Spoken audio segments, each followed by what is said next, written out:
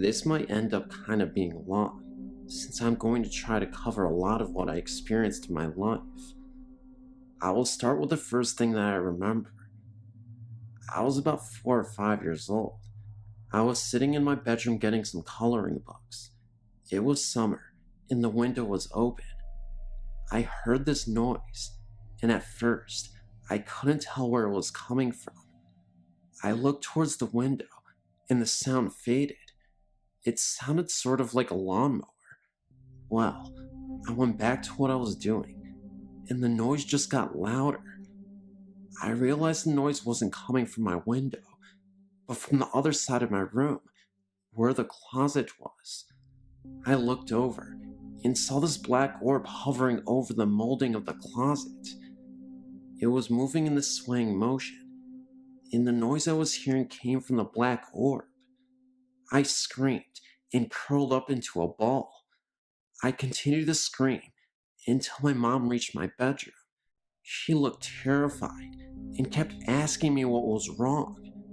Well, my little brain could only assume it was a black bee, which she didn't find amusing. She said she thought someone was trying to kill me because of how I was screaming. From that point on, I read everything I could get my hands on about ghosts. Nothing happened for many years after the first incident. My father was in the military, and we moved from Atlanta to Minot, North Dakota, my sophomore year of high school. I'm not going to get into everything that happened down there, since it was a daily occurrence down there, no matter where in town I was. In brief, let's just say the blacker than black negative things. Everywhere. Luckily, the people that I normally hang out with saw them too, so I didn't feel like I was going crazy. They ranged in height from being 1 foot to over 7 feet. There was one we nicknamed Split Toes. Keep in mind, there were more than one of them. I lived in Minot for just under 1 year, and I'll never step foot there again. On top of the shadows, there were many other things that happened, ranging from smells to noises to the absolute feel of being chased, the fear. My sister even saw them. Though it traumatized her so badly, she shut down and now says she didn't. Now I know this sounds crazy, but I know there are other people out there that have experienced these things. I know that what happened down there was not an overactive imagination. We all from time to time will wake up with cuts we couldn't explain, or have them appear out of nowhere, sometimes singular, sometimes looking like a tiny clawed hand that hit us, and rarely bite marks. We were told by a friend's mother to wear sage and little leather bags for protection. I still wear one, even though I'm back in Alaska. After Minot, things slowed down a lot. I had a few more experiences with the shadows. After a while, I had enough, though. I yelled at them and told them if they agreed to leave me alone, I would pretend they didn't exist, and it has been pretty much quiet ever since. The last time I had an experience like that was out in Cooper Landing, Alaska, just a few years ago. I left Minot almost 8 years ago. My friend invited me and a few other people to her parents' cabin for the night. We drove out there from Anchorage at around 8 p.m. in the winter. I don't know if you're familiar with Alaska's seasons and such, but in the winter, it's hardly ever light out. Maybe a couple hours a day during the time period we went out there. So anyways, we drive out to Cooper Landing in the dark on really icy roads. We finally get out there, and at first sight, this place made me nervous. I was determined to have a good time, so I forgot my initial feeling on the cabin. The night went well. The cabin was set up in a very open layout. There was a wall that went halfway across in the middle of the cabin, with the living room on one side and 3 sets of bunk beds on the other. Come to find out, It used to be her grandmother's cabin before she died. Well, we all decided to go to sleep. My friend and her boyfriend pulled out the futon in the living room and went to sleep. Me and my boyfriend were lying on the bunk bed, where we could look into the side of the cabin where the living room was. We were just talking, and then all of a sudden, we started to hear this noise. It started by the living room, but outside, and worked its way around the cabin. But the noise would continue to come from everywhere it had already been. It was sort of like wailing. It reminded me of what a banshee might sound like. I was really freaking out and asking my boyfriend what the hell that was. He said it was a ghost crying. I looked out to where the living room was, and this thing started to appear, starting at the top and kind of whirlwinding down. My boyfriend saw it and leapt to the bunk bed directly across and was freaking out. I started demanding he go and turn the light on. It wouldn't stop until he did. Finally he did, and the thing disappeared. My friend woke up and told us things like that always happen out there, and we just needed to get used to it. I was really upset she didn't tell me.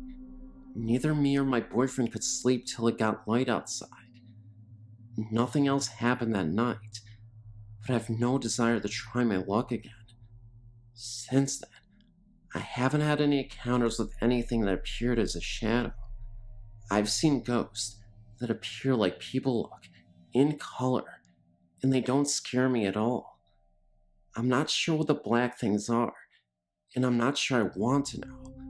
I do know that as long as I don't think about them, I don't have any problems with them. Oh, I almost forgot. Aklunta is a really creepy place up there. Not the cemetery, but the village, or what's left of it. I only got to spend about 15 minutes out there, but that was more than enough to feel it out. Very bad vibes out there. And as we were leaving, I saw something back in the trees. As soon as I looked at it, it darted behind a tree. It was dark out, so I didn't know what it was, but it didn't look like a person. And when we were driving back to Anchorage, on the outbound side of the highway there was an accident, and this huge bull moose was on the side of the road dead. But none of the vehicles looked like they had hit it.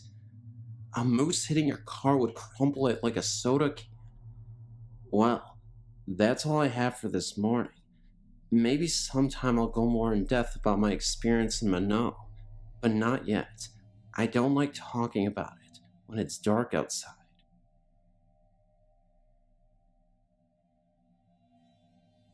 It all started when I was about 5.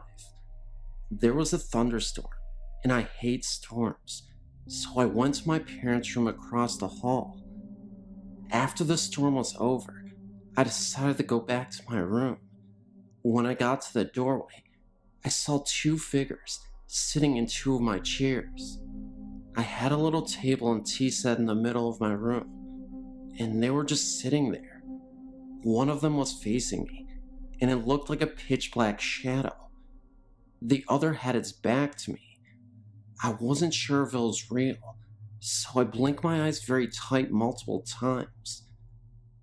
The one whose back was facing me slowly turned around to look at me. It was white, kind of fuzzy looking, like the way your TV looks when it gets all snowy in the TV set, and had 2 black holes where the eyes should be, and an outline of the nose and mouth. I think the best way to call it is a static man. I got scared and ran and told my father what I saw. He told me that our grandfather tends to watch over us. He passed away years ago. He even said he saw this dark shadow hovering over his bed one night, although it was pretty dark, so we could barely make out anything. I later found out that an old couple originally lived in the house before my parents bought it in the 70s. The original house was small, 2 bedrooms, and a kitchen, a small living room. It was only one story, and when my parents moved in, they said the old man died. They heard voices a few times, but didn't think anything of it. Then, when me and my brothers were born, they built a basement and second story where the bedrooms are. My bedroom and my parents' bedroom are right above the original part of the house. My room used to be the attic until we built the upstairs. I think the ghosts were my grandfather and the old man, but I keep seeing the same ghosts when I go places. I'm never scared though. Also, we've had things fly across the room, things shatter out of nowhere, hear noises, and I've had experiences where I felt a presence in the room, and then I saw a crease in the couch right next to where I was sitting. I'm not scared though, because I just have a feeling they don't intend on hurting me. It actually makes me feel safer at times.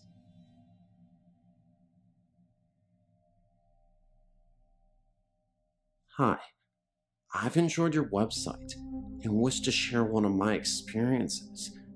This is all true, and if you have any comments about ghosts or questions, please feel free to email me, as I'd like to know what it might have been. When I was 12 or so, I had a strange experience. I was playing with my friend in the woods near the Quibbin Aqueduct. This is in Wayland, Massachusetts. We had to take our neighbor's police dog on our adventure, looking for the Indian artifacts. On a hill that was gravelly, I found what I believed to be an arrowhead. After showing it to my friend, I stuffed it into my pants pocket and moved to a new spot with the dog. He began to whine towards some bushes about 20 feet away. I looked in the direction the dog was looking and saw nothing. Figuring it was a rabbit or squirrel, I let the dog off his leash. He began barking and ran into the bushes. My friend joined me, and we called the dog back. He came right away, being well trained. He sat looking from us to the woods and panting. We put his leash back on, and both my friend and I had the feeling of being watched. I reached into my pants to see the arrowhead, but it was gone. I checked the other pockets. Nothing. Then we decided to go home. Both of us creeped out. On our way back, the dog stopped at a tree and looked up, and at least 30 feet up, we saw a piece of bloody fur stuck to the tree. We ran back to the neighbors and returned the dog, not wanting to get laughed at. We didn't tell him about the fur. My friend got her bike and went halfway to me to my house. When I got in the door, the phone rang. It was my friend. She asked if I was okay.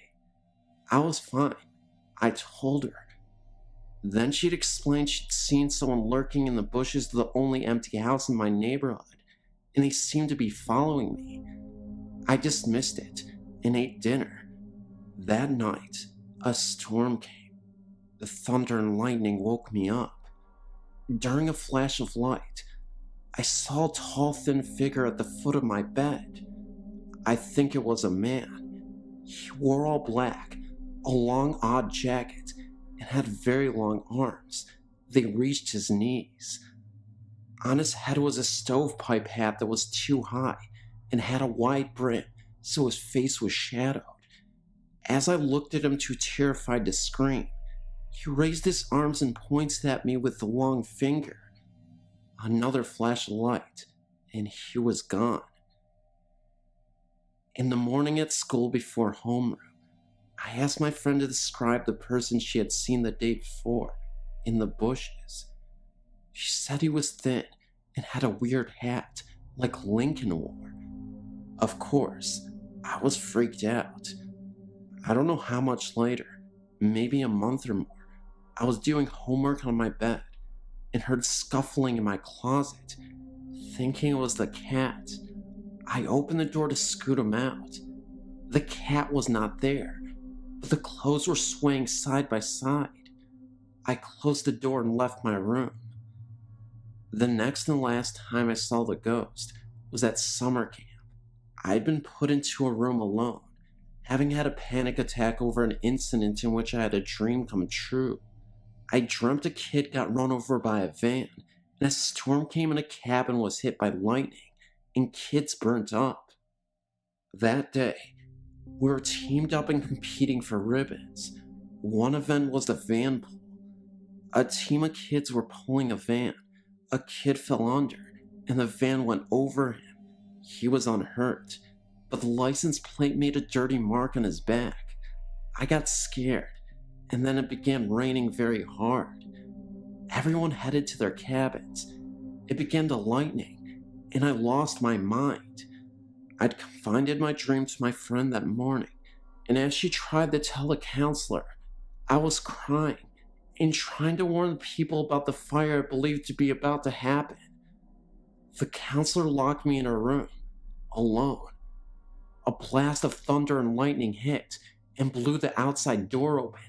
Rain poured in, and in the storm stood my ghost looking in at me. I screamed and slammed the door shut. Luckily, fire never happened. I never saw the ghost again. I often wonder about it, and as scary as it was, it never hurt me. Please note, I know the story sounds far-fetched, but it isn't. This really happened.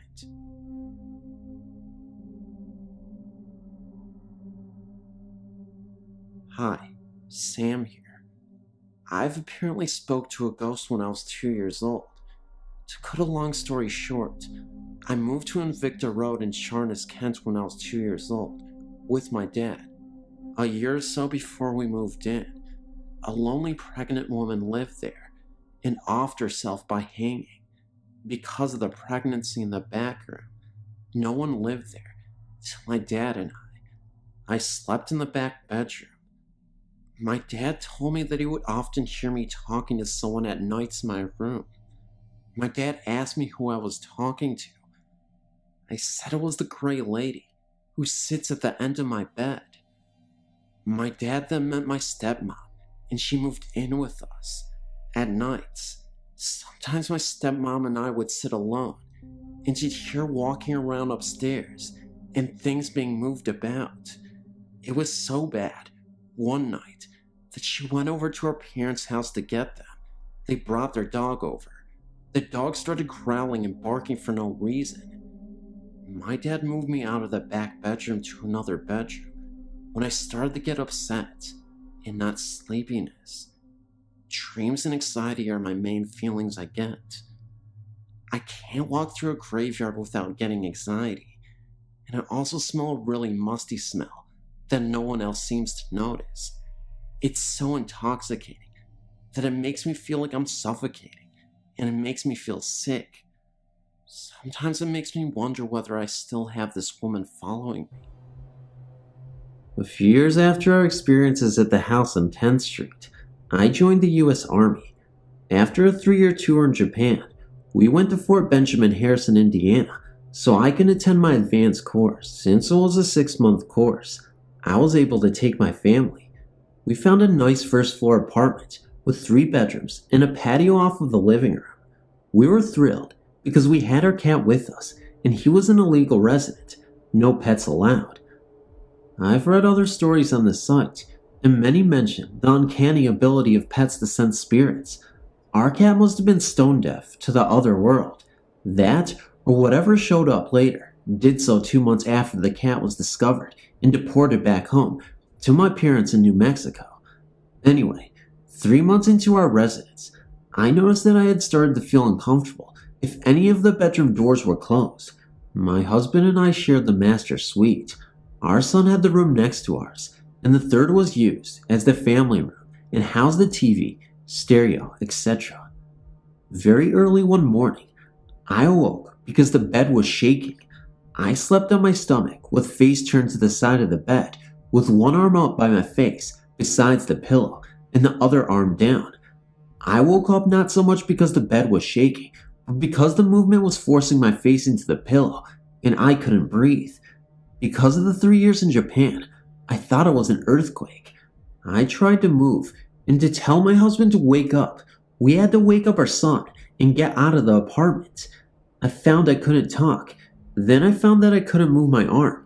My wrist was being pushed into the mattress, as was my face.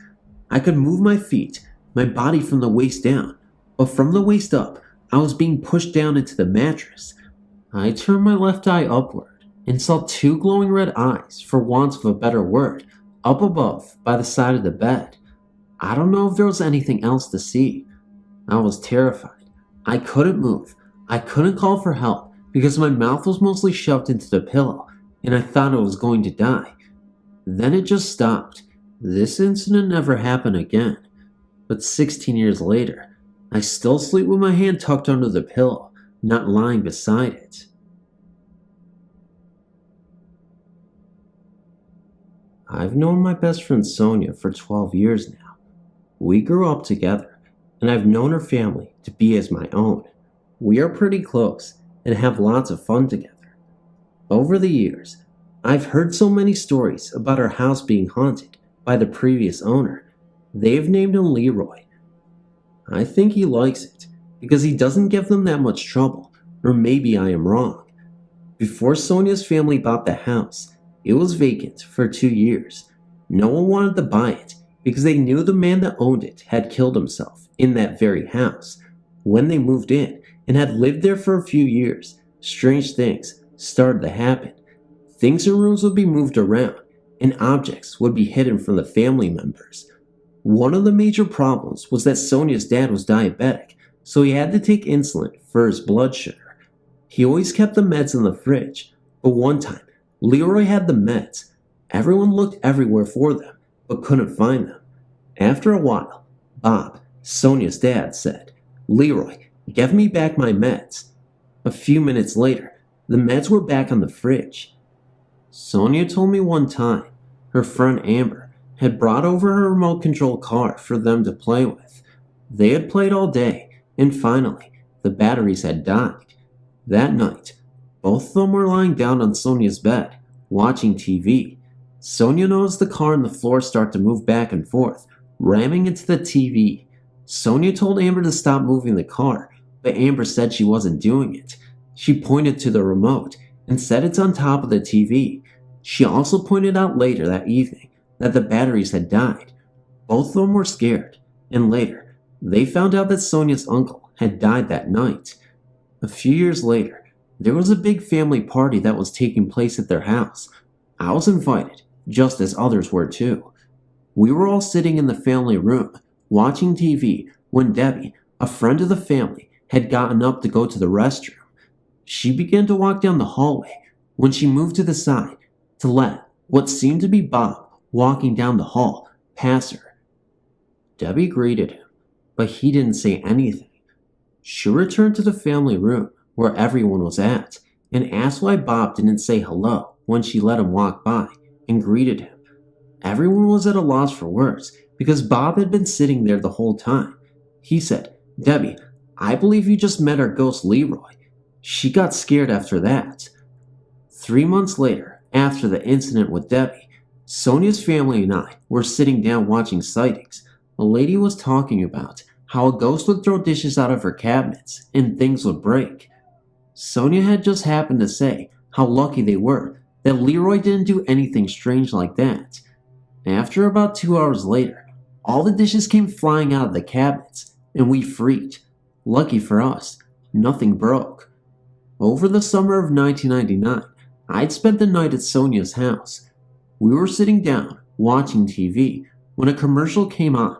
I got up and began to walk down the hallway towards the bathroom.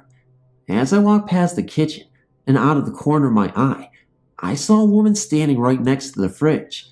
I stopped and took another good look, but she was gone. I knew it was Sonia's sister that was the woman, because she had died not too long ago and had been seen at the house once already before. I was so scared that I ran back to the family room, jumped on the couch, and said I wasn't going to the bathroom. I told everyone what had happened, and only Bob believed me because he had seen her earlier that day. 2 weeks ago, I was at Sonia's house, sitting on their couch. The TV was right in front of me, and the hallway was right to the right of me. Sonia was in her room, talking to her boyfriend on the phone. I noticed out of the corner of my eye someone walking down the hallway towards me. As I turned my head and said, "Oh, hi, Sonia." At the same time, when my head was looking right down the hall, no one was there. Sonia came out of her room and asked whom I was talking to. I told her that I thought I just saw her walking out of the room. These are a few true stories that have happened at my best friend's house. I've no say in what you want to believe, but I thought it would be nice to share them with you. I read that you said ghosts would contact you in a dream. I've had so many weird dreams come true that I don't want to believe anymore. Maybe I have a gift, or maybe it's a ghost helping me. Please read this and tell me what you think. I have this problem, but my mother calls it a gift. I don't understand it at all. When I was 16, I first started to notice strange things. I had a dream about me going babysitting one morning. In my dream, I went to go babysit for a friend of the family that just lived right down the street. I got there and went back to the back of the house where I found Dean, the dad, draining the swimming pool. I asked him why he was doing that, and he told me because Carly, the daughter, was having a pool party for her birthday and the left side of the pool was cracked. He needed to fix it. I walked into Carly's room to see what she was doing. She was excited about the party and told me it was her birthday. Well, I woke up and got ready to go babysit. I got to the house, found myself in the backyard with Dean in the pool, with me, asking me the same question and getting the same answer. I just thought this was kind of funny. Well, the next dream I had was a year later. My best friend Sonia and I were not talking for the summer because her boyfriend didn't like me much. On a Sunday morning, I was sleeping and had a dream where I was with Sonia and we were driving to go see someone, but I didn't know who it was. She took me down these stairs and there was her whole family. Everyone was happy to see me and gave me hugs. I asked Sonia why we were in the jail area, but I couldn't hear her. She said someone's name, but I couldn't hear. She was totally mute. I woke up and was really worried and told my mom about it. She told me it was just a dream and to call Sonia. I called Sonia, but no one was home, so I left a message. That following week, I had another dream. It was Monday. This time, I was outside with Sonia. Everyone was dressed in black, and they were all sad, and some crying. I looked at everyone and started to feel really sad. I asked Sonia once again why we were there and who died, but she talked and was mute. I looked at the grave and the casket with flowers all over it. I couldn't think because I felt so bad. I woke up really worried and called Sonia again. No one was home, so I left a message. A month passed, and I finally got a phone call from her. She wanted to know if I could babysit for her aunt, but I said no. I told her that I've been really worried about her lately, and I needed to tell her something important. So I told her all about my dreams. She was silent for a few minutes, and I asked her if she was okay. She asked me when I had these dreams, and I told her the days, but that I didn't remember the date. She was very upset. She told me on a Sunday of last month, her brother was put in jail for drugs. Then on a Wednesday, he was let out for good behavior. He threw a party for being let out, and overdosed on drugs, and died. His funeral was on Monday. I was scared. I didn't understand any of it. I told my mom, and she just said it was nothing to worry about, that I just missed her so much that it brought me to know things that were happening to her. I still didn't understand. That's not it either. I had a dream my brother's car would get broken into, and guys would take things. I told him to lock his doors because he never did. Come to find out, someone tried to get into his car, but couldn't. What's even more scary for me is now that they are not dreams anymore. I just know things before they happen. The other day, I knew my mom was going to get pulled over by a cop, but I didn't tell her because I didn't want to think anything of it. She called me after I got out of school and told me she was pulled over by a cop. I knew my parents were going to get a divorce a year before it even happened. Just little things I know, and I don't understand. I even had this one dream about this guy my mom was dating. She actually in real life at the time wasn't dating him, but in my dream she was. I went out to dinner with both of them, and he hated me because I had a gift, and he knew it. He knew that I could see things before they happened, and I even dreamed about them also. He tried to turn my family against me, and then tried to kill me. I really didn't think anything of it. I remember coming home that night, and my mom greeted me at the door, telling me she had a date over. I wanted to introduce myself, and I just about dropped on the floor. It was the same man I had dreamed about earlier that morning. I waited until he left, and then I told my mom everything. She told me she wasn't interested anyways. I don't understand any of this, and sometimes it scares me a lot. Can you please give me any information at all? My mom tells me that she believes I may have an angel telling me these things. She also believes it might be our great aunt because she used to talk to dead family members. My mom told me that when she was little, her aunt used to tell her that she might hear her talking, but not to worry about it because she was just talking to family members. Sometimes, my great-great-grandmother would visit her and tell her when something was going to happen to a family member and who was going to die next. I thought it was really weird, but my mom told me she believed it because she would feel cold around the time her aunt would start talking to these ghosts. Thanks for reading. This website has mentioned dark, powerful energies such as imps, and I noticed the creator of this website has seen what could be called imps. Imps are described as devil spirits, who are demons, and small in stature. I've had many experiences throughout my life like the one the web creator had growing up. I don't like talking about them so much, and do my best to keep it dormant, but I did read their story, and I've had an experience with a small black figure that sounds like one of the imps described in that story. Me, my daughter, and my wife all used to sleep in the same bed till our little girl was 1.5 years old. Around the time my daughter was that age, I remember staying up till close to 1 or 2 a.m. watching a long movie. When I was finished, I went to the room and turned on the bathroom light to brush my teeth. Our room was well lit from the bathroom. Since around the age of 3, I've had dealings with spirits as well. So, when I was about halfway through my brushing, I pretty much knew from that feeling I had that something was happening. I looked in the room where my daughter and wife were sleeping, and called from behind my daughter in a fetal position was a small black figure. It looked human, but it moved, behaved, and felt like it was something else. It looked towards me, got on all fours, and scurried across the bed lightning fast. I kinda jumped back, but it disappeared when it hit the floor. The strange thing was, after I got into bed, my daughter, eyes closed, still asleep, did the exact same thing the figure did before I went to bed.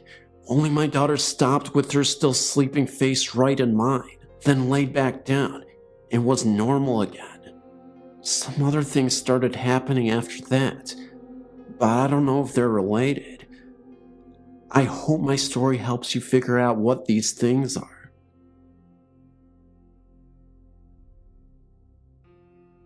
My story begins about 3 years ago.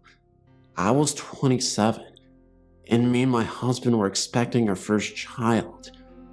We had been living with his mother, but since I had become pregnant, we needed a place of our own.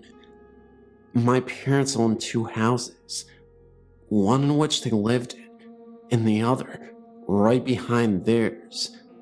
My oldest brother and wife and children used to live there, but he bought the house right next door to my parents. Always wanted to stay close to our family. We're very close.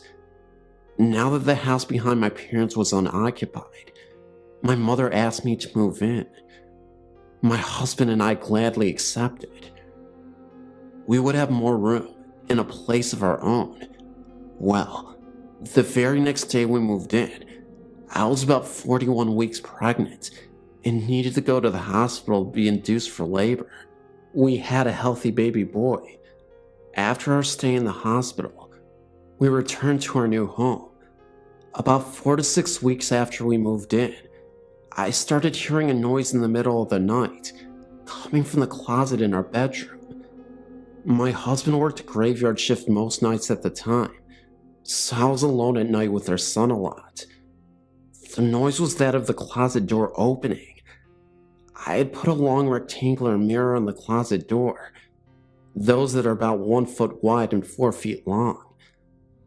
It had 2 hooks that went over the top of the door, so as to hang the mirror. So every time you opened it, it would screech very loudly, since the metal hooks rubbed against the door frame. Well, like I said, about 4 to 6 weeks after we moved in, I heard this very loud screech at about 2:30 to 3 a.m. I woke up and realized it was the closet door opening. It opened about 4 inches.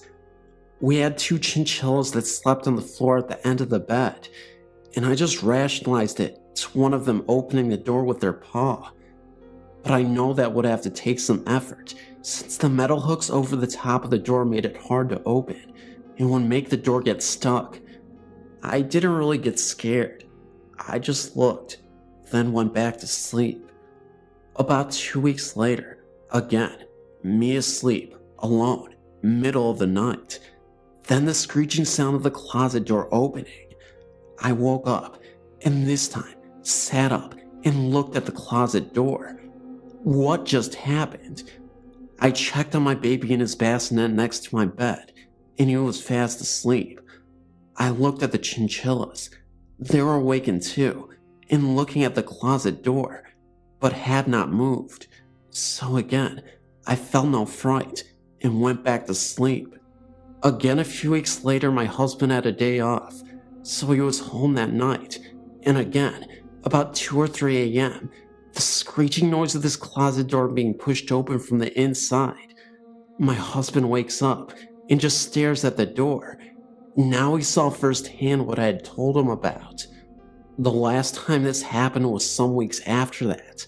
Again, I was alone at night. I heard the screeching sound of the door opening, only it sounded like it opened a little bit wider than just 4 inches this time. I sat up and looked at the door. The chihuahuas were staring at the closet door as well. This time, they stood up. Then the closet door started opening a little bit further still. That set the chihuahuas off. One was barking at the closet door like there was no tomorrow, and the other ran under the bed crying and howling. Their reaction is what scared me the most. My heart was racing. I put my head under the covers. The closet door didn't open further, but it took me forever to get back to sleep. After that night, I was scared of the closet. I told my husband, and he put a lock on the door. I closed it and locked it every night. I didn't open it again. Only one thing happened after that. About a year later, the closet door became increasingly harder to close. It would get stuck, and I would really have to push to close it completely. One Sunday night, about 7:30 p.m. this time, I again was home alone. My husband was working, and my son was with my parents in the house in front of ours. I was watching some TV, and I didn't like to leave the closet door open anymore. So I walked over to the closet door to try and close it completely. I was really pushing, and I started banging on the door with my fist to try and close it. It was almost closed. Then, while I was banging with my fist, right on the other side of the door there was a loud bang, as if someone hit it with their fist. It was right on the spot I was hitting it. I could feel the vibration against me. I stepped away from the closet door. I tried to stay calm. I'll try to sit down and watch some TV, I told myself. I sat down, but could not keep my eyes off the closet door. After about 30 seconds, I decided I couldn't stay in the house any longer.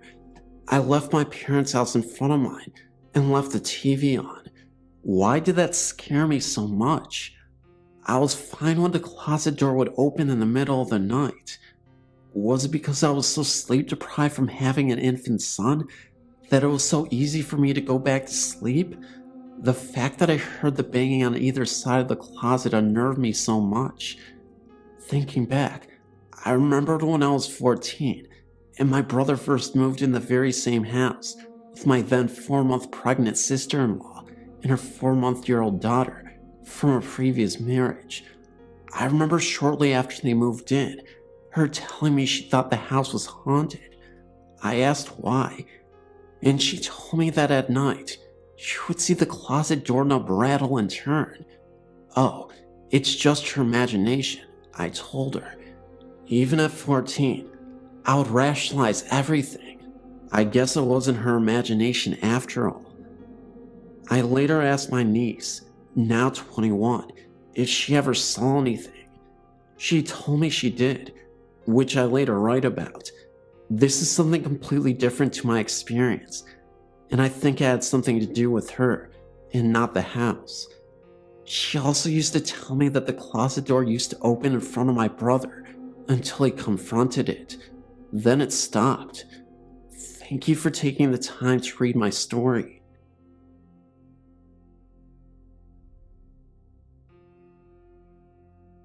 I live about 20 minutes from an old covered bridge in Mableton, Georgia. This is one of the places I've been to in the surrounding area and where I had the most happen. In 2004, we went on a last-minute hunt to the bridge. I know you're supposed to be better prepared, but I kept most of my things in the car at all times, just in case. We of course had heard the local legends and wanted to see for ourselves. So we headed down after about midnight. Even then, the traffic on the road was just heavy enough that we were unable to try the chocolate thing with the car. So we parked up the road a ways away, at the Comet Trail parking lot. We walked down and took our flashlights with us. On either side of the bridge are orange streetlights, so the bridge is lit up all the way through. One in the group brought her cousin, and I didn't realize at first that he had been drinking, or he would have stayed behind. He got up in one of the bridge's windows and peed into the creek below. After yelling at him to stop, I realized I could no longer see the lights on either side of the bridge. Our flashlights also stopped working, all of them. After the temperature dropped and it became dark the way it did, I told others it was time to leave.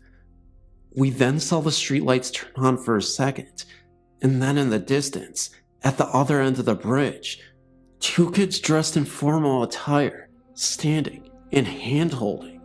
Had to be about 30 seconds, but we saw it. We froze, then started back to the car. As we walked out of the bridge, we heard what sounded like little kids laughing, and they actually touched and poked at our backs as we hurried as fast as we could back up the hill. One of our group reported hearing a voice in his ear telling him to run. I have to say it was unsettling, and though I haven't been back to the bridge yet, it hasn't stopped me from going to other places. I've heard voices and gotten pics, and even had things happen at other sites. This one was one of the best ones, because I don't get physically touched by them often. I also believe nothing would have happened if he had not upset the spirits the way he did. I'm very much more careful about who I bring with now.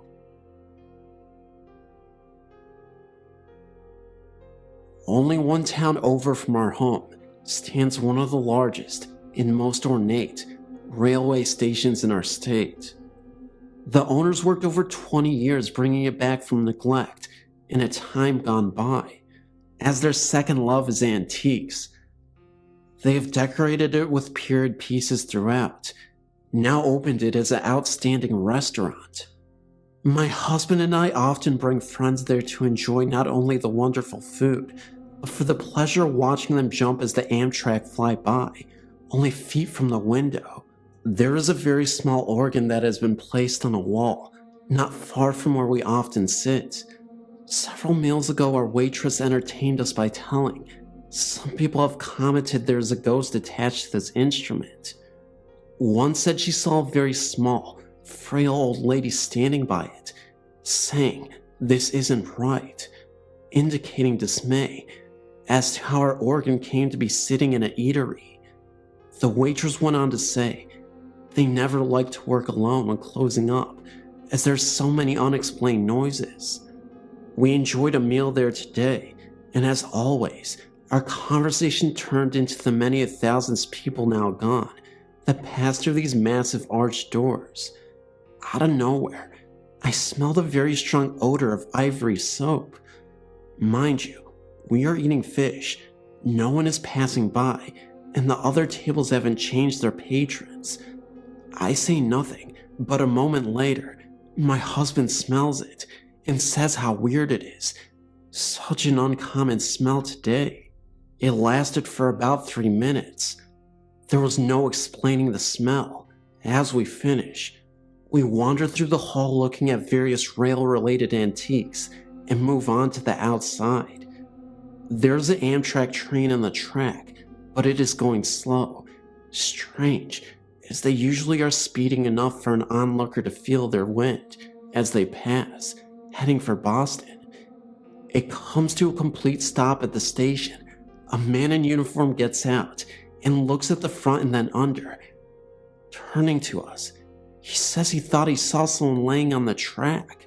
He walks about, making a full inspection. Then he gets in and then starts going. We see the riders in their seats, but as we watch, he stops again, just down the track, and repeats the inspection again. Strange day. This place should be investigated.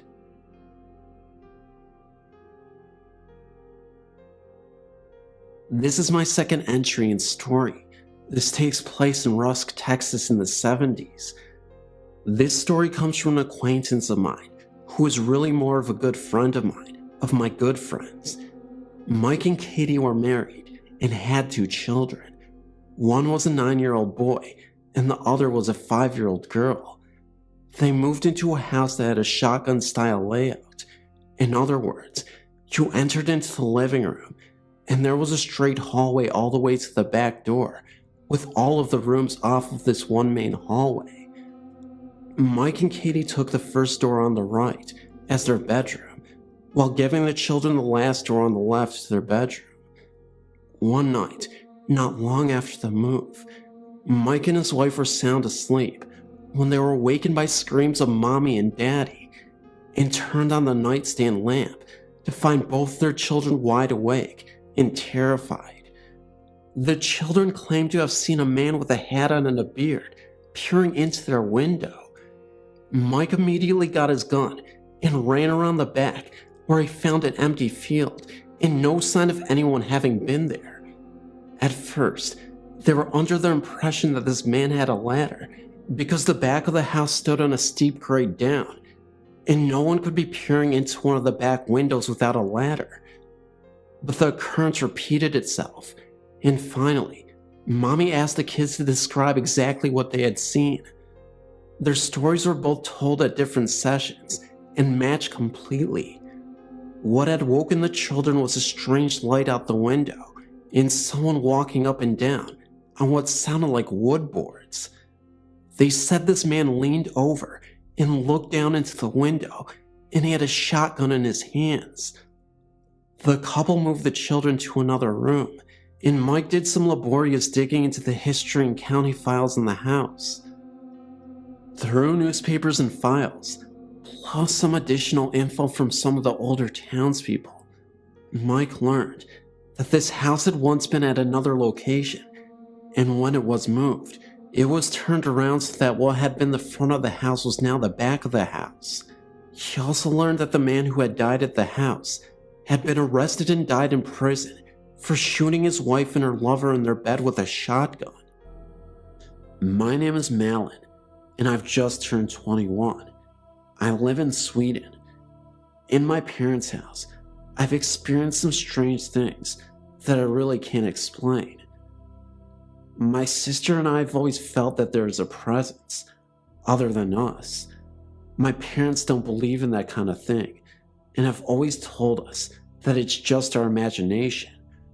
One of the first things I remember is that my father had gotten this stuffed animal that looked like E.T. He got it from his students as a present.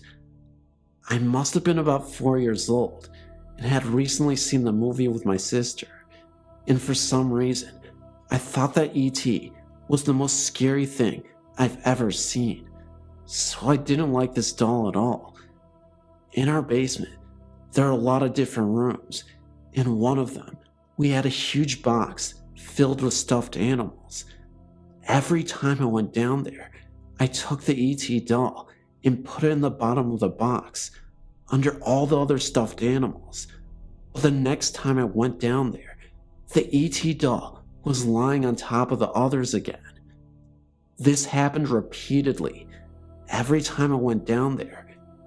It didn't matter if I waited 2 days or 2 minutes. I of course asked my sister and my parents about it, but they swore that they had nothing to do with it.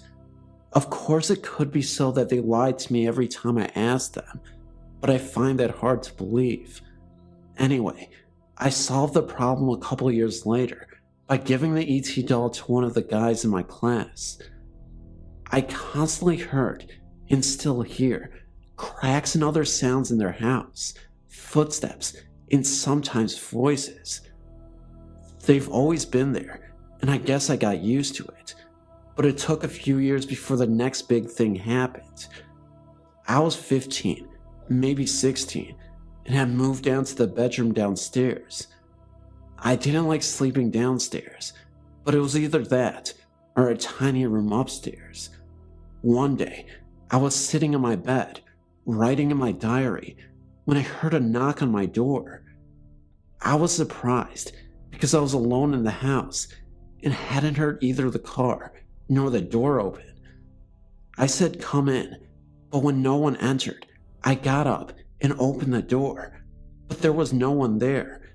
I thought it was strange, but went back to my diary. I had hardly any time to pick up my pen before I heard another knock. This happened a couple times and really scared me, so I locked the door and crawled under the covers.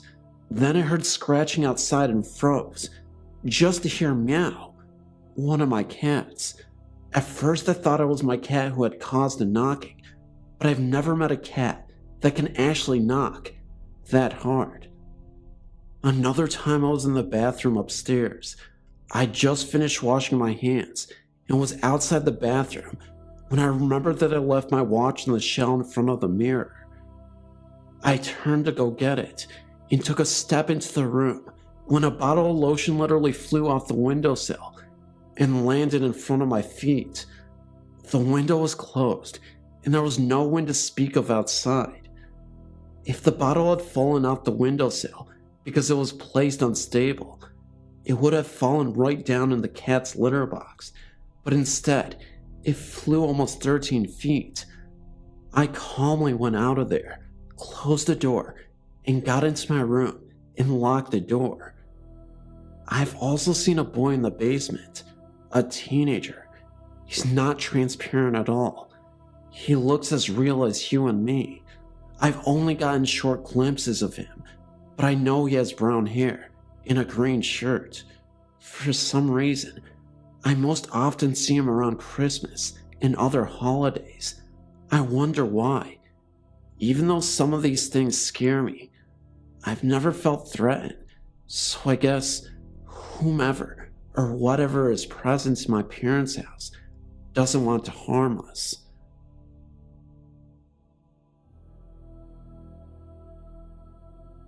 I'm one to be afraid of the dark, but there are feelings I get. Feelings that tell me to get out. Almost a communication with my location. The basement has been home to incidents experienced by me and my slightly older sister. My experience is weird. I went downstairs to retrieve something for my mom, when I was near the stairs, an opaque dark shade of gray temporarily blinded me. Whilst running up the stairs and wiping my eyes, I swore I heard something.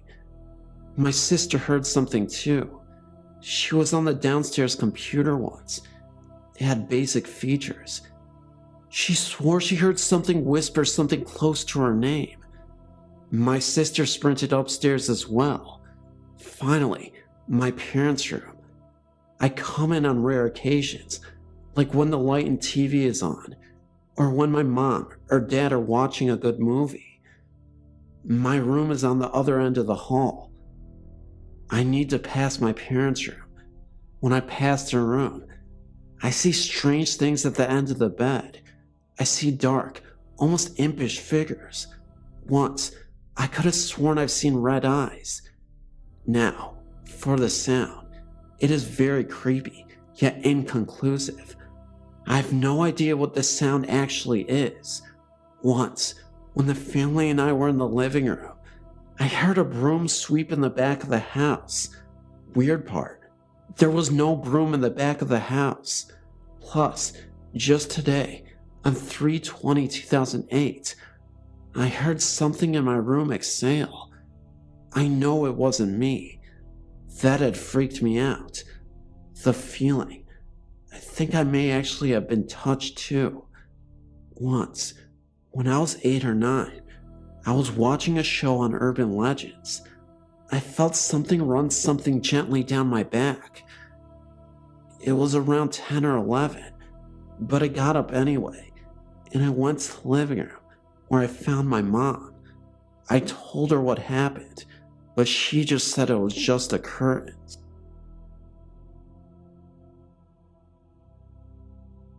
I lived in a home in North Salt Lake City that my children and myself had many experiences over the years that we never could explain other than supernatural. My husband, myself, and 2 children lived in this house for over 12 years. There's a family that now lives in the house, and I do not want them to cause any problems by giving them out the address of the house.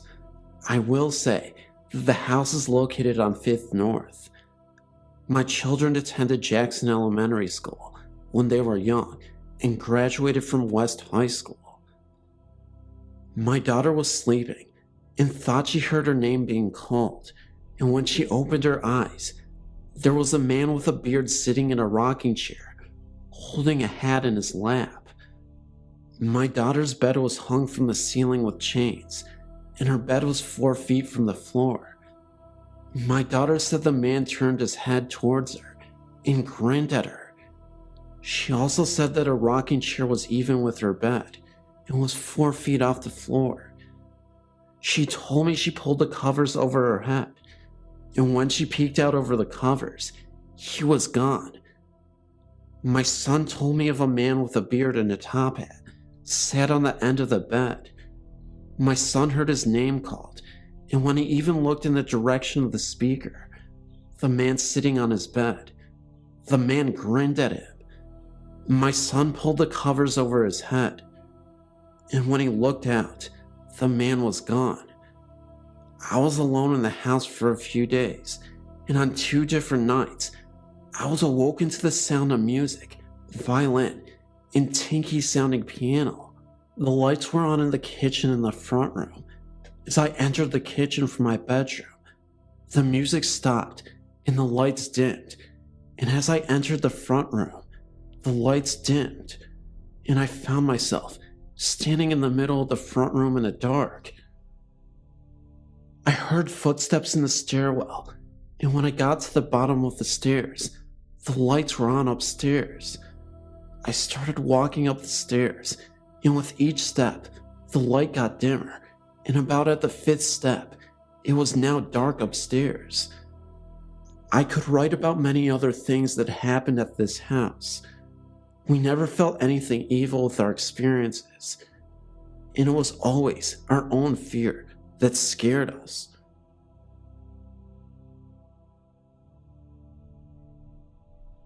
I believe the house I grew up in was haunted.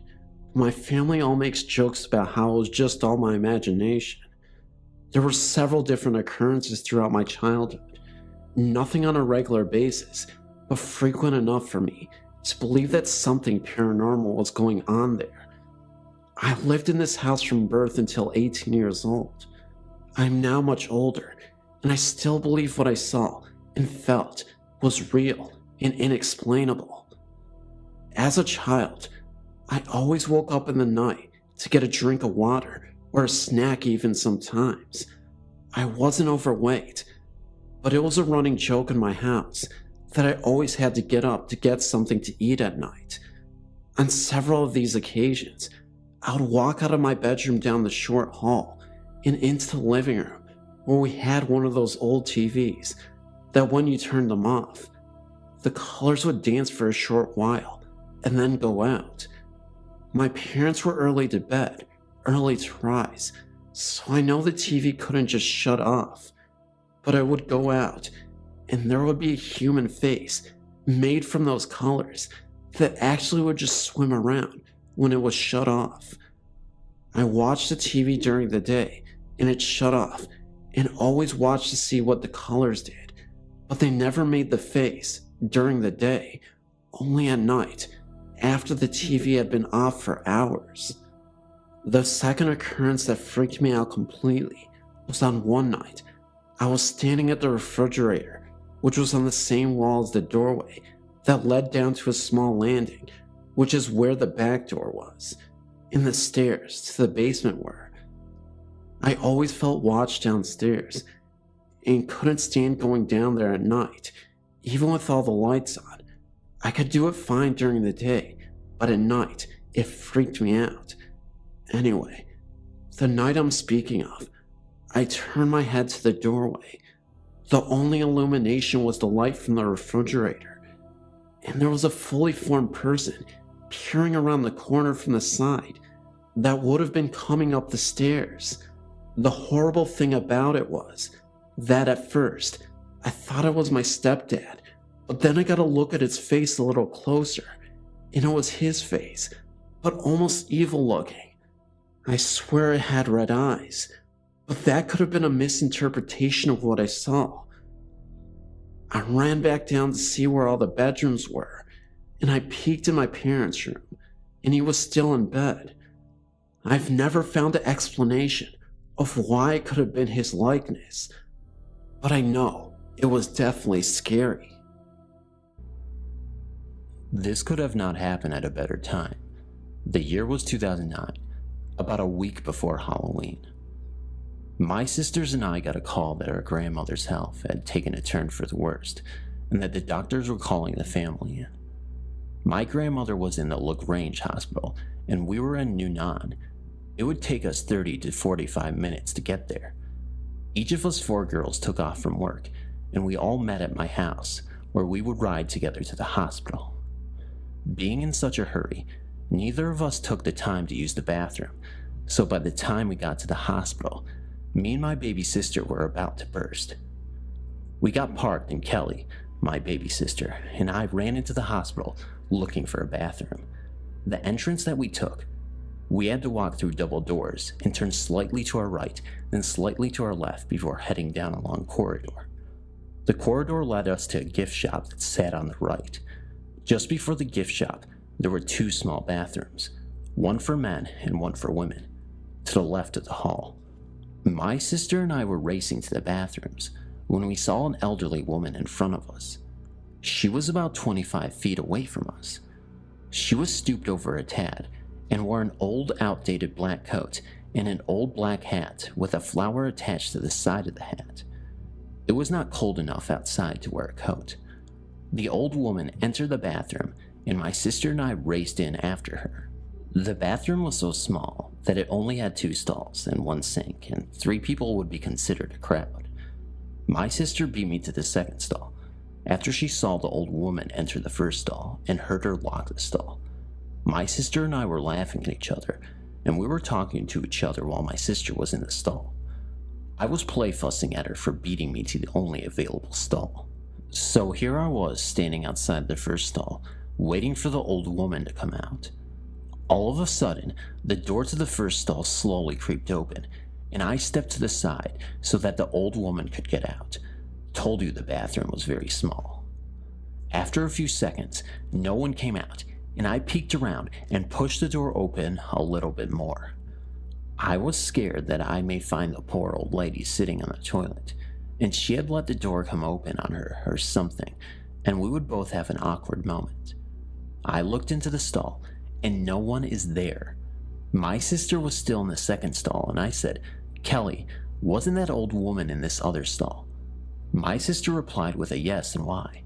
I said, "Kelly, she's not here." Kelly asked, "What do you mean she's not in there? I saw her go in." And I replied with, "Well, she has either gone down the toilet or she has disappeared." I remember Kelly asking me, did I see her go out? And I said, Kelly, she would have had to bump into me to get out, and no, she did not go past me. The conversation went on like this for a few more seconds, ending with my sister coming out of the second stall, fast as lightning, with her pants half buttoned. Flying towards the door, she turned to me and asked if I was coming, and I responded that I have business to take care of. Of course, my sister left me there alone while I took care of business in the first stall. I was either feeling brave or stupid that day. After I came out of the bathroom, my sister was waiting by the gift shop. We knew we just had a ghostly encounter. Retelling the story to the rest of our family members had them thinking we were off our rocker. I retold the story again to the nurse, who was assigned to my grandmother, and she confirmed that there had been several ghost sightings in the hospital.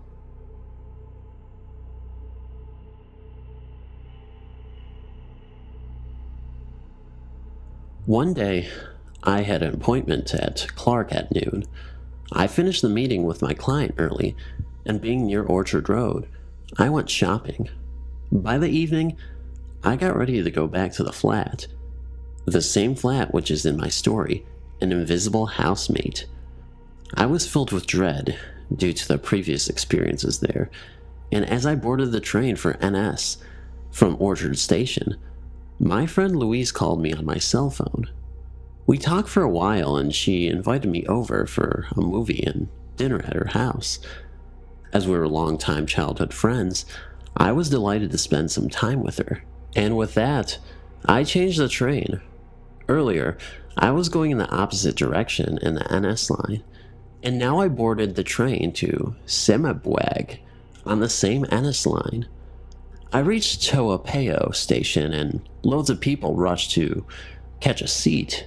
While the train started, I could see from the window a middle-aged woman standing at the platform, just looking inside the compartment. She was wearing a kemba, kind of a bluish-grayish-white clothing. She had unkempt but jet-black hair. I kept on staring at her because she looked pale white, as if she had severe anemia. I think her face looked almost the same as her blouse. I kept staring at her, as I thought it was very unusual for any woman to be so pale. And then the train sped away, and I got back to playing Subway Surf on my cell phone. I was distracted by the people getting up to get out at Bishan Station. As the train halted, I saw the same woman on the platform. I got shocked as I clearly saw her on Toapeo platform, and she was here again at Bishan at the speed of the train. It was highly unlikely that she reached Bishan Station so fast, and I kept looking at her. But she just stood on the platform without fidgeting when people passed her by.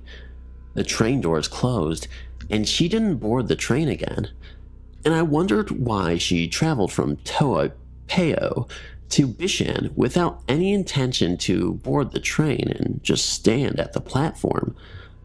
I kept staring at her.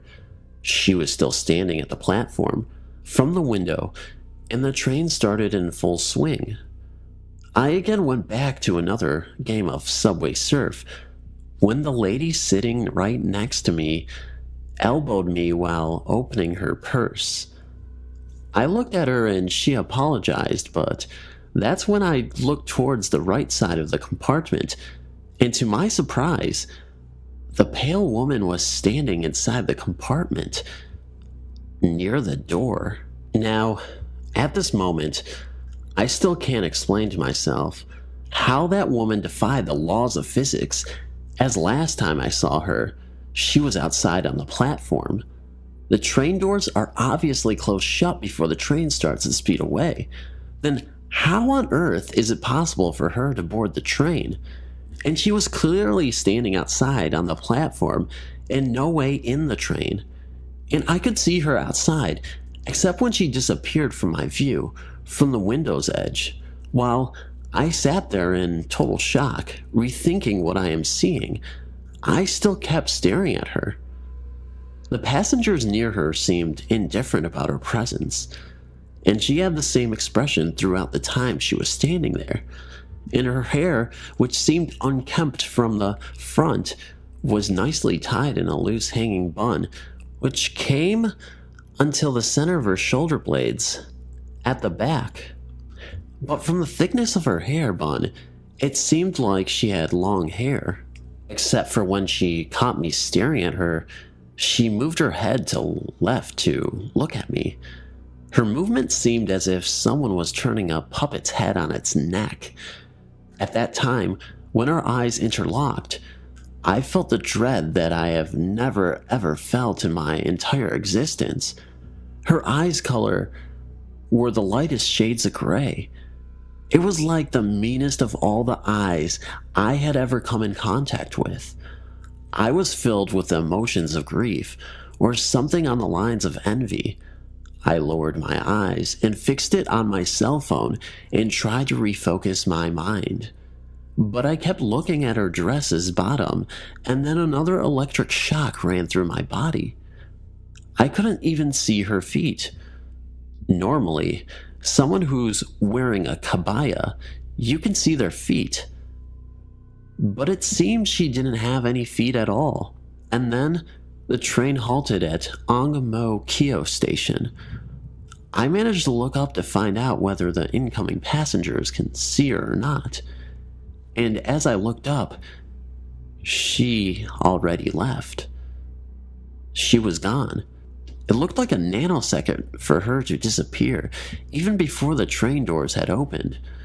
At that moment, realizing that it's impossible to get out without the train doors opening, and that she vanished in the moment, I rolled my eyes up to look at her. I just froze in terror.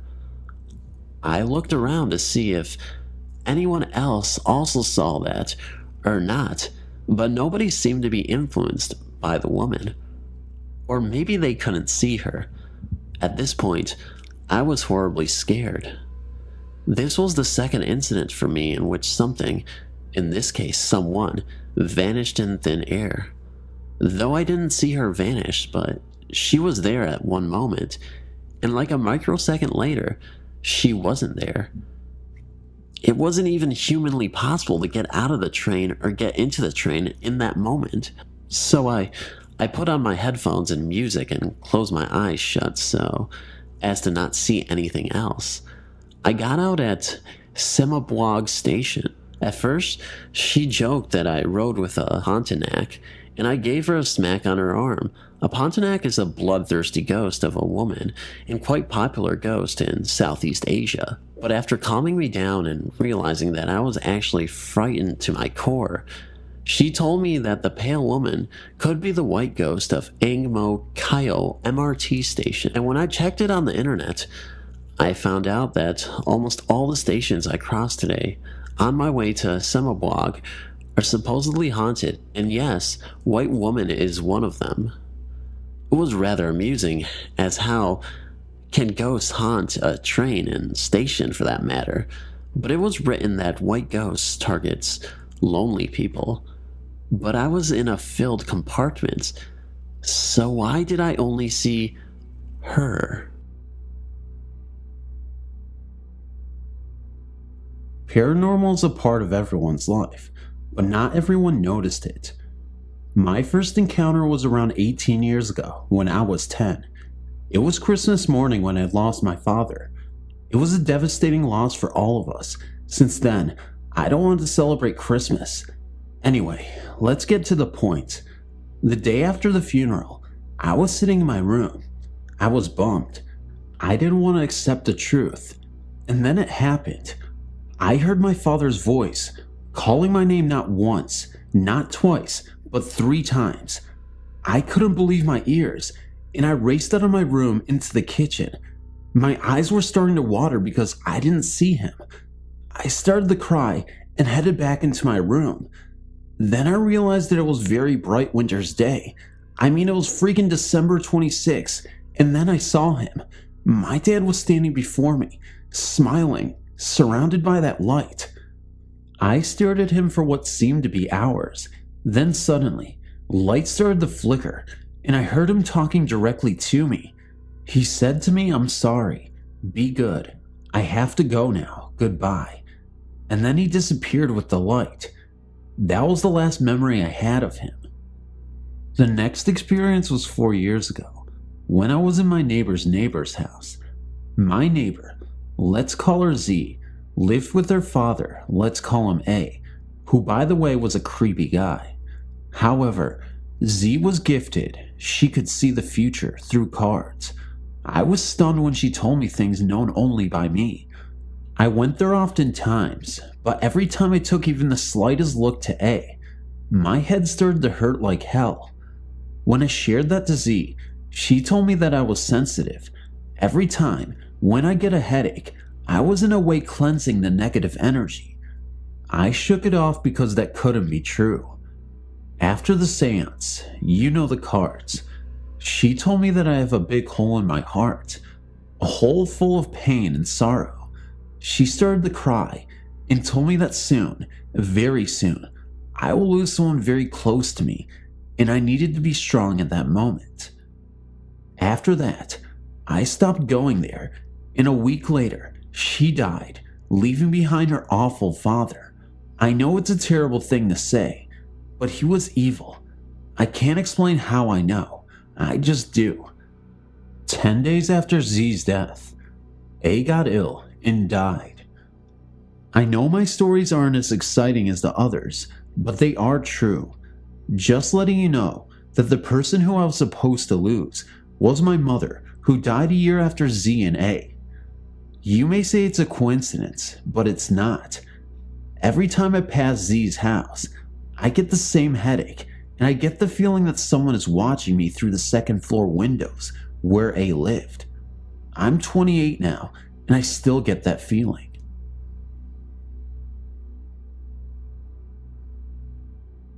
About 20 years ago, when we lived in Navy housing on Oahu, Hawaii, my daughter and I experienced something that still haunts me.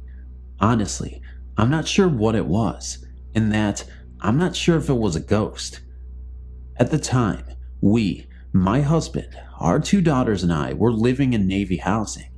I never believed in ghosts or the supernatural, and we didn't entertain such stories or thoughts in our home. It was a summer sunny day. My husband was at work, my oldest daughter was out surfing with her friend, and my youngest was at home with me. We had just finished lunch and decided to watch some TV. The TV room was just off the living room, dining room, and filled with windows and 2 doors, one to the kitchen and one to the backyard. There was a wall composed of 2 large sliding doors that separated the living and dining room from the TV room. Against that makeshift sliding door wall was a love seat that my daughter was sitting on. I was sitting on a chair opposite the love seat. The TV was to the side of us, on a low bookcase below a bank of windows.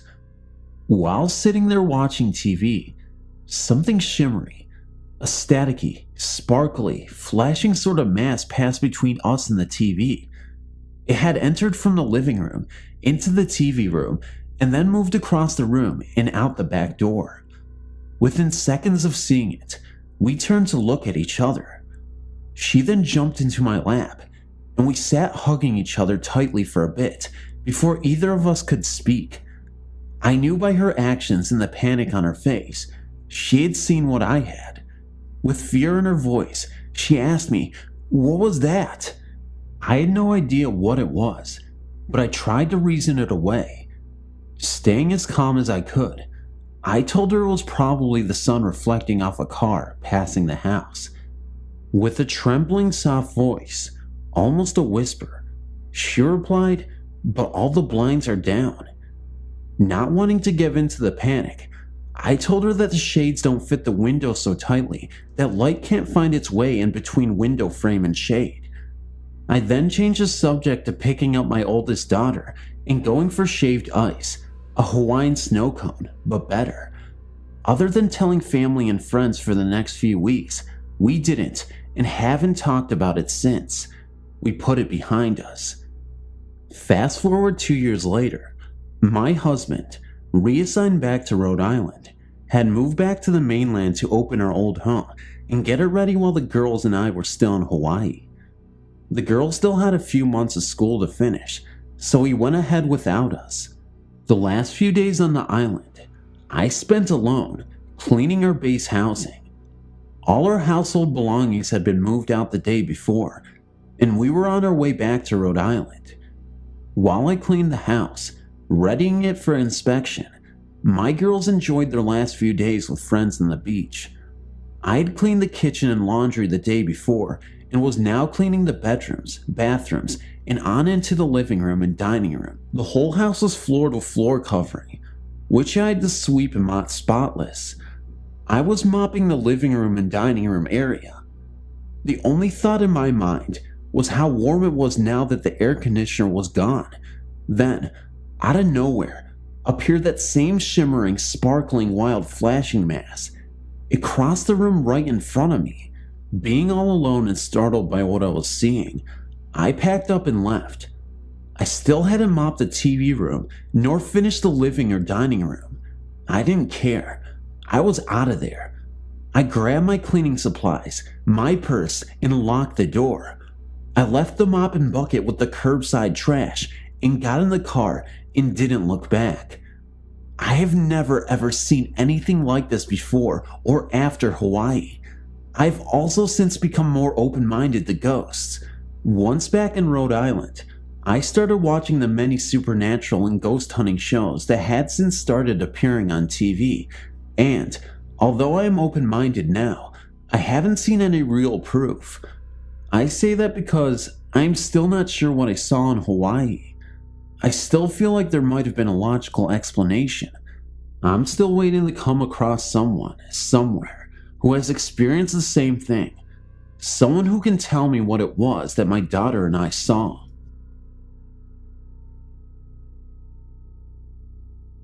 I'm an amateur UFO researcher. I say amateur, but I think some might consider me an expert in the field. Anyway, I'm writing here to record what's already occurred. I'm too afraid to post on the forums I usually frequent when discussing my findings because I really don't need the extra attention right now. I'm afraid that something is going to happen, and I have to document it somewhere. So here it is, and I hope you enjoy my story. I know what you're all thinking, no doubt. I'm probably some nutjob that sees airplanes flying at night and thinks they're aliens, and I can respect that train of thought. My purpose here isn't to get people to believe, it's purely selfish. Now, I'm not really in fear for my life. Well, I am, but that's not why I'm writing this. It's my research I'm concerned about. All my years looking into extraterrestrial life, I've had a number of experiences, some more notable than others. I've seen orbs in the sky maneuver in ways aircrafts never could, and I've picked up radio waves with no point of origin on Earth. Those types of things I've looked into, but no real proof has ever come out of it. But what happened the other day changed all that. I live out in California, pretty much the middle of nowhere, out in the desert. Gotta be close to the action, you know? At night, I routinely go out in my pickup and see if I can get a glimpse of anything. I've numerous outposts I go to where I've had experiences and where I know people have known to have seen UFOs. I was at one such place, sitting in my truck in the absolute darkness of the desert, sipping my coffee, when out of the corner of my eye, I saw a bright light streak up into the sky, like really bright. It was coming from the middle of a rock plateau in the distance. Naturally, I revved up the engine and headed over. I parked about a quarter mile away and walked the rest. I didn't want the noise to scare off whatever it was, so I snuck up and wormed my way in between the rocks to get to the middle where the light was coming from. I peeked in, and in an instant, everything I've ever believed was validated. I saw two creatures, pretty short but humanoid, no doubt. They had big eyes with no pupils, pure white, and I could see that their flesh was moist and scaly. I could hear them speak to one another. Their language is difficult to describe.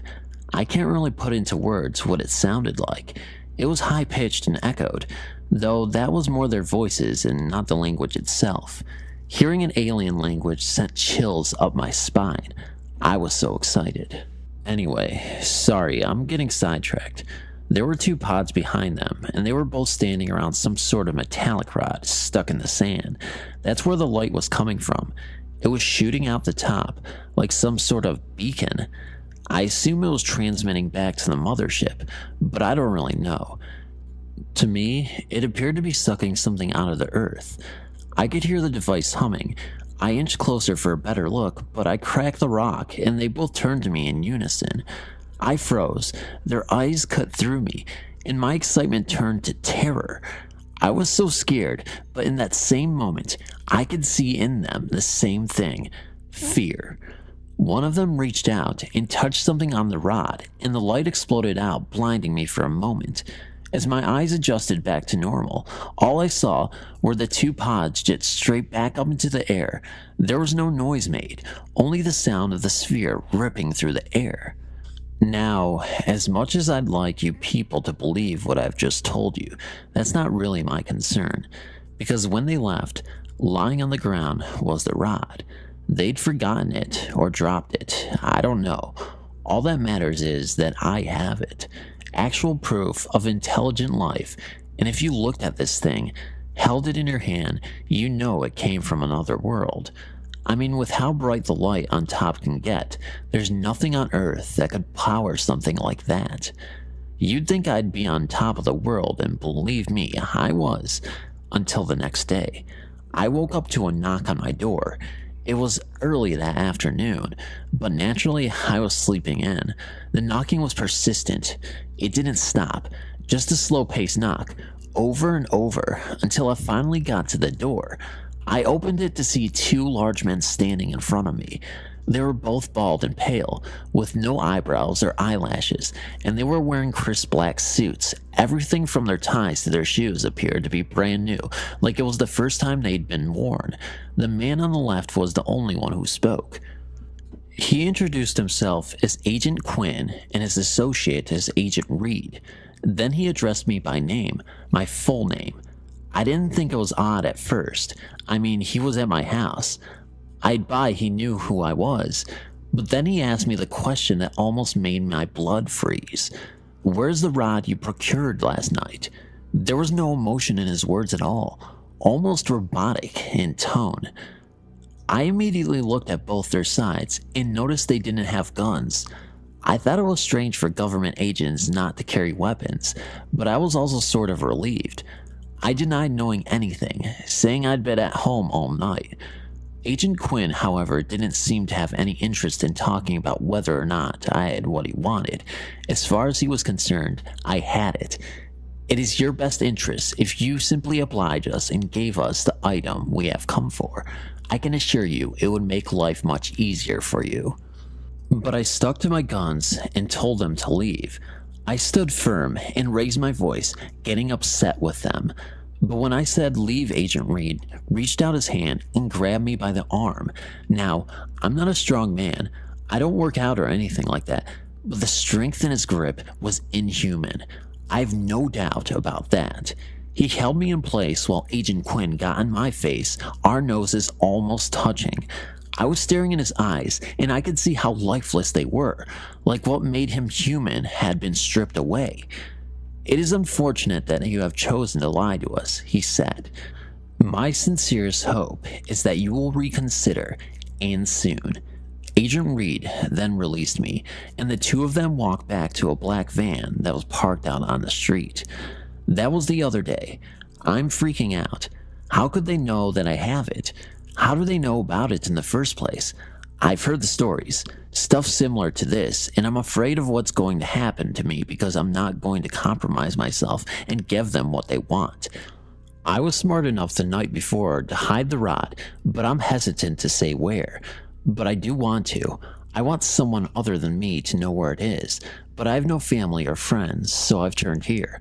I'm not really looking for advice as to what to do, but I'm not adverse to it either. I only want to have what is happening to me be out there. I can't let them cover this up too. As long as they don't find these posts, I'll keep posting about what's happening.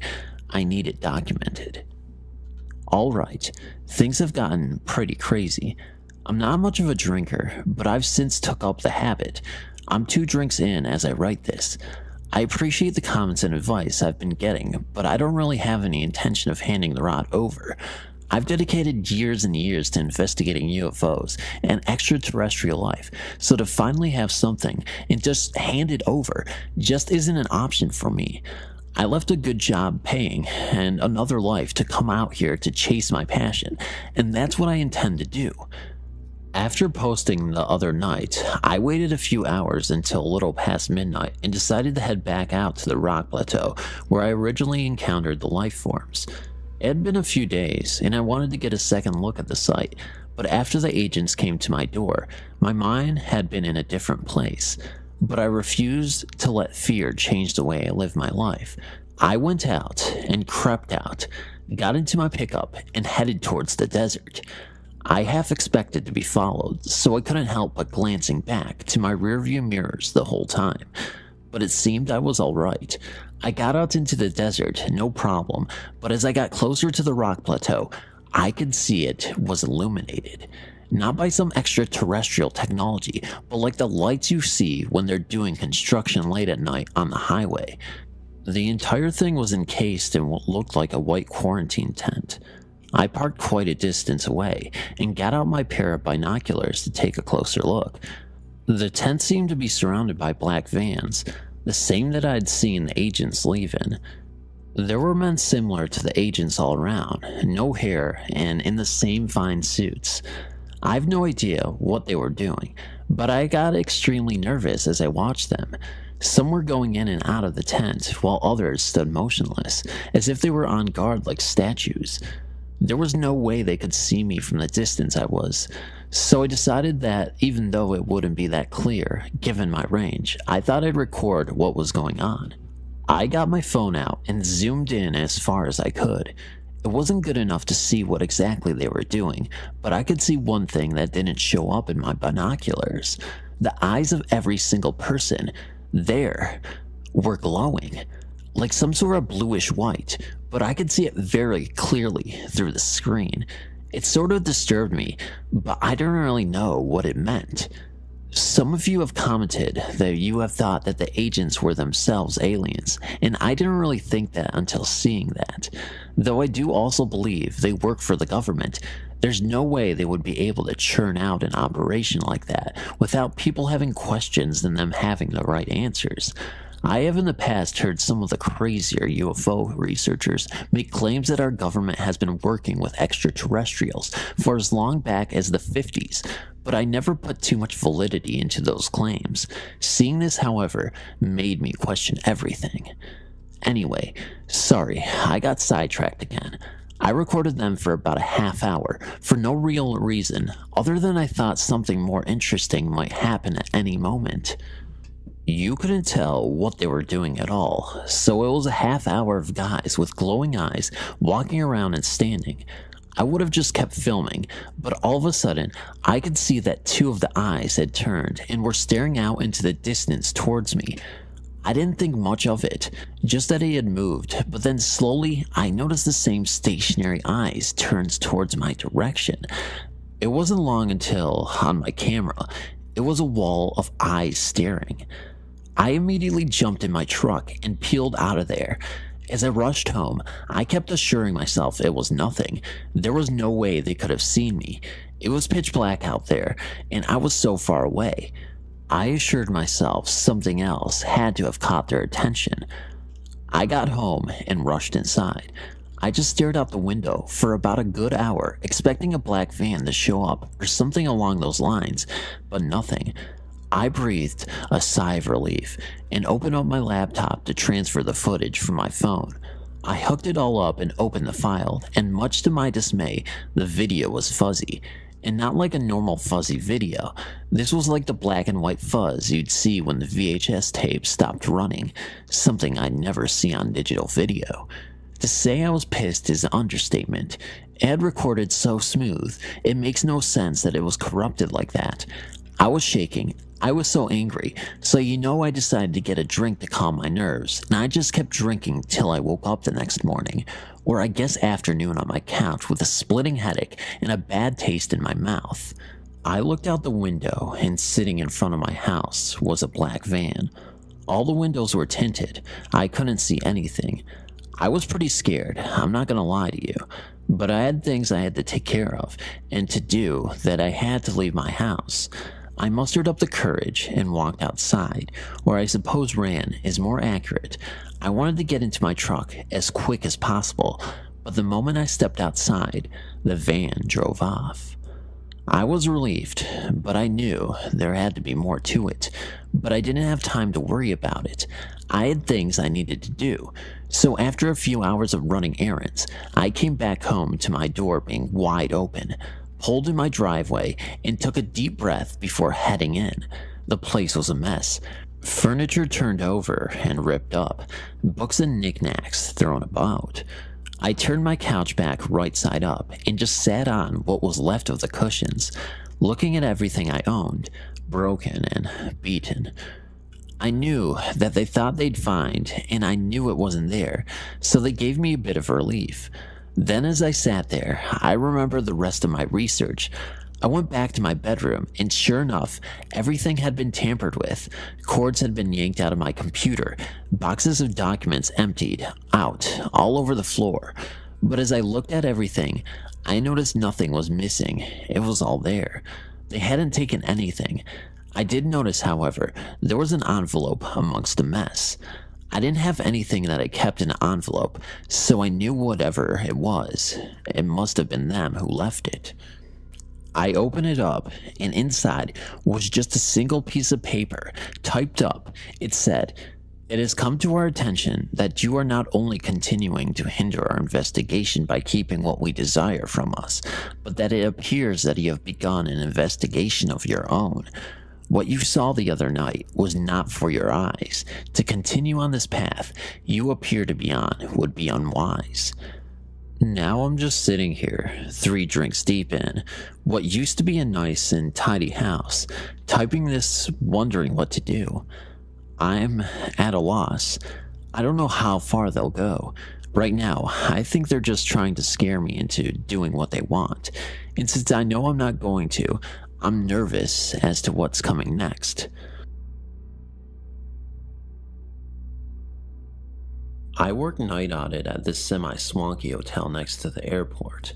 One night, I get a call from a lady in 204. She says there was arguing, loud banging, and crying coming out of 206. Check the computer.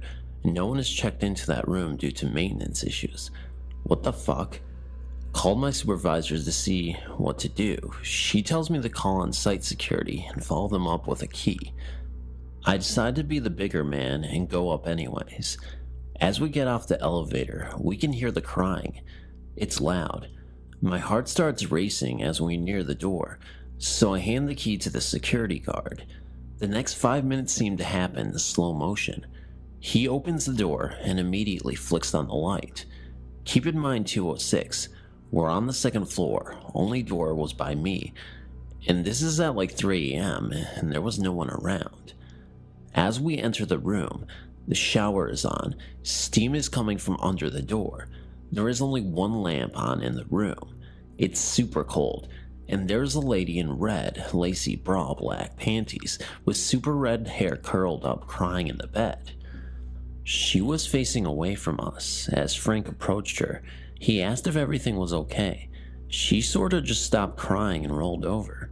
When she did, a wave of horror came over me. She was super pale, covered in blood, and was just staring behind us. That's when we realized the shower had stopped and the door was open. There was a man about 6'5" standing in the doorway.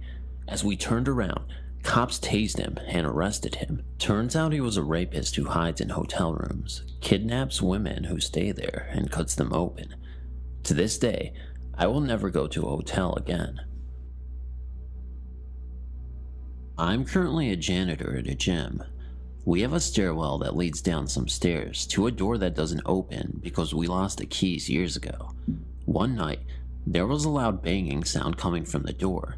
Sounded like someone was banging it every second for a couple minutes. I stood at the top of the stairs and listened and watched, and it stopped. It started up again a few minutes later. I went back up there to see, and it stopped again as soon as I got there. Told my manager the next day and had a locksmith come in. He got the door open, and it's just an old supply closet that's empty. Every so often, someone hears a banging sound coming from the door at the bottom of the stairs. Third shift gas station attendant. My first night alone. I'm out cleaning trash around the pumps and refilling the windshield fluid containers.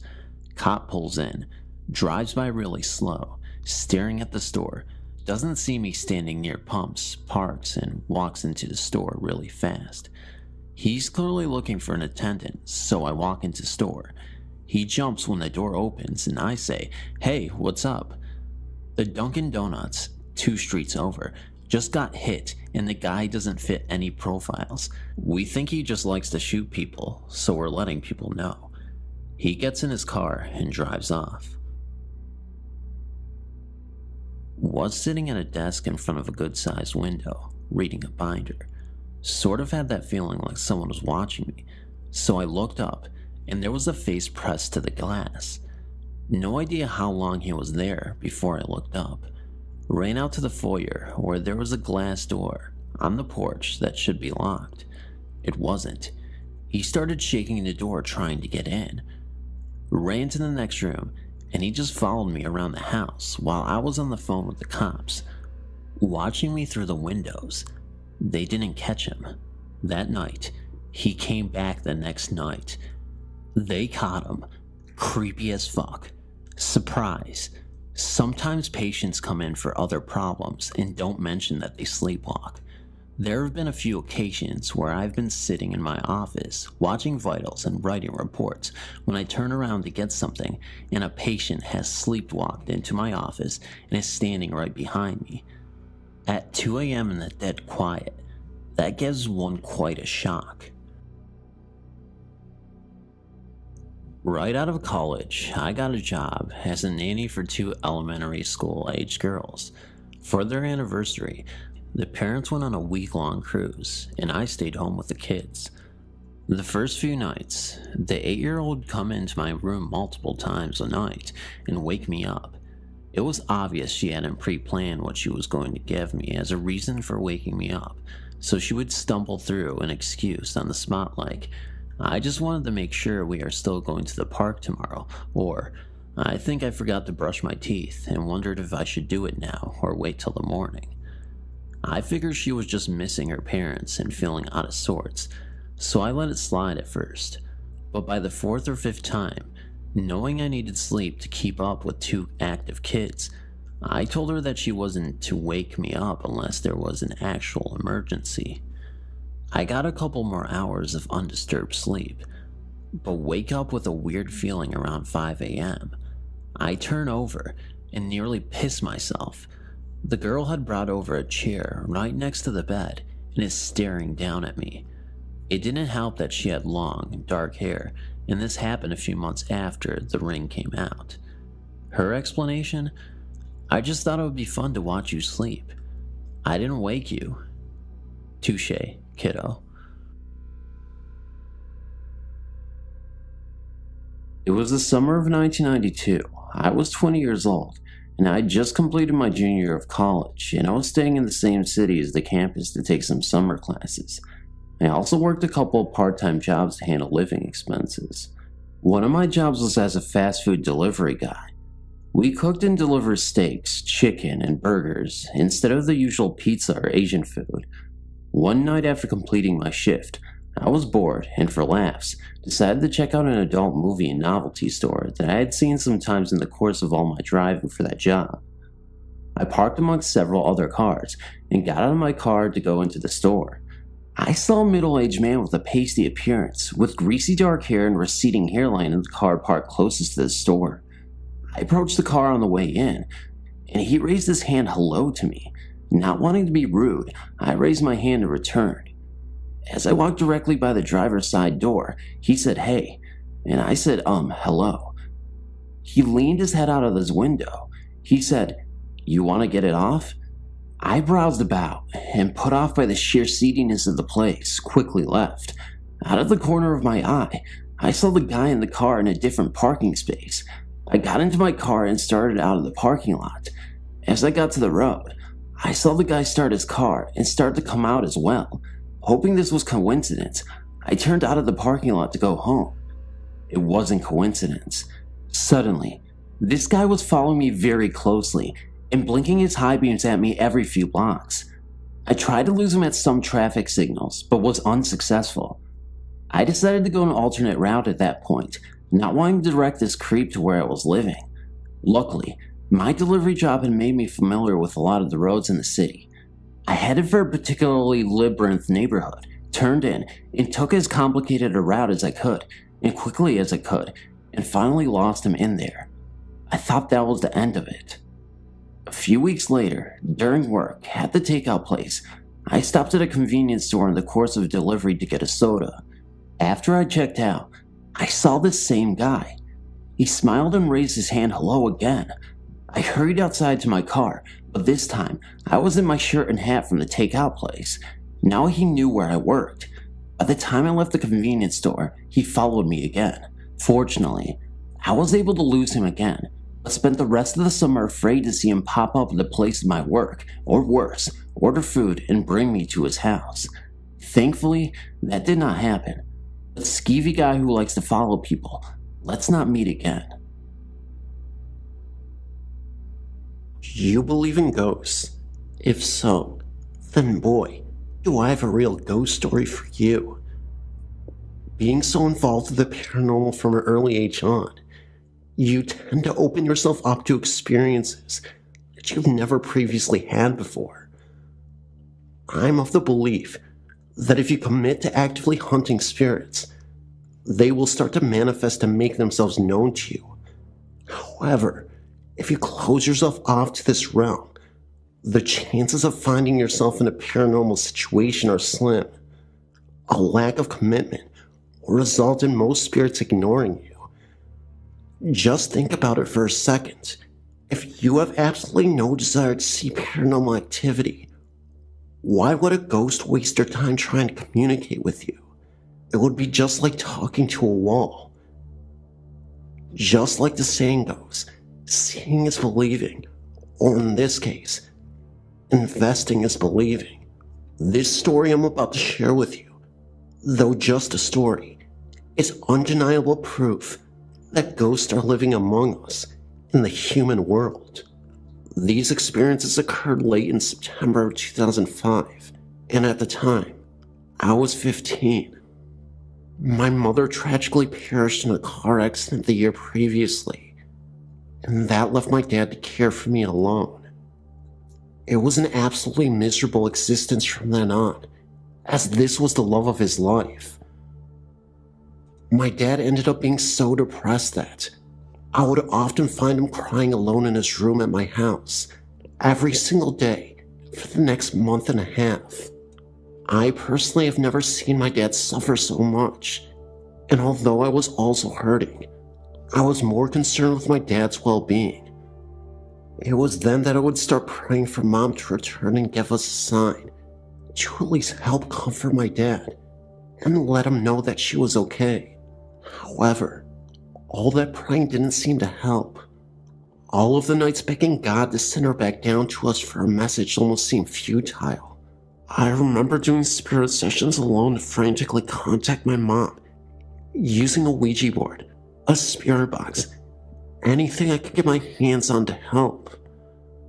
I never got any signs, and the house stood silent, as quiet as it's ever been, except for the faint sounds of my dad crying most nights.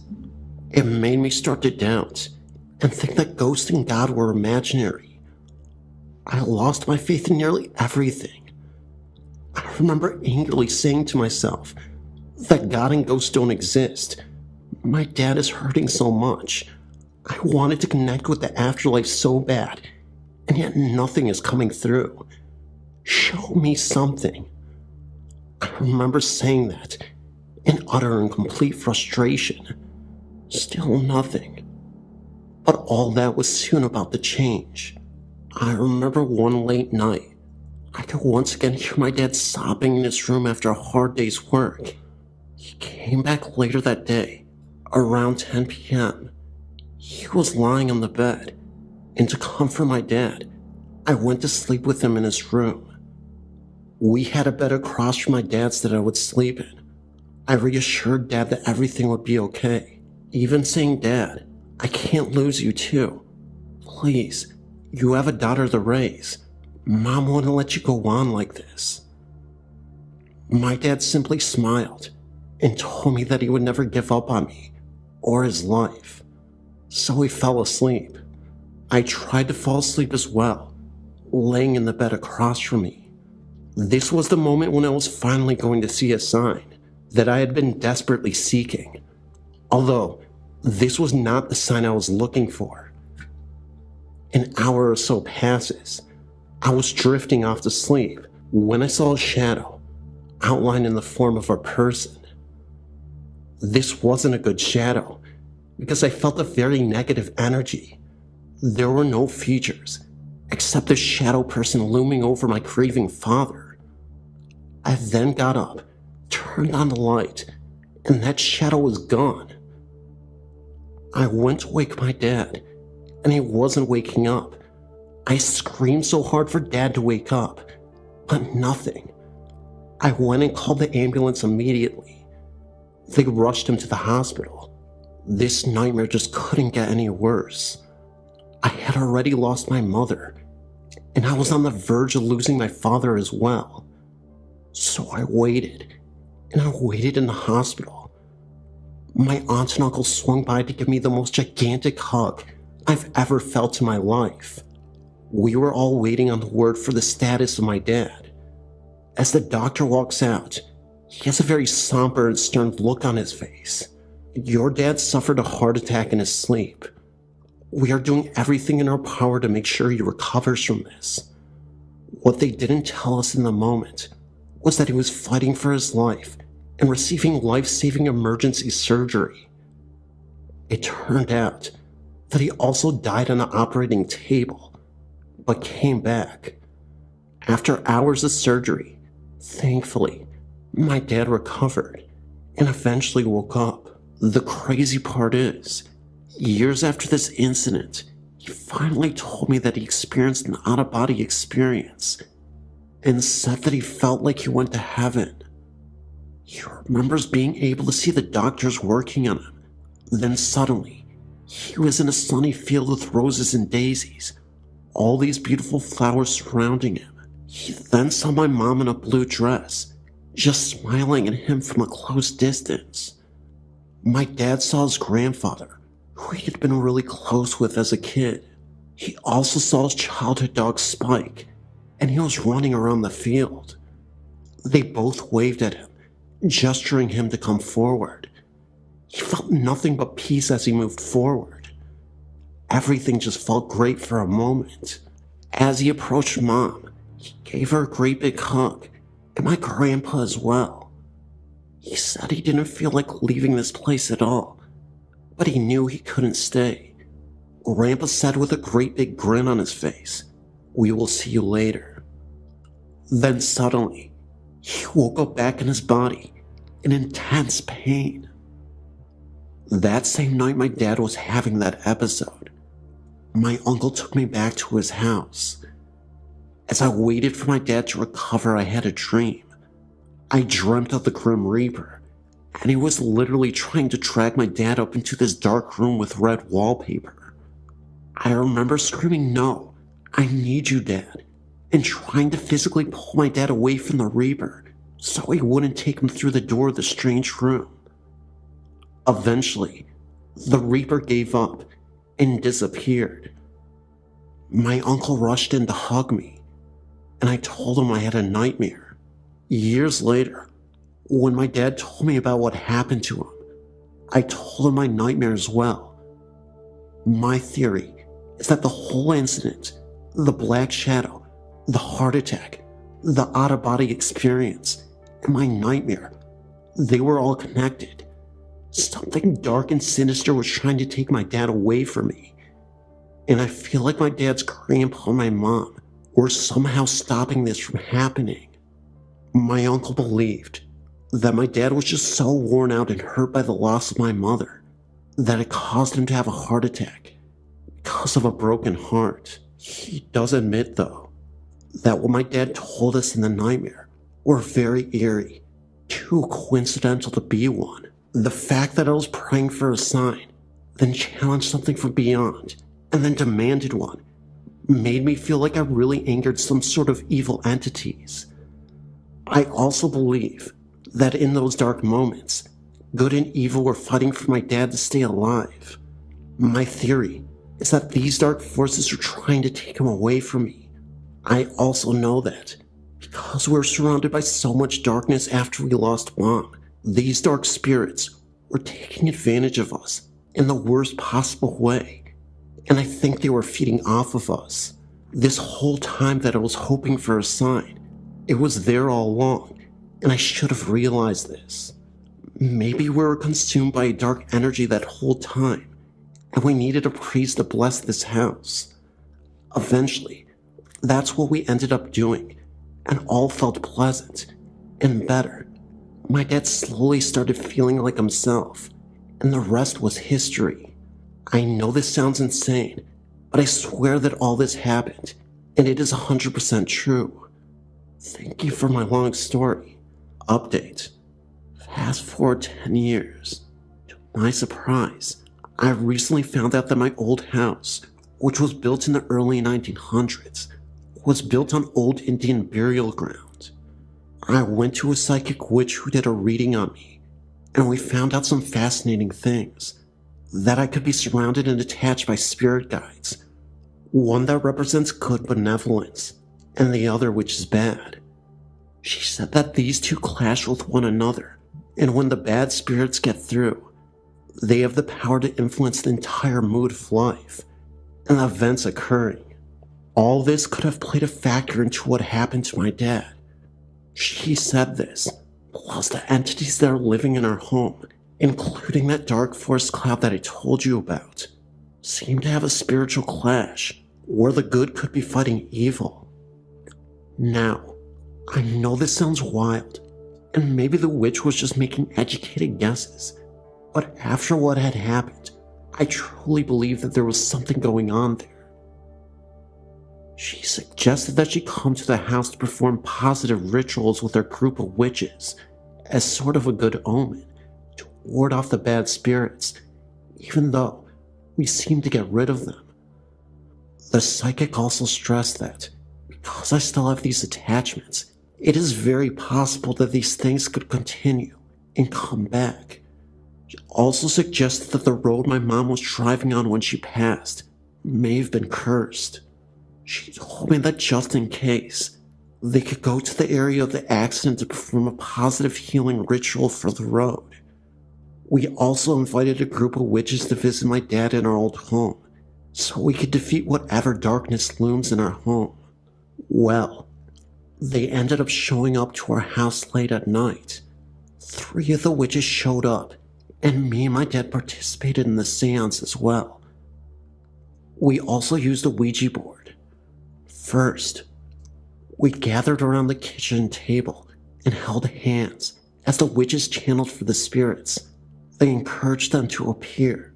They stated that they didn't mean any harm, and they wanted to figure out who exactly lives in this house.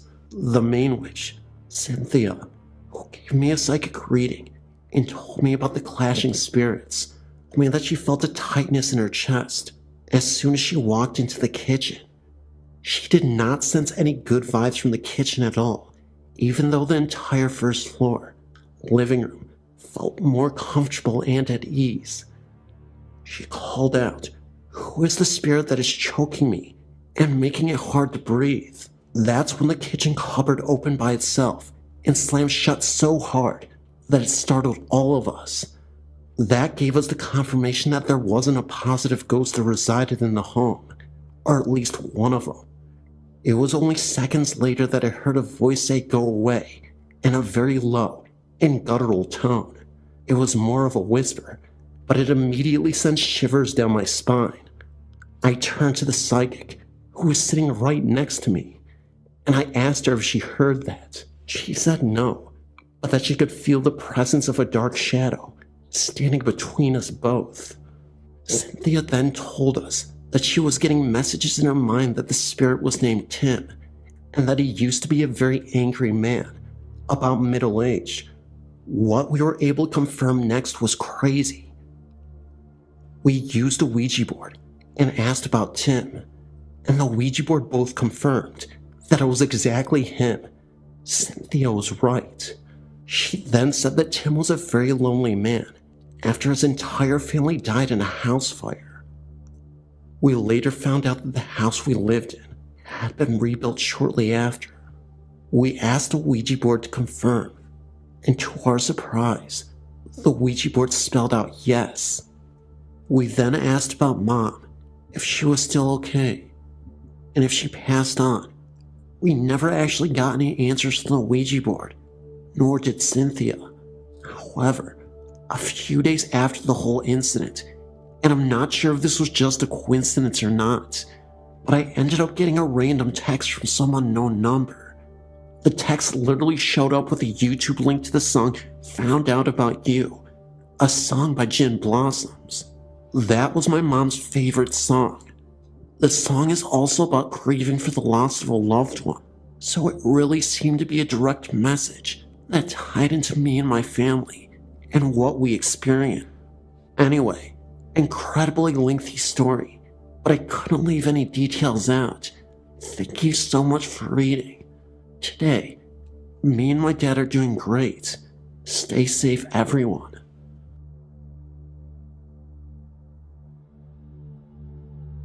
This is my first, not my last experience. I'm a slight skeptic and a psychology major, so I believe in scientific explanations first and foremost when it comes to aliens and ghosts, before classifying it as a ghost story. I've always been overly curious about my family's lineage and who's related to who in my grandparents' tiny town, founded by my grandfathers and grandfather. I was adopted into the family, and I always felt like a bit of an outcast with no background of my own, so I linked to adapt my family's history, despite our lack of blood relation. One day while my father and I were visiting, he asked my grandmother if she wouldn't mind taking us to the graveyards around the tiny town and showing us around. She took us to the family graveyard, another family's graveyard, who's apparently not related in any way.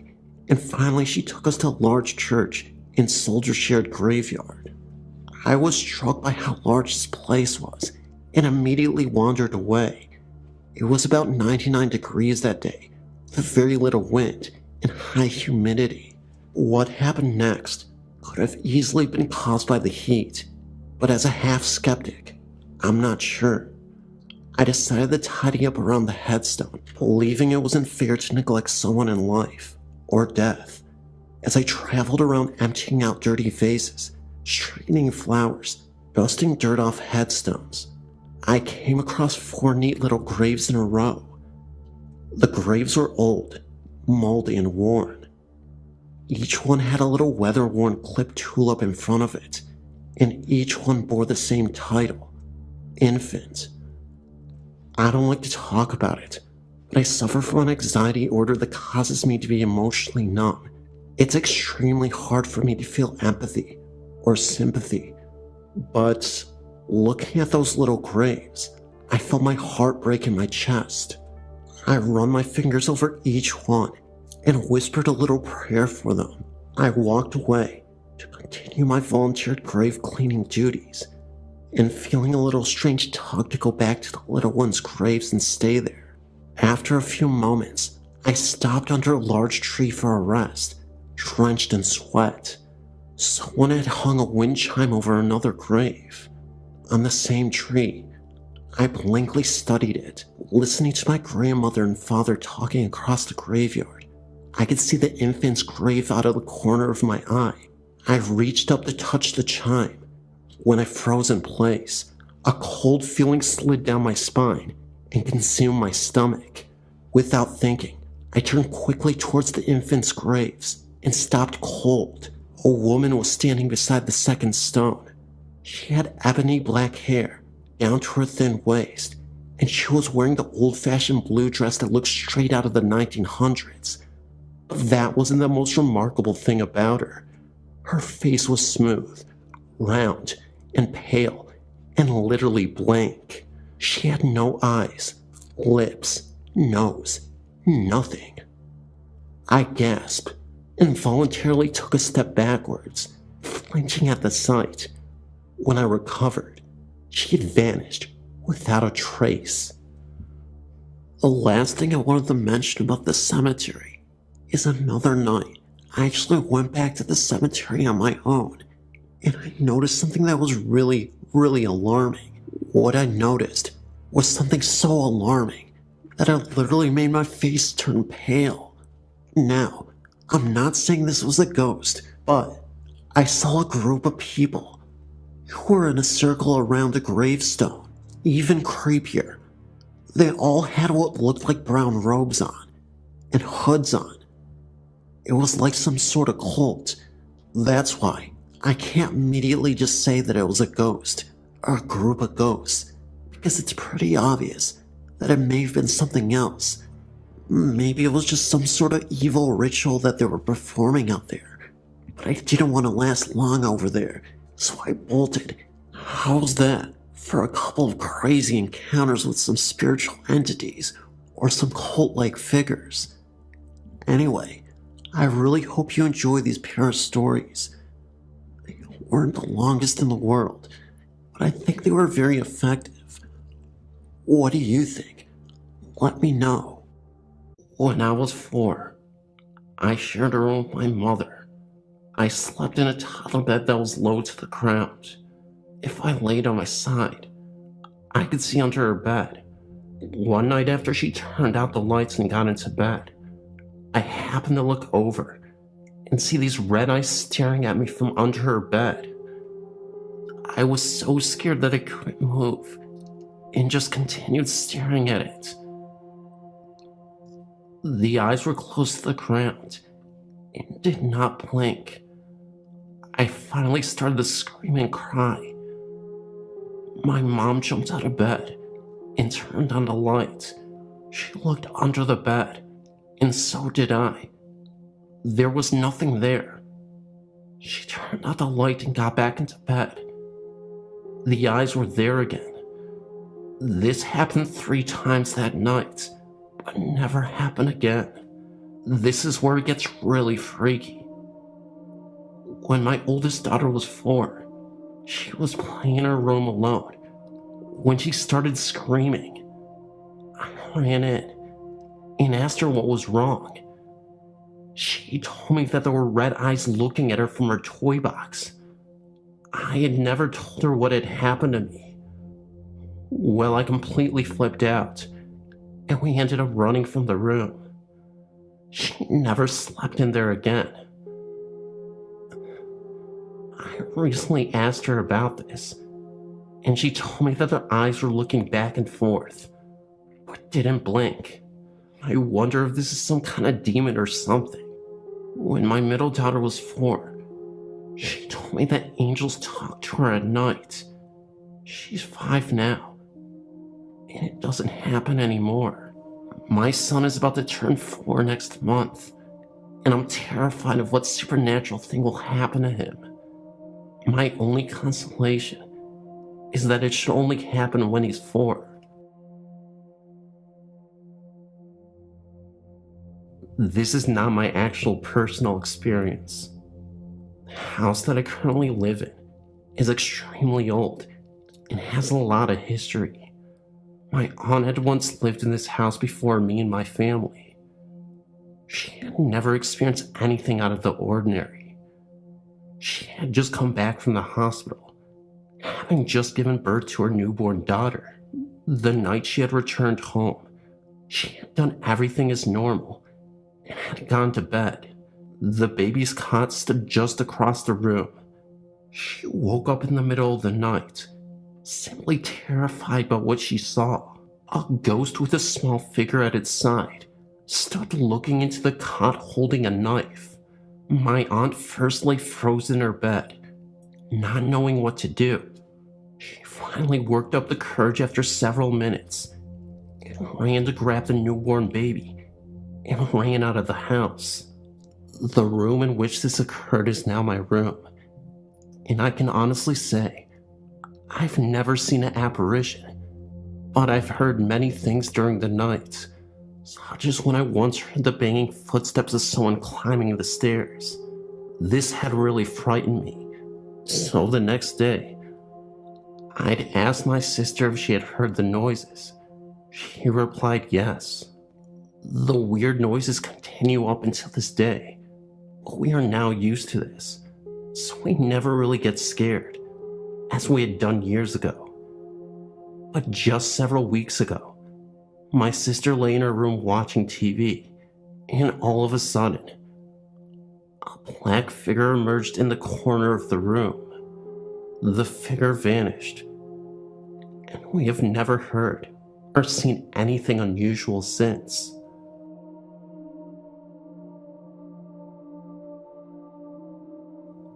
My name is Sam.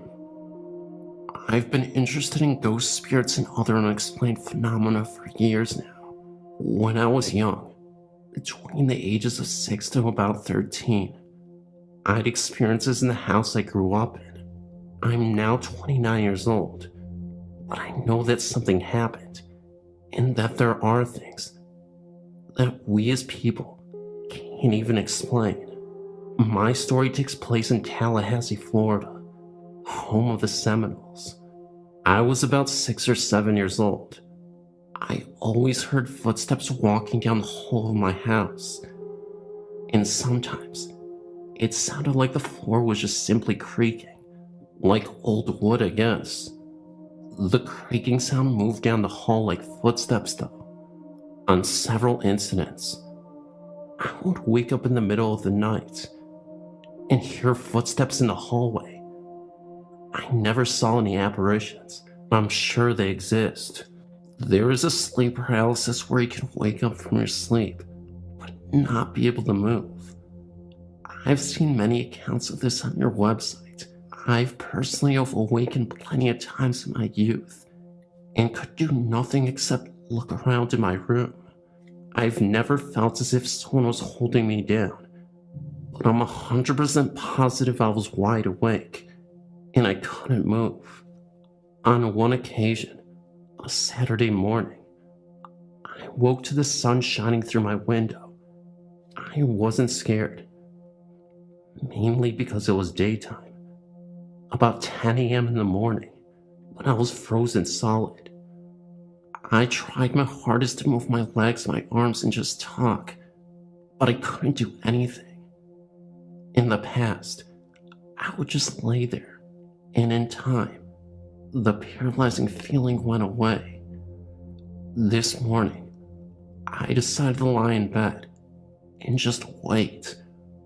What seemed like minutes was only seconds when I heard whispering just above and behind my head. My bed was against the wall, and my dresser was a foot or two away from the head of my bed against another wall, in the corner. The whispers came from that corner.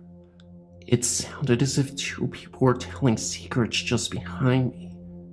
At this point, I snapped free from my frozen state and immediately jumped out of bed and dashed into the kitchen where my mother was cooking breakfast. I know something was there, but I was so scared that I didn't look back.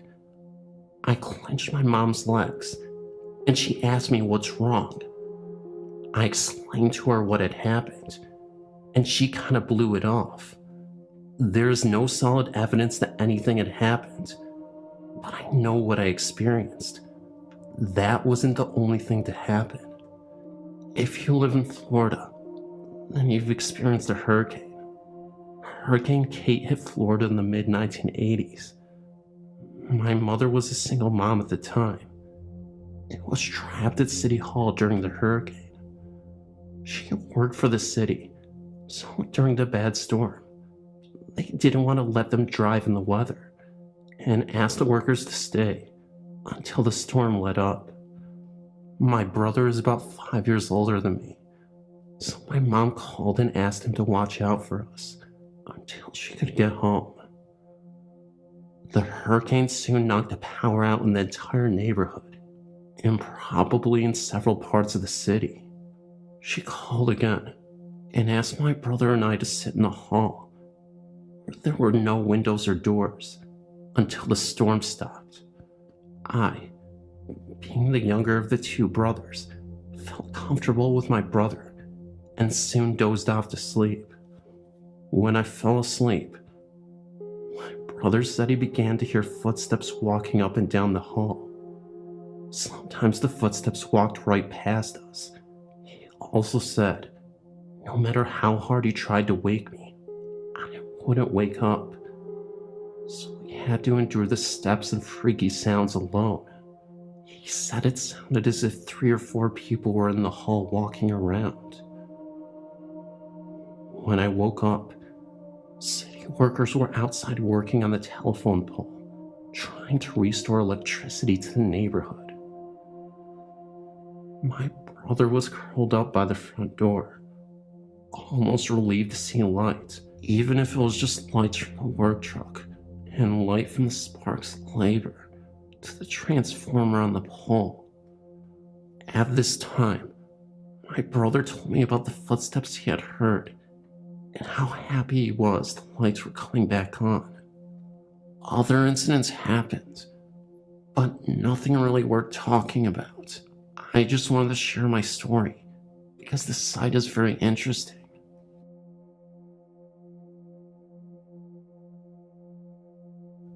I have 2 experiences that I know are so unusual that I thought I might share. It's a little short, but I know that these were some freaky ghost occurrences, and I simply can't not tell it. My eyes don't play tricks on me, and I wasn't tired or hallucinating. In fact, this first story, especially my friend's experience, was also very real and happened at school. I was about 8 years old. I was riding my bike in trails of the woods near our house. I'd been riding for so long that I lost track of time, and being an 8-year-old kid, of course it was the time of my life. I ended up getting lost in the woods and the trail for quite some time. It had to be a couple hours, and it started to get dark. So as the sun was setting, I tried to make my way back the way I entered. As I was going through the woods, I ended up going through a cornfield, and from a distance, what I saw couldn't be ignored. I saw a short figure of a man just standing in between the cornfield bushes. It almost looked like a leprechaun. Obviously, I know leprechauns aren't real, but it was the best way I could describe this ghost. It was a scraggly looking thing, and stood 3 to 4 feet tall. It disappeared after a few minutes, and was gone. I am the only person who ever saw this thing. There was never any mention of a ghost near these cornfields. For a while, I didn't even want to say anything, for the fear of looking crazy. Plus, at 8 years old, who will take what I saw seriously? Today there are houses where I saw it, so the cornfield doesn't even exist anymore. Another weird thing that happened to my friends at school. Between the Christian middle school and high schools in town, there are some woods here. I never saw this, but some of my friends at the time did. One time, they looked into the brush and saw a pale-faced man in a hoodie or a robe of some sort. I'm guessing that it was some sort of ghost monk or something. They looked lost, but he didn't move at all. He was just squatting in some brush. When I was told about it, it made me realize that my experience might have been tied to this one, and that I wasn't as crazy as I thought. What happened was just odd. It's possible that the guy in the robe just could have been a creepy dude spying on the school, Personally, I think the one at school was just some weirdo, but the leprechaun could be something. However, I wouldn't just write it off, as I know that'd be hypocritical in doing so. Thanks for listening. Let me know what you think.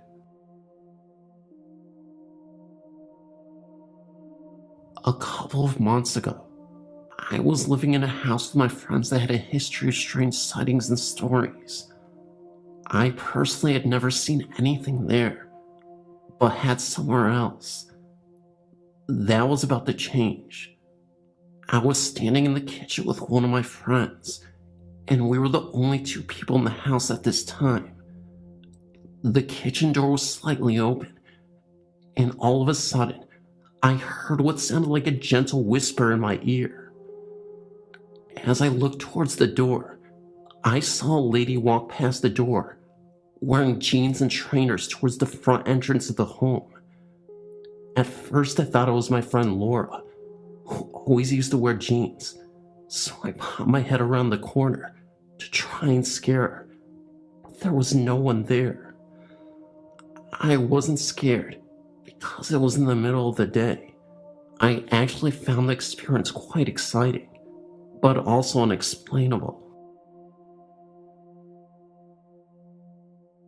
We bought my father's-in-law house with the understanding that he was to stay with us so we could take care of him. He was in his mid-70s and not in the best of health. Before we moved in, we turned the 2 upstairs bedrooms into 3 bedrooms. My husband was upstairs taking the panels off the walls and called me upstairs to figure out how and where to move the heating duct. As soon as I got to the top of the stairs, my husband hung his hammer on a nail that was sticking out of a stud. We were standing right next to the stud the whole time I was upstairs with him. We were the only 2 upstairs. When we were finished talking, he went to grab for his hammer. It was no longer hanging on the stud. We looked for it for about 15 minutes before finding it under a pile of panels about 10 feet away from the stud it was hung on.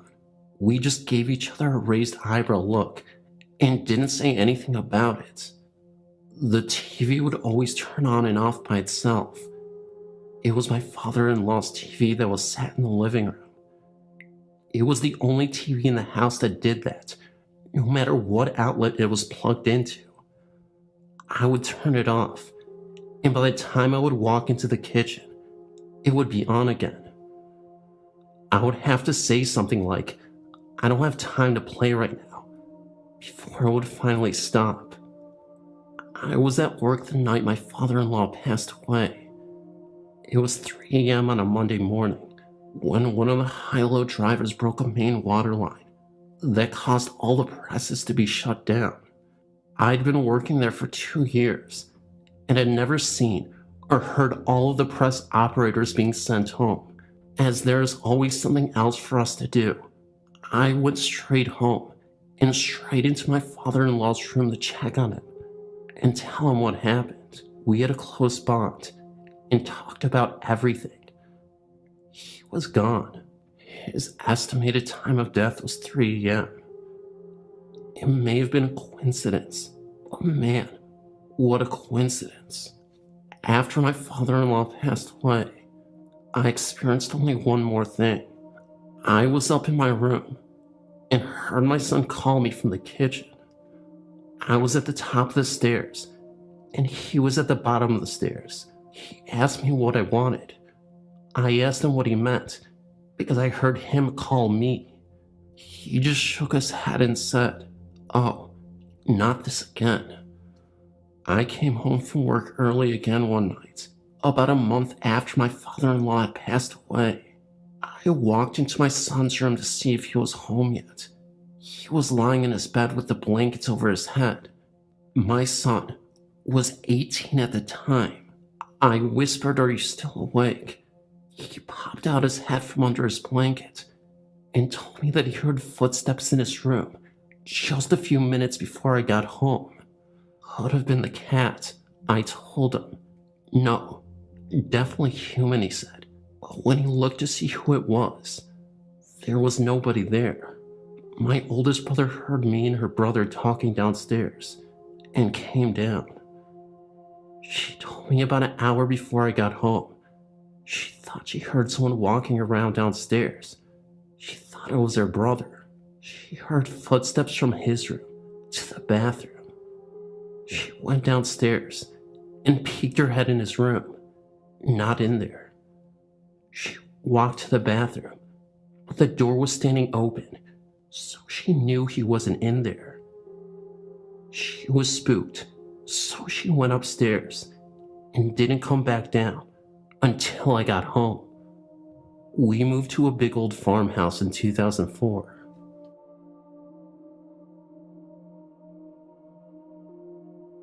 In my former residence were myself, my husband, and my teenage son lived.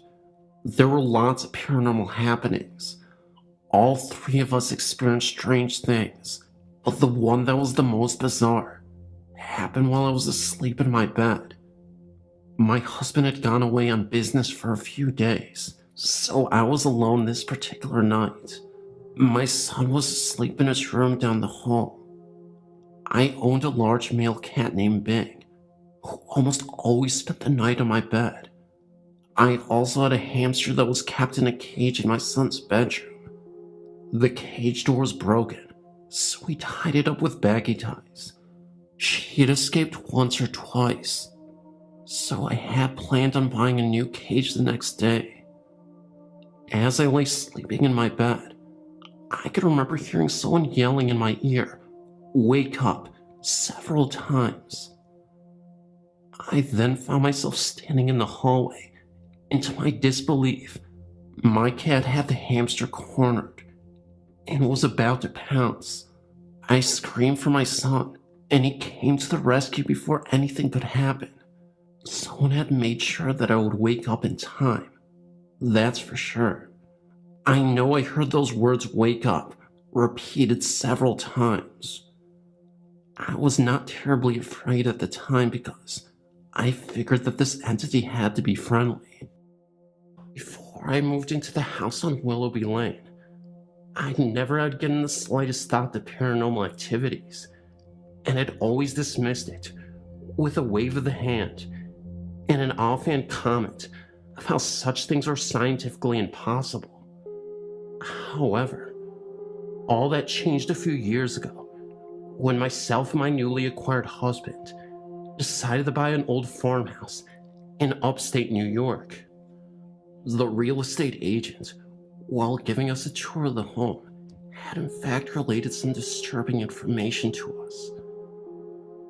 She told us about 20 years ago, a young woman who had lived there with her 2 sons and her father, who apparently was an alcoholic, as well as an abusive parent, had gone missing.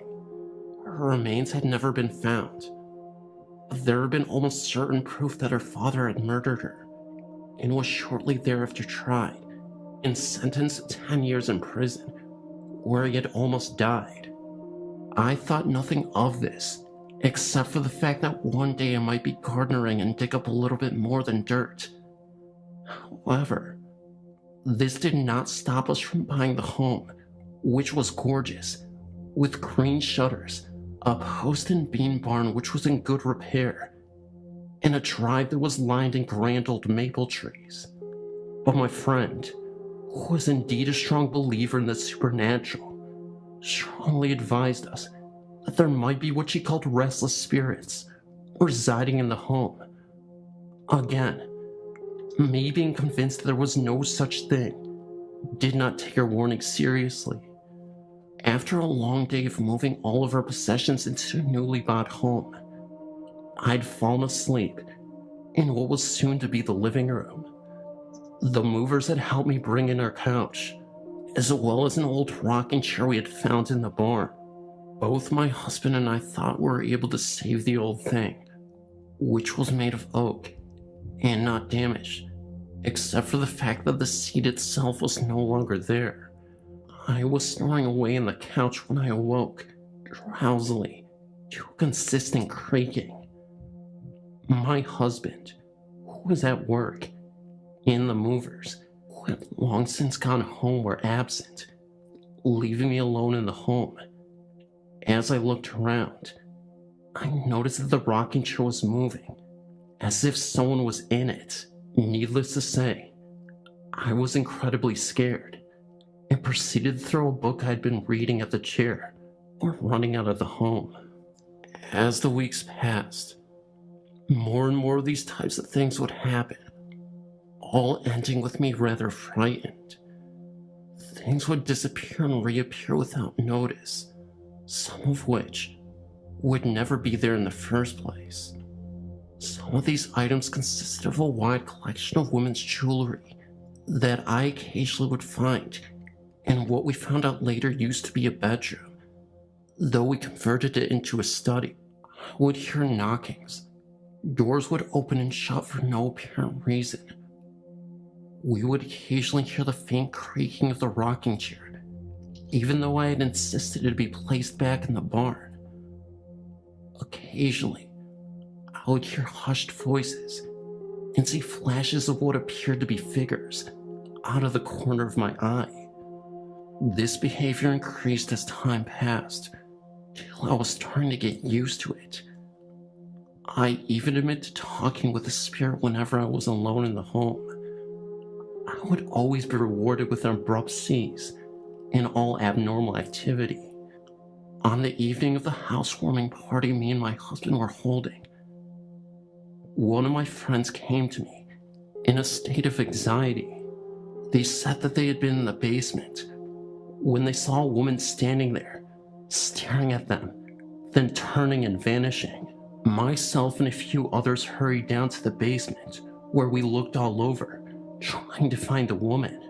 What we did find was a hidden cupboard with what was later confirmed to be the remains of Sue Hoover, the woman who disappeared nearly 20 years ago.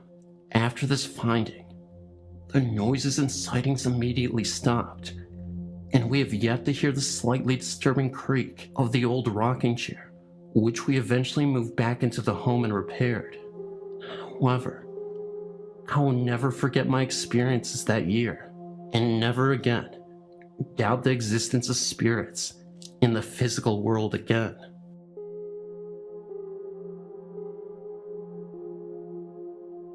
I'm a great fan of your site, and I've submitted some of my own stories. The other day, I remembered an experience my sister Christy had many years ago. Although I was not a direct witness to this, I was there when she came home in hysterics. She was in such a state that we all thought she was attacked, and we could not get any sense out of her. The story goes like this. Christy had been walking home from a friend's house down a long lane called Langley Lane.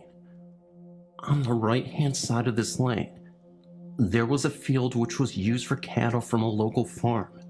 There was also a book with a large tree hanging over it. The summer before, I think this happened later in the year, as it was quite dark early, a young man had hanged himself from this tree during a fit of depression. I recall that other people have hanged themselves there too, at least one other one that I know of. I think I was about 16 at the time. I'm now 36, and Christy would have been about 11. Anywho, myself and my brother were sat in the house one evening, and that's when we heard Christy loudly banging on the front door to be let in. She was crying hysterically and was trying to talk but couldn't. She was obviously very distressed, and we thought that she had been attacked. When she eventually did calm down, which was sometime later that evening, she told me what had happened. She said that she was walking down Langley Lane when she looked over at the tree and saw a figure hanging from it. She said that the figure was glowing white and had a bend in its neck, like its neck had been broken. She then proceeded to run all the way home, which was a distance of about 1/4 mile. She did not want to tell her brother, as she thought he would not believe her. Having had experiences myself, I am open-minded and certainly don't feel like she made it up. She has always stood by her story. I was looking at your haunted places in Houston, Texas. I grew up there. I came across the Jefferson Davis Hospital, and it reminded me of something. Once, after a good night of hanging out, a group of friends and I decided to go and check it out. When we got there, I immediately felt unwanted. My skin crawled with fear.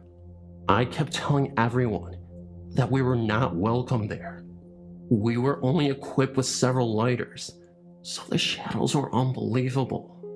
We kept hearing people talk, thinking it was someone else in the hospital. Someone would call out, but nobody would answer. I kept feeling something touch my back, thinking it was my boyfriend.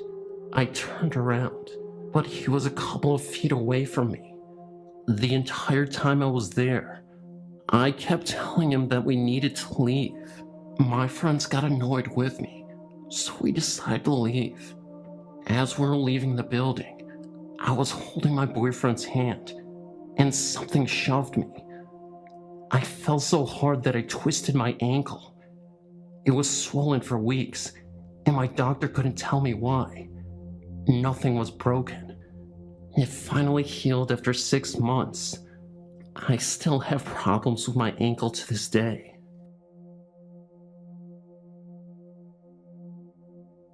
I have an experience that I would like to submit to the website. I've attached it below. After my encounter one late night in August with my sister, I found out that we'd always been around ghosts.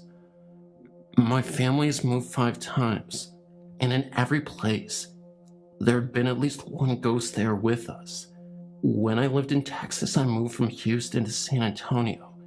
In that move, a ghost that we'd had for a year followed us to our new apartment. After living there for about a year, we discovered a new ghost. This one would hold the bathroom doors closed and knock over items we had on display. The event that completely changed my view of the paranormal happened in August of 2001. It was the early hours of the morning, about 4 a.m., and for some reason, I couldn't sleep. My older sister was on her computer, and she found a bunch of old music files she had downloaded for her history of rock class. Then she came across a Britney Spears parody song, downloaded from a radio station's website. The song itself was actually an E-clip, about 30 to 40 seconds long. We played it, and for some reason the file was corrupt. The words were garbled, playing in a slow, deep, incomprehensible voice. I had chills listening to it play, and when I looked at the counter, it had been playing for over a minute. My sister finally turned it off. She was just as spooked as I was. We moved on, laughing about the look on each other's face. Then about 5 minutes later, we heard 3 soft, solid pounds in the back wall in the far back of the apartment. Neither one of us said a word. We just listened, trying to explain away in our minds. We lived on the 2nd floor and shared only one wall, and that was not it. Another couple seconds passed by, and the banging jumped to the one long wall we shared, still towards the back of the apartment, but getting closer. We couldn't help but to stare at each other. After that one, we finally decided to ask others if she'd heard that. Of course we heard the same thing, and not a minute later, the banging jumped to the room next to us, on the same wall. 3 solid bangs escalating in amplitude. My heart was racing, waiting for the next set, afraid of where it would jump next. A couple of minutes passed, and just as it began to calm down, and blame the banging on the maintenance worker that we shared the wall with, the banging suddenly jumped forward to the wall behind the computer. I looked above me, to see the ceiling light shaking. Moments later, the bane shot across the room to the balcony. It sounded as if the entire wall was pounded on with one giant fist. 3 echoing pounds later, everything stopped. I checked the sliding doors, and they were locked, thankfully.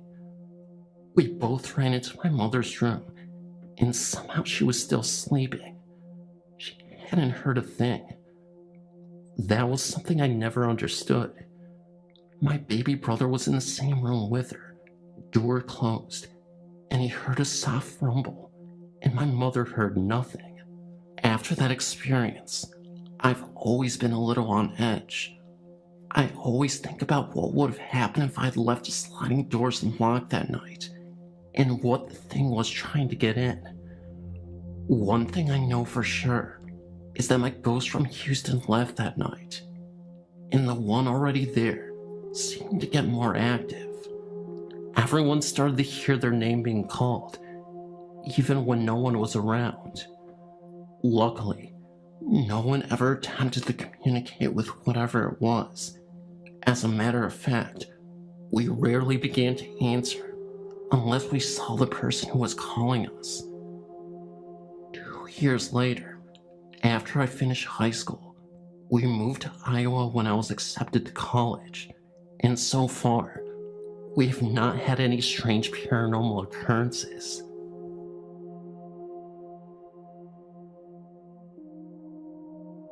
"8 years ago, myself, my husband, and my brother lived at this home. We were told by the neighbor that no one ever lasts, and we didn't either. Not because of the haunting, but because we needed to come back to Massachusetts for family reasons. Anyway, we lived in this house for 9 months. We were told the AC was broken, and in the Valley of Folsom it gets very hot, but not in our living room. It was always very cool in that part of the home. On one occasion, I was in the bathroom, and after my shower, I was looking towards the mirror, and I saw an orange blur over my shoulder. I turned to look, but it wasn't there. It looked as though it was a face, and it would have been standing at the right height, to where a head would be on a grown man. After a few weeks, I mentioned it to my brother and my husband, and my brother relayed a story about one night, while sound asleep, he was awoken by a very large thud on his bed. He said it felt like a bowling ball had landed on the bed, like someone sat down. He said he was too scared to look, so he fell back to sleep. After a few more months, we found out that the house used to belong to the town doctor that treated inmates from the Folsom prison back in the 1800s. After putting all the info together, we realized we were living in a haunted home. I was hoping to see other stories about the house on this website, but maybe my story will start to flow.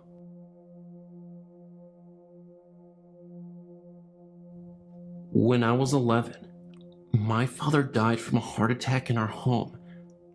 Because of the trauma on my little sister, she witnessed people trying to resuscitate him. Our mother decided to move. We ended up moving just a little bit further down the road, into an older house that had been built in the early 70s. The owner of the house also died in the house many years before.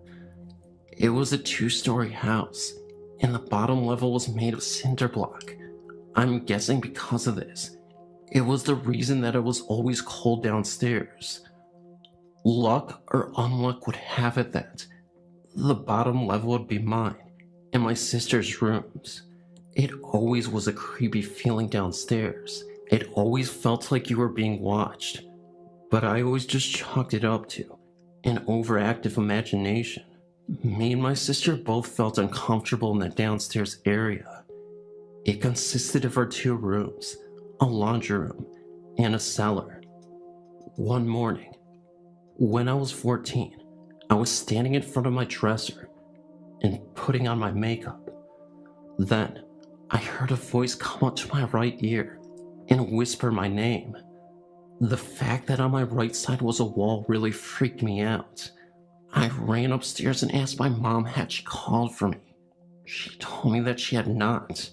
I hated sleeping in that room from that time on, and always tried to sleep with the light on, even though it drove my mom nuts.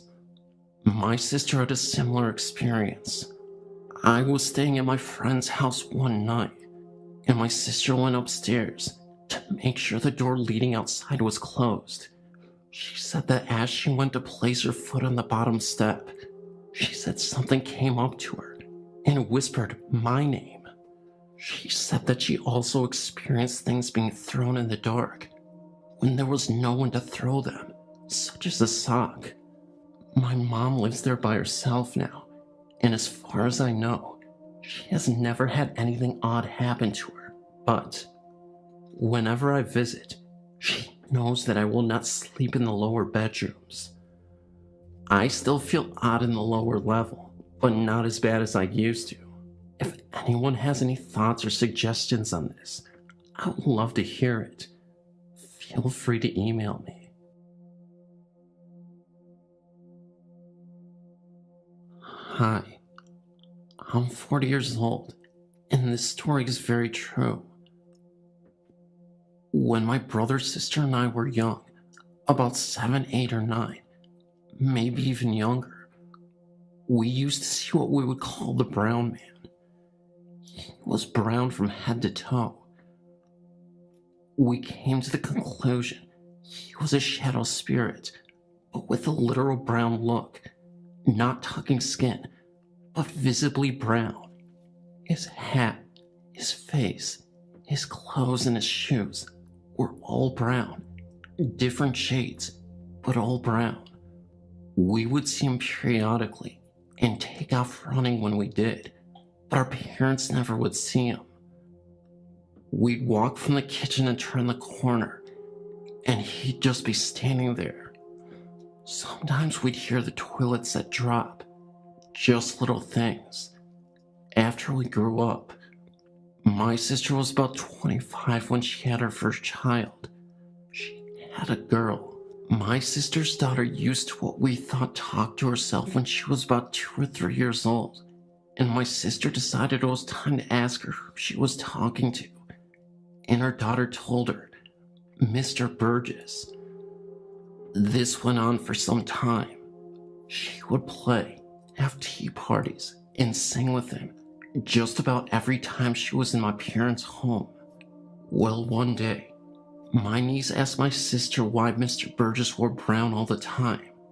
Needless to say, that really shook us up because we thought we saw the brown man. We would tease each other and say, "The brown man's behind you," and get a real kick out of it.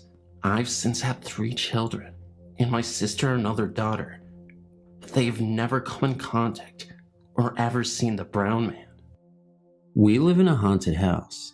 It is really not bad once you get used to it. In fact, at times, when there's no activity, you can actually get a little lonesome for them. We moved here in 1982. It wasn't long after we settled into our new house that we bumped into the former owner at the local church. She asked us if we had seen the ghost. We didn't know what she was talking about. She said it sometimes appears in the front bedroom, our daughter's room, as a shadowy figure of a woman in a rocking chair. Our daughter overheard us talking about it and she said, "Oh, that must be the lady who sits in the chair at my desk at night. She doesn't bother me, just sits there kind of watching after me." We had noticed some strange things in the house, but put them off to natural causes such as the reoccurring footsteps in the hardwood floors after we went to bed, the strange way the television would turn on and off by itself, other electric appliances doing funny things, and objects disappearing then turning up somewhere else, but we dismissed the idea of it being ghosts until one late night. My wife woke up thirsty in the middle of the night, so she went to the kitchen to get a drink. When she got to the living room, she saw someone in the shadows in the middle of the room. Thinking one of the kids had gotten out of bed, she hollered, "Get your butt back in bed." The figure streaked off and disappeared. It didn't go around the sofa, it went through the sofa. It didn't walk, it glided. It was the figure of a woman with long black hair. The kids were sound asleep in their beds. My wife came back to bed without her water. My first experience with her was about 10 p.m. one night. I was walking home from next door, and as I approached the driveway, I saw a figure of a woman walking in the drive.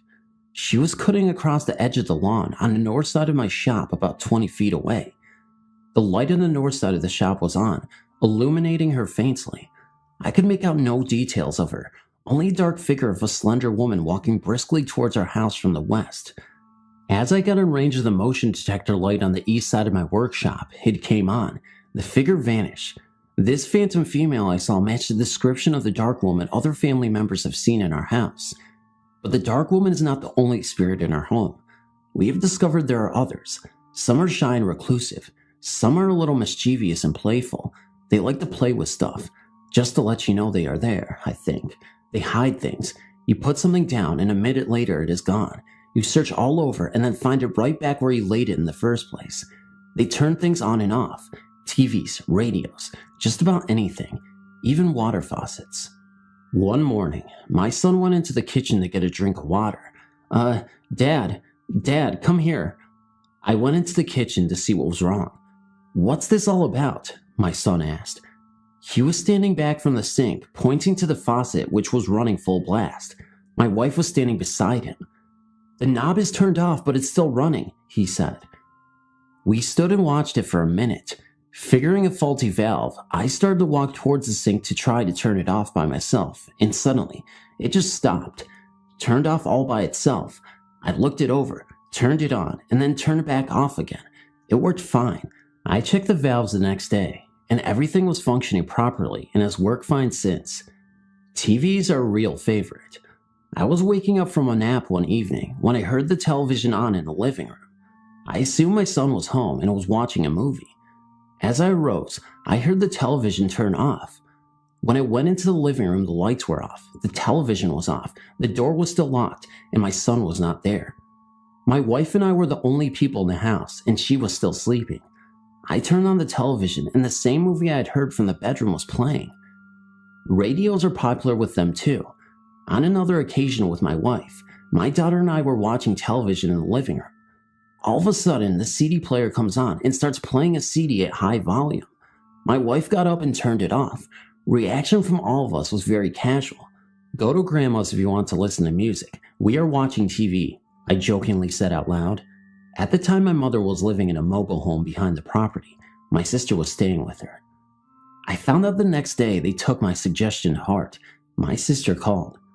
I went out to go to work, she said. The radio in the van was playing. I thought someone left it on. Oh great, now the battery will be dead, I thought. Then I realized the radio doesn't work unless the key is on. I was holding the key in my hand.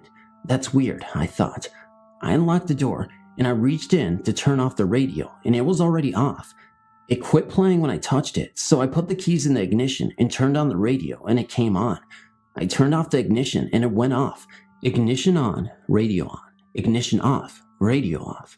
Does not work without a key. How is it playing without the key in the ignition and the knob turned off? She asked. We have all gotten used to our ghosts now.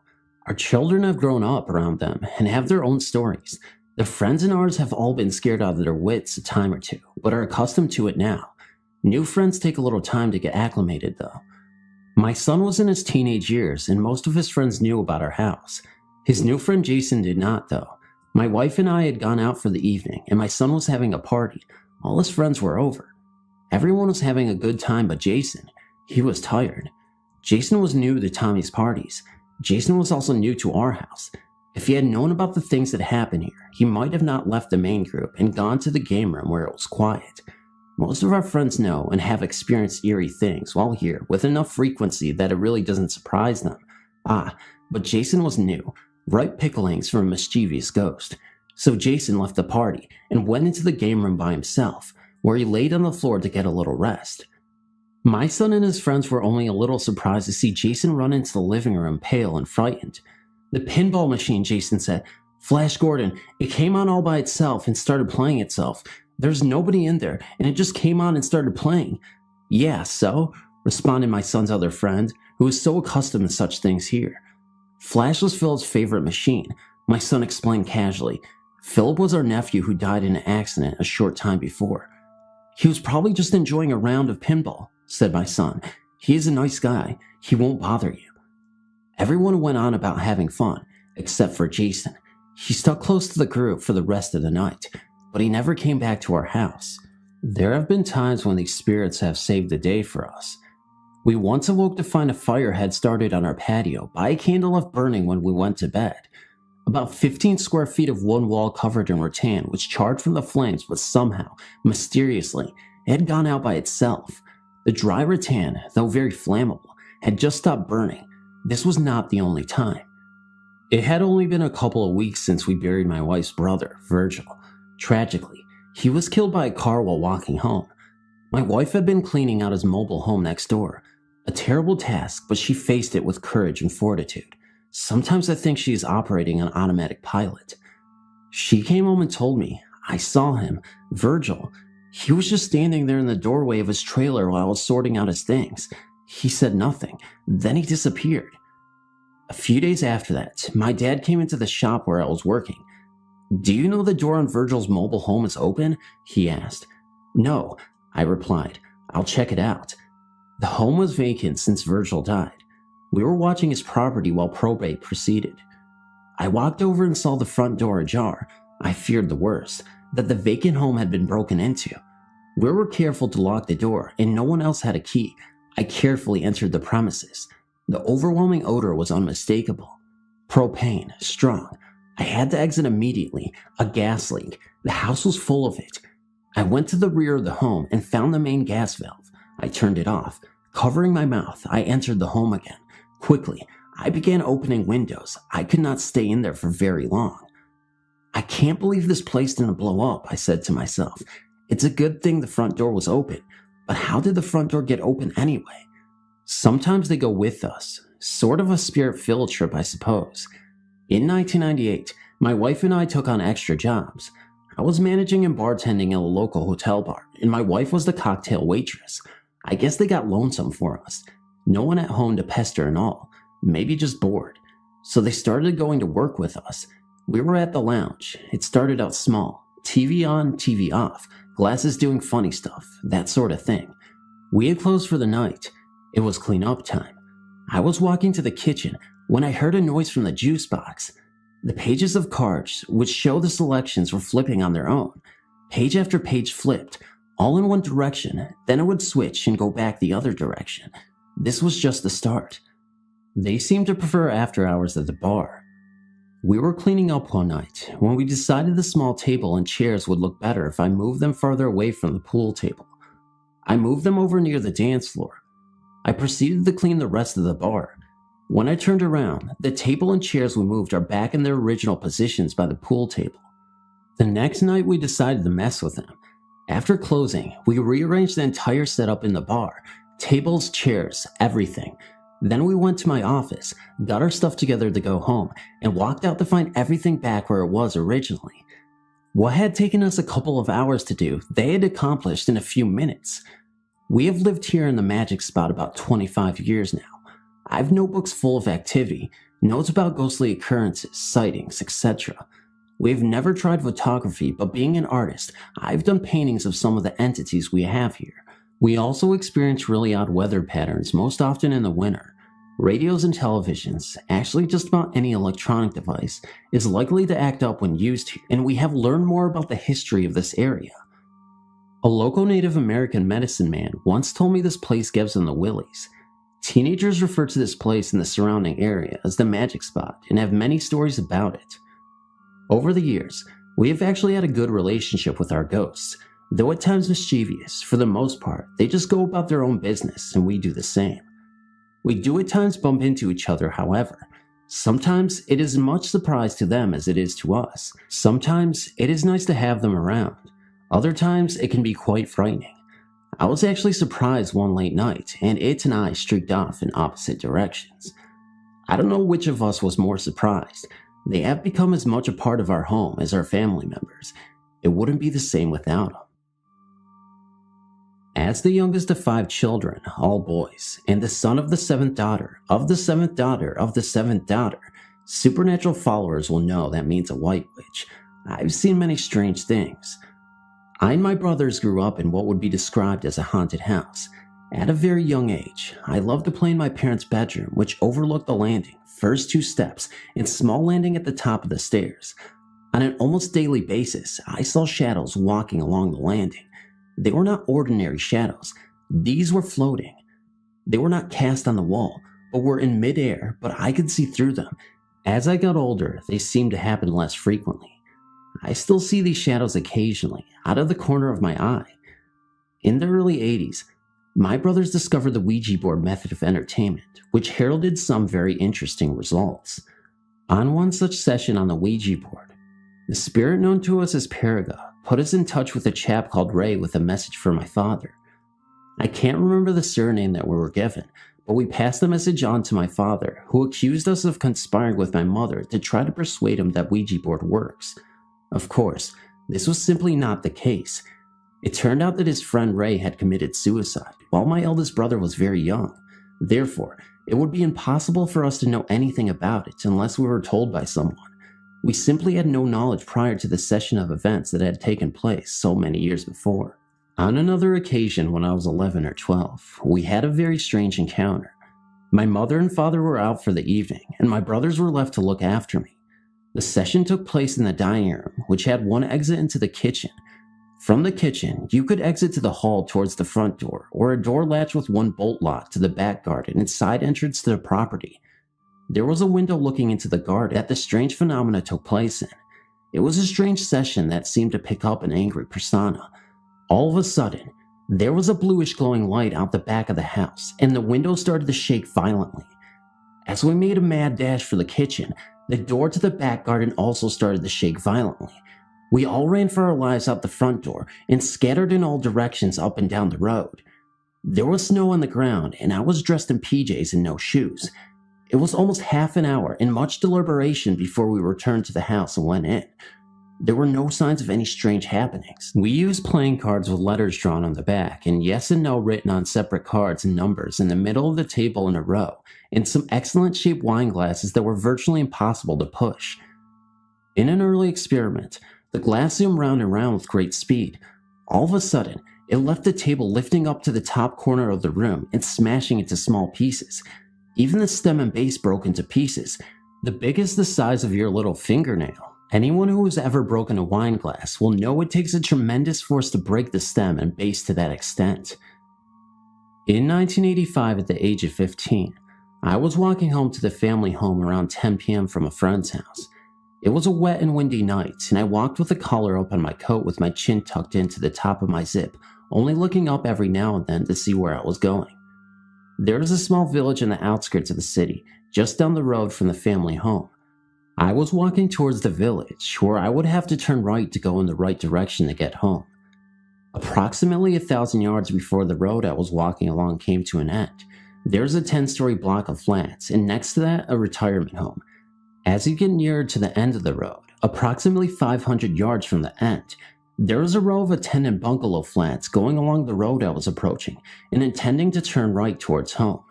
To the left was a large grass area between them and the main road.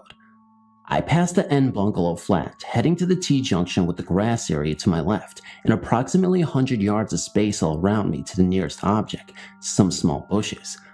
All of a sudden, I saw a pair of brown shoes come into view a couple of steps in front of me. Startled, I looked up to see an elderly gentleman in front of me. I took a step sideways and went around him. Something struck me as strange, and after a few more steps, I turned around to see nobody behind me. There was absolutely no way that the old man walking slowly with a walking stick could possibly have moved quick enough to get behind something to obscure him from my view in such a short time. In fact, the distance between me and the nearest object was too great for Ben Johnson at his prime to reach before I turned around. It wasn't until I thought about it while walking home that it struck me what it was that was so strange about the gentleman when I first laid eyes on him. Despite being quite persistent, rain and strong wind driving the rain, the man was dry and there were no drops hitting him. He was all dressed in brown shoes, suit, and flat cap. I can't remember the color of his shirt or if he was wearing a tie, but I will never forget his face as he smiled a gentle smile of thanks as he moved out of his way. His features were very clear.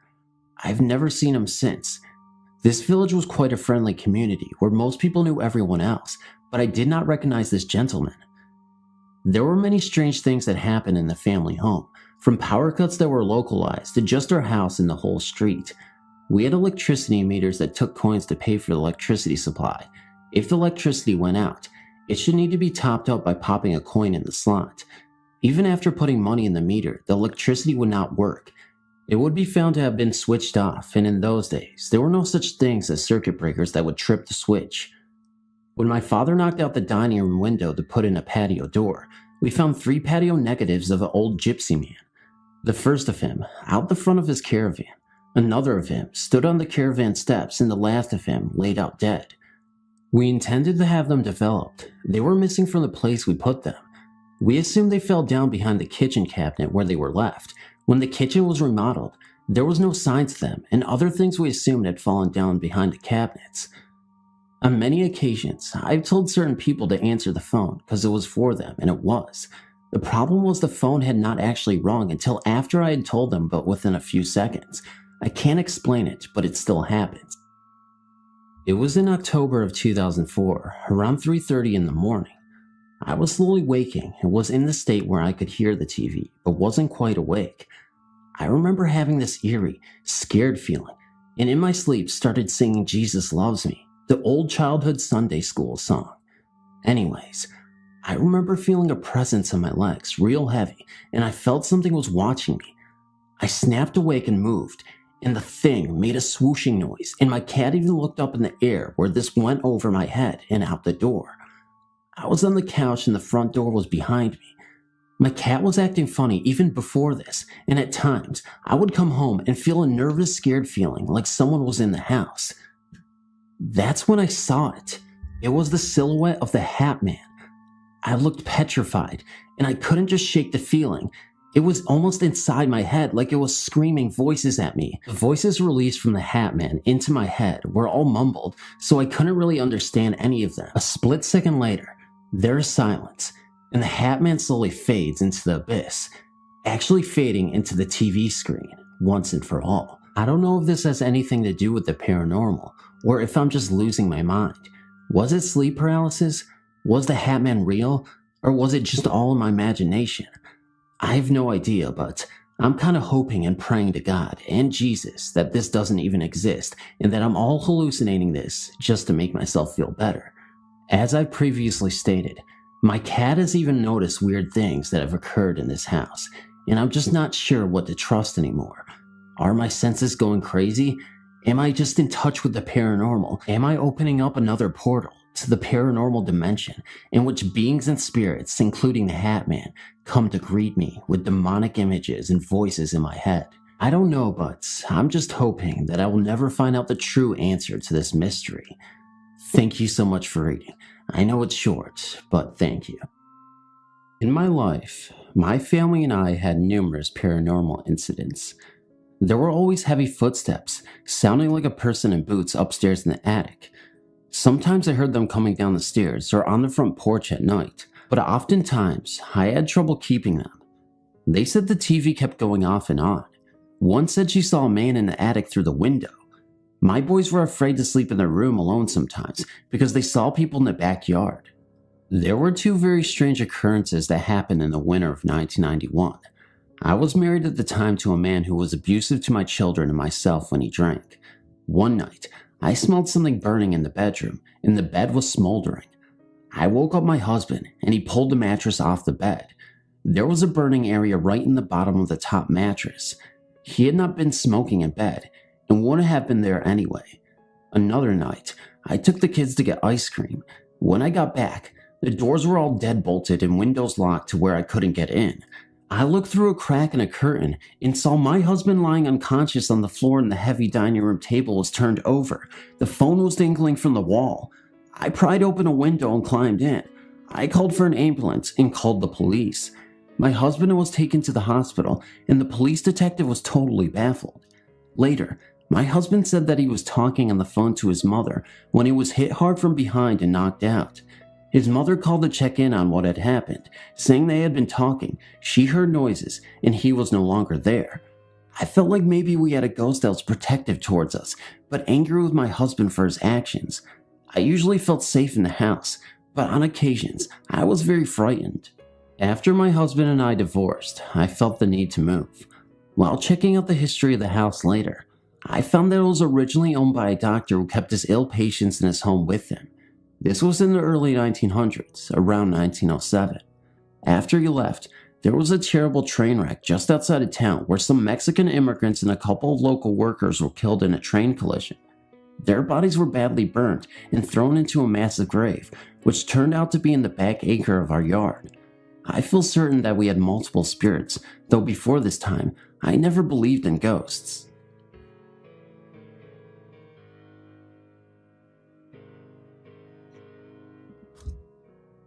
I was visiting California on a school trip. My friends and I were hanging out in the hotel's hot tub. We were playing Truth or Dare. I was dared to leave the hot tub and dive into the cold pool, then run back to the hot tub. I got out and went to the edge of the pool. Looking at the clear water, I dove in. Next thing I knew, I was face to face with a dead body. He was face down at the bottom of the pool. It was like it was slow motion. He turned to me with his eyes closed. He slowly opened his eyes and stared into my eyes. He was missing his left eye. I was scared. I breathed in to scream and breathed in water. I pushed through the dead man on accident, and in my struggle to get to the top, I was thrashing around quite a bit. A friend came and helped me out. Panting, I said I didn't feel like playing anymore. Me and my two friends went back to our hotel room. One friend was taking a shower, and my other friend was watching TV. We noticed our phone blinking. We checked the messages. We had 362 messages. We were only out for an hour. We had no way to trace the calls. No one even knew our hotel phone number. We listened to the first few messages. They seemed like they were all blank. Finally, we heard something. One word, hell. This freaked me out. I haven't told about the man at the bottom of the pool. I tried to downplay the message. Later that night, we went to sleep. I don't recall any of this next part, but my friend said that at 3 a.m. I got up, turned on the curling iron, and turned on the faucet. I then hit my head really hard on the headboard of the bed and went back to sleep. I woke up that morning with nothing but an eerie feeling, which was soon forgotten since the next day we went to Disneyland. A week later, we drove home. The thought of this man still terrified me. I just pushed it to the back of my mind and continued on. I did not believe he wanted to harm or scare me, though. Weeks went by. I remember doing chores around the house. I was putting laundry away in my mother's room. Her dresser has a huge mirror. After placing the clothes in the drawer, I looked up into the mirror. Standing behind me in the back of the room was this man. I could see him very clearly. He was young, long blondish hair. His skin was grayed and almost green, waterlogged, and a little wet looking. His good eye was brown, and where his other eye should have been was just a hole. It seemed to go on forever. It was almost hypnotizing. I noticed this all in an instant, because when I turned around, this young man turned and walked away. I sensed that his name was William. I didn't see William for a very long time, although I felt him following me. Our house began to change. Radios would turn on when they weren't even plugged in. A music box would start to play randomly. Shelves would fall off the wall. Everyone noticed it. Everyone was afraid. I wasn't. Years went by. I started to feel a difference over me. At night, I would wake up to voices in my room, like a crowded room where you could hear only a few words that made sense. I tried to ignore the voices.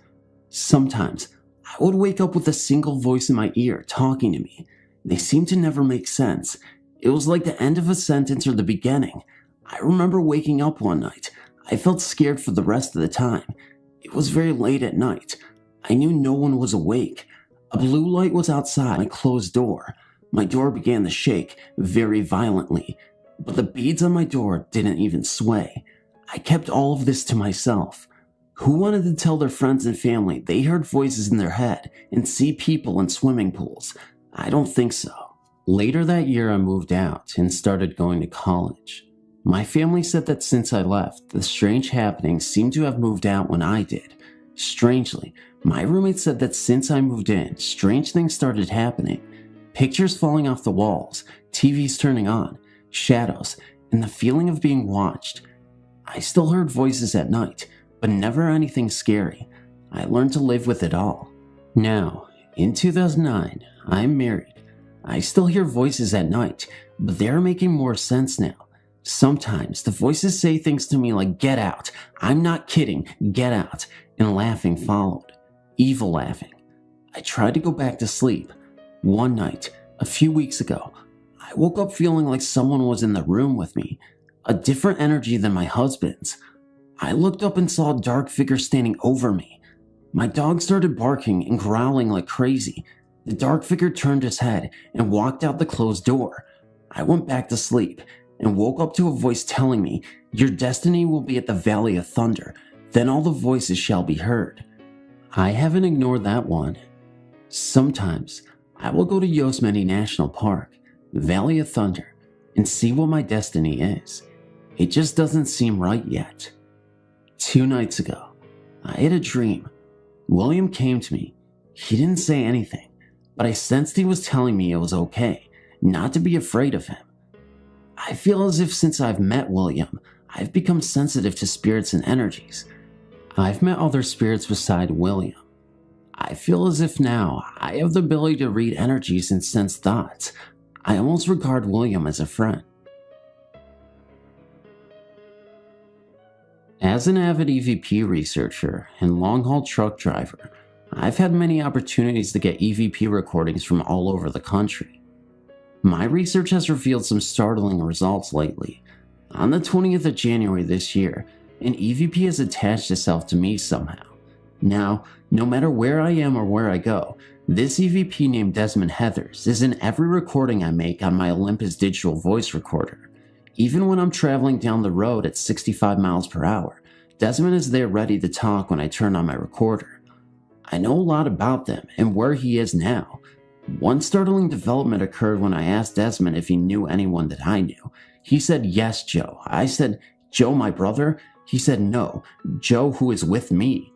I asked him if Joe was with us now, and he said, "He is in you now." So I asked, "Joe, are you there?" And I got this voice in the recording that was very deep and gruff sounding. I can only say it sounded like Mr. T from the TV show The A-Team. Joe said, "Go away, leave me alone." Well, I don't communicate with those who don't want to, so I just do what I always do with the ones I get who I don't think deserve my attention. I just ignore them. Here's where the story takes a strange turn. The week after that, I was talking to my doctor about a fatigue problem I've been having lately. Nothing serious, just tired during the times of the day I don't think I should be. He asked if I was sleeping okay, and I said I tend to wake up several times during the night. He recommended I get a sleep study done. After finding the only sleep research center within 100 miles of where I live, I was told the study would cost in excess of $1,600 for one night. Well, I thought this was ridiculous, so I figured I would do it myself. I was on the road the night I decided to do my sleep study, and set up my digital voice recorder and DV camera on the sleeper of my big rig. I fell asleep within 15 minutes. When I reviewed the recordings the next morning, I was so startled at what I had recorded, I could hardly listen to it. The recording revealed that I snore rather loudly. What was startling, though, was that EVP Joe was using my snoring sound to speak to me in my sleep. With every rattling snore, he formed words. He said things like, "Don't you know you love me? Don't leave me. Don't wake up. I'm not done yet. Don't you remember me from the Navy? You know you're listening to me. You know you love me. How did I get in here? What happened to me? I need you. I'm just jealous of you, Tony. Tony, please, help me." Not just that night either. Every night I've recorded, he's talking to me in my sleep. It concerns me because I don't know if there may be some subliminal influence with him talking in my sleep like that every night. I think I know him. I vaguely recall a friend I had in the Navy named Joe back in 1980. I remember feeling sorry for the guy because of his drinking problem and was always trying to help him when he got in trouble. I used to buy him gifts for his birthday and Christmas because his family wanted nothing to do with him. Other than that, I can't recall very much about him. When I asked him how long he has known Desmond, he said about 5 years. That's how long Desmond told me he's been dead. Actually, Desmond didn't even know he was dead until I convinced him he was. He kept trying to tell me he was alive. So I asked what it looked like where he was, and what did he see around him. He said nothing but a faint amber and turquoise colored light that was all around him. He desperately wants out of there. He says he can see me sometimes. One day, when I was sitting at my office desk at home, I asked him if he could see me, and he said he could. So I reached in my pocket and pulled out a $20 bill and asked if he could see what I had in my hand. He said $1. Thinking it was just a lucky guess on his part, I dropped the bill and picked up a Bic lighter. I then asked again, "What am I holding in my hand right now?" And he said, "A light." I reached in my desk for it and had my hand closed around it so I couldn't even see it. How did he know? Many times Desmond will ask if I can see him. I've never been able to do so, so I got out my digital camera and asked if he would let me take pictures of him. He said, "I will try." I told him where to be in my living room at home while I snapped a few dozen pictures. Nothing showed up on review, so I asked if he would mind trying something else. I explained what white noise was to him, and he was already familiar with it. He helps me to adjust the levels and spectrums of white noise to be able to hear him better. I explained that I could generate a different type of noise that is not audible, but that I might be able to see him with. So I set up my DV camera to form a video feedback loop with my Sony Trinton 32-inch TV, manually adjusting the focus in such a way that the feedback picture was focused on the pixels on the screen, as it oscillated slightly due to some technical reason I can't explain now. After talking with Desmond during the setup and adjustment period, I told him where I thought he could best try to show himself. Desmond appeared to me only once for about 2 seconds in the video. He had very plain symmetrical features and was shown from the waist up. He seemed to be in his mid-30s with dark sunken eyes. He was wearing a bowler hat and a 1940s type jacket with wide rounded lapels with an open shirt that had no collar.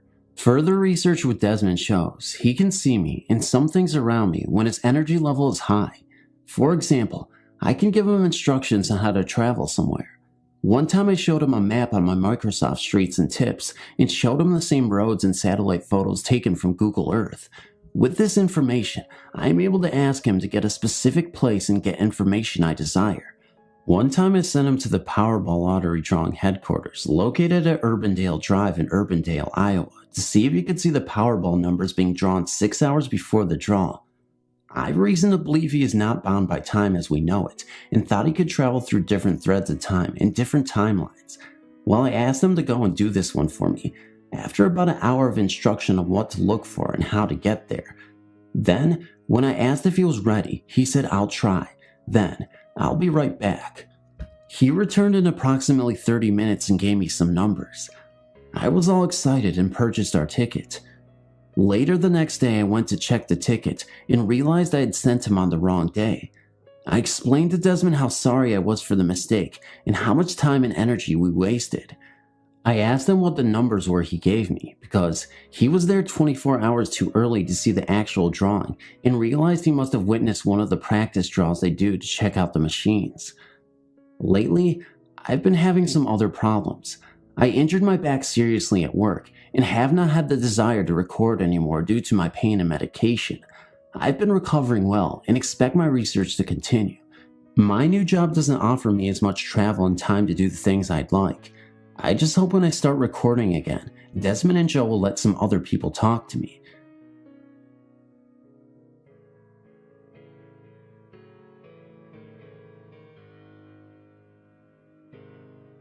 I wanted to share my experience with you guys.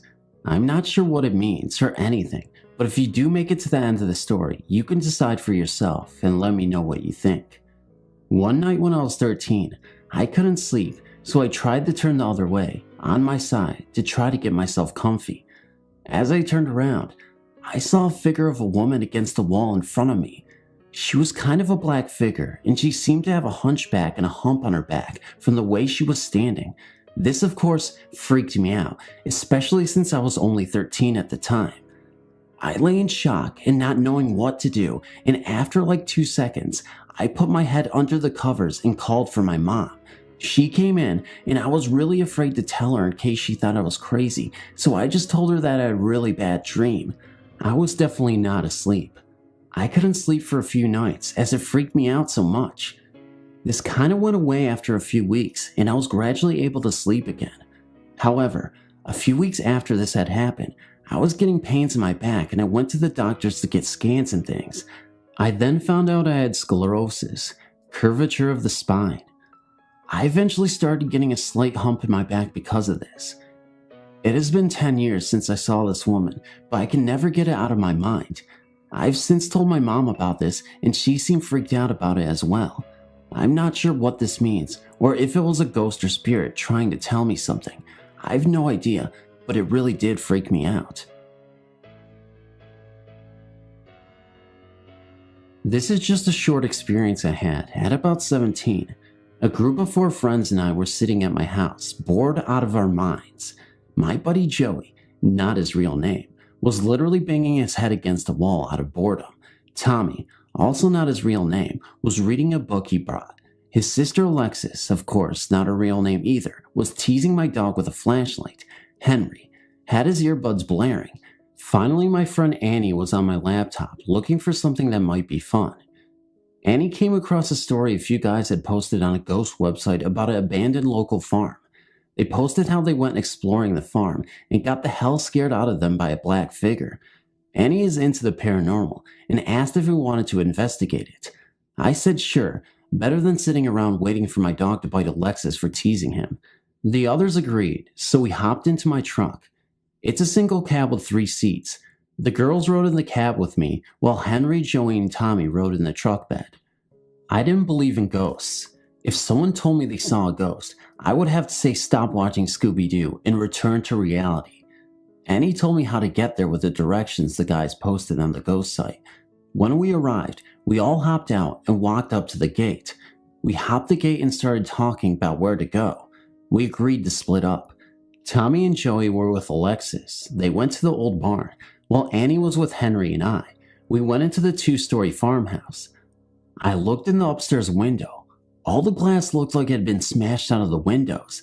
The house looked wrecked. It looked like whoever lived there had been a hoarder. While Henry and I were exploring, we heard what sounded like footsteps upstairs. We were intrigued, so we took off upstairs. When we got to the 2nd floor, it was empty. While walking down the stairs, I felt like someone had been pushing me. I was mad. My right shoulder was cut thanks to the old wooden steps I had twisted my ankle on. I asked Annie and Henry, "What the hell are you guys trying to do? Are you trying to kill me?" Annie said she and Henry were in the bedroom to the right, looking through some of the old junk when they heard me scream and they came running. Henry held me up and we were about to leave when we heard something slam hard in the kitchen. We went in and saw a toolbox we had seen on the table on the floor with various tools around it. Henry said no way in hell that toolbox had a damn padlock on it. We all looked around the lock. It was on the table now, besides where the toolbox used to be. Henry tried to get in the toolbox earlier, but the lock prevented him. We heard footsteps upstairs again. Annie said screw this and ran outside along Henry while I hobbled out. The jerks left me behind. When we were out of the house, we saw Alexis, Tommy, and Joey. They were panting out of breath and looked terrified. We asked what happened. Alexis said that they saw a black figure with red eyes and it charged at them. We all heard a loud snarl like a big dog, and we took off towards my truck on the way there and said, "Look." In one of the upstairs windows, we saw 2 glowing eyes go from the middle of the window to the top. Then they separated. One went left and one went right. We all hopped the fence and peeled out of there as fast as everyone could.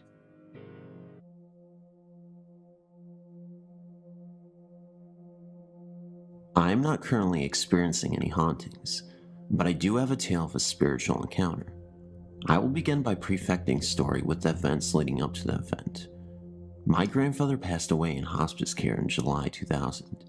I spent his last night on earth with him, holding his hand and reading the Bible to him, which was his favorite literature. He was an artist and a carpenter, and spent his last remaining years up in his home carving beautiful artwork out of wood. He loved his simple life and carved because he wanted to, never once selling his museum quality work. He would only give it away to anyone who truly appreciated it. At 88, he was about 80% deaf and completely blind in one eye, and nearly blind in the other. After a stroke 6 months earlier, his health declined quickly and he simply gave up on life. As he lay in the bed, I sang to him, although he probably could not hear me or even knew that I was there, and he was in a coma-like state with his eyes open. He had stopped eating and he was severely underweight, and it was hard for me to see him like that, knowing how much he loved life and living. Many times he cried in his last few years, saying that he loved his life and didn't want to die.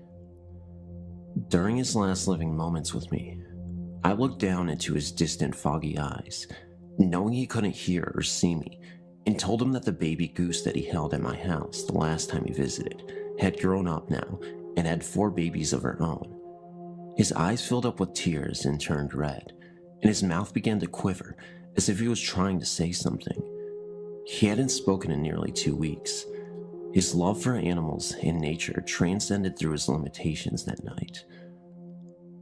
I knew he would probably die that night, so I sat next to him with my hand on his chest, feeling his every breath and heartbeat. He didn't pass away until the next day, after I left. He was alone, which is what I didn't want. I didn't want his spirit to leave his body and to look down at an empty room. That bothered me for a long time.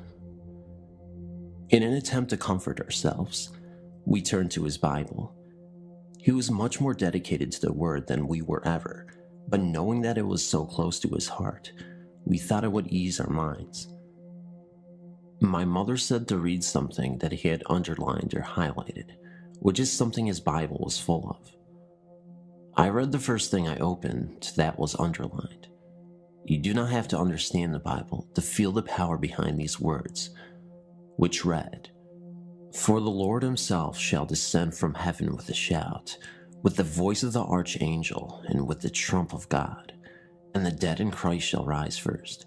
Then we who are alive and remain shall be caught up together with them in the clouds, to meet the Lord in the air, and so shall we ever be with the Lord. Where there, comfort one another with these words." We all felt a chill run through us.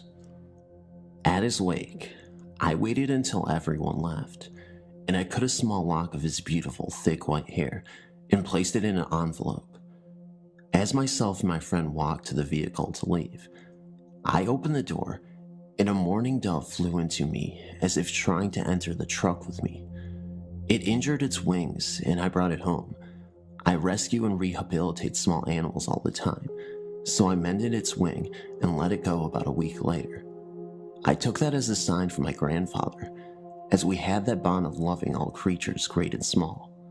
A couple of weeks later, in August, my best friend was at my house, and I was showing her videotapes of Papa, that is what I called him, because she had never met him.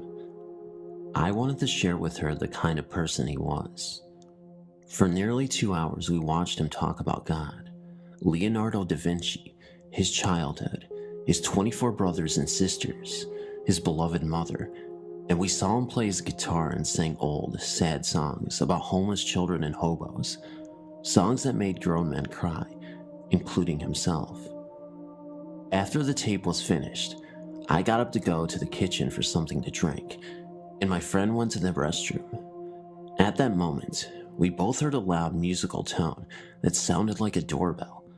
Since I do not have a doorbell, we both said, "What the heck is that?"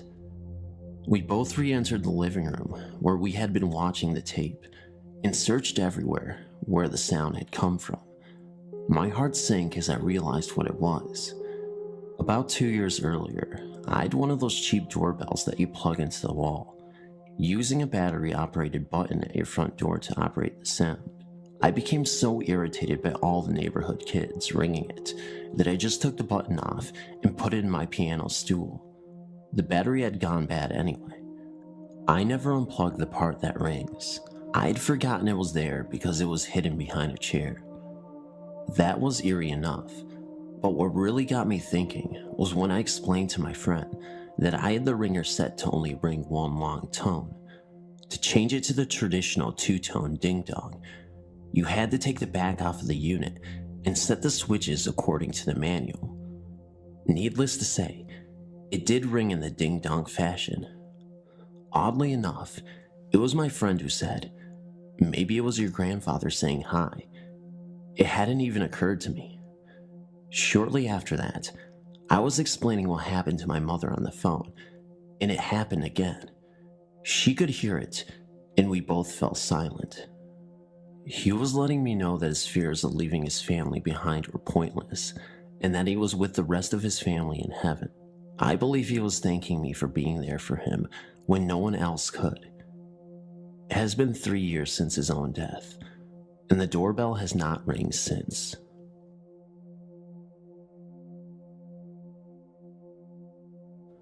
Hey, my name is Maddie. Today, me and my best friend Summer had a strange encounter with a malevolent spirit. Let me explain what happened.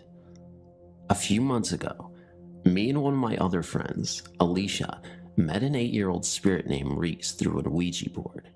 She seemed like a very sweet and innocent girl. She told us at her own will, and I repeat her own will, how she met her death. She apparently got beaten to death by her abusive father. Then a few weeks went by, and I introduced Reese to my now best friend Summer. They got along very well. It didn't seem like she had any sorts of problem with her or anyone she met. The next day we were playing when we got a call from my friend Amy. Long story short, she had an encounter with a spirit named Sarah. She claimed that Sarah was a very stubborn spirit. It took her hours just to get her to say goodbye. Amy also stated that Sarah seemed like a very lonely and clingy spirit who did not want to let her go. Then we made an attempt to contact Sarah through the board. It was a success. After we talked to Sarah for a bit, we asked her if she knew Reese. Sarah suddenly stopped moving the planchette. We asked her if she was alright. She answered no. She also said that Reese isn't Reese. She said that Reese is actually a man named Roger. Sarah also told us that Roger was the one who killed her at the age of 27. The final thing she said about Roger was that if we ever told him that she was the one who told, that he would send her straight to the gates of hell. We tried to contact Reese, Roger, on December 10th, 2016, around 2:30 p.m. Eastern Time. We successfully contacted Reese. At that period of time, he didn't know that we knew who he really was. Then, we did something that we both regret. We asked if she was hiding anything from us. He responded this in his own words. "Fine, you fucking caught me." Then right after that he said, "Who told you two idiots?" We simply responded the internet in hopes to keep Sarah safe. Then Roger responded by saying, "You are a liar." Then the planchette started to circle around the alphabet counterclockwise, excluding the letter M. It did not touch the corners whatsoever. Summer and I started to panic, wondering what it was trying to do. I thought he simply lost control over the planchette, but Summer thought it was something more, because at that time, it was spinning around continuously for about 30 seconds. So I suggested that if we put pressure on it, it might stop it. It just kept going even with pressure, but just slower. But after we lifted the pressure, it continued to spin and got even faster. After a while, it just randomly landed on Dubai. Maybe it just got tired or got sick of us panicking. I really need to know your thoughts on this, and if this occurrence was really legitimately something evil, because I don't know what to explain it for. Thank you for reading.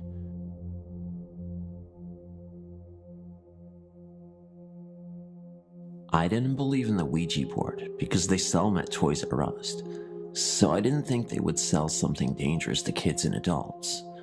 I've read stories about the Ouija board, but I don't know if it's true. People do make up stories, so it's hard to tell if it's true or not. Some people say the Ouija board is just a game. Others say it's not just a game, and some say it's dangerous. I had to find out for myself if the Ouija board is really dangerous. On Sunday, I decided to go to Toys R Us to buy the board. I drove my car in the morning to Toys R Us, and I was just looking around at first for about an hour. After looking around, I went to the game section and I purchased a Ouija board. I drove back to my apartment and put the board in the closet. The same day, about 10 p.m., I decided to try it out. I took it out of the box and put it on my bed. I didn't have any candles, so I just dimmed the light. I put the board on my lap and the planchet on the board. I put my fingers on the planchet and I started around in circles for about a minute. I stopped and I started saying, "Is anybody out there?" I kept saying it for about 15 to 20 minutes, and then, all of a sudden, I felt a strange presence right above me. I was so scared that I ran out of my room, and I threw the board in the garbage. I was very shaken. I went back to my room and turned the lights on, and I didn't sleep at all. And that's why I don't mess with Ouija boards.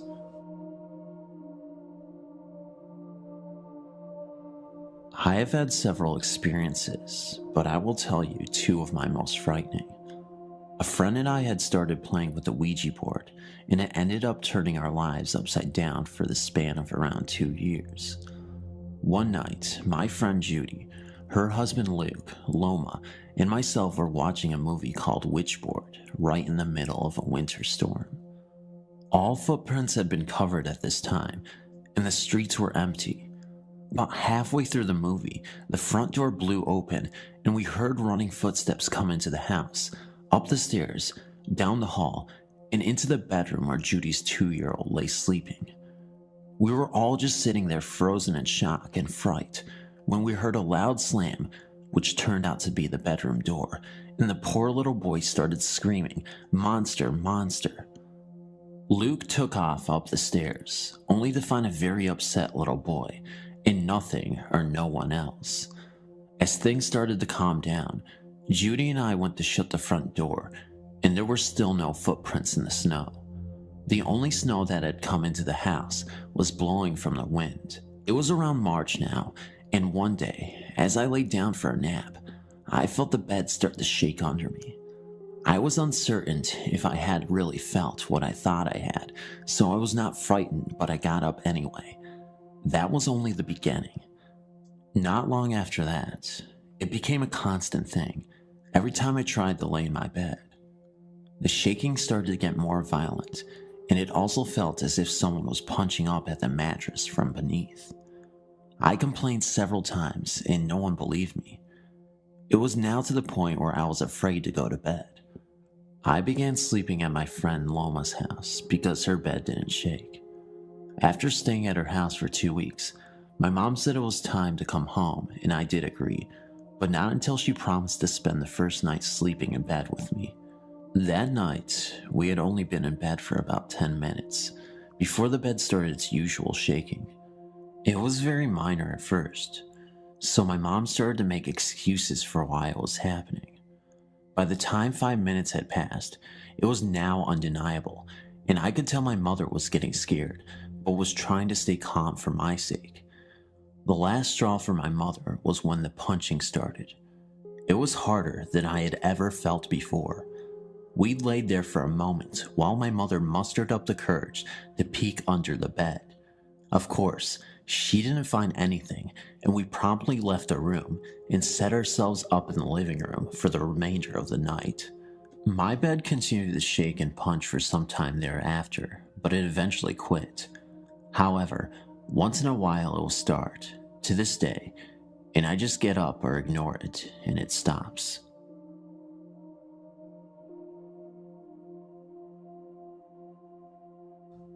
This encounter involved a Ouija board, and possibly my guardian angel. Years ago, a friend and I were goofing around with a Ouija board. Being a bit ignorant of the unknown, I mistakenly asked it how old I would be when I died and how.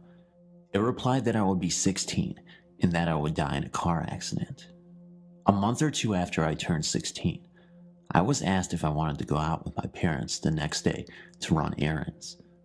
I said yes. That next morning, I woke up to discover that my parents left without me. I was annoyed. An hour after I woke up, my mother called me from the hospital. They had been hit by a transport truck an hour before. When I asked why they had left without me, my mom replied that her and my dad had tried for a half hour to get me up, and then they gave up. What makes it so scary is where the truck had hit. My one brother has to sit behind my mom, and my dad does not wear a seatbelt. Had I been in that car, I would have been sitting behind my dad with the seatbelt on. The transport truck hit the car on the driver's side, almost imploding on the driver's and left backseat side. That's where I would have been sitting. Guardian angel? I think so.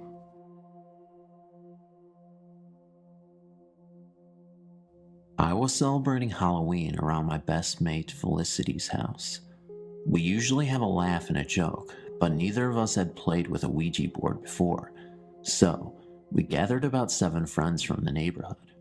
First, we lit candles, 1 black, 1 red, 1 green, and 1 clear. Fliss had purchased the board from an old shop in the Stoke Town Center. We sat down in her dining room and placed the board right in the middle of the dining room table. We all placed our fingers on the gold planchet. I was the reader, so I asked the questions. At first, we did not get any response, so we all giggled and made fun of the silly people who got themselves worked up about these silly boards. About 5 seconds after we stopped giggling, we heard a massive bang on the floor. I thought it was one of the boys playing a trick, so I suggested that we all sit legs crossed on the chairs. I made sure we were all cross-legged, and I said, "If it was a ghost that made the bang on the floor, can you please do it again?" And it did. I spoke again.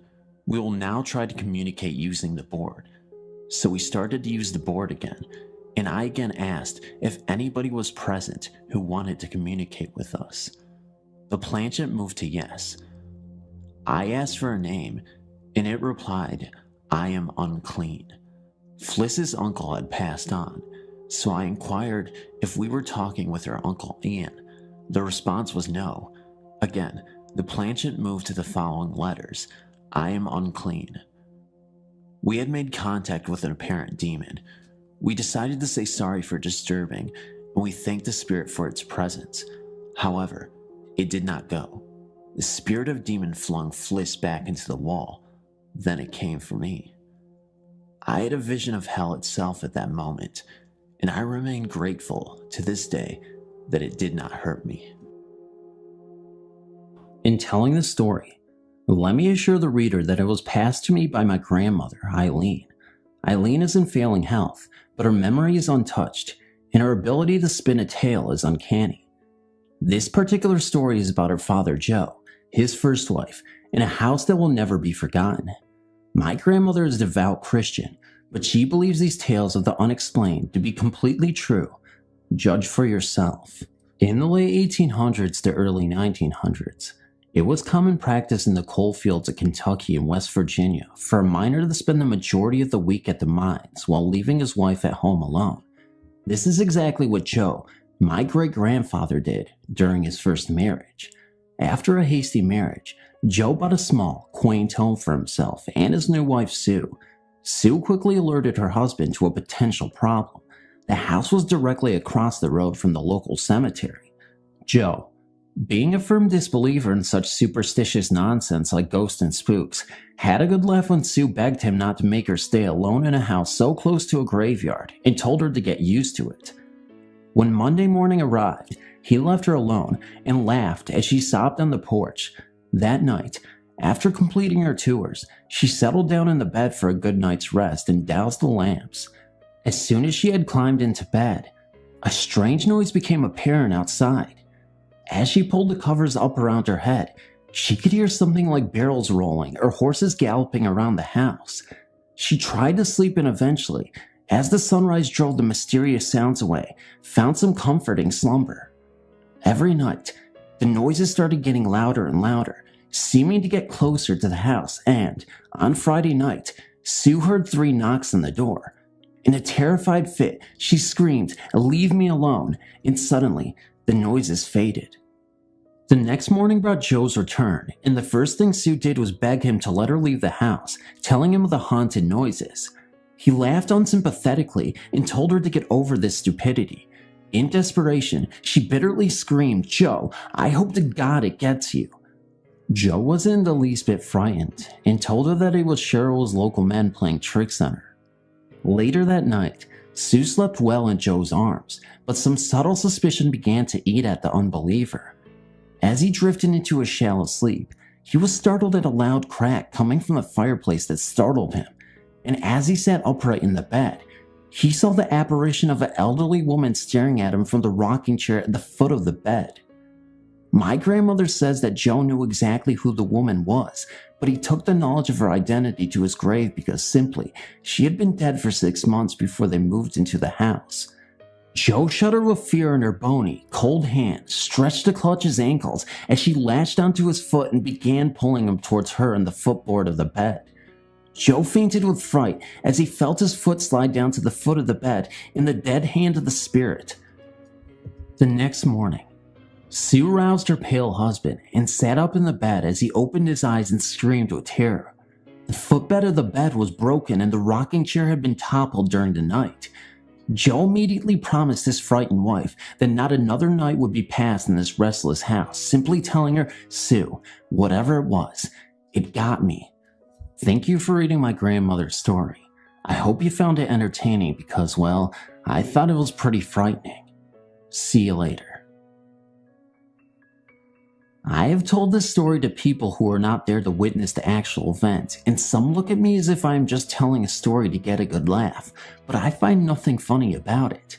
Everything I'm about to relate is true, and I guess in some bizarre way, I feel that by retelling this story to anyone who is willing to listen to it will bring me some comfort.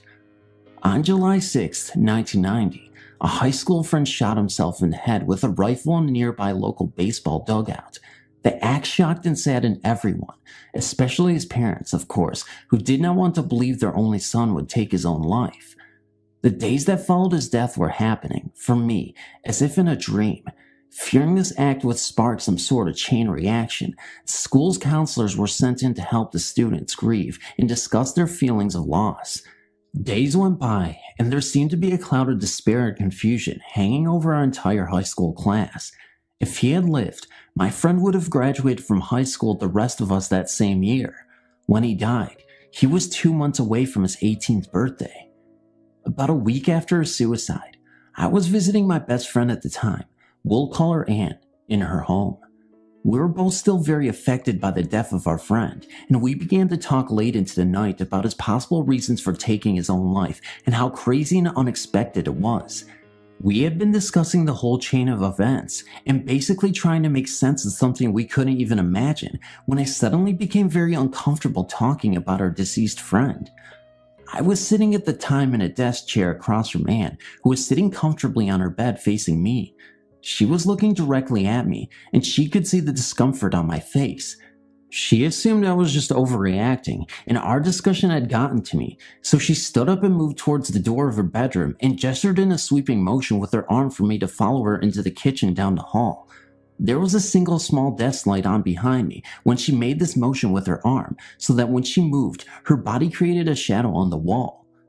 This is going to sound ridiculous, and I'm no physics expert, but when Anne swept her arm up into the air, gesturing me to follow her, her shadow did not follow her arm. Instead, there was a strange kind of delay, and I saw her arm move, and about 5 to 10 seconds later, the shadow of an arm moved, mimicking the same gesture she had just made.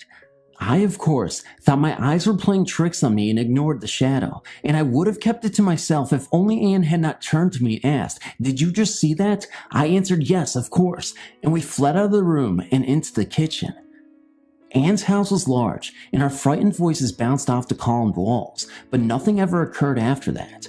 My friend Anne and I no longer speak, and I am sure that if she knew I was relaying this story to strangers, she would think I was crazy, but I remember the death of our high school friend as if it were yesterday, and I can't help wishing that the shadow we saw was indeed a sign from our friend, but I will never be too sure.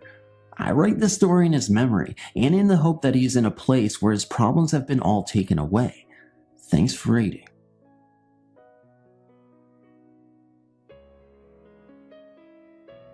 This story I'm about to tell you has been talked about in my family for years, Now it has been passed down to my own daughter, who tells it to her friends at slumber parties.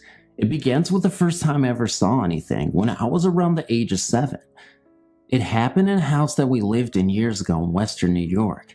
I shared a room with my sister. We both had the feeling something was always watching us, but being so young, we never really worried all that much about it, until one night, while I was trying to sleep. My bed was up against one wall, and my sister's bed faced the other. I turned, so I was facing the wall. When I opened my eyes, after getting that feeling of being watched again, there, standing in the wall, was a woman.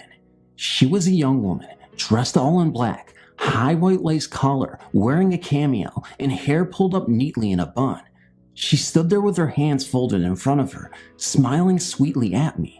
Now mind you, I was 7 years old, so I pulled the covers up over my head and then down again to take a peek just to see if she was still there, which she was, and this time with a bigger smile. I got so scared I jumped from my bed and ran across the room to my sister's bed. I landed right on top of her, waking her up, of course.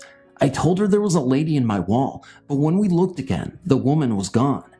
The next day I told my mom about it. She said it must have been just my guardian angel and left it at that.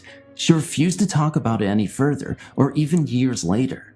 Then recently, my brother and I got to talking about that house. He said, "Don't you remember what the neighborhood kids used to say about our house?" And of course, I didn't remember a thing. He told me that apparently a couple had died there years ago. Then he asked me if I remembered the time that he and I were in the backyard and we saw the old man in the attic window. And all of a sudden it rushed back. Bam. Right when he told me about the old man in the attic window, I had a major flashback and remembered it like it was yesterday. I don't even have to tell you, even after all these years, it scared me. Well, many years have passed since we lived there, but I still have dreams about that house, and I wish the dreams would stop. I have many other scary stories to tell, but I freaked myself out telling this one, so the others will have to wait.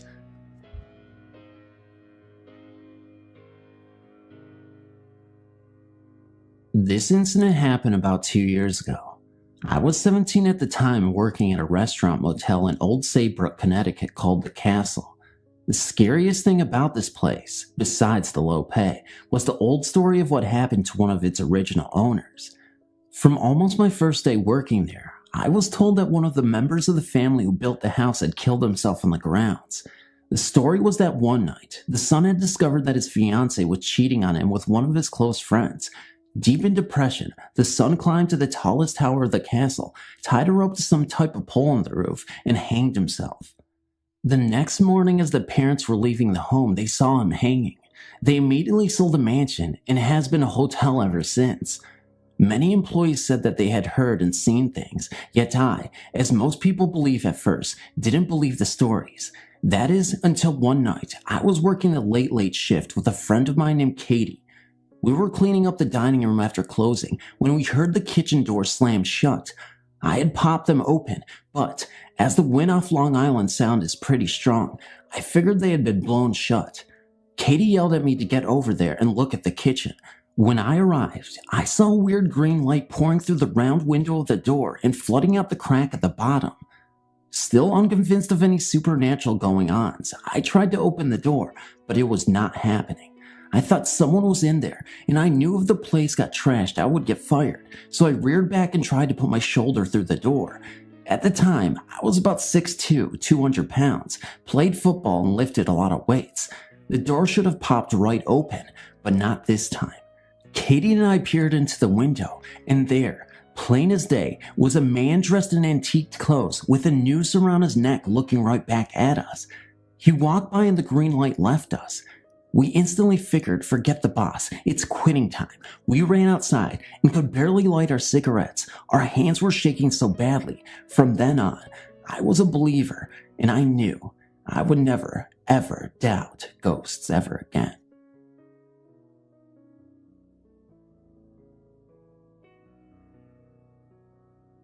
My aunt and uncle had a passion for restoring old country houses, the last of which had been at an end at the turn of the century.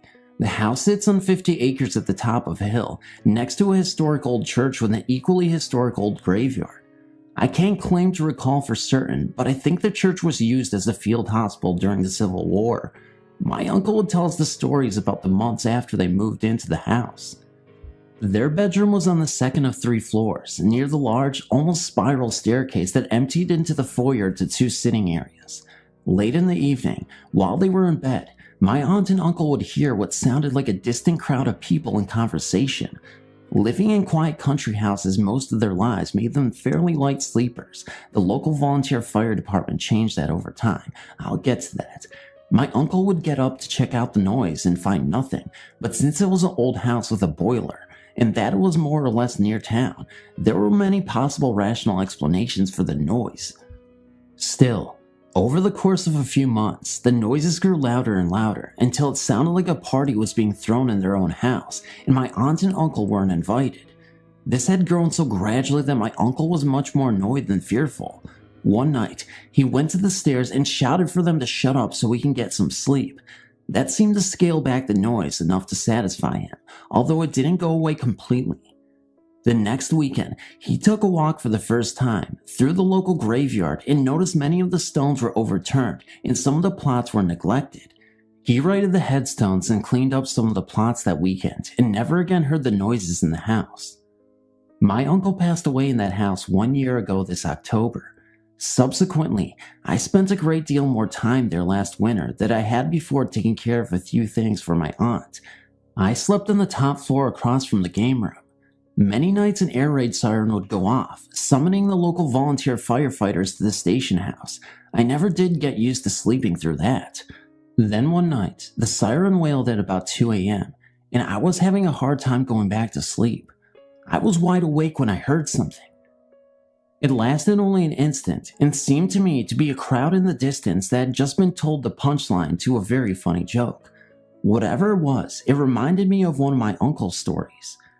As an epilogue, I should mention that my aunt is trying to sell the house.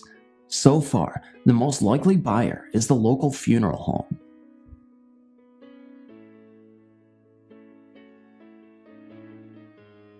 While sitting around looking at photo albums with my grandmother, we came across some newspaper clippings. The clippings were from a newspaper in Indiana. They were about an old brick house being torn down. Since we live in Mississippi, I found it strange that my grandmother would have these clippings, so I questioned her about them. She then told me one of the eeriest stories I have ever heard. In 1946, my grandmother lived in Mobile, Indiana, with her husband and their child. They lived in an old brick house that was built before the Civil War and stood on the outskirts of town. It was a large house with very high ceilings and wooden floors. In the master bedroom was a closet with a heavy wooden door that did not have a knob, only a wooden latch to keep the door closed. My grandmother would shut and latch the closet.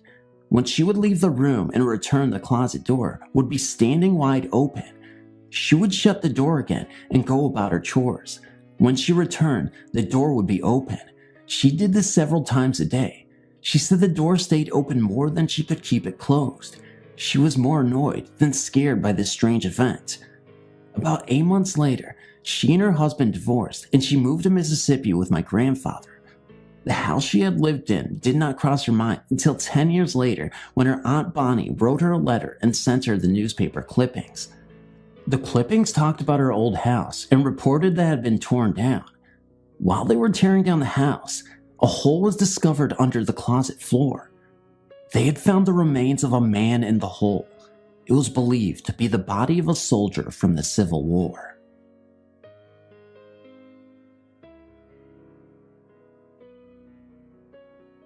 After lurking around here for ages reading everyone else's story, I finally got up the nerve to post one of my own. My story isn't as dramatic or interesting as some of the other stories posted here, but I feel confident enough to post it because 3 other people have had experience in this particular house, so here it goes. This happened a few months ago while I was visiting a friend's house one evening. I'll refer to my friend as G. A mutual friend of ours, J, was also present. This was my first and only visit to the house, and no one else was home at the time apart from the 3 of us. The house in question is an old wood villa, which would be, at a guess, 80 to 100 years old. It's a rather large one-level structure with 2 long and connected hallways, one that leads from the front door to the back of the house and another that spans across the back of the house. Together, the hallways form the shape of a T.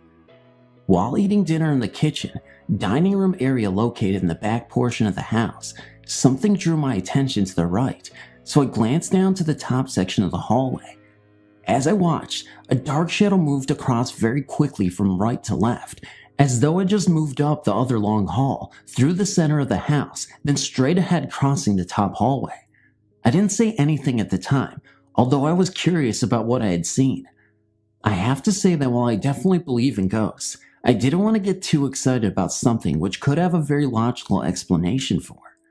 After dinner, G invited us on a tour of the house, and while exploring the rooms off the back hallway, I carefully checked to see if there were any windows that could have let car headlights in to cause the shadow I'd seen, but I couldn't find anything to explain it. Sometime later, G left the lounge to make coffee and, while she was out of the room, I whispered to J that I had seen a shadow cross the back hall. She surprised me by telling me that she too had seen a ghost moving from right to left in the same exact place, only she's seen it twice before in broad daylight. We were intrigued and quite excited about this, but didn't say anything to G as we didn't want to frighten her.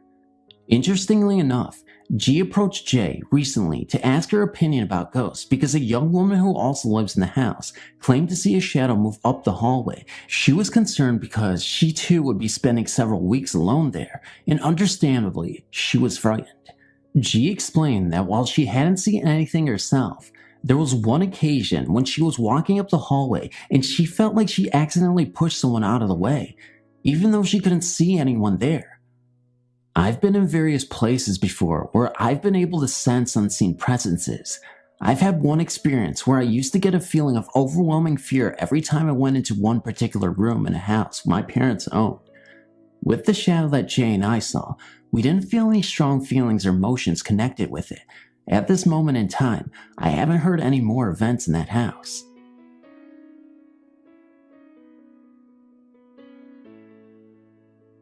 When I was about 12 years old, my brother, sister, and I moved into my grandparents' house.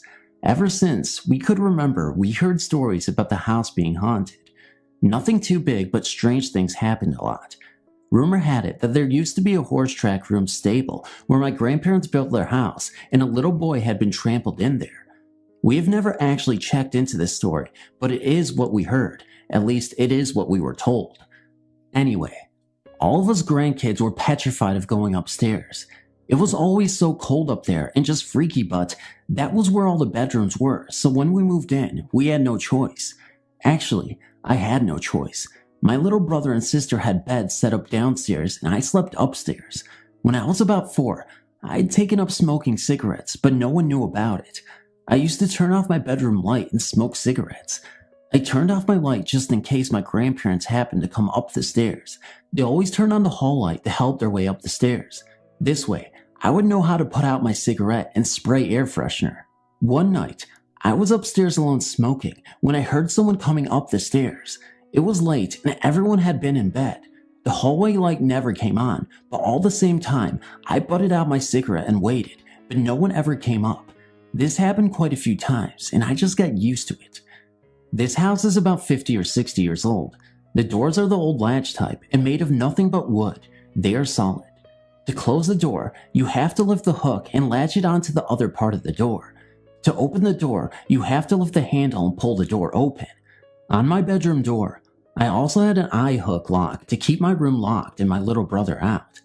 I would be laying in bed at night watching TV and my bedroom door would just pop open, but it would never open all the way because of the lock on my door. I never thought anything of it.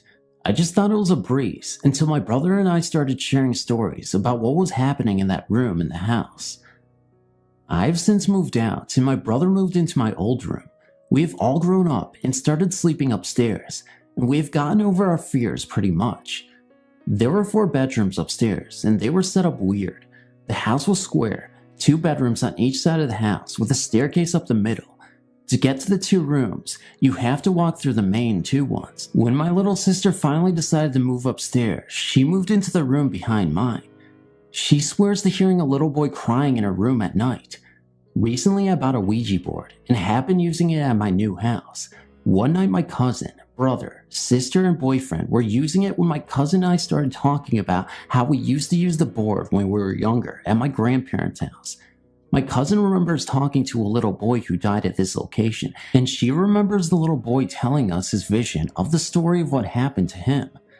He told us his name was Brandon, and his father beat him in the tack room, and that unlike the story being passed around, he hadn't been trampled at all. Which story is true, I don't know, and I guess we'll never know. My little brother is the only one of us left living with my grandparents, and he is now living in my old bedroom. He has heard the footsteps coming up the stairs when he was doing something he wasn't supposed to be doing. He has heard whimpering, and he has talked to this little boy. Not literally talking, but questions will pop into his head that he already knows the answers to, like, what year is it? And he will answer out loud. He will not even be thinking about a certain thing, and then all of a sudden, he'll have a question. The door pops open on him, but he doesn't have the latch, so it pops open and closes again. Now, here's the last we have heard from the spirits in our grandparents' house. He was sitting in his room talking to his girlfriend on the phone when he heard someone coming up the stairs. The footsteps stopped at the top of the stairs. He hung up with his girlfriend and went into the hallway, but nobody was there. Now, what happens next makes us believe that the little boy was beaten to death and not trampled as everyone had been told. The footsteps were heavy ones, definitely not of those of a child. When my brother realized no one was there, he just assumed that it was the father because of the heavy footsteps.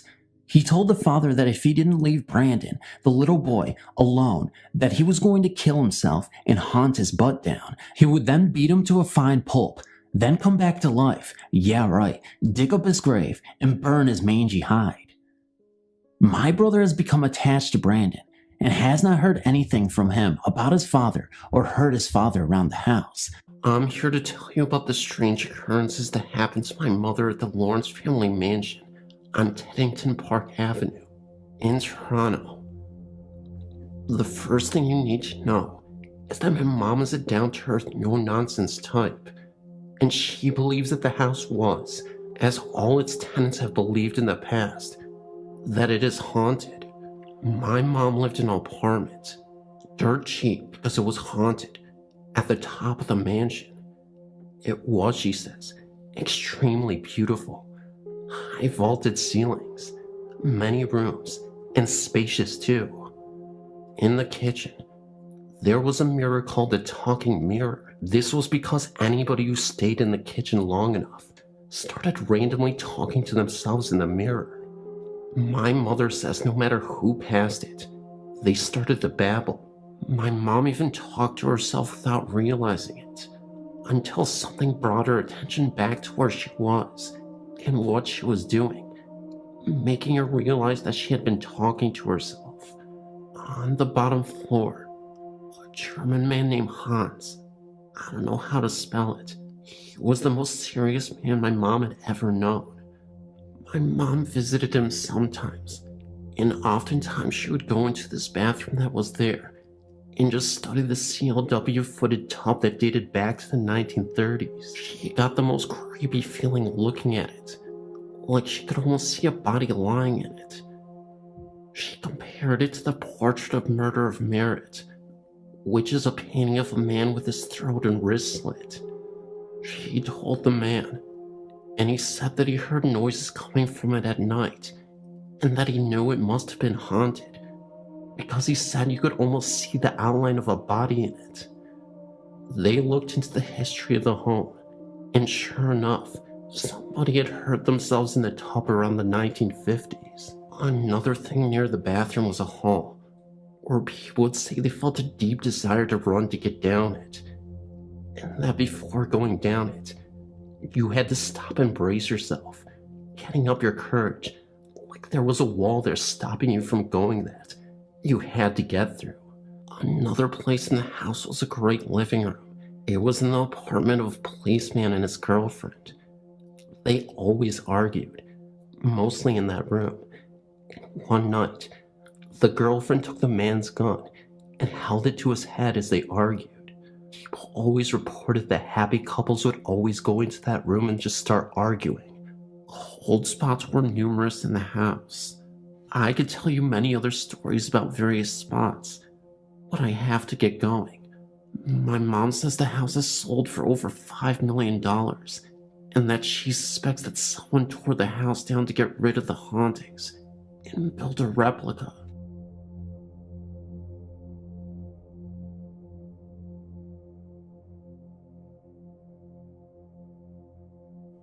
My name is Lindsay. I've lived with my family in this home for 4 years now, and ever since we've lived here, we've experienced some things. It seems though that most things have happened in my bedroom, and I often thought my parents did not believe the things I had told them about. The first month of living in my home, my mother awoke in the morning to find a painting of a woman. This painting was lying on the floor in the closet. It appeared overnight. She had questioned all of us in the home, and nobody had seen it before. The music boxes would play randomly in the middle of the night. Doorknobs, turning seconds before turning them yourself. My bedroom door always sounded like it was opening by itself, when it was really shut. It wasn't for a while when I actually started to see people, or should I say ghosts, in my room while I was sleeping. I have seen a translucent woman wearing brown rags several times. The first I'd ever seen her, she was standing at the foot of my bed with her mouth wide open, as if she was screaming, but I never heard a sound. It felt as though my heart had stopped. I was frozen with fear. I had rolled over and told myself it wasn't actually there, and that I was seeing things. Then about a month later, the same lady sat in my chair, in my room, just watching me. I then covered my face with my pillow and went back to sleep. In the morning, I told my mother about both times this lady being in my room, and she just mocked me. She just kind of laughed and joked about it. She told me that the first time that the lady was there, it was because her teeth hurt, because I'm planning on becoming a dentist after schooling. I didn't think my mom believed me at all. Sometime after that, a tall man stood next to the head of my bed, once again, just staring at me. When I awoke, I started screaming, and my mother came running into my room. She told me it was just a dream and to go back to bed, but I knew it wasn't. She was just saying what parents would say, just to make me feel better. It was strange how my room was the only room I'd ever seen them in. My family would just make fun of me and would make stupid jokes about the ghost in my room. Later one night, my sister was across the hall from me sleeping when she woke to a flash that lit up the room at 1 a.m. This was when she was 20. She then ran into my room and slept next to me. She was not sure that it was a flash from a camera, since we were upstairs and everyone was sleeping. We never figured what the flash was. When my mother was away on vacation, and I was the only one home, I was sleeping, and when I woke in the middle of the night, I found myself eye to eye with a young girl who had to have been at least 10. She had a wound in her head where I had been. Terrifyingly, there was a hole through her head. It was the right eye that had been gone. This was the most frightening thing I'd ever seen. I once again couldn't do anything. I was the only one home, so I laid there and went back to sleep. Once again, I see the woman lady, except this time, I find myself fighting her in my dream. The weird thing was, a mobile that was hanging above me on my ceiling had fallen and hit me in the stomach while I was sleeping. I still found that my parents didn't believe me until one night, my dad went downstairs for a drink at 1 a.m. That's when he heard some girl humming a song. He thought it was me, until he realized that he and my mom were the only ones home that night. Later the same night at 3 a.m, My mother awoke and had to use the restroom. While she was walking down the hall, she heard a lady talking. My parents told me about this when I arrived home the next morning, and now they believe me. We don't know about who these ghosts are, but we are trying to find some history about our house, as it was built in 1890. Maybe the history will reveal who these ghosts are and why they are there.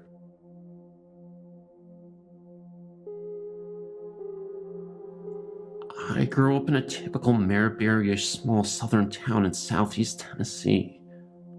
Our home was less than 80 feet from a Norfolk Southern Railroad line. The tracks were on a rise in the hill, and from the second-story window of our home, you would be parallel with the tracks.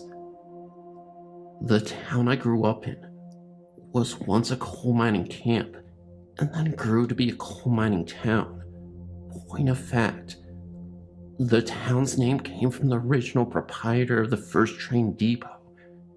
It was called Daisy, after his only daughter.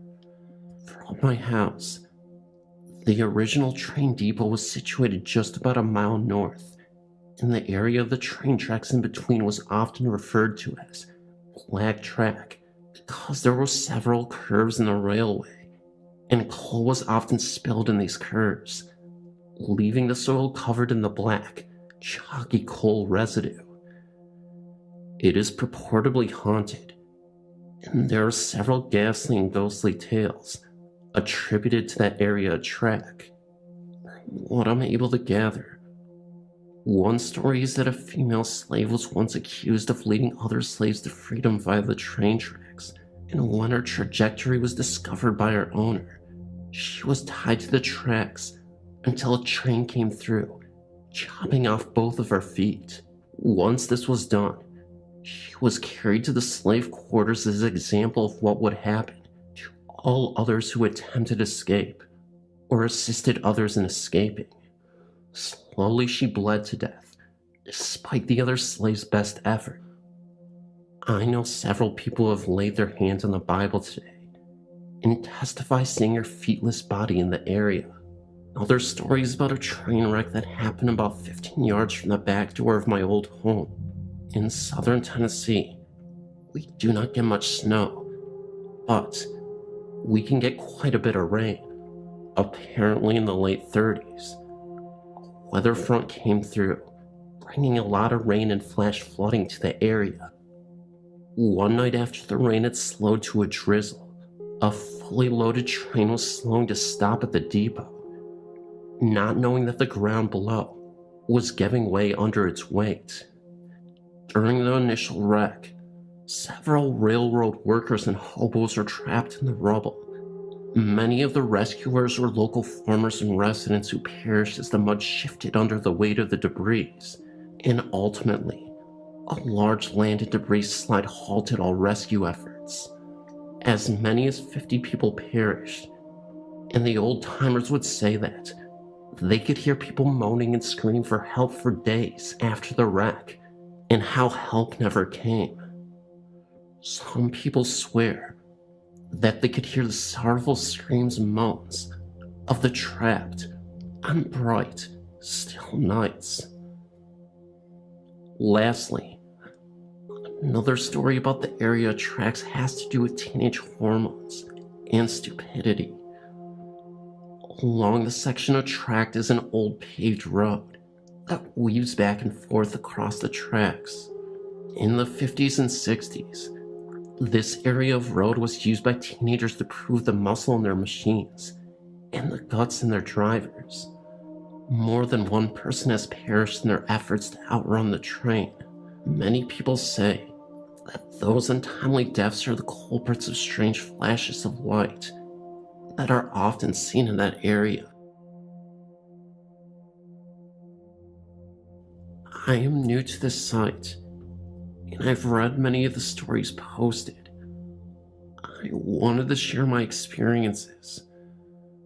For the past 5 years, myself, my son who is turning 6, and my daughter who will be 2 this fall, have lived in a small cottage-style house with a full basement, The first weekend that I moved in, I of course had a party. My son stayed with my parents for the night. I also had a roommate for the first 2 months that I moved into the home. She had a cordless phone in the basement, and I had a regular phone upstairs. After our guests left for the evening, I took the cordless phone upstairs to make some calls. When I went to bed, I left the phone on the floor in my room. The next morning, I heard someone walking up the basement stairs. My bed was on the other side of the wall that led to the basement. I heard the footsteps walk through the kitchen, small dining room, and into the living room. I had my bedroom door shut, and I tried to call out to my roommate to tell her to come in. I thought that she was looking for the phone. It was then that I realized that I couldn't open my eyes, move, or even speak. I heard the footsteps pass through my doorway. The door never opened. I noticed that the closer they got to my bed, that the floor appeared to be shaking, hence the shaking ghost. The only auditory comparison I can give is it sounded like when my dad would do laundry and tried to cram 20 pairs of jeans in a washer that had 5. The whole machine would shake, and you could hear it all over the house. The bathroom floor would even vibrate.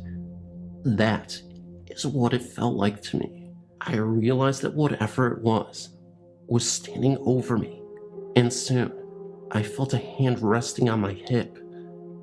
It was just a gentle pressure. I think that he was trying to see who was in the house. At that moment, I was extremely terrified and still couldn't move, speak, or even open my eyes. There was a banging on my window. The noise stopped, and whatever had touched me let go. I jumped out of bed, and there was nothing in the room. Apparently, my dad had been standing outside for 10 minutes banging on the door. I never heard him pull into the driveway, which is right outside my window, or knock on the door. He also said that he tried to call us, and I'd never heard the phone ring. I never had this happen again, until just 2 nights ago. My daughter and I share a room, and around 2 in the morning, she woke up. I could hear her cry out, "Mama," and I tried to get up. I was paralyzed. I couldn't move anything but to lift my head off the pillow briefly. I realized that the floor was shaking again. I tried to open my eyes to look at it, and I couldn't. I believed that it was looking to the crib at my daughter. I didn't feel anything evil, but I don't think it wanted me to see it. After about 5 minutes, the shaking stopped, and my daughter was back asleep. It all happened so strange that I even considered that I was maybe dreaming it all. When I checked the crib, my daughter seemed fine, and nothing was out of place. Some other just normal haunting things I've experienced are footsteps in cabinets open when I know that I'd left them closed. The ghost seems to like my kids, and likes to check up on them. I smoke, so during the winter when it is cold, I go down into the basement and smoke by the back cellar steps.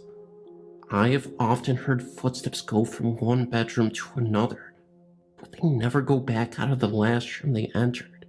Also, when my daughter was in her baby swing, anytime I went downstairs, I would hear footsteps walk over to the swing and stop. They are always too heavy and slow to be my son's. Also, whenever I hear them and go back upstairs, he is soundly asleep in his room, so I know that it was never my son.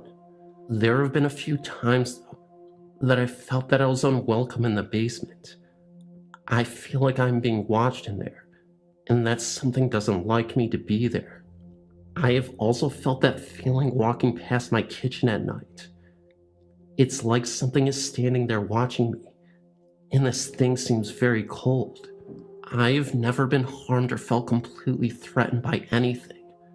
My son has complained of being scared, But if he has seen or heard anything, he doesn't tell me. I just wanted to share my story. We are moving in a month, so it'll be interesting to see if the people that end up renting my house have any experiences too.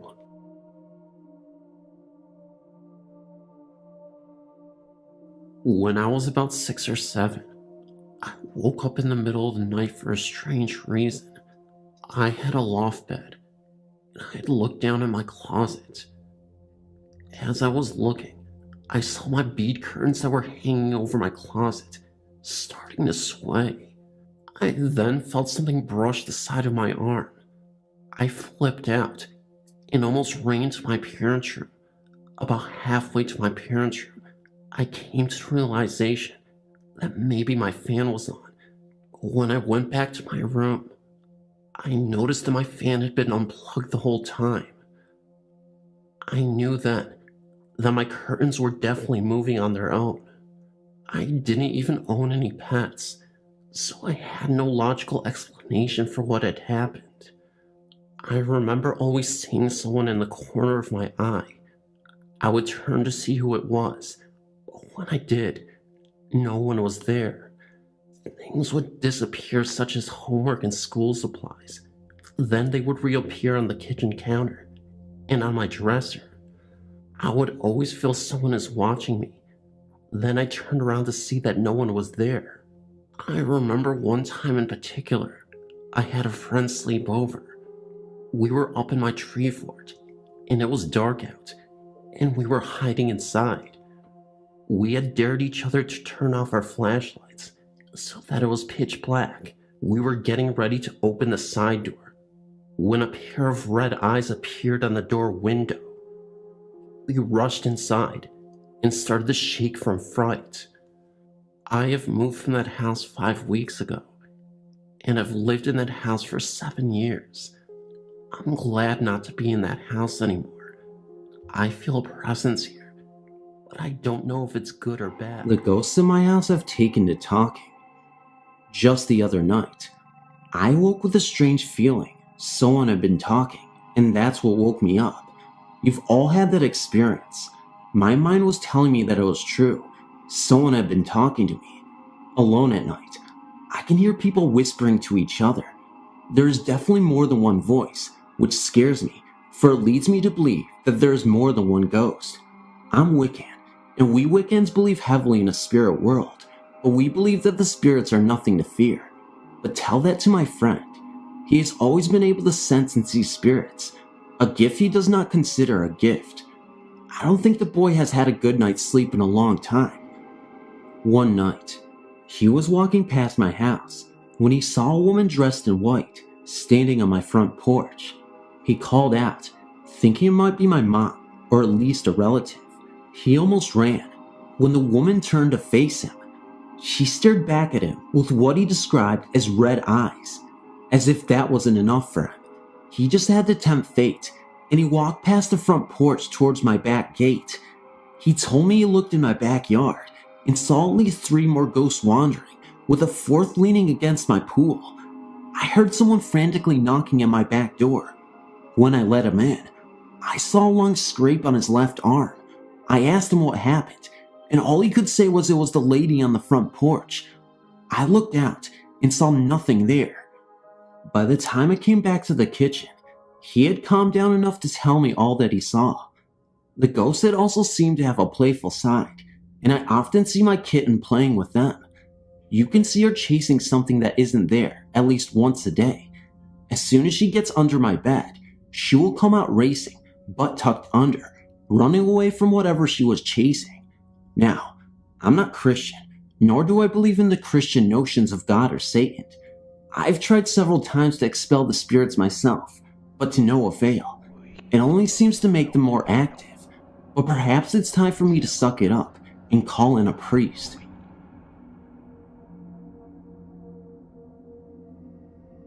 As a wedding gift in November 1980, we received a house from my husband's parents. The house was located in Puerto Rico. It was a standard 3-bedroom cement house on about a 1/4 acre of land. The house had belonged to my husband's paternal grandmother. It was furnished with lovely antique furniture. The master bedroom was too small for our needs, so we doubled down the size of it and added on a master bathroom. Before I moved to the house, I knew that my husband's uncle had died in the backyard of the house. He had a major heart surgery and had been recuperating at home. According to my husband, he was very stubborn and bored from over a month of total bed rest. So when his sister, who was a nurse, left to do some shopping, he got out of bed and went into the backyard to do some gardening, which is where she found him dead about 3 hours later. He died of internal bleeding from the surgery. Since the house originally belonged to the grandmother and the uncle had died with no direct hire, the house had not been lived in for about 4 years until the estate was settled. We actually were the first people to live in the house after his death. I thought it was kind of a tragic story, but thought nothing of it. Part of the remodeling of the house was all new plumbing and a new electrical system to accommodate all the new electrical stuff most modern households have. Among the things we changed were the light switches from the old-fashioned click kind to the new silent ones. We had been living in the house about 2 months when it happened. I woke up to the slam of the screen door in the kitchen. I looked at the digital clock, which read 11:30 p.m. At first I thought it might be a robber, but we had iron gates on all the windows and chains on the front iron gate door to the carport, which is where this person was coming in from. I was sure I would have heard something before this if it was a break-in, unless the person had a key. I thought maybe my father-in-law had an argument with his wife and came to sleep in our guest room. Anyway, this is what I heard. The screen door in the kitchen slammed shut. I heard the click of the light switch in the kitchen. I heard that switch click off, and then the hall switch click on. I heard footsteps down the hall into the original bathroom that was halfway down the hall to our bedroom. Then I heard the click of the bathroom light, and the water turned on in the sink. The person did not apparently bother to close the bathroom door. Then I heard the water turned off, and the bathroom light was clicked off, and footsteps towards our door, and a click as the hall light was turned off. Here's where I realized this was not my father-in-law. When he turned off the hall light, I suddenly realized there was no light coming in under our bedroom door. I remember that our light switches didn't make the clicking sound anymore. The doorknob to our bedroom door turned the door open, and the click of the light being turned on, except the light didn't turn on. There was a full moon, so I could see clearly, and there was nothing to see. The footsteps went towards the original closet. The hanger started rattling. Then the footsteps came towards the bed, and he sat down on the edge of the bed. I saw the indentation on the bed, on my side. I heard shoes being taken care of. I heard him get up and put the shoes in the closet. He came back to the bed and sat down again. I saw the indentation in the mattress, and that was enough for me. Before this thing climbed into bed with me, I climbed over my husband to the other side of the bed and turned on the bedside lamp. This is when my husband woke up. He saw me standing next to him, with my eyes glued to the other side of the bed, where I clearly seen the indentation of a body lying on the bed next to him until I turned on the light. Then nothing. He said, "What's the matter? You look like you've seen a ghost." I said, still staring at the other side of the bed, "I think your uncle just came home." At this time, he turned pale and jumped out of bed to stand next to me and said, "What do you mean?" I explained to him what I described above. At this point, we both decided that perhaps we had not picked the best location for the bed, and that it would be better off located against the wall of the new part of the bedroom. So, we dismantled our king-size bed and put it back together against the wall of the new part of the bedroom. Neither of us slept very well the rest of that night, even though nothing else happened that night. After that, occasionally, either he or I would hear the clicking and the footsteps, etc., but at least he didn't sit or lie down on our bed anymore. That is my ghost story.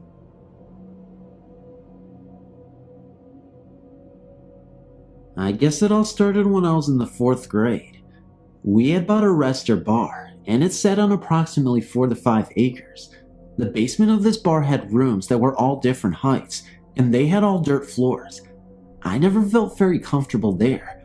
We had built a condo above the rest, and lived there until I was 16. One day, my cousin came over and we were bored. We had no idea what to get into, so we decided to go dig in the basement to see if we could find anything interesting. The two of us each took a stick and started digging in opposite directions. All of a sudden, we heard this high-pitched woman scream. We looked at each other, didn't say a word, and took off running upstairs to the bar. We went up to our barmaid and asked if she had heard anything. She said no, but the TV turned off by itself. A few months went by, and the phone in the bar would just fly off the wall by itself. Then my father was down in the basement one day, and there was this one room he was trying to get into. He had to crawl in the dirt to get in, and once he was in there, he found a pair of shackles. The rumor is this rest was built where they used to have an underground railroad for slaves. A few years later, my dad decided to subdivide and build us a house on this property. He had done construction all of his life, so as they laid the foundation, they had to let it sit overnight. The next day, the foundation collapsed for no reason at all. No one had an explanation for it. They encountered many problems building the house. Once it was completed, I was 16, and we moved in. The first week in there, I would sit in my bedroom petrified to leave the room because I would see a shadow peek around the corner and no one else was home. One night, my ex-husband was in there and he woke me up in the middle of the night to every appliance in the kitchen going off. The cabinets were opening and shutting, so we got up to see what exactly was happening, and as we turned the corner to walk in the kitchen, it stopped and everything was in its place. My mom was on the other side of the house, and we would hear things in the middle of the night being picked up and thrown across the basement floor. But one of the scariest things that's ever happened to me was I was sleeping, and in my dream, I was looking out a front bay window, and I saw this smoke, and it was actually a spirit, and it jumped into my body. I saw my mother walk by, and tried to scream, and couldn't say anything. I tried to wake myself up from this dream, and couldn't. Finally, after what seemed like an eternity, I woke up and called my mother. We had 2 separate phone numbers inside the house, and made her come sleep in my room because I was too scared. I had some other strange things happen, but these were the scariest. In 1955, my mother was basically forced by my doctor to take me to Puerto Rico to live for 1 year because of my poor health. He told my parents that if I passed one more winter in New York City, I would probably die. I went to live with my mother in Las Piedras, Puerto Rico, at my cousin's house Fining, not her real name. Generally, it was wonderful. It was the first year of my life that I could remember where I didn't get asthma. Finning was one of the nicest people you ever want to meet. Finning was in the process of converting her wooden house into a cement house, and due to this, did not yet have indoor plumbing, which meant she had an outhouse. This was my big problem, the outhouse. I hated the outhouse. It was smelly, full of bugs, and worst yet, had no electricity. As luck would have it, I got sick to my stomach and had dysentery, requiring many trips to the outhouse with an oil lamp in hand. It was late at night, everyone was asleep, and I was once again for what seemed 100 times back in the outhouse. Let me describe it. It was basically 9 sheets of tin, 2 on each side nailed onto wooden beams that made a frame, 1 piece of tin serving as a door on hinges with a slide lock, and a piece of tin also served as a roof. With the hole in the ground, some cement blocks on top of a cement floor, approximately the height of a normal toilet with a toilet seat on top. The light from the oil lamp was dim, leaving many corners in the outhouse dark. Being a child of 6, I could imagine spiders and water bugs and such, hiding in the dark corners, waiting for the light to go out so they could eat me. To say I was nervous was putting it mildly. I was being brave about it, and I refused to use a chamber pot like a baby. I got sick if I had to clean it, and I didn't want my mother to have to deal with the mess either, so I sat there listening to the all-night bugs. In a healthy tropical environment, there are lots of creepy crawlies, bugs, lizards, worms, frogs, and spiders. Suddenly, there was complete silence. My first thought was what in the world happened to the bugs. Then to my right, seemingly far away, I heard step dragging and the rattling of chains. I thought how weird. It sounded like someone is dragging something with chains on it, or that something is attached to, oh no, their leg. It's a convict. I'd seen a movie where these men were dressed in these black and white striped pajama things, and they had a ball and chain attached to their leg, so they couldn't run away.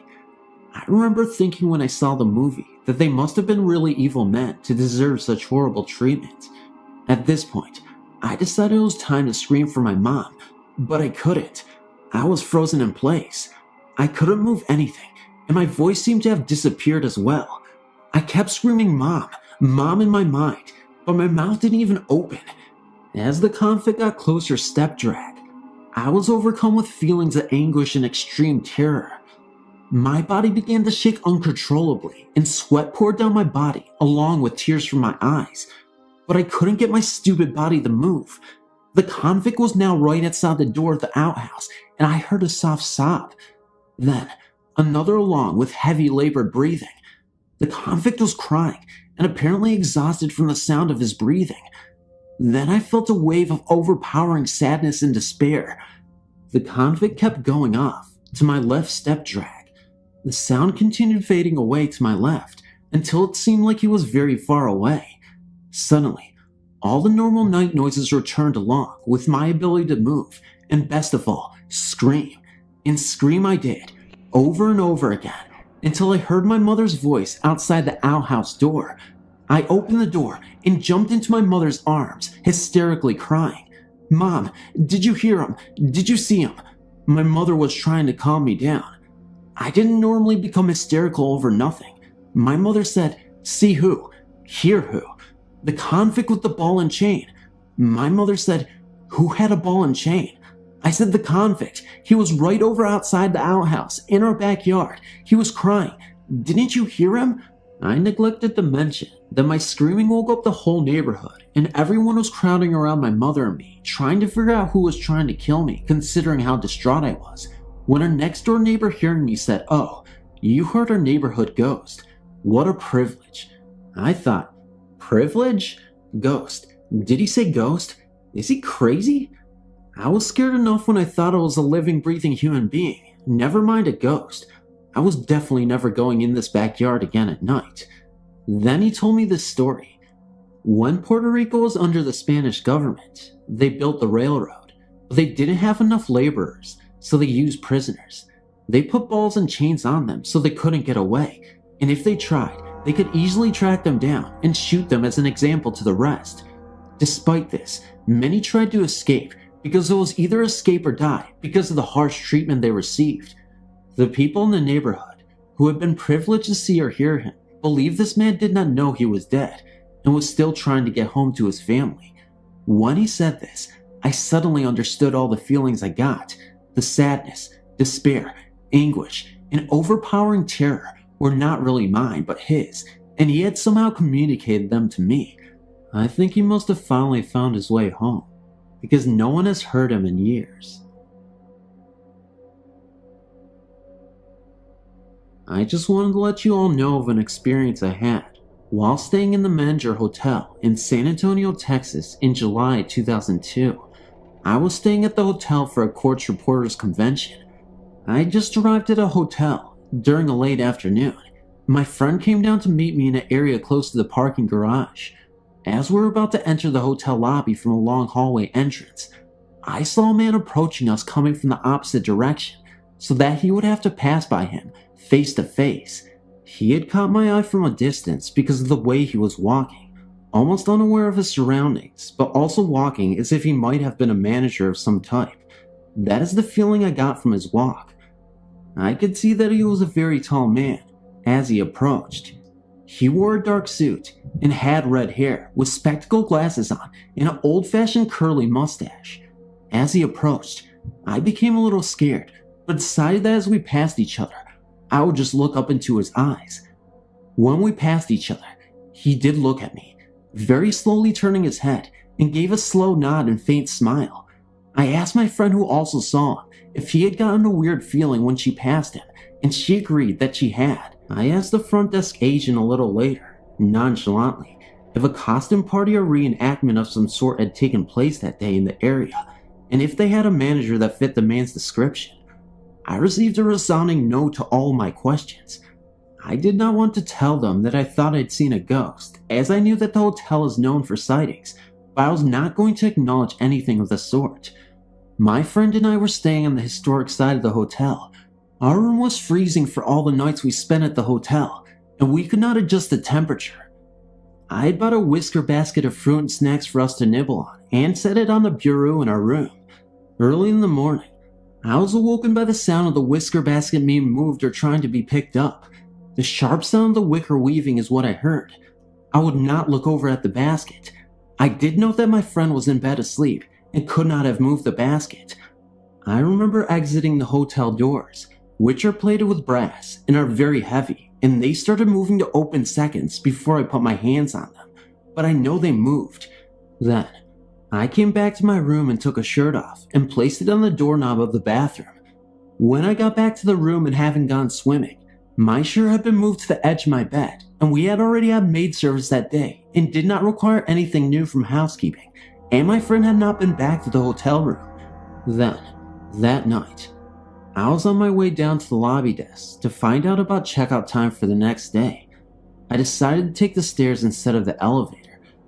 As I looked over the mezzanine to the other side, nobody was there. Then, in a matter of seconds, I looked again, and there was the same man I had seen the previous day, standing on the edge of the railing, immediately catching my eye with a stare and smile, and lifted his eyebrows up at me as if he was flirting. I remember feeling scared and at the same time disappointed because I liked him better when I had passed him by in the hallway the previous day, and he had just given me a nod. It was the same person I'd seen the day before, with the same suit on and same glasses, and same mustache. So who was this mysterious figure in the hotel, and why did he want my attention so bad? I know it seemed like he was flirting with me, but I'm really not entirely sure.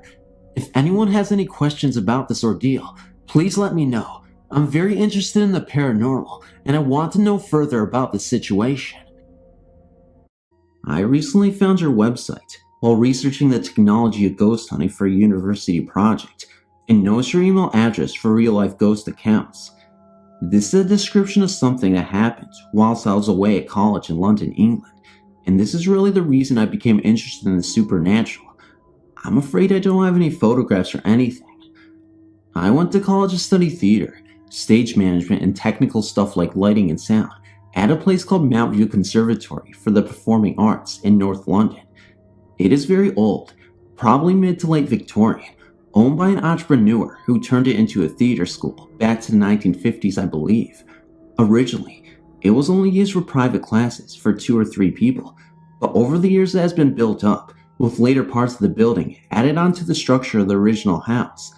For example, the main theater is called the Mount View and was stuck directly onto the facade of the house, covering what was the front garden, and a tree growing up through that garden still grows through the stage left wing. They simply built the theater around it. The other theater, simply a black, box-shaped room that could be adapted to any sort of play or stage shape just by setting up decking, was called the Judi Dench, named after the actress who was one of the sponsors. There's a narrow corridor between the two, with the dressing rooms on one side, used by both theaters, and with a door on each end, and the workshops for props and model making on the other. The building here is quite old and rickety, complete with creaky floorboards. The incident I remember most, there were actually several weird ones, was at the beginning of my second year, around late July. I was the company stage manager for a production of the Judi Dench. We ran our own shows in the second year, as though we were a professional company, and so, as CMM, one of my jobs was to open up the theater first thing in the morning and get it ready for the actors and crew. I had to unlock the doors, starting with the lighting box for the Judi Dench, as unlocking this door also switched off the silent motion detector alarm inside the theater.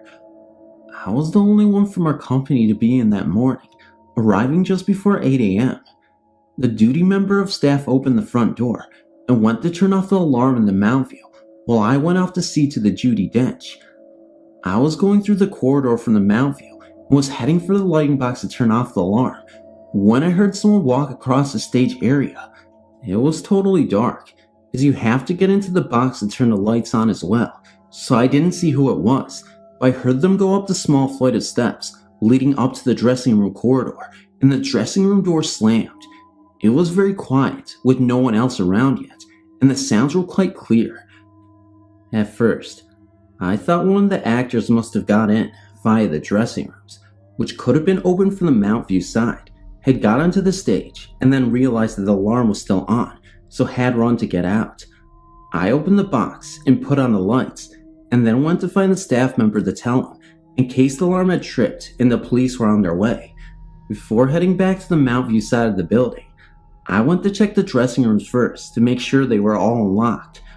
When I got there, they were all still locked, including the one I had heard close, and when I later found the staff member, I was told that no one had been in the dressing rooms, and that there was in fact no one else in the building either.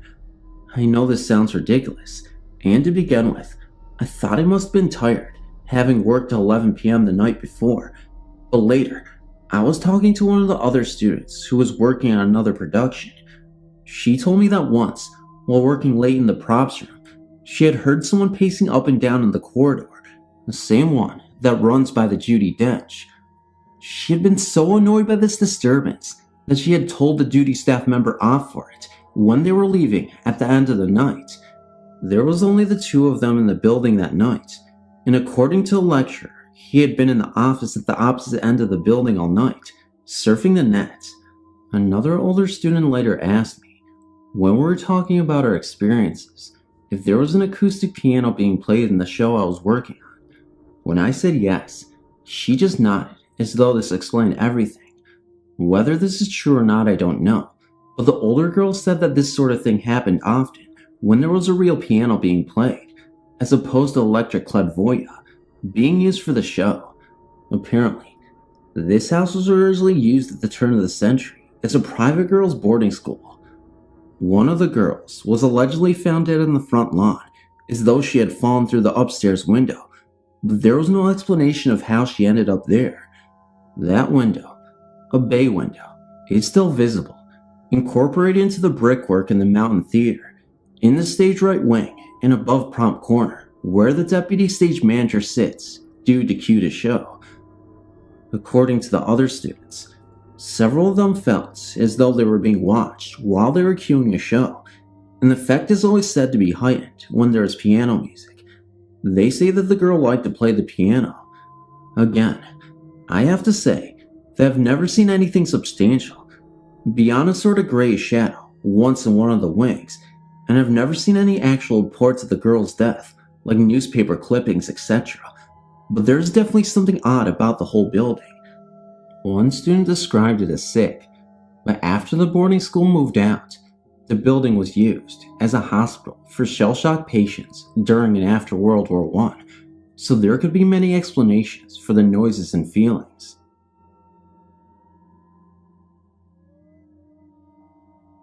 I just found your website and find it fascinating. I lived in the same house for 44 years in Newport, New York. I'm convinced that there are spirits in the house. Here are a few stories. I always had a very uncomfortable feeling about a particular room in the house. I was less than 3 years old when my grandfather took an overdose of a diabetes medication, Dibanus. It had just come out. He took about 60 pills in an hour because he forgot he took them. My mother found him unconscious in that room. He died a few days later because when they pumped his stomach, an ulcer ruptured and he bled to death. My father was ill for 8 years with a neurological disease, Steele-Richardson syndrome. The VA provided a hospital bed when he was home. He was in that room. Several years later, my sister was ill with cancer. She was in that room and died in that bed. A year later, my mother, who was also ill with cancer, was in that room. She died in that bed. I kept hearing noises in the house. I would be downstairs, and the only one home. I could hear movement upstairs, like someone else was there. My mother and I had a habit of watching the 11 o'clock news, and then going to bed. One night, I was on one side of the living room, and got up to turn off the TV at 11:30. I saw a small circle of light at the bottom of the TV stand. When I got to the TV, it was as if an invisible wall went up. I was only about 2 to 3 inches from the TV knobs, but until that light went away, I could not reach them. It must have been my mother. A few days earlier, my friend and I were sitting in the living room across from each other talking. All of a sudden, he got a strange look on his face. He saw a small ball of light move just off the floor near the fireplace in the other side of the room, and then disappear. About 2 years before my sister died, she went on a Trey's Dies weekend and got a cross. It was on one of her dressers in my brother's room. I had a tenant in my sister's room. He thought he heard someone come in earlier, but was not sure. The house was on the market and repairs were being made. We went upstairs and I instinctively flipped on the switch that turned the light on in the room. The light went on, so we realized it had been the repairman. My tenant noticed the cross and suggested we bring it downstairs. I took his advice and hung it on the mirror on the opposite wall of the death room. That cross moved for 4 hours non-stop that night. Sometimes it'll move up and down, like on a heartbeat. Sometimes it'll move side to side, like a pendulum. That cross still moves to this day. I took it with me when I moved to Colorado 3.5 years ago. It has nothing to do with any kind of draft, open window, etc. I firmly believe my sister is still with me. Also ghost related is the story of my father. He died February 18th, 1981. It rained the day of his funeral. It rained on the way to the funeral home. It stopped so we could go inside. It rained while we were inside. It stopped so we could come out. It rained on the way to the church. It stopped so we could go inside. It poured like no tomorrow, all through Mass. It stopped so we could come out. It rained on the way to the cemetery, and you get the idea. It started again when we left. From that day on, till I moved in 1999, if I went to the cemetery in the rain, it would rain on the way up, stop while I was there, and start again when I left. My girlfriend witnessed this one night, and it freaked her out. She thought I was joking. Here's a story about my mother. She always promised me she would come back and help me if she could after she died. Well, she died on a Wednesday morning. I had to drive up to northern New Jersey Thursday night to pick up my brother and sister-in-law for the funeral. I forgot to gas up on the way out of New Jersey. I looked at my gas gauge after I passed the rest stop between Newborough exit and the New Paltz exit on the New York State Freeway. I had less than 1/8 of a tank of gas. I asked Mom to get me home. I hit empty about 2 to 3 miles before the exit. I pulled into the gas station across the exit on fumes. To this day, I've not run out of gas. I do not make it a habit of waiting until I am empty to fill up. I believe she is still with me and watching over me. After the death of my sister and my mother, I was so devastated, I tried suicide. I took some pills and put a frozen solid piece of London broil in tomato sauce. I checked it after an hour or so and found it had not cooked much. I took some more pills and decided to turn it off in an hour or so. I woke up 10 hours later to go to work. The gas was off. It was charcoal when I lifted the lid. The next day, my supervisor told me my mother had come to her and told her to tell me she came down and turn off the gas so nothing would happen to me.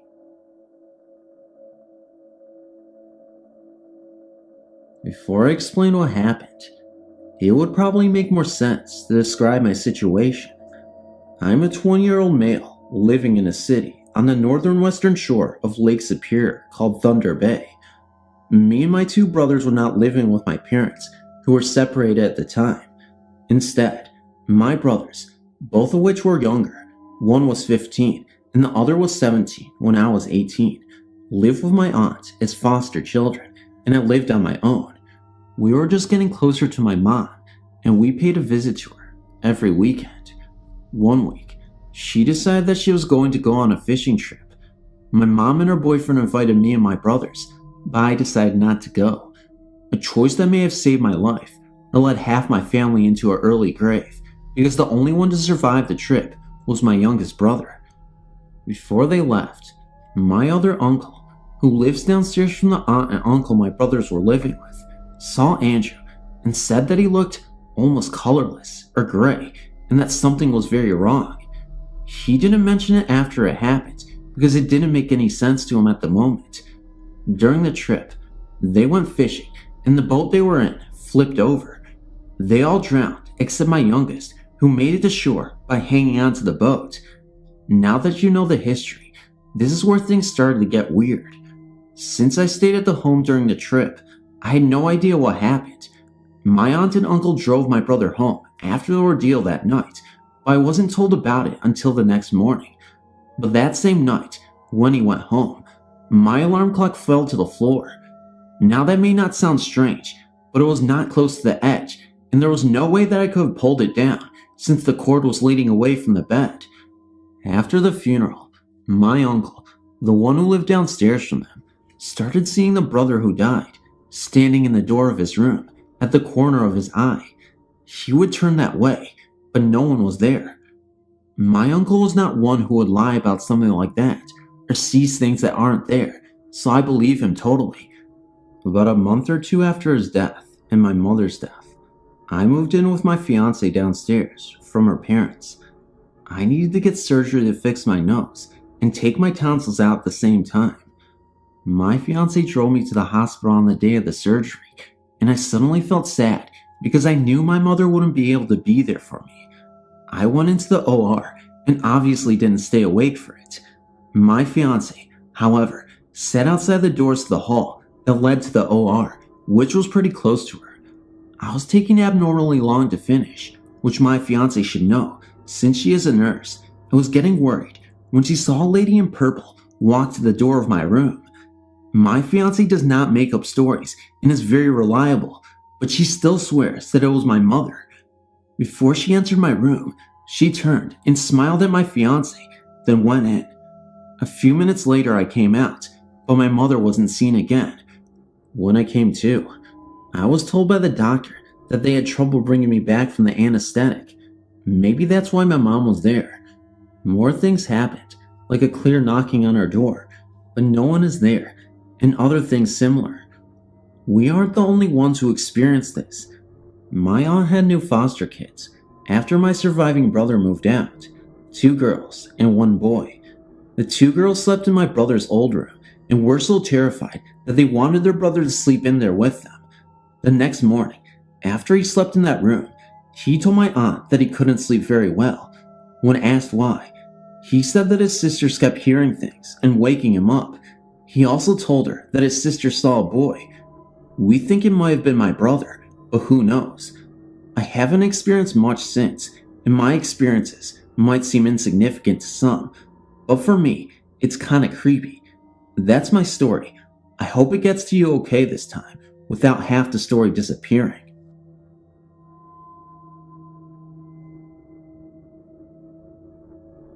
My name is Erica, and I had an experience once at a dorm I was staying in over the weekend. I was 17 or 18, I'm not too sure now. I'm from El Paso, Texas, and I was staying at the University of Texas at El Paso. Now, I'd never really heard about anything strange going on at these dorms we were staying at until my experience was shared. I was coming to the end of a very long day. I'd woken up early around 5 a.m. to get ready for the science fair. No, that isn't the reason for going to the university, but it is part of the story. I went to the science fair and was there almost all day. It ended around 3 in the afternoon. I was in a rush to finish because I was meeting my friends at UTEP to begin another season of the Young Leaders Conference. I was very excited to see all my friends, but I was also very tired. The conference went underway and it finished into the night, as it always had every year. By the time we did room check, I was extremely exhausted. I was a counselor at the time, so we did room check, and then all of us were going to hang out that night on the floor above to eat pizza and see how everyone was. I was rooming with my best friend named Veronica. She came in, let me know where everyone was going to meet, and if I was interested in pitching in for pizza. I told her that I was too exhausted to eat, and that I just thought it'd be best to go straight to bed.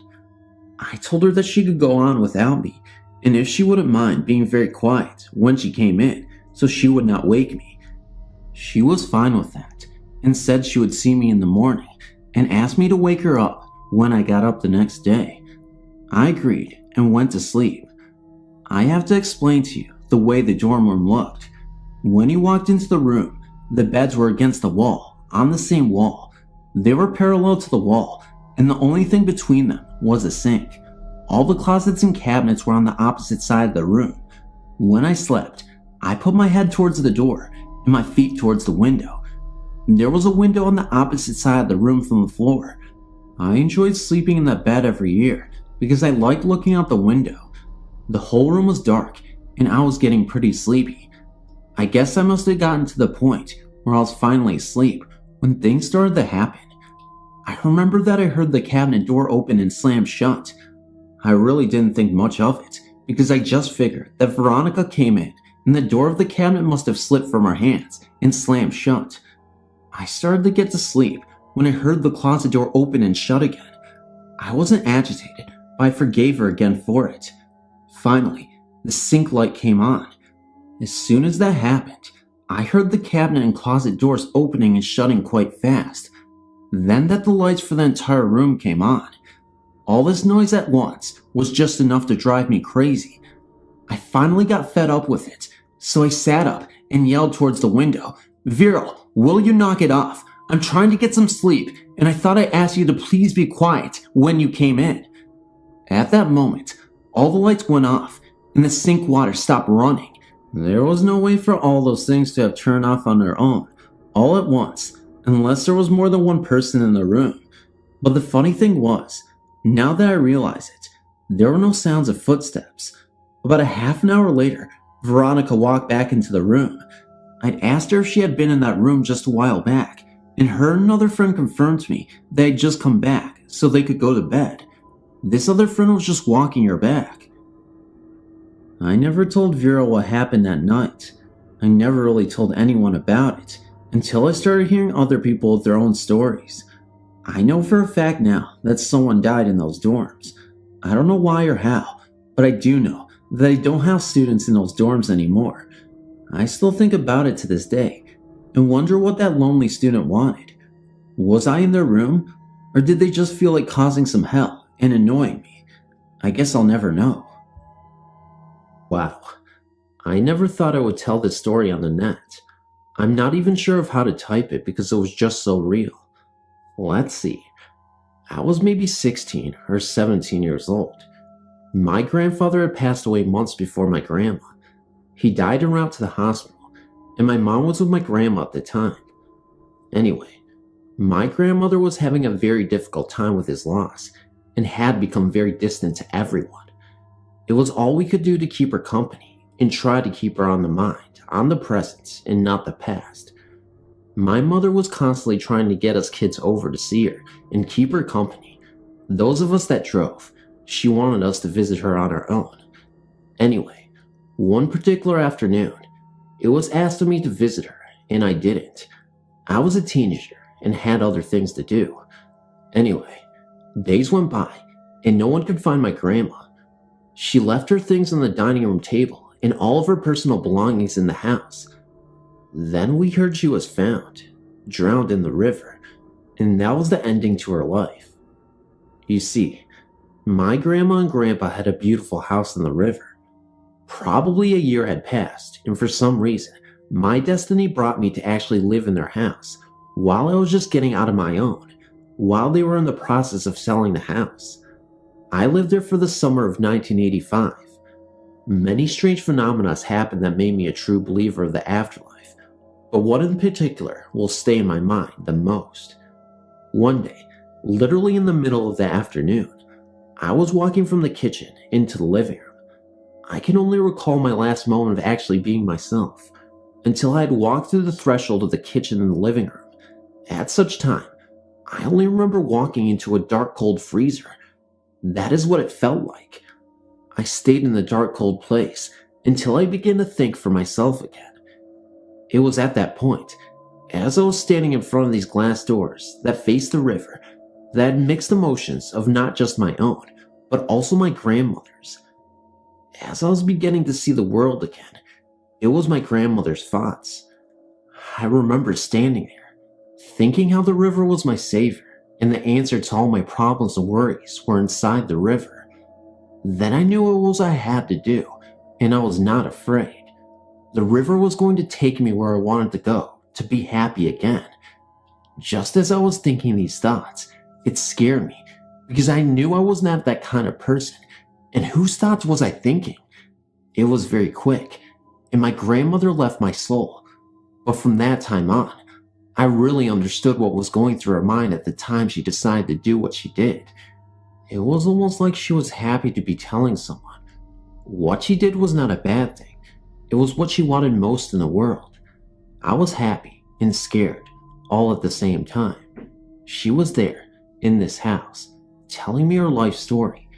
Because of this situation, and all the others that she brought to me while I was living there, I believe that a person does not always leave this earth completely, at least until they have been able to explain what they were doing here in the first place, and why they left.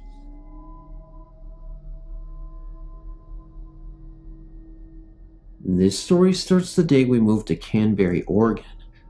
My father-in-law was gracious enough to let my wife and I stay in the family house until it was sold. The house was occupied by my wife's grandfather until he died, which was about 8 months before we moved in.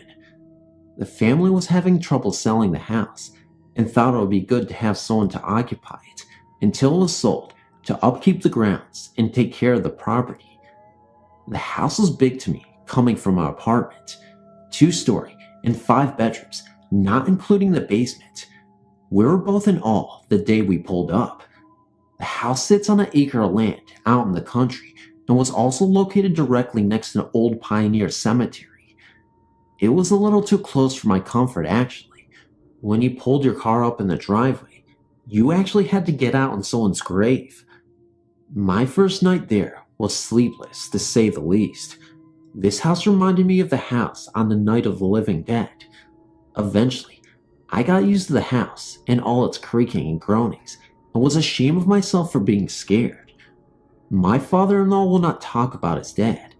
There were some strange things that occurred there, and I'm not sure what. In all the closets, we found clocks drawn on the walls in crayon, with the hands of the clocks in different positions. Not just one clock, but many clocks in all of the closets. Trapdoors and drawers in rooms that were set up to only open with a secret spring latch hidden away. I followed a hidden string that led me to it. I've had the feeling, along with my wife, that the children were kept in closets here as punishment. None of the family wants the house. There are 5 brothers and 1 sister, and will not set foot on the property. I had a bad feeling in this house the day we moved in. My wife did too. She just wouldn't admit it. It was free, so we stayed. For the first 6 months, nothing out of the ordinary happened. Then, everything happened at once. I was awake one night when I heard someone coming up from the basement. Not just coming up, but pounding up the stairs. Every step got louder and louder until I thought I would die with fright. I thought someone had broken the basement window and was coming up the stairs. I jumped up and threw on the light, and they stopped. My wife woke up and asked me what the hell that noise was. I grabbed a bat and told her to call the police. Someone is in the basement. I looked, but no one was there.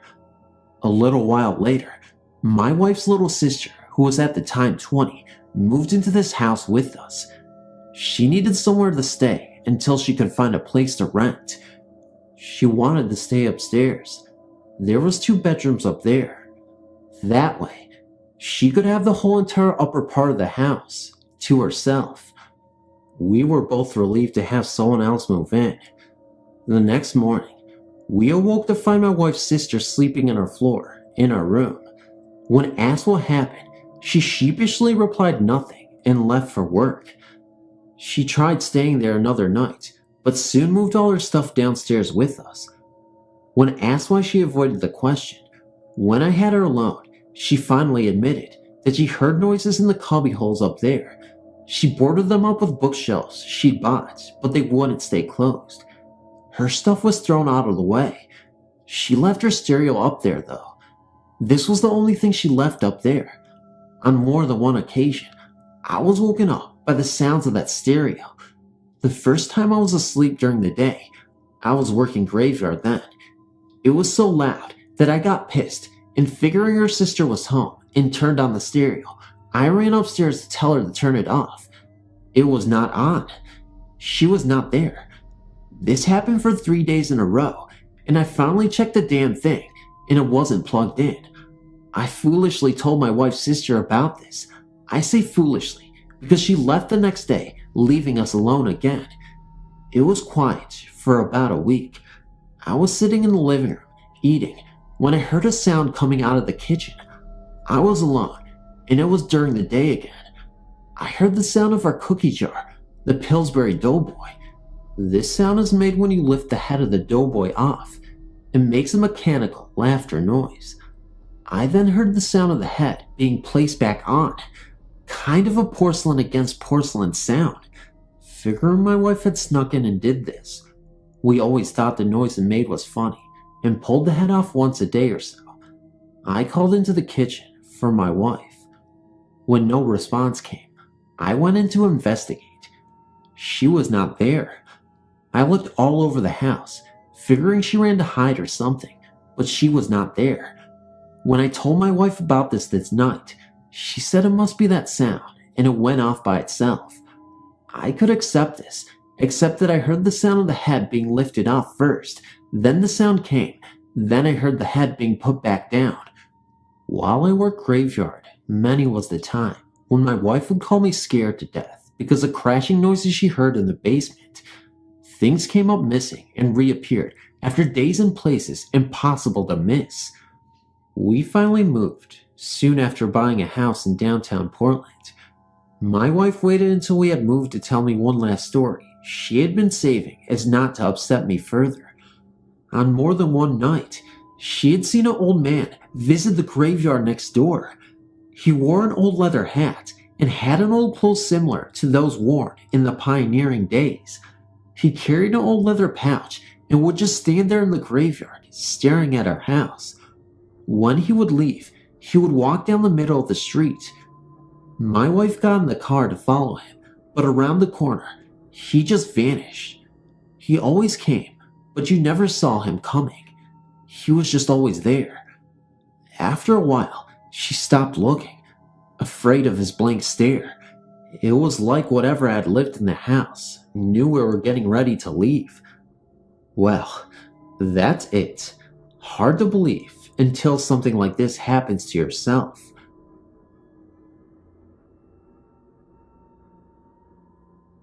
When I was 9, I had my first paranormal experience. After about 3 years of living in a brand new house, and about 6 months after my sisters and I messed around with a Ouija board, I woke up one night at about 2 a.m. and the air totally levitated off my bed. I felt 2 hands grab me, then slam me down on my bed.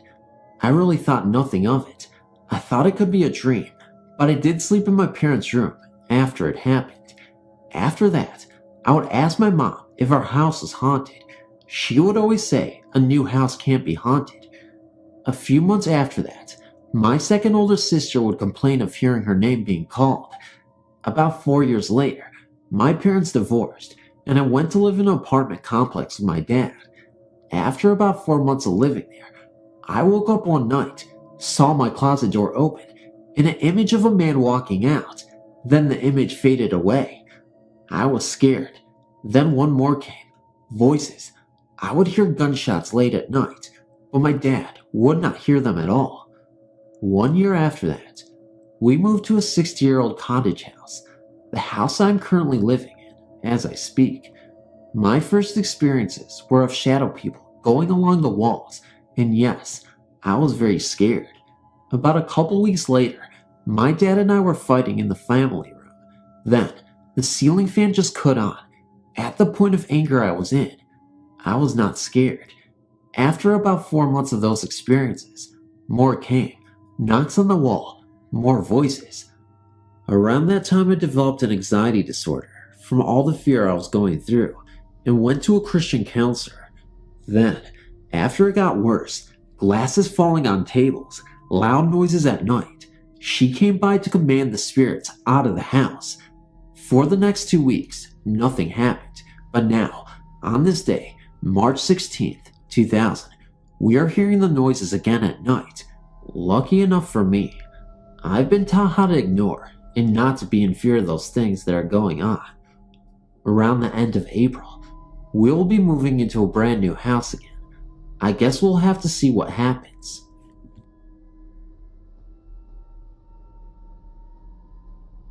My husband was sitting at the dining room table one morning about 6 months ago.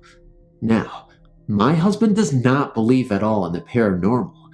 He noticed the cat staring up at something at the doorway going down to the basement. He looked down to pick up his coffee cup, looked up, and saw an older woman dressed in old-fashioned clothing standing at the entrance of the stairs. She was motioning with her hand as if indicating him to go downstairs. Needless to say, it scared the life out of him, the non-believer. I got up shortly after this and found him white as a ghost. It's the first time he's ever admitted to seeing a ghost. Our house has many strange happenings.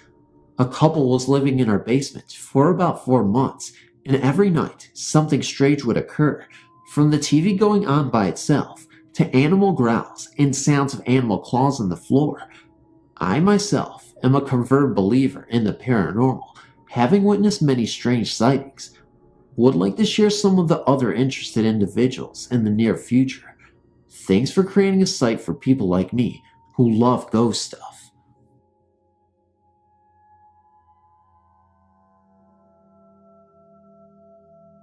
My husband has been cleaning this church for 3 years, and he, as well as the rest of our family, has experienced some very strange things. First, it was just a feeling of a presence that you just couldn't shake, a glimpse of a shadow from the corner of your eye, and the occasional sound that could not be explained. My husband worked his regular job from 4 p.m. to 1:30 a.m. and would go out to the church after leaving his job, and that was when he would experience most of the things. Then, it didn't seem to matter what time of day it was, and it even started happening when the kids would be there helping. Our 2 boys are now 9 and 12, and we never said anything to them for fear of scaring them.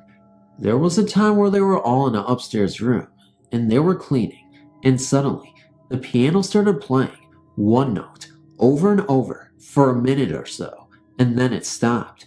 The boys were very frightened, but also very intrigued by the whole thing. I've been a victim of Henry, as we affectionately call him now. I've heard many things, little bumps and unexplainable noises. Our 19-year-old son took over the cleaning job for about 6 months this past summer, and he has also heard many things, like footsteps in front of him, doors on other floors slamming when there is no one else in the church. He also went to clean in the middle of the night, mainly because it is easier to do when no one is there to get in the way. Or so we thought. When my husband took the job back over, it wasn't very long before he would start experiencing Henry again. Oh, did I mention that he would always seem to find dimes lying in the oddest places, sometimes as many as $2 worth in a few hours of cleaning. We never felt like we needed to fear Henry, since his presence never seemed to be a threatening experience, but there was a woman who has been a longtime member of the church, and she was there one day by herself, doing the books, when she had heard moaning to the point of causing her to call the police because she really felt that someone was there. My husband had arrived while the police were in the building. They had asked the woman to wait outside in case they found someone, but needless to say, there was no one to be found. They kind of humored the woman, but my husband told her of his experiences, and she said this wasn't the first time that things have happened to her there either. The most disturbing thing was when he was in the boiler room, cleaning some mops before he left, and me and my 2 sons were outside warming the car, and suddenly he came running to the car with a horrified look on his face and shaking tremendously. I could tell something was terribly wrong, but he didn't want to frighten the boys, so he waited to tell me. After we were able to be alone, he had revealed to me that he actually saw 2 men walking down the stairs in the back of the boiler room, talking to each other as if he wasn't there at all. They were dressed in the style of the 20s and seemed to be almost floating down the steps. There is no way to enter the room from that door, since it is locked very securely. We have had many of the people we have told these things to try to explain them away, but there is no human explanation for these things. There have been times when we have went there and left, only after a few minutes, because there is a sense of something just not being right. I come from a family that my mother and sister have always had experiences similar to this in their lives. I've also had times where I knew the other side is present in my life. My 4-year-old nephew had come with us one day, and the children were all playing with us in the preschool room for about an hour. The next time we took my nephew, which was only the second time he had ever been there with us cleaning, they were in the gym, playing, and he came out in the hall and asked us where the big fellows was at. I was shocked that he would say that, since the only people on both trips he had made with us was us. I didn't want to frighten him, so I just said, "What big fellow would that be?" He responded, "You know, the big fellow that was here the last time we were playing." Well, I feel that this is really all that needs to be said to explain just what or who is in there at this church. A child that doesn't know what we have all experienced can hardly imagine the same thing if it isn't so.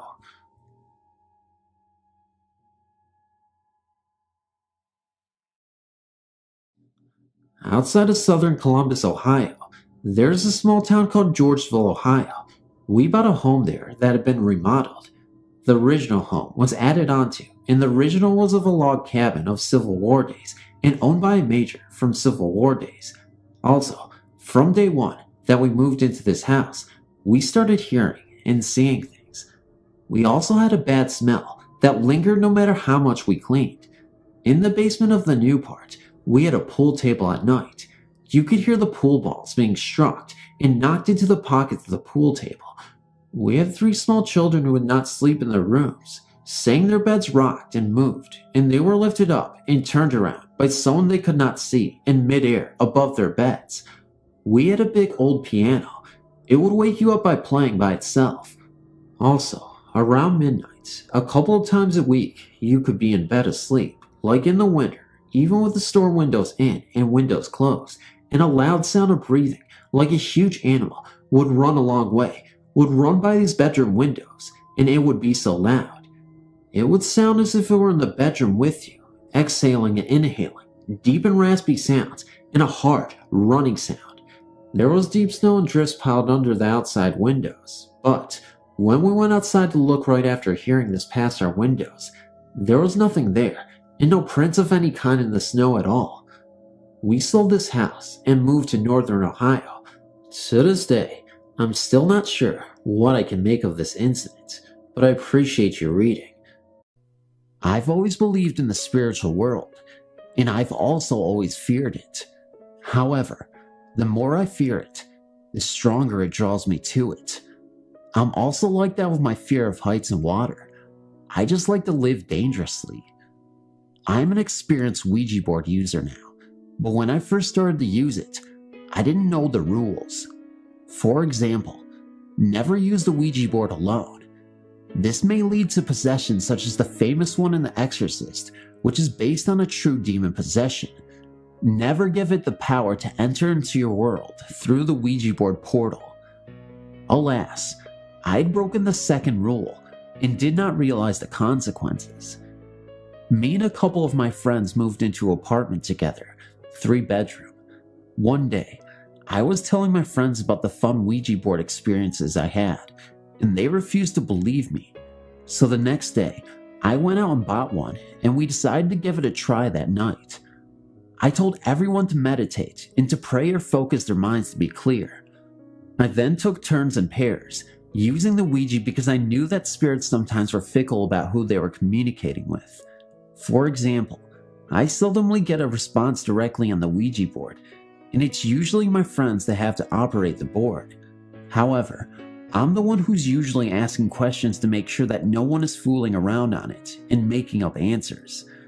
Anyway, we were asking some questions about lost items and funny stuff, and we were talking to a child ghost age 5 with blonde hair and a red shirt with blue overalls.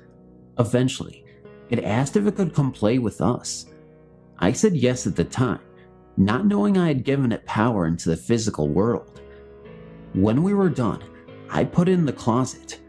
My girlfriend was sleeping over one night, and while I was in the shower, she began screaming, so I ran out dripping wet and naked and asked her what was wrong. She was crying and hysterical and telling me that she saw a pair of red eyes staring at her from the closet and a demonic laughing coming from there. When I looked, I didn't see anything, nor did I sense anything except for my adrenaline from hearing her scream. I went to the closet to throw away the Ouija board, knowing that was the same cause of the problem. However, when I went to reach for the board, all of a sudden, I felt my arm dripping into something I can only call a bucket of water floating in midair. Nothing was there physically, mind you. It just felt like I had dipped my hand in a bucket of cold water and my arm was all tingly.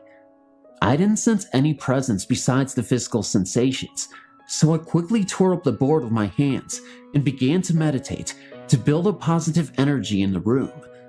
After a while, she calmed down and went to sleep. I was still creeped out, however, so I turned on the TV that's in my room and began to watch. All of a sudden, she sat up and pointed at the closed bedroom door, which was closed, and told the emptiness to go away. Then she put her head down and went right back to sleep. Curious, I woke her and asked her if she remembered her dream. She looked happily at me and mumbled that a little kid had been running in and out of the door saying, "I'm gonna get you," every time he ran in and out. I told her that the bedroom door was closed the whole night. At this point, she seemed confused and said that it was open and that while I was watching TV, a child had kept coming in and out.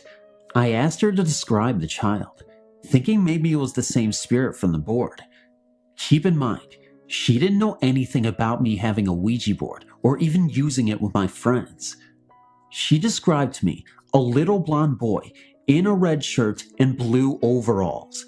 This of course creeped me out even more, and I told her about what happened with the Ouija board.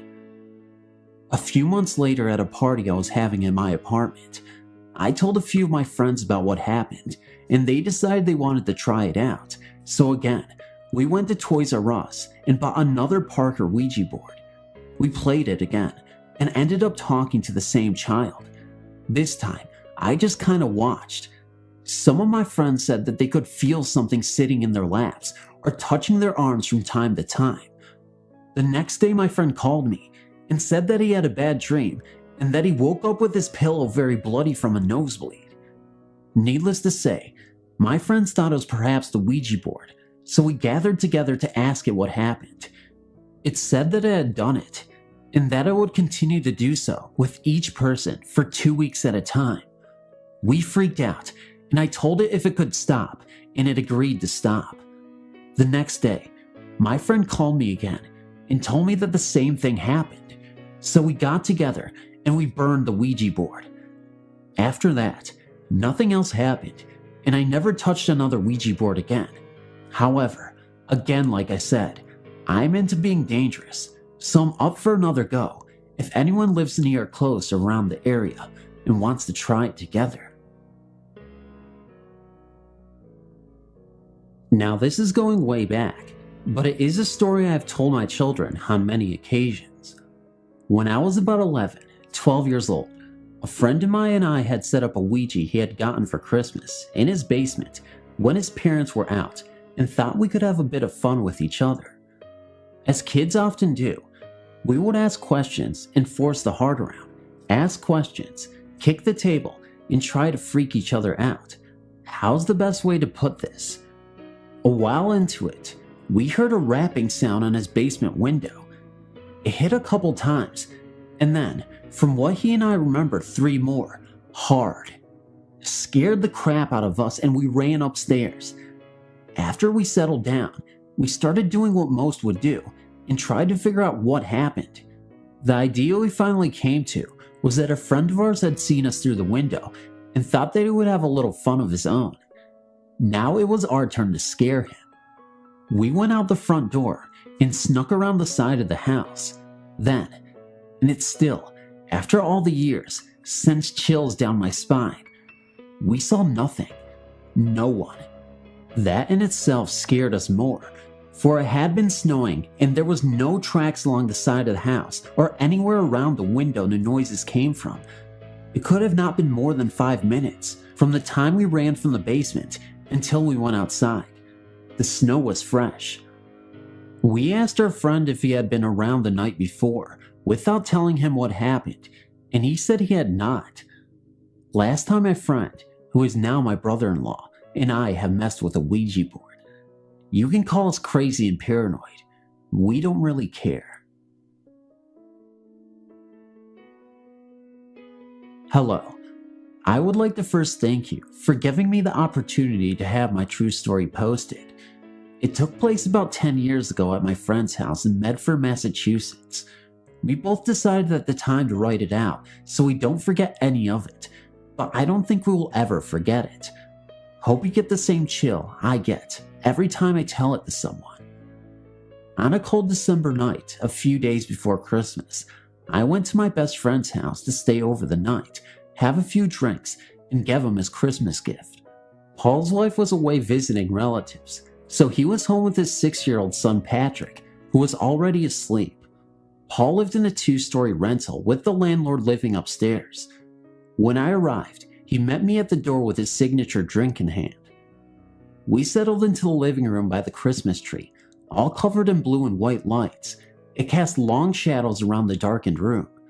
By now, we had a few drinks in us as we got caught up in a little music in the background. It was about that time that I reached into a brown shopping bag and pulled out Paul's gift, a long flat box wrapped in green paper. He laughed and said, "I guess it's not a bottle." He quickly unwrapped the gift to find the original Ouija board. He said he always wanted one and opened it. No time like the present. We joked a bit how the Milton Bradley people were the first to come out with the whole chat with the dead home kit. We scanned the directions and began, board on our knees between us, fingertips resting slightly on the pointer. The trick, it seemed, was to put no pressure on the pointer, just barely touching it. We sat for a while, waiting for something to happen, asking dumb questions, all the usual skeptical stuff. But slowly, the pointer began to move. A slow circle in the center of the board. It was so smooth, it was unlikely that Paul could do it unless I was working with him to do it. After about 2 rotations, I pulled my hands away and asked Paul, "How are you doing that?" He stated that he was going to ask the same thing. After a discussion on how hard someone was going to get beaten if they were screwing around with the other, we placed our fingers back in position. Almost immediately, the pointer began to move back in its familiar clockwise circle. Paul began to ask some simple questions. At first, no replies, but then, "Is there someone here with us?" The pointer moved to yes, then spun off, now moving counterclockwise. It seemed to wait for the next question. Paul asked, "Can you hurt us?" No, it answered. Not much relief in that answer. We were both very spooked badly by this point. I found it odd that after each answer, the pointer would change its direction, and much too smooth and fast for Paul to have any control of it. Next question, "What is your name?" The pointer moved to D, then P. We asked again, but got the same reply. We moved on. Paul, feeling a little more gutsy, I guess asked, "Can you see us?" The answer came yes. "Can we see you?" No. I then asked why not. The visitor spelled out one letter at a time. D, E, A, D. It was as though neither of us saw that answer coming. It sent a cold chill through us both, and our hands shot away from the board. It took a few minutes of nervous chatter and laughing to get past that one, but somehow we both knew we were just getting started. We moved back to the board and placed our fingertips back. It jumped to life as though it was waiting for us to return. We continued asking away. "Did you live in this house?" "No." "How old were you?" It seemed to struggle with that, so we asked, "Were you young?" It replied yes. "Did you like it here?" Yes was the reply. Spelling seemed difficult, so we thought that whoever it was may have been too young to spell or had not gone to school. We tried to keep yes and no answers, and this seemed to work better. We asked if it was a boy. No. Girl? Yes. Went back to how old. The pointer hung up between 6 and 7. The questions continued, but the answers were few. It was as if DP grew weary of this game. Paul and I put the board away and discussed the information we had to work with. There was a knock at the front door, and our friend Kevin was in the area and stopped in to say hello. While we stood by the door filling him in on what had gone on, we all heard a distinct bell, like an old-fashioned alarm clock, chime just once. It was loud enough to startle us in our already jumpy condition, and Paul quickly said, "What the hell was that?" Kevin said it was an alarm clock. Paul stated that there are none in the house that have a bell. It seemed to come from halfway up the stairs to Patrick's room. Very strange indeed. Kevin had it out, and Paul and I decided it was time to call it a night. After very little sleep the next morning, Patrick came bouncing down the stairs and settled in with the TV. Paul followed him into the room soon after and just gave him a look as if to say, "Did that really happen?" Soon after, Patrick spoke up and said, "I didn't sleep good last night." Paul asked why. "Are you getting a cold?" Pat said no. There was a girl on the wall in my room. She wanted to come play, but I was scared and I told her I wanted to sleep. A cold shiver ran through us both, and neither of us said a word. No need for Pat to get too far into this one. Later that morning, Paul's landlord was heading out, and Paul met up with him at the front door.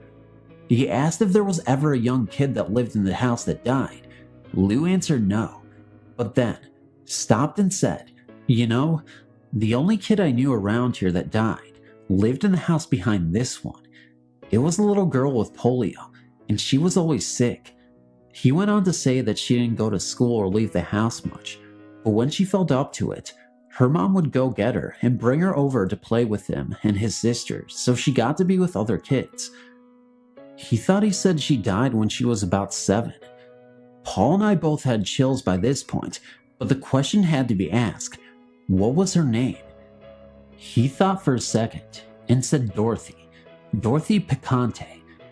We knew we had found our visitor from last night. 4 weeks after this night, my phone at home would ring one single chime during the night.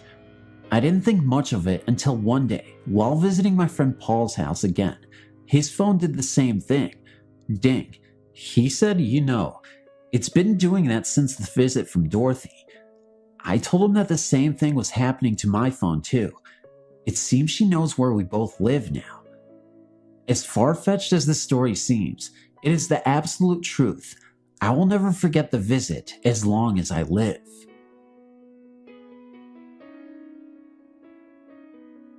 I've gone back and forth for a while now, debating on whether I should submit this story. It is absolutely 100% truly something that happened to me. I am skeptical about the events though. While my friend and her mother insist that they had nothing to do with what went on, I am still up in the air about how I feel about the ghosts and spirits and whatnot. Anyway, with that disclaimer, here is my story. This story takes place when I was about 12 years old. I was on vacation with a friend of mine. We'll call her Jackie, her family, and another friend, we'll call her Madison, in Massachusetts.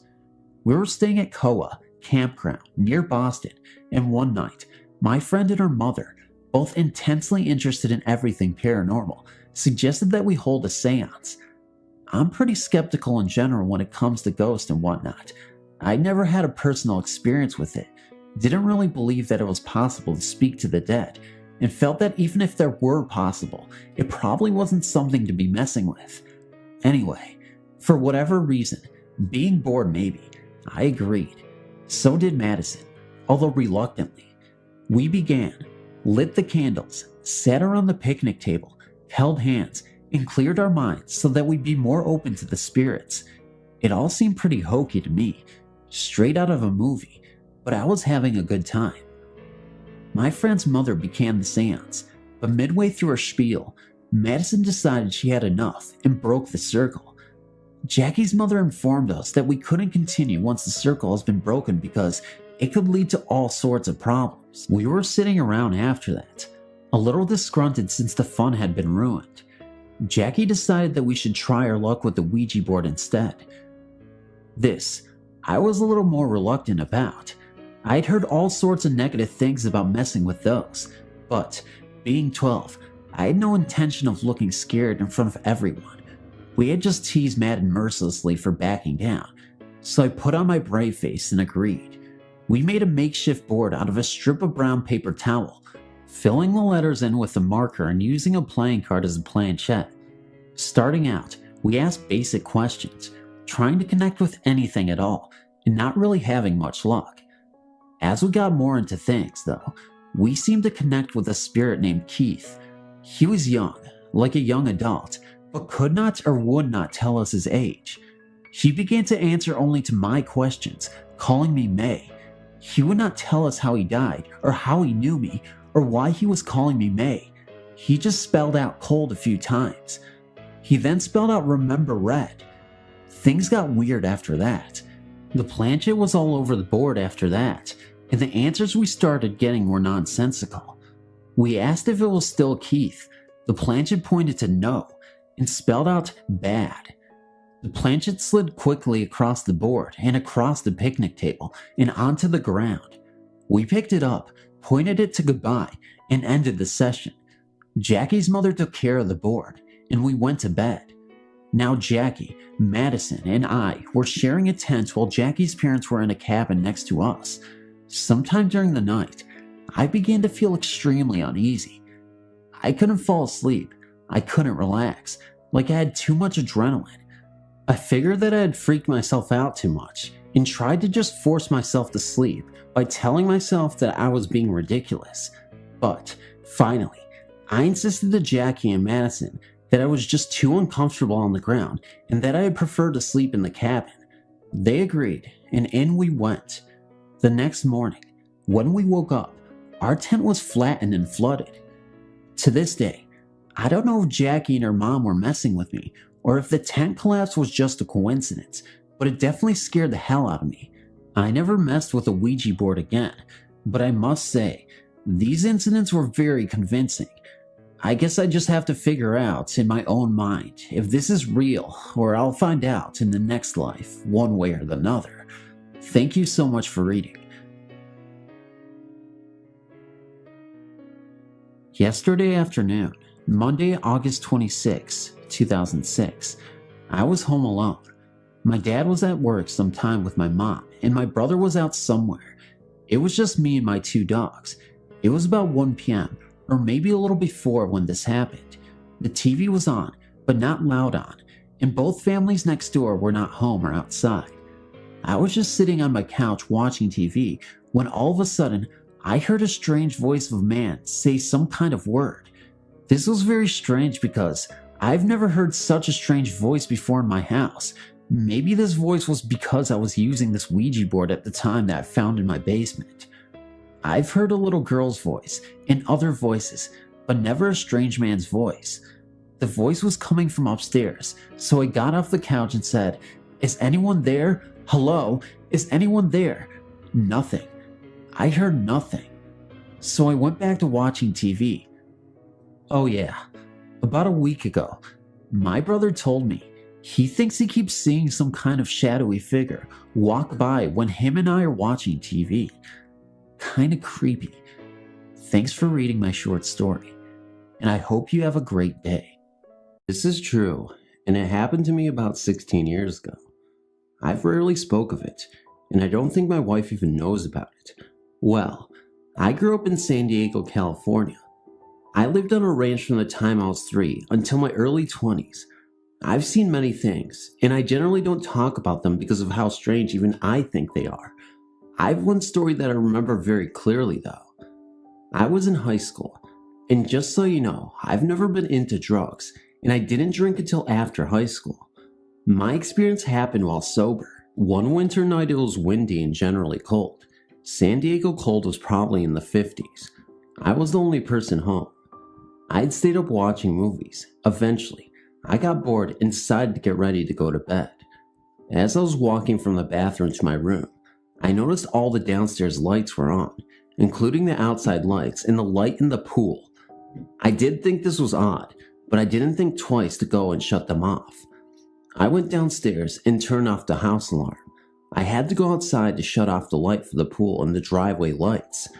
I re-entered the house, rearmed the system, turned off all the lights again, then I went up the stairs to go to bed.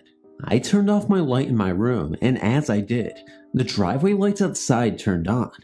This not being the first weird thing to ever happen to me, I said this is bullshit. I went downstairs in the dark, and as I stepped off the stairs, the kitchen light turned on.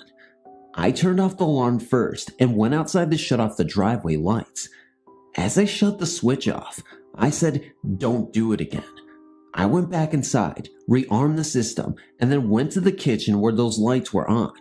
I shut them off and then made sure nobody was home. They weren't, and I went back to my room. Back in my room and the house is in total darkness. I was standing in my doorway making sure the lights were really off. I shut my door and got in bed. As I grabbed the blankets, I noticed the hall light was now on. I could see the lights coming from underneath my door. I didn't think that this was too much of a burden because the switch was just outside my room. I was kneeling on the end of my bed and I opened my door. I leaned around the corner and I flipped the switch off. As I did, there was a light from the top of the stairs. The light was bluish in color and not overwhelmingly bright. Down the hall, maybe 8 to 10 feet from me, was an American Indian standing in full dress, standing very tall and very proud. The bluish light was coming from a weird fog he had around him. His arms were crossed and one fist was clenched and the other had a hatchet. I couldn't see through him. It was like he was really there. I shut my door, waited a few minutes, maybe a lot of minutes. Point is, I went back out there. I rechecked every closet, under every bed, all the bathrooms, and nobody was in this house except me. Like I said, this wasn't the only weird thing that I've seen or experienced. Still, to this day, I can remember the details of the Indian. My name is Don, and I'm writing about experiences that happened over a 26-year period at Mary Knoll Avenue, Lindsay, Ontario. It was half of a duplex. I moved into the place with my family in November 1979 and felt that there was something not quite right, but I couldn't put my finger on it, so to speak. Shadows seen from the side of my eyes is all that I seem to see, but some experiences of friends who met each other at my house over the years had seen and convinced me something was going on. It got so that kids to this day on Mary Knoll Avenue talked about the haunted house at the bottom of Mary Knoll across from the park. To be honest, I don't know if the lady who moved in last year in July of 2004 has experienced anything or not, but I'm guessing she might have. We got settled in, and my friend Sandra came over and stayed overnight, and she told me the next morning she was watching TV, and from the corner of the living room, she saw a wraith who she described as approximately 16 years old and Indian, in a white buckskin outfit, and very pretty. The wraith seemed to communicate with Sandra, but couldn't quite get through, yet Sandra felt she was trying to let her know she meant no harm. Lights would turn themselves on when no one was in the house, and even I was standing or sitting outside having coffee in a nice summer night. Another friend also named Sandra came over with her husband Albert, and they both witnessed my cable box, old kind with wire attached, turn the TV on and the channels change on their own. It had a lever, which you pushed up or down to get the stations. I took it back to the cable company where I had rented it from and told them it kept changing stations on me. You can imagine the reactions when I told them what it was doing. That was in the early 1980s. Albert told me that I was living in what was known as the French Indian Village. He would know about it as he was Indian from Curve Lake and lived in Lindsay for a long time. Albert also felt something was there. He said the Indian Village was approximately from Sakaga River to just past the Weldon High School and from King Street to Hillside Drive. In 1981, a girl by the name of Pam babysat for me on Wednesdays when I went to meetings at the church, and one day I came home to a note that said she took the kids to her place to sit as she was scared. I went over and she told me she heard heavy footsteps coming up from my basement stairs, and then the basement door seemed to breathe in and out, and she was petrified with fear of what was happening and got the kids out of the house and took them up to her place. My neighbor Pat told me of feeling someone touching her toes while she was sleeping, and of a dream her sister had of an Indian girl about 16 in a white buckskin dress coming through the wall between my bathroom and the second bedroom upstairs. Her sister knew nothing about what had been going on in my home, yet described the same girl that Sandra did. Margaret and her son Bert and her daughter Ellen was visiting me this one time in spring of 1982 or 3, I think it was, and my little parakeet in his cage on its tripod was with us, and Margaret was enjoying his chirps when the tripod suddenly lifted up in front of us and gently set the cage onto the floor. My white cat Pinky looked through the stairway uprights and meowed. I think she told me see I didn't do it. As for the week before, I had blamed her for the cage being knocked over onto the floor. I guess I was proved wrong. Elle gave Margaret my little parakeet, and she took him home with her across the river. My husband Everett had strange things happen to him while in the basement. Stuff disappearing and being poked in the waist while sitting at his little table in the far corner of the basement, once in a while being pushed on the stairs going up to the second floor. He thought he was just clumsy or something, but Pat's son Keith, who was about 9 or so, had the same experience of being pushed down the stairs, and Margaret was pushed into the hallway wall on the main floor. My husband also seen people come across the lawn or come in before they really did. Once I came in, and he asked me where the heavy lady was who was walking beside me coming up the driveway, and I didn't know who or what he was talking about. He often saw a shadowy child coming and going up the stairs. About 1992 or 3, my neighbor and a friend moved out, and a lady by the name of Penny moved in, and a few days later she came over and said I may think she was crazy, but she kept seeing Indian ghosts floating around, and some had slit throats. She felt it very weird, and didn't think I believed her, but was surprised when I did, as she told me the stuff that other people had over the years. I'd made it a point not to tell anyone new of what I heard unless they asked. Rob and Jen moved in next door to me in 1998, and one day, as Jen and the children were at my place helping me sort out some toys that I was giving away, and Rob came home and went into their place. A few minutes later, he came over and looked in my window, then came in with a very strange look on his face. He said he thought he saw Jen sitting on the sofa when he backed his truck in and went in to see no one was there. The weird thing was, the TV was set to APTN, and a show about Indian life was on. In 1999, he heard drums and smelled smoke, and being curious, looked out his bathroom window and saw a long home in what seemed to be an Indian campsite. His son Chris came up from OSHA on March 8, 2001, and had a new digital camera with which he took some pics on the Rainbow Bridge and of his sister in her room. When they were downloaded into the CPU, he was shocked. The one picture had a startling revelation. It was a foggy illusion of a picture of a wolf head in the smoke. My friends, new and old, have talked over their experiences with each other when they were introduced to each other and found their experiences were somewhat similar. I lived in the housing unit from November 1989 to July of 2004. There are many other tales, but these ones are the one that I remember most. Thanks for reading.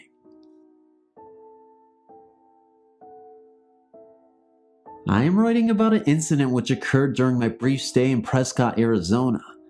I was in the community college at the time. One night, my friend and I were walking to the local music store. It was about 9 o'clock. The moon was out, but was not full. There was enough light from the moon to see our way around, though. We headed down the hill next to the dormitories, and at the bottom of the hill we saw something, but what? We did not know. As we got closer, we saw a form appear out of nowhere. When we reached the bottom of the hill, the light from the moon showed us a man was standing there, an Indian to be exact. The man was dressed in blue jeans, a light blue shirt, and a blue jean jacket. His head rested crooked on his shoulders as though broken. His leg was bent in as though it was broken as well. The area at the bottom of the hill had at one time been the site of a car accident, where a car was hit by an oncoming train, and both inside were killed. Both people inside were Indians. Anyway, we passed the man, and he spoke one word to us, which was hello. We returned his salutation, as nervous as we are. We heard gravel being walked on behind us. And when I looked back, no one was there. There was nowhere the man could have gone without us seeing him walk away. The time between us seeing him and him disappearing was no more than 10 seconds. The strangest part of the whole incident occurred 1 year later. I was in Belgium visiting my parents. One night, I was driving a friend's daughter home from Girl Scouts when standing on the sidewalk I was passing was the Indian. His head was still crooked and his legs were still bent. It surprised me to see him, and when I looked back, he had once again disappeared. I still have yet to find an answer to these strange incidences. There is the chance that I've seen him again in my new home area, Richmond, Virginia, although I'm not sure. But thanks for reading. I've decided to write about my experiences on this website, as I'm hoping that someone will be able to help. I never truly believed in ghosts until I experienced a ghost encounter for the first time about a year ago. Since then, I've had 2 other very bizarre experiences. I was sleeping in the basement at my boyfriend's place with the 2 dogs at the end of the bed. Everyone was sleeping. It was about 3 to 4 a.m. I just woke up in a jump as if someone just had whispered something in my ear. At the same time, the dogs started barking. I thought I had probably just scared them, but at the same time, I felt a presence. I told myself I was half asleep and was just imagining the entire scenario. So I got off the bed to make my way up the stairs, knowing the dogs would just follow me as they always do, but not this time. As I was making my way up the stairs, the dogs had not stopped barking and had actually started to get aggressive. They were both staring at the wall at the head of the bed, growling and gnashing their teeth in a way I'd never seen them do before. It was as if they could sense a presence of harm. I quickly reminded myself that I was probably just still half asleep, so I grabbed one dog under the arm and the other by the collar, and off we went upstairs in another room to sleep. A few months later, again, I was sleeping at my boyfriend's place, but this time alone in his bedroom. I woke up again in a jump and felt something watching me.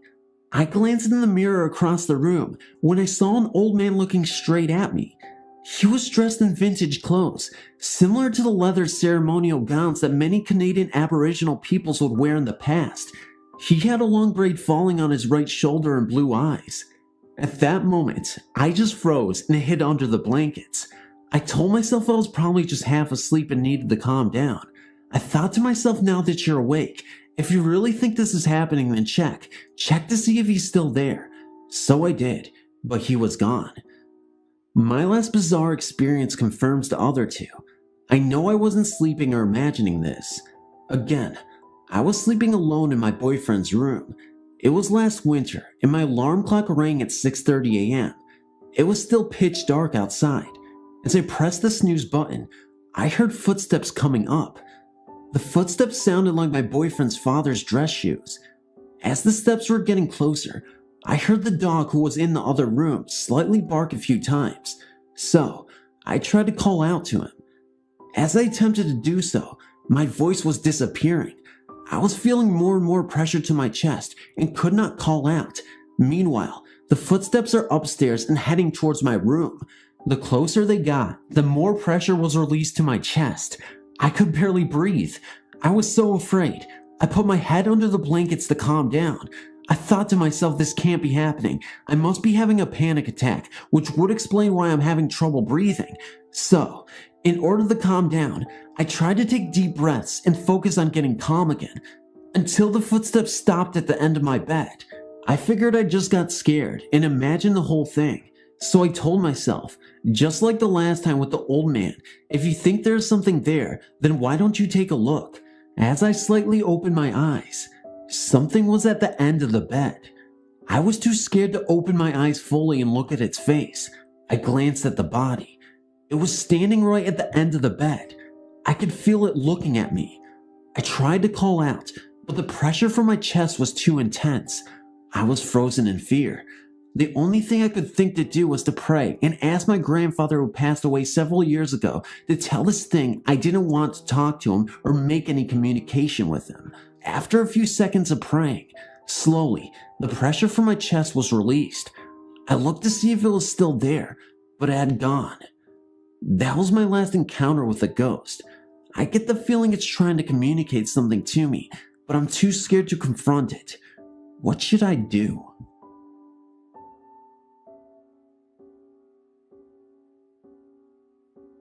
Hi, I ran across your website and I wanted to share a ghost story from my local area. Back when I was in high school, my boyfriend and I decided to go driving through the Joshua Tree National Park out here in Joshua Tree, California. It was really late when we were driving up a winding road towards Key View, a popular lookout spot in the park. We drove past what looked like a Native American man walking towards us as we passed. I told Andrew that we should turn around and see if he needed a ride, so we did. When we drove back, we went a good couple of miles and we didn't see him anywhere. We searched the area for a little while with no trace of the gentleman, so we gave up and just went on our way. We drove past what looked like a Native American man walking towards us as we passed. I told Andrew that we should turn around and see if he needed a ride, so we did. When we drove back, we went a good couple of miles and didn't see him anywhere. We searched the area for a little while with no trace of the gentleman, so we gave up and just went our separate ways. The next day, I called the ranger station at the park to report what I had seen and that there was possibly a lost hiker. Unfortunately, a common occurrence here. They told me that several people had reported the same thing within the past 10 years. It seems that the park was previously home to some of the Native American tribes of California until the settlers began showing up in the 1800s.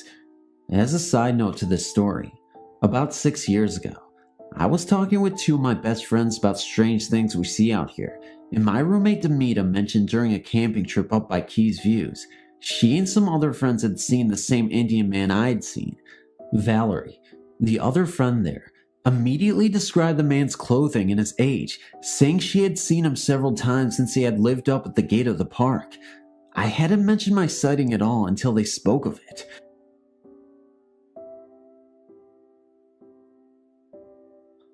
My first story was one my dad told me. It was in Kingston, Massachusetts. My dad and my uncle were sitting in the newly finished basement. They were talking when my uncle stopped and calmly said, "I just saw an Indian woman with a basket of food on her head walk right through here and through the wall." My dad asked, "What?" My uncle repeated again, remaining serious. This gave my dad goosebumps because my uncle's level-headed and doesn't lie about stuff like that. My second story takes place in Buffalo, New York. I was 8 years old and had been living there for 5 years. It was the night before Halloween. My uncle was visiting. My friends were also there as well. My uncle and dad were inside, and me and my friends, let's call them R and W, were outside in my backyard since it was such a warm night. We were playing around when suddenly the fence door, which was locked up tight, flew open. My friends and I ran inside. We went up and played video games. While my friends were playing, I looked out the window to see something that scared the heck out of me. There was a distinct gray figure of a man who was Native American standing in my backyard. Then the figure turned its head in my direction. Then it disappeared. I wish I would like to live without these experiences, and maybe my uncle as well, because I'm sure it petrified him as much as it did me. This story was told to me by a friend who lives in Cuyahoga County, Ohio. It concerns the haunting of a graveyard in a very rural location. I'm originally from a neighboring county, and I lived in Florida for the last 26 years and met this friend while on vacation at Daytona Beach 6 years ago. And after discovering that we knew a lot of the same people and landmarks, a discussion came up about this graveyard. It is a very old cemetery with headstones way back to the mid-1800s. I went there with a friend several years back on a trip back to my hometown, and most of the graves are from the Stockholm family from that era in Cuyahoga County. It is located very far from any civilization in an extremely remote part of the county. It has been used as a party place for darling youths, as the story or legend is widespread among the youth, as well as the oldsters that I talk to. I talk with many people my age, baby boomers, my parents' age, my grandparents' age, present teens, and younger, and got the same general story. It centers around the supposed execution of a woman named Mary Stockholm for practicing witchcraft in the late 1800s in Cuyahoga County. She was supposedly beheaded and buried at the location, with her head and torso in separate graves, and she is seen at the witching hour, looking for her head. This is the main theme of the story. Although there is a plethora of individual stories of chilling proportions from my friends' experiences and many other people I talked to. Now, the people I talked to would swear on any polygraph machine that what they told me was true. But the ironic thing is that a similar story from my home county is around about a warlock that was executed around the same period of time and is buried in a remote cemetery in Tushkin County that I've also visited. Also decapitated with some burial and looking for his head at midnight. Coincidence or the real deal? I'm not sure. I'm a 43-year-old Caucasian male, married over 12 years, and I have 2 children. I have a college degree, work as a professional, and have no particular religious beliefs. My only experience with ghosts or entities, I don't know what the heck it was, happened to me over a period of about 10 months while living in New Hampshire, about 3 years ago. I'd purchased a large, 2-story, 10-bedroom farmhouse which needed extensive repair. Before we moved in, each night after I got off of work, I would spend several hours painting, wallpapering, and performing the needed repairs. My first experience was this. I was painting in a closet. There was no one else in the building. I was just doing my thing when I heard one distinct bong. It was the exact same sound that an older mantel clock would make. Like most people, I know what it sounds like when I hear song refrains running through my mind, as generated by my mind. I've also experienced a dead ear, where one ear will suddenly go deaf with a loud ringing sound, which fades away after a few minutes. These sounds are eternal, again, generated by my mind, and are familiar to me. This bong was external, it was not generated by my mind. I knew that the house was completely empty of furniture. I'd carted all the rubbish to the dump myself. I continued to paint and soon after, ended my night's work at the house. The next evening, I was again painting in a closet when I heard what could be best described as an old-fashioned electric doorbell, the kind with a hammer that quickly strikes at the bell continuously until the button is released. I looked at my watch. It was 1 o'clock again. I put down my brush, stood up, and made a thorough search of the house for the doorbells. I'd never looked for a doorbell until this point.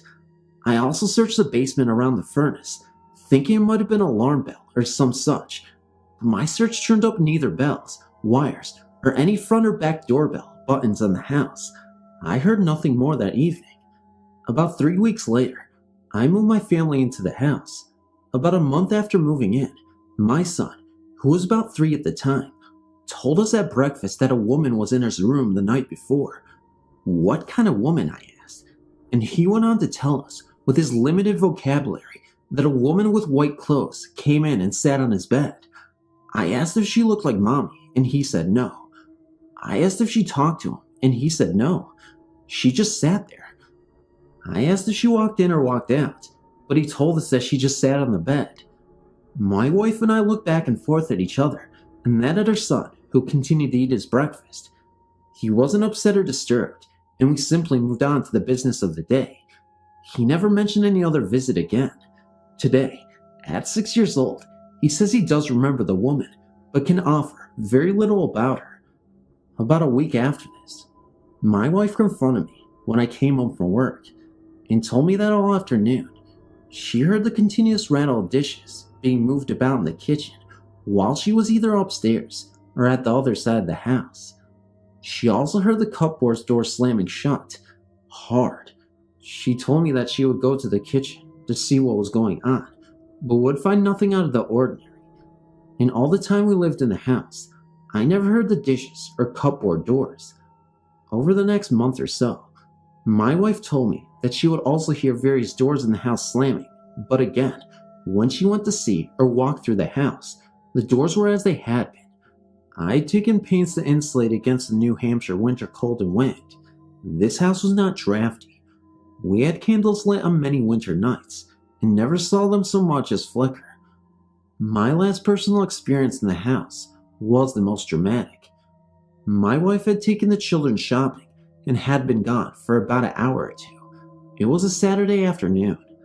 I grabbed a book next and laid down on top of my bed to read a few chapters. After a bit of time, I heard the door at the bottom of the stairs open, doorknob rattle, a bit of hinge work, and heavy footsteps coming up the stairs. Our bedroom was at the top of the stairs, and I could see the landing from my bed. As I heard the first few steps, I thought to myself that my wife must have been home, but I knew that I hadn't heard the car entering the yard, car door slamming, kids talking, etc. All the normal sounds of my family's arrival from a shopping trip. I dropped the book flat onto my chest and looked over my feet towards the bedroom door and stared at the top landing space, all the while footsteps continued to climb the stairs. Clump, clump, clump, to all have been the top, but nothing. I got up and went to the landing. Nothing. I went straight down and through the house, to the kitchen. I looked out to our driveway. Just my car sat there. I made some coffee, went back to my room, and about an hour later, my wife and kids returned home. I told her my story, as I've just told you. I had no personal experiences with this sort of thing in this house, nor at any time before or since. We moved away about a year later to Florida. We moved for the weather, the financial opportunities, to be closer to other family members, but not because of any hauntings or the bizarre. The farmhouse we lived in still stands and is well known in the town we lived in, and it continues to be known locally as the Cheever Farm, and is located on the Cheever Road in Dorchester, New Hampshire, about 20 minutes west of Plymouth, New Hampshire.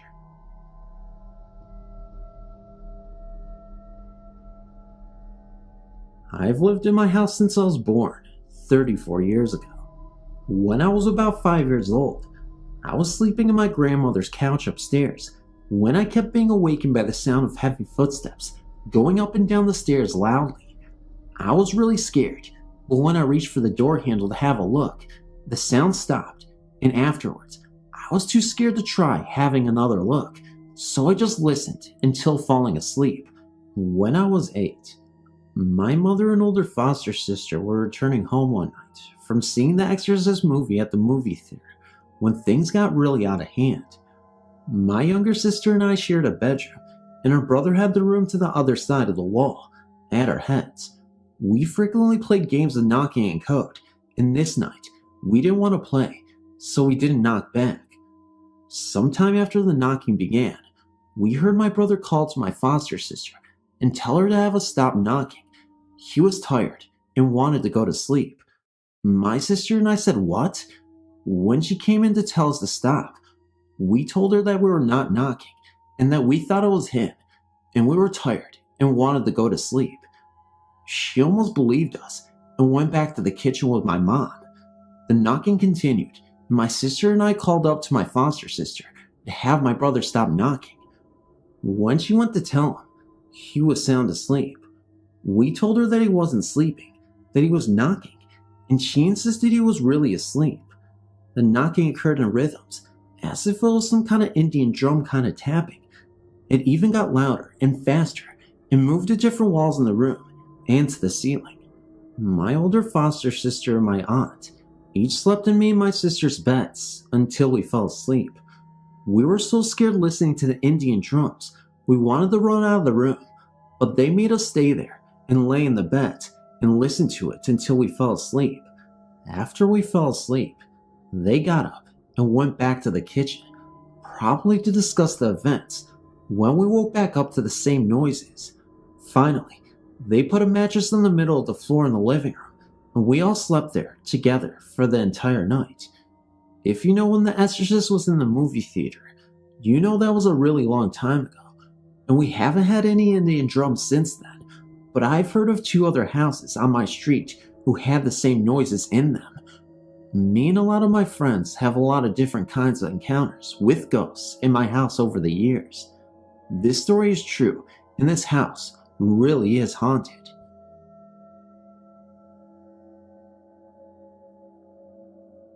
Let me start off by saying, I never met my real father. He died when I was a baby.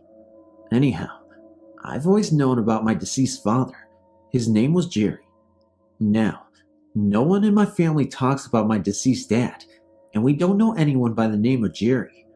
One day, When I was between the ages of 8 and 9, my cousin, my mother, and myself were down the stairs in the basement singing. The phone began to ring, and even though we had a phone in the basement, I went upstairs one flight to our library to answer the phone so as to not disturb my mother's song. When I answered the phone, I noticed immediately the static on the line, and I knew it wasn't our phone, so I asked the caller to speak louder. Now, from here on out, it gets weird. The caller asked to speak to RE7, my mom's nickname.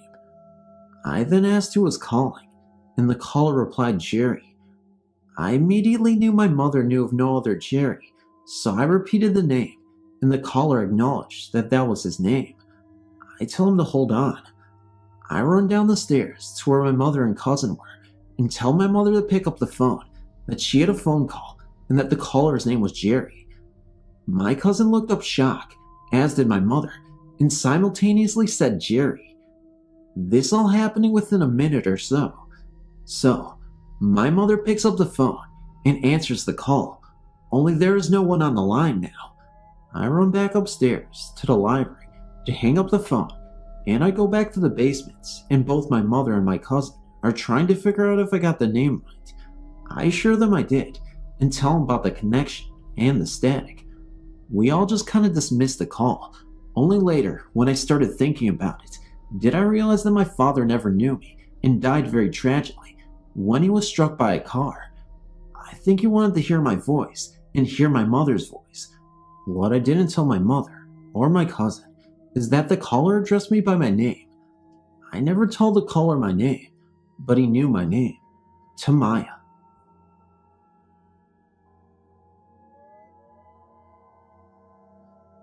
Hi, I've sent info before, but I'm using a friend's computer today since the battery in my car is dead. Nothing to do with ghosts, I don't think. Anyway, having read about people seeing black figures, I thought I would add my 2 cents. The first time, I was 16, living in LA with my grandparents, who were out of town at the time. I wasn't drinking, just alone, when I left my bedroom, crossed the hall into the kitchen, when a figure stepped out in front of me. I saw the legs and arms, kind of like that famous Bigfoot photo. It was creepy.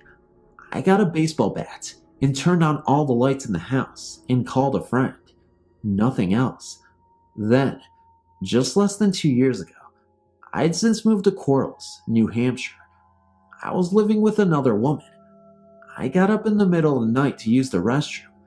As I came out, through the door, there was another shadow being right in front of me. I saw its head and shoulders, taller than me. I put my hands up, as if to gesture excuse me, or not to run it over. Since then, here in Quarles, I felt things in the corners, rushing around the room and such. I bought my own house in July 1999, and my dog barked incredibly at one particular corner. My roommate at the time immediately burned sage, and he stopped. What are these things? I've not seen anything in my place, and the dogs haven't acted weird since. Someone did say that I've been dimension jumping. Have you heard of this?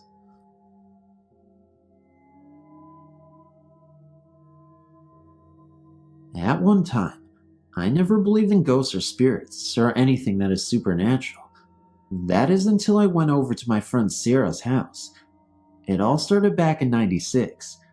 I'd been friends with Sarah all my life, which would have been 15 years then, and she had told me about her house. Being the skeptic that I was, I would laugh at her and call her crazy. I never went over to her house much, and when I did, it was only for a short amount of time.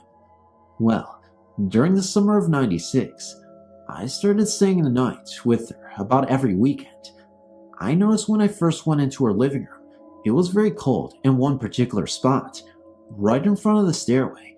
The hairs on the back of my neck stood on end, and my arm and leg on the right side got goosebumps on them. My friend Sarah and her fiance saw them too. My second experience was about a week later. Me and Sarah decided to call it a night. She slept on the couch at that time because her waterbed mattress had a hole in it. So, she pulled out a twin-size mattress for me to sleep on. Well, The mattress was facing the stairway, which had a sheet over it, because Sarah said it felt like someone was staring at her from the top step when she would try and sleep. Anyways, as I laid there, I looked over at the sheet, and all of a sudden, it pushed out in the middle. Well, at first I thought it was just a draft or something, so I sat there and watched it, and it did it again, but this time, it shot out even further in the middle. I sat there and waited to see if it would do it again, but it didn't. My second experience happened 2 weekends later. Me, Sarah, and her fiance at the time were the only ones home. Sarah and her fiance decided to take a shower, and I was still tired from staying up late the night before that I decided to take a nap while they were showering. I was almost asleep when I heard the squeak and then a bang of, well, like a cabinet door. Thinking it was Sarah and Jake, I sat up and walked into the kitchen, and I heard it again. So, I walked back to the bathroom and asked if either of them were out of the shower. They said no, that neither of them had gotten out at all. When I got back to the living room, I heard it again, and I knew where it was coming from then. Upstairs, in the attic part of the house. You see, the upstairs of this house is made weird. The attic and the room upstairs are one big room, with a wall cutting it in two. Well, the door in the attic is a very small square door that they always keep locked because a bat or two has been known to get into the house. Anyways, when I got upstairs, I saw the door closing with my own eyes. Needless to say, I did freak a little. Well, Jake and Sarah got out of the shower, come into the living room, and see that I am white as a sheet. I tell them, and my friend goes and checks it out and says, "You won't believe this when I tell you." I said, "What?" And she said, "The door is locked. The door has a bolt lock on it that slides side to side." My third experience turned me into a believer.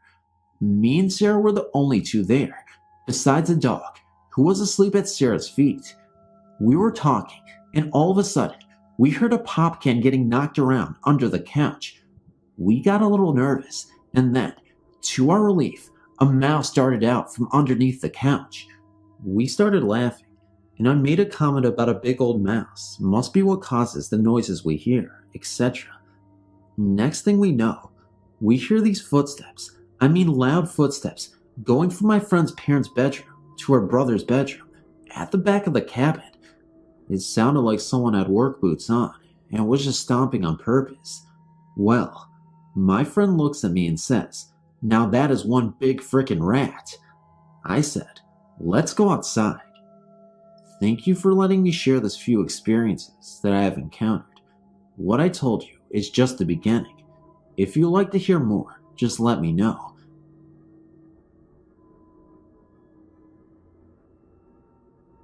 When I was 12, my family moved to a newer house about 10 minutes away from where I grew up. The house was 7 years old and no one had ever died there. From the start, I would hear footsteps in the carpeting, and I always felt that I was being watched, especially when I played our piano. That was the extent of my experiences until I was in my early 20s. One evening, my sister and I were sitting in the den talking. It was spring, and the temperature was perfect, so all the windows were closed and the air was off.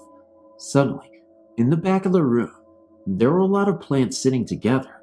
One plant in the middle started shaking furiously. My sister and I looked at each other and went into the other room. A few weeks later, my mother and I were sitting alone in the house when it sounded like someone very roughly racked fingernails down a couch in the back of the room, which was in sight, and again, a plant that was sitting at the end of the couch started shaking furiously. My mother just would not admit that we were being visited, even though she'd witnessed it firsthand. The last thing anything paranormal happened was on a Friday afternoon. I was in my mother's room, talking to her, when I noticed the atmosphere had seemed to have grown heavy, and I got chills. As the afternoon wore on, the feeling increased until I couldn't stand to go into the room any longer. That evening, my sister and I were alone and watching TV. I'd gone to the fridge for a snack and felt the heaviness with the goosebumps on the left side of it. I told my sister that the ghost was in the kitchen. I could feel it. A few minutes later, a picture that was hanging in the kitchen fell off of the wall. When we got the nerve up, my sister and I went around to another door in the kitchen on the opposite side of the room. We walked in and stood there, seeing and feeling nothing. Suddenly, the hair on our arms literally stood up, and we had to run out. Immediately afterwards, it left and hasn't been back. I don't even feel like I'm being watched while playing the piano. I guess whatever it was only wanted to communicate, but I was too frightened. I felt the heaviness with chills in other places, but until the last few years, I hadn't seen any entities. I've moved twice, and really don't believe the houses were haunted, but intermittently, and for short periods of time, I believe there were entities present. I've seen a man with long salt and pepper hair, with a dark cloak, looking at me with bright, colorless eyes. It looked like a negative of a photo. Also, I've seen a bright, elongated white shape out of the corner of my eye, around my bed several times. The most profound experience I've ever had was when I was visited by a spirit of a friend who had died a week before his 16th birthday. Almost 10 years later, I started having dreams with him there, and I would wake up with the most wonderful feeling of being loved. During one of those dreams, I was at home alone during the day, and I had to sleep because I was working nights. It was a little warm, but not enough for the air. I had 2 blankets on my bed and threw one in the floor, and the other one was a mess because I had been tossing and turning. I finally made it back to sleep and dreamed of my friend. I got too hot and woke up to find the blanket I tossed on the floor laid over me very neatly. I've had too many experiences to discount anything to just chance, and my mother is finally admitting that she has experienced the paranormal.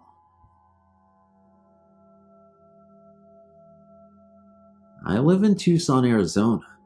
Shortly north of the city lies Mount Lemmon. This peak is a great pine-forested, 7,000-foot getaway from the desert city. I had my brother and 2 friends over at my place at about 1 a.m. a few months ago, and after a few hours of boredom, we decided to go up to Mount Lemmon and enjoy some nice cool night air.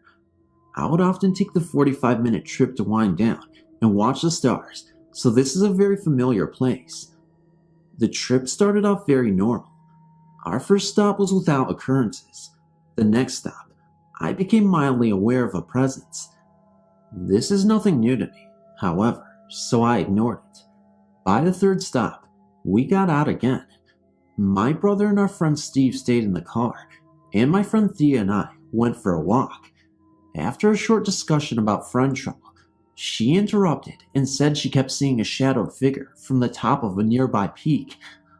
I told her that something was watching us, but not to worry, because I didn't sense hostility. We started to walk back and kept hearing the sound of scattering gravel and an extra set of footsteps on the other side of me. This was at first amusing because we knew at this time we had gained a friend that was not from around here. By the time we got to the car, Thea panicked, and when we got in, my brother Steve spoke of shadow figures they saw. We smiled, started the car, and drove down the mountain. As we spoke about what we saw and felt and heard, it was decided we would stop again. We pulled off at a scenic view of a canyon area, where we found a newer model Ford Bronco with the engine idling, the dome light on, and no one in or around the vehicle. This was unsettling, but could surely be explained, no matter how far-fetched the explanation. We stayed here for about 10 minutes. After the first couple of minutes, my brother and I simultaneously noticed a large dark mass above the peak we were being watched earlier from. Thea saw shadow figures on the top of the peak. I could see the mass disappear, as if moving down the mountain towards us. Thea said the figures were walking down the mountainside. No one was scared at this point. We were all very amused. When I could no longer see the mass, I was only able to see above the mountain because the sky posed as a backdrop. We all got a wave of panic. Gravel started swirling around everywhere, and Thea and Jason ran for the car. I was stunned, so I was the last to get there. Jason entered the car from the other side, but this heavy trench coat was flipped over his head as he opened the door. We started the car and sped down the mountain. We spoke with Steve about what we saw. He saw the same shadow figures Thea had seen. We pulled over one last time without getting out of the car to show Steve the big black mass that was causing all the commotion. We then kept driving until we reached the city again. The whole way down, seeing cars pulled off to the side, some with dome lights on, never with anyone in or around them. This is very odd for 3 a.m. on a Thursday morning. Furthermore, vehicles are not allowed to park on the road after 10 p.m. The next night, Thea and I returned. We never got out of the car this time. However, every time we cut the engine and all the power, we hear scratching underneath the car, and eventually, it would start to rock. We pulled over 4 times. This happened every time. Finally, the 5th time, we decided to get out of the car before that happened, so we would have enough guts to see what else would happen. Once again, we didn't make it. We opened the doors and pointed our flashlights outside, and as soon as we did, gravel started swirling around, louder than before. There was no wind, and we watched it jump around as if someone was kicking it right in front of us. After this trip, it turned out that the brakes in front of the left of the car, where we heard the scratching from when the car was off, were worn down badly. However, the rest of the brakes were fine. We stumped the mechanic, but once again, this is something that may be explained. I just don't know how. I'm planning a return trip, well equipped now. I will bring a camera, several flashlights, and a video recorder. Depending on the outcome of this trip, I will forward any eventful images to your site. I am stuck wondering 2 things now. First off, what is this entity? There are no local legends that I've found yet about Mount Lemon. Second off, will there be again when I visit next week something? I certainly hope so. There is much more I would like to learn before it becomes just a memory. If anyone has any suggestions about this incident or what it could be, please email me. I'd love to know. I'm just going to tell you 2 stories that happened to me. That scares me a lot. Just about 2 years ago, I moved to a new city and moved into a new neighborhood, school and everything. Moving into a new house was awesome, and it was a gorgeous house. The first day of school, people found out that I lived in the house I'm currently no longer living in, and told me it was haunted, and no one ever felt like coming over. I was thinking, right, but that's when things actually got creepy. In through our garage was wooden stairs leading to the basement. Well, every time I'd come home for lunch, and even when I'd be home there all by myself, something clicky would be heard, and I would just freak, until one day, I knew it was coming from the wooden stairs. I stood by the stairs, and all I'd hear was a click, and nothing would be there. One day I got fed up at lunchtime, and I told my mother what I'd been hearing at home and school, and we were right beside the stairs. As I'm telling her, she tells me young brains have lots of things just to fill in their mind. I'm thinking, Mom, very funny. My mom opens the garage door, and there it happens again. The clicking sound once again. My mom freaked and grabbed me and rushed us into the garage. She told us to stay there, and she took a bat and went inside. I was worried. She had just left me there all by myself. A couple of minutes later, I walked inside scared out of my mind, and I headed down the stairs and went down them, and there my mom was, worried. She said she saw nothing. A few days later, my mom talked to the owner. She knew him, and he says, weird. My mother died on her birthday on these stairs. She got a brand new pair of clicking shoes.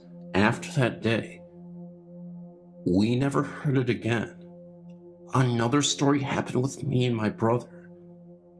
Well, I was young and was a big chicken, so I stood by my brother, while my mother left for groceries. Let me start off this way. My brother would have this small play toy gun, and it was his favorite gun, and he'd have it all the time, and kept it in his drawer when it wasn't in use. Now back to when my brother and I were sitting at the computer. He's 2 years older than me. My mom had been gone for a while. We stood there, and I was pale and just staring. All of a sudden, something started laughing, like a clown, and it sounded as if two clingy things had been clanging together. And then I realized it was the sound my brother's gun made, and I was thinking, oh my lord. My brother and I started freaking, and we ran to the stairs, and it got so loud.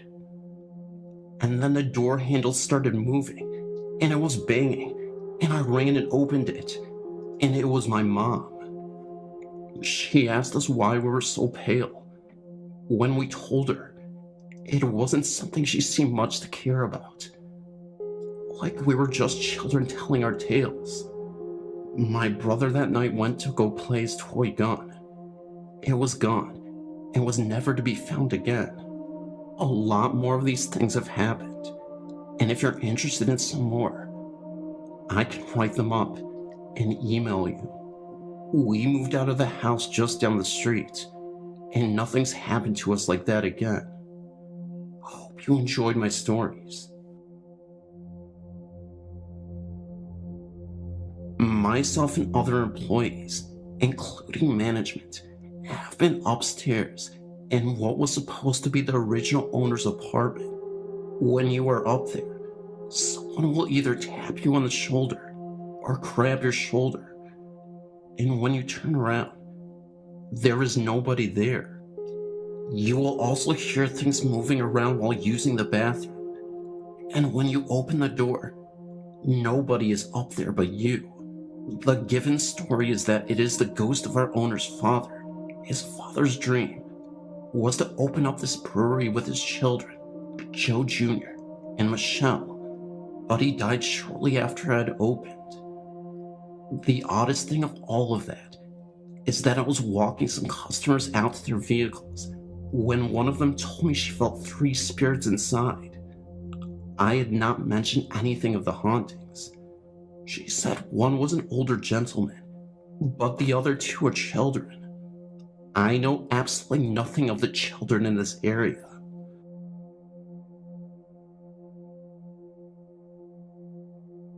A quick little story about Utica, California that I think you might find interesting.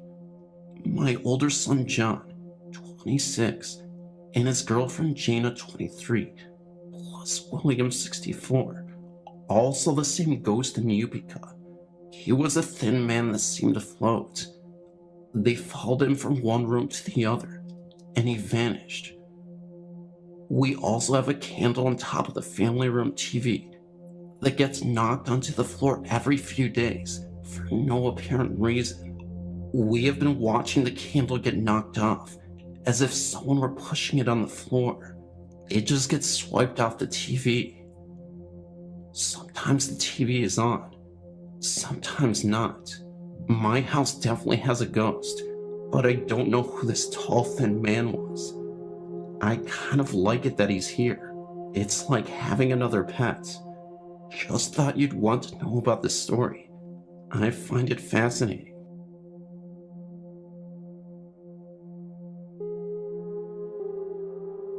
Me and my friends Mike and Maria have used your site for a reference on where to go, and we've gone to 2 places so far, and I'd like to share my experiences with you.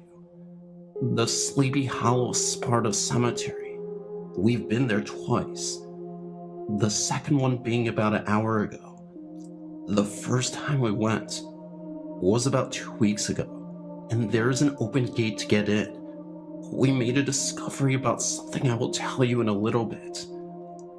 The first time we went there, we got in okay, and we only visited about, the first half of the cemetery. We continued to hear rustling, but tried our best to remain calm. We then came across 2 mausoleums. My friend Mike decided to go see if they were open, but he became too creeped out and came back towards me and Maria. While standing outside of them, we noticed a light from the street shining through the trees, making an angel-like silhouette on the building. We all stared at it for a bit, and Mike mentioned that it looked like an angel. Suddenly the light turned off, kinda creepy. After that we left. The second time was tonight. There were the four of us. Me, Mike, our friend Rob, and his girlfriend Steph. We got into the same gate once again, and we proceeded to explore the same area as we did last time. This is where we made our discovery, and maybe you can post a warning next to this place for people on the listing. The light we saw last time that came from the street, making the angel-type figure, maybe a motion detector, because it shines right into the cemetery, even though it's far in the street. When we walked, the light turned on. This is when we started to be concerned, and we also heard sirens, but they were ambulances. Then, this is where it gets spooky. As we were walking the road back to the two mausoleums, I happened to glance to the trees, and what appeared to be standing there was a silhouette of a person. Then I noticed a hat, shaped like a police officer's. Then I tried to show Mike, and he saw it too. But then I noticed it wasn't moving. When we were leaving, it was a statue on top of a tombstone. However, when we left, Mike explained to me that what he was looking at wasn't the statue. It was the shadow, he says, and his description of the shadow was the same police-type figure. We were both looking at two different things, but had the same description. I think something there didn't like us, and was trying to give us an illusion to get out. The other two that were with us didn't see anything. The only conclusion that we could come up with was that something there remembers us from our last visit, and most likely didn't want us there. Our other adventurer in Brewster, we drove up there. There was like 6 of us. We drove past a pond, and I saw something across the pond that looked like a flashlight being waved. I don't know what it was, but when we stopped at the gas station before we headed over to the pond, someone said party at the lake tonight while purchasing alcohol. We parked up on a street about a mile or 2 away from the pond, and we all walked down to the road to it. We also had a recorder with us the entire time to see if we picked up anything we didn't hear. We found a dead animal on the side of the road, as well as many beer cans. We also kept hearing rustling in the woods as we came to the pond. When we came to the pond, we saw nothing for about 10 minutes, so we walked back to the cars. We began walking faster when we heard a crash in the woods, and then we got back to the cars and stopped in front of the golf course, where I took a picture of the sign. Me and Mike were taking pictures the same time, and I noticed there was a red orb-like structure on the side of the sign. It's not present in Mike's pictures though. Then afterwards we found a cemetery nearby, but nothing creepy happened. When we came back home, we listened to the recordings. We picked up a loud crash and 2 moaning, whispered sounds. One being directly said after Mike said, "That was definitely a noise." So there is the report of our 3 places that we visited. Thanks to your site, we're addicted. Please write back if you have anything to say. While my own experience is not really that of a ghost encounter, I still believe that it may relate to some of the stories. Mine is a premonition. Growing up in Florida, I would visit my step-great-grandfather. Even though he wasn't truly related to me, he was far closer to me than any of my blood relatives. I remember always seeing him sitting in his recliner and chewing his tobacco. When I was about 10, I began having these strange dreams. In the dream, I was walking through a house that was on fire. I was in a long hallway, and the flames were on my right side. I was not scared in the dream, more curious than anything else. Every few meters, a round gray shape would rise out of the flames and go over my head. I tried, but could not see what was on the left. It was as though my head wouldn't turn far enough. I had this dream on and off for about 2 years, before it finally stopped. I didn't have the dream again until I was 14. However, this time, the dream was different. I began having it every night for 2 or 3 months straight, and every time I saw the shape, it was a little bit clearer. One night I realized it was someone's face though, and I couldn't make out whose. The dream stopped for 2 weeks. Then I had the dream 2 more times. The last time, I realized it was the face of my step-great-grandfather. The next morning, my mom told me that he had died in his sleep. I thought perhaps it was just my subconscious mind telling me that he was old and that he would die soon. But when I was 17, I got a book from a friend, and in the book, it had a section on dream interpretation. I read that if you dream of a house on fire, then there will be a death in your family. At that point, I remembered all of the dreams I ever had. I realized that it was more than just my mind warning me. I have on occasion felt as if someone was with me whenever I most needed someone to care. I believe that it is him. I want to thank you so much for taking the time to read through my story. I am sure that others feel as I do, and I thank you for having your website to help the rest of us better understand these strange occurrences. When I was a freshman in high school, my mom and stepdad and I moved into an older home, built sometime in the late 1920s or early 1930s. I assume this from the newspaper I had found, dated 1936. When we first moved in, there wasn't any odd things happening.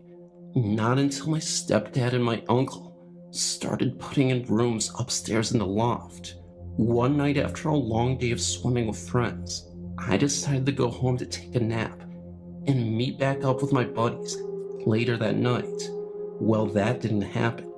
I awoke too, or whom I thought was my nephew Sam, tapping me on the foot. The room was very dark, just a small bit of light through the curtains. I looked over at the clock. It was late, around 11 p.m. So I said to whom I thought was my nephew, "What are you doing in here? And where's your mom?" You see, they lived next door to us. And I asked again. With no answer, I got up and turned on the light. No one was there. Okay, I said to myself. That was odd, and very reluctantly went to sleep. That wasn't the end of it. One night I woke up with all the covers off my bed. Maybe I kicked them off. Who knows? I know because the second time it happened, I was not asleep when I felt the covers slowly pull off of me and off the end of the bed. Can we say what the heck? And that's when I slept downstairs on the couch for a few minutes, telling my mom it was too hot upstairs to sleep. A few months had gone by without anything happening until they put another room upstairs and I moved into that one. I started hearing sounds on the roof, like if someone was throwing a ball into the roof, and it was bouncing down. Went on for at least a good month. Well, the ice finally broke when my grandfather, who had been living with us, asked my mom one morning who was standing in her doorway last night. My mom said no one, and my grandma replied that it was a child and a woman. And that's when I told them what was happening upstairs. Strange. I am 13 years old, and I live in Florida. I took a trip to St. Augustine for vacation 2 years ago. My family and I stayed in the St. Francis Inn, which is a bed and breakfast. We stayed in the Sanford suite for like one night, and the lady at the front desk said that her daughter had to babysit there, and the kids were playing with those Hot Wheel toys. Well, she said that her daughter called her up and said that the toys were moving on their own. I was so afraid to sleep in that room. Well, the next 2 nights, we stayed in the cottage. It was very homey-like, and I had no problem with it. I went upstairs to the room I would stay in, and I didn't feel comfortable at all. I felt like something or someone was watching my sister and I. So that night, I slept in the pull-out couch. That night, my mom said that late at night, she heard footsteps coming up the stairs and into the room that my sis and I were supposed to stay in. Everyone was sleeping, so there was no logical explanation. Creepy. And the next morning, my mom went to have breakfast, and she was talking to these really nice people that stayed in the supposedly haunted room. Lily's room. There is a whole long story to the room, and I don't really know the details. The couple staying in that room said that they took some pictures, and in one, there was an armchair from like a long time ago against one wall, but it wasn't actually there. So they started walking out to the courtyard next to the cottage and said, "Oh, it's just Lily messing around with stuff." As soon as they said Lily, the light above the cottage door went out. My dad went to check it out, but there was nothing wrong with the light bulb. I was freaked out. We were gonna leave that very day. My mom couldn't find her car keys or the cottage room key. She was looking, and she found the car keys on top of the counter, and the cottage keys inside the door, and the door we never came in through. This story is all true, from what my mother told me. This will be the second story that I've sent you. My mom told me this story, and said that she was about 10 or 11 during the time of this experience. She said she was sleeping in her bed one night, and she woke up at about 1 in the morning. She looked up and saw a white shadow floating next to her bed that had big eyes. She said its head looked a little swollen, and it looked like it was trying to say something. Got really scared, and tried to scream to wake her mom. She was so scared that she couldn't even make a noise. She never told her mom about it because she was so afraid that her brothers would tease her. But a week later, she said she heard her brother, my Uncle Kevin, say that he saw a white figure with a swollen head.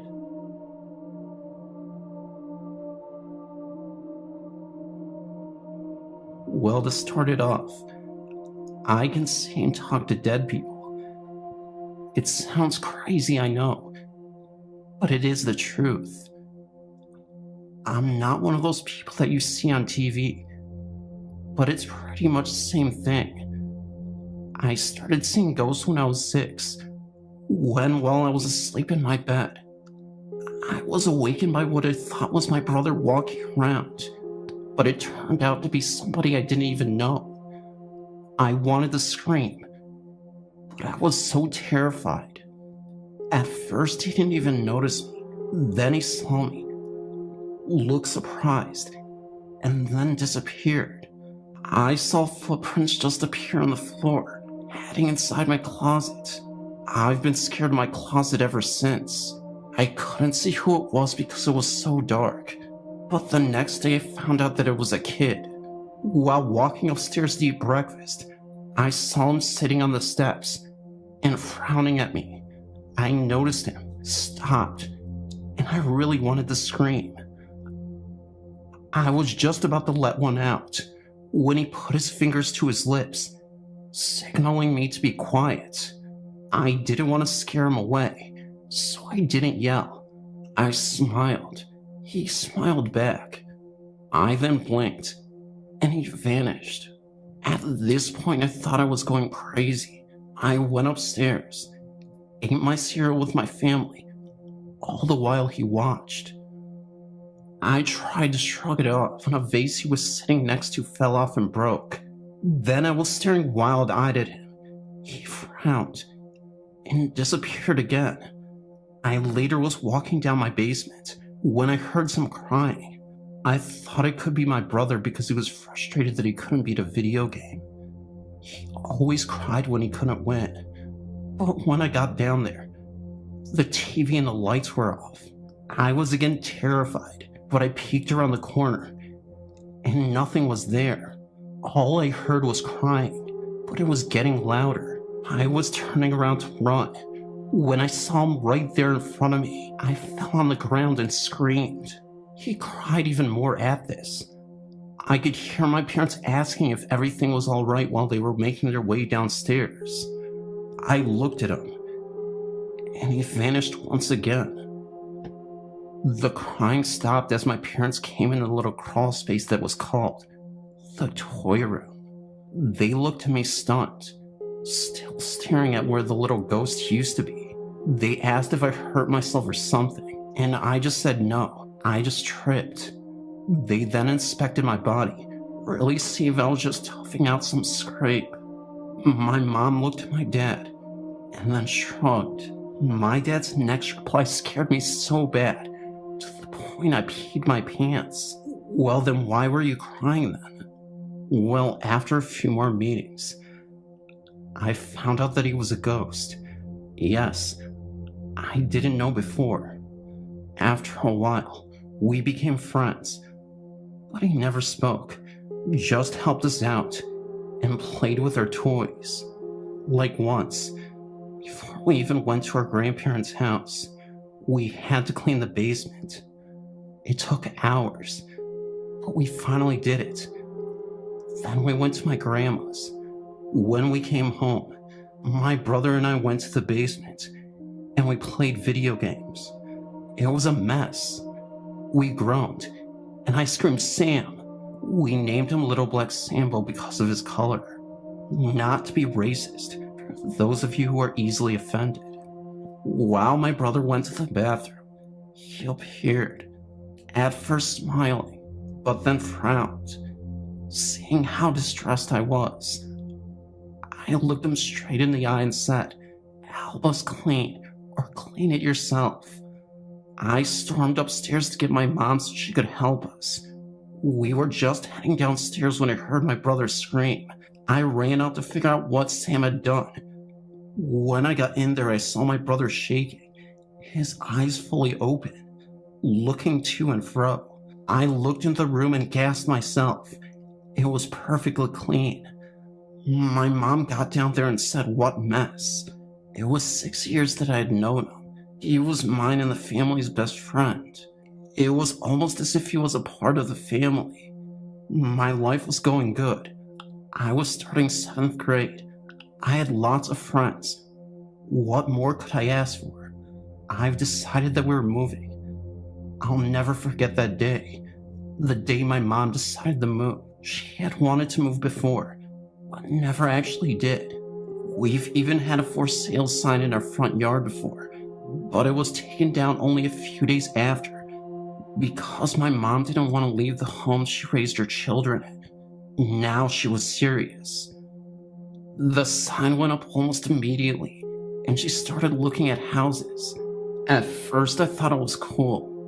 I mean, the house we were in was good, but we didn't live in the best neighborhood in the world, which was exactly why my mom wanted to move. It was a long time before someone decided to buy our house for $200,000 in cash. We moved out in a week. My father took his offer, and we started packing immediately. I was so sad to leave this home. I had so many memories there, but I had to move on. While I was packing my things, Sam appeared beside my bed, but he wasn't smiling this time. He was frowning. Then he vanished. I was more sad that week than I ever was, or will be.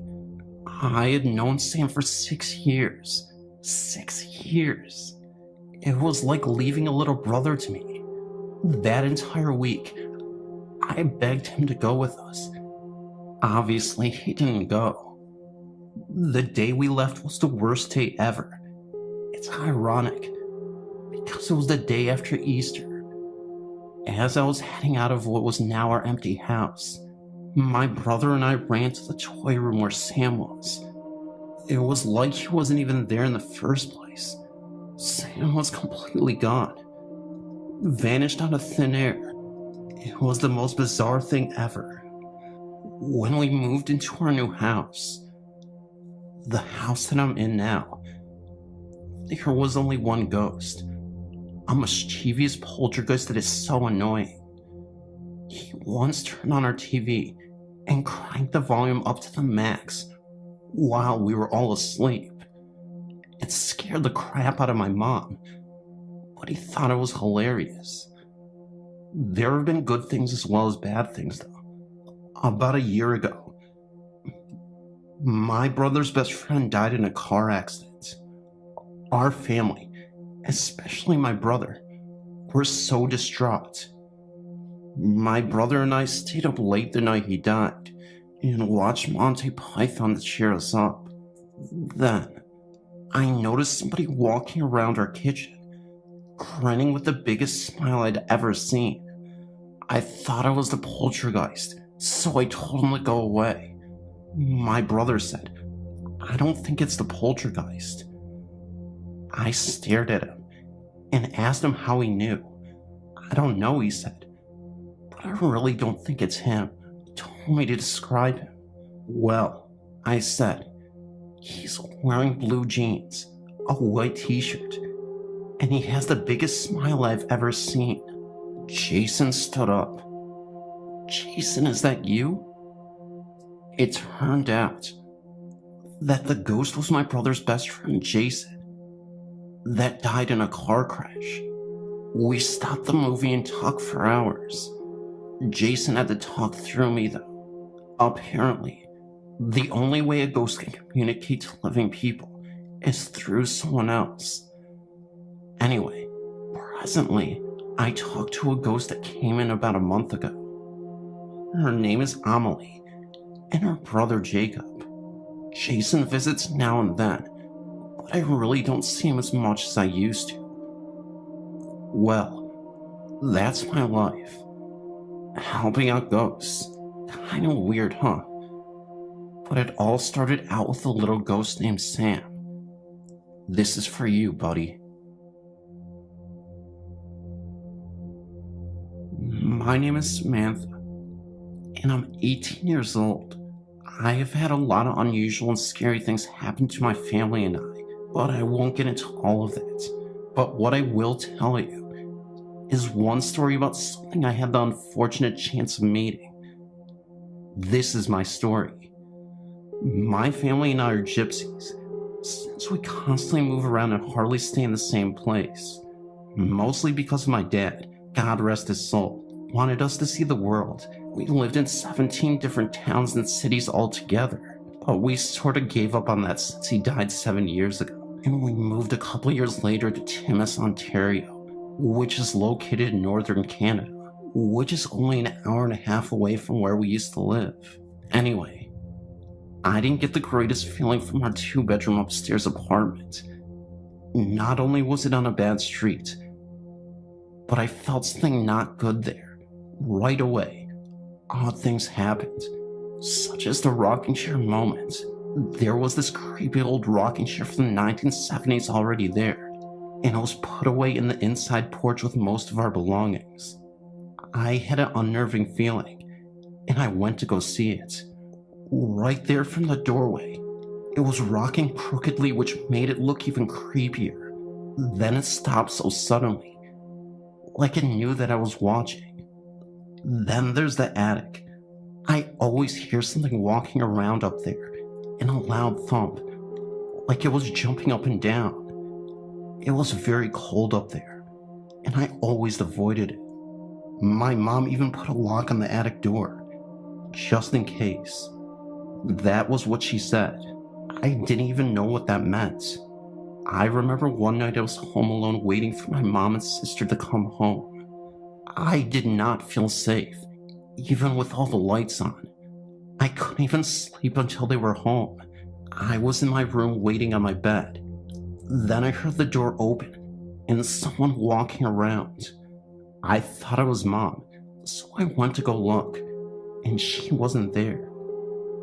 The door was open, and I was alone. I used to wake up with scratches all over my body, some of them so deep, and I would be puzzled as to how they got there. I didn't even have a pet. Then there's the one night when I woke up in the middle of the night, feeling scared, and it was cold in my room, which was weird since I didn't have a window and I wasn't cold. It was just a room. I felt someone standing beside my bed looking down at me. My bed was practically floor level. I turned the other way and tried going back to bed. But that's when I felt someone's hot breath in my ear, and I heard it rasp. It was a man. I knew this. My heart stopped and I froze. I was scared. I couldn't sleep since. I knew it was a man. I had a dream of him. He was a Caucasian, weightly and tall guy, and he often tried to follow me in my dreams. He was angry and abusive, but he couldn't touch me once I got away from the apartment. I told my sister, and she also knew. We moved out of there the next summer, and we went back to Cochrane, and we stayed here ever since. We've had other spirits, but we didn't care. We were back to something familiar, and that was okay. I lived in a town in my hometown of Glendale, Arizona. It was on 59th Avenue in Peoria, less than a mile from 3 cemeteries and a dilapidated old barn house. Lots of creepy surroundings. My experiences aren't that riveting. The place was infested with cockroaches, and they never went away, no matter what we did. We did so many things as far as fogging. We let 30 geckos loose to eat them all. We put out roach traps. I've just heard about bugs in haunted places, flies and stuff, but it could have nothing to do with it. But also, there was 1.5 bathrooms in the place. The upstairs had 1 shower, and the downstairs just had a toilet and a sink. Well, one time I was in the bathroom, which is right beneath the stairs. As I was sitting on the toilet, I heard feet running up the stairs, like thunder, like someone was really hurrying to get up there. Then I came out of the bathroom and saw my boyfriend, and my roommate and I said, "Who ran upstairs all crazy?" And they said neither of them. I said, "Are you sure?" And they said, "Yeah, we've been sitting here the whole time." I asked if one of the 3 cats ran upstairs. The 2 girl cats are too small to have made that kind of noise, but our male cat was almost 20 pounds, so it was a possibility. But he was sitting beside my roommate. Also, the light used to turn on by itself, and in my boyfriend and my bedroom, the lock was on the outside, and it was a keyhole, as if somebody was locking someone in the room from the outside. One of our female cats went crazy and started to growl at us and attack my roommate. My dog was always barking at things when there was nothing for him to bark at. Very scary. Thank God I don't live there anymore. After sharing some particularly creepy paranormal experiences amongst ourselves, my brother, sister, and my sister's boyfriend and I decided to check out a couple of the places in the haunted places list that just happen to be located here in scenic Muskogee, Oklahoma. While searching for the address of 2119 Akoogie, we wound up on a street by the name of Callahan. A set of train tracks run across the road, and bells and crossing lights are in place to warn about oncoming trains. At around 2 a.m. in the morning, we started down the road. When we started, the warning lights were flashing, but they went off shortly, and we assumed a train had passed. But when we were coming up on the tracks, they began flashing again, and this time, The balls went off too. Our driver, my sister, slammed on the brakes, and we all started looking for the train.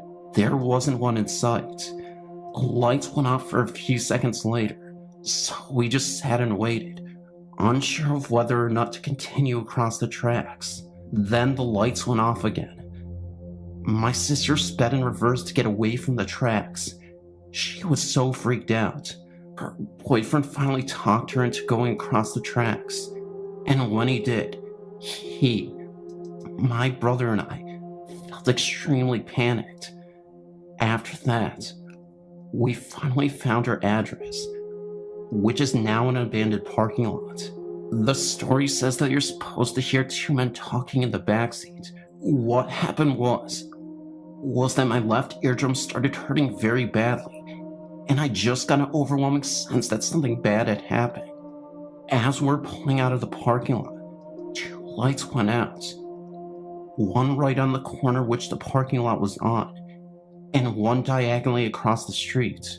We went through the parking lot once more, and once again my left ear started hurting. My brother said that his ears started ringing for about a second and stopped, and my sister's boyfriend said that he felt like he was on an airplane because his ears suddenly became stuffy. You probably won't think much of this, but it really freaked out my friend. Just read it before you judge it. It started with my friend's mom. His mom used to be a cleaner, you see, and she and her friend were cleaning this house when something happened. First, his mom and her friend were cleaning upstairs. They could always smell something really horrid downstairs, but whenever they went down, there was nothing there. This happened quite a few times. Then one day, my friend's mom was cleaning the wall when she felt something push her really hard on her shoulder. She was then off with shock. Her friend who cleaned with her didn't think it was true, but the next day it appeared to her as well. When my mom's friend was better, her and her friend went to the house next door, which was haunted, and they told the woman who lived there. This one, called Vanessa, went into the house, and as soon as she stepped upstairs, the smell stopped. It was almost as if she scared the ghost or thing off. I don't know what you think of this story, but I can guarantee you one thing. It is 100% real. My first encounter with the spirit world inside of a funeral home took place back in 1999. I was a lowly funeral assistant back then whose duties involved greeting families, floor work at visitations and funerals, answering the phone, and cleaning. One night, I was working a visitation that caught me a little off guard. A small group of people arrived together for the visitation and requested it would be private. They informed us that no other attendees would be joining them and asked that we stay out of the parlor out of respect. This in itself was not uncommon, but what came next certainly was. The building began to smell of incense and candles, which they had brought in and burned, and we could hear them chanting in unison. We couldn't make out what they were chanting, but we were certain that it was not English. After approximately 20 minutes of this, they all simply left. They didn't tell us whether or not they were coming back, but as the visitation was scheduled for 3 or more hours, we just waited. No one returned. The next morning, it was my job to come in early, clean the funeral home up, turn all the lights on, and prepare for the funeral service that would begin later that morning. I arrived at the funeral home, through the garage, turned off the alarm, and put on my first pot of coffee of the day. I walked into the parlor that the people had been chanting in the night before and instantly felt a very heavy presence in the room. The air was thick, as though you could actually feel it rubbing against your skin as you walked. The smell of stale incense and burned candles was still present from the night before. I looked around to find that there was nothing to clean up or prepare, as the people had only been there for a short time.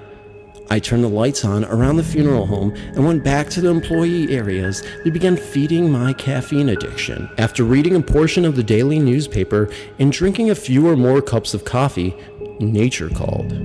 I didn't want to miss any phone calls inquiring about the morning's funeral service, or God forbid miss a family who walked into the funeral home. So I used the small employee restroom in the back of the funeral home and left the door open to listen. As I momentarily stood there taking care of business, I heard footsteps walking up the hallway towards me. I turned my head and saw a man in a suit walk by the doorway, turning his head to look at me as he walked by. I was humiliated. Here I was standing there using the restroom with the door open and a family walked in. I shouted, "I'm sorry, sir. I'll be with you in 1 second." I couldn't have possibly been more embarrassed. I quickly washed my hands and went out to meet him. I walked to the front of the funeral home and found nobody there. "Sir," I shouted, but nobody answered. I figured he must have gone back to his car to wait until the time of the funeral before returning, so I went to the front door to check the parking lot. I pushed the door and suddenly felt my stomach drop. The door was still locked. I had forgotten to unlock the funeral home when I arrived that morning, and it hadn't even occurred to me that I didn't hear the door chime from somebody walking in before seeing a man walk past me. There was simply no way that anyone could have been there other than me, and I most certainly didn't hallucinate what I had just seen. I wandered back into the parlor, though this time the air wasn't as thick or uncomfortable as it had been an hour or so prior. I was getting ready to walk out when something caught my attention. It was the blue suit, white shirt, and red tie that the deceased gentleman in the casket had on. I walked up to the casket and froze when I looked at the man's face. His features, his hair, and his suit were unmistakable. This was the man who wandered down the hallway and turned to look at me as he passed. The funeral went on as planned, and after the director who made the arrangements with the family took the small procession to the cemetery, I told my boss what had happened. He only laughed, not adding anything to the conversation.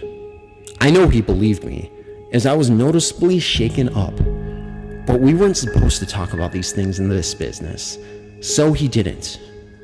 I have had several other paranormal occurrences in this line of work over the years, but none were as profound as that first one. My views on what happens to a spirit in the time following death were forever changed. I hope you enjoyed reading about this experience. I will share another story or two in the future. I very much appreciate your podcast, and I wish you well. Storage closet.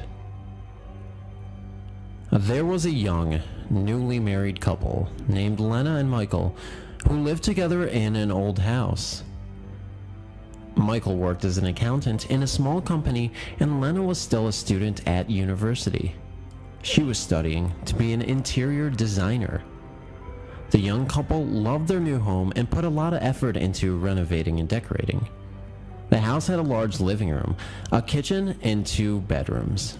In the hallway, there was a storage closet that was filled with all sorts of old junk. By the way, the rooms were both really small. One evening, as usual, Lena was preparing the dinner and humming quietly to herself. Her husband was in the living room, lying on the couch and watching TV. He remembered that one of the lights in the bedroom had gone out, and he needed to replace the bulb. The walk-in storage closet in the hallway had cupboards and shelves.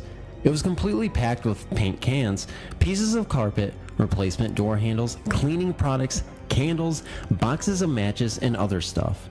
The spare light bulbs were in a metal drawer with sharp corners. Michael was searching through the junk when he tripped over something on the ground and flew down with a crash. "Mike, you're so clumsy," Lena called from the kitchen. "Are you all right?" She heard the door to the storage room close. Yeah, I'm all right," said Michael. "I just stumbled over all this junk you keep in here." "Don't blame me," said Lena. "You're the one who decided to go poking around in there." I just wanted to replace the light bulbs in the bedroom. God damn it, Michael replied. So go ahead. Lena snorted and continued to cook dinner. On Monday morning, when Lena woke up, Michael had already left for work. She took a shower, got dressed, and hurried off to university. When she came home that evening, Lena stopped at the front door of the house. Searching through her purse, she realized that she had forgotten her keys. The door was locked, and she didn't have any way to open it. Unfortunately, she had also forgotten to bring her mobile phone. She had to wait in front of her house for her husband to come home. She waited and waited, but Michael never showed up. It was getting dark, and Lena began to wonder what happened to him. In frustration, she banged on the door with her fists. All of a sudden, she heard a click, and the door creaked open. She walked into the hallway, closed the door behind her, and wearily dropped her backpack on the floor. When Lena looked into the living room, she stopped in her tracks. Her husband was sitting on the couch, watching TV. You mean you were here all this time? Lena asked, annoyed. Michael simply glared up at her and smiled. Just then, something caught Lena's attention. What's that smell? She asked. I don't smell anything, her husband replied. Lena wandered around the house, sniffing and looking for the source of the putrid smell. The smell was strongest in the hallway. It was so unpleasant it made her nauseous. The door of the storage closet was ajar. Lena reached out, grasped the handle, and pulled the door open. She saw something that made her want to scream. Lying on the floor of the storage closet, surrounded by old junk, was the dead body of her husband, Michael. He had hit his head on the sharp corner of the metal drawer and bled to death. As she stared in horror, Lena heard the voice of her husband behind her asking, "What's wrong, honey?" Is this a ghostly encounter? Perhaps. Or perhaps it's a concrete indicator of the awful tricks fear can play on the mind. It's rather long, in any case. When I was 3, my grandfather sold my dad his house, since he and my grandmother were moving to a condominium. The basement was somewhat finished, so my dad completed the job with a bedroom and a bathroom, along with the section that had the laundry tubs, furnace, and some cabinets. My brother, who was 11 years older than me, and I shared that bedroom. When I was 7, my brother went off to the Air Force, so I got the bedroom to myself. Like any kid in that sort of situation, I missed my brother, but was terribly excited about my new domain. That excitement didn't last long. My nights morphed immediately into an undeniable hell. Some of this so-called hell was likely initiated by common childhood fear. For example, for hours after my bedtime, I'd sneak upstairs and peer around the corner, confirming that my parents had unpacked their bags and had left me in the house to rot among the apparent evil I was experiencing nightly. Things like this, thinking your parents are going to leave you alone, were explainable. Others weren't. I would often lie awake in bed and see a swoosh of colors above and around me. Eventually, I'd feel as though I was a tiny object in a massive room. Along with this feeling came a dreadful feeling of helplessness, and I was always paralyzed, fearful to move, fearful to think, fearful to do anything. Accompanying this were sounds beyond my closed door that were always the same. They sounded like a block of wood scraping against the concrete floor. This happened almost every night.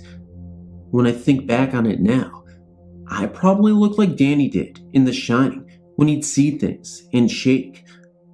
Others here talk of the reflex-like behavior of retreating beneath the sheets. I was never able to move out of pure fear. If I moved, this whole thing would somehow get me. Perhaps the most odd sensation I remember throughout these visions and feelings was one of me holding a small football. Despite the fact I felt I was approximately the size of a football itself. It was always the football. This continued for months, but I was afraid to tell my parents. After all, I didn't want to lose my basement domain. My older sister had the bedroom on the second floor, right next to my parents, and I certainly didn't want that. So I trudged on through the terrifying nights until it got even worse. The only windows in the basement were glass block, which let only a ghastly sunlight in during daytime and absolutely nothing in terms of moonlight at night. This, of course, gave you the feeling that you were in that basement for good and that you were in the ground. One night, I was awakened by the sound of something incredibly massive striking that glass block once. I'm not talking about someone kicking it or someone striking it with a rock. It sounded like a massive body ran full force into the window, a sickening thud that would have killed anything or anyone. I didn't hear anything else that night, and of course, when I checked outside the next morning, nothing was there, nor was there any sign of anything hitting the window or otherwise disturbing the premises. In the middle of the night, a few weeks later, I woke to my mother's cries.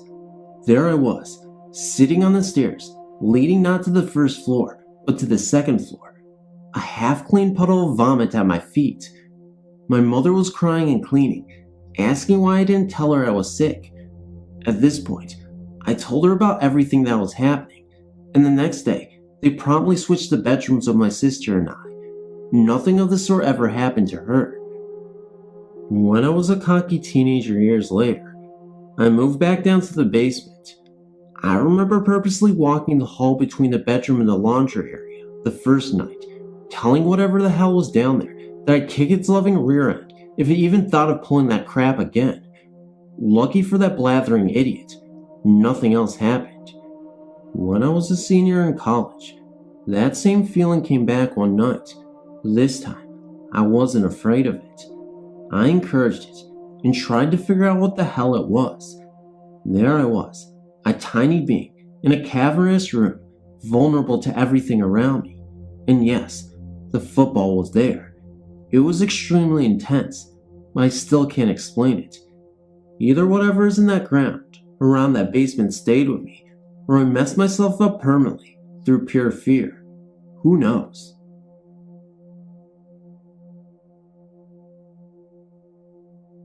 I worked at a psych hospital here in New Hampshire for a year. It was one of the worst jobs I've ever had, but it provided me with some pretty messed up stories to tell. As you might imagine, places like psychiatric hospitals are pretty turbulent places. I was hired, despite my lack of psych training, because I was big and a little bit intimidating. They needed people like me on the adult and adolescent units because these were very violent times. It was 1999, 9 months before Y2K, and only a few weeks before Columbine, so the lunatics were coming out of the woodwork. We had apocalypse freaks, people who swore they had psychic powers, and the government was trying to kill them. We had a Columbine wannabe admitted once or twice a week. There were also some of the roughest, most violent patients that the hospital had ever hosted. They needed people like me to sort of keep the peace and take the violent people down so nurses would stop getting hurt. The kids liked me, so the hospital director put me on the adolescent unit a lot. The adolescent unit turned out to be the home of a few spooks. After lights go out, each hallway, boys' hall and girls' hall, was watched over by a counselor. I was sitting in a chair in the boys' hall. My job was to make sure no one was up and moving around and that people were going to sleep. If I heard anyone talking, I was to shut them up. You can tell where this is going. I'm flipping through my book when I hear voices in one of the rooms. It's just muffled, but I have to get up and check it out anyway. I start to get nervous when I hear the voices coming from an empty room. It was a quiet week on the unit, and only half of the boys' bedrooms were occupied. I opened the door, expecting to find a couple of kids in there, since I heard two voices, but find an entirely empty room. The talking continued right up until the point when I opened the door. As soon as it opened, the talking stopped. I closed the door, go back to my chair, chilled right down to the bone. That was pretty creepy. I hear more talking, but decide that it can't be from that room, so I start going room to room. Everyone is out like a light. The talking is still coming from that room. After my shift was over, I went out for a beer with the nurses and other counselors and told them about it. That was some sort of initiation for me, I guess. They talked about how everyone has had some sort of weird experiences on the unit. It's like a rite of passage. I heard stories about the quiet room in the girls' hall. Sometimes girls in the neighboring bedroom hear screaming and pounding on the walls when there's no one in the quiet room. I was told about a figure of a man that can be seen, and I did see him walking in the halls on the adult unit. You always catch him out of the corner of your eye. When you turn to look at him fully, there's no one there. The head nurse told me about a child on the adolescent unit seeing someone hanging by a belt in their bathroom. The head nurse once told me about a child on the adolescent unit seeing someone hanging by a belt in their bathroom. The staff checked it out and calmed the hysterical kid, but found nothing. The kicker? A kid hung himself by a belt from the shower curtain rod a year prior. For this reason, breakaway curtain rods were now installed in each room, and no one was allowed to wear belts. A massive bloodstain was found on the floor of a girl's bedroom once by a counselor doing checks in the hall. She ran to get the staff, thinking someone bled to death on the floor. They all ran down to their room in rubber gloves, and everyone saw the stain. The girls occupying the room should have been in the gymnasium, and some of the staff went to find them. Like they should have been, both girls were in the gym, perfectly fine. When the nurses went back to the room, the stain was completely gone.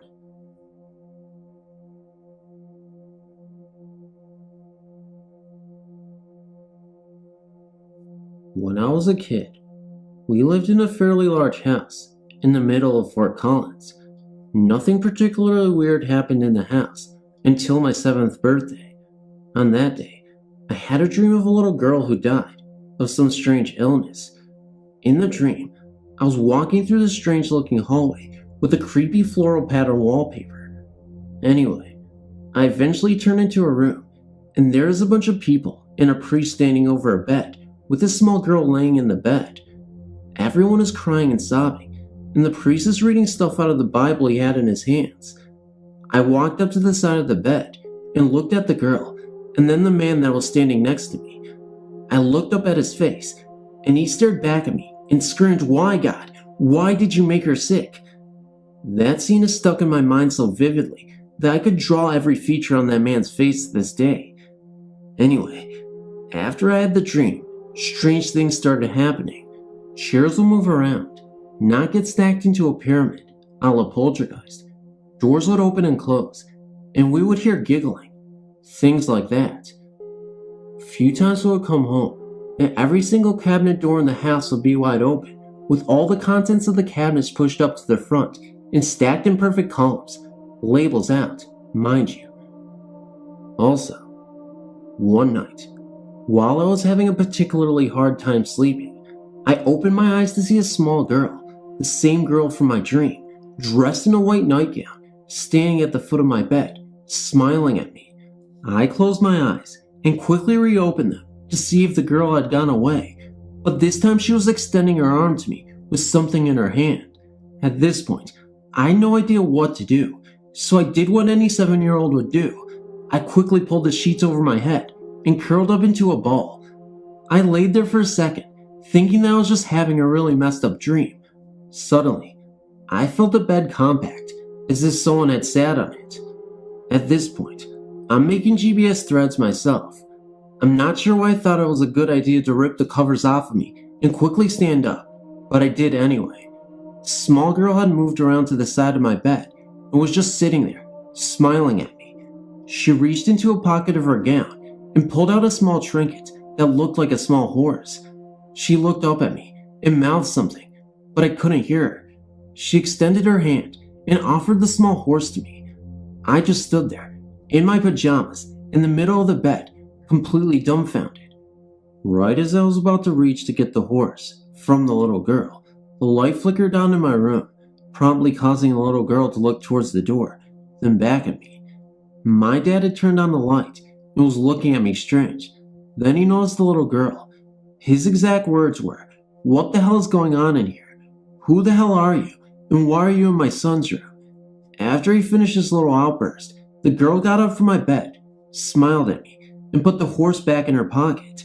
I can't really describe what happened next, but she kind of half disappeared, half blended into the wall.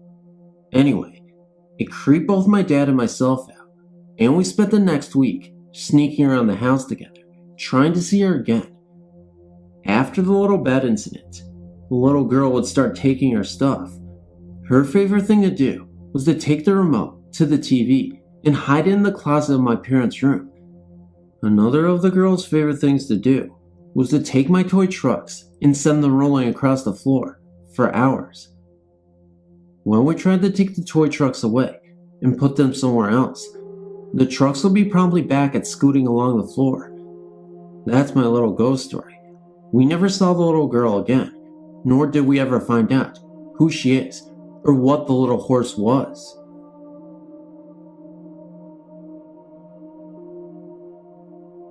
I moved into my house in 1991 when my mother married my stepfather, who has since died, but that's another story. His ex-wife before my mother died in the house in 1990 due to cancer. That's the room my mother sleeps in now. He was also a big animal lover, and numerous animals had died in the house and are now buried in our backyard. Since we moved in, I've heard numerous strange noises, creaking floorboards, knocking in the walls, whispering, scratching from the attic, etc. Our attic has insulation everywhere, including on the floor, because it isn't a real attic, but merely a small storage area. I hate being alone in the house at night, as does my mother, and my sister does as well, but she's moved out now. If you're sitting quietly, it constantly feels as though someone is with you. Just the other night, I was in the living room, reading, and my cat was lying on the top of the couch, behind my head, sleeping. Suddenly, it felt as though someone had come and stood right next to my ear.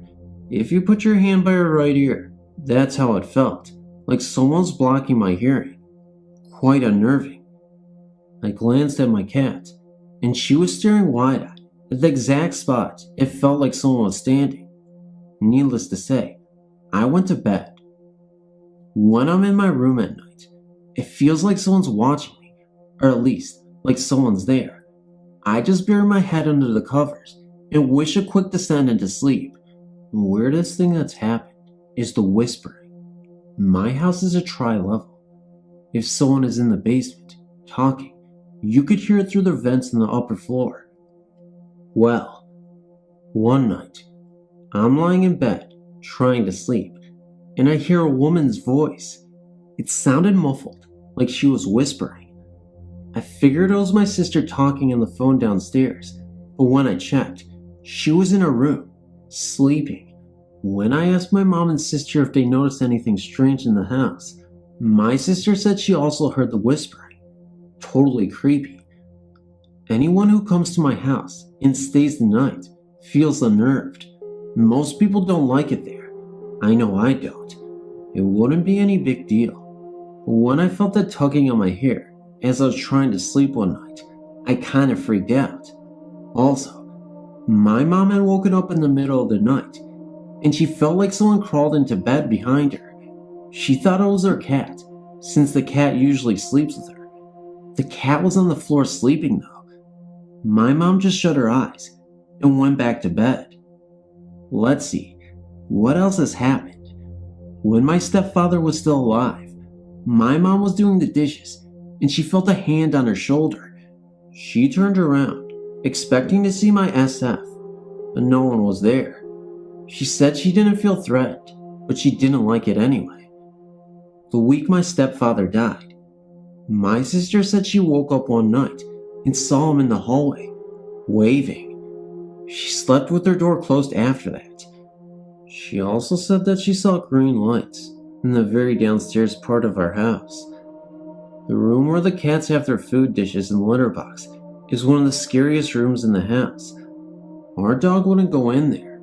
He refused, even though we tried to force him sometimes.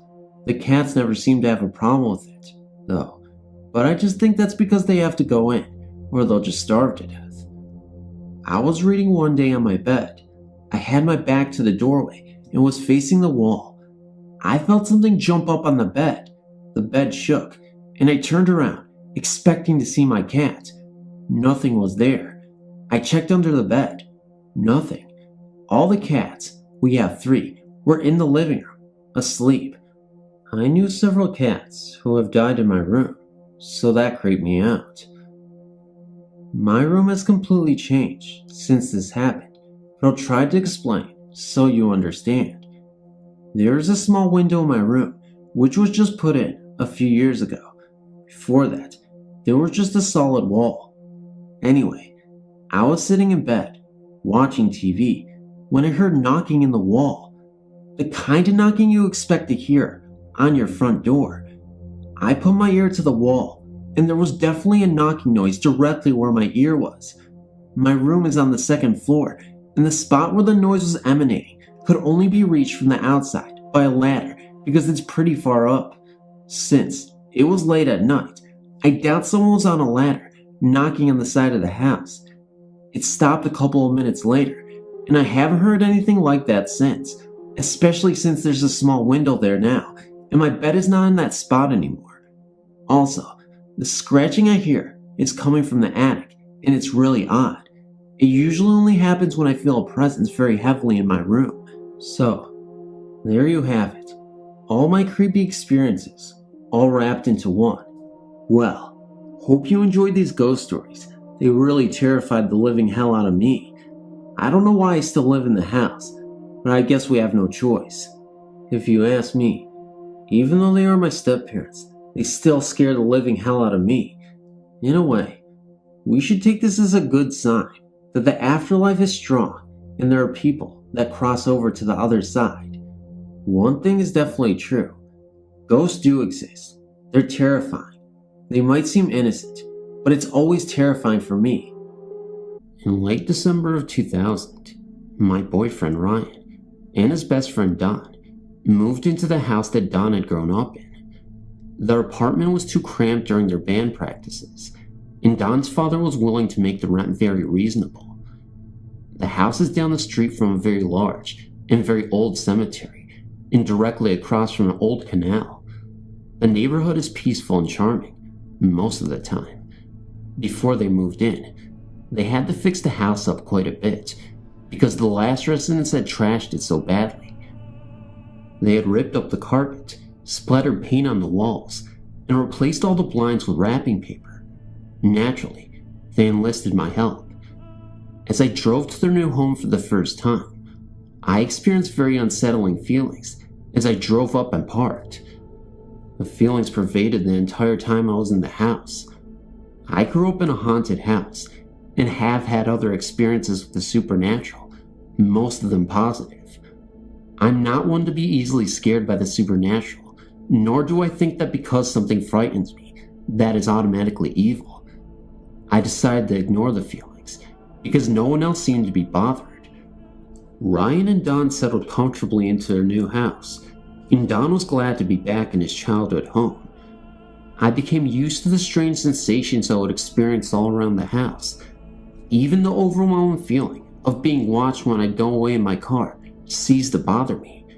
One night in February, I believe, I was leaving to go back to my house at around 3 a.m. As I fumbled for my keys to unlock my car door, I could feel someone behind me. Suddenly, I heard 3 loud, stomping footsteps. Thinking that it was possibly some live person intending to harm me, I whirled around and screamed as loudly as I could. There was no one there. Ryan, naturally, came running out of the house. I ran onto the porch and into Ryan's arms.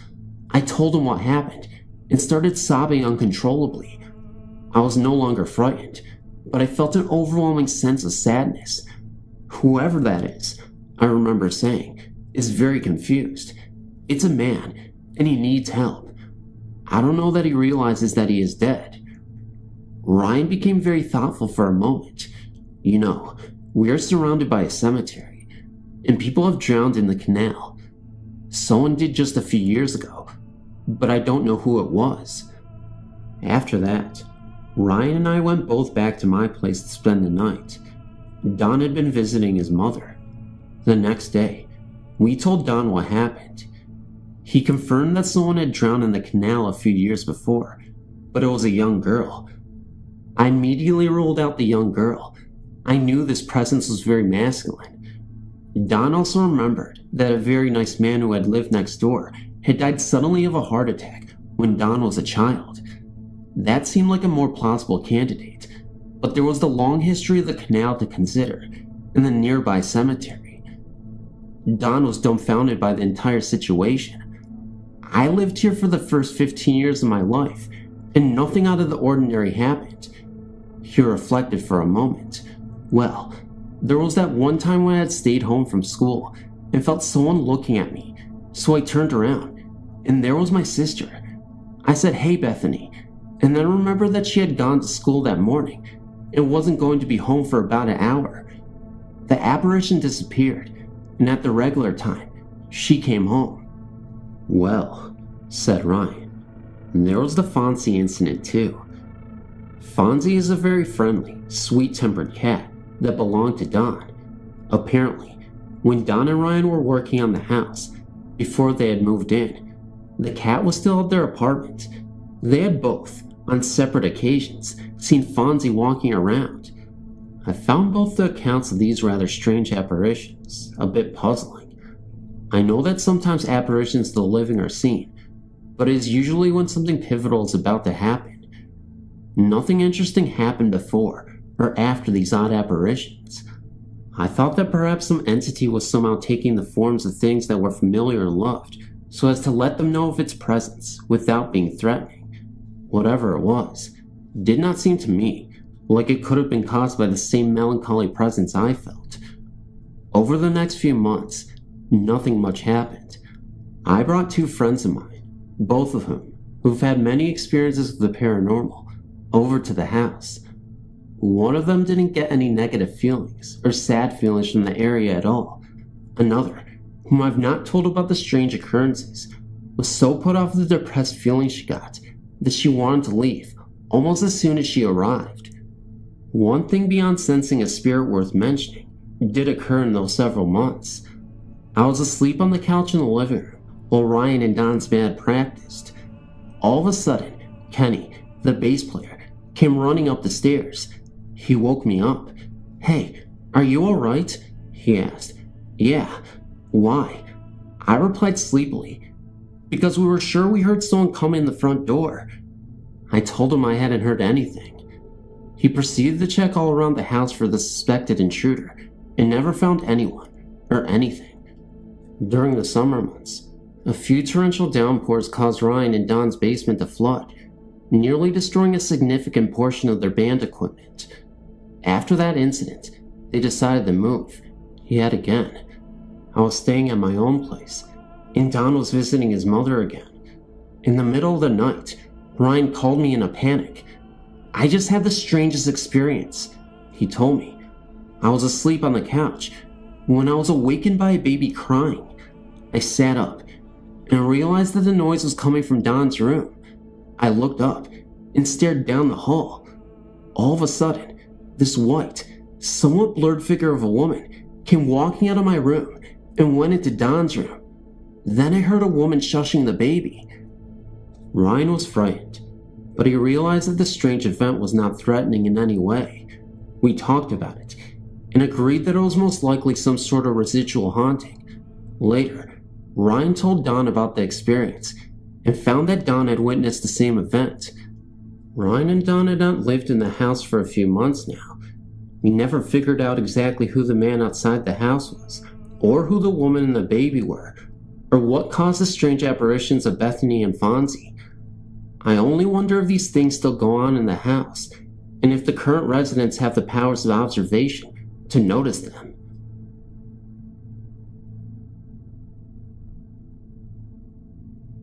This happened in February 2000, during my junior year of high school. I was in my bed one night, just staring at the ceiling, waiting to fall asleep. That night, for some odd reason, I was lying on the opposite end of the bed. I remember seeing the yellow digital numbers on my TV say 12:40 a.m. I remember this detail because I know for sure that I was not sleeping. I was fully awake and conscious. Suddenly, I felt this eerie chill just start to permeate the room. So cold, so freezing. A wind that was coming from seemingly nowhere because my window was closed tight, as was my door. I had about 3 layers of blankets and sheets on me, but the cold just seemed to be going right under them. Immediately, just every hair on the back of my neck was standing on end. People use the terms chills going down their spines figuratively, but the real thing is not the most pleasant sensation in the world. Then, I heard this male voice, very sinister in tone, start laughing. It just echoed and surrounded me. I was terror-stricken at this point. I could feel my heart beating. I closed my eyes, praying to God frantically that whatever it was would leave. When the voice subsided, the room returned to normal temperature. I just bolted out of my room. I have no idea what it was that visited me that night, but several times after that, when I was in bed, I had this feeling that someone or something intangible was watching me. Since then, I've had several psychic and numerology readings, which indicate that I'm sensitive to the psychic and supernatural. I've had dreams throughout my life, which served as a precursor of good tidings in the future, including my acceptance into the school I am attending today. I am a college freshman. When I visit home, I refuse to sleep without the hall light on. Call me chicken, but I don't think I'm quite ready to encounter what lies in the darkness again.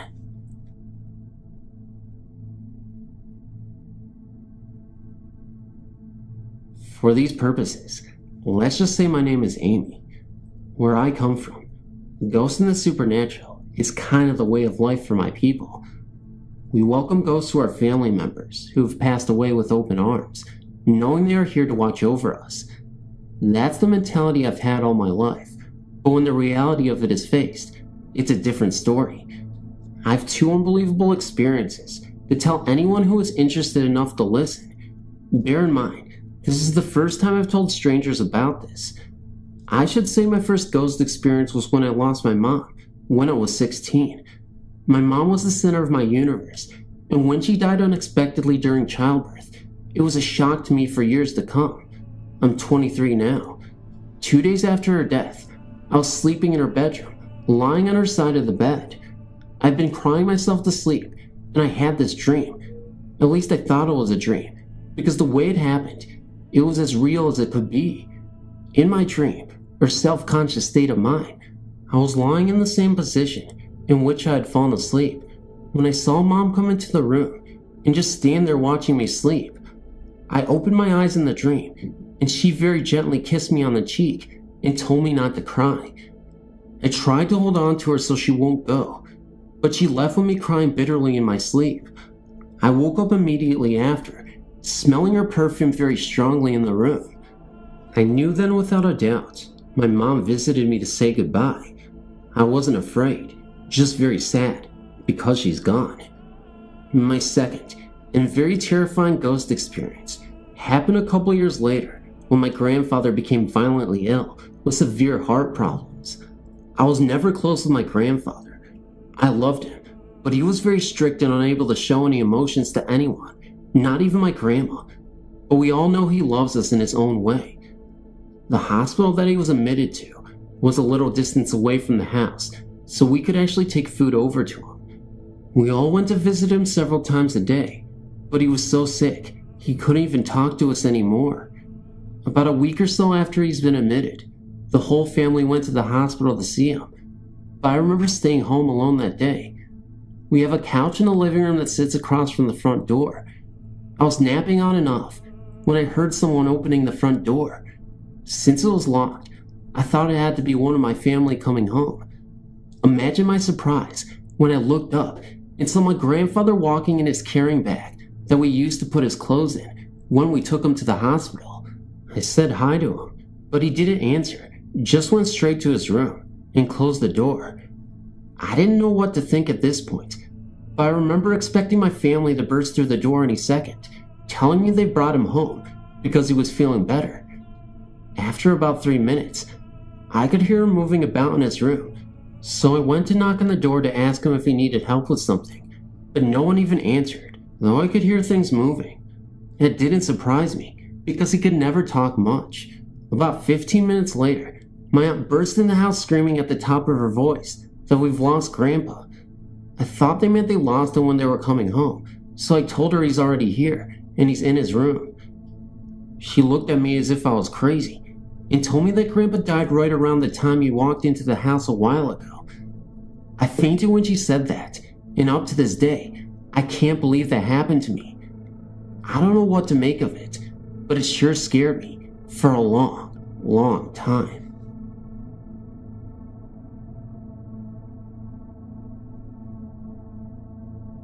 We had just gotten done playing video games and decided to go to bed, myself and 3 others.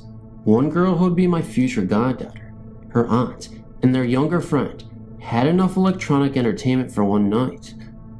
The younger girl had decided to sleep on the couch, leaving the rest of us to sleep on the floor, since there wasn't enough beds in the bedroom to go around. Most everyone was just laying there, staring at something in the dark, or randomly saying something here and there, getting ready to fall asleep. I stared straight at a digital clock. Suddenly, a figure had obstructed my view of the clock for a brief moment. It was then that I said, "Hey guys, did you see that?" Soon after, I heard my goddaughter let out a loud scream. They both claimed to have seen a figure heading towards the kitchen, and we heard a loud clatter of pans hitting the ground. The thing disappeared, and we didn't see it again all night. Neither did my goddaughter. But here's my second story. The week I started college, I noticed a change in my dog. He was acting quite a bit funny, almost sick. Within that week, it was found that he had slipped a disc in his back and was later put to sleep. I was emotionally torn for a while, as I was, and still am, very much attached to that dog. After a few months, I decided that even though I really loved my previous dog, I still did want a companion around, and got the dog I currently have. The morning after we had brought her home, I felt a weight on my chest. It felt like the size of a dog, about the same size as the one I had before. I thought it was the new dog, so I told her to get down. I heard her jump from my chest to the floor. It was then that I realized it wasn't the new dog, because my room's door was shut, and there was no way she could have gotten in here. That, and the fact that she wasn't anywhere around. At first, I was a bit spooked, but then I thought, good, he's still here with me.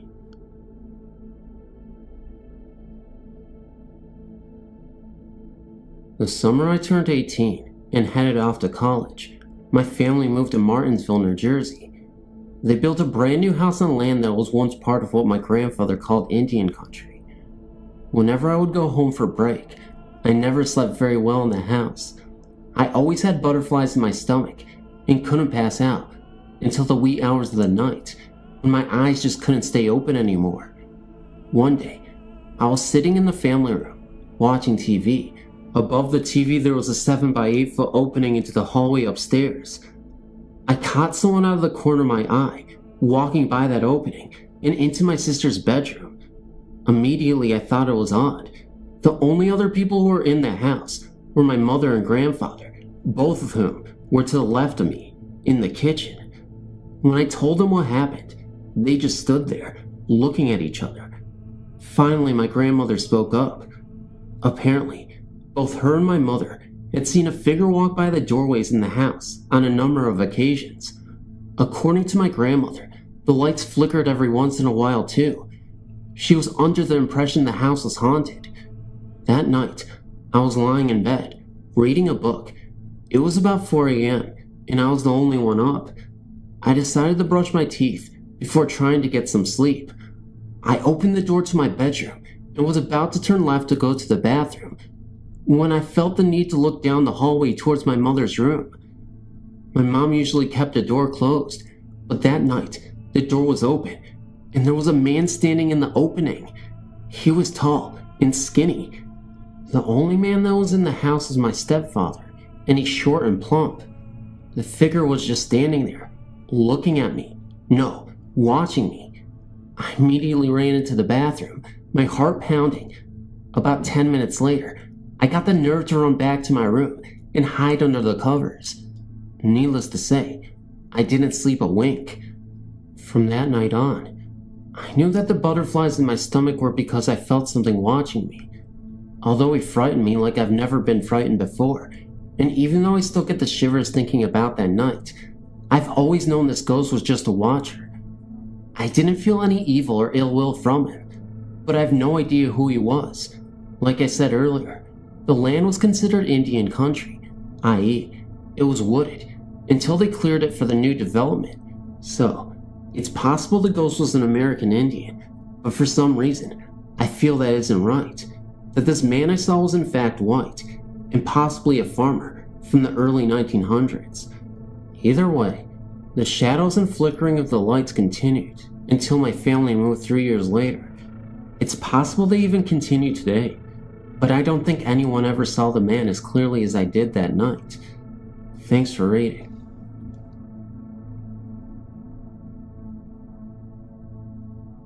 I've been reading through your website and found it very interesting, but I never thought that I had a story to relay until I read a story that sounded extremely like something happened to me a few years ago.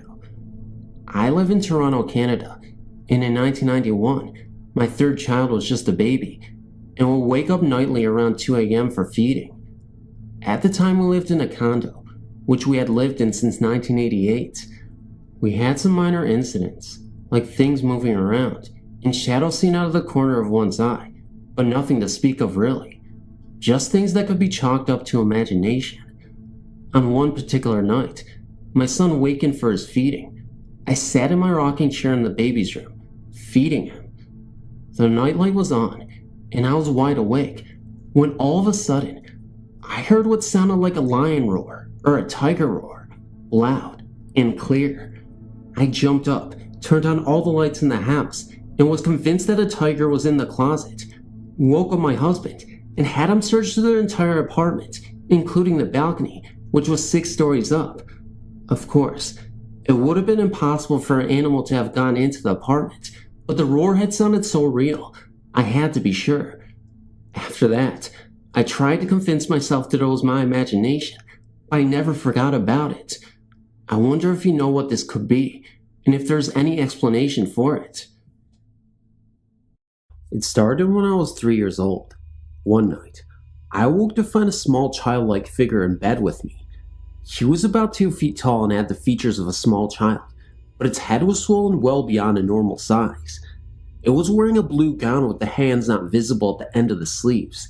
It was moving its mouth and talking in gibberish. The figure was as real as I was, and it was surrounded by a kind of glowing haze. I ran to my parents' bedroom and woke my dad, but of course, he told me to go back to sleep. So I returned to my room, and now the figure was standing on my bed. I grabbed a pillow and covered my face, and jumped on the bed. It was gone. That started something that would last the next 26 years. I'll condense the years up until 1990. Those appearances, while still frightening, never really made me feel threatened. During this period, which included teenage years, I saw the figure with the same frequency. My bedroom is located at the end of the hallway, with 2 other bedrooms before mine. At the end of the hallway is a landing that blocks the view to the steps. From my bed, I could look out my window and down the hall to the landing and the top of the steps.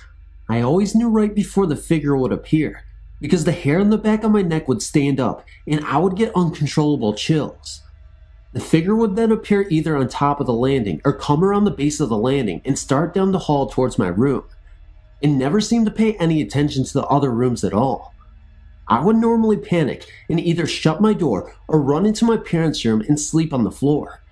Imagine finding your 18-year-old son curled up on your bedroom floor when you wake up in the morning. My parents and sister didn't really believe that I was seeing this apparition. I also would stay up late, being the night person that I am, and watch TV. In my living room, we have the stairs that led up to the second floor. It has a wooden railing on it that goes the length of the last 4 steps. I would often see the figure on the steps watching me from the 3rd or 4th step and then disappear. The only real changes during this time period were that the figure was losing its color and becoming more transparent. Now things would change drastically. A neighbor, with some knowledge of this sort of activity, told me to confront the figure and tell it to leave and never come back. I was to tell it that I was its power source and I was shutting off the power. I did this and enjoyed about a year of no sightings. Around this time, I told the story to my girlfriend of the time. She thought that its description sounded like a baby with water on the brain and still wearing its gown from the hospital. She thought that it was a lost soul trying to contact me to help it with some task so that I could finally rest in peace. I started to look into the house's history and my family's. The house sits on land that was farmland and a dirt road only 150 years ago. The land was owned by one man, and he had his farm and homestead around the area of my house. The main house of the estate is 1 block from my house and is still standing. My house is 40 years old, and we are the second family to live in it. The couple before us had no children that we know about. I have a sister 3 years younger than me and no other siblings. I've asked my parents if they had a child that died that I was unaware of, but they didn't. So after all of my checking, I found that nothing could explain the apparition. After about a week of thinking about the interpretation my girlfriend had given, guilt of banishing the figure overcame me. I asked it to come back one night, and I told it I would help it. The very next night the sighting started again, but with much greater intensity. I can now say, never do what I did. Once it's gone, let it stay gone. The sightings would happen more frequently, and sometimes they would terrify me. The figure looked the same, but something was very different. I was sure what it was, but now, there was another force in addition to the familiar figure. I began to see small black colored creatures which I can only describe as imps. They were solid black, 1 to 2 feet tall, and ran around on all 4s. They appeared mostly in the living room and coming from the hall closet. Now to explain the rest of the house setup that pertains to the story. The man that lived here before us started to dig a basement, but he never completed it. All that remains is a 3 to 4 foot crawl space accessible from outside the house. The hall closet was to be the stairs down to the basement. He had started making the stairs going down, but he boarded it all up when he stopped digging the basement. The stairs going up to the second floor are directly over the would-be basement step in the hall closet, so there are 2 ways from inside the house to access the crawl space, if you really wanted to. Rip up the 3rd or 4th step of the stairs or knock out the back of the closet. I began to make the connection between where the figures appeared and where the access ways were. The sightings got more intense, and sometimes they even drove me from my house. Normally, my dog would sense the small figure and act funny when it was around, but now, when the imps appeared, my dog would be in a very deep sleep, and I could never wake him up. I would either leave the house and stay over at a friend's. Sometimes, I would be knocking on her door at 2 a.m. terrified. Other times, if I was able to get between them and the steps, I would make a run for it to my room or my parents' room, because even these creatures would not venture in the bedrooms. My mother was noticing my moods, and I had told her about the new happenings, so she told me to get her the next time I saw the figure or imps. The next time I saw the figure upstairs coming down the hall, I ran into her room and woke her up. I led her into the hall where the figure still was. I pointed to it, and it began to back away and go down the steps. I chased it down the 3rd step where it vanished. While she could not see it, she could tell by my eye movements that I was watching something moving across the hall and steps. I think that's when my family started to believe a little. I became so used to these new additions because they never did any harm, but they did make me feel very uneasy. The figure was becoming even more transparent. Certain lamps in the house would go on and off by themselves, often with other witnesses around. I would hear the TV go on in the middle of the night when I knew no one was downstairs. I theorized that the figure needed help to appear because it was slowly fading away. I assumed the imps were helping him, but the figure was still fading. I was waiting for a new addition to the cast, so the figure could still appear, since I still hadn't figured out what it wanted me to do. The sighting stopped again for a few months. I spoke with a parapsychologist, but then decided to leave well enough alone. I didn't want things getting worse. I decided to go into the crawl space and check out the area under the stairs. I took my dog down there with me and I crawled into the area. There had not been anyone under there for years before this. I found an old maid playing card with not a bit of dust on it right under the third step. We have wall-to-wall carpeting, so this did not fall through the joints. I hadn't seen that deck of cards for over 20 years, but here was one. It had one corner that looked like it had been dipped in acid, but the rest was in good shape. I took it and put it in a pocket Bible and put it in my car. The sighting started again, only very small. I would call my girlfriend on the cordless phone and tell her it's happening again and then walk upstairs while still on the phone with her. The next time was the worst of all. The figure appeared very bright, like it did 10 years ago, but it didn't look very happy. The imps appeared again, but they were more bold this time. Then a 7-foot tall man-shaped black figure appeared. It looked like it was either made of smoke or some liquid. It looked semi-solid, and you couldn't see through it.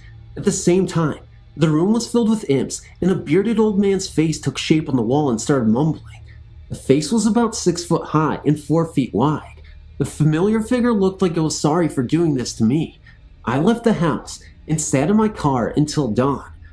I knew I had to confront this new entity and try to drive it away. I also figured that if it wanted me, it was going to get me either way, so I had nothing to lose. My sanity, life, and maybe my soul were on the line, and I honestly believed this was the only way to stop it before it branched out. I was the original power source, so I was going to shut off the power. The next night, I prayed for protection and the strength to drive this evil away. I had a Bible handy as I sat up as usual listening to my CDs. About 2 a.m., I noticed my dog was in one of those deep sleeps, and I began to look around. The figure and the tall black figure appeared along with the rest of the apparitions. I informed them in the calmest voice I could get at the time that I was taking away their power and they had no power over me. I told them my family, and my house was protected by God and they could not harm us.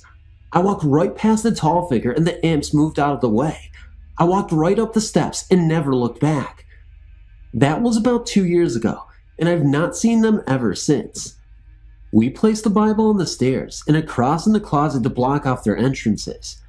I still feel there is a presence there that tries to let me let it in.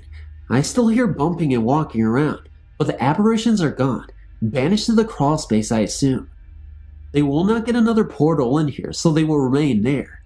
We did have the house blessed years ago, everywhere except the crawl space. I think that might be the answer to end it for all good. Thanks for reading.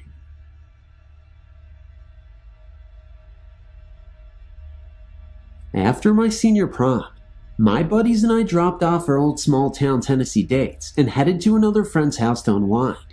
The prom had been tough on all of us. We never chose the right dates, and we were watching MTV on the couch. This was 1983, you know. After severe 2 a.m. boredom set in, one of my friends and I decided to go for a walk on the golf course behind the house and see if anyone else was up at this hour. We walked a short distance, really just from one fairway to the next, and looked with interest at this giant old tree next to the creek at the bottom of the hill. It was a dark, clear night, and my buddy Mike and I could make out something under the tree. I asked Mike what it looked like to him, and he agreed with me that it looked like 2 people and one of them was digging. I thought it was someone up to no good, and the last thing I wanted to do on prom night was get busted by the cops, so I said we should leave.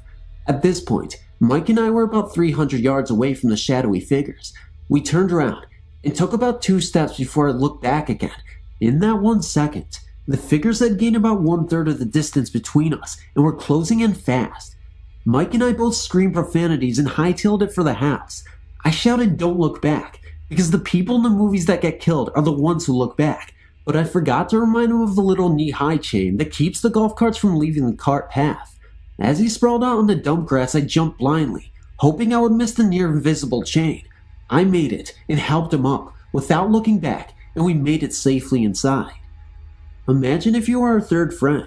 Of course, you would have to go see it for yourself. So after a tall glass of water, we weren't into drinking beer yet. We took Kermit outside. After a short briefing, we went to the top of the hill and let him go down to the scary part. After a few seconds, we heard that same 4-letter word, and here comes Kermit hustling up the hill. I was a little surprised that he was running so fast. He was a lot less chicken than we were, but there was no way anyone was going to beat me back to the house. In retrospect, We should have done some scientific tests or taken some pictures, but we were really tired and creeped out. Mostly tired since we had been dancing all night to Rick Springfield cover tunes. So we went back to Kermit's house and crashed. This story was mostly told as a funny icebreaker at boring parties later on, and we never thought much about it as the years passed.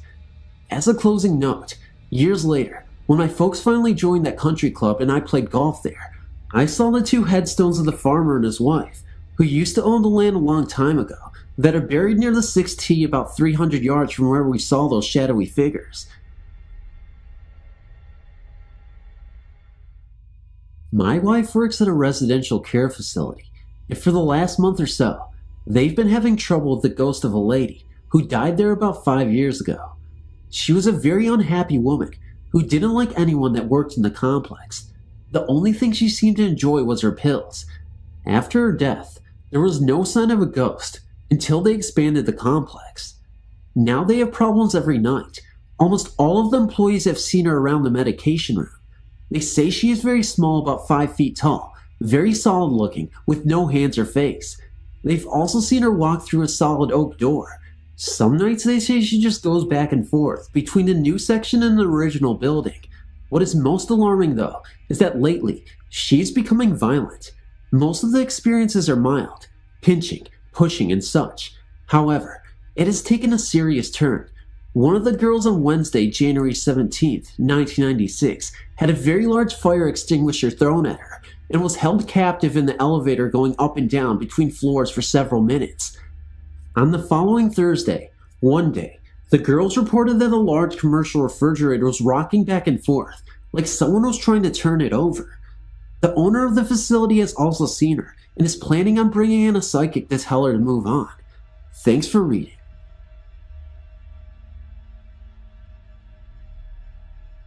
We own this farmhouse. It's haunted by a ghost named Catherine.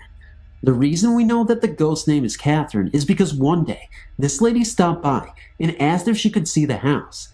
We wanted to know why she wanted to see the house, and she told us that her father and grandfather built the house in 1900. Her grandmother, Catherine, loved the house. Catherine and her husband had to move. She didn't want to move because she loved her house and, while she was away, she died. I guess her spirit came back to the house. Let me tell you why I believe this. When we first bought the house, my Uncle Pat was living there. He would sleep in the living room of the house, and during the night, he would hear doors shut, and no one else was in the house. Plus, this happened more than one time. Then we rented the house to some people. We never told them about the door shutting. These people that were renting the house asked if the house was haunted because they could hear someone walk across the attic floor, slam a door, walk back across the floor, and slam another door. There are no doors up in the attic. When the renters moved out, my grandma and grandpa moved into the house. They said that they didn't hear anything. My Uncle Pat would sometimes come and visit them and stay in the guest bedroom, which we believe was Catherine's bedroom.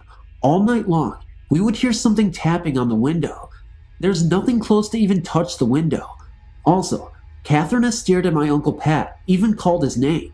One thing that freaks me out is that on New Year's Day, I had a dream, and in this dream, Catherine told me why she kept my Uncle Pat up at night. The day after I told my Uncle Pat this, he heard someone call his name, and everyone else in the house was sound asleep. I know that some of this may be hard to believe, but believe me, it is true, and I wouldn't make up a story like this. You just have to believe me. Thanks for reading. Joan and I live in the small town of Chippewa Falls, Wisconsin. It is located about 90 miles east of the Twin Cities. One evening, Joan drove to Minneapolis to pick up her daughter, who was attending school there. On the return trip, Joan let her daughter drive, and they both conversed about school and other events in their lives. It was approximately 10 at night, and small pockets of fog banks began to develop on the highway. Joan turned from looking at her daughter and yelled at her to slow down and avoid what looked to be a motorcyclist. She recalled seeing a leather jacket and various details of the bike, but she vividly remembers how the headlights reflected off the chrome of the bike, yet it went through at the same time. The motorcyclist was in front of their vehicle for about 5 seconds and then drove off into the ditch. Joan's daughter pulled over to the side of the road, and they both looked at each other and verified what they had both witnessed. Spooked out of their minds, they sped for home. They were traveling on Highway 29, which links I-94 to Green Bay. Currently, HY-29 is being expanded to a 4-lane highway due to the many fatal accidents that have occurred in the past. Thanks for reading.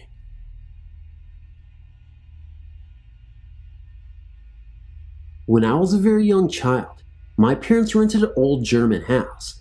What made renting this house strange is that German families rarely rent out an entire house, especially to American servicemen and their families. The house is in 3 levels: the first floor, second floor, and the attic. The house was full of antique furniture. The service couple before us had moved out when their 6-month-old baby died of crib death.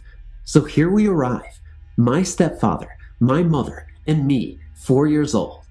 The people that moved in upstairs were, not disrespect intended, very low-class people. The wife's name was Cookie. There were 2 boys, and the father, whose name and face I cannot remember. One day Cookie and my mother, bored in the German countryside and still no furniture to unpack, decided to explore the attic and its treasures. In a very old dresser, my mother found one drawer filled with family photographs going all the way back to the turn of the century. Her and Cookie felt amazed at the certainly important heirlooms left in the house by its owners, the Hummels. In the next drawer, my mother found many crucifixes, in many shapes and sizes. The next day, Cookie and my mother began to make a playground in the barn for us kids to play in. They found a well-like concrete hole in the middle of the barn. Inscribed in the concrete were the words Rommel 1943 and a swastika. What made this strange and even more scary was that in the courtyard was inscribed that the house belonged originally to the Schmidt family. My mother never allowed us to play in that concrete well. Soon after we all moved in, my mother and stepfather began hearing loud noises from upstairs, as if the furniture were being moved around. My mother thought that Cookie and her husband were trying to entertain us. With the noises, the crucifix began appearing all over the house. You would open a drawer, and there it would be. You open a closet door, and one would be hanging there. When my mother and Cookie were going to put them back, all the crucifixes would be moved to a different drawer. My memory and only memory of this time is when Cookie's sons tried to scare me by taking me up in the attic and throwing dead mice on me. I heard them screaming as if someone were beating them. When they ran down the stairs, I just had to see what scared them so. I saw a little girl sitting on one of the ancient cedar chests. She was very thin with little hair and very large brown eyes, giggling. Ever since, she was my imaginary friend. But the winds of change came. Cookie's husband was arrested for molesting me in the attic, an event that I can no longer recall. The accusations were very ugly, and I'm glad that I do not remember. But the German police would not let them be tried by American system and arrested him under German law. Cookie and her sons were moved out that day in a fear-for-life move, for she was the one that turned him in. My parents and myself were being moved 2 days later in fear-for-life move as well. It was those 2 days when my mother knew that Cookie wasn't the one moving the furniture in the attic and wasn't telling ghost stories to amuse us, but telling the truth. It all happened so fast that our furniture had arrived, yes, but we never opened a box. When we finally got to our new home and opened the last moving box, at the very bottom of the box was one of the most beautiful of the crosses, except for the out-of-place death shed. My stepfather took it and threw it away in the field 2 hours of a drive away. What about the Hummels? They were such nice people, my mother said. She didn't want to ask the antiques and family heirlooms. She figured there was a family member that they did not want to mention. What about the crosses? My mother found out that the crosses were strange, but the death shed was the sign of the SS. My mother also found out that there was a fairly unknown concentration camp nearby.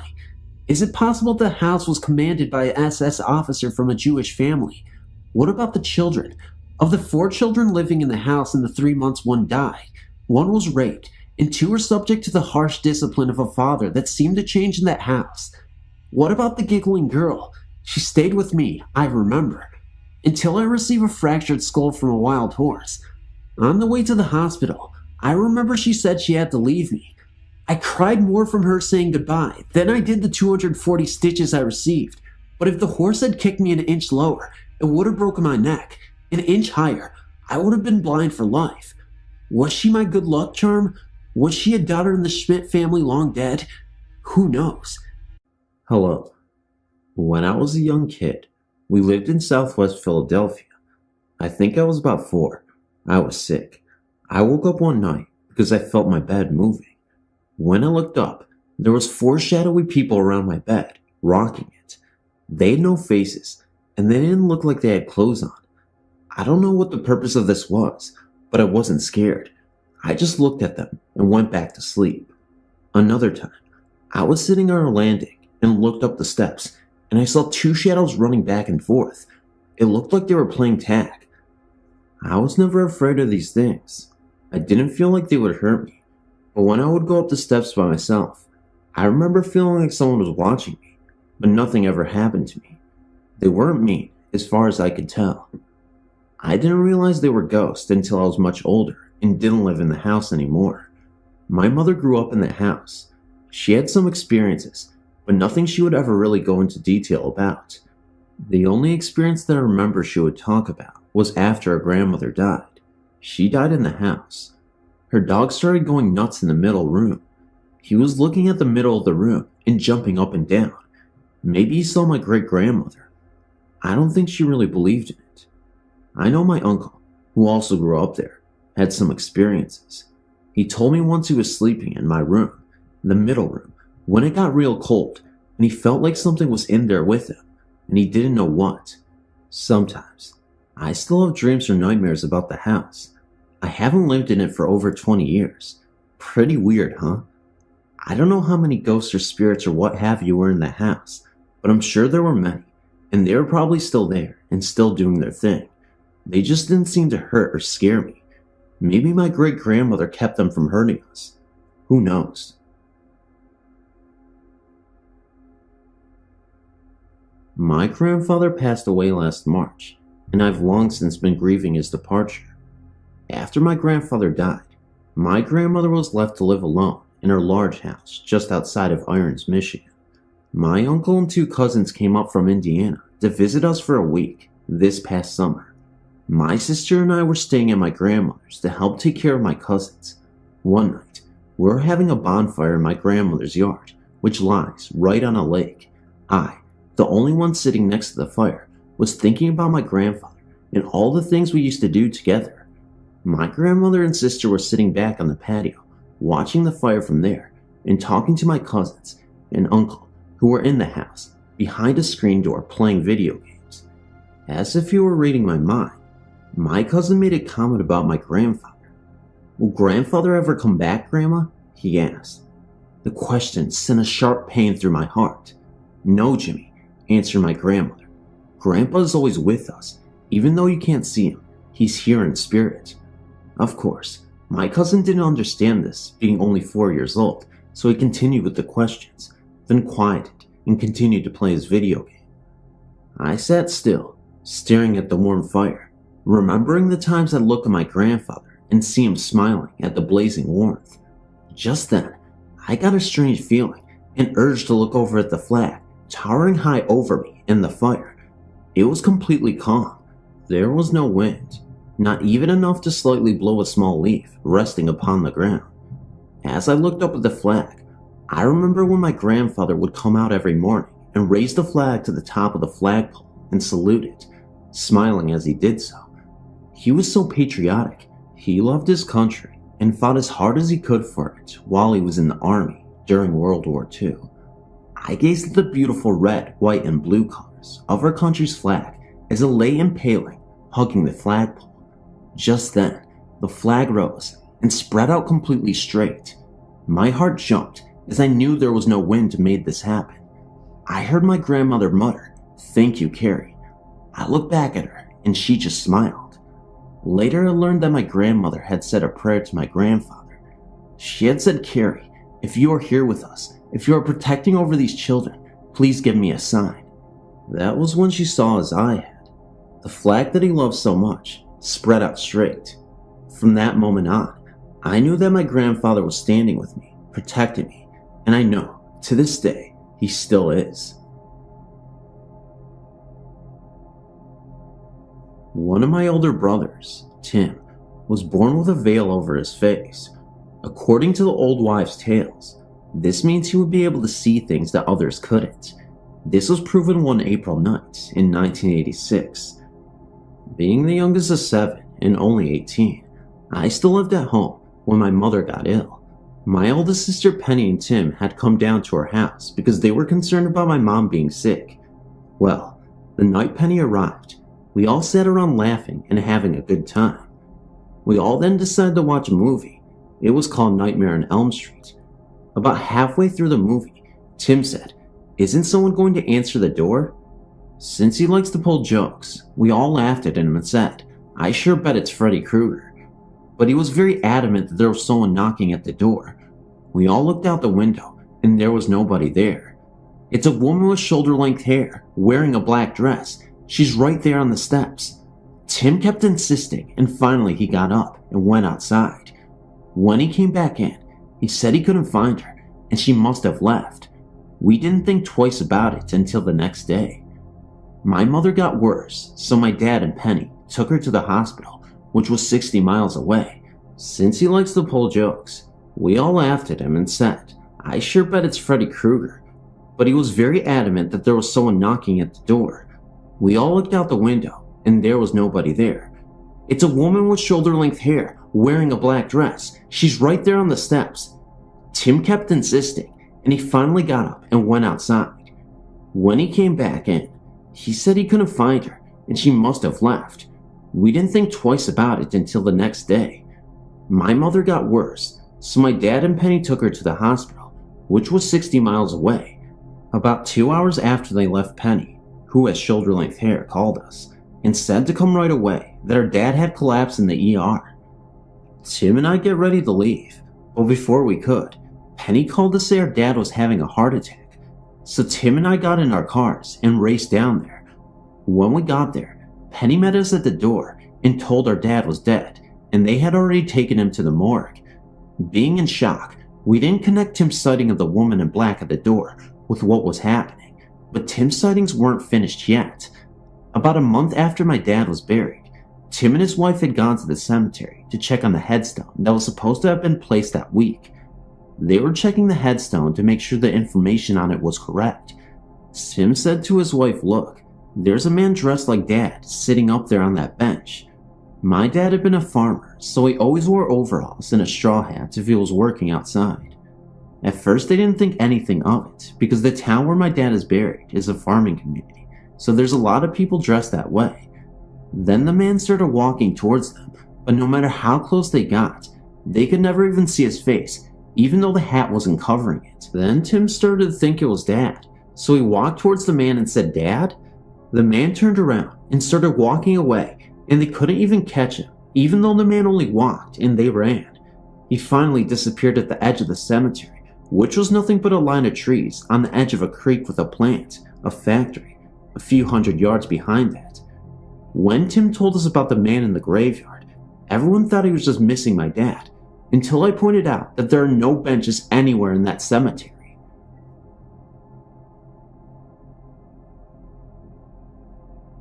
I once had a very scary experience that will haunt me for life. It was Super Bowl 96, and my family and I were at a party at my cousin's house. My cousin has a graveyard in the back of her house. She had just moved in and was telling us about stuff that had happened to her since she had moved in.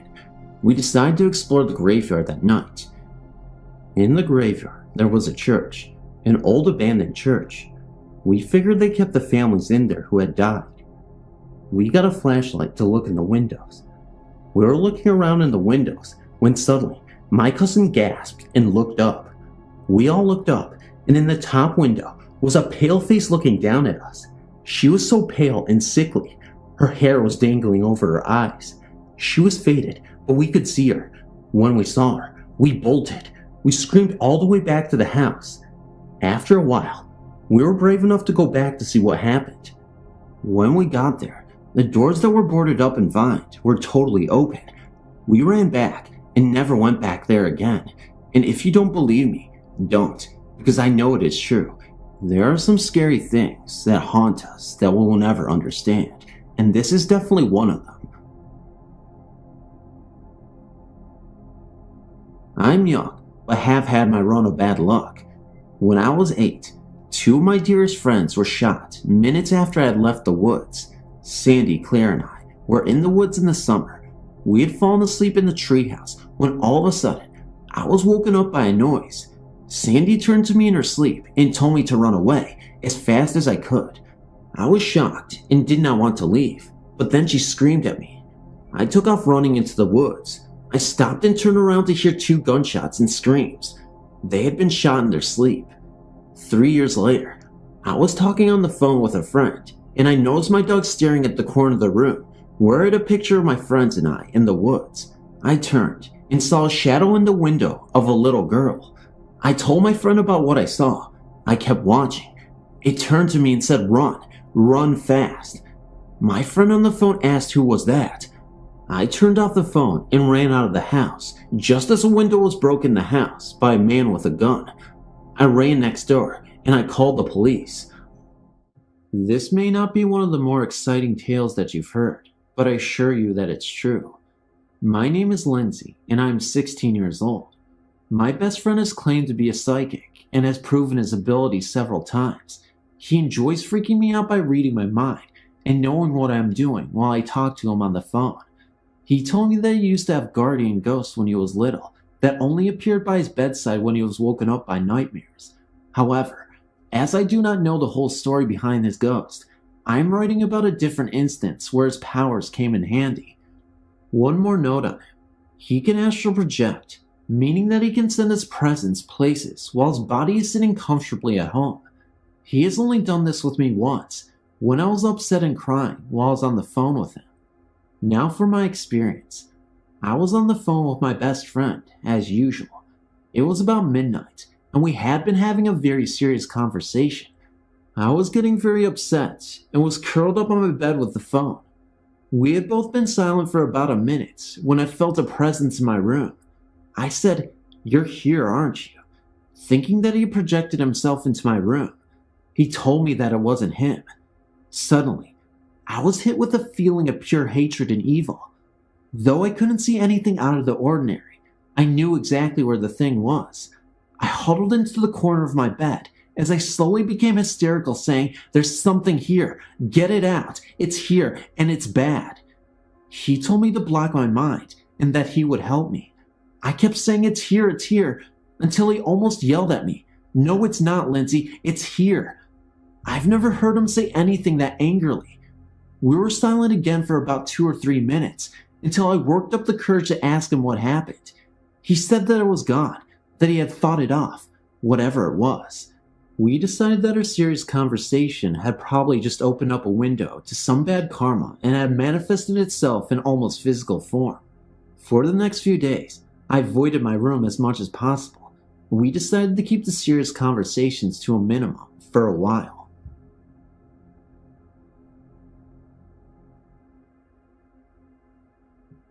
I've had several experiences with entities, mostly I believe evil. They seem to be attracted to me. When I was about 5 to 8, my sister had a poster of E.T. that I was deathly afraid of. Its eyes would follow me, and I feel like I saw it wink. I think it might be a spirit working through it. When we moved from the house, I had the guts to rip it in half. Incidentally, my sister told me that last year she was deathly afraid of it too, but kept it because it scared me. Then when I was 10, I just turned out my nightlight and was starting to snuggle under the covers when I felt someone tickling the blankets around me. I was really sleepy at first, so I thought it was my mom, but the second I realized she went to bed hours ago, I flipped on my back and 2 disembodied hands started choking me. My spirit left my body. This is possible, and I ran down to my parents' room screaming to help me. When I realized I wasn't there, I was back in my bed. I was not dreaming because I had marks on my neck, and I remember the time exactly when I turned out my light. Then when I was 13 in my house, I now stay in one night, I was meditating, and when I was down, I went to blow out my candles and I looked out the window. I saw a short man all in black with glowing red eyes. I couldn't move, and I was petrified until finally I ran to the bathroom.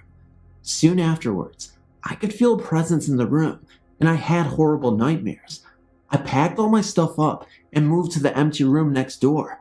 I went back later and blessed the room in the name of my goddess and haven't felt it since. When I was 16, me and my friend, her boyfriend, and my boyfriend all went to this graveyard one night because if you went through this clearing, you can jump on top of the crypts and hang out. It was the boyfriend's idea. They were talking amongst themselves, and me and Tiffany were quiet when I heard a little girl's voice directly underneath say help me in a whisper. It kept on for a while, every couple of minutes, and kept getting louder. I noticed that every time it happened, Tiffany was looking around, and I asked her if she heard it. She said, yeah, it says help me. The guys never heard it. A little time after that, I was riding in a truck with friends, and a big swirl of fire leaped across the road. It almost looked like a tumbleweed the way it swirled. I wasn't on drugs or anything. Neither of my friends saw it. Then sometime this year, currently 19, I was riding along with a friend when I looked out the window and I saw this thing running along the side of the road. I thought it was a large black dog, and I watched as it moved ahead of the car and then darted in front. I screamed watch out, but it disappeared. My friend thought I was crazy.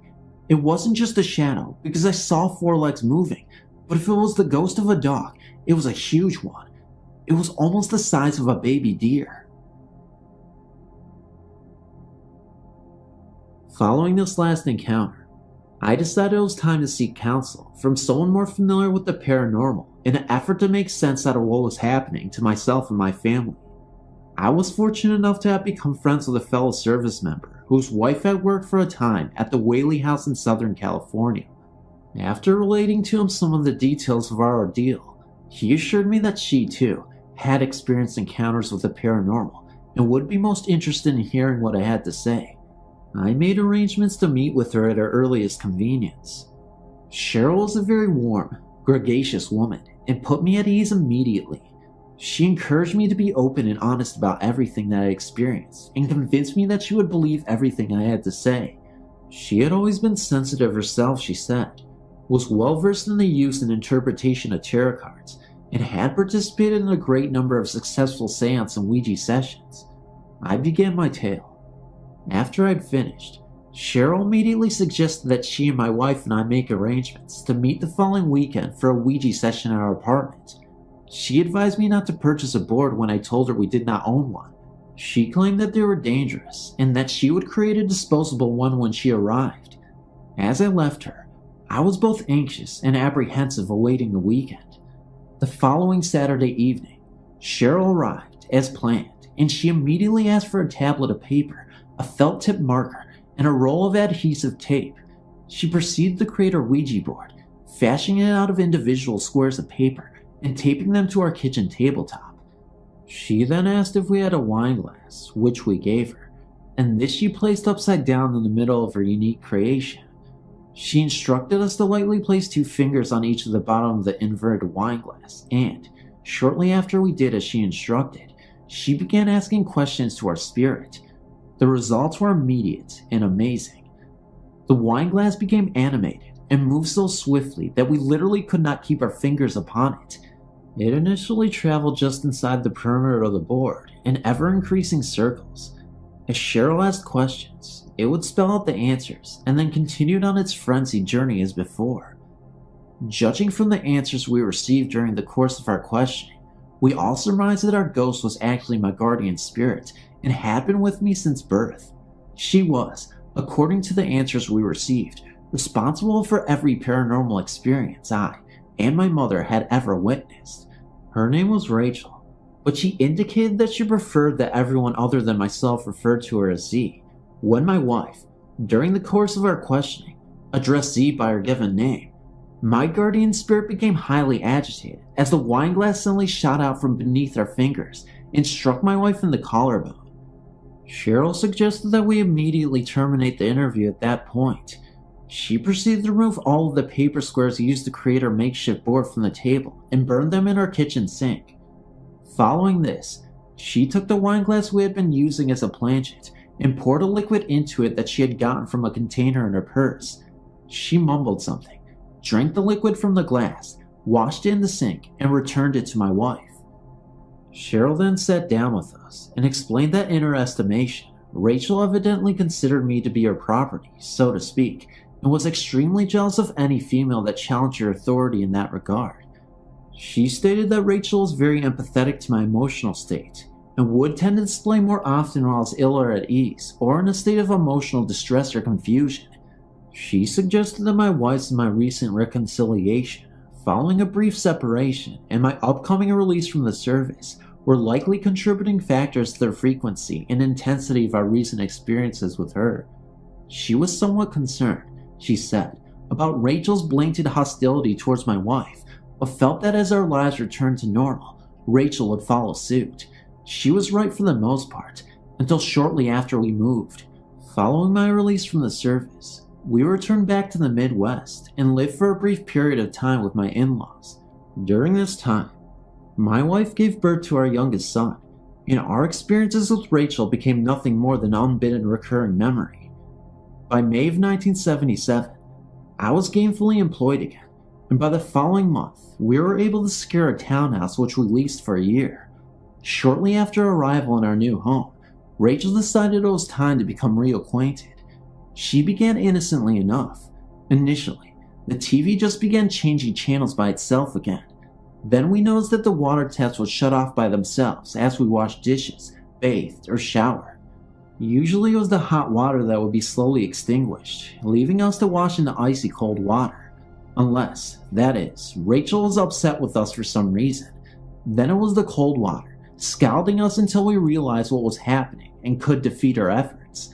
The faucet knobs would be visibly turned to the right and be shut off. It took us a while to notice this, but we eventually did.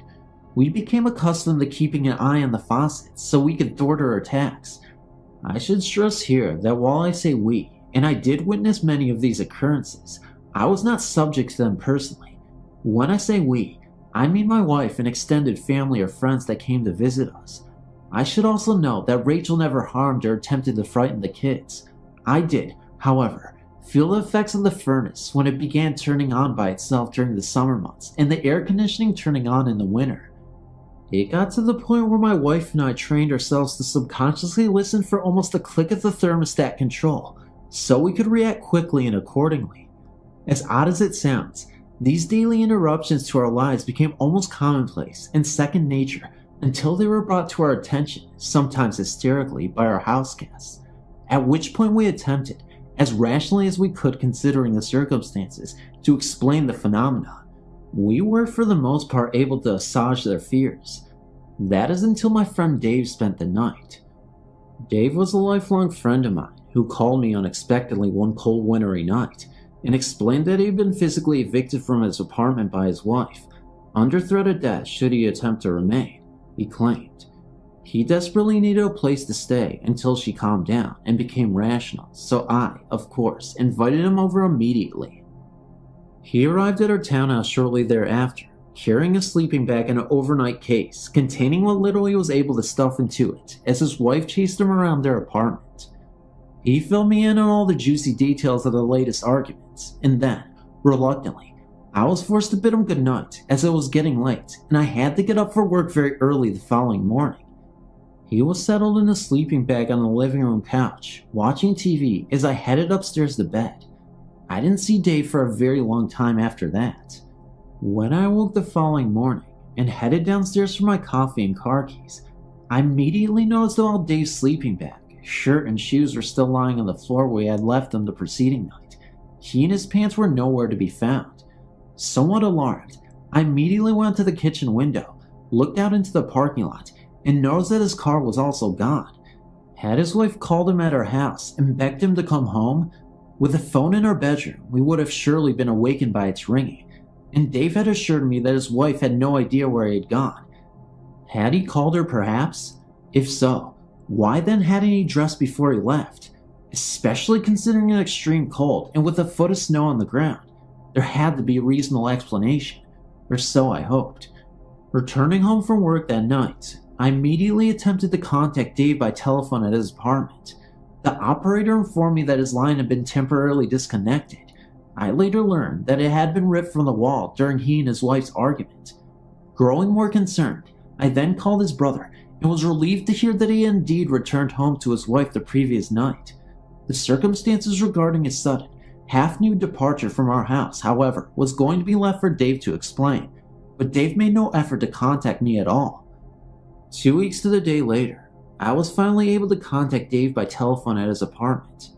He assured me that he and his wife were doing fine again, and then oddly, asked if I would personally return or mail to him the belongings left at our house that night. I suggested that he stop by for them one evening and fill me in on the details surrounding his sudden departure, but he emphatically refused. In fact, he stated that he would never set foot again in our house if he had anything at all to say or do about it. I was extremely perplexed at this point, and it took me 2 months and a 12-pack of beer to finally pry the story out of him, during which time I held his possession hostage.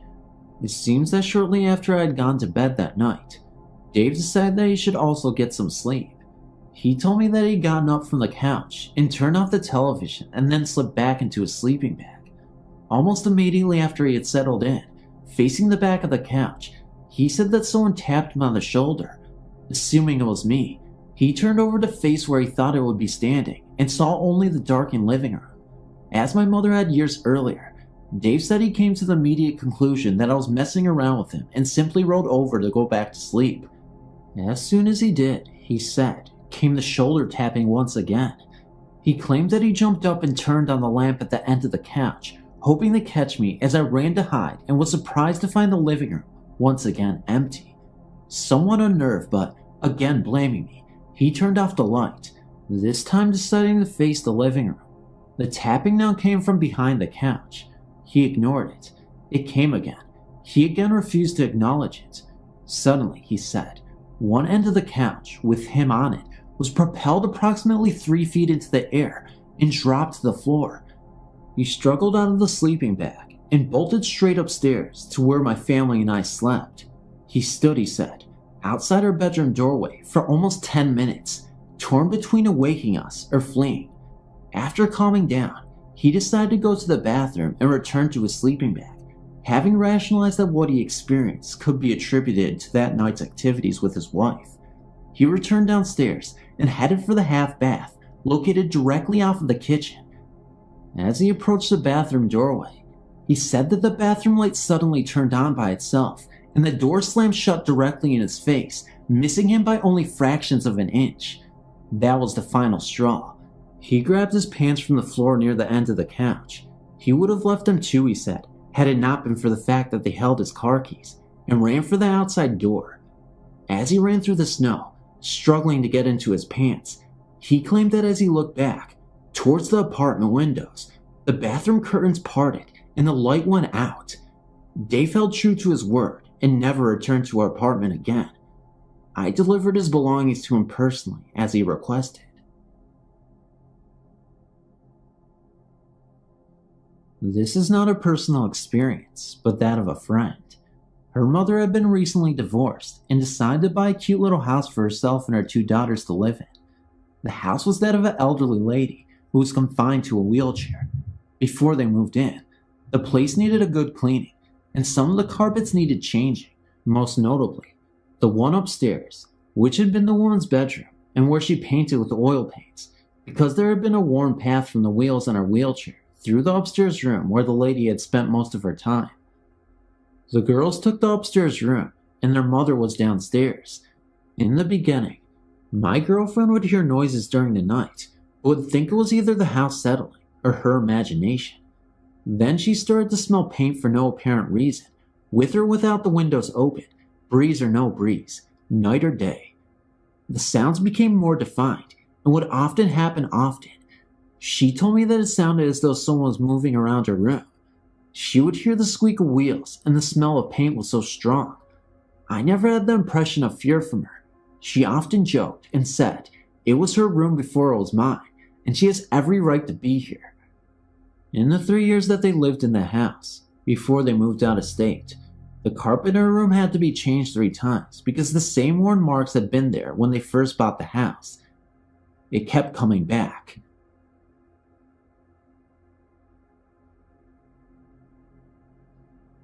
When I was little, my family just moved into a house in Des Moines, and the first night we stayed there, I had to sleep on the couch in the living room, with me being the oldest and all. Well, let's get on to the point. Here's what happened. I got up to go to the bathroom in the middle of the night, I came back, and the last thing I saw was my covers and my pillow. I started to shut my eyes, but then I opened them up for some reason, because I got a really strange feeling that I couldn't describe. And I saw a man right in front of me. He almost looked like an Amish guy, and he had these weird green eyes, and he just stared and glared at me. It felt so demonic. It felt almost evil. I couldn't even sleep. After that, I just froze. Then I put my head under my covers and screamed, "Mom, Dad." Just before my parents rushed in to see what was the matter, the Amish guy looked me dead in the eye, and he said one thing. He said, "If you ever tell anybody this happened, then you're going to die." The thing was, he was telepathically communicating with me. He didn't say it from his mouth, but he said it through his mind. I'm not sure if that makes sense or anything, but that's just what I felt. That was probably the most scariest ghost story I could ever tell to anybody, so I hope you enjoyed it. I stumbled across your website about ghost hauntings and thought my current story could be handy. Firstly, I live in a little town and village at one of the most southern parts in Australia, along the SC coast. I'm 21 years old, never touched a single bad drug in my life except alcohol, and have no family with mental illness in my bloodline. About 4 months ago, I was reading my book in bed, and the lights were on. My dog was on the bed with me. Suddenly, at approximately 11 p.m., I heard a clap at the end of my bed, and the room went sorta cold. Suddenly, I heard a breathing hovering at the end of my bed, like something was watching me. I saw the dog growling at it. I checked outside to see if anything was out the window. Nothing could explain this demonic sounding breathing that grew louder and was getting slowly closer to me. As I was creeped out, I went on to my sister's room and was explaining what was happening when all of a sudden it was behind me, right next to my ear. It went into my sister's room, and this time it got extremely loud. She started crying and hiding under her boyfriend's arm. It stopped and went away. For the next week, I started to notice whenever I walked into different buildings, the power would fade in and out for a second. Everywhere I went. I put it down as coincidence until it just became too much of a coincidence. Also, at one point in this week, I swear I heard a demonic voice in the living room saying something I could not understand. I told it to leave. After a while, things stopped, and 2 months after the first incident, I was laying in bed one morning where suddenly I froze. I was trying to send a text message, and from what I recall, the writing changed. I was trying to read it, but my vision blurred, my body was shaking, and I could not speak. I definitely was not religious, but I was praying subconsciously. It was really intense. This lasted about 2 seconds, 2 months later, and it's up to today, on Monday. On Friday night, my mate stayed over. My dog was on my bed once again. I heard my dog growling at something, and based on past experiences, I decided to just roll the other way and sort of just block out everything. My mate, on the other hand, was scared to death, as he told me the next morning that a really bad presence was in the room. He said he just could feel it. It was suddenly cold, and he said breathing came from the hallway, got louder, and went into my bathroom, which is when the dog started to growl. It stuck around for about 2 minutes. My mate was too scared to move, and didn't even tell me it was happening. Last Sunday, possibly the most intense thing happened at around 4:30 a.m. I went to turn the DVD player off with the remote. I accidentally fell asleep with it on, and then rolled onto my left side. Out of nowhere, wind was rapidly blowing in the room. It was a harsh, freezing cold wind, blowing on my face as I was covered by my blanket. A very deep, dark, but clearer than usual voice echoed in my right ear. It was saying something in a totally foreign language I had never heard like before. I could not control my body at this time. I was frozen into my bed and could not speak. I was trying to recite a prayer that my mate's dad, who is a priest, told me to say if shit ever went down. I could only mumble it, and this time it snapped out, and I yelled the word God subconsciously. The room became so still. It was daunting. I like to consider myself to be very logical and usually skeptical. I never would have believed such stories in the past, But now that I've experienced it, and have heard so many stories of my friends doing seances and stuff, I think it's legit. I do not believe this to be a human spirit. I actually believe it to be some form of bad spirit or a demon. I still am not a religious person. However, I now believe in the unseen. I hope to get some much needed sleep now. I've had slight hauntings all my life. Just little things that I'm sure mostly everyone has had happen to them.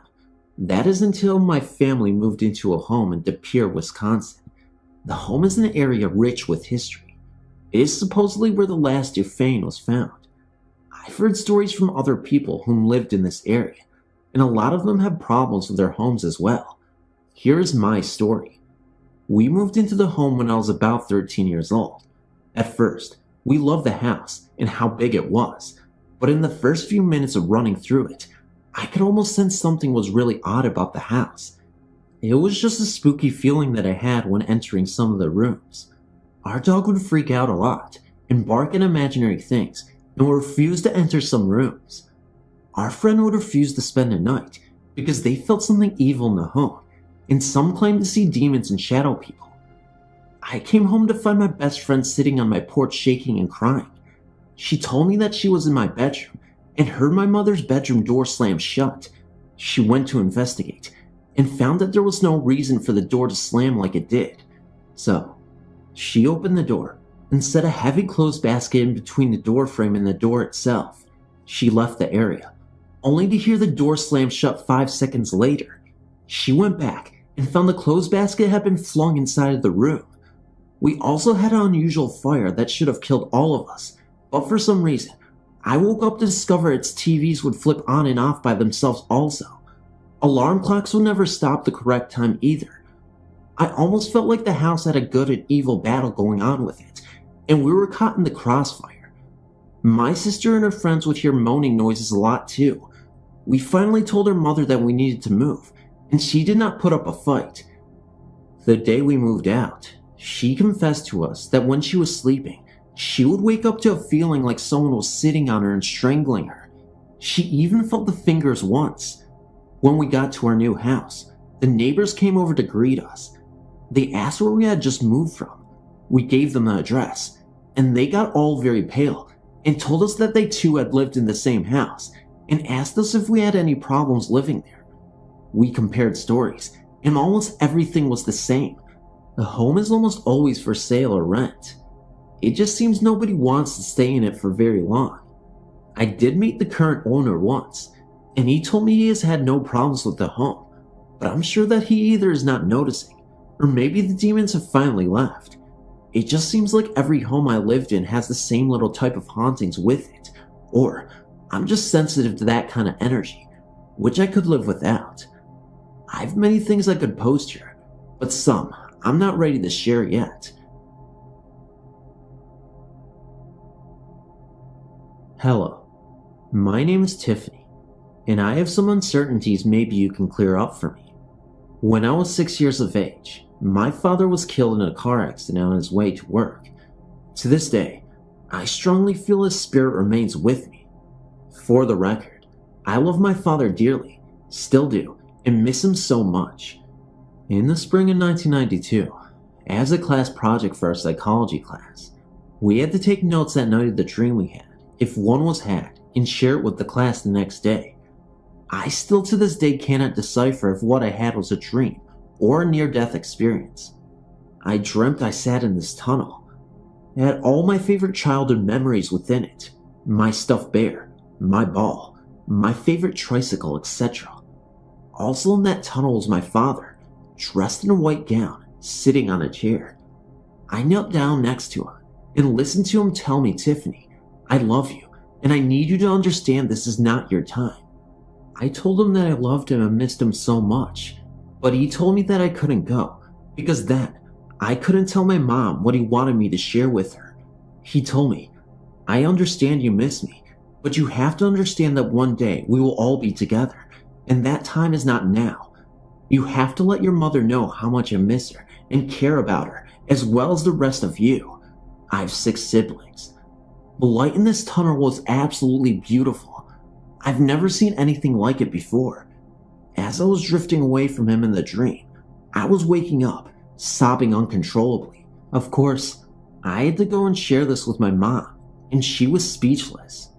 Since then, I've only had one other dream with my dad and siblings in it.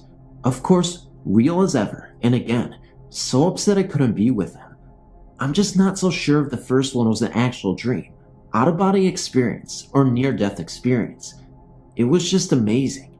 My second experience, when I was 20 to 21, I became pregnant. I lived with my cousin and her boyfriend in Ballsville, New York, in an apartment on Downer Street. One night, while I was close to my expecting date, I woke up to a woman without a face in a white gown, almost like a nun sitting at the end of my bed. When I sat up, she immediately disappeared. She showed up a few times after, almost as though she was watching over me. It didn't matter if I moved my bed from one side of the room to the other, she still found her way. To this current day, I still feel like I have family who have passed on watching over me. I've been told I have an older man, usually sitting at my kitchen table with a cigarette in one hand and a cup of coffee in the other, which sounds much like my grandfather. I can't tell you how many times my fiance, 2 older sons, and myself have put our cell phones, digital camera, flashlights, anything with batteries on the kitchen counter, and within hours, the batteries are almost drained. We don't place these items up there as often as we used to.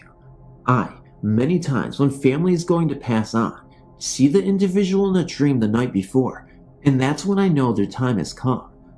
I've had dreams which include the dead met for other people, and let me tell you, they physically drain me. Oh my god, sometimes it's fun though. When relaying the message to the rightful person and seeing their expression when I tell them something I have previous knowledge of, and don't know what it means, but they have an understanding. It is just amazing. It seems to bring relief to them. I don't know if you can sort any of this out, or if any of this makes sense to you, but I know this stuff has happened to me, and it doesn't scare me. It seems like more of a wake-up call. Thank you for your time, and have a great evening. Thank you for listening as well. I sincerely appreciate it.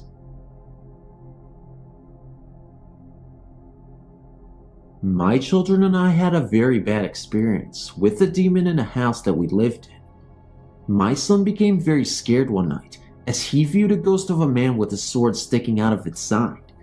This ghost was standing in the doorway of my son's bedroom very late one night. He said this thing was just giving him the feeling of such terrible dread and hatred. It made my son feel like it was going to kill us. My son started sleeping in my daughter's bedroom, and that thing started going from room to room, looking for my son, and so it started coming into our room and scaring the daylights out of me. I felt the hatred and anger. I know that it would have killed us if we had not gotten our pastor out there to help us.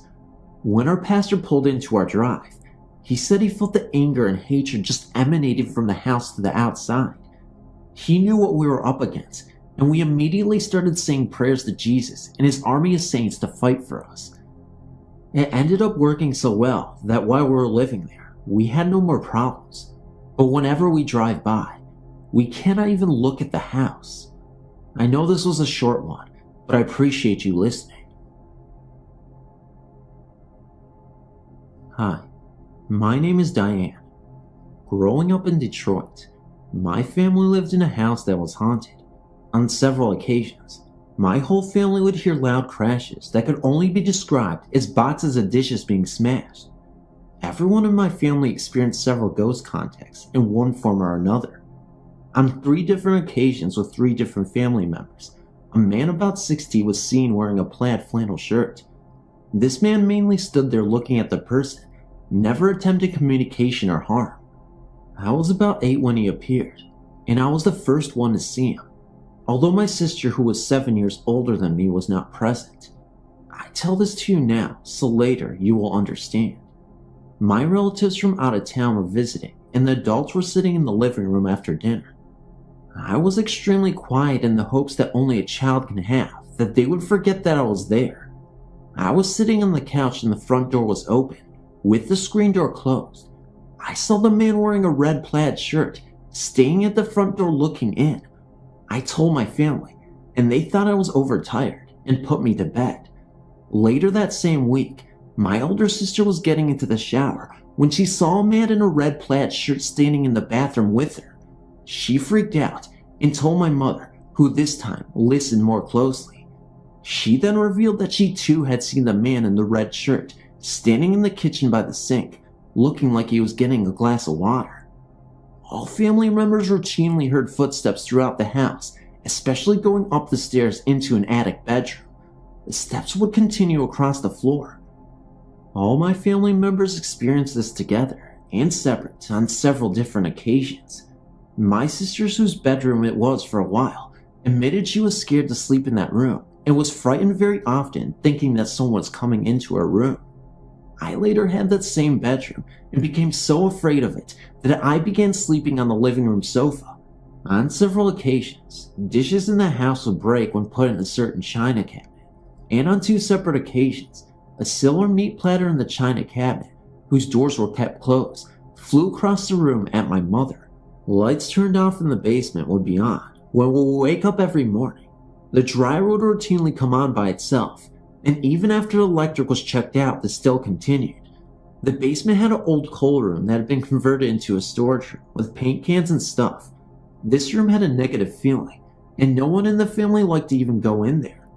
Likewise, no one in the family wanted to go under the stairs, although no one had a mysterious occurrence in those places. Every family member in that house had heard their name called on different occasions many times when they were home alone. One occasion comes to mind. My father, who was home alone, was working in the basement. My mother, sister, and I were out shopping at the mall. He distinctly heard the front door open, even though it was locked, and someone walked across the living room and the kitchen. He walked upstairs and found the front door locked, as he knew he would.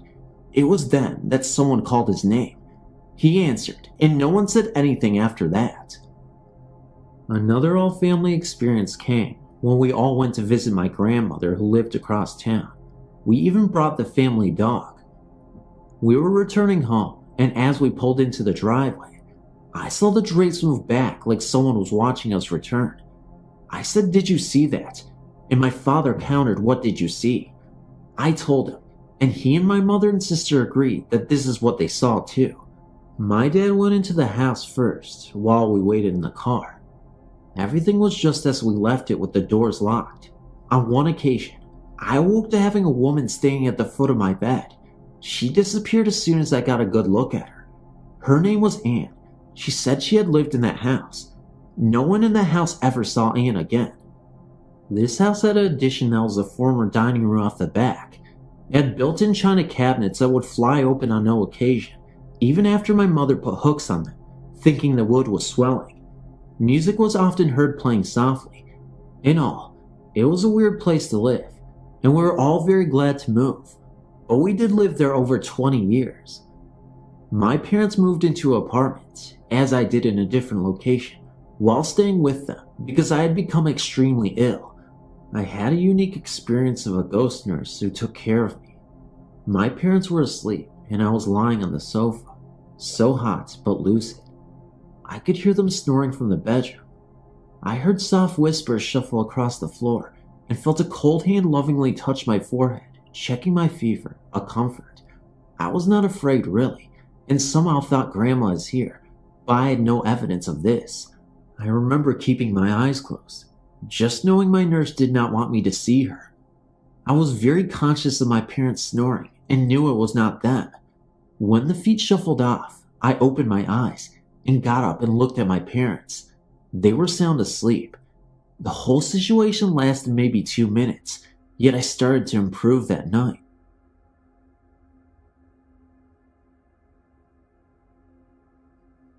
Hi, I don't have any pictures or sound files, but I just wanted to share my story, and maybe you can give me an idea of what on earth I saw. When I was 6, I shared a room with my older brother. He was fast asleep, but I couldn't resist. I remember tossing and turning. I had this toy closet with a short door on it. I looked at the door and saw a large hole in it.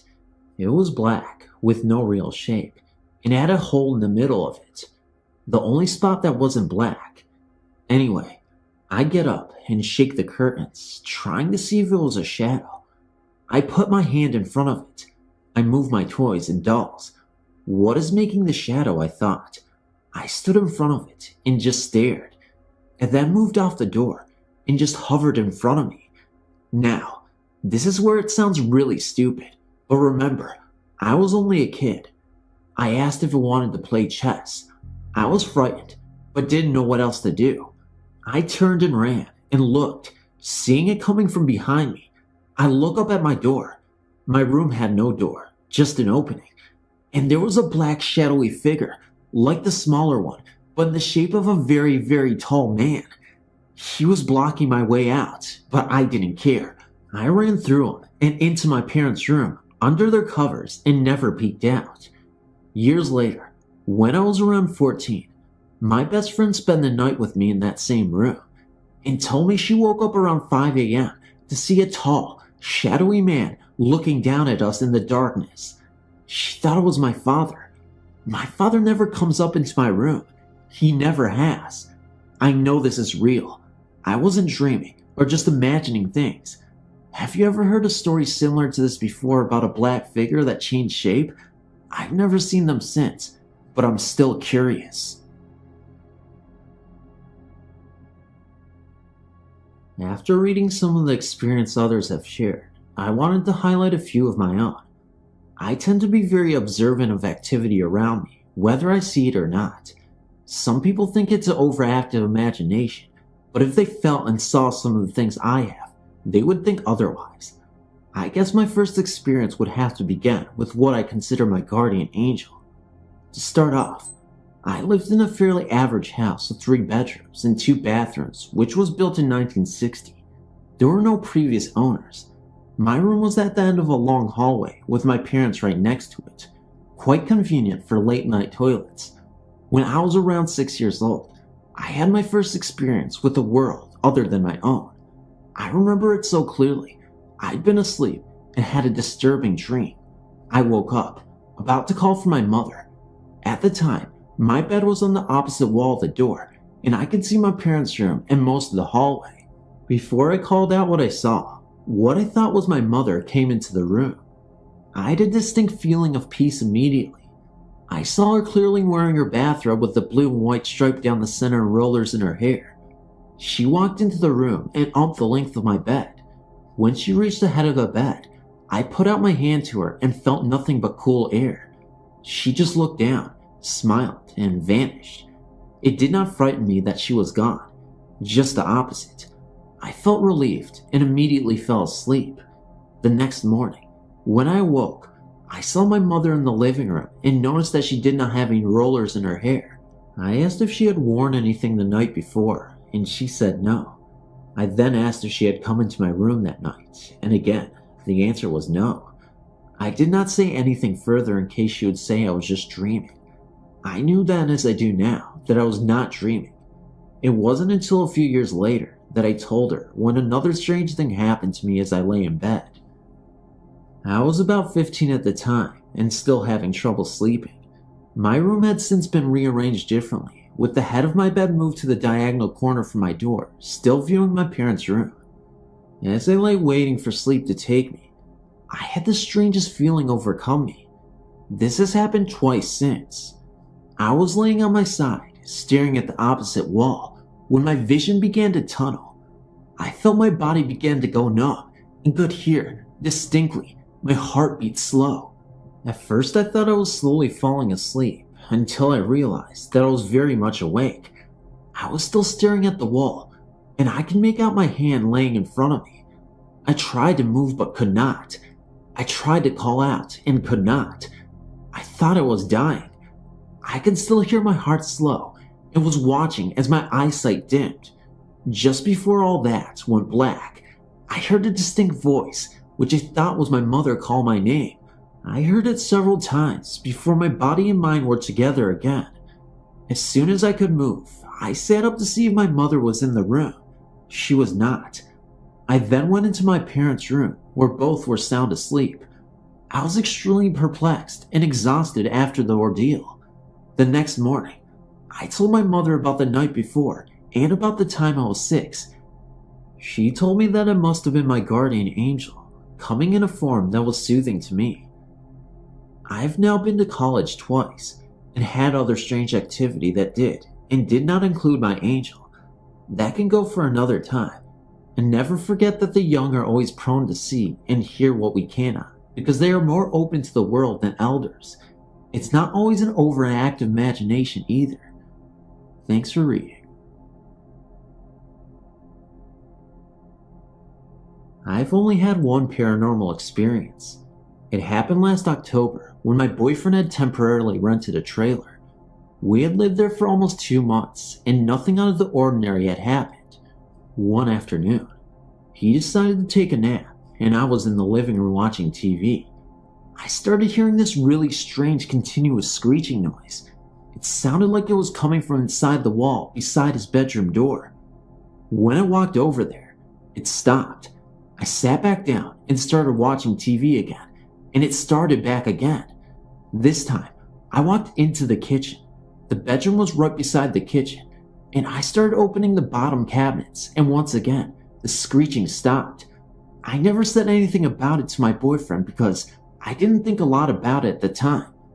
A couple of days later, we were in the kitchen eating breakfast, and he told me that the day before, when he was there by himself, that he heard a weird, loud screeching noise.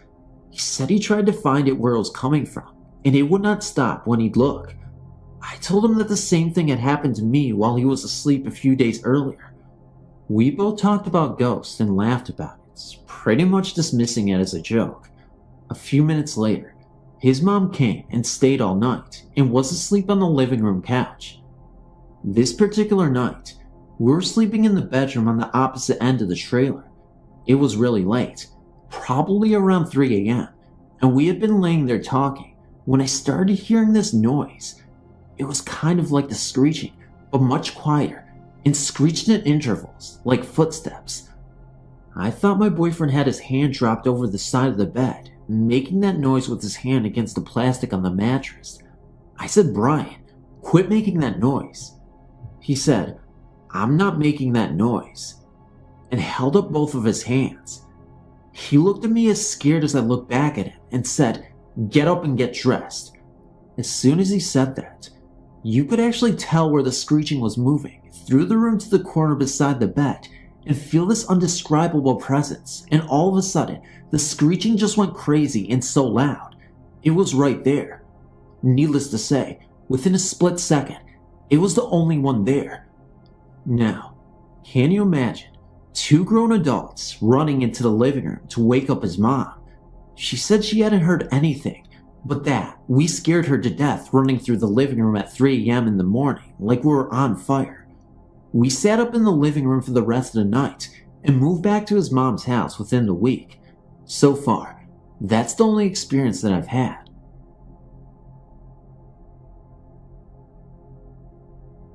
I'm the only one in my family who believes in ghosts. I have plenty of reasons too. Many of these experiences I've never spoken of to anybody until now. My friends and family wouldn't believe me if I began to tell them, because I have so many different experiences with what I believe are ghosts. I think I'm meant to know of them.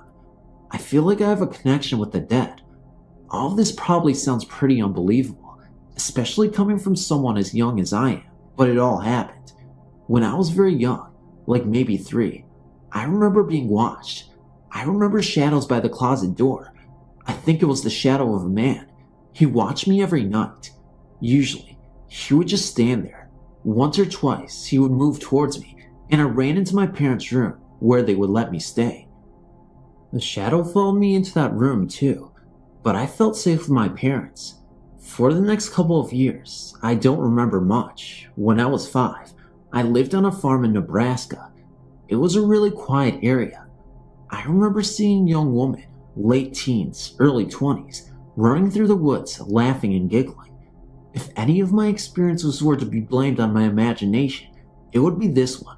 Though it was only my imagination, I don't understand how it appeared in my memory with such vivid detail. Later that year, I moved back to my home state, Virginia. Virginia is a pretty amazing state. It is one of the first places people came to when they discovered America, and it is also full of historical sites from both the Revolutionary War and Civil War, many battlefields and cemeteries. Anyway, when I first moved back there, my mother, my brother, and I were staying with my grandparents. It's a pretty old brick house. Before my grandparents moved into it, it was owned by my great aunt Clara. Ever since the first time I stepped into my grandma and grandpa's bedroom, I always get the chills. Even now, I dread going in there alone. When I was younger, the eyes of the picture of Aunt Clara would follow me. They would follow me across the room. My brother has always been just as scared of the room as I have. He would never tell anybody why. To this day, he refuses to go into the room. I remember the scariest was when I was 5. I was napping on Grandma's bed, and I was dreaming about Great Aunt Clara. All I remember about the dream was that she was wearing all black, and she was reaching out to me. I woke up sweating. The room was so dark, but I made out her figure standing at the front of the bed, reaching out to me like in a dream. I got up and ran out of the room, and into the dining room, where I was pushed headfirst into the leg of the large solid dining room table. I turned to see who had pushed me, and nobody was there. I had to go to the emergency room for stitches in my forehead. I never told anybody about seeing her because nobody would have believed me. Shortly after, we moved. I'm 14 years old. Even though I may be a teenager, and some may not believe me, please listen to my experience. When I was young, I was not scared of ghosts, nor did I really believe in their presence but slightly. One day, I went to a Japanese shrine with my parents in Japan. This shrine was close to my mother's house she grew up in. I was very attached to my mother. I was all just 7 or 8. I was a crazy little child. Soon it was time for me to leave. As a Japanese tradition, I threw in 10 yen. My mother gave me to throw in and make a wish. Because I was really attached to my mother, I could sometimes feel the sadness of how much she missed her parents. Since I didn't really know my real father, I cared a lot more about my mother than anyone in the world. I threw the coin in and made a wish. I wish I could once meet my grandmother. I had heard many stories of her from my mother, so that was why I was so anxious to meet her. But the only thing was that she had passed away when my mother was around 21. After I made a wish, I saw a box with a whole bunch of paper in it. I ran over to my stepdad and anxiously asked what it was. He told me it gives you wisdom to your wish. So, as a whiny little child, I begged my stepfather to get me one, so gave me money, and I put it in the little slot. I slowly put my small hand in and grabbed a piece of paper. To my surprise, it really did give me wisdom to my wish. I remember exactly what it said.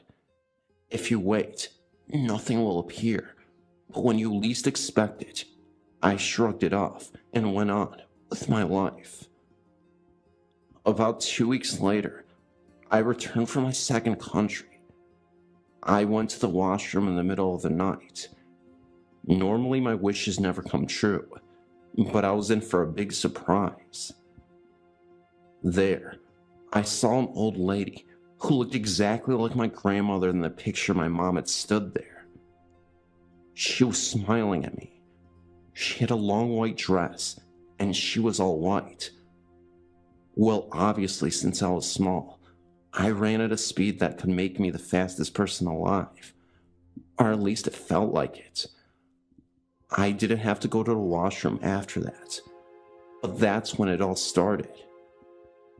After that, I've been having strange experiences. I've seen my future self twice. Once in grade 4, and the other I forget. In grade 4, I innocently walked to the washroom, and that's when the weirdest thing happened. That's when I saw the 12 to 13-year-old version of myself. I would say that maybe it's a doppelganger, but I'm not sure. And I know this sounds a little far-fetched, but it did happen. I told my mother, but she said it was probably my imagination. Many years passed, and many odd experiences had gone by. I'd moved during those years to Japan and back. This time, I was in a different building. It was in 6th grade. It was about 11:30 p.m. I went to the bathroom and washed my hands.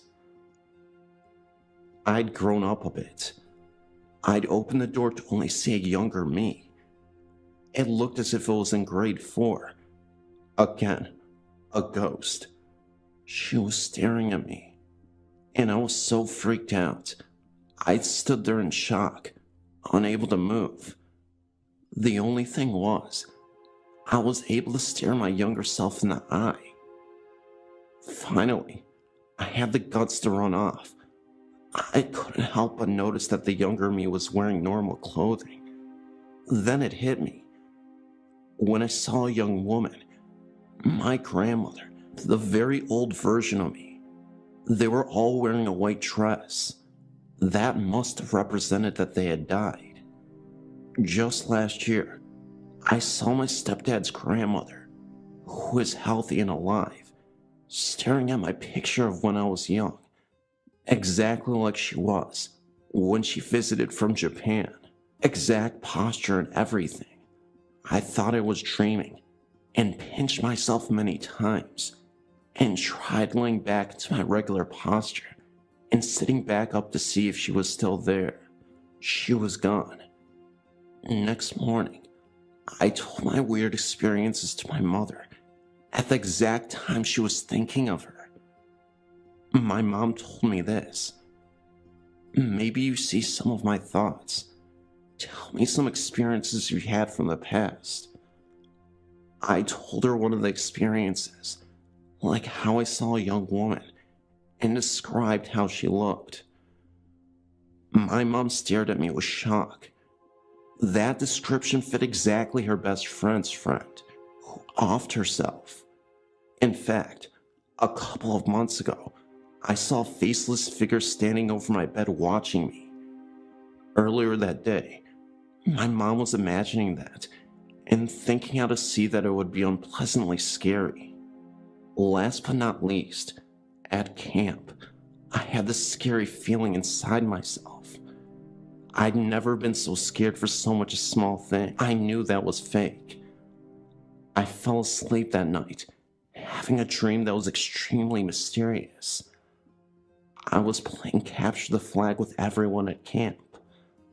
I wanted to go to the other side, but I saw a very pretty girl my age. She had a ponytail, beautiful skin, hazel eyes, a fit body, and she was wearing red clothing. She was blocking my way, so I decided I should run past her. I tried, but she was after me, so I decided to run back to my side. I ran as fast as I could, and finally got to my side. She was on her side, but slowly came into my side. All of a sudden, everyone was gone. It was only me and her. She was starting to feel like an evil presence. I was scared she ran after me, and finally, I could not run anymore. I couldn't walk. I was too scared. Then, right when she got in front of me, she gave me an extremely evil smile. I didn't feel good. I couldn't move. Then, right before something was going to happen, she started fading. Then, only her hazel eyes were left, except those pair of eyes were brownish white. They were staring at me, just staring. I woke up in shock and was scared so much. I've never experienced such an evil dream. Then, I turned to see right beside me, the girl from my dream fading, and just watching me. Then her eyes disappeared. I can't make this stuff up. I woke up and told my cabin buddy, who I was really great friends with. I told her what happened, and she happened to live in the area. She told me about a girl who had gone missing a while ago. The description fit her. A few weeks after camp ended, my friend sent me the newspaper about her missing. I saw her picture. It was her. Was she telling me something? What caused me to see all these things? I believe it was the shrine I visited in Japan, and it started there. I'm extremely scared of ghosts now. I sometimes consider visiting the shrine again, wishing I wouldn't see a ghost again.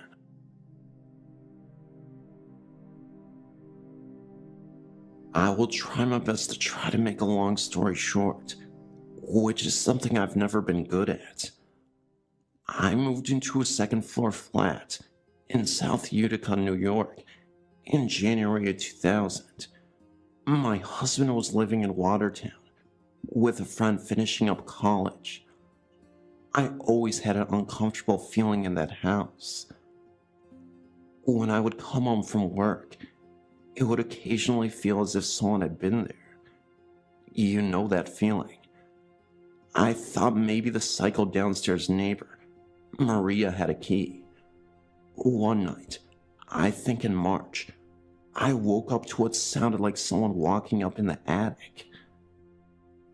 I thought maybe it was Maria, the psycho downstairs neighbor. But she had a bad knee and was morbidly obese, and I would have heard her climbing the stairs to the attic. I shrugged it off. My husband moved in for good in May. There were always those little things that we shrugged off. For instance, the cupboard doors would all be open in the pantry. We would just figure it was the other person, mentally get mad at them, not wanting to waste the time or energy to discuss how irritating this was. In the winter of 2001, we had come home from partying all night. Yes, we were pretty wasted when this happened, and that is why we just forgot or never talked about this after that night. I fell into bed and passed out immediately. My husband brushed his teeth, turning off the dining room light, and shut our door to the dining room. He climbed into bed and drifted to sleep for about 5 minutes. All of a sudden, we both opened our eyes, and the bedroom door was open, and the dining room light was dim. It was the kind of light that had a dimmer. You had to push it on to turn it on and off, and it was on high when it turned off. We looked at each other, kind of read each other's minds, and dismissed it. It had to be the partying. About a month later, I was sleeping on the couch with my head on my husband's lap. All of a sudden, he got up and ran for a knife in the kitchen. He said he saw a man walking in the back part of the kitchen. He was terrified. Don't ask me why he would run towards it. I would be out of the door, but that's just me. He was shaken up for quite a while. No partying this time. He swore he saw a man out of the corner of his eye. I told him he was nuts. About a week after that, in the middle of the afternoon in February, he was home listening to the TV playing loud in the living room while typing a paper in the computer room. He said that he heard a loud slam, walked out, and our bedroom door, which is hung up on a throw rug, was shut. All the windows were closed, as it is as cold as the North Pole in February in central New York. I was at work when he called me, and he was really worked up. I'd never seen him like that. That was when we really became suspicious. I called our landlord and told her not to think I was nuts, but did anyone ever die in that house? She told me that her husband's godfather did back in the early 1930s, and it was of throat cancer. She wanted to know why I was asking. I told her what had happened, She then said that she thought they had taken care of that problem. She told us that the last tenants moved out suddenly after seeing the apparition of a man in his 60s sitting at the kitchen table and reading. She told me that they had a Catholic mass to help Frank move on. He must have really loved this house. The downstairs tenants after Psycho Maria moved out also had experiences, but I promised a short story. We moved to Syracuse almost 3 years ago. I didn't want to live in a house where someone had died. I actually made a point of it. My very good friend told me the first time she walked in this house and that she felt as though she wasn't alone. I told her that was impossible. A couple months after my son, Peyton, was born, in September 2003, I was sitting downstairs typing on the computer. I had the video monitor on. I heard this strange, muffled, non-English whispering. I turned to look at the monitor, and his mobile was gently moving. He was too little to reach it, and again, no windows open, no air on. I ran upstairs, and his mobile was still, and no noise. My husband was gone on business, and no one died in this home, so I assumed that I must have been seeing things. Then, there was a picture of my son, Peyton, which I sent a copy. This was taken around November or December of 2003. My 7-year-old stepson came out of his room a few months ago and told me there was a boy in his room. He was wearing jeans and an orange shirt. He told me that the boy looked at him, then walked through his bedroom door. Lastly, the top to the kitchen trash can has fallen off, and my stepson in my presence twice. Lastly, the TV station has changed itself twice. And that's all I have to say for now. Thanks for reading.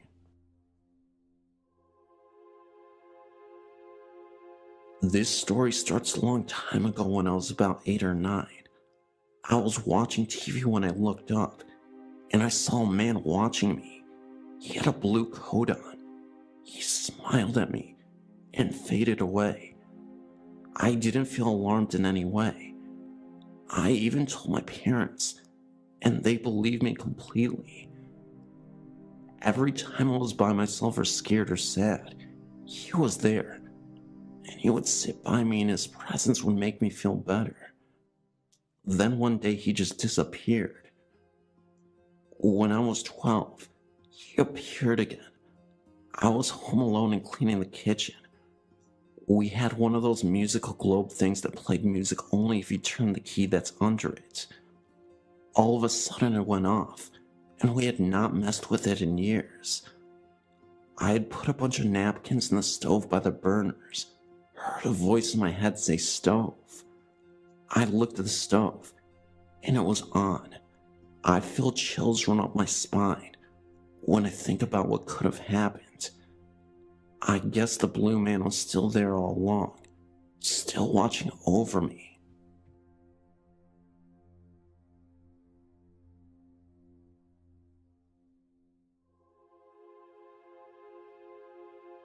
The year was 1947, and the place, Isle of Wight. It's off the south coast of England, a holiday resort.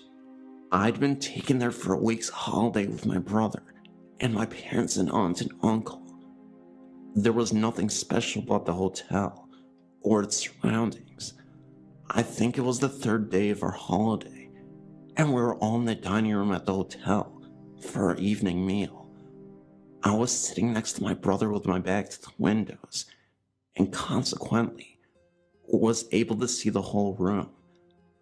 I would mention at this point that the walls were lined with large mirrors, fashionable at the time, and the effect was rather fascinating, as no matter which way one looked, One would see just about any other part of the room in reflection from one or another of the mirrors. As far as I know, this place is still the same now as it was then, except the owners have changed. In those days, especially when there are 4 adults with you, children were seen and not heard. So as far as I was concerned, any conversation around me was ignored. During our meal, several guests came and went, as one would expect to happen. At some point, I looked up, and a man entered the room and sat down for his meal. There was nothing special about him, and my alarm bells were ringing. I didn't and couldn't see why he looked so ordinary. Eventually, it really dawned on me what was wrong. I couldn't see him anywhere in the mirrors. Impossible in that situation. I tried to whisper to my brother about this, but was told to be quiet and eat. I watched this man until he left and checked as we went out that no one could see his image in the mirrors. At the time, all this left in my mind was a question mark. How? The next day we were down at the beach, enjoying a rare, warm, sunny day. My brother had gone in for a swim, and I was lying on the sand watching him and others, simply enjoying the sunshine. I looked around and saw the man from the night before coming down the steps to the beach. He was some way away from us at this point, and started to walk along the beach near the water's edge, heading in our direction. I think I sat up as the scene I'd witnessed in the dining room came back to me, and I watched him as he walked. He had no shadow. I checked that everyone else's shadows, including mine, were as they should be, and could find nothing else amiss. I never spoke to him, nor have I any idea who he was. I never saw him again after that day. This is a story that my mother told me and my sisters. Back in the 40s, my dad accepted a job in Atlanta, Georgia, and my parents moved from Chicago, Illinois to Atlanta. For several weeks, they stayed at the Biltmore Hotel in Atlanta while looking for a home. One night, my mother, who was 8 months pregnant at the time, was alone in the room by herself because my dad was on a business trip. She said that she woke up at about 3:35 in the morning and saw a man standing beside the bed and looking at her. The man was well dressed in a suit and smiling at her, but she knew immediately it was a ghost because although she could see him plainly, he was transparent. She could see through him. When she was growing up, the woman who had raised her told her if she ever saw a ghost, say the Lord's Prayer, and it would go away. She pulled the sheet over her head and said the Lord's Prayer, but when she looked again, he was still there. She would close her eyes and open them again, but he did not go away. She fell asleep with the sheets pulled over her head, and the next day she found out at the front desk that a man had died in that room at that exact time she saw the ghost. She described the man she saw to the clerk to ask if she knew him. She felt like the ghost meant her no harm and was there to make himself known and protect her. Her and her sister lived in an old house in Champaign, Illinois, and they both told me that they encountered ghosts several times in that home, and one time they both woke up and saw one standing in their room. So far, I've never seen a ghost, but I'm convinced that they do exist.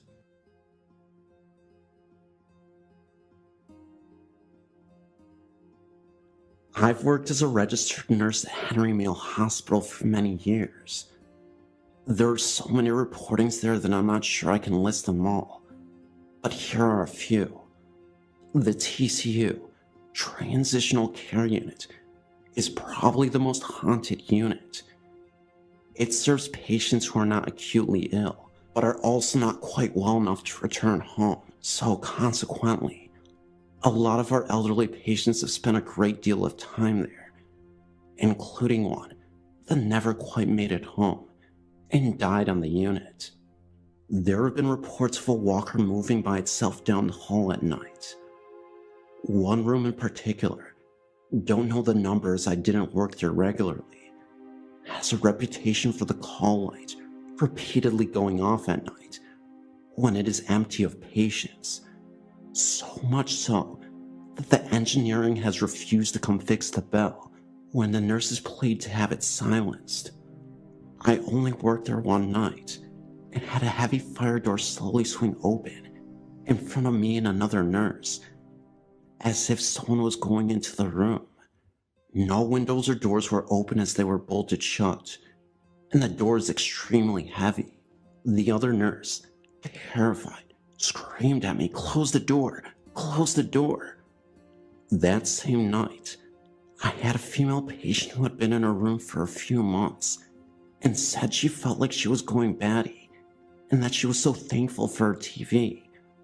Shortly after, it went to static, and I couldn't turn it off with the remote, nor by pushing the power on and off button on the set itself, and finally had to get a chair to flat out pull out the cord from the outlet that was situated near the ceiling. One night, one of the nurses was working a very late shift at night, and she went to go grab a mop after she spilled her drink all over the lobby floor. She went down to the storage area where she knew nobody was there at the time. As she opened the door to the storage closet, in the darkness, she swore she saw what looked to be the face of an elderly woman from the other side of the room, and two glowing eyes, barely lit. It was all just bright enough to be seen with the naked eye. She immediately turned on the light and ran all the way back. She refused to go down there the rest of her time working there, and even change careers. It was that devastating to her. On the medical surgical unit too, there are ghosts up and down the whole hallway. The end opposite the nurse's station is especially bad. Rooms 148, 146, and 142 are the worst. Oftentimes, patients who are dying are put in these rooms, and shortly before they do die, patients often report seeing a little blonde girl in their room at night. They either ask the nurses to get her out, or at the very least, ask who she is. I had an aide one night open up a utility locker at the same end and saw the girl. She was crouched behind a walker, scared, looking up at her. Sometimes machines won't work in those rooms. Even if you trade them in several times from the supply department with different ones, they suddenly will start working again. Myself and another nurse witnessed shadow people at the same time walk past the nurse's station window while the computers and lights dimmed simultaneously. He saw the same night one shadow person standing in a doorway, just staring at him. He looked up and asked yes, thinking it was a nurse aide willing to ask him a question, only to realize it wasn't an aide. Aides have seen patients that weren't there earlier in the evening suddenly lying in a bed, and thinking it was a new admission, brought the vital signs machine back in to take their vitals, only to have the patient gone and the bed still made. Med-Surg 1 is next to Med-Surg 2, and though it isn't as bad as 2, I've had a patient complain that she felt little kids poking at her and pulling her down all evening.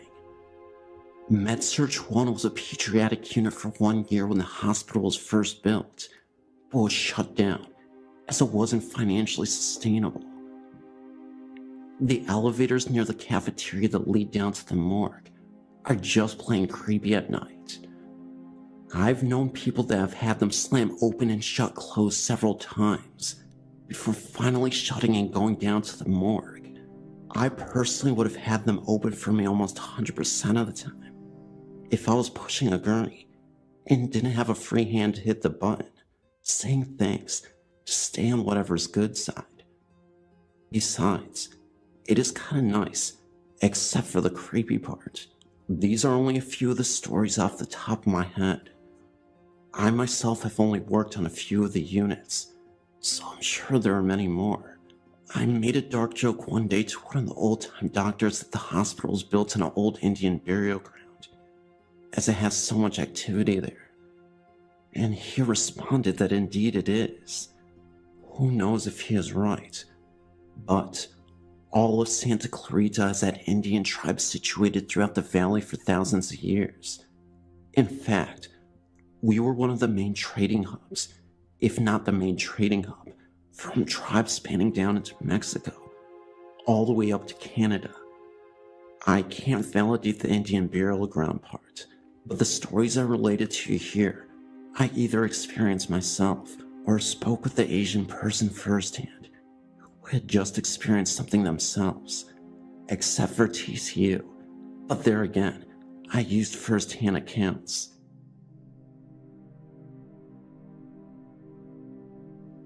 I grew up in the great state of Utah. As many know, this state has a rich and glorified history of Native Americans who have lived on the North American soil for generations. I'm going to tell you about my experiences with a ghostly apparition, a series of unusual chants I heard while camping at the famous UNHEARD National Forest, and even a ghost dog. The climate of Utah is more diverse than you would think. We have areas of lush vegetation, forests, and other greener parts of the state in the north, and in the south, we have dry, barren deserts. This first story is about what my grandfather witnessed when he was driving late at night on the road. This was in St. George, Utah. My grandfather was always a very straight-laced person, never drank, never smoked, always got enough sleep, and had a good head on his shoulders. The reason why I'm mentioning this is to explain what he saw that night. He was driving late at night, where there were barely any cars on the road. In fact, it seemed like he was the only one driving on this road. It was pitch black, and the only visibility he had was from his headlights that shine across the road. He had been driving on the same road for about 15 minutes, a road that was completely isolated in the middle of nowhere. Out of nowhere, he saw what looked to be a Native American man standing in the middle of the road from the distance. He slowed down immediately after he saw this, fearing he would hit the man. As he got closer, the Native American man disappeared. Now, he knew it wasn't his imagination. The man looked real to him, at least from afar. His mind wasn't playing tricks on him, and he swore to this day he wasn't tired. He knew what he saw. My grandfather was so floored by the whole event, he had to pause for a second and pull off to the side of the road. Where he stopped was where he saw the man. There was absolutely nothing and no one there. No homes in the area, just desert and a long winding road at night. There was no way he could explain it. This was also in the 1960s, and St. George was way smaller than it is now, a population around 5,000. My grandpa's still alive, in his 90s, and he hasn't given up on the authenticity of his story. He swears he saw a real ghost, and I'm convinced he will take his story to his grave. As for my experience, my family went camping in the UNHEARD National Forest, where we set up a tent deep in the woods. I remember it was a fantastic time, just me, my dad, and my brother. We heard nothing but the sounds of nature, and were truly enjoying our time alone from civilization. It was getting later in the night, and so we set up a campfire. It might have been around 11 p.m. at night, when my brother, my dad, and I all heard what sounded like a ghostly chant, almost sounding like a group of Native Americans. It sounded almost as if the chants were as low as gorillas chanting to us, which was unusual, because gorillas definitely don't live in Utah, and I couldn't think of an animal that could make such a deep voice. And not only that, but multiple voices chanting at once. What made it so eerie was that it wasn't frantic. The chants had a peacefulness to it.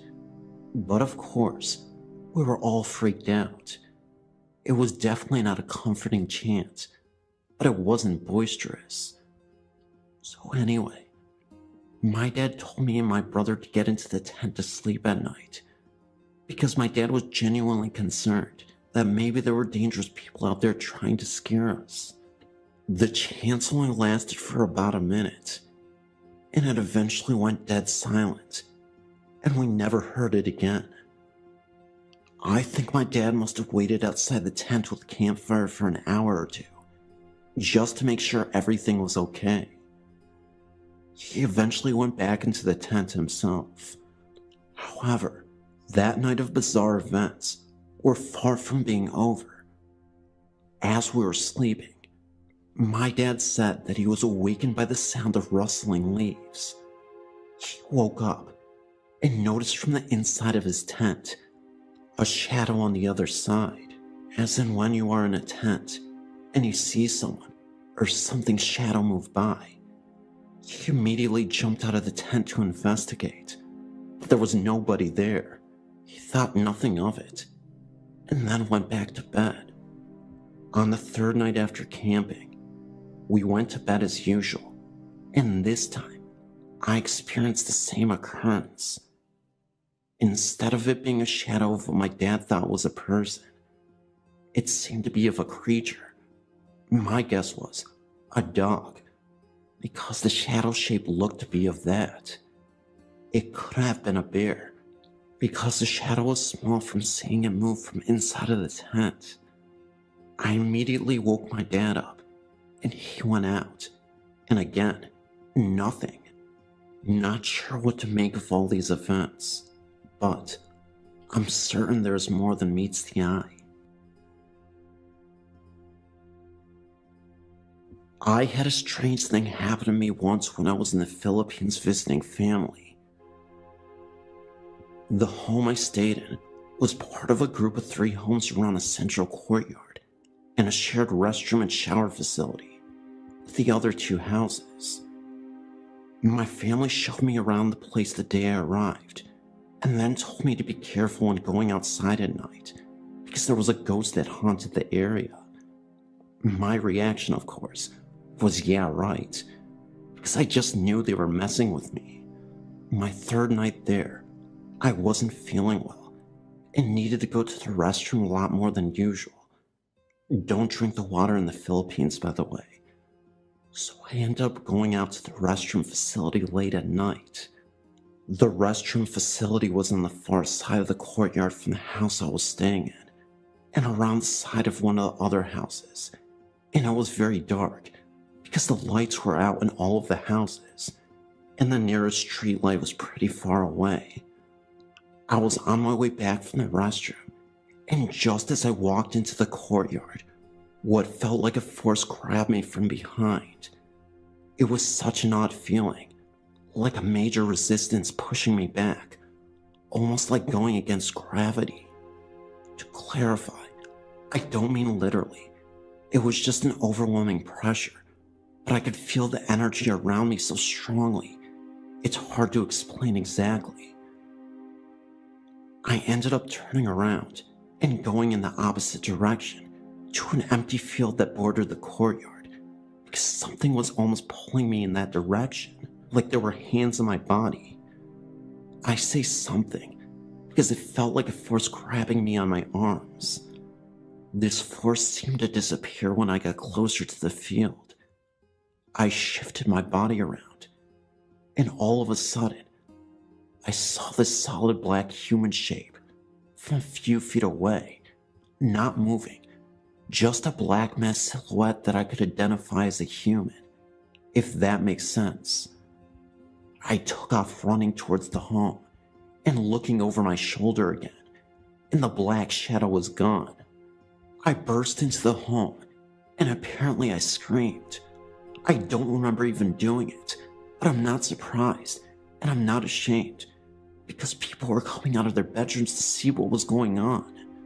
I told everyone what happened, and they all took it in stride. One cousin even said, "Oh yeah, that happens."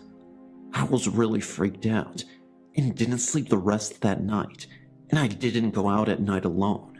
The rest of the time I was there. I did some reading and asked some questions since then, and the answer I got most often was that I was an evil spirit. From what I've read and been told, these are paranormal entities that are angry, evil, and seek to harm people. Sometimes they used to be human, but others were never human. When I asked what they were if they weren't human, I hear the word demon tossed around quite often. Regardless, there are many stories similar to mine where a black shadow or human shape has grabbed a person, and I just wanted to tell you about my experience. Maybe someone else has had this kind of experience as well.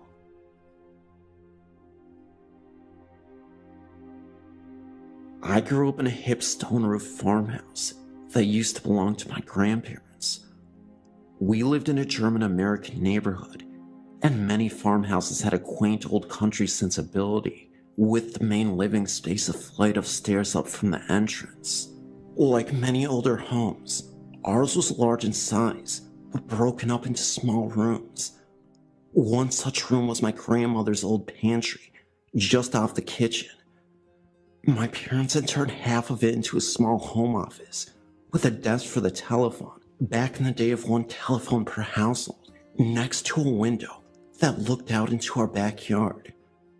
When I was very small, I used to enjoy looking out of our windows at night, making wishes on stars, watching sparkling waves of snow fall through the glow of our yard light, waiting for my dad to come in from his evening milking chores in the barn, occasionally finding surprises, like the summer evening that a huge green Luna moth came to rest on the window of the door. This small, close telephone room frightened me, but I enjoyed the backyard evening view, so I'd bravely venture into the room, crawl up into the chair next to the window, and look outside. One evening, I had a desire to look out the telephone room window. As usual, I was somewhat apprehensive about entering the little room, but my curiosity overcame my anxiety. I took a deep breath and prepared to step over the threshold from the warm light of the kitchen into the darkness. As I did, I looked into the window, and there I saw, staring right back at me, the wizened face of an old man, hovering in midair. He was partially bald and had a long handlebar mustache, and he had a furious, even hateful expression. I remember screaming in terror and running outside into the arms of my perplexed mother, crying that a scary old man was floating outside. I remember my mother wondering if I'd seen a frightening program on television and had let my imagination run away with me. I was understandably afraid to venture into that room for a while. The fear and the memory of that night faded away. To the extent that I remembered my experience at all, I tended to explain it in terms of a vivid imagination, and I never had another experience like that in that room. Many years later, when I was a teen, I was sitting at the dinner table with my parents as they were reminiscing about their childhoods, their earliest memories.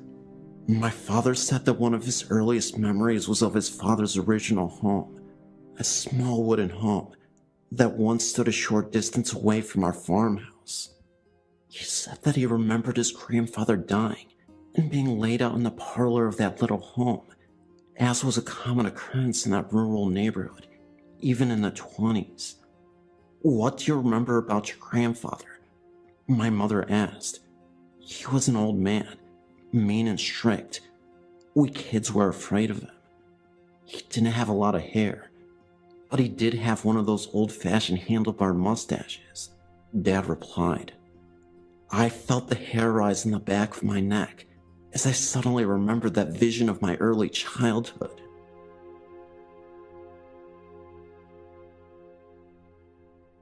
My name is Lena, and I'm from Malta. I was looking at your site because I have a ghost story I wanted to share with you. About 8 years ago, I was living with my ex-boyfriend, who had recently changed the house at the time.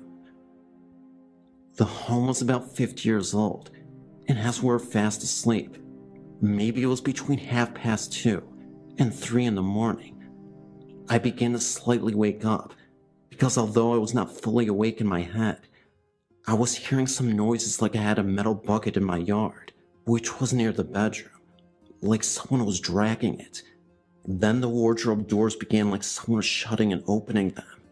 The wardrobe was by the wall on the side where I was sleeping. I want to remind you that by then, I was still not fully awake.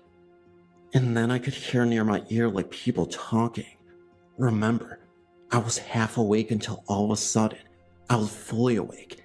And at the end of the bed, I saw 2 figures of 2 men. And although it was dark in the room, I saw them clearly. When I saw this, I was in awe, and I rose on my ankles. And these 2 figures, as I already told you, were of 2 men. One was young, and the other was older, and they were wearing white robes, and on their heads they had these white turbans, and they had no feet.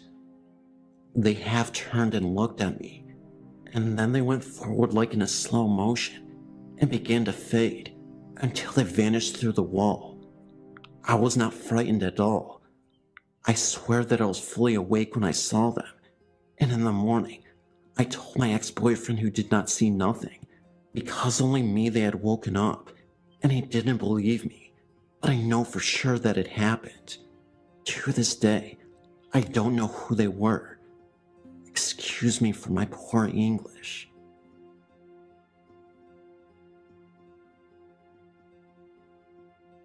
Throughout the years, I've had many experiences with things I've never been able to explain. I'll share some of them here. This is the first one I have a memory of. When I was very small, about 5 years old, we lived with my grandmother while our house was being built. I always felt warm and protected in that home. I never was afraid. Even though my room was at the top of very narrow stairs and was under the eaves of the attic, I never feared anything in that room. One night, there was a terrible thunderstorm, and I remember dreaming that there was a fire under my parents' bed. I woke up screaming and ran into their room. I kept telling my father that there was a fire under the bed. They did their best to explain that it was only a nightmare, and that there was no fire. My father even got out of bed, pulled up the covers, looked under the bed, and promised that there was no fire. I eventually fell back to sleep in the bed with them. An hour or so later, I had the dream again, but the fire was bigger. I started screaming again and woke my parents. This time, however, there was the distinct smell of burning wiring, and indeed, the floorboards under the bed had started to smolder. Luckily for all of us, my father was able to shut off the electricity and stop the fire before it truly started. The only damage was replacing some wiring and a few floorboards. From that point on, though, my parents always listened to me when I had an unusual dream or saw something out of the ordinary. This, though, was the scariest thing my parents witnessed when I just turned 5 years old. We always had the attic stairs open. Apparently, I'd sneaked into our attic for multiple days, and when my parents would catch me playing in the attic, they would ask me why I kept going up there. I would tell them that the old man in the attic was lonely, and he wanted a friend, so I continued to talk to him to keep him company. This clearly startled my parents, and after the fire incident and the dreams that I had, they wanted to get to the bottom of this. They continuously asked me, "Where is this man?" So I would point at the corner in the attic and say, "He's staring at you." He's very mad you ignored him. It was at this point we had a priest come bless the home because it really seemed like a massive negative energy was in the home. I even remember getting a witch psychic to come and investigate, to talk to whoever the man was and get an idea. So we did get a spirit session, and she talked with the spirit. The psychic said she felt a man named Jim was burned to death in this home. With what I said about having dreams of the home burning, it was a man in his early 60s. So we got a spirit box, and the psychic asked if Jim was there. He confirmed and said fire truck 4 or 5 times, then smoke, and I was smoked. The psychic then asked the spirit if it died a bad death, and the spirit box said, "Are you kidding?" She asked again. He said yes. You can't make this stuff up. If you ever played with a spirit box before, you know that spirits communicate with their energy to create statements through radio frequencies and whatnot. What we were able to discern was that there was probably a fire in this home, and that this old man was caught in it. We don't know much aside from that, but this whole experience was spooky. This was back in 2009. I've been reading all these great ghost stories, and now I feel it is safe to share mine. Being a paramedic literally saved my life. Before becoming one at age 34, I was always a troublemaker, getting into physical fights as a kid and early adult, rebelling against parents, doing lots of hard drugs, and ultimately doing a stint as a drug dealer. I was a real pain in the rear. I'm 44 now, and have completely turned my life around.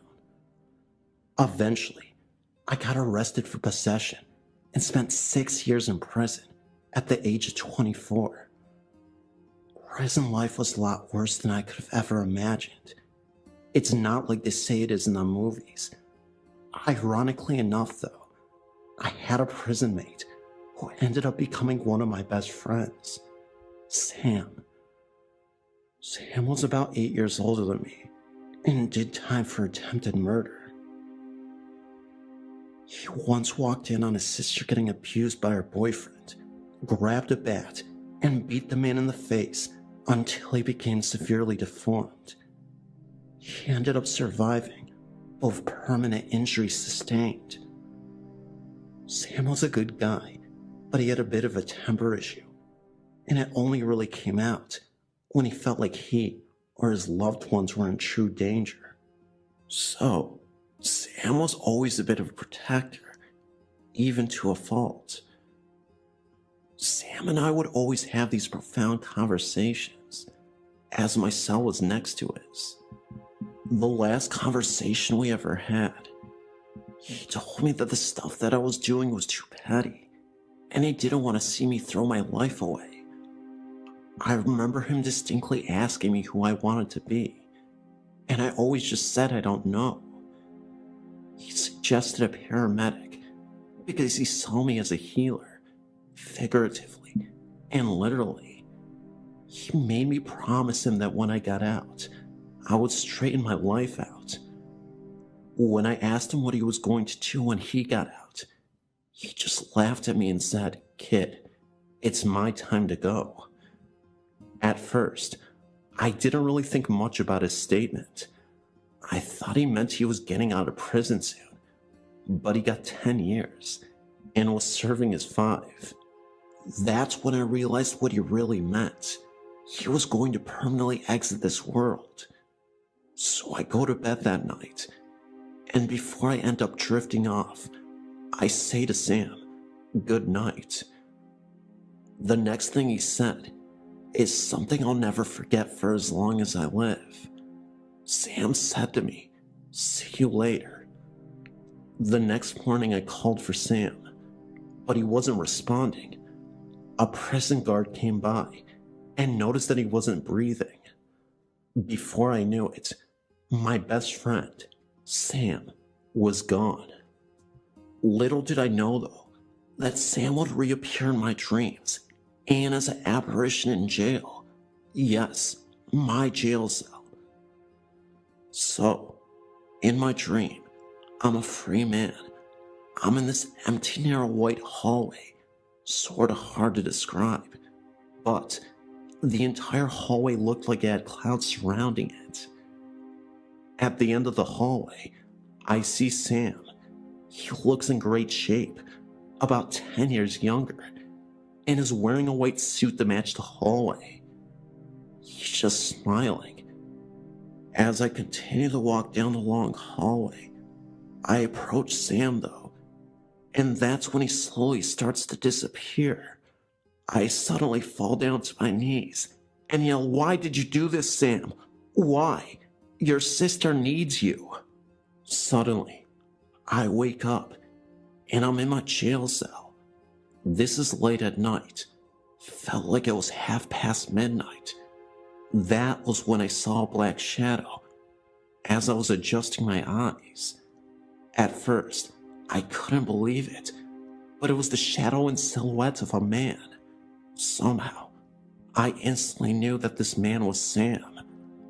I then watched as the shadow slowly moved away and disappeared down the hallway of the jail. Nobody was around at the time, and it definitely wasn't a prison guard, for the obvious reason being, prison guards don't look like dark shadows and silhouettes. So, fast forward a few years later, and unfortunately, I relapsed into a bad drug habit after getting out of prison, getting addicted to the powder. This was the last and final straw that led me to focus on my life and pursue my paramedic career. I end up taking a hit and almost dying entirely. I remember taking one last hit of the powder, passing out, and not waking up for hours. At this time, I was rushed to the hospital because I was on the verge of losing my life. Apparently, I flatlined and became medically dead at the same time, but I came back to life. In that moment, it seemed as if it was an out-of-body experience. I could see myself in the hospital bed, and suddenly, I was in this light room, just like the dream I had in prison. There was Sam again. Sam looked at me, grinned, but didn't say a word to me. My old dog Spot was right next to him, who had previously died when I was a kid. My favorite dog in the world, Spot, was a black lab. There was an overwhelming peace that came over me, and everything felt so good in the moment. It was a feeling that I didn't want to escape. Suddenly, I regained consciousness, and I'm back in the hospital bed, in tremendous pain. That's when the doctor told me I had basically died, and I was shocked. So, fast forward a couple more years, I finally became a paramedic. I turned my life completely around, and I truly believe that Sam was responsible. I believe that I did see Sam in the afterlife, through spirit communication in my dreams, and also the black outline I saw in the prison. I remember what he said about trying to be a medic, and it just sort of resonated with me. I did want to help people in the end, and it was the best decision I ever made. These days I wonder how Sam would have been if he was still with us, but I'm sure he would have been proud of me now. When I almost died, it was the ultimate wake-up call. In some deranged way, I think Sam was responsible for it. Thanks for reading my story. I know it's a bit unbelievable, but I promise you, this all happened. I know I don't need to prove to anyone that this really happened to me, but I truly believe that Sam is my guardian angel watching over me. I believe that he gave me a second chance at life, maybe because he believed in my potential. Thank you, Sam. I'll never forget you.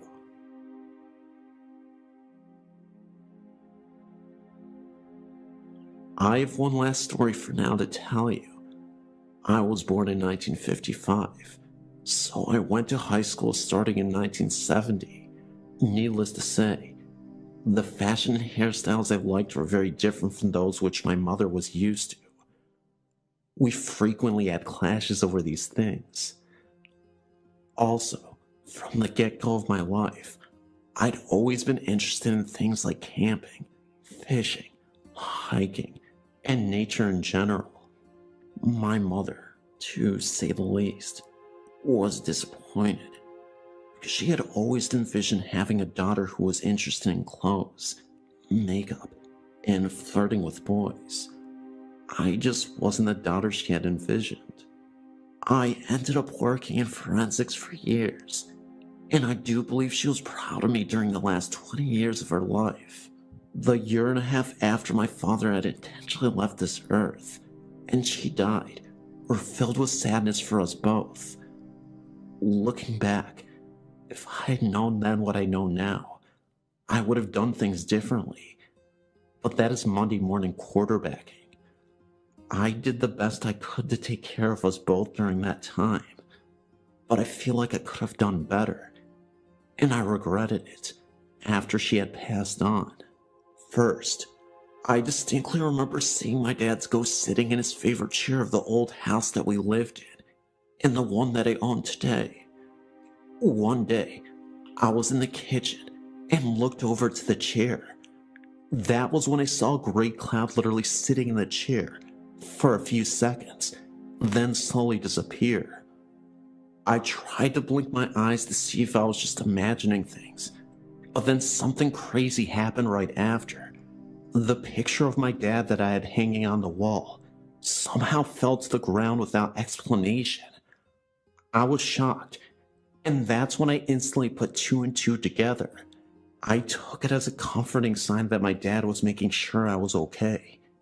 Even if at the time, it still terrified me. Things weren't always so pleasant with the hauntings, though. I would constantly hear the sounds of boots thumping upstairs in the middle of the night, always at the same time, for weeks on and off.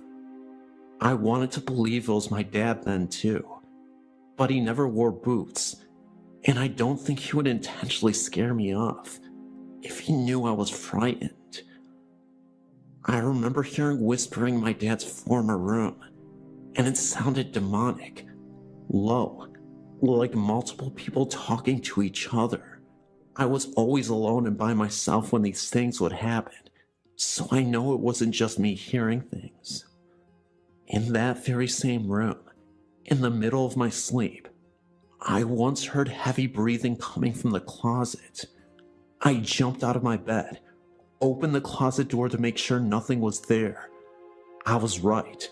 Nothing at all. When I had my son at age 25, years after my dad died, he was 4 years old at the time, said he made friends with the old man in a fedora hat. This really shocked me, because my dad loved fedoras. He would wear them constantly during life, and even collected them as a hobby. My dad also smoked cigars a lot, and sometimes a light fog, would mysteriously appear in his room without the windows open. At times I would get paranoid and think that the house was smoking. Honestly though, I'm not sure if this was paranormal fog, but everything else was 100% paranormal to me. Now on to my mother. Unfortunately, I never had any obvious hauntings from my mother that were as obvious as my dad's. Sometimes I could swear I saw her face looking into the window of the front door, but because it wasn't clear, I wasn't sure if that was just my mind. One night, not too many months after she had died, I dreamt of her. Framing this photo in my dream were white and red lacy strands, as in a Valentine's Day card. As I viewed this picture in my dream, I heard her tell me I love you. Her voice radiated nothing but 100% love. It was as if she was saying to me, I know we had our differences when I was with you, but I can see things so much more clearly from where I am now, and so I want to tell you now I love you. This was a very intense dream, and I do believe it was a message from my mother. The memory of this dream has been a great comfort to me.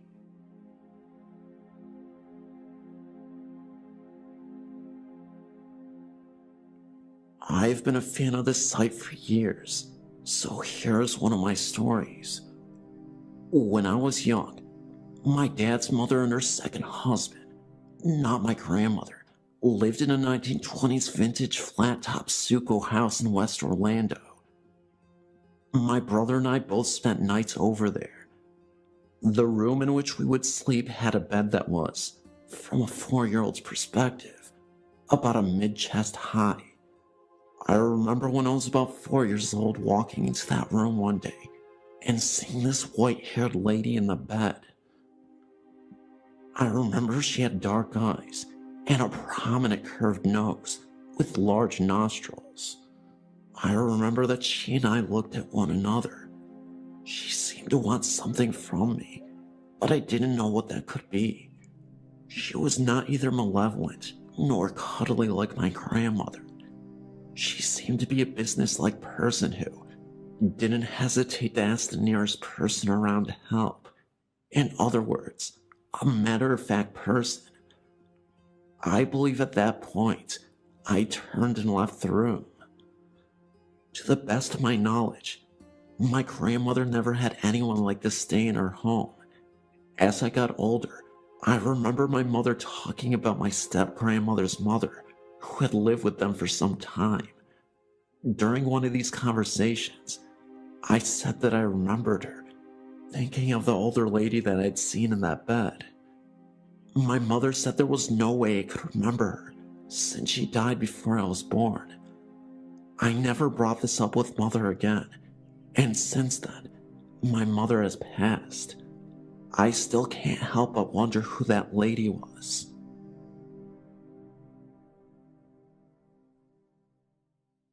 I've been to Church Road with a group of my friends.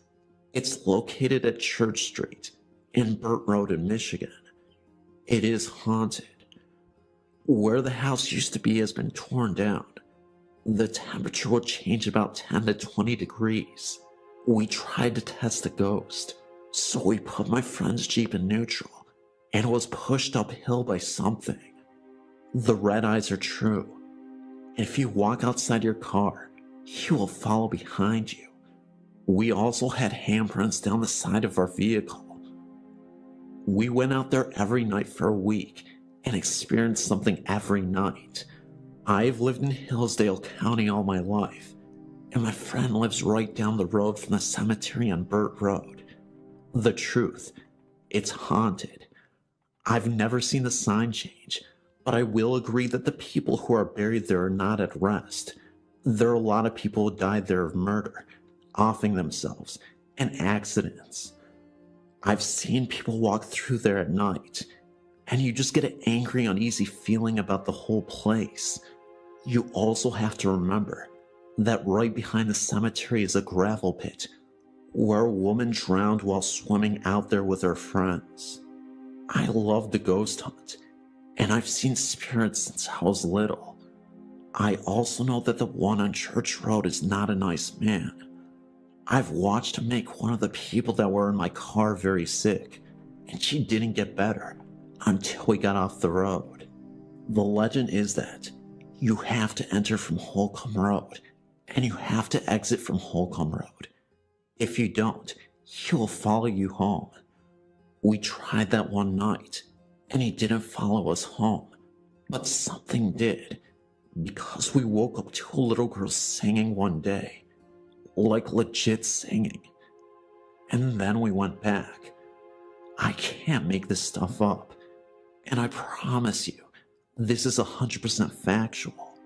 There is a ghostly presence that many have reported as a man who just lingers in that area. I haven't been out there in years, but I'm planning to go back there in a few weeks to see if things have changed since they started building a home on the old foundation where the house used to be.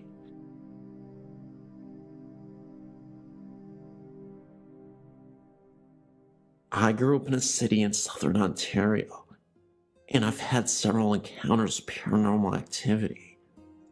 When I was 8 years old, my mother and my brother had moved into a single-family home that was attached in the front to a store for clothing alterations and such.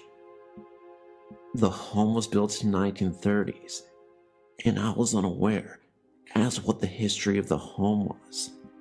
However, there was always the strong feeling on the back of my neck that I was being watched in a way that made me feel horrid and vulnerable. There were certain parts of the home that had felt more evil than the whole house felt. The first part was the stairs going to the basement, and the upstairs bathroom made my stomach turn. I always felt eyes of anger on my neck. My little brother, who was 6 years old at the time, and I were rollerblading in the basement that was not developed enough to be a problem with the rollerblades.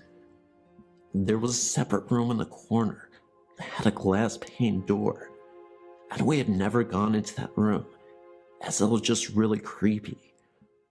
We both very suddenly stopped blading and both looked to the less paned window, and we both had seen a clear apparition of an older man who had the evil look in his eyes, just like we always felt, looking at the back of our necks.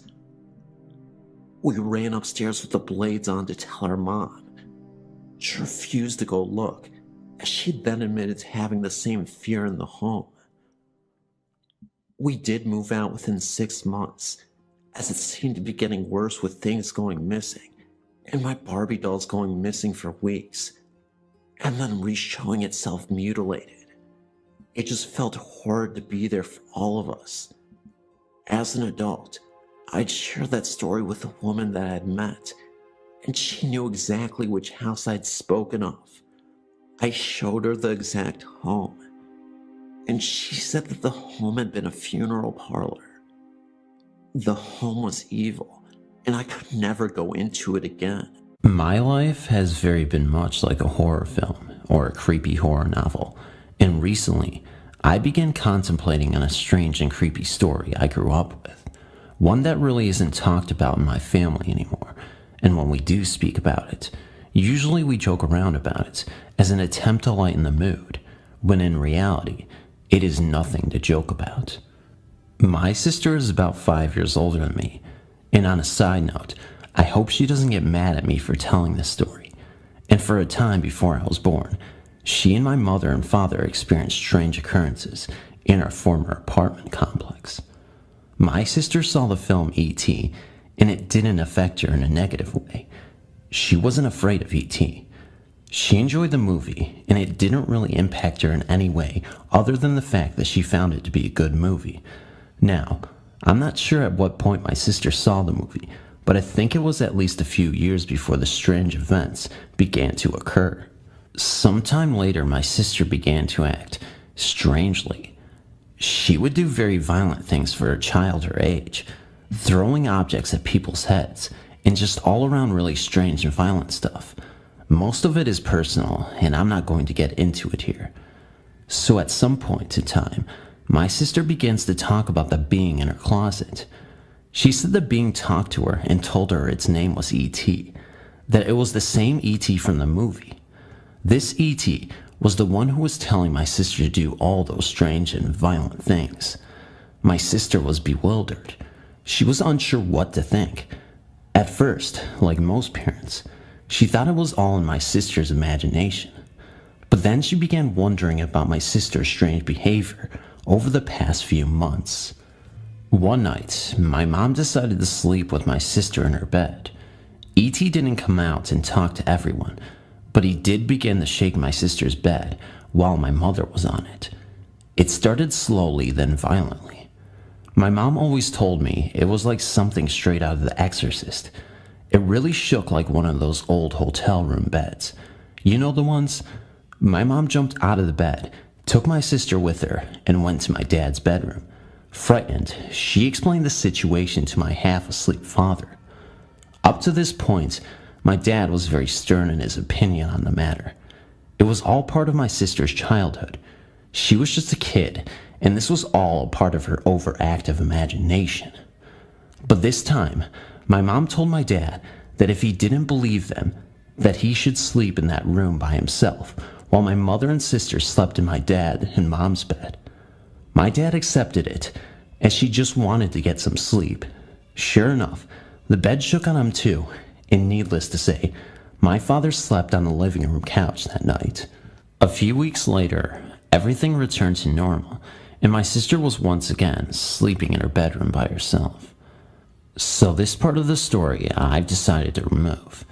Basically, sometime after things seemed to return to normal, my mom experienced something truly horrifying in my sister's room, and at some point, my parents complained about the apartment to their landlord, and the landlord allowed them to move into the vacant complex directly above and across from their current one. After that, the events ended. My sister apparently still acted out from time to time, but it was really just normal kid stuff. Nothing as violent as those times in the old apartment. The old apartment sat vacant for a while. Eventually, a small family moved in, and to my mother's horror, they had 2 young sons. My mom waited a few weeks for them to settle in. Then one day, while at the washing machines downstairs, I think that's where it was, my mom asked the new woman who had moved in how she was liking the apartment. She had no complaints, but she found it strange that her younger son suddenly had an imaginary friend, and he claimed that this friend's name was E.T. And the funny thing about this was that the boy had never seen the film and had no idea E.T. the extraterrestrial even existed. This part of the story is where it gets fuzzy. As I said earlier, it's been a long time since my family and I have spoken of this story. Eventually, the boy stopped talking to E.T., but I'm not sure how long it was before he did. The family moved out of that apartment, but I don't recall how long it was. It may have been a few years. I think the family may have had a priest bless the place, but I'm not 100% certain. And eventually, my sister got a new bed, and that was when my parents found out where the bed had really come from. They had known that the bed came from my dad's parents' attic, but what they didn't know was that someone that my dad's parents had known had passed away on it. The person had died of old age, aka natural causes, but still one can't help but wonder if it had anything to do with the events. Maybe the bed was some sort of catalyst for what took place. The apartments we lived in weren't exactly old, and my family wasn't into the occult or anything like that. One theory my mom has is that maybe whomever lived in that apartment before us was into the occult and had invited some entity into the location. My sister was but a child, and we all know the theories around children and the paranormal, not to mention the bed someone died on, whether related or coincidence.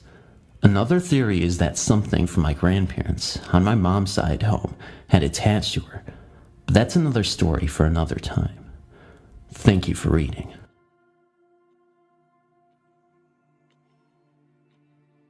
I have had one experience where a type of demonic entity descended on a lady battling alcoholism. This lady told me point blank that this demonic came up out of her deceased uncle at the funeral she was attending. The uncle was also an alcoholic and had battled the disease most of his life. Her family backed her story, relating that the uncle had often spoke of this demonic being. The lady was terrorized for nearly 2 years and eventually gave up the addiction. The family gave a long list of family members who had battled this creature and the disease. The belief was that when one family member died, it simply found another victim to adhere to. It took the form of a bat-like creature with the old man's very small head and face. I spent a great deal of time with this lady and did believe what she told me. This woman was about as tough as they come, but she would break down and cry every time she related the story. Right, let's start this off with the traditional I'm not crazy bit. On the 7th of April 2014, I decided to take my routine shower of the day. However, while I was in the shower, I kept feeling like I was being watched. We have 3 mirrors in the bathroom, and I swear I saw a dark figure. No facial features or any clothing, just a solid human-like figure pass through each mirror. It was not tall or anything, and it looked about average height. And I kept telling myself, "You are not here for me. You are not here for me." And the figure just vanished. Since the 7th, I've not seen it again. On the 9th of April 2014, my wife's father, who seemed in very good health, had a massive heart attack and suddenly passed away. His passing was so shocking that no one believed that he passed away. I personally feel that that figure was somehow involved. Fast forward to today, the 21st of April 2014. I was sitting in the lounge, and a picture we framed of my wife's father suddenly fell over. The reason why I'm so freaked out about the picture falling over is due to the fact that we positioned it in such a way that it would not even move if the wind picked up.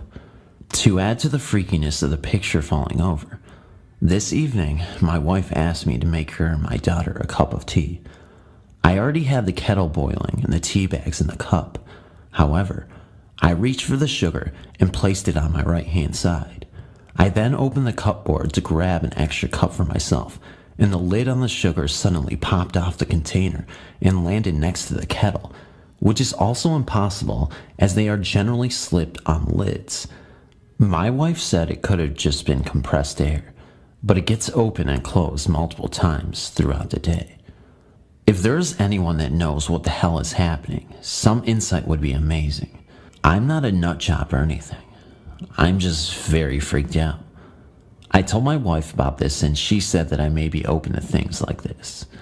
In the past, I used to have really bad nightmares, but they stopped once we placed a bit of holy water in the room. I've not had any nightmares in around 5 years. However, over the past few months, they have started again. Anyway, I will end things off here. Any help would be much appreciated. Thanks for reading. When I was 16 or 17, I woke up to a symbol written on my mirror. I'm 37 years old now, but the question of what it was or where it came from still haunts me. The memory pops into my mind occasionally from time to time. Today, I thought of it for the first time in several years, and for the first time, it occurred to me that I might be able to find answers on the internet that weren't available when it happened. The symbol wasn't something that the steam in the shower made visible. I woke up one morning after thoroughly cleaning my room the day before. Both parents are ex-military. When I say thorough, what I mean is completely spotless, and looked up from my pillow to see it. Strangely, my eyes went right to it. It was like my subconscious knew it was there, but consciously, I had no idea how it got there. I was not scared. I was at a point in my life where I had felt most secure in my own spirituality. To explain, I identified with Native American spirituality because it was the closest thing to natural to me. But I hate labels. At the time, and even now, I felt an odd familiarity with rocks, trees, and the wind. Not animals so much, but I do like birds. Rocks especially. I know this sounds freaking insane, hence why I never bothered to explain it to people. It's just how I polarized. I wasn't scared, but I wasn't sure what it was. I told my sister about it. She saw it, but I smudged it away. I assumed there would be no defining it, and I tried to rationalize it by telling myself I probably put it up in my sleep, but it looked like it was drawn with clear wax or chapstick, and there wasn't any in my room. But has anyone ever seen anything like this before? I would love to hear them if so. I've been dealing with addiction, and it seems to directly correlate with the strange phenomenon I've experienced over and over. Every time I engaged in this particular addiction, I would begin to experience strange, scary, and even threatening phenomenon. I could go on forever about all the experiences I've had if someone were interested, but I'm fairly certain that I would be deemed insane. For now, let's just say that I hear voices that sometimes give me information that I've never heard of, but I Google it and there it is. I began to use a recorder, an iPad app to record some of this. I have heard whistling so clear and realistic that I've searched my house inside and out, as well as set up cameras. To my surprise, I captured the whistling on my recorder. My wife heard it, but just denies anything out of the ordinary due to the fear of actually conceiving the possibilities. Also, I have 2 small dogs. On occasions, I could strongly feel a presence. My dogs jumped up from their beds and start sniffing and acting anxious.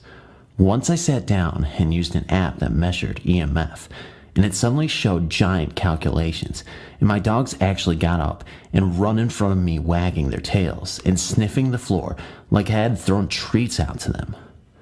There's plenty more information that has no explanation, but is backed up by actual findings. If anyone wants to hear more, let me know. Meanwhile, I've made it clear that I stand my ground, and I'm no longer afraid, but I do have a real situation on my hands. This event happened when I was maybe 3 years old. My mom was cleaning around the house when I came out of my room and asked her to come to the bathroom with me because I had to potty and there's a man in there. So she went with me and she couldn't see anyone, but she asked me to describe the man. I told her the man was a policeman. She asked me what color his uniform was because she knew the colors worn by the different law enforcement agencies. There's sheriff department, local police, and highway patrol, of course. Before I was born, I should note that my mother had been a dispatcher and deputy for the sheriff's department where we lived in Northern California. I said the man's uniform was tan, which meant highway patrol. As we left the bathroom, I pointed into my bedroom and said, "There's another one in there." I described how the men had been shooted with a shoot gun, one in the elbow and stomach, one in the knee, as well as other places. I don't remember exactly where, unfortunately. From the fact that 2 murdered CHP officers appeared to be hanging around in her house, my mom knew who they had to have been. After all, she didn't know very many people who had been murdered. I'm not writing their names because I don't know if there could be an legal fallout from doing so. I can't think why there would be, but just to be on the safe side. Some time passed and my mom told the story to a friend of hers who still worked for the sheriff's department. The fact that one officer had been shot in the elbow was one of the details that was withheld from the public as the cops investigated the crime. Even my mother hadn't known about that. But because of that, she was able to confirm her guess about the identities of the dead officers. On December 22nd, 1978, the 2 officers, one of them a friend of my mother's, had made a vehicle stop on a stolen car. The drivers somehow managed to get control of their weapons, shot one in the knee and one in the elbow, disabling them, and killed both of them with their own service revolvers. The officers were not expecting a fight and were caught off guard, and theirs was the only CHP car in the county that night, due to state-mandated cutbacks and nightmare patrols. At the time I saw the ghosts, the case would have been just going to trial. The murdered family. I lived in an old 2-story house. I did not like it there. I just felt like there was a presence watching me in my bathroom and room. By the way, the house is made of wood. I see just for a second a shadow running across the room and into the bathroom. All my stuff is misplaced all the time. It's frightening. So I did some research and found out a horrible murder took place here. A family of 3 was murdered here in the room and bathroom. It seems that the father of a poor family made an enemy of a mean neighbor. One day, the father humiliated the neighbor in front of a town not far from the house. The neighbor was, of course, very mad. At night, the neighbor snuck into her house. He grabbed a knife and slit the father's throat in the same bed I sleep in. His son came in there wondering what the noise was all about. When he saw his father dead, he screamed. The scream woke the mother. The neighbor cut the boy in the chest and killed him. The mother fled to the bathroom and locked the door. When the killer got in, he stabbed the mother repeatedly. There was blood all over the place. The neighbor was scared so he committed suicide. When I told my parents, they were shocked. So 1 week later, we moved to Texas. I'm glad I am out of that house, but it was pretty interesting. I was 15 then, and now I'm 31.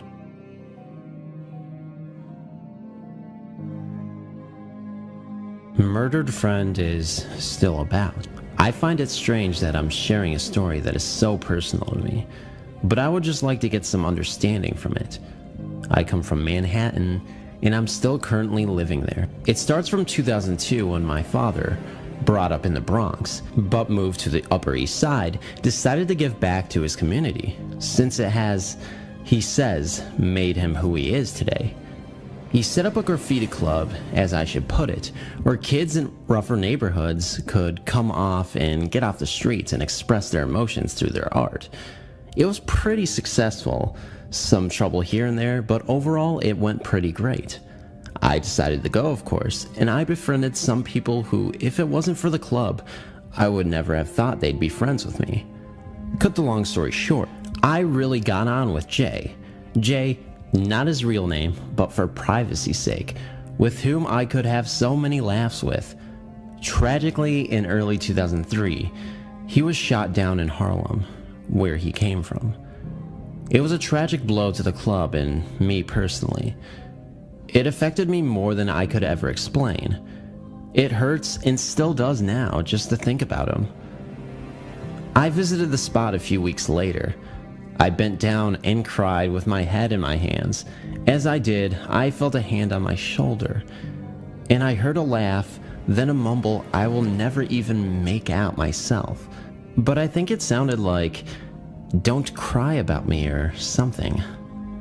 I thought I was a respectful person, yet seconds later when I stood and turned, nobody was there. I wasn't frightened. I just assumed it was someone who walked off fast. Driving back home, still crying, I stopped at a light. I wiped my eyes and looked out the driver's window at some girls playing double dutch. On the steps of the building beside them, I could have sworn I saw Jay. I was so convinced that I shouted his name. The kids were bewildered at who I was shouting at, and the man I saw didn't even look towards me. His eyes just stayed fixated somewhere over the top of the car. I drove off fast, sure that I was going crazy. It wasn't until the club stopped in 2005 that strange things happened once again. As I prepared food in the kitchen, my music player blasted a Tupac song. I think it's called Hold Your Head. It was an album from the Don Killuminati, the 7 Day Theory, which Jay persuaded me to buy, but I'd never listened to it since the day I'd buy it.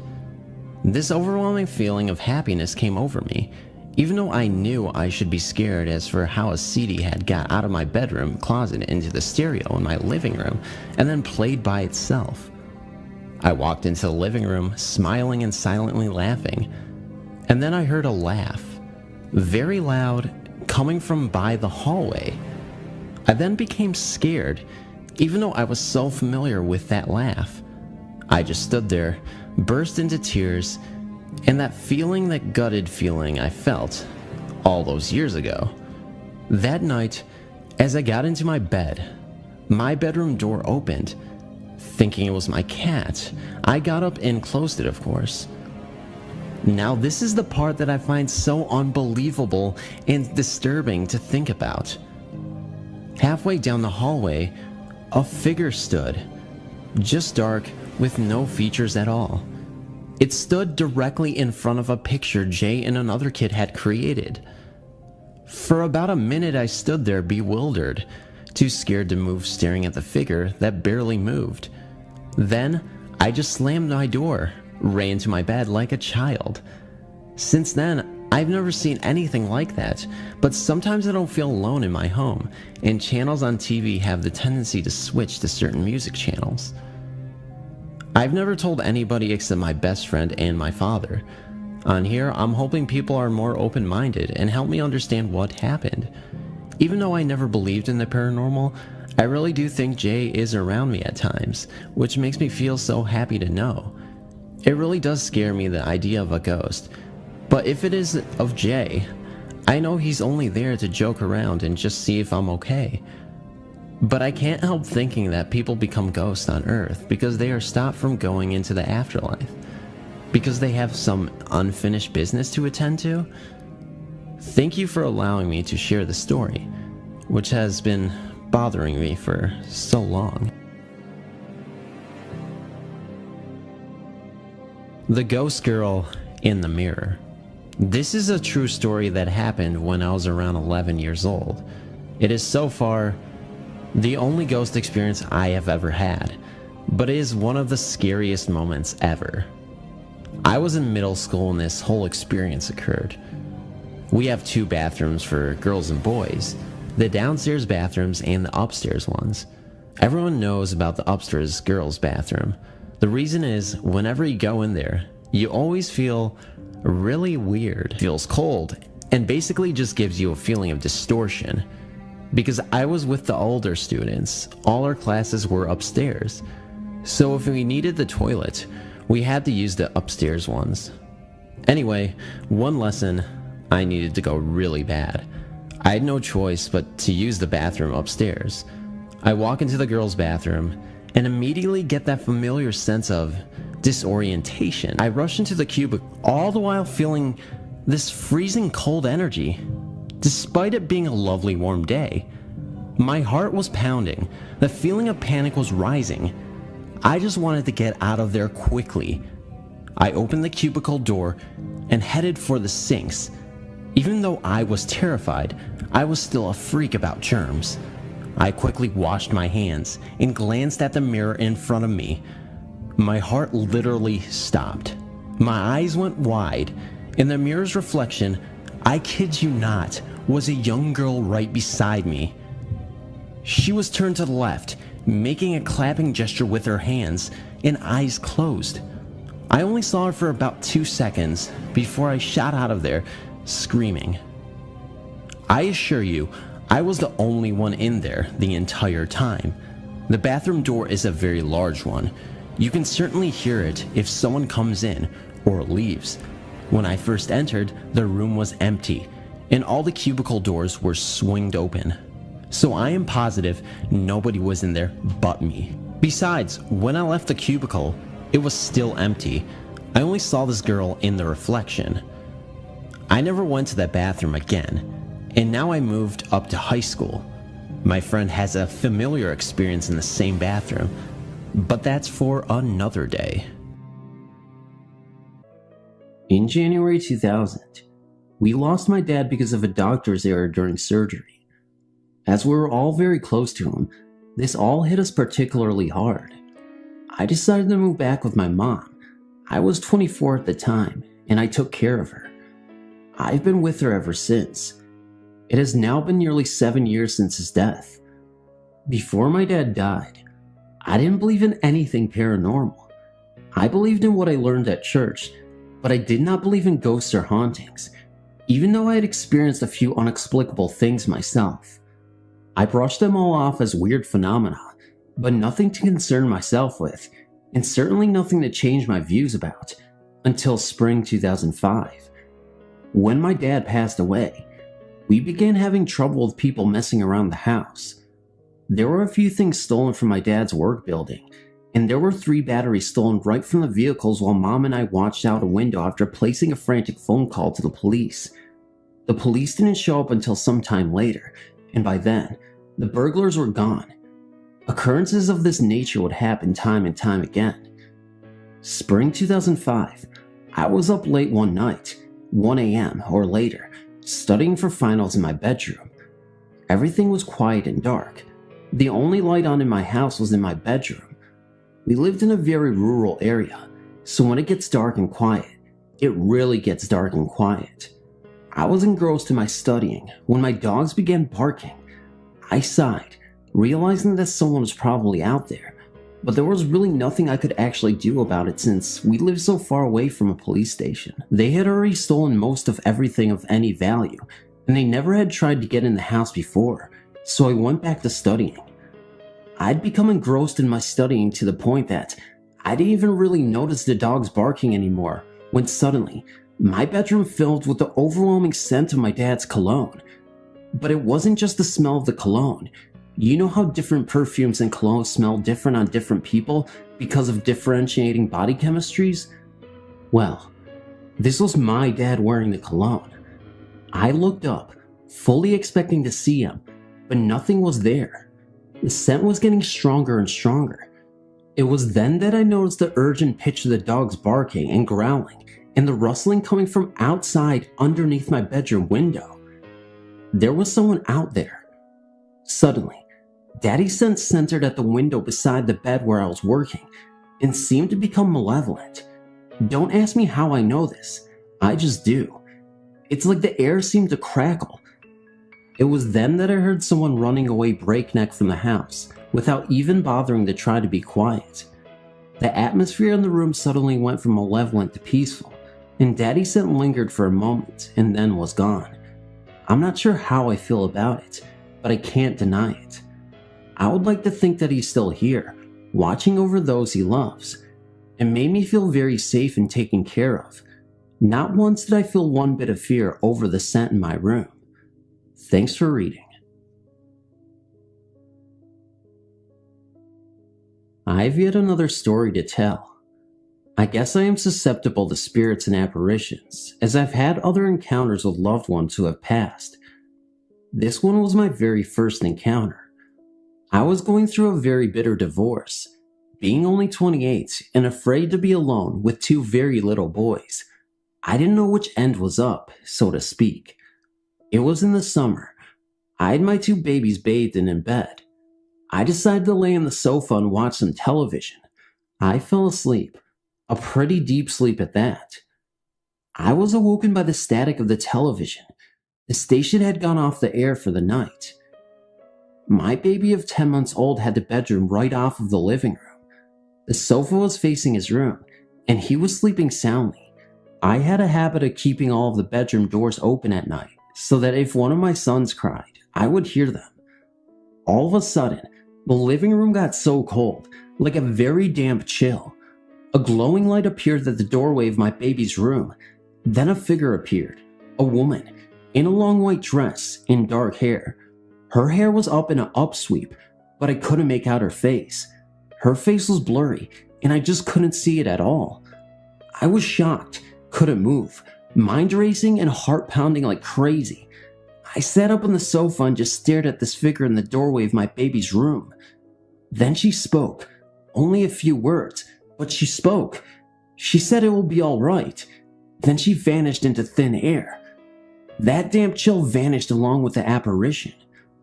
I was so shaken by this, not knowing who it was or what it was about. I eventually calmed down and put it out of my mind. A few days later, my mom and dad came up for a visit. They loved their grandbaby so much, they came to visit several times a week. We were sitting at the table in the kitchen, just chatting about anything and everything. That's when I thought of the strange happening I experienced a few nights before. I told my folks about what had happened and described the figure that I saw that night to my parents. I mentioned too how cold and damp it got in that room that night and how the chill went away when the figure went away. My dad sat there, looking at me with the eyes of dinner plates and had a stunned look on his face. I asked him if he was okay. He said that he was, but he knew who that figure was.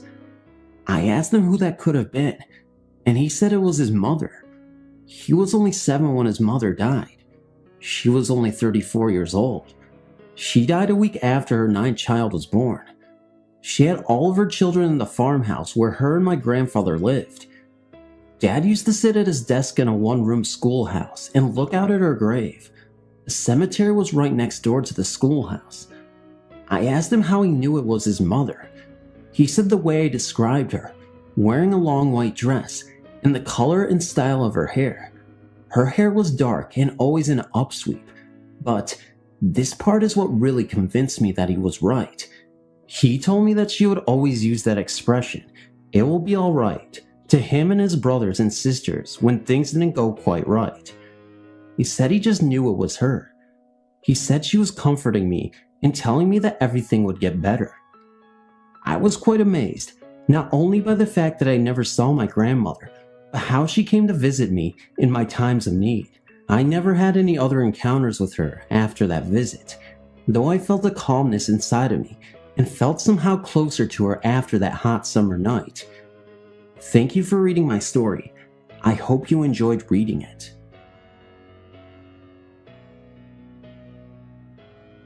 I had visited my mother on Monday afternoon, after she and I had a disagreement on the Saturday before.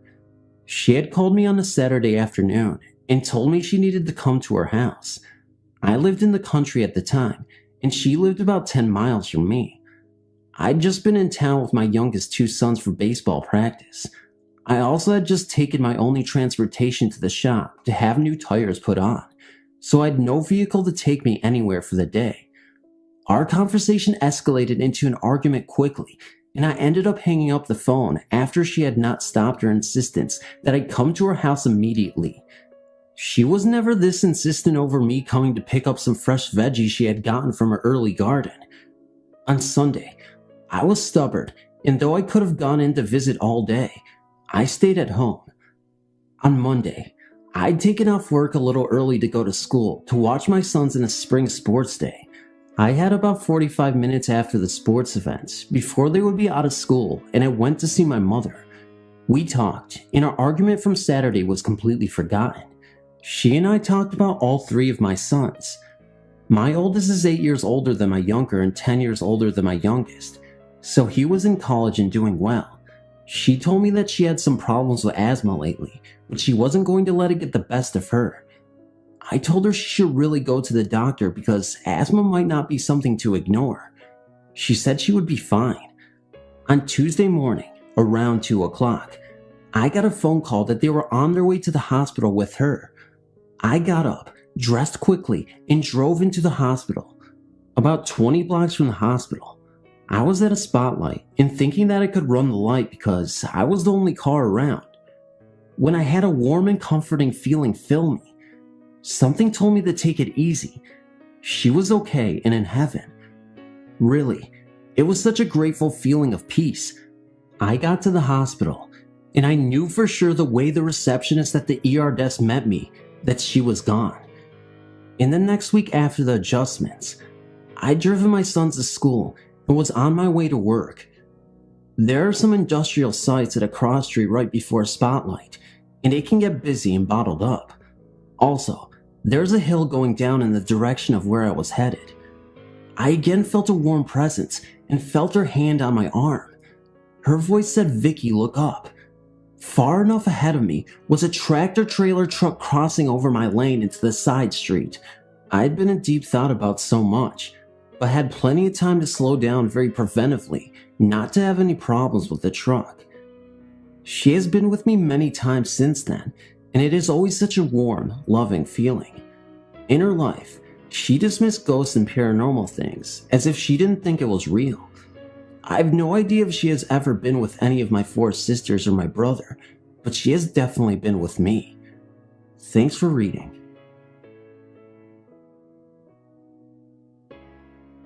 When I was about 4 years old, I answered the front door.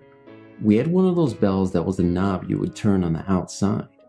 There, in bright daylight, stood a woman dressed in all pale yellow, in a long dress and matching, colored big brimmed hat. This occurred in the 1950s, around 1959. I let her in. She asked for my mother. I told her I didn't know where she was. She was illuminated. I thought by the sunlight coming through the glass of the front windows and doorway, I was only about 4 years old. Not frightened by her, but rather, I was fascinated and mesmerized. I followed her into our living room. She proceeded to sit on the antique Empire couch and kept asking where my mother was, and she seemed very concerned that I was left all by myself at a very young age. After what may have been an hour or so, she got up from the couch and said to me, "Tell your mother that Ada said it was very beautiful and don't be afraid." She then got up, walked to the front door with me following her, and left. When my mother came home, I told her about the lady in yellow named Ada and related her message. My mom almost fainted and fell down on the same spot where Ada sat. She asked me in a very unnerving voice, "Are you sure she said she was Ada?" To which I said yes. Then she said, "My cousin Ada just died a few days ago." At my age then, thankfully, I feared nothing. Ghosts were not in my brain tank, so to speak. Until about 7 years later. I was up in our attic. It was a very old house, looking for stuff to wear for Halloween, and came across the same dress Ada had worn when she showed up as a ghost many years before. It was a dress that had actually belonged to her from when she was young in the early 1900s. Also had a run-in when I was 19 years old. Old same house, with a sea captain. I was lying in my bed, daylight, and I was not asleep, just relaxing. Suddenly, I felt someone was there, next to me, and no one but me and my mom were home. My mom was downstairs watching TV. So, very reluctantly, I slowly looked to my left, and there, standing, was a tall man dressed in a blue uniform with brass buttons with anchors on them.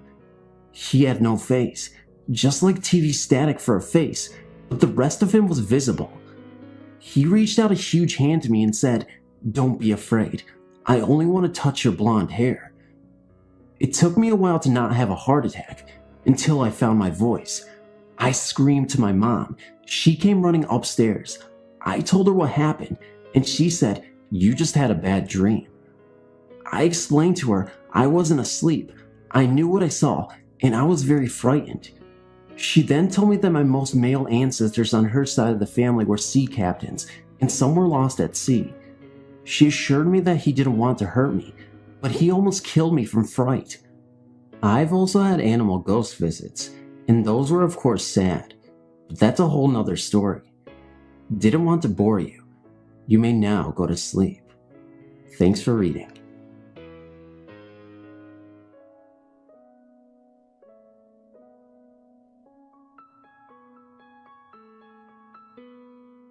I've decided after about a month or two of wandering around your site that I'll add my own story. I noticed your last update was in 2003 or so, therefore, I'm not expecting immediate posting of my tale. Keep in mind, this is the first time I've ever written the story out, so excuse me if I digress or repeat myself. In other stories that I've read, I've noticed people apologizing for extensive background information, so here's my apology/disclaimer. There's a serious pity me, I've had a hard life story involved that needs to be told before the actual ghost story can be understood. Feel free to skip over it, but don't expect to get the whole situation if you do. Oh, and may I add that I'm not completely looking for sympathy or anything.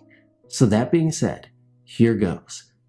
When I was 14, I was living in a predominantly African American suburb in Illinois. My best friend and I seemed to be the only white teenagers around. Something started one night when someone called my friend's, let's call her Jen's, cell phone. The number showed up on Jen's caller ID as private number, and Jen answered, thinking it might be her parents calling from the restaurant they had gone to. But the other person on the other end started ranting about how Jen was a slutty person and a nasty whore. The caller proceeded to tell Jen that she should just kill herself and get it over with, adding that if Jen didn't commit suicide, the caller and her friends would hunt her down and slaughter her. Jen told the girl to grow up and hung up the phone. She was obviously and understandably shaken up, but she had the sense to star 69 to call. She wrote down the number and informed her parents of the incident when they returned. The next day, Jen's father, being the military man he is, called the number. No one picked up, so he and Jen headed to the police station. The police force in that town was also predominantly black, and when Jen stated that she thought the caller was black because of the way she spoke, the officer behind the desk gave her a dirty look and said he'd look into it and call her in the morning. She never heard from him. Then again, she never got another threatening phone call either. About a month later, Jen and I were walking back to our place from a convenience store about 9 o'clock at night when we heard something walking behind us. We turned around, and there was this black girl following us. We didn't recognize her from anywhere, and yet she started screaming the most obscene things I've ever heard, directed at Jen. To this day, and I'm 20 now, I've never heard such awful things come out of a human being's mouth before. This girl who looked to be about our age, told Jen, "I told you to just kill yourself. I warned you that I'd get you if you didn't." She then stabbed my best friend in the stomach and chest. I was frozen with fear and shock, but I finally jumped on the girl and started punching her with such fury and animal rage that she backed off and ran, but in the scuffle, she slit my arm pretty badly and took off. I started to chase her, intending to tackle her to the ground, not knowing if I wanted to hold her down until someone came to help or if I wanted to just kill her for hurting my best friend. But I quickly decided that Jen needed me, so I went to Jen, ripped my t-shirt off, wrapped it tightly over her wounds, and told her to hang on. I ran back to the store we had just left, in my bra, which made the most horrifying moment of my life also the most embarrassing, and begged to use the phone. I called the police and explained what had happened and where we were. Then I darted back to Jen, ignoring the blood dripping onto my jeans and the pain in my forearm. I sat there, with Jen's head in my lap, pressing the shirt against her injuries, telling her I loved her and everything would be okay, and that the police said they'd be there with the ambulance as soon as possible. It wasn't soon enough. Jen died in the ambulance. The stab wound to her chest punctured her left lung. She suffocated before even reaching the hospital. I didn't find out until the next morning. It was 2 summers later that I saw her. My family moved to New Jersey soon after the incident, thinking a change of scenery would help me forget. Wrong. Our new home was down the street from a conservation area, where I liked to go and relax on nice days. There was one specific spot that I liked. There was a neat little clearing where just enough sunlight came through the thick trees, and there was a fallen tree that I'd sit on to read or write or whatever. On the other side of the clearing, though, there was a spot I wasn't too fond of. There were 6 saplings, taller than I, forming a triangle. I never had a positive vibe from that area. It just felt wrong, not like the rest of the clearing, where I felt peaceful and relaxed. If I walked through those trees, I'd have this overwhelming urge to burst out in tears and hurt something. I never knew why until one day. I was sitting on my tree, smoking a cigarette, and reading Shakespeare when that angry, depressing feeling came over me. The feeling I only got from that triangle of young trees. I ignored it and kept reading, but it grew and grew until I felt like I'd choke on it. So I looked up at the triangle and waited. For what? I had no idea. There was a little smoke coming up from the leaves on the ground, but I wrote that off as lit cigarettes someone had thrown. Then again, since I'd been there for quite a while and hadn't seen anyone around, how could someone have thrown a cigarette in there? So I shrugged it off and kept reading. Then I heard leaves rustling, and the feeling of deep depression intensified. There was no wind, the trees were not swaying, my hair wasn't blowing, but leaves were moving. I raised my head and saw only leaves being pressed into the ground, as if an invisible person were walking across them, and they were coming towards me. Needless to say, I booked it out of there and sprinted home. That night, I woke up unable to breathe, with a searing pain in my stomach. I turned the light on, and just as I did, I caught a glimpse of those familiar blue icy eyes I knew and loved. My best friend. After a few minutes, the stomach pain went away, and I caught my breath and turned the light only to see those eyes again and feel presence on my bed like someone sitting down. I felt like she was sitting there watching me, the corners turned up a little, and something cold touched my cheek. I realized then that the angry/depressed feeling I often got was flashing back to the emotions I had the night she was killed. Angry at the killer and myself, and so very depressed that the best friend I'd ever had was taken away from me. And the pains I had moments before were the same feeling she had when she was taking her last gasp of air. I suddenly felt overpoweringly tranquil. She was here, and she was not angry with me. "I miss you," I said, and went back to sleep. Nothing has happened since, and it's been 3 years. I think she's watching over me every day now, except I know it's her, not by a feeling of extreme sadness, but by the overwhelming urge to smile and make the most of my day. Thank you for reading. I know this was heavy-hearted, but I appreciate you sticking through to the end. Thank you so much. It happened when I was a kid, maybe 7 or 8 years old, but I remember what I saw vividly. My little sister and I were ready to go to bed. At that time period, we always slept on the couch together in the living room. Living in an old farmhouse that was heated by a wood stove, the upstairs got a bit cold to sleep in, and we didn't have the luxury of electric blankets back then, so therefore we slept downstairs in the living room. I remember my dad saying goodnight and turning off the light, and I closed my eyes. I opened them again a few seconds later because I hadn't heard my dad leave to go to bed yet. I was wondering why. I assumed that he would still be standing there, but when I opened my eyes, he wasn't there, and neither was my sister, who previously was awake. She was sound asleep.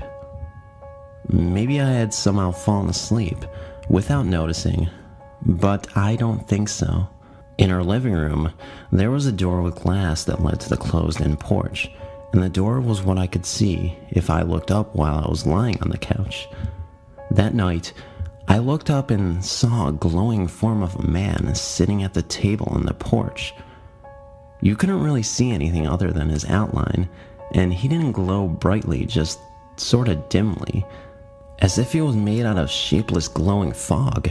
As I saw him, he turned and looked straight at me. He had no face, just the same glowing fog. I was terrified and hid my face under the blankets. I kicked my sister awake. She wasn't very happy with me. Still not looking back up, I asked her if she saw it. She said she didn't, and that I should go back to sleep. I convinced her to get up and investigate, and she got up, looked around, and found nothing. Years later, I told the story to my sister, asking if she remembered it. She said yes, and then asked me if she had ever told me about the time when she had seen a ghost. I hadn't. She then told me that one night she woke up in the middle of the night and heard the TV flashing on and off. Thinking her parents were still awake, she walked into the living room. What she saw was the TV turning on and off by itself. There was no one in the room. She looked over to the couch to find the remote, to turn it off, and that's when she saw it.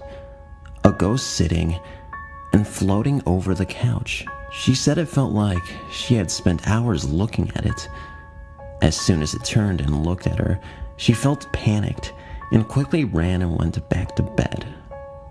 When she looked at the time, a minute had not yet passed since she had got out of bed. She didn't tell anyone about what had happened until years later.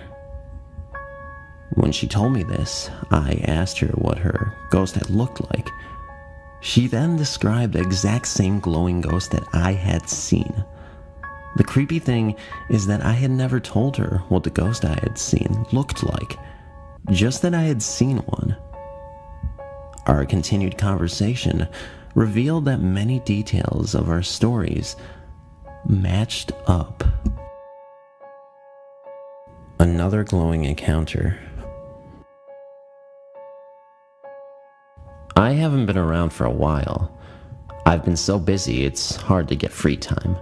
But finally, I can share another experience that I had just a few nights ago. It's winter here and it's really getting cold out, especially at night. So I bundle up and sit in my car to stay warm whenever I go out for a smoke. This night was odd. I was the only one outside that I could see. It was late and dark out, and nothing but the streetlights to illuminate the parking lot. Everything was fine during my smoke. I finished it, turned off my car, and started walking back towards the dorm. I take a glance up at the smoke pit, up the small hill, and see no one out there. So I look back ahead for only a second. But in that second, I suddenly felt a presence, and I immediately looked up back at the smoke pit, and I see this hazy figure on top of one of the tables. It looked like someone wearing a hoodie and sitting cross-legged on the table, but he was completely see-through. I could see the road behind him and the grassy hills that led to the base housing area, and the lights from the streets were glowing right through him, yet they seemed dim in the haze of this figure. What freaked me out the most was that his eyes were very distinct, and they were glowing a very bright white. The figure just stared at me, and I stopped dead in my tracks staring at him. I don't know why, but I could not move at all. Finally, after what felt like hours, but it was only a few minutes, the figure began to slowly fade away until it was completely gone. I felt like I was released from some invisible chain, and I could move again, and I ran back to my dorm room and made sure everything was locked. I've been seeing strange things all my life, and I understand that this weird ability can cause spirits to be attached to me. Most of the time, I just ignore it, but sometimes there are those moments that I am petrified, and I can't even explain why. I will say this though, this is the first time I have ever seen a figure with glowing white eyes. I've seen red, blue, and a strange haze of purple, but never bright white. Has anyone else seen something like this before? Thank you for reading. Creepy story number 3. When I was 7 years old, my mother, my brother, and I lived in a small 3-bedroom house in a nondescript little town in west central Illinois. I'd been aware of the paranormal for quite some time, as we live in a house that in the 1800s has been something like an abortion center. A summer after my birthday, my grandmother bought me and my younger half-sister a glow-in-the-dark Muppet shirt that were too big for us, so instead we used them as nightshirts. I loved this shirt and wore it all the time. That fall, though, after the leaves had fallen off the trees, I remember because I looked out the window. I became scared from that shirt for life. I'd fallen asleep lying in my usual spot. I had a small bedroom with a bunk bed, and I slept on the bottom bunk, my head in line with the window, but on the far side of the bed, a twin-size mattress, that is. I remember waking up mentally, realizing that Bluey, my stuffed rabbit, had fallen off the bed. I had an attachment issue to him, so it was really a big deal. Still, I didn't open my eyes because I felt as though somebody was watching me. I remember through my eyelids, a bright green light in the same color as my shirt. I figured it was just my shirt, but I still wanted to make sure, of course. I pulled the covers over my head and opened my eyes. I hadn't looked at my shirt yet, but I remember the light was definitely coming from the other side of my blankets. I looked down and was shocked, only to realize my shirt was plain white. No Muppets, no glow in the dark, just a plain white t-shirt. Without removing the covers, I took the shirt off and checked all sides of it. There was still nothing there. I pulled the shirt back on, sat up, and yanked the covers down over my head so I could see. There, sitting at the end of my bed, was a young boy, maybe 7 or 8 years old. He had pale hair and dark eyes, and honestly looked a lot like myself. We stared at each other for a few minutes. There was a smug look about him as he stared at me in a rather cool way, and I looked at him with what I'm sure horror mixed with curiosity. Horror because I knew he wasn't human, and curiosity because on his impish little body was my Muppet's shirt pattern. My Muppets were glowing at me from his spectral body, and they seemed scary at that point. I tried screaming for my mom, but my throat was tight, almost like I was paralyzed or mute. I can only describe it by saying it was like I was going to cry, but never did. After what seemed like an eternity, the spirit boy crawled over to me, his hands making little indentations on the bed as his weight shifted forward, and he sat on his knees in front of me, between me and the window. He sat there for a minute, our noses maybe 3 inches apart, and then he smiled, or bared his teeth. His teeth, I remember, were normal, except that where he should have had canines, he had fangs. Fangs as in the kind big dogs have.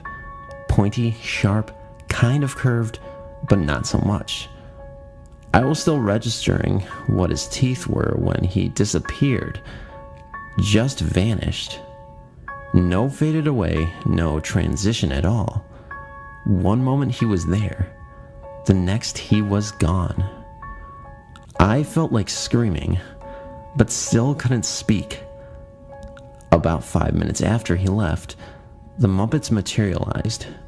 Yes, just slowly appeared, where they belonged on my shirt, on my body. I was too afraid to move, too afraid of what else might be in my room, and under my bed, to go to my mom and even grab Bluey. A few weeks later, my great-grandfather, Alan, died. I've seen him 4 times since then, each time preceding a major life-altering loss. I'd also like to point out that I've moved multiple times since then. I feel him a lot, but still haven't seen him, which I'm glad for, honestly. He never grew up, at least in appearance. The time he appeared to me before my boyfriend's car accident, though, he looked sad. I saw him in the mirror in my bedroom for a few seconds, looking as though he wanted to say something, but he disappeared before either of us could. Has anybody else ever experienced anything like this little boy? I don't think he's evil or good, but just there. I don't know. Had to share this though. First and foremost, let me say that I have never been a believer in the supernatural. It's not that I don't think that there's more to life than what we can physically see. It's just that I've never really had a ghostly encounter, and I'm just like most ordinary people, going about my business, paying bills, trying to make ends meet, and so forth. That was until Hurricane Katrina. I'm a military policeman in the Air Force Reserves in Texas. We were activated in August of 2005 at the behest of our governor to help the battered state of Louisiana. Part of our job was to patrol the streets in New Orleans with food, water, and what little medication we had left to offer the citizens of New Orleans. We were also there to offer transportation to those who wished to leave, but were stuck without a means to travel. Contrary to what the then Mayor Nagin stated on TV and radio, we were not there to harass black people. We were volunteers who were trying to help fellow Americans. That being said, I remember one evening we were patrolling near the 9th Ward. Not a very nice place, even before the hurricane hit. My squad and I were walking in the middle of the street, yelling out that we were military police. We had food, water, and a way out if anyone needed assistance. I could see every house had been boarded up to keep the looters out, and many people spray-painted slogans on front and sides of their homes. You loot, I shoot, and you loot, you die were the ones that stuck out the most in my mind. Slowly, some people did emerge from their homes and asked for water, food, and medicine. We gave them whatever we had and asked them if they needed to be evacuated. Many refused to leave their homes for fear of losing what little they had left.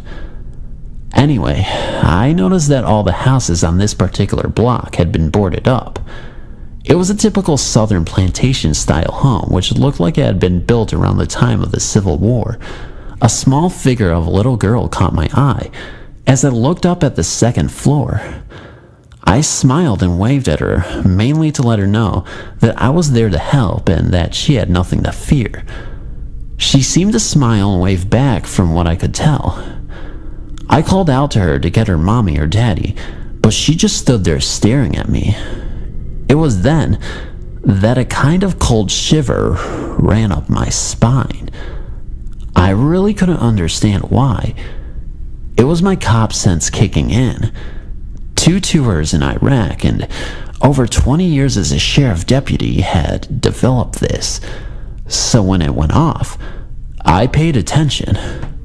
Just then, an elderly man on a bike rode up on us asking if we could help evacuate his family of 7 out of New Orleans.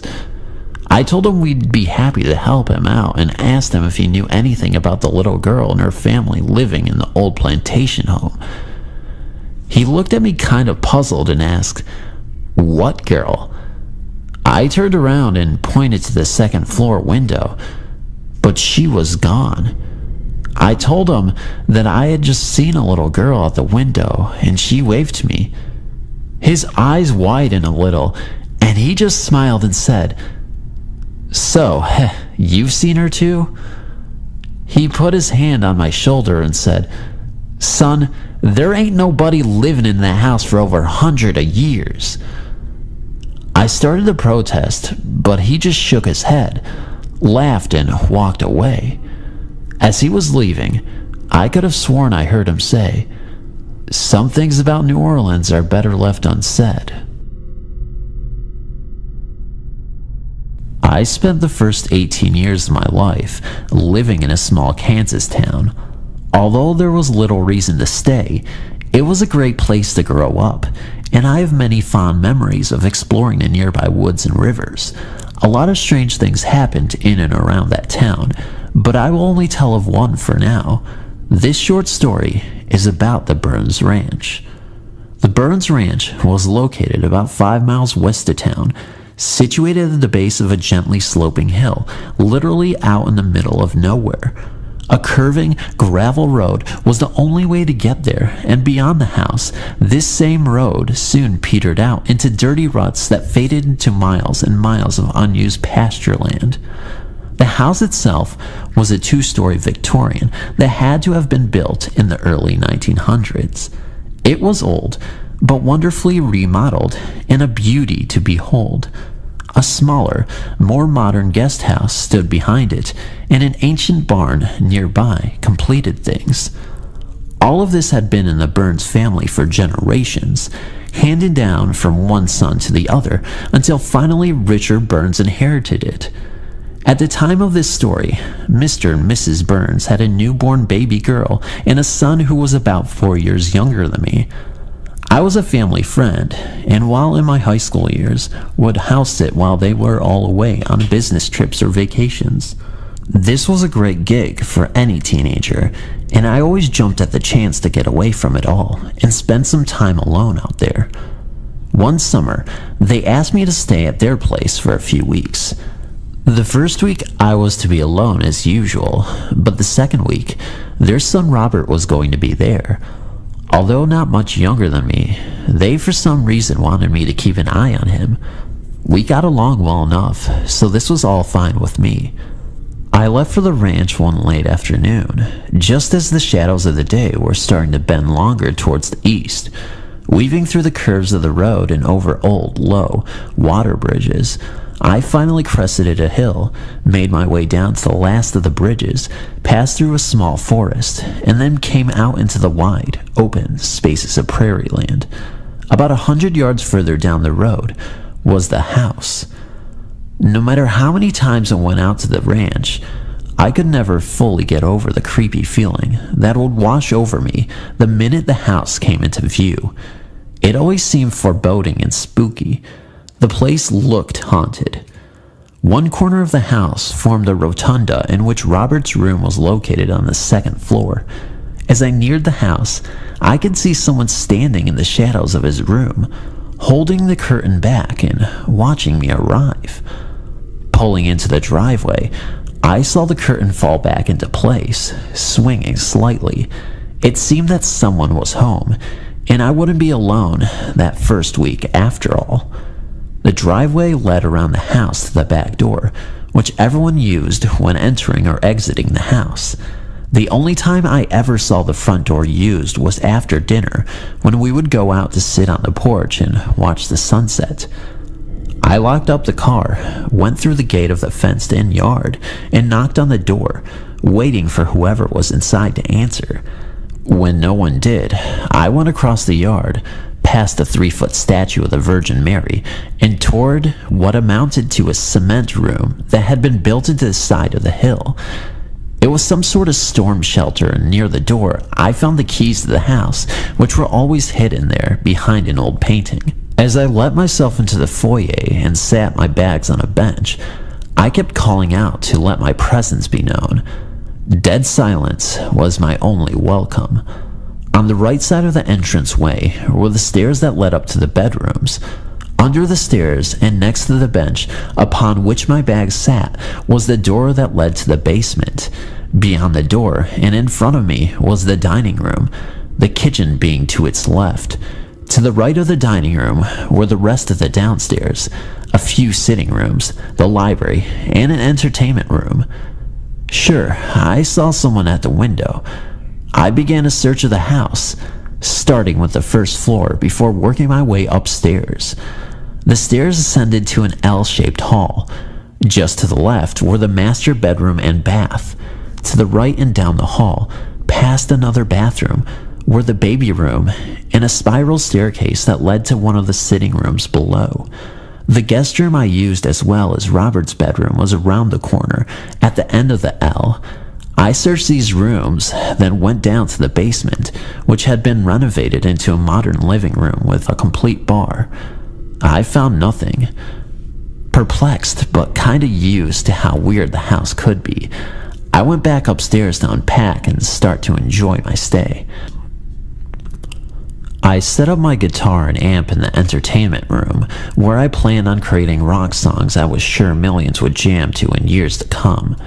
The fridge was stacked, so that was no problem, and I had brought along a ton of movies to watch on the VCR in the basement. It seemed the only thing I had to worry about was the occasional phone call and feeding the dog, which was in a pen out near the old cement shelter. No problem as far as I was concerned. I had been house-sitting here many times before, so knew how eerie things would feel when evening came. Like I said, it just had that look of a haunted house. Not much happened that first night, and the next day I got up, fed and watered the dog, then watched a few movies before taking a short walk around the property. That evening the phone rang, and it was Mr. Burns. He wanted to know how much it rained the night before. I knew he was out of state, so told him it didn't rain at all, but he insisted I check his rain counter, a measuring device that he had attached to a post near his mailbox.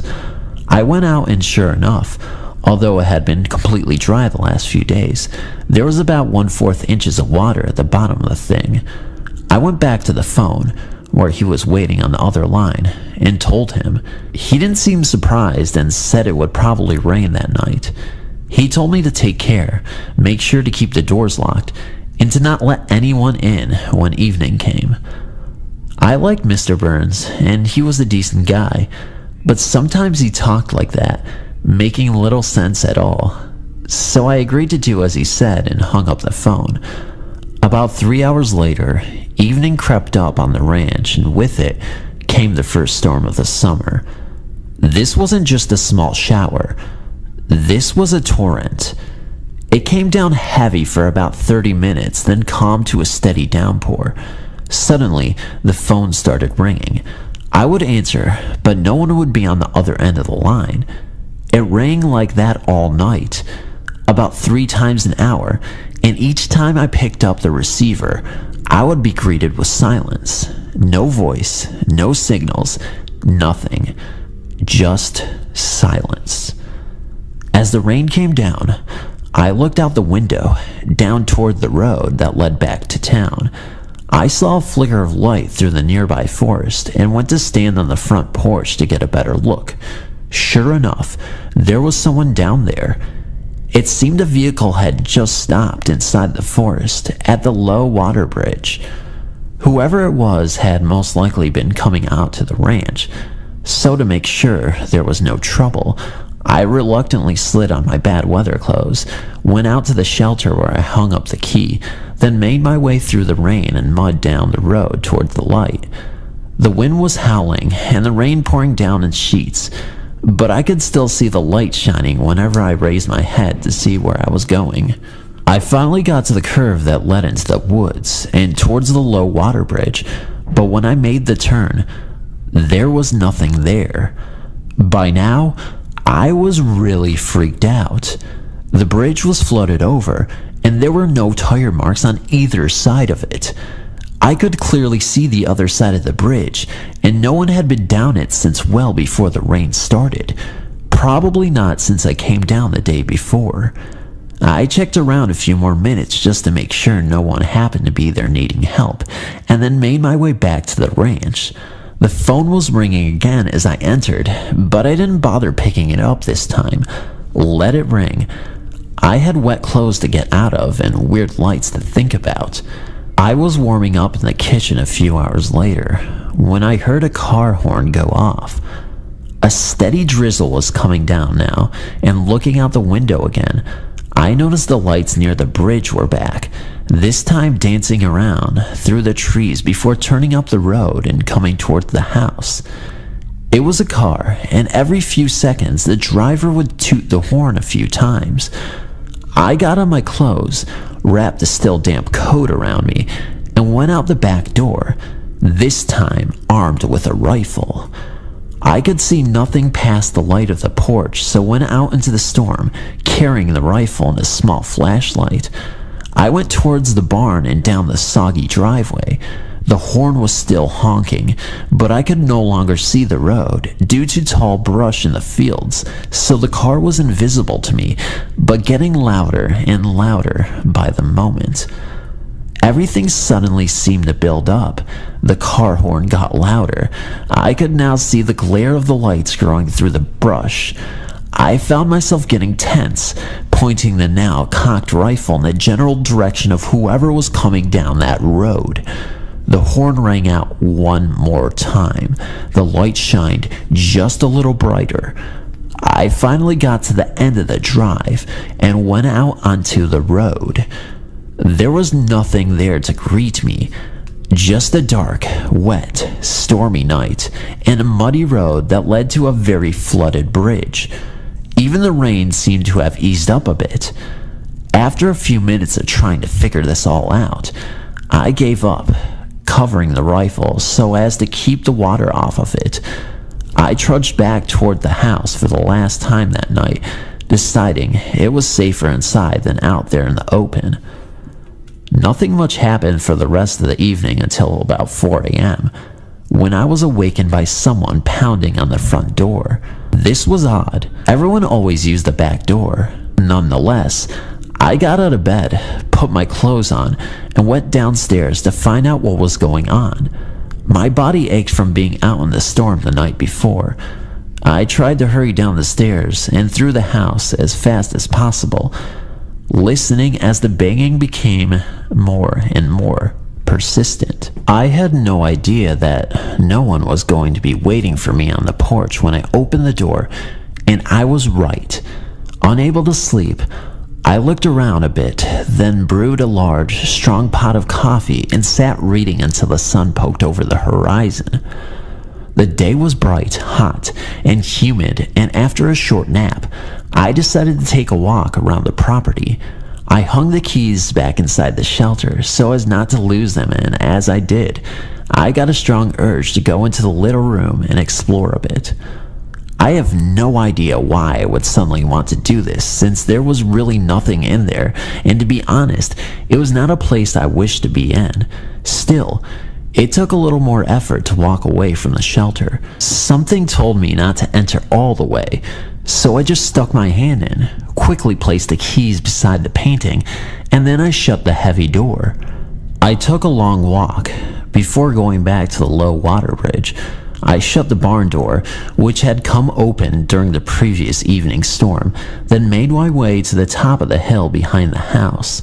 From here, I got a great view of everything for miles and miles. I sat up there for some time, then went to the river. The bridge was still flooded out, but not as bad as before. There were no tire marks and no evidence whatsoever of anyone being there before except for what tracks I made. I still had no idea as to what had happened the night before. I would have thought it was all a prank, but the storm was a bad one, and beside, the bridge had been out. I went back to the ranch, and the first thing I noticed was that the barn door was open again. Already on edge, I peered inside, then closed the door, placed a large rock in front of it. Later that afternoon, while working out a few songs on my guitar, I kept getting a very strong feeling of someone standing right behind me. No matter where I would sit, the feeling was always there. Growing tired of it, I stopped what I was doing and said out loud, "Stop it! I'm trying to do something here." No sooner had I said this than the feeling stopped. It came back whenever I would start to practice my music, but went away when I told it to. The next day, I was upstairs going through some things when I heard, very loudly, someone downstairs yell out, "Hey!" It startled me at first, but then I thought it might be the family coming home early, so I put up what I was doing and went down to find an empty house. The rest of my time there alone was uneventful, with the exception of a lot of weird feelings. The library for some reason spooked me, as did the shelter, and I refused to use the spiral staircase located next to the baby room. I was somewhat nervous the whole time and took many long walks. Once while sitting at the top of the hill, I saw a car coming towards the ranch. It passed through the forest and made it over the bridge. I was actually a little relieved. Robert had finally showed up. Robert's grandmother had brought him back from a summer camp he had attended, and after we finally said our goodbyes, I sat on the porch with him listening to the various stories he had to tell and looking through the photos he'd brought back. I was reluctant to mention my own tales, but it didn't matter. Robert had grown up in that house. He knew something weird had happened to me while I was home alone there. We spent the next few days enjoying the good weather. We hiked, explored the valleys and forests along the road, and went on drives that took us to places we'd never been to before. One night, just as the sun was setting, Robert finally asked me how my stay had been. I didn't hesitate in telling him some of the odd things that had happened, and he reaffirmed some of them with his own stories. It seems he too was drawn toward the cement shelter where the keys were hidden. The only difference was that he had gone inside, the heavy door slamming shut, locking him in. It was some time before he was able to push the thing open and get out. He said that the Virgin Mary statue had been removed, so it was facing the doorway, as if watching his struggle. He was as confused as I concerning the lights at the bridge and the mystery car, but he did mention seeing a lady come down the spiral staircase I was so afraid of. She came down, glared at him for a moment, and then walked back up. Robert never found out who she was, but felt she was not nice. He also told me of dreams he had about the library. They were vivid and scary and involved a closet. He had just recently discovered that a relative had been born in that room years ago and had died there as well. Above each bedroom door was a small window, and Robert said one early morning he woke up seeing the shadow of someone come down the hall and stand in front of his slightly open door. The person stood there for some time before Robert called out, thinking it was his father. When he got no reply, Robert screamed for his parents, and as they turned the corner in the hall, the shadow disappeared. That explained why I always felt watched whenever I tried to sleep in the guest room across the hall. As for Robert's room, I only went in there to get a CD now and then.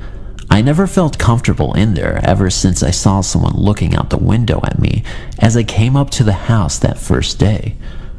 Towards the end of my stay, Robert and I settled down one evening in the basement. We had movies to watch and were set for the night. There was a small bathroom between the foyer and the kitchen, and in it was an old-fashioned toilet that had a string you pulled when you wanted to flush it. The thing was loud, and as we sat downstairs watching our second movie, we could hear it flushing. We inspected it before finally turning off the water and returning to our movies. Around 1 or 2 o'clock in the morning, we were in that zombie state just before sleep actually comes. Suddenly, we heard the back door slam shut. Wide awake now, we grabbed a few rifles that we had brought down to the basement with us and listened. From right above us, we heard the unmistakable sound of boots shuffling across the foyer floor.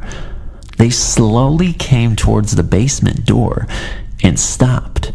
Then we heard the door creak open. I admit, I finally came to understand the term shaking like a leaf.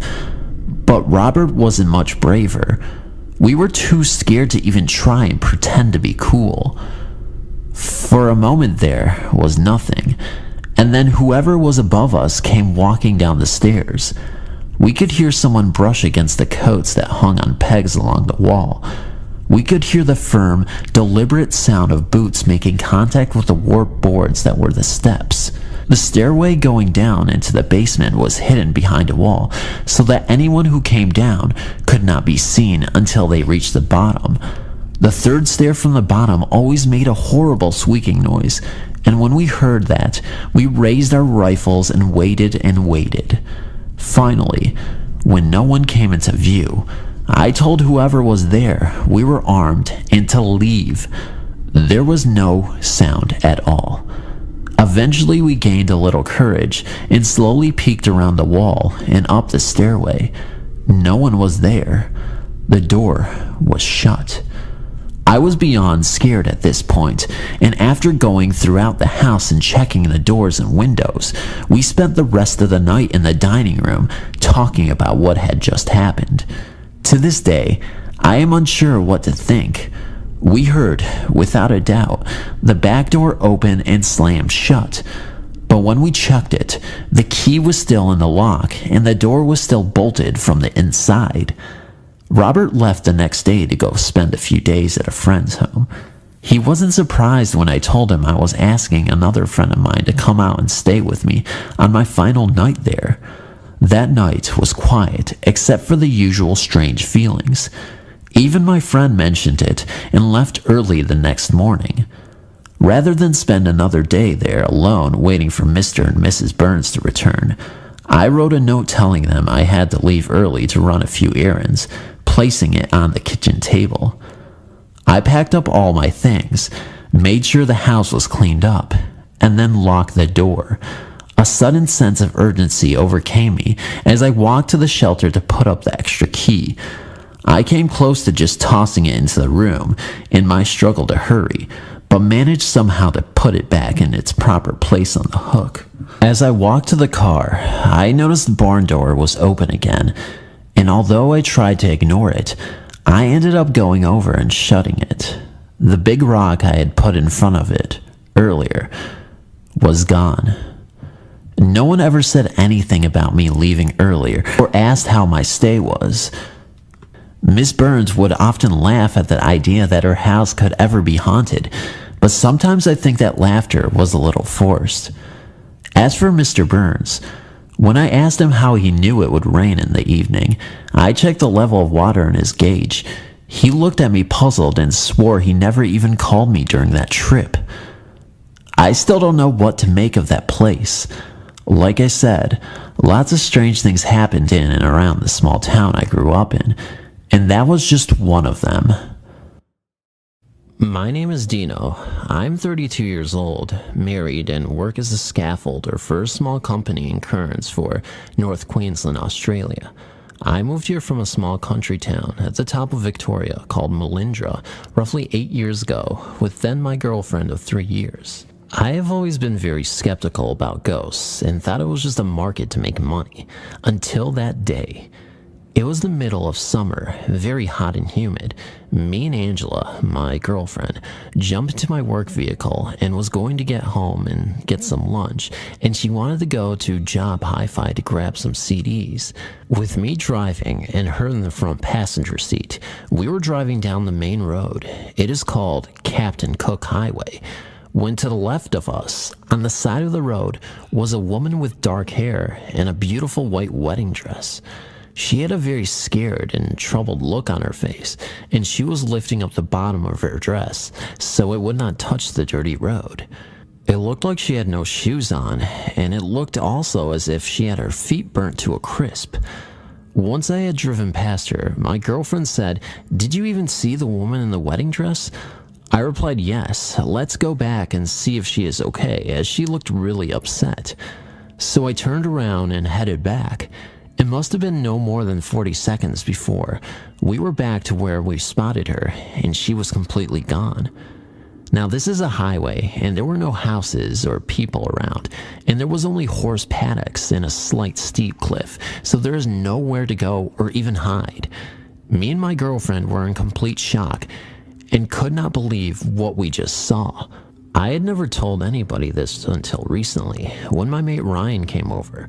We were watching Netflix, some paranormal show was on, and I felt comfortable enough to tell him. I told him, "Hey, I think me and my ex-girlfriend may have seen a ghost." He said, "Oh yeah? Where about?" And I explained that between the Carnivica roundabout and the Yorkies roundabout on the Captain Cook Highway. He looked straight at me and said it wasn't a woman in a wedding dress, was it? My skin started crawling. I stammered yes. He said he saw the same thing near Lake Placid that is roughly a couple of kilometers from where I saw her. He said he was getting dropped home late one night from a party, and he saw her walking on the side of the road. Thank you for reading my story. Back in the early 1980s, my now ex-husband, we'll call him Ed, my then 3-year-old son, and I moved into our first house. Ed started out as a one-room schoolhouse. I discovered proof with the removal of layers of wallpaper, revealed old state chalkboards, and had grown into a monstrously large farmhouse-type structure due to folks adding on over the years. The place had a lot of quirks. For instance, the main floor had 2 full bathrooms, a very large country-type kitchen, and a smaller galley-type kitchen in what one time served as a mother-in-law apartment. This is also where the second bathroom was. Inside that apartment was also a Murphy ironing board that folded up into the wall. What I found very odd was at some point, someone had removed the interior doors that would have shut the 2 units off from each other. As a result, you could literally do laps around the ground floor. The front door led into a nice-sized living room. From there, you could see the staircase that led up to the 2 bedrooms upstairs. Another quirk, the upstairs rooms were not separated by a hallway of any sort. The top stairs split into 2 triangle stairs, one on the left, one on the right, and these faced the bedroom doors. I won't make you suffer through a lengthy description of the place. However, I thought these were points of interest that may aid with understanding the events that would take place here. Our first night in the place, I distinctly heard someone rummaging through the moving boxes downstairs. I sat up in bed and listened, deciphering normal house sounds from those that seemed like someone was moving around. I looked over at my sleeping husband and slid out from under the covers and cautiously crossed over into my son's room. I lifted his sleeping form and returned with him to my room, depositing him on my bed. Someone downstairs coughed. I shook Ed awake. "Someone's downstairs," I hissed. "Go check it out." After a few groggy swears, he informed me that I could check it out for myself. Something downstairs toppled over. I about wet myself. If we had an upstairs phone, we would in later years, and this was pre-cell phone days, I would have stayed put and called the cops. As it was, I gripped my ball bat and made my way down the stairs, flipping on the lights as I went. I didn't want to surprise whomever had broken in, and I really hoped they'd just run away. I could see into the living room. Boxes were strewn about, giving voice that someone had been going through them.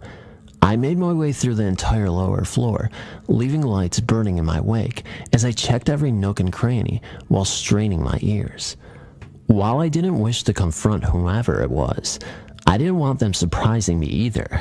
On my way, I double-checked the doors and windows to be sure they were shut and locked tight. Finally, there was only one room left, the bathroom in the apartment. I pushed the door open hard, and in the dimness, saw someone staring back at me. As I reached for the light switch, I saw them move towards me. I bellowed loudly, swinging the bat with all my might. There was a tremendous crash of breaking glass as shards went flying in all directions. I fumbled for the switch again, and as it came on, realized that I had slain a mirror that Ed had perched on the toilet tank. I wish he had told me. I fetched the broom and dustpan, feeling very foolish, and had just swept the bulk into a pile when there was a very loud banging at the front door. Neighbors hearing my scream had called the cops. Just try explaining that your own reflection had scared you that badly. At least they didn't laugh in front of me, but they grew very somber, learning that Ed, at 6'4", had stayed upstairs during the entire time and had only come down when their knock summoned us. I still recall them looking down at me, over at him, and back again with something that seemed to be a mixture of disbelief and disgust. So you, one pointed at me, came down to investigate, and you, he looked at Ed, stayed upstairs? Then things got weird. Cop A decided to see where this mirror was and check out the house to be sure it was secure, taking me in tow. Cop B stayed with Ed.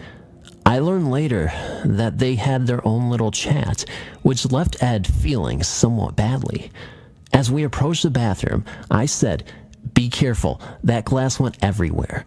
But there was no glass to be seen, not a shard. The mirror sat on the toilet tank.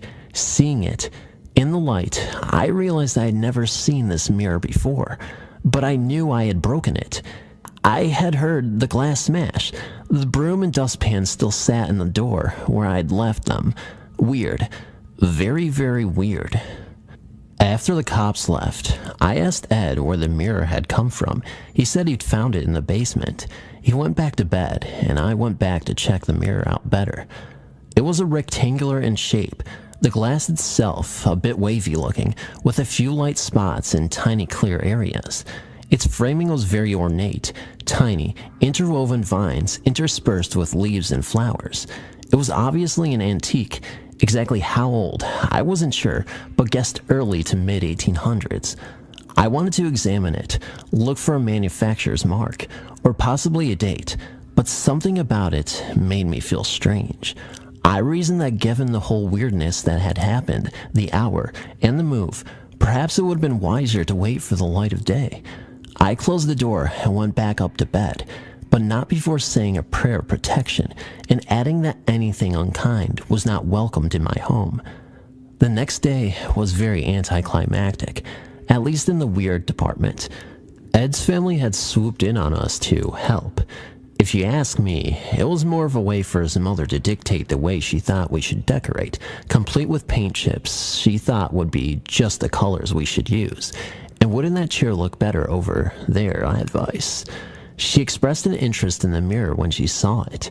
The woman absolutely gushed over it, and before I could say one word more, Ed gifted it to her. I never saw it again, and oddly, whenever I'd bring it up, the subject would be changed. This morning, I woke up at about 3 a.m. I couldn't sleep for whatever reason. I turned and tossed until it started to look like it was starting to get daylight outside. Still dark, but not black outside. I was just laying in bed with my eyes closed, but I was awake. I opened my eyes to see my boyfriend sitting on the floor next to our bed, or so I thought. It didn't scare me at first because I thought it was actually him. I looked at him very inquisitively, but couldn't speak. He looked at me back like a confused dog or something, with his head all sideways. For some reason, the way he moved frightened me. I found myself leaping backwards to the other side of my bed, where I felt my boyfriend lay asleep. I thought to myself, is this real? I covered my eyes with my blanket because I was so scared. I thought it was because my eyes were adjusting. When I pulled the blanket back down and looked again, he hadn't moved, only reached towards me. I just lay there stiff as a board. I was too afraid to move or even speak. He sat there in the same position for what seemed like a very long time to me. The only thing that wasn't his were his eyes. They were black and white. He then laid down on the floor and was gone. When I felt like it wasn't coming back, I reached over to the light by our bed and flipped it on and just sat at the edge of our bed and wondered what just had happened to me. I'm afraid that it will keep happening. This has never happened to me before, until last night. Someone please help me understand. What could this have been? What did it want? Someone was telling me that it was a bad thing, that other spirits like demonic things can form to look like loved ones. Is this true? My husband and I moved into this small upstairs 2-bedroom apartment shortly after we were married. It was a beautiful old Victorian house, and the owner, a widow, lived downstairs in the rest of the house. We only lived there for about 1 to 2 months. A few weeks after we had moved in, I woke one night and was completely petrified. I mean, I was absolutely terrified. My heart was in my throat, pounding like it would jump out of my chest. Of what? I don't know. I can only describe it as an overwhelming feeling of evil. I saw nothing. I woke my husband up and told him we had to leave the house right now. He looked at me like I was crazy, of course. It was around 2 or 3 o'clock in the morning. He must have saw the urgency and seriousness on my face, because I wouldn't even talk about what I was feeling. I just held on to him and insisted that we leave and drive somewhere, anywhere, before I said a thing, which we did. I then explained to him what had happened. He believed my feelings were sincere, but I had no details, just an overwhelming feeling of evil. Well, we moved out shortly after that, but I wasn't crazy. Almost 3 to 4 years later, still living in the same town, a girl came to work at the company that I worked for. She was the daughter of the widow who had lived downstairs of that creepy apartment. Oh, what a small world. We chatted along nicely. Then I told her what had happened that night, and wasn't it insane? She looked at me. Her face went pale, and she swallowed hard. "What month did you say that happened?" she asked me. "June." "Why?" She then proceeded to tell me about her brother. Her brother had committed suicide many years earlier, in the bedroom that we slept in. It was over a girl. He had shot himself with a rifle, and it had been a June night. It still gives me the creeps when I think about it. Thanks for reading.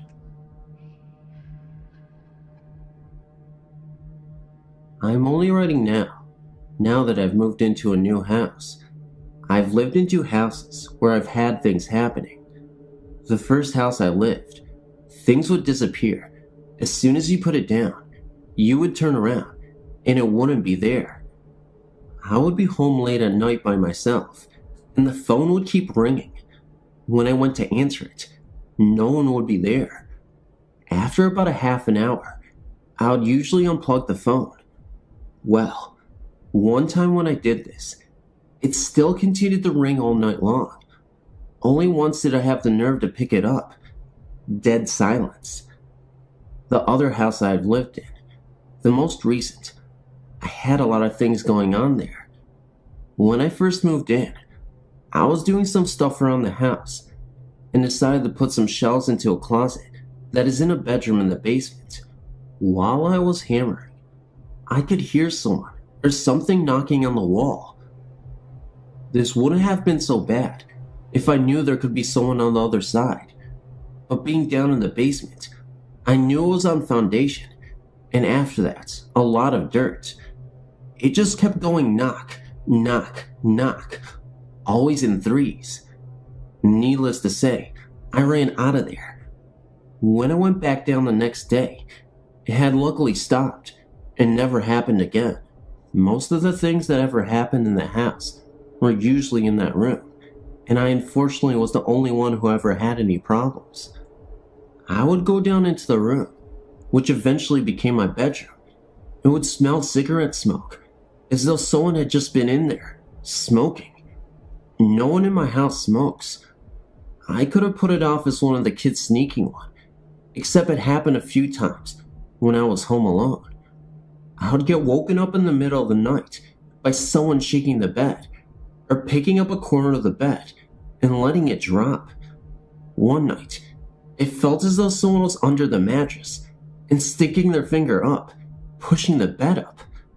The worst stuff, though, started happening when the landlord was considering moving back into the house. I would wake up and feel terrified. It is hard to describe just how scared I was, but I've never felt more scared in my entire life. I wouldn't be able to move, only my eyes, and I would never see anything around me, just the normal shapes that were around the room. The worst night though that happened was on the night we were supposed to have left. I woke up to a growling noise and what felt like an arm being pushed down across my neck. I have since found out that the landlord's wife had passed away in the house, though I don't know what the basement room had to do with it. That was added on after she had died. I'm lucky enough to have gotten moved out without any more things happening, and I'm praying that the new house is entity-free. Thanks for listening.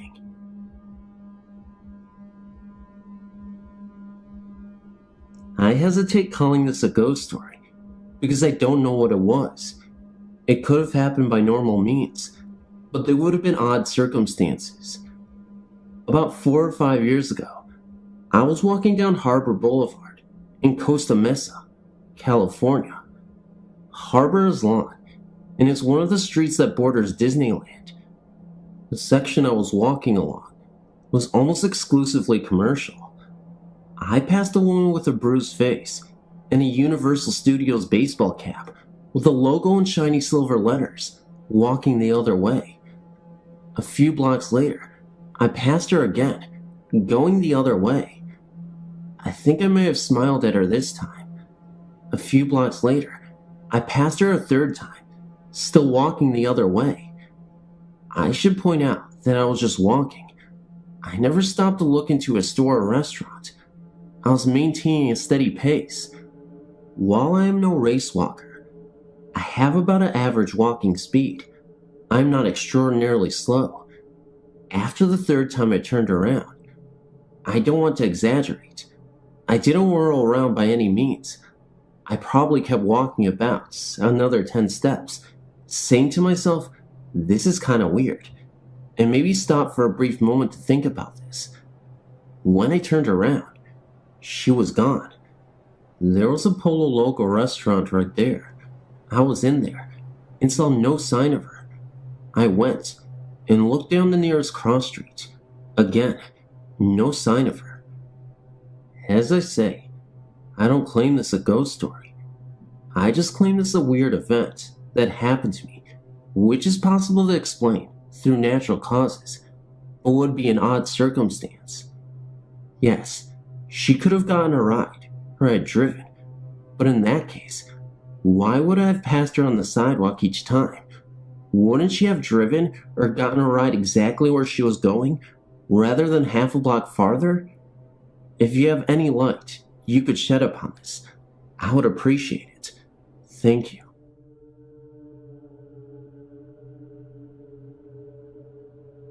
Over the past 50 years or so, many members of my family have had interesting ghostly experiences. None of them have been particularly frightening, though. Here are a couple of those experiences. And these take place in Vancouver, British Columbia area. About 15 years ago, my grandmother was chopping cabbage up for supper one evening and accidentally cut her finger with a knife. As she was running her finger under the cold water tap, she distinctly heard a voice saying, "I've told you to be careful with knives, Kitty." The voice was that of her Aunt Neil, who had died 40 years previously. She was always scolding my grandmother for something or the other. Another experience happened to my aunt. 20 years ago, she and her family moved into a gorgeous 4-bedroom house in a wonderful area. The house itself was about 2 years old. After a while, she would find things missing. She put a brand new packet of knitting needles on the kitchen shelf, and when she'd go to get them, they'd be gone. But anything else on the shelf was then on the floor. Her daughter was at school, and her infant son was way too young to climb up there. The knitting needles turned up in the bath of all places. It was this moment then, when she thought there was a spirit in the house. She was even more convinced when she heard singing up in her daughter's room. She went up there and found no one. That night, my cousin refused to sleep in her room. A little while after that, Auntie went upstairs to check on the baby. As she looked in the cot where Andy was fast asleep, she swore she saw a woman's hand gently stroking his cheek. She calmly told the ghost, "He's asleep. Please don't wake him up." The ghost left. The ghost also likes to crash my aunt's parties. If guests were over, she'd come downstairs and join in. The only people who knew she was there were my aunt and my grandmother. I had only one experience with a ghost. I was babysitting one evening and was watching TV in the family room. All of a sudden, the dog perked up and started wagging its tail. I knew it was her. I said, "Come in and sit down," and continued to watch the TV. There were several other things that happened, but fortunately, the spirit was friendly and harmless. When my aunt moved out, she found out that the property where her house stood was once owned by the native Indians of the area and sold to the government in the early 1980s. My aunt thought that her ghost had darkish skin. Funny thing is that my uncle never saw or heard the ghost at all. There are many more stories to tell, but they'll come later.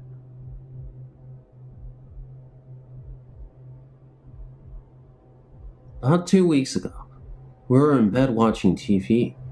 It was around 9:30 to 10 when we heard footsteps, kind of like our kids had gotten out of bed. Well, I got up and checked the kids, but they were still in bed sleeping. I went back to bed. About 5 minutes later, it happened again. This time, it sounded like it was running downstairs. My husband grabbed his gun. I went in the kids' room, and they were still sleeping. Vince said everything was locked up, so no one was in our house. We couldn't explain what happened, so we went to sleep. 5:45 in the morning, my daughter, who is 7, came in mumbling to me until I told her to calm down. She said it felt like someone was at the end of her bed and pushed her mattress, and in doing so, she heard her springs go up, like someone was on the bed with her. She was looking for her cat, which was asleep in her room. Now, we've been in our house almost 4 years now. Our house is a brand new home of about 5 years old. I started thinking about something that has happened in our house that I mentioned to my husband. I told him, "Remember a couple of times we had been gone all day, and when we came home, I smelled a man's cologne, very strong in some places?" I also told him it wasn't his cologne. So here I was thinking that someone had been in our house. Yesterday, September 22nd, 1999, I was home by myself, watching TV downstairs. It was about 11:30 a.m., and I could have sworn my son, who is 6, was home in his room walking around, but he was at school. No one but myself was home. I went upstairs. Nothing was there. Today, September 23rd, 1999, I got home around 10:30 a.m., went upstairs, and there was a smell. I'm sorry I can't describe the smell, but all I can say is it doesn't smell good. Now, this smell tipped me off today, because we had the smell prior from today. The strange thing about it is, only happens once in a while, and it usually smells strong in the hallway, in my daughter's room upstairs. You would think a pungent smell like that would smell up the other rooms, but it never does. Every time I try to find where the smell comes from, there's never a pinpoint spot. Does anyone have any comments that they can help us with? How can we actually tell if we have some kind of paranormal activity going on in here? What we have experienced right now seems strange and definitely unnormal. Thank you.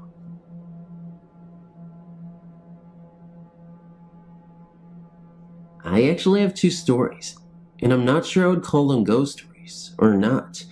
Perhaps they are angels, but nonetheless, they happened and are not necessarily related. When I was in high school, I was madly in love with a guy 2 years older than me. I was a senior, and he was graduated and in the Air Force. He was my first love. Shortly before my high school graduation, I had made tentative plans to visit him at his base in Mississippi. I called him with my plan. He was less than thrilled. It was during this call that I found out he was seeing another girl, and we broke up.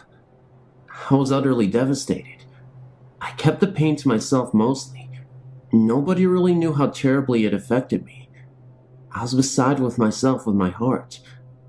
A couple of days after we broke up, I was in my bedroom upstairs. I heard my mother call my name from the bottom of the steps, and she sounded very strange. She said, "Come down here. You got some flowers delivered to you." I went to the kitchen, and my mother looked utterly baffled. I was convinced they were from Dan, and he wanted me back. The bouquet was huge and beautiful, with roses and exotic flowers and greens. It was obviously a very expensive arrangement. I opened the card and it said, "What the caterpillar calls the end of the world, the master calls a butterfly." Signed Anonymous. I asked everyone I knew if they sent the flowers. Nobody owned up to it. Nobody. My mom tried to call the florist. The florist said that the only thing they knew is that it came in FTD, which meant that it wasn't local. To this day, more than 15 years later, I still don't know who sent those flowers, but I somehow like to believe that they were a gift from an angel. The second story happened this past year. Both of my parents died this past year, both unexpectedly and very young. My mom died of a burst aneurysm in her heart, and my father died of complications of a heart bypass surgery. She was 59, and my father was 62. After my mom died, strange things began to happen. The first thing was the night of the first funeral home visitation. I was at that time at home, writing a letter to my mother to be placed in her casket to be buried with her. My sister and father were at my parents' house getting dressed when my sister, who was ironing in the basement, heard an extremely loud crash come from upstairs in the kitchen. It made her jump. She said she had been thinking about Mom. My dad, at the time of the large crash, was standing in the bedroom trying to decide what suit to wear. He said that he was thinking, no, I shouldn't wear that suit. Yvonne, my mom, wouldn't like that. My dad and my sister went into the kitchen. Above the kitchen sink was a window that my mom had filled with crystals and stained glass pretties that were suction cupped to the window.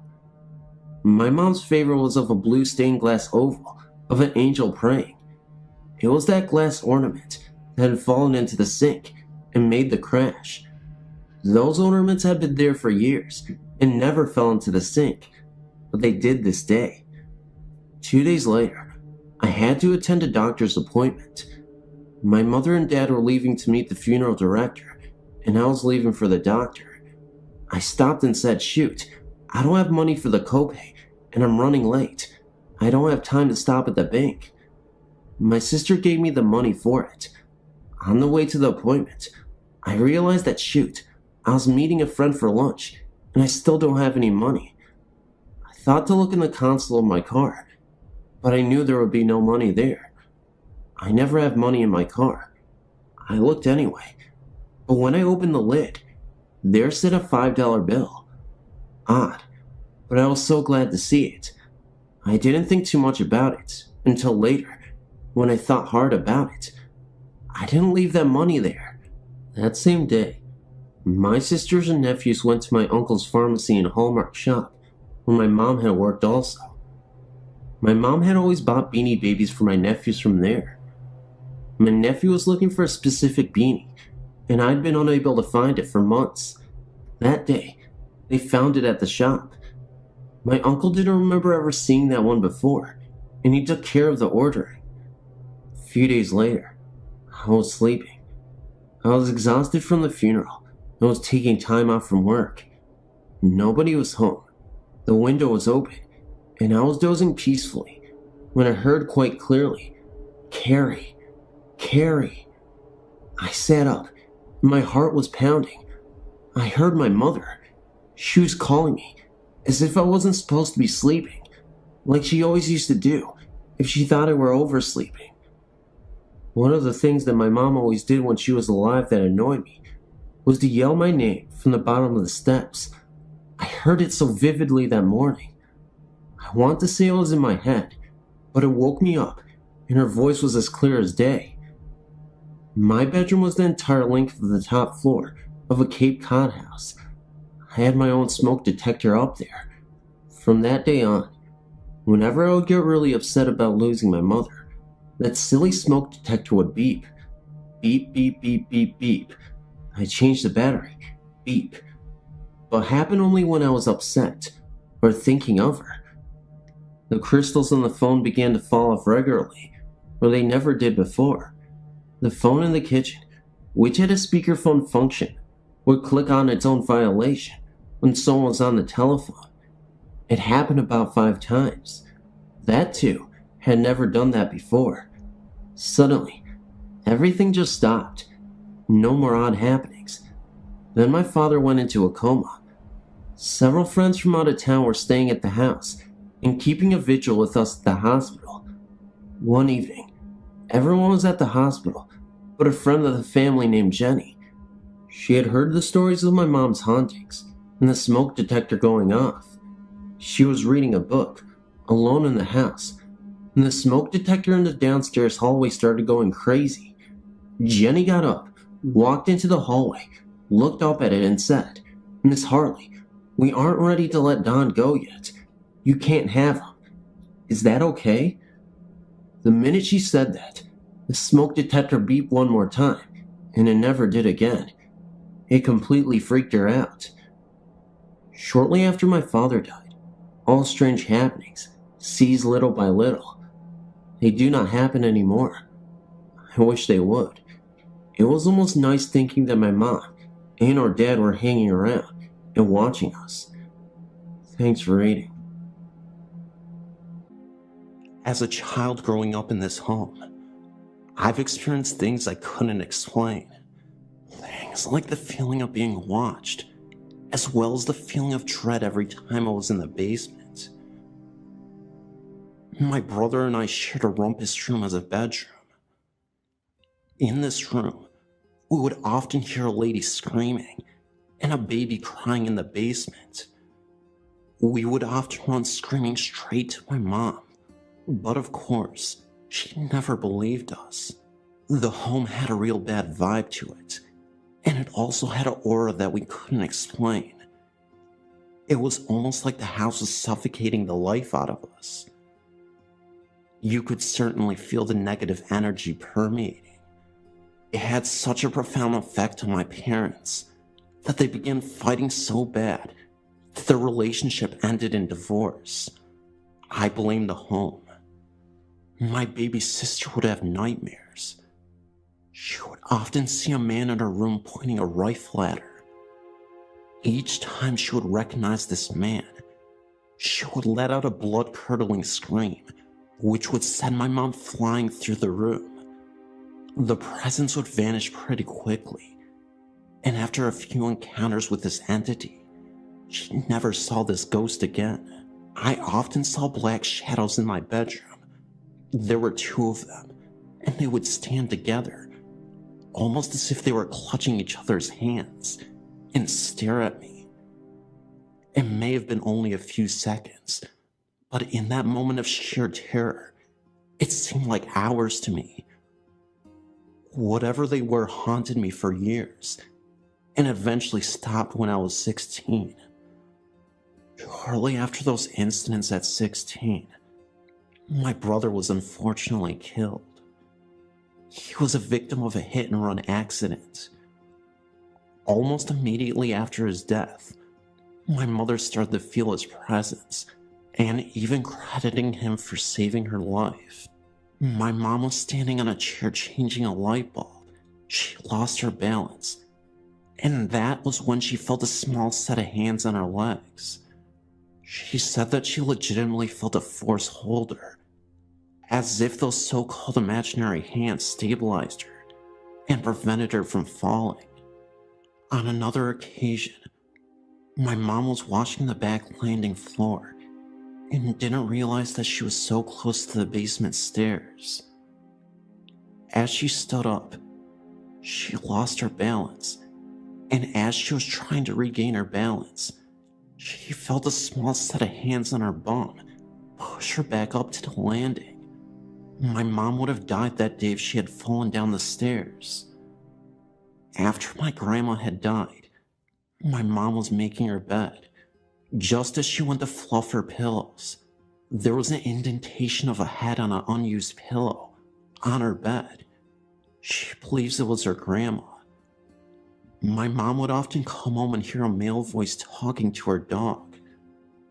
The reason why we know it was speaking to her dog was because the voice said the name Honey, which is obviously the dog's name. The voice sounded so real and so clear that my mom really thought that someone had broken into her home. She quickly searched around, and no one was even there. Often the boarders who lived in the basement would often complain of having their arm grabbed in the middle of the night. They have also told my mom that she has a ghost of an old man in her basement. My mom said she had never seen this ghost or felt him. However, my sister had reported it while she was carrying a basket of laundry up the stairs. Also, her son kept looking back as if he was being chased. We have no clue who is haunting our house, but we feel that we may know who this is, the spirit of this old man.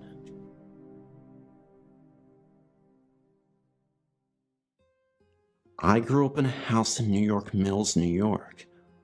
I always thought that there was something wrong with me because of the occurrences that went on in this home. That's because, originally, I didn't attribute these supernatural hauntings to be paranormal in the slightest. I would just write them off as stress or a vivid imagination. But hey, if a bunch of other people experience some wacky experiences, then I guess there must be something wacky going on then, right? Anyways, I lived in this house the majority of my life, from the ages of 4 to 17. I always thought I heard and saw things. Mysterious shadows slowly moving around in the home, often late at night, and I gradually grew desensitized to them, because I didn't think much of them. Occasionally, I still saw things that freaked me out, but again, I believe that I was either disturbed or was overly imaginative. I moved back to this home when I was 26 and lived there until I was 35, when financial issues caused the bank to take it from me. This place, I've learned, is very haunted. Even as a child, I would hear low guttural voices, almost as if we were giants whispering to each other. I even saw shadows on the wall at night consistently, the day my grandmother died. My parents even saw a shape move down the stairs. The attic made crazy noises, but it was an old house, right? Wrong. Well, the house had originally been built in 1854 by an old Polish immigrant. He did indeed die there, of a heart attack. He was a good man, and a very good father. In the days when I brought my children to this house, the shadow was seen only going between the children's rooms. Sightings were always on the stairs leading downstairs, or between the upstairs bedrooms. It appears that he is an attentive father checking on his sick children. Just my theory. Well, the children did indeed become scared poopless at whatever it was checking in on them. My second oldest child was diagnosed with night terrors. I went into the area between the rooms and asked him to stop appearing, as it was scaring them, and it stopped for quite a while. A few years later, my wife's aunt came to visit. She walked over to my living room, looked over to the stairway, and ran like heck from the home. She refused to go any further than the kitchen. Well, as I said, we were kicked out of the home by the bank. This house has gone through 6, that's right, 6 owners since we left. It has only been 2 years since then. Why is that, I wonder?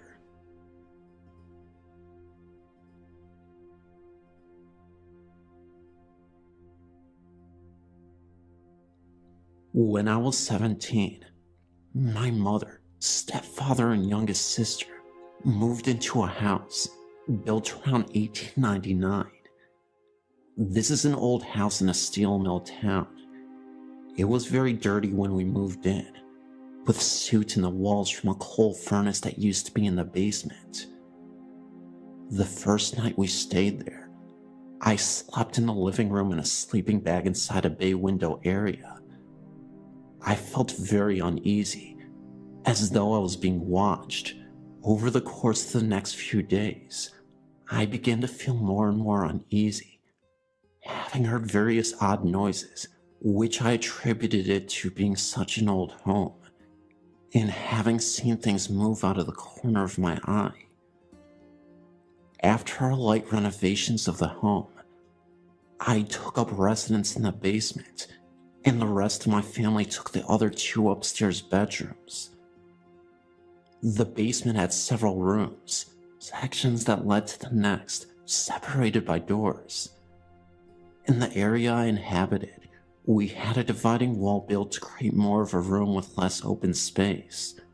One night I was laying in my bed, about to go to sleep after having read a book. I had a small light on next to my bed. Wall to wall, my basement room was about 35 feet long and 20 feet wide. Against the back wall was a small window. I settled into the blankets and looked up at the window and saw a huge black mass that looked like a mound. It started at each corner, bottom of the wall, and came to a rounded point in front of the window. I was so startled, all I could do was sink into my bed and cover my head. The next night I slept on the upstairs couch. Other occurrences. I was walking down the basement stairs, old wooden steps, very slick, about 14 of them, and slipped on the 5th step. The right side was blocked by a wall all the way down, but the left side opened to the basement, and next to the stairs was a tire jack with a metal pole sticking straight up. I just so happened to grab the rail before I slipped off the left side. I would have impaled myself on the tire jack, and when I did, my head flew back, and standing at the top of the stairs was a skinny male figure, shoulder-length dark hair, white t-shirt, jeans, and no face. He was quite solid. There was a window behind him in the hallway, hazing a white glow around him. My mother was pulling the lawnmower back into the basement by the way of the cellar door. She lost her footing and started to fall backwards. When she said she felt a hand in the small of her back, pushing her upright. A few years ago, I had LASIK surgery and moved to recover. I went to my mom's to sleep, away from my kids.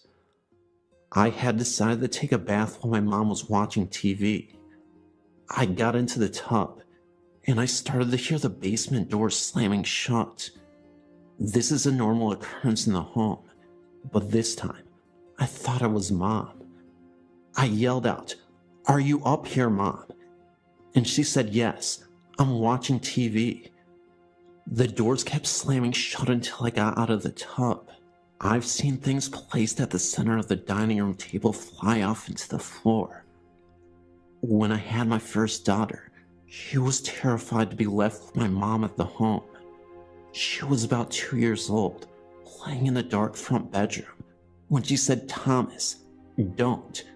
Thomas was the name of my sister's boyfriend, who wasn't home at the time. She was yelling at Thomas for taking her toys while she was trying to play. Another time we were in the basement, in my former room. She was in the doorway when she said, "Mommy, "Who's that man?" and pointed into the base section with the bay window, shaped like the stairs base section, just below it. She's gone into screaming fits upon entry of the front bedroom. I've seen the image of Joe walking behind me, reflected in the computer screen. We've all seen his head poking around the wall in the kitchen, in the area of the basement door.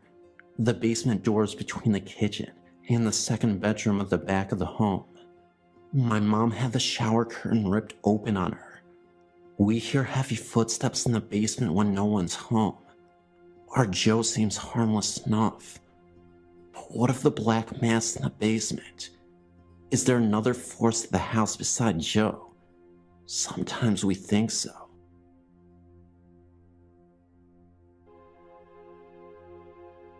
When I was in my early 20s, I had one of only a few experiences with what I would consider the supernatural that truly frightened me. We were in our home in North Carolina, which was on top of a mountain with a terrific view of the Smokies. Everything about the home was warm and comfortable, except one night. That night, there was no indication that something really evil was about to show itself. We all went to bed as normal. My dad wasn't home with us, so my little sister was upstairs with my mother in her room. My brother was in his bedroom, and I was in mine. Everything settled down to a noiseless, deep darkness. The next thing I knew, our dog, a German Shepherd Collie mix, jumped up on the bed and started to walk up onto my chest and stared down at me. It occurred to me that there was very little weight to her. Now this was a 50-pound plus dog. I knew something wasn't right. Then, as I looked at her and tried to speak, her eyes started to glow an eerie reddish glow. The whole feel was of some extreme evil. This was absolutely not my dog. It was something trying to take on her image to get to me. I somehow jumped from under the being and reached for the light switch. As the light came on, there was nothing in the room. I thought perhaps it was a dream, but I truly did get to the switch. The lights did come on, and I did feel the being walk up on me. I truly don't believe, in my heart, that it was a dream. I ran through the house to make certain that the evil was gone, and I wanted to make sure my dog was okay. Sure enough, our dog was in my brother's room and looked up sleepily when I opened the door. She was fine, and not at all the evil thing that had been in my room.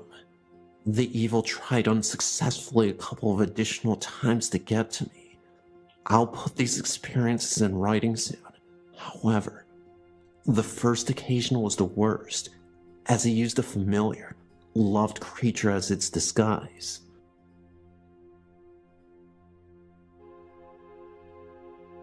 This story is about a 3-year-old girl who haunts this place. The trailer my brother has rented has been rented many times, so I don't know its history, but his 3-year-old stepdaughter will be talking to herself, so he thought. And so one day, she was crying, and her mom asked her what was wrong. She said the man grabbed her by the arm, and her mom asked her what man, and she said the one that talks to me. And so when her mom looked at her arm, she had a red ring around her arm. One day she was in the living room sitting on her knees, looking up and talking, and my brother asked her who she was talking to, and she turned around, and she said the man. Her mom took pictures of her, so when they downloaded it to the computer, and on the first picture, where she was looking up, there was a bright circle on that wall where she was looking.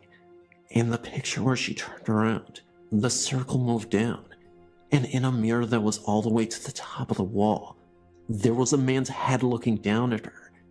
And when she showed it, she said, "Mommy, that's the man that talks to me, and sometimes he hurts me."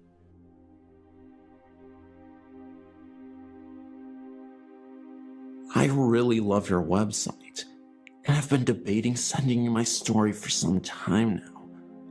I've always been fascinated with hauntings and ghosts, but I've never had any desire to have direct contact with them myself. However, recent events have confirmed that I've been in direct contact. Whether I like it or not, we came to the conclusion that our apartment was haunted shortly before we moved out. We had already made the decision to leave based on another of other factors, but realizing it was haunted really sealed the deal.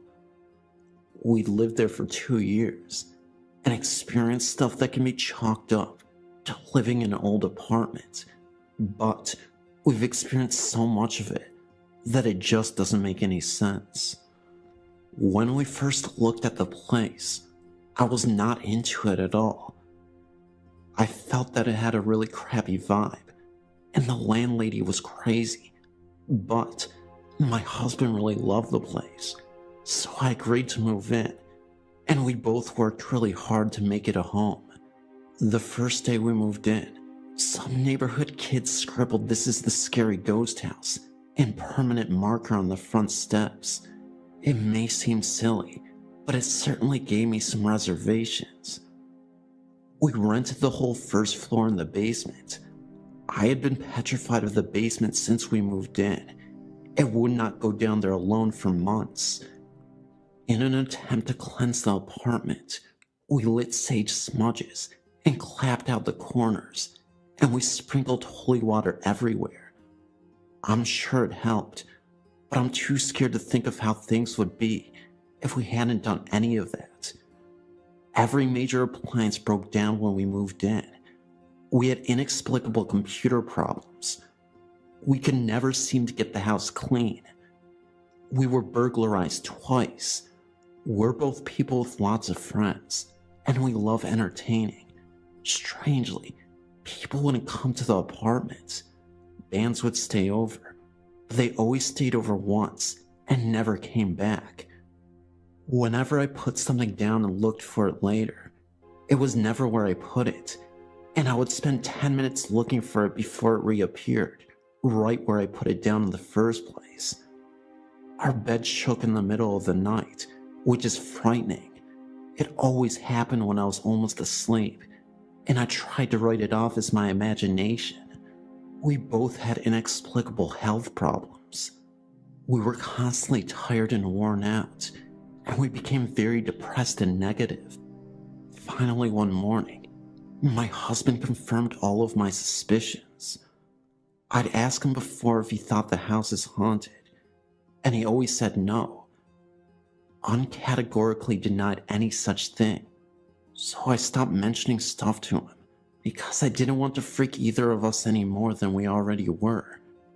However, all the same things had been happening to him, and he confirmed that the bed shaking thing happened when I was out of town, and he was sleeping alone too. In fact, he has seen whatever it is at the top of the basement steps at least 3 times. He describes it as a crouched old man heading back down the basement steps. He fell down the basement steps when he first moved in, and the first weekend he was home with crutches. I had to be out of town, and he was home alone. There was no way he could get around without the crutches, and when he woke up one morning, the crutches weren't in the bedroom.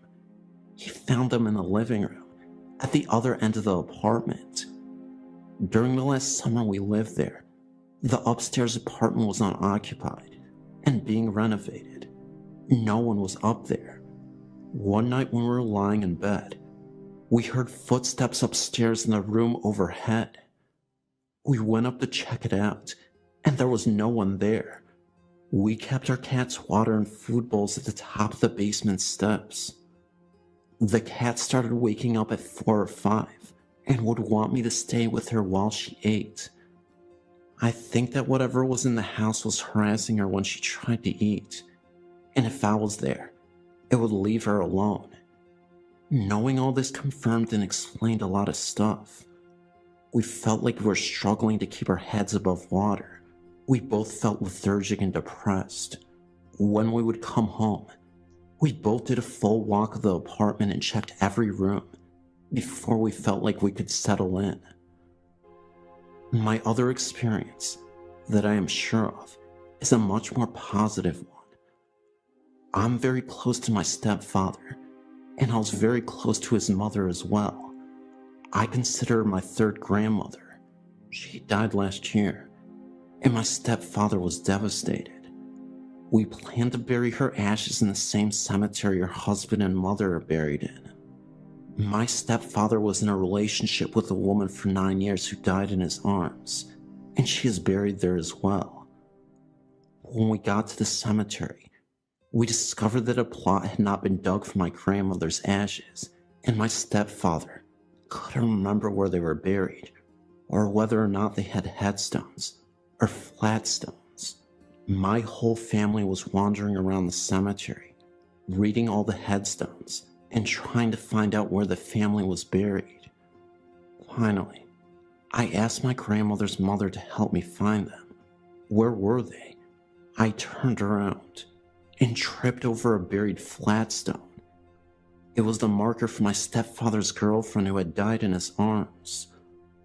All 3 graves were in a row, and they were so overgrown with grass, I doubt I would ever have found them without help.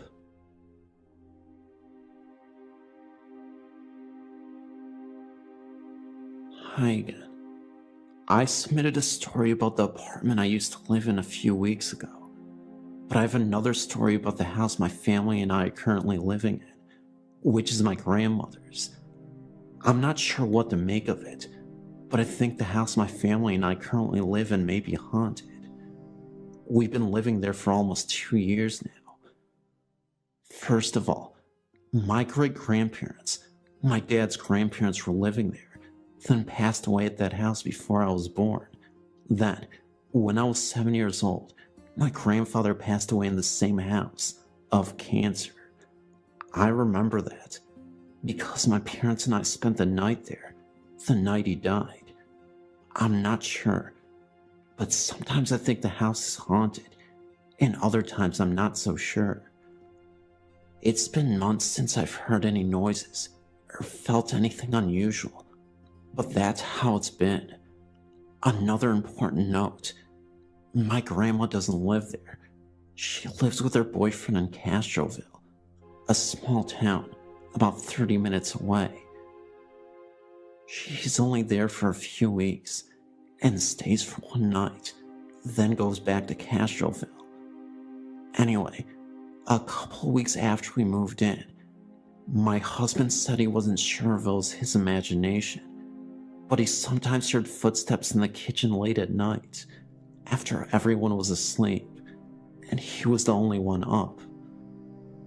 I hadn't heard anything yet, until a few weeks after he told me that. Another thing that happened was I found a cabinet door open in the laundry room, when no one had been in there. My son couldn't have reached it, because it's too high. Then early one morning, I heard noises in the kitchen and laundry room, and footsteps too. I was really scared, too scared to investigate, so I just sat up in bed and listened. Of course, everyone else was sleeping. My husband was also awake in bed one night, while everyone was asleep, and I happened to wake up too. He asked me, "Did you see that?"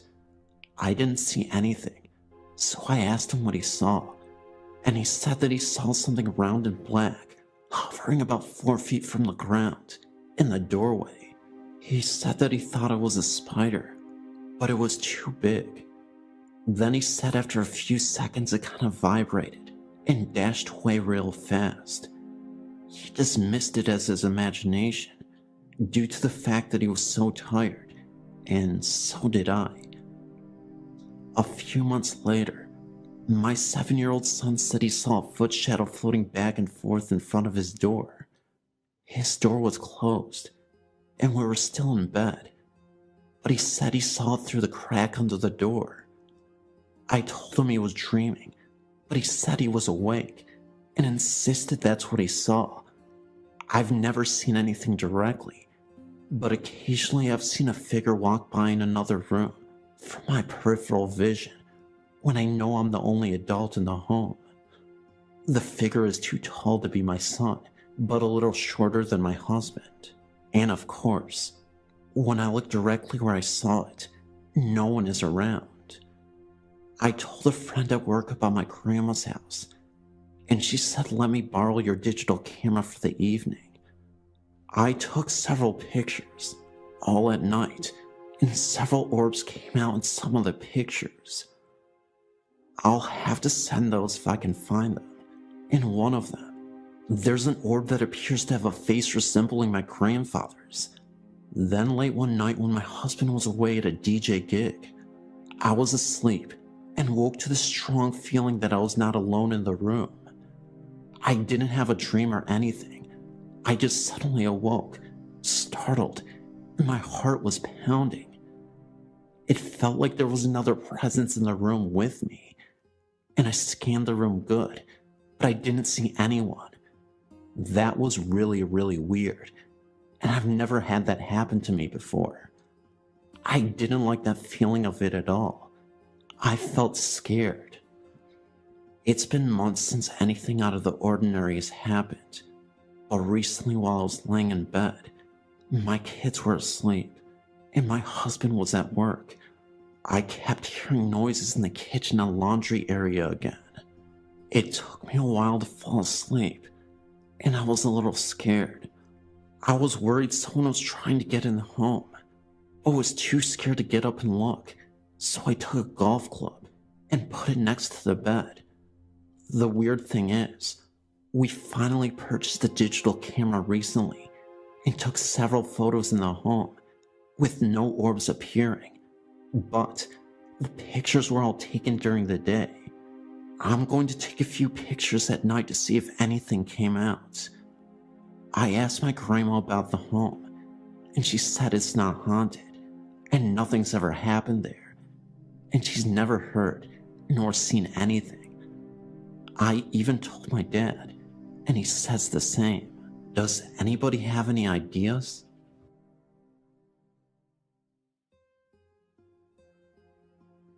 I've been looking at your website for the last couple of weeks, and have read some of the experiences people had with the supernatural.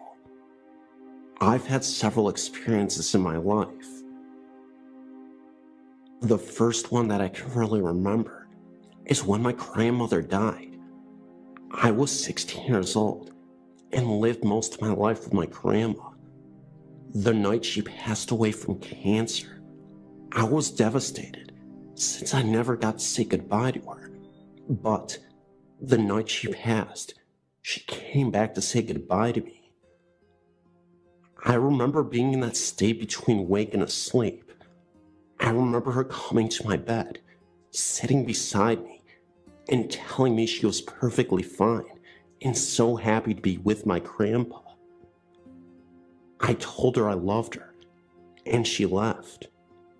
The second thing that happened was about 2 months after I had my third child.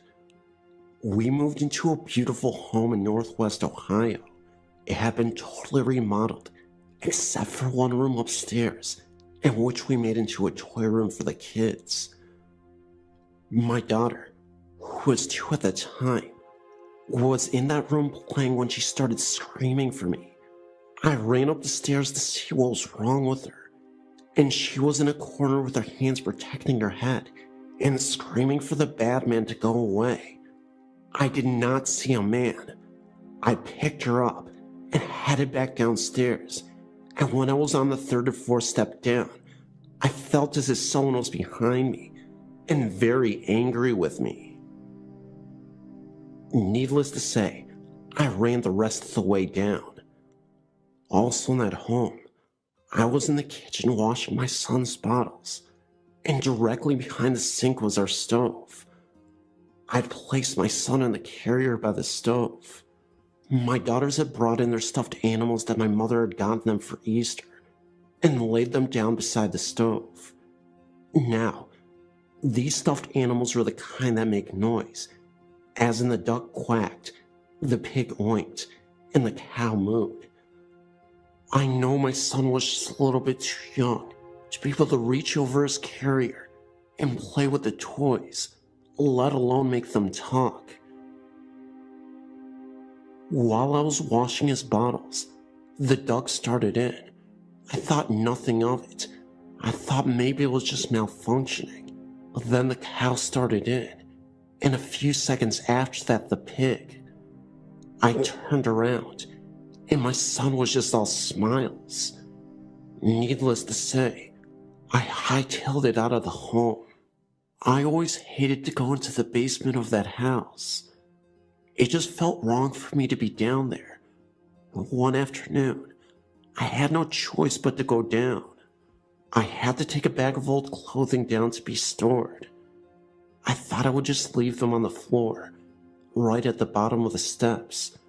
So I leaned down to retie the bag, and as soon as I looked up, I saw two little girls standing right in front of me. They were not my little girls. They looked about 7 and 5 years old, and let me tell you, I didn't waste any time getting up these stairs. They did not make me feel very safe. I did some research on the home and found that the house was built in the mid-1800s. A man and his family lived in the home, and he had 2 daughters. The man owed some money to a loan shark, and when he couldn't repay his debt, the loan shark killed the 2 daughters and buried them in the basement. My family and I didn't stay long in that house. The longer we stayed, the more evil it seemed to be.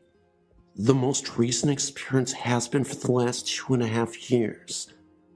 My father passed away, and I've had a very hard time dealing with his passing. I was made to make all of his decisions when it came to taking him off of life support.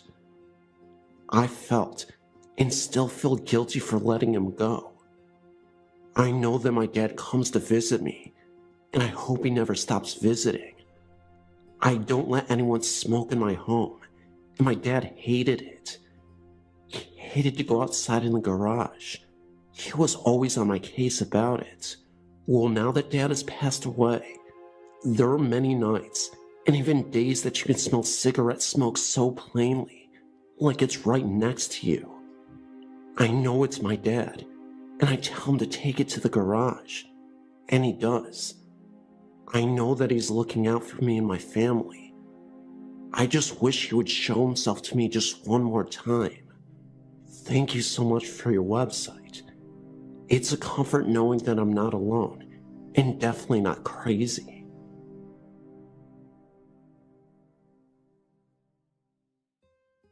This story involves my aunt and uncle, and took place in the late 70s and early 80s.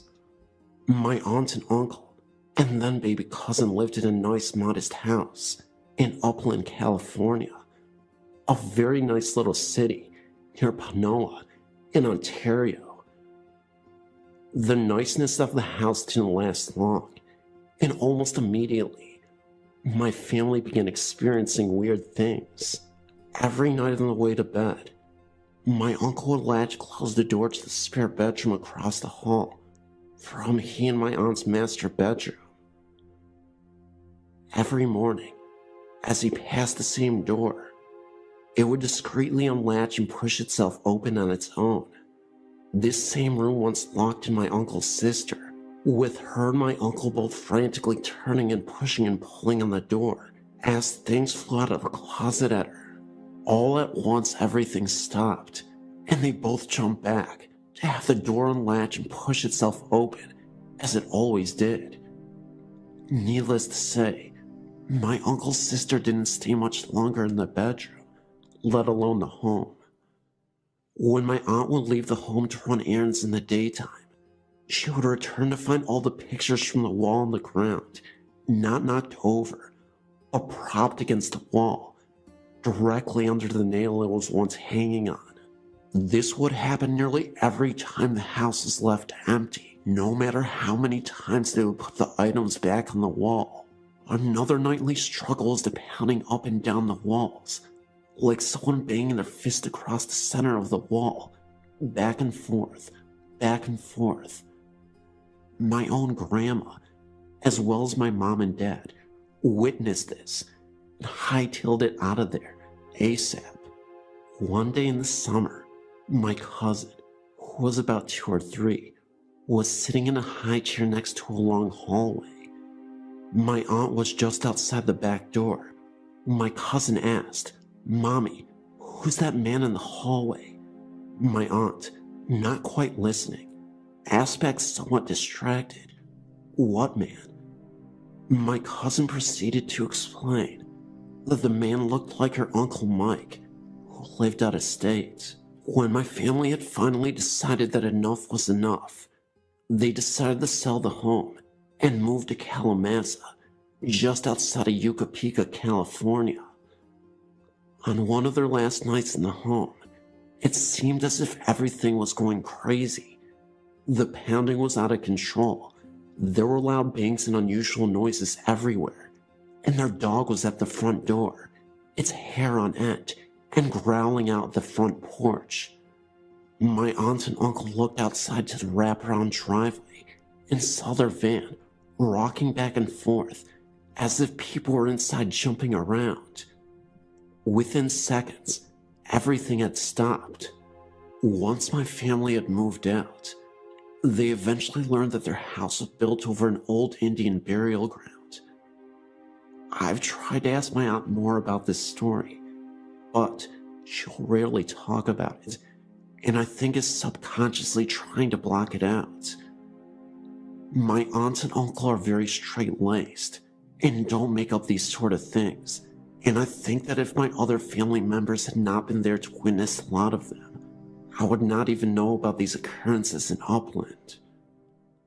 I've had to rely on my mom retelling me what she remembers, my aunt telling her as it was happening. There are probably many more things that went on that I would love to find out. I still don't even know the address of this old home, to see if the place still exists. As for the significance of Uncle Mike, my cousin's Uncle Mike had long, black flowing hair with darkly tanned skin and often wore a leather band across his forehead. Think 70s rocker fashion, looking somewhat like an Indian perhaps.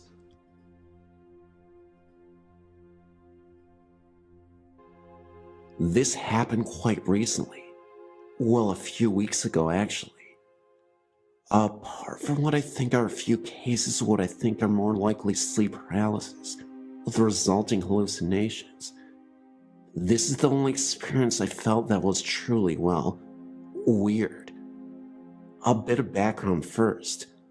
I live alone and rent an apartment in a newly built block, one of 3, of low-rise units. These were built on the grounds of an old public primary school, which is over 100+ years old. The far end of the strip of where the school used to be is preserved, and still has the school hall, a beautiful sandstone building, and is used for public functions. My particular block is built where the playgrounds etc. used to be. I know this as I grew up in the area, and remember the school when I was a teenager, though I did not go there, and remember what it used to look like beforehand. I'm personally unaware of any hauntings in the area, nor am I unaware of the history of the site, as I have not researched it. There is a fairly modern funeral based directly across the road containing offices, a small chapel, and a large garage with several hearses. Whilst I assume bodies prepared there etc. there are no burials. The story. I had a very hard day at work, and have been under a lot of stress. It was a Friday night, fairly late, and I eventually decided to go to bed. I had a lot of trouble sleeping, as my mind was working 100 miles per hour. You know the feeling. I simply couldn't turn it off. After staring at the ceiling for an hour, I became frustrated, and finally, I thought I'd open my mind and try to meditate. It was an effort, but after almost half an hour of this, I drifted off.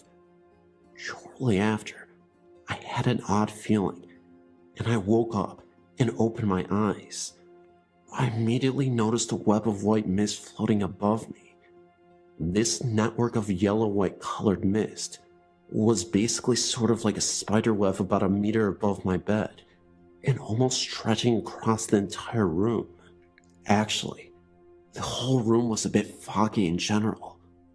I blinked, and then did a I don't think so double take, and rubbed my eyes. No sleep paralysis this time. It was still there. I tried to focus my eyes on it, and it was not easy. But what I saw was what I thought were transparent faces, outlined in the mist. The effect was very like the outline of an invisible person in smoke. One moved through on my right side and looked directly at me. The fear started to hit me now, but I tried to calm myself down and think rationally. Just hold on here. I might be seeing things just because I'm so tired and stressed, and I've just woken up too. I forced myself to be distracted and take my attention away. I shifted position in bed, closed my eyes, rubbed them, blinked them several times, and looked over at my clock radio. It was about 1:10, I think. Then looked back up, and it was still there. I then started to feel a slight vibration in my bed. Not a strong one, just like you'd feel the ground at a station as the train went past. I remember thinking, what the? And thought at first it was just my body shivering because I was cold or I had a muscle twitch.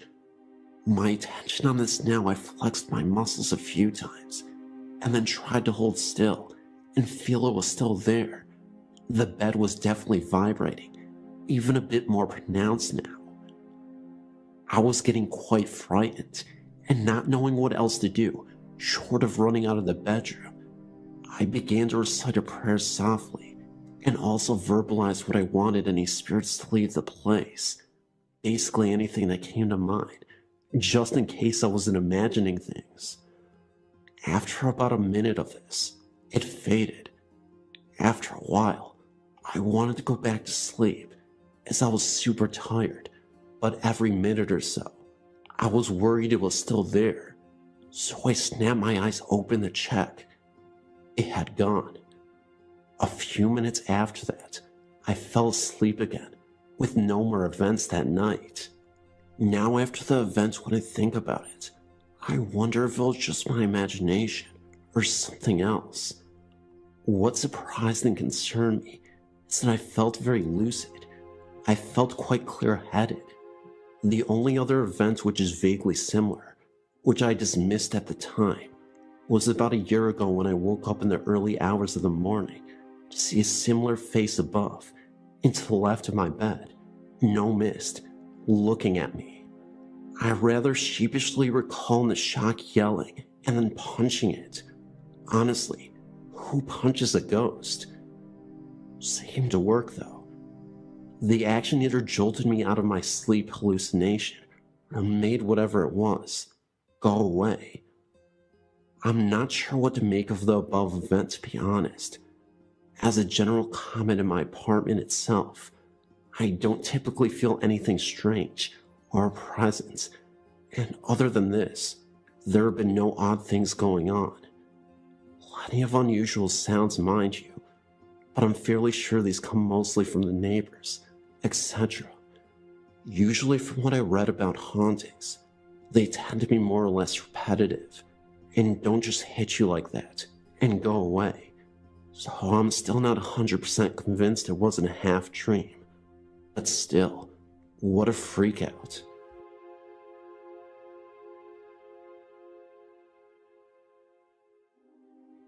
I now believe that I officially have a poltergeist in my home.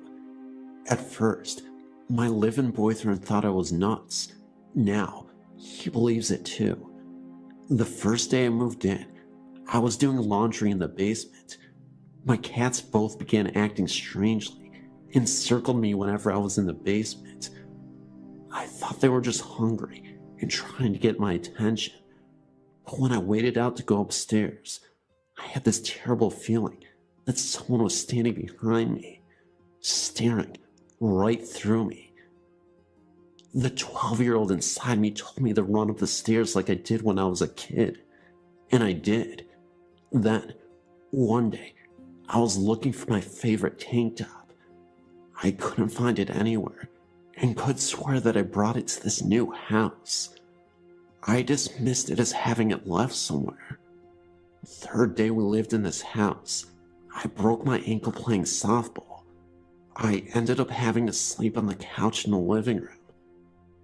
Throughout my 2-month stay on the sofa, I could swear I heard someone going up and down the basement steps, cold breezes, etc. I just thought that the pain medication was kicking in, and that my mind was playing tricks on me. After I could walk again and venture into the basement to do the laundry, I still had the same feeling that someone was standing behind me and staring at me. One night, I was getting ready to fall asleep in the bedroom. My boyfriend was out of town fishing. I had both dogs in the room, one on the bed, and the cats too, and the dog on the floor next to the bed. Out of nowhere, I heard a loud thump, like a book had just fallen off a bookshelf and onto the hardwood floor. Well, I don't have any bookshelves in the bedroom, nor was anything on the floor, except for clothes, when I turned the light on.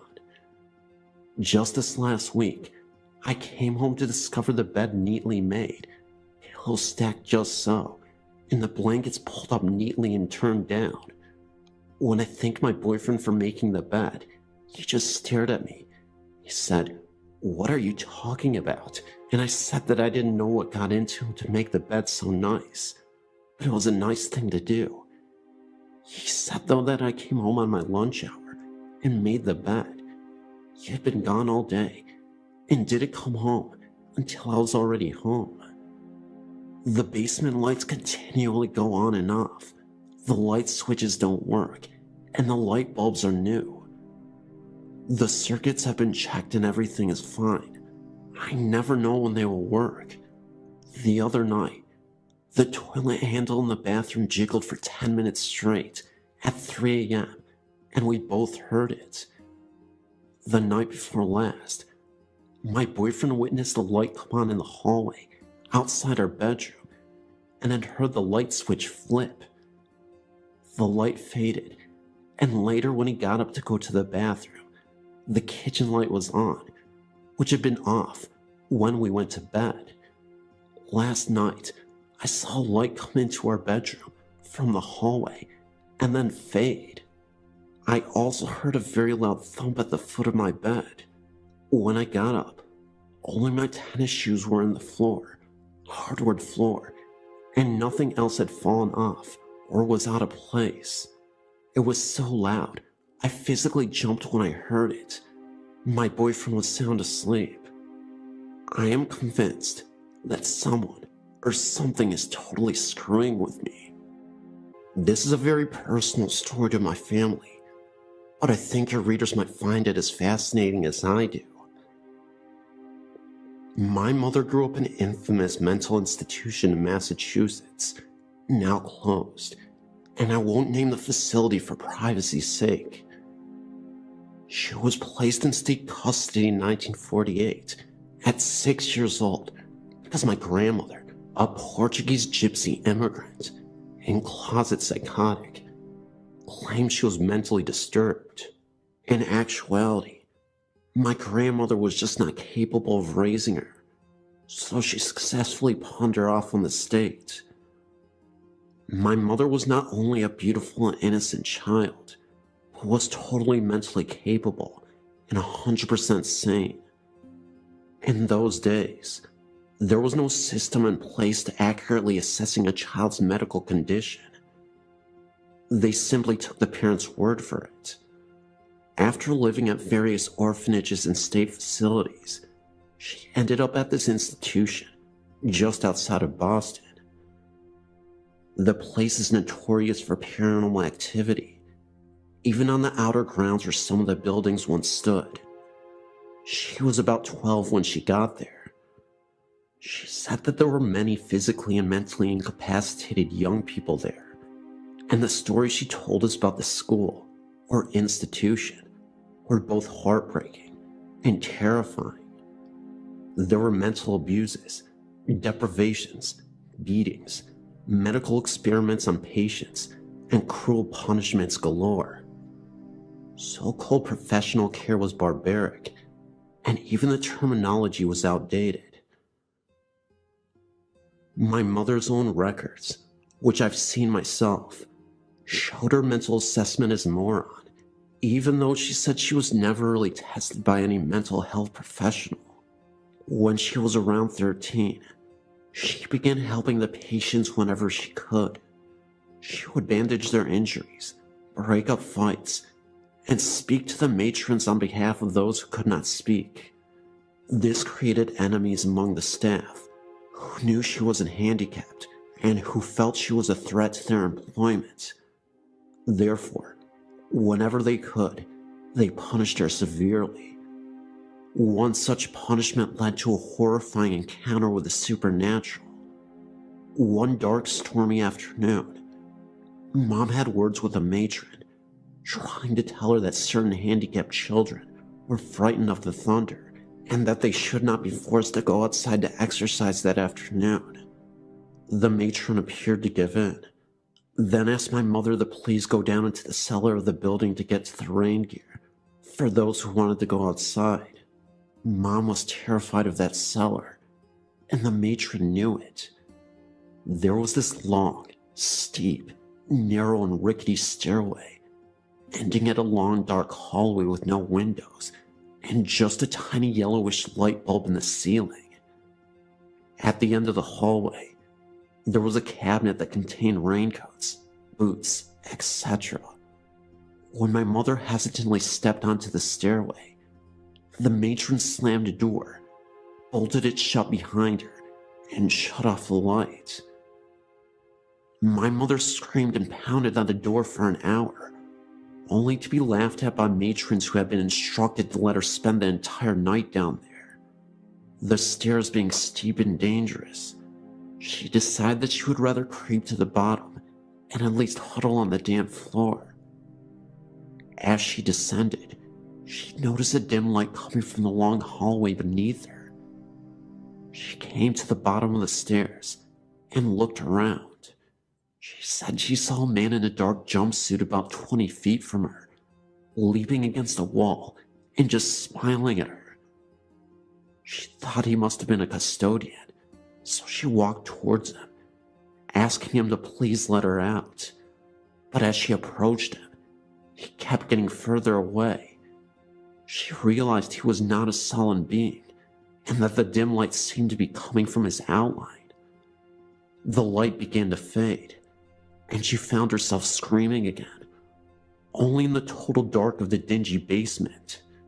She was disoriented and stumbled forward until she bumped into the cabinet which held the rain gear. As she squinted in the dark, she began to make out shapes forming on either side of the cabinet. What appeared to be a pair of detached hands forming a clawed shape were each coming from around opposite sides of the cabinet and heading for her. She turned and ran, faint with terror, until she tripped on the bottom step. Frozen with fear, she could only sit at the bottom step and cover her face with her hands. After a minute or so, she peeked through her fingers down the hallway. The strange dim light was back. She chanced to look down, and what she saw filled her with horror. One of the smoky floating hands were reaching for her skirt, as if to pull at it. She again screamed and ran back up the stairs, tripping and falling several times in the dark, convinced she was being chased. The air was cold, and she heard a strange rustling sound behind her as she frequently climbed. When she reached the top of the stairs, she pounded furiously on the door and found that it had been unlocked. She never found out who unlocked it, but she didn't care either. She ran all the way to her room and hid on her bed. She never told the school staff what had happened, fearing reprisals, and she never set foot in that cellar again, despite the punishment of defiance. She's fine today, despite her horrific youth. There were many other strange things happening during her stay, but I'm considering a book about them, and I want to reap the benefits of the sales if it happens. I'll save the creepiest stuff for that.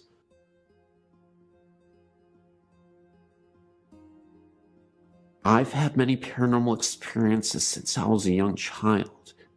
At the age of 4, my mother and grandmother would visit the graves of my father and grandfather, staying all day. I would play with the little girl there, while my grandmother and mother sat and talked. They believed I had an imaginary playmate. Both are now dead themselves. I decided to check the records of the cemetery, and had little trouble since it is a small place. I found one girl that could have been the one that I played with. Her name was Mary Jane Walker, and she died in 1866, at the age of 9 years of age. My husband and I decided to see if we could find the girl's grave. I told him to check the back of the cemetery because that was where we played. He found the grave. I asked Mary Jane if I could take her picture. I took 3 of the grave, and one of my husband, sitting on a tree stump not far away. I had the pictures developed. All the pictures were normal, except for the one of my husband where there appears to be a vortex in it. I've looked for all the usual problems, but can find no rational explanation for this. I now feel that I have proof of my friend's existence. My husband and I rented a home in southwest Detroit in the 1980s that was very haunted. The first thing that happened was when I was waiting for the gas company to come turn the gas on. I felt as though there was someone watching me, and I smelled pipe tobacco. I figured, okay, I'm alone in a strange place. I also thought that maybe the people who lived in the front part of the house used pipe tobacco. I found out later that these people were from India and were visiting that country. They moved out within a week of returning to the US. All the problems in the house seemed to originate in the attic. There was a log cabin built up there for children to play in. It was complete with glass in the windows and a drawstring latch for the door. I was only in there once, but the feeling of uneasiness I felt was real. We never allowed our children to play in it. The attic door had no lock, but my 5-year-old daughter got locked in and was screaming for us to let her out. Although you could hear any noise from upstairs, we never heard her. The door opened on its own. I started to dream about an old Indian woman with a pockmarked face. Since this was a dream, I never told anyone about it. One day, a woman I had become friendly with asked me if my mother was visiting. I told her I sure hope not, since my mother was dead. She said that she saw a woman with long black hair in my bedroom window. This sort of freaked me out, since I was dreaming of that Indian woman, and she had long black hair. One day this friend was visiting me, and we were sitting in the kitchen having coffee and talking about nothing really. She seemed to go into a daze, and was starting to go up to my attic. In fact, she was insisting that she was going. I got her back to the table and sitting down when something punched her head hard enough to leave a red mark. She left and refused to come visit anymore. My husband and I had cleaned out the basement, but yet my kids found a Ouija board down there. They showed us where it was, and we got rid of it right away. We don't mess with that thing. Things seemed to quiet down for a couple of weeks when the apartment in front of us was rented to a young couple. They started to have problems right away. The keys hanging on the wall would begin to sway. The rocker in the front room would start rocking by itself. At first, things only happened at night, But people decided to contact this thing, and things got bad from then. She would get phone calls, and when she answered, no one would be on the line, except one time. She told me a voice told her to get out. We are Christians, and decided enough was enough. We had to have help.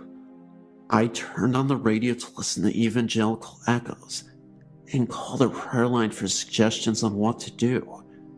This program wasn't on yet, but another one was, and someone on that program was praying in the spirit.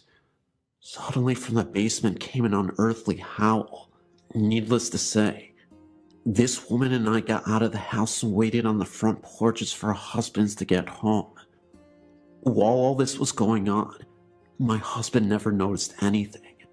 One night, my nephew was spending the night, and while he was praying, this thing shot from our apartment to the other one, banging things in its haste to leave.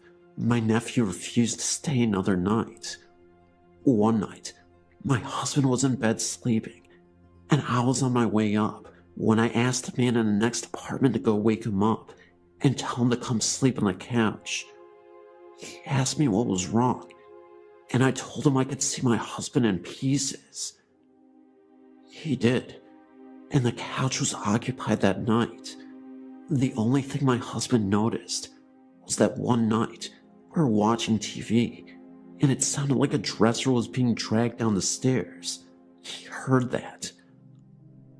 We moved from there, and the next place was no better. Whatever was there caused arguments. My nephew and his then girlfriend were constantly fighting, and it got so bad that my husband and I started fighting as well. This was something we normally didn't do. We had the normal arguments that married people usually have, but this was getting serious. Even one of my children was being affected by this thing. It was appearing to her as a little girl talking to her. At first it was nice to her, but as time went on, it was starting to get mean. We had bought this one house, and it might sound silly, but the best thing that ever happened was that an arsonist burned us out, and we had to move. We have had no problems since. I don't believe this was a ghost, but rather a demon. And why it hasn't followed us, I have no idea, but I thank God that it hasn't. I have more stories, but I've taken up enough time as it is. I'm glad that I can finally tell this story without fear of people ridiculing me.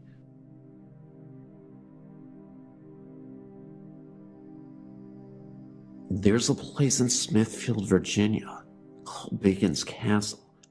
It's not really a castle, just a gigantic plantation home.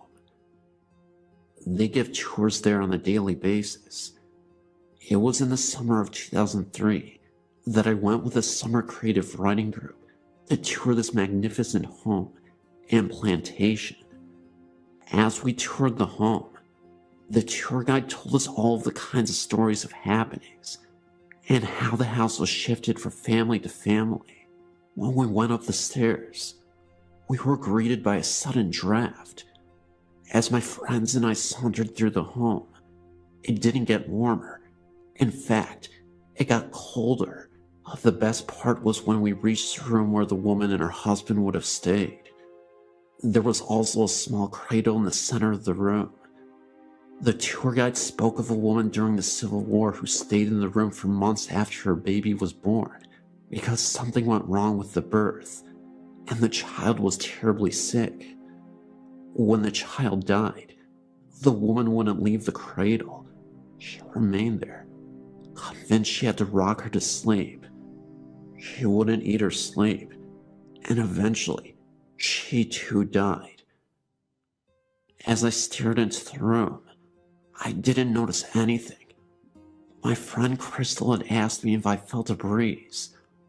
When I said I didn't, she said she didn't either, and pointed at the cradle, which was swaying back and forth noticeably. I didn't really think much of it, and after everyone left, I took a picture and then followed my friends up the stairs to the attic. A few weeks later, I was looking through my pictures, and something caught my eye in the picture of the room with the cradle in it. Sitting in front of the cradle was a woman dressed in Victorian-style dress. She was transparent, and a wispy hand had gripped the cradle. I looked even closer, and it looked as though she was smiling.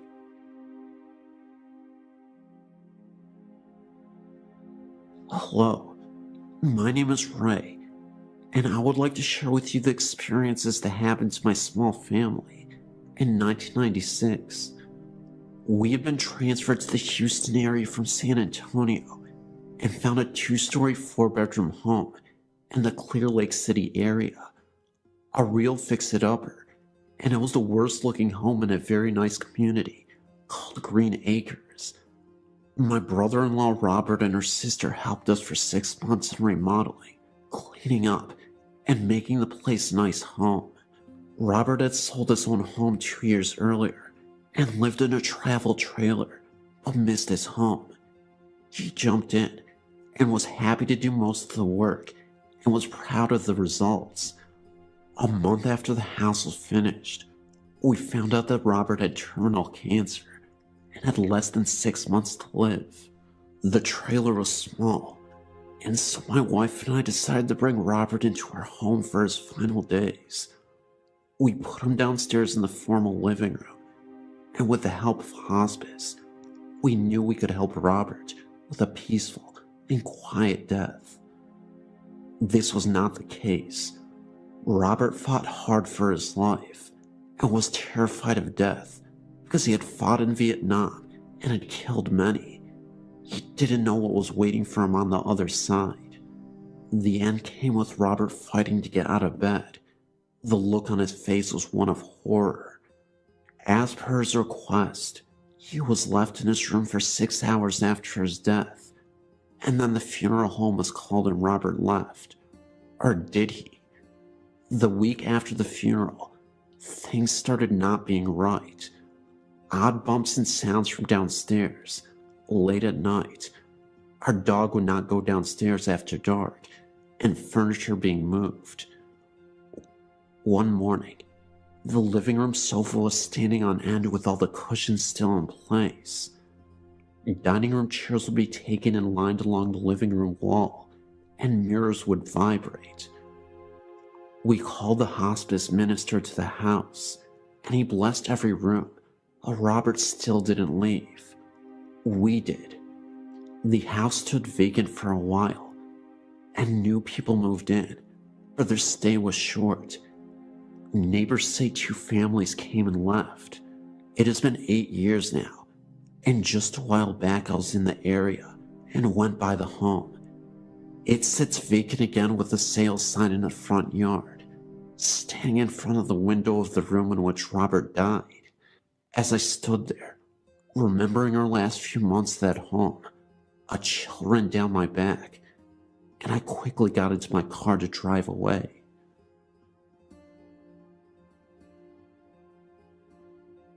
I sent a story to the site about 2 months ago. Is it my imagination or something paranormal?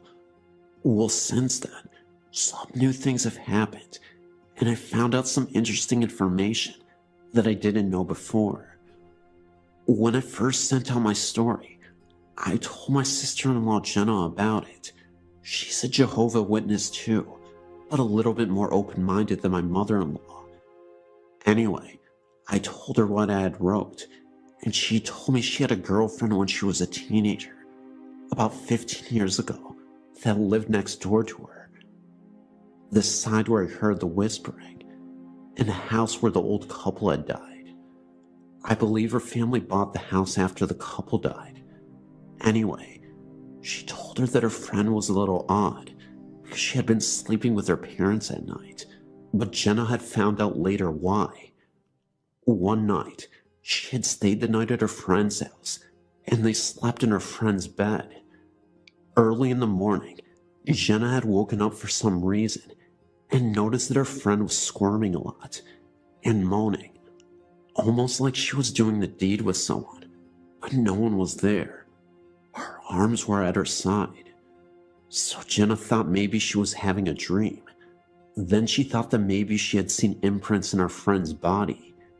She got startled with this and woke her friend up and told her what she had witnessed. Her friend got so upset about it that she didn't want to talk about it at all and never did. To say the least, Jenna never got asked again to stay another night. Then there is the other story that my mother-in-law told me recently about my other sister-in-law's house, Linda, which is ironically across the street from my mother-in-law's in the other house. About a shadow that lingers in her hallway, shaped like a person. They have all seen it, including my mother-in-law. She swears that there is an explanation for this, but even she has admitted that she can't find one. When she told me about the shadow, I got real nervous, and I started to get goosebumps and got real cold. I told her sometime last year when I stayed the night at Linda's house. I was sleeping on her couch in the living room, my back to the hallway.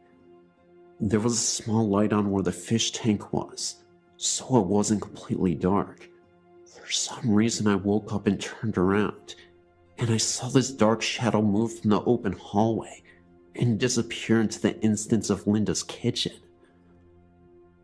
I was startled at first, but then got up to investigate things, to see maybe it was the shadow of the fish tank, but there was no way it could have been with the position where the tank was.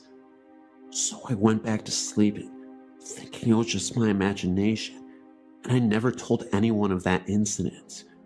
That was until my mother-in-law said something. She told me not to say anything about it to Linda because she gets freaked out about it, and she said she'll still be looking for a logical explanation for it. Good luck on finding one in all three houses, I was thinking to myself. But one last thing. Back at my mother-in-law's house, a couple of weeks ago my niece Christine was staying the night, and my niece told me that when she got to the bathroom in the middle of the night, she came out running, screaming, and petrified out of the hallway. She told my niece, crying hysterically, that when she turned the corner to go into the hallway, that she saw a shadow figure walking towards her. My niece went to look, and nothing was there, and my 2-year-old daughter will not go near that hallway at all. One time I went to carry her down there to show her nothing was down there at all, and she started crying real hard, and grabbing my neck, and wouldn't let go, shaking badly. So whatever is in my mother-in-law's house is probably the same thing that are in the other 2 homes.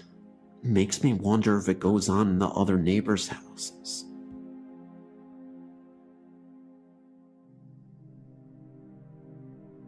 I was doing some just for fun ghost hunting with a couple of my friends one night in a cemetery on an old gravel road.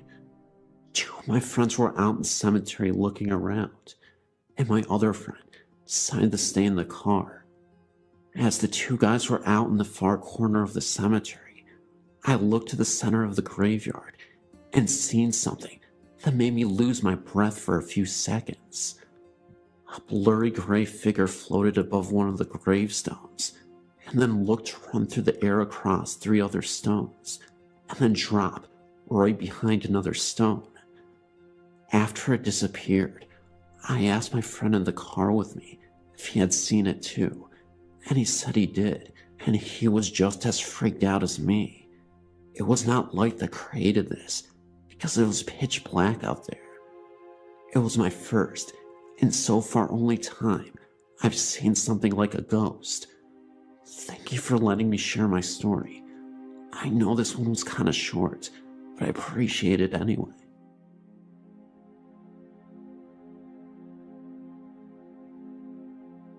Hi, my name is Louise, and I live in Oxfordshire, England. The story I'm about to tell you happened only a few weeks ago and scared me and my friend to death. It was about 9:30 on a Sunday night, and I was bored, so I decided to call my friend Heather. We were talking about the usual, when all of a sudden, you could hear someone on the line breathing. Heather and I both said at the same time, "Do you hear that?" As we listened, it got louder until there was complete silence. At first, we thought maybe one of our brothers or sisters were messing about and picked up the phone on the other end. We both checked our houses, and no one was in there. My parents had gone out for a meal, and my brother and sister were out, and Heather didn't have any siblings, and there's only one phone in her house. Anyways, we forgot about it, and after about 10 minutes of talking, we heard it again, and this time, the voice said, "Help, I'm close." We both really freaked out, and said what the voice repeated it again, and then went. I told Heather that I would phone her later, and about an hour later, I phoned back, and we didn't hear anything for a while until the shriek came from the phone, from what sounded like a girl. We got so scared, and as soon as our parents got home, I told them what happened, and they said maybe our phone lines got crossed with someone else's. We still don't know who was on the line to this day. I know this wasn't very scary, but thanks for reading.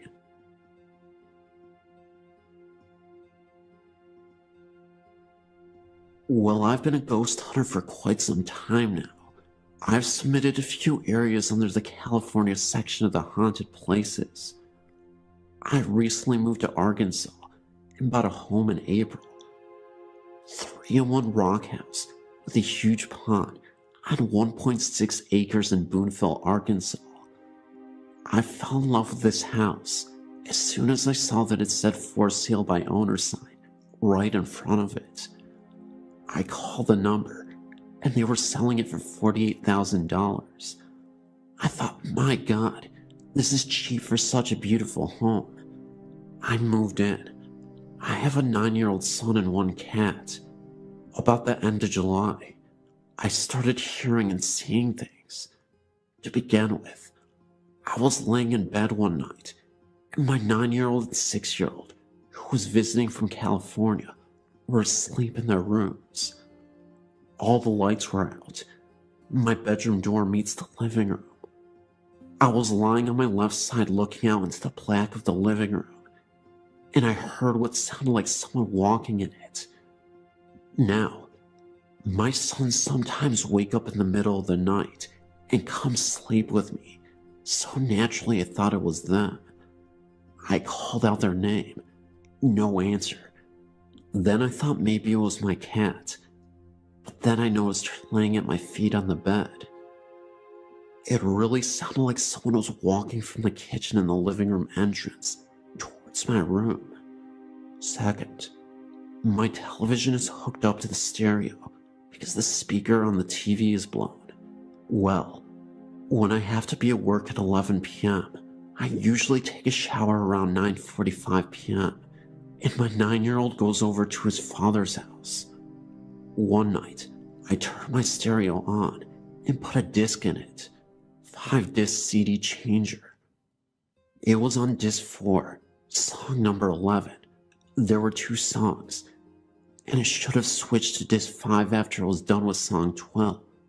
I took my shower and had the stereo loud enough to where I could hear it. All of a sudden, I didn't feel the vibration of the music anymore. I thought, well, maybe it's at a quiet part. When I got out of the shower, I still heard nothing. I put my ear to the door. Nothing.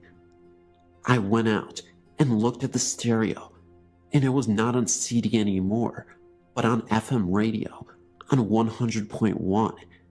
And that is not a station at all. It's just fuzz. There was no one else in the house but me and my cat. That was on a Friday night. 2 days later, on a Sunday night, my son and I were watching television around the same time, between 9:45 and 10 p.m. In the middle of television, the radio goes from auxiliary to FM radio, 100.1, fuzz. My son says, "Mom, what did you do? I was watching that." I told him I didn't do anything. On a Saturday, my son was at his father's, and I was there alone with the cat, and she started going crazy.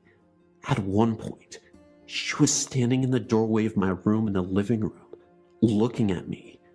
She meowed and took off like crazy into the back bedroom belonging to my youngest son. She came racing back into the living room. Just then I heard a loud boom coming from the room, like something fell. It shook the entire house.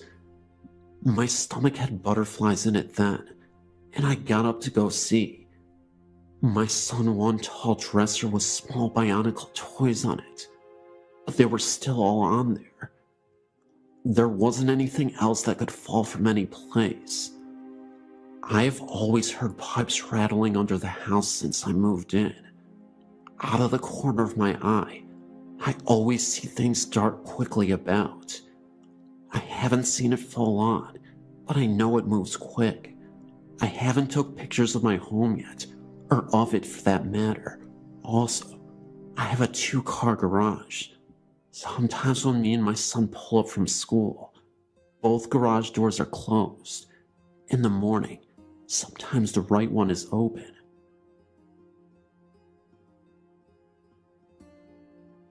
I've never really been a great believer, but for the past 8 or so years, since me and my mom moved from our old flat to our new house, I've experienced numerous experiences.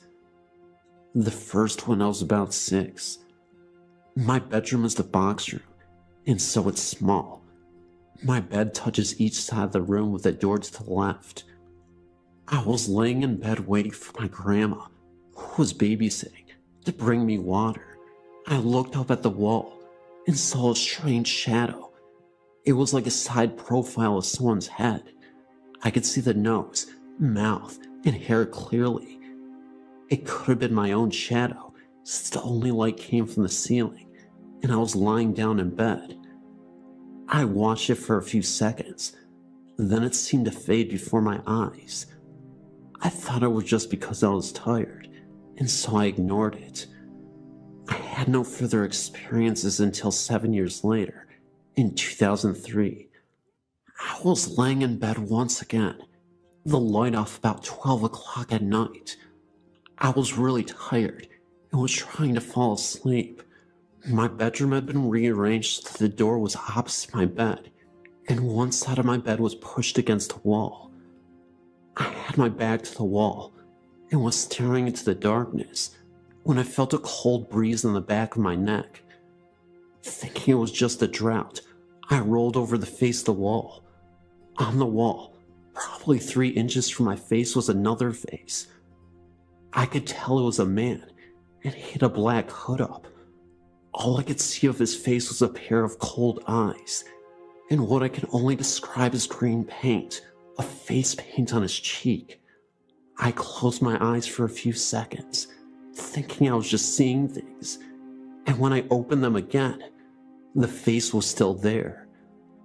I don't know how long I stared at it, but in the end, I fell asleep, and in the morning, could find no trace of what was there the night before.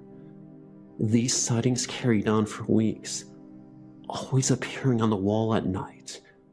I didn't tell my mom about the face, but asked if I could move my bed back to the original place. We moved it, and I slept peacefully that night. The following night I went to bed about 2 o'clock, since I'd been up watching a movie on television. I got in bed as usual, and rolled over to face the radiator, like I'd done for years, but the face was there again.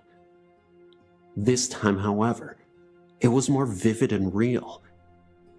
It seemed to be sneering in the dark, and more threatening than before. I rolled over so my back was to the wall, but I could feel the cold breeze that I had felt the last few weeks whenever the face appeared.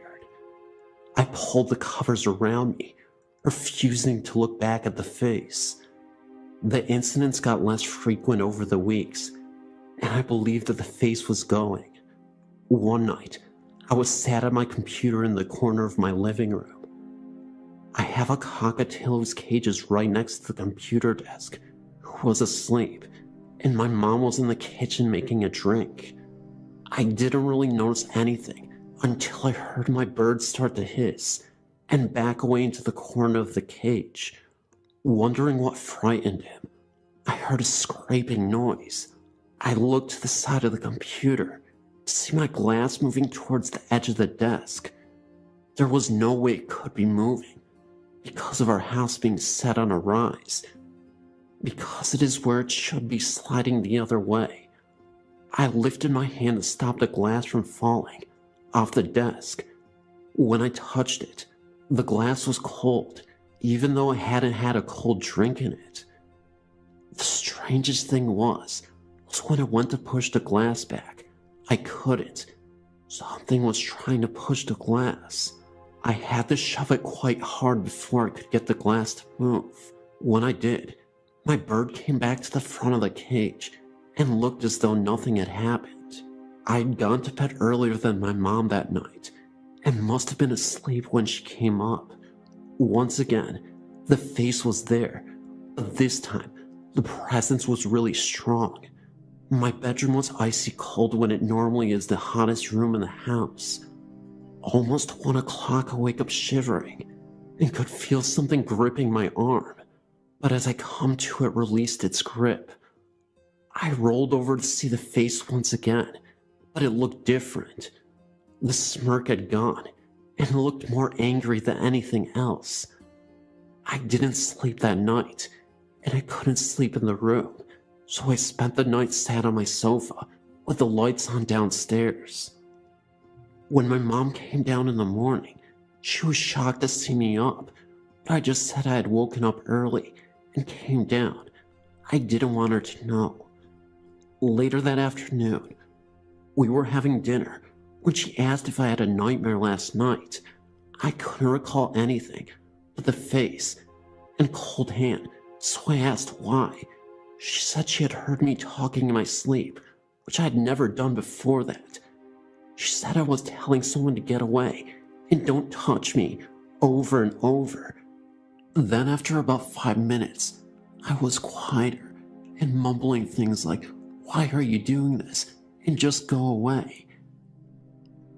When I asked her what time, she said it was about 12:30, just before I woke up with a hand gripping my arm.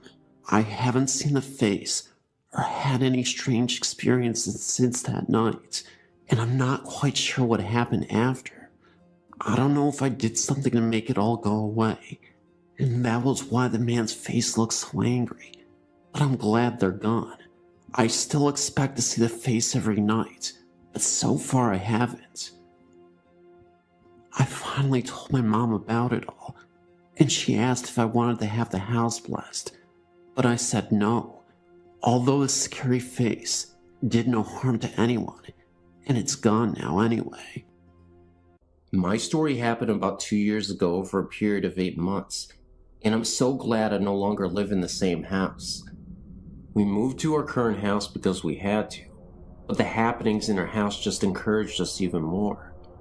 As I'm trying to write this, I've just remembered something else that happened when I was 14 years old. My parents split up when I was 14, and my sisters were both 11 and 9. I'd always believed that negative energy could cause occurrences, and so it was no surprise to me when things went a bit strange in our house.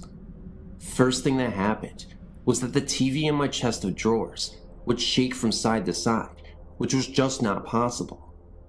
I put it down to reverberations elsewhere in the house, but this was not the case. Second, after returning home one night, I came home and went straight into my room without turning a light on. However, I could see from the light coming in from the hallway. The picture I had on my wall came flying off the wall sideways and hit the door side on, and to this day, there is still a massive dent where it made contact.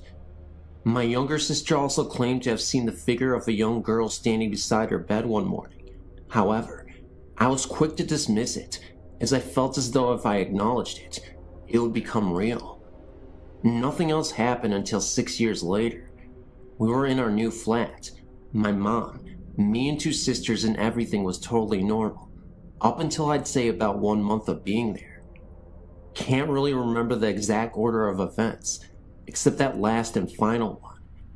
My sister Jane had told my mom that she had been in bed the night before and had the feeling of someone pushing the covers down at either side of her, like almost trapping her in the bed, but she put it down to being really tired. My mom, being the world's biggest skeptic, said she was havering and to get a grip on reality and to not mention it to our younger sister Gemma, as it would freak her out. She did not tell me also until after a few things happened.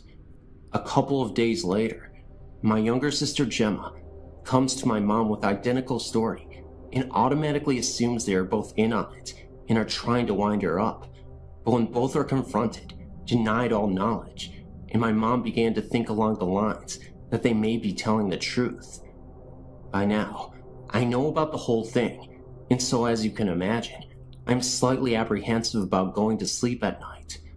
I was in my bed one night, and I had a room of my own, so I was last up in the house, and I think I was reading a book or something.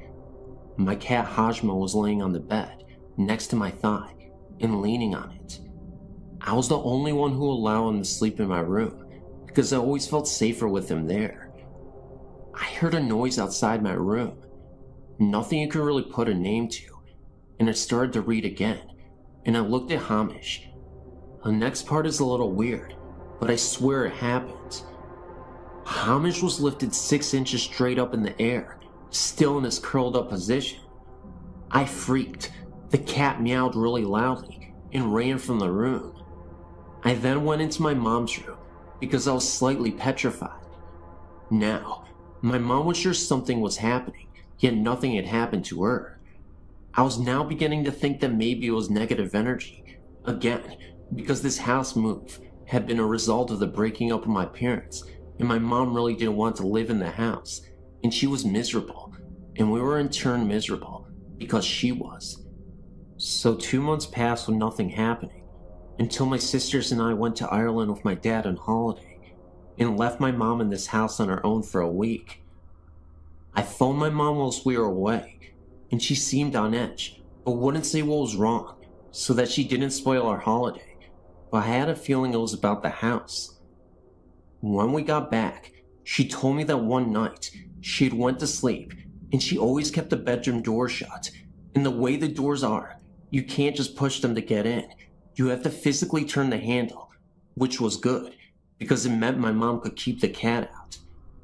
She said she was just drifting off to sleep, and she felt the bottom corner of the bed being depressed, as if someone had just sat on it. She thought at first it was the cat, and had gotten to the room, but when she put the light on the door, it was still completely closed. She then put it down to her imagination, and tried to fall back asleep. Then she felt the same feeling of the covers being pushed down, at either side of her, and she also felt a pressure on her chest, like someone was sitting on it. She tried to sit up but couldn't, and she also couldn't reach the bedside lamp, and the next thing she knew, something hit her really hard in the face, full force, and the chest pressure released instantly. She couldn't sleep again, and that night, she spent the night in my grand's house. We came back from holiday, and I then had to spend the last 9 months sleeping in the same room as my mom, as she was too scared.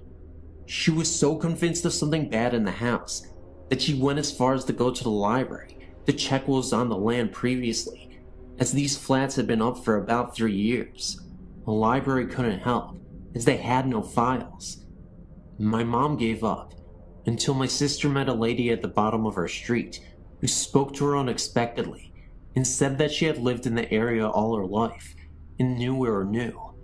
My sister took the opportunity to ask if she knew what was there before the flats had been. She claimed that the car park to the flats had been once completely sealed with a wrought iron fence over 6 feet high that you could not see through, and the home beyond the fence was that of a scandalized counselor, and there was a lot of mystery surrounding his death. We have since found out that this was true, but there's virtually no information on the counselor or the land on which he lived. Now, Needless to say, my mom is not a skeptic, and nothing has happened in our new house. I used to be a police officer for the city of San Benito, Texas. One night, my shift was working 11 to 7, graveyard shift, when I heard one of my fellow officers call out over the police radio at about 2 or 3 a.m. that he was going to check out what appeared to be a fire within the fenced area of the Old City Cemetery, which is located on Old Sam Houston Street. I then advised our dispatcher that I would be en route to back up my fellow officer. I was across town, so I'd traveled about 2 to 3 minutes tops when I heard the officer say 10 to 8, which means back in service. I then thought to myself, why didn't he call for the fire department? So I then called him over the radio and told him to meet me at the parking lot of the Blockbuster video store. When he pulled up to my police unit with his patrol car, I could see that he had a scared look on his face. I asked, "Hey, what happened at the cemetery?" And he said defensively, "I don't want to talk about it." I again asked him what happened to the fire, and he said again, "I don't want to talk about it," and drove off in the police unit. I thought to myself that I would give him the chance to clear his thoughts from his head, so I waited to the end of the shift to ask him what had happened. He told me that he was patrolling on North Sam Houston Street when he saw a small fire in the Old City Cemetery. He then stated he went around the railroad tracks at Old Sam Houston Street. Since it was around one of the holidays when they sell fireworks, he thought someone might have set off the fireworks and it had landed in the cemetery, causing a grass fire. He then called the dispatcher over the police radio and advised her that he was going to check out the fire. He said he told me he exited the patrol unit and walked into the city cemetery towards the fire. He said that the flame from the small fire was about 8 to 9 feet high. He then told me he noticed as he was walking towards the fire that the closer he got to the area of the flame, the smaller it was getting. He said to me when he got up where the source of the fire was, it suddenly disappeared, and he noticed that there was no smoke or traces of anything burning. He stated that when he looked down where the flame had disappeared, he was standing in front of a grave where had just been buried days or a couple of weeks before. He then stated that he felt scared, and that is when he got back in his patrol car and left the area.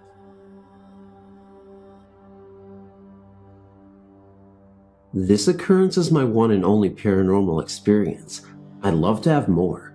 For the past year, I've had a part-time job working for an ambulance company. This company is one of the few running combination funeral home EMS services in the region. One day, I was sitting in the ambulance bay, resting between calls. The ambulance bay is in the same building as the embalming and body preparation area. I was in a meditative state, but had my eyes open. Out of the corner of my eye, I observed a girl about 9 years old walk through the back wall of the ambulance bay towards me. I remained motionless, and when she arrived at my side, she smiled and blew a puff of air onto my cheek. I could distinctly feel the breath, and at this point, I realized that day I was not daydreaming. The child was dressed in a slate blue jumper with a white blouse. The outfit she wore could have placed her anywhere from the late 19th century to the middle of the 20th century. It looked like a school uniform. She was slender, with mousy brown hair and dark eyes. After blowing on my cheek, she smiled and walked past where I was sitting and disappeared through an exterior wall just to the left of a door. Later, I asked some of the other paramedics if this apparition was familiar to them. It was not. However, 2 of the medics stated that they have seen and or heard ghosts in the ambulance bay building and an adjacent former residence, now used as a dispatch center. Although I've tried sitting in the same place and being quiet and meditative, I've failed to see the little girl again, but I will keep trying. There was no fear involved with the paranormal event, only a sense of love and gentleness. Thanks for reading.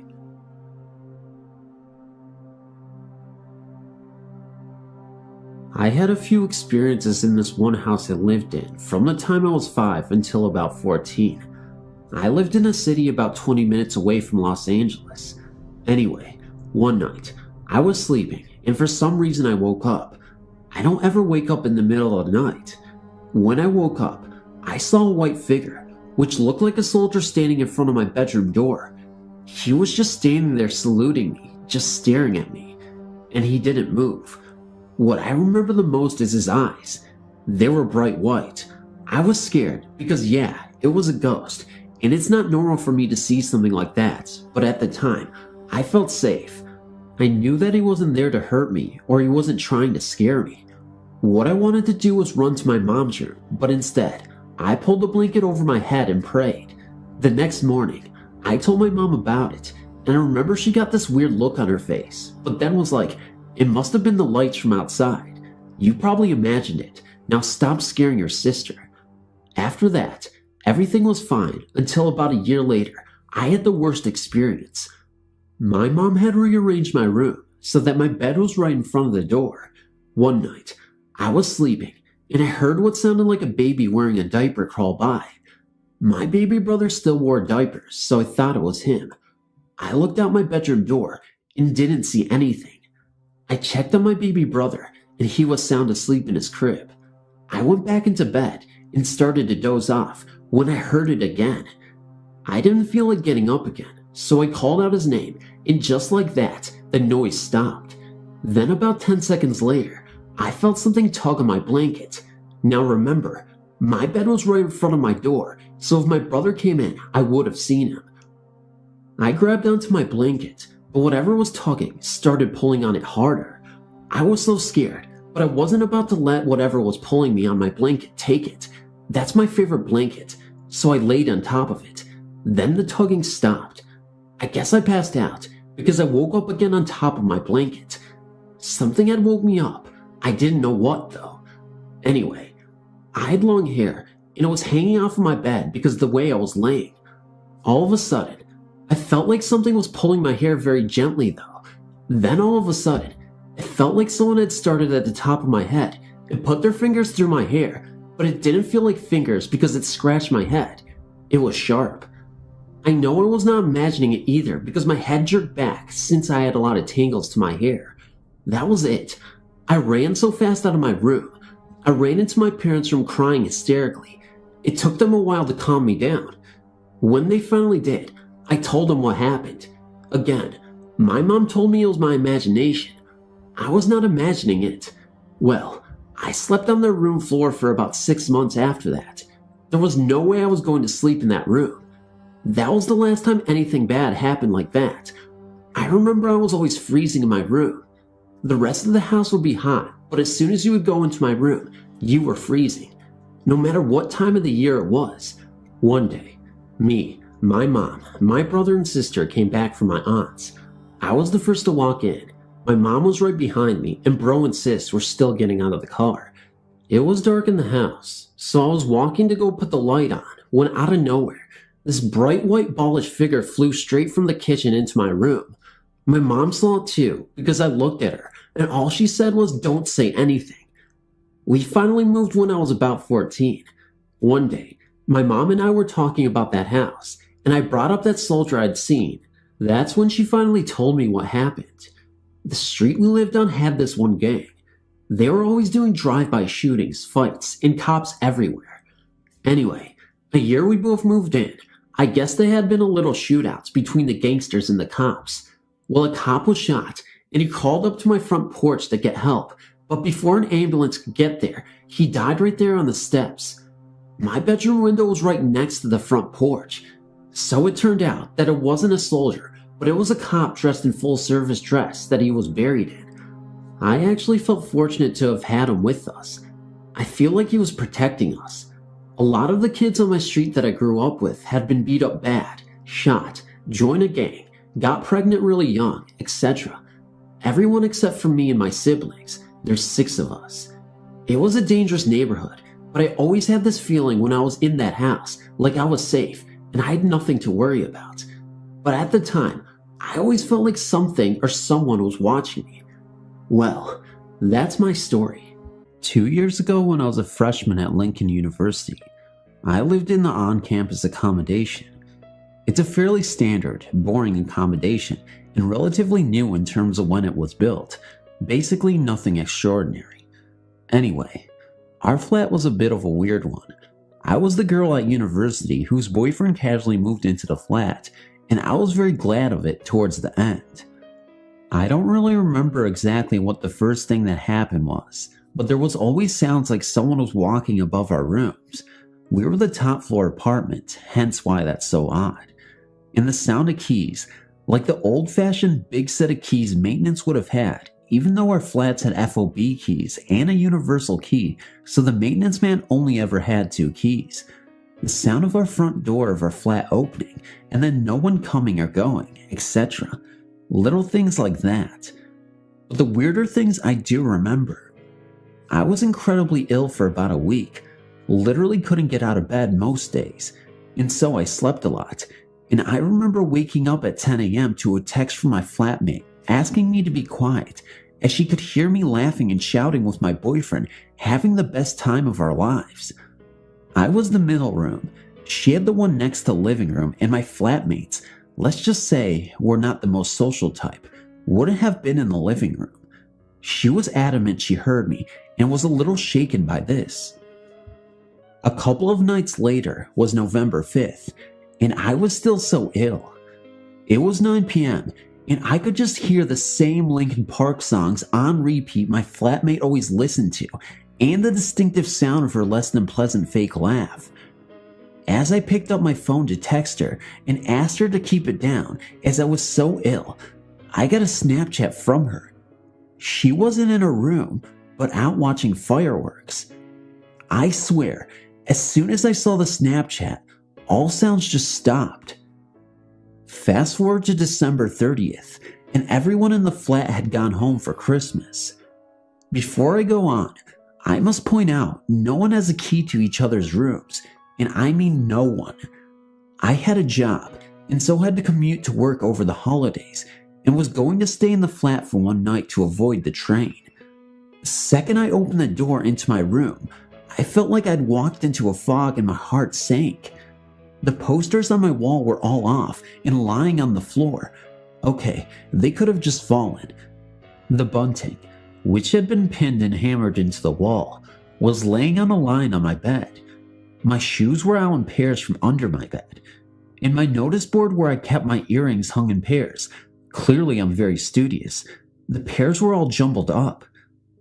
My alarm clock was 2 meters away from where I kept it, with the alarm set 3 hours wrong, and the time set wrong too. Needless to say, I turned off the lights and I left. I sat at the train station for an hour before the next train home, and as the train went past the apartment, the train line runs through the unit, I saw our living room light on. I immediately texted all my flatmates, and each said they were in their respective home cities. My boyfriend came back with me when I needed to come back for good, as the rest of the flat wouldn't be returning for a few weeks. I went on a night out with my friends back home, and so left him in my flat alone. He swears he heard my other flatmates talking about him, walking to each other's rooms, playing music, and generally slamming doors. He walked to the kitchen and saw one of their doors slightly ajar, and so I texted him apologizing for him being there and explaining where I was. Her reply, "That's okay. I'm not back until next Tuesday." So we went to recheck her door, and it was locked. Rather than a bathroom, we all had ensuite wet rooms, which often wouldn't dry as the door closed, and the extractor fan was permanently broken. My clever way of solving this was to hang the shower curtain over the door to keep the door from closing. This always worked. Yet on numerous nights, both me and my boyfriend could hear the sounds of someone picking up the shower curtain and moving it as though the door shouldn't be open. Every time I had a shower, my boyfriend would swear he heard me talking to him and ignoring him at the same time. It was all very odd. Now, don't get me wrong. I know you're probably thinking that university, first year, alcohol was probably involved. And yes, I did drink and go out numerous times staying there. But most of the weirdest things happened when I was stone cold sober. I've even omitted stories from when I was intoxicated, as I just can't be sure they were real. The one thing that probably shook me up the most was meeting a second-year student and discussing where I lived with them to find out they once lived in my exact same flat, but the room across from mine. I still think the most unnerving thing was having the same experiences I've described, being asked of me as a "have you heard the keys?" or someone walking above you, or had things move, just a few weeks before I was set to move out permanently. The whole thing still rattles me, and though we don't really always get along, as my flatmates and we rarely agreed on anything, we all agree that we more than likely did live in a haunted apartment, and that the guy in room 1 cannot hold his drink.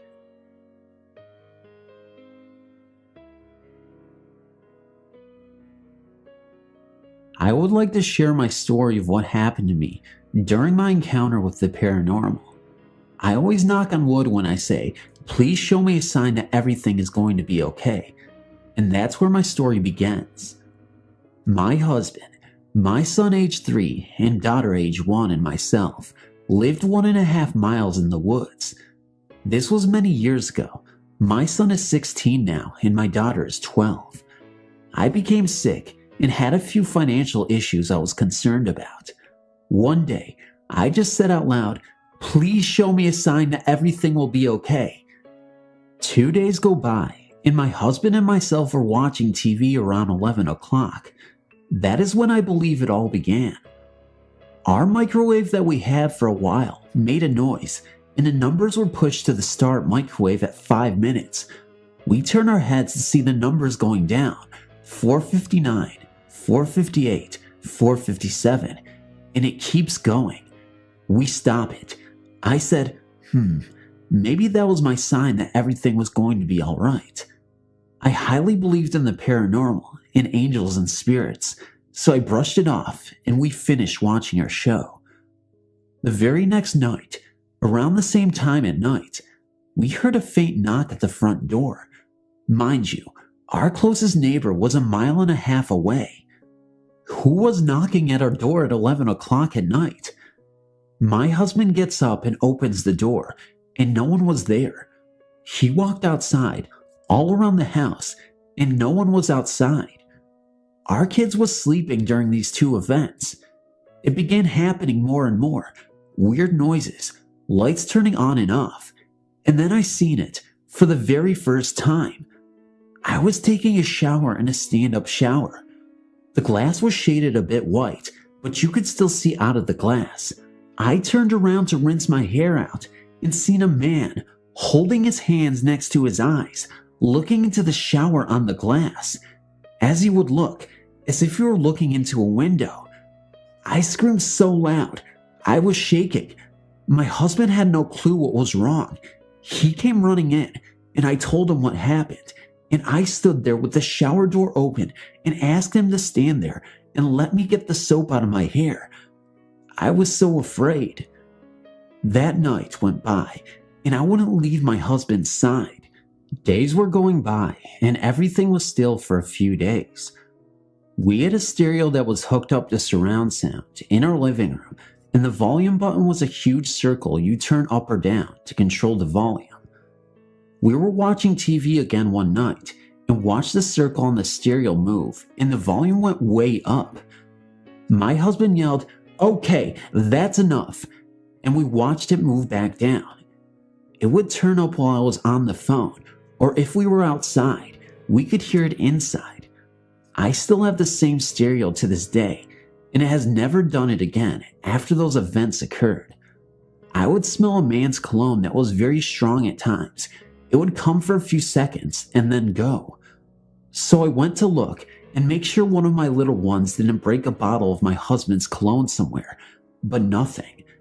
Time kept going by, and again, one night, while we were sleeping, I woke up to use the restroom to see a shadow standing by my husband's knees on his side of the bed. I was so scared, I pulled the blanket up over my eyes and prayed for whatever it was to go away. It seemed as time would go by, things were becoming more of an issue. I would feel cold touches on my back, and no one was there. I was so afraid during the days I would go visit my mother when my husband was working, because I didn't want to be left at home alone with the kids and whatever it was at my house. I got Bibles and opened a Bible in each room and had it laying there and would read a verse each day. Then it seemed as time went by, it was slowly beginning to stop. I'd ask for whatever was there to please leave. It finally stopped, and things were going back to normal, and I did research on the land to see if something was wrong with their property. Coming across a ton of research, I found out that in the back part of our marked land, a man was killed in a hunting accident. I froze and could not believe it. So, to this day I say, if you do not believe, you have not had it happen to you.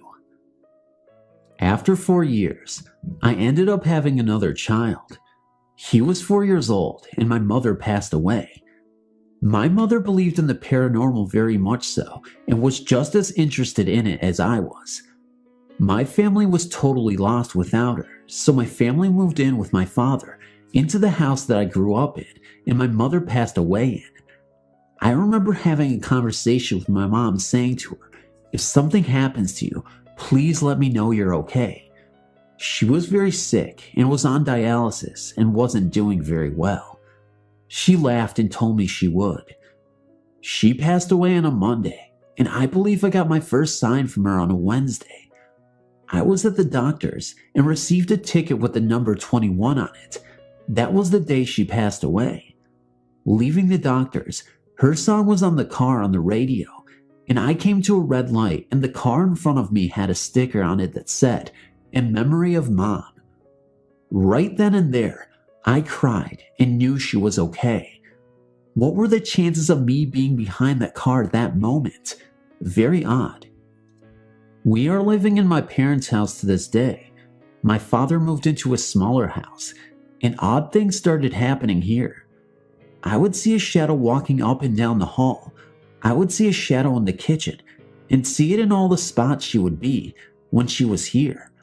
My little one grew up and was 3 years old when he started to tell me he was seeing May in the house. That was what my other 2 kids called my mom when she was here. He didn't know who she was. He was only 4 months old when she passed. He's 8 years old now and still sees her and tells me what she says. He has validated things that only my mother and myself knew. So I knew my little one was seeing her. I believed it. So I tell him not to be afraid of her. She is here to visit, to look after him and his brother and sister. There are many more stories I can share about my child when it comes to our house now, but I can share that at another time. I used to be afraid, but I'm much better now. I have an angel looking over my family.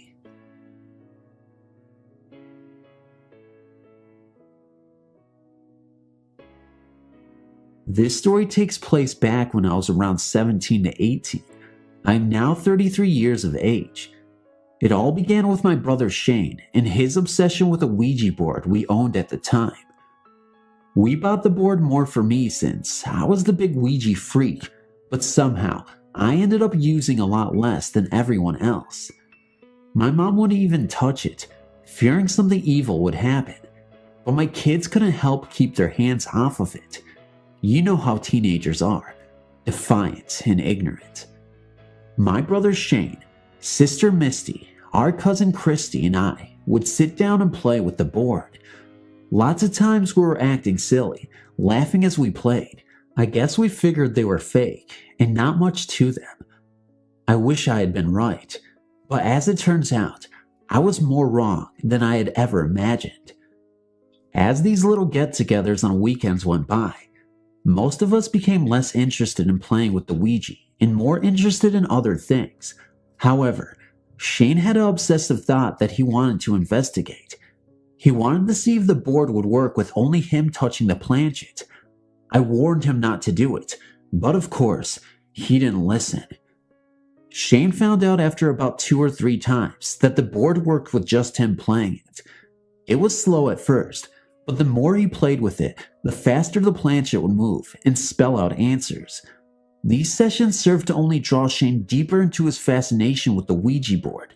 Furthermore, he would spend hours by himself with the board. He started to withdraw and became antisocial.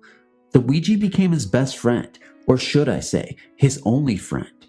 He would sit in his room, door closed for hours on end, even missing meals. Only one thing mattered in his life: the Ouija board. We tried talking to Shane, telling him to put away the board and come out and hang out with us. I even tried putting the Ouija back in its box and hiding it, but he'd wait until I was asleep and hunt it down. My mom threatened to burn it if he didn't stop playing with the Ouija, but he was undaunted. Up until this point, it was still just a game to me, albeit a game that my brother was obsessed with. However, things were about to change as Shane would turn our normal family life into a nightmare. It began with him saying that he could see a woman in white moving around the house, especially at night. He said the woman spoke to him and she would tell him things. We asked him about the conversations, and he would only say that the woman was disappointed or angry at such and such. He saw her as a friend until the night she appeared, looking like she was ready to hurt someone. At that point, I was very jittery and threatening to burn the board myself. Whatever spirit Shane was talking to from the Ouija was obviously playing with his head and starting to show itself in our home. The problems began to escalate on the night my brother told me that he had dreams of killing us and was contemplating actually following through with it. I told my mom, and we started locking our bedroom doors at night. It was then when we heard the knocking began. We started hearing knocking on the windows and doors late at night. It was as if someone was beating the heck out of the front door. I started praying until it would stop. The next time, the Ouija spirit appeared as a man. It began with a faint whistling, like someone whistling a song. Of course, we all checked with each other, and nobody in the house was whistling. At night, it would get louder and louder. I could now distinguish that it was definitely a man. In fact, we began to call him Mr. Whistleman. We had told a few close friends, but no one really believed us. That is, until the night my friend Jill was over and experienced what we had been dealing with. Jill was so freaked out that she made me sit up all night with her until her dad could pick her up the next morning. We couldn't get away from Mr. Whistleman, as he even followed us on vacation. As I discussed the problems with Shane and what I thought was a safe haven, it was Mr. Whistleman who heard us talking about him, and suddenly we'd hear all the whistling. Our nerves were constantly on edge at home, and the tension was so thick that even a sword couldn't have cut it. The constant knocking, as well as the whistling and Shane's weird moods, were wearing on the rest of my family.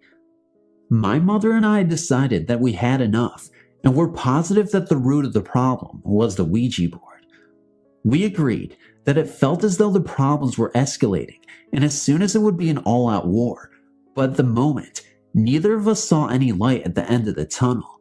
Strangely enough, it was soon after that discussion that the Ouija board spirit turned into some sort of poltergeist. On one occasion, my sister ran screaming from a back bedroom, saying something tried sitting on the bed. She had been in there napping when she heard what she insisted was the sound of heavy cloven feet coming towards the bed. Then, she felt as if someone or something was sitting down and putting pressure on her. Needless to say, she was terrified.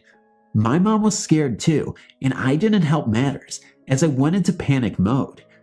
This thing had already gone after Shane and Misty. Now I was convinced that I was next. In fact, I didn't have to wait too long to find out. It was after midnight of the following night, and everyone was asleep. I suddenly awoke from a nightmare to see my brother sitting on his bed looking at me. I asked him what he was doing, and he said he awoke to see a black shadow with its arms pointed towards me. Apparently, it was then when the shadow noticed him and vanished. So many questions raced through my mind as I struggled to make sense of it all. What was this thing? Why was it after me and my family? Was this ever going to end? It felt as if the spirit was playing with us, like we were its personal toys. It would appear without warning and take on various forms. It was constantly rummaging through the house, unnerving us with all the noise, especially at night. We were exhausted from lack of sleep and always on alert, wondering when and where the next appearance would be. Then came the night it talked to us. More specifically, it spoke directly to me. I'd been talking to Shane, just making conversation, and we got into a disagreement. Suddenly, I heard a voice, plain as day, angrily growl at me. "Leave him alone," it said. It was as plain as if another person had been standing right there with us. My biggest fear was that this entity would possess my brother, but had other prey in mind. My sister Misty was the target now. One night, my sister hadn't been feeling too good. She went to lie down on the couch, and it seemed like she was sick. Suddenly, she made an odd request. She wanted me to remove my Bible from the couch before she would lie down. I asked why, and she said she had the urge to throw it or rip out pages. Well, I felt an urge of my own as I grabbed the Bible and put it against her forehead. Misty started screaming and cursing. Foam was coming out of her mouth, and she threatened to kill. She used language I'd never heard come out of her mouth before, profane and blasphemous things. My mom held her while I held the Bible to her head and prayed out loud. After what seemed an eternity, she finally began to subside. Afterwards, she was completely confused as she asked what we were doing to her. We knew we had to do something immediately, so we ran out into the middle of the street. It was well after midnight as we tried to find someone with a phone. We were all worn out and scared, and definitely not wanting to go back into the house. My dad wanted to take us all and just leave, but we were afraid the thing would just follow us wherever we went. Somehow, we had to fight this thing, and we knew we couldn't do it alone. At this point, we called our pastor, David, last name omitted, and his wife, Patty. They were a Pentecostal preaching husband and wife. I knew they believed in demons and spirits, as there had been many times at church when they explained to us how they turned their lives towards the Lord after dealing with some dark times, including an encounter with demons. We explained what was going on, and they said they'd be there the next day. When they arrived, they instructed us to stay outside as they went in and attempted to clear the house. Although they weren't exactly sure what they would be dealing with, their preference was for us to be safely away from what they thought would be a demon. Of course, we were fine with standing on the sidelines cheering them on. In other words, we were so terrified that we had no intention of even stepping onto the welcome mat outside. After it was over, we asked them what they had seen. They told us they had seen something bad, but wouldn't say what it was. Maybe they didn't want to scare us, I don't know. I do know that the house felt lighter, and I was so happy to have it leave my family alone. Shane hasn't touched another Ouija board since my mother has forbidden having anything of that nature in her home. To this day, I still wonder about that experience, and if we all are truly safe from the evil that presides within the Ouija board. I have a few stories to tell. Some my father told me, one is my own true account, but this one was told to me by my fiance, and it kept me up for a long time that night after I heard this.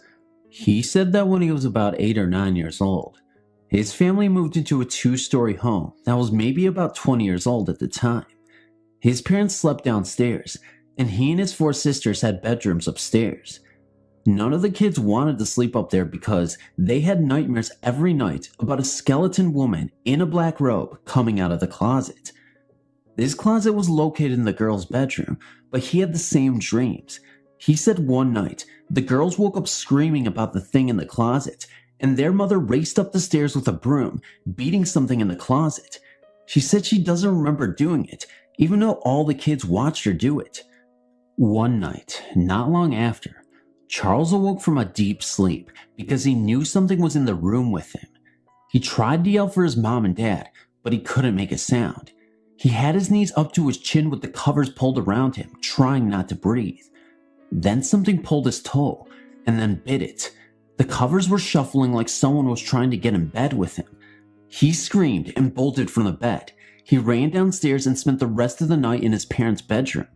Even though his toe hurt for days, there was no bite mark or redness at all. The girls were also having a hard time staying in their rooms. They were so frightened that they spent the whole summer at their grandmother's house.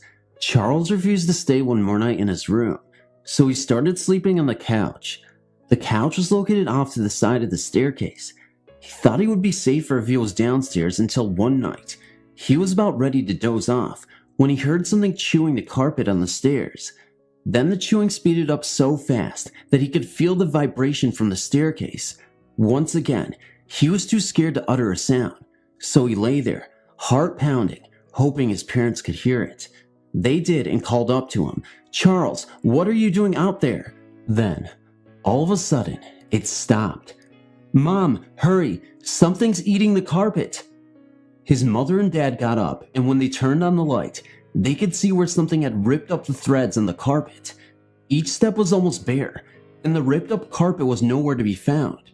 His dad searched the whole house looking for an animal that may have gotten into the house, but there was no way an animal could have done that in such a short time, and at that speed. They made Charles go back to sleep on the couch. He didn't want to, but finally, after some time, he was getting sleepy. Almost asleep, he suddenly was wide awake. A cold, dead line went down his back. Even though he couldn't see it, he knew it was the skeleton woman running her bony finger all the way down his spine. He thought that he was going to die. He said he wanted to die because he wouldn't be afraid anymore. He made it through that night and ended up going to his grandma's house too. His parents said they were going to try sleeping upstairs, but it didn't last long. After about 3 months, they moved away. His mom and dad do not like to talk about the house. The only thing they will say is they always had a bad feeling when they were in the house. His sisters also confirm his stories and swear something was in that closet, and if they would have stayed there any longer, it would have gotten them all. The house remained empty for about 3 years before it was sold. I would love to do some research on this house and find out what happened, and I wonder if the next tenant had a problem.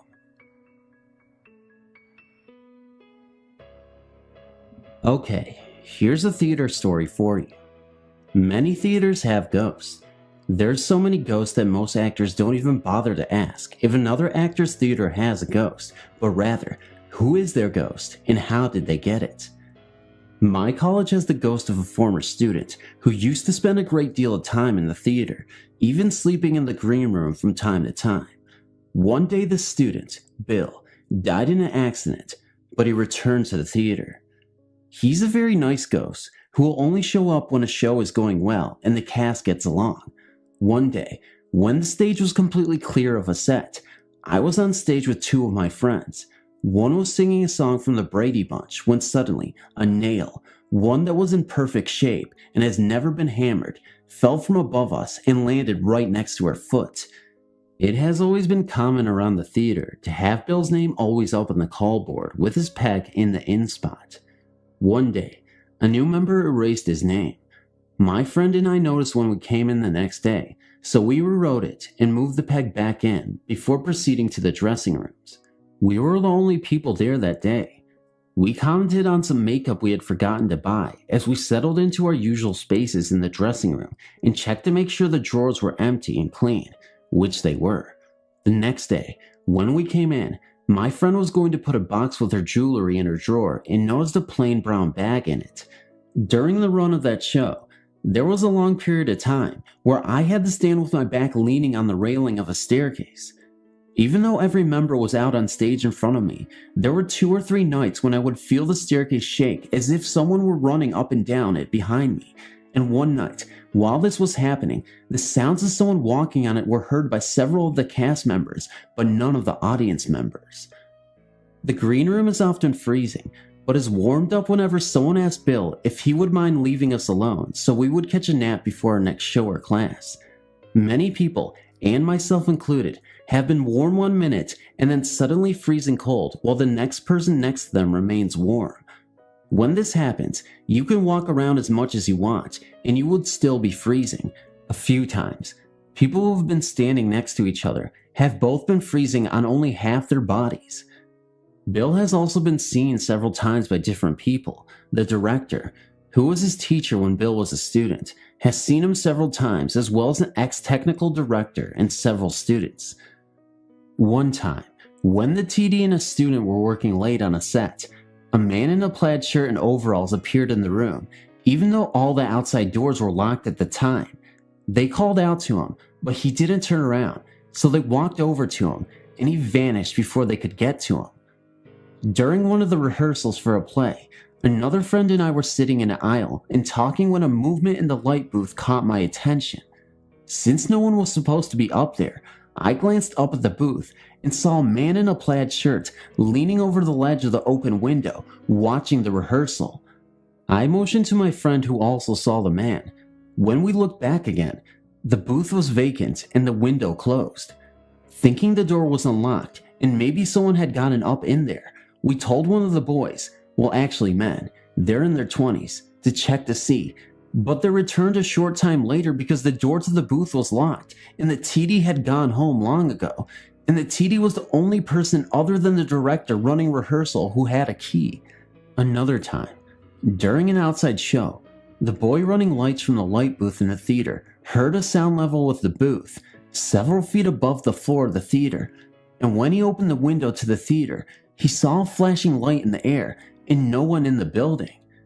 There are many more stories, ranging from objects being hidden and reappearing to the lights going out during performances for unknown reasons. Thank you for reading.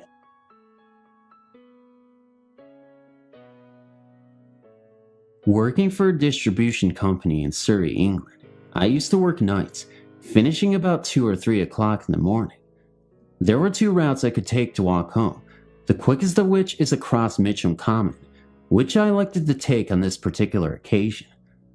I never feared walking across the common and was a skeptic when it came to believing in ghosts and such like. However, I will never forget my experience.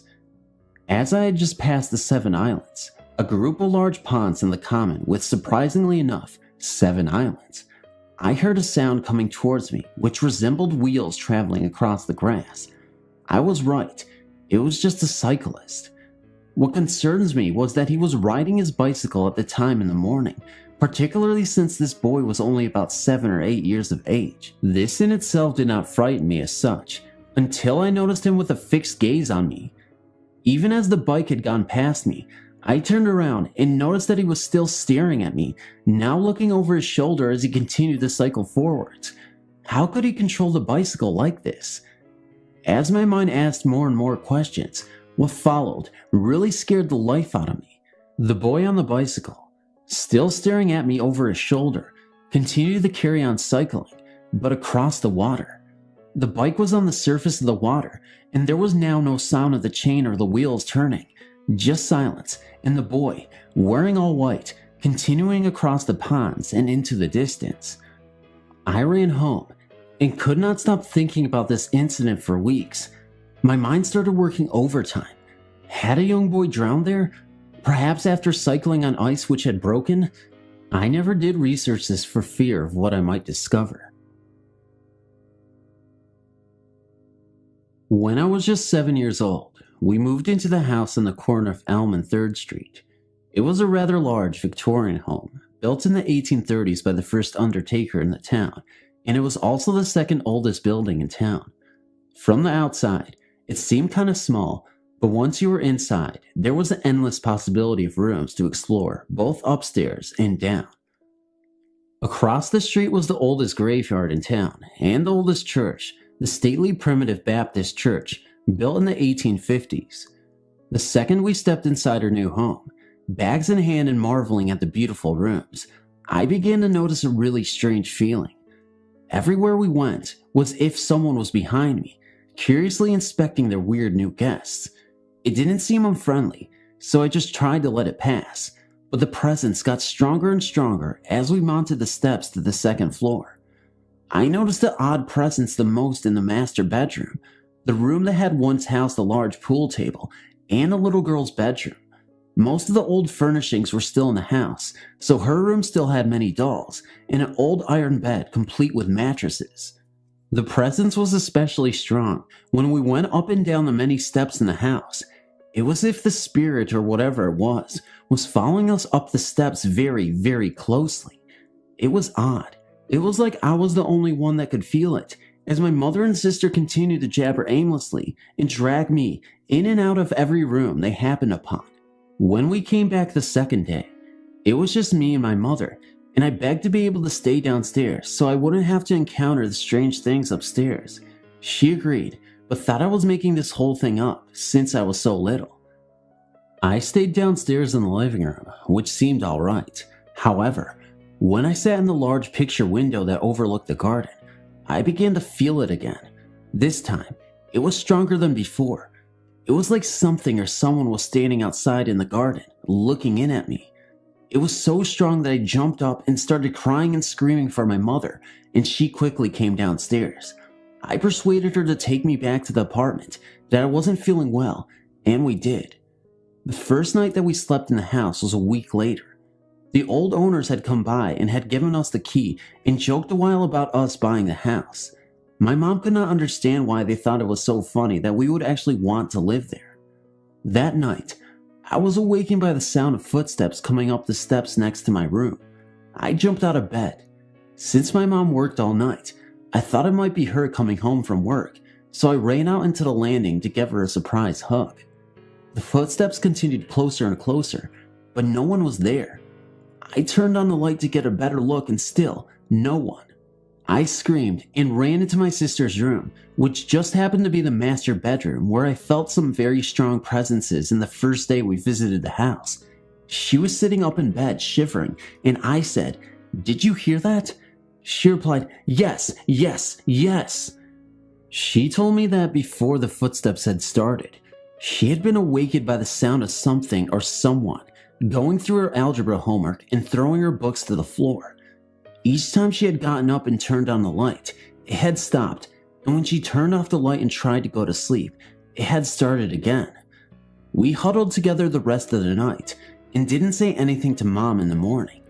The next week or so, my sister got a job, and I was alone in the house almost all day.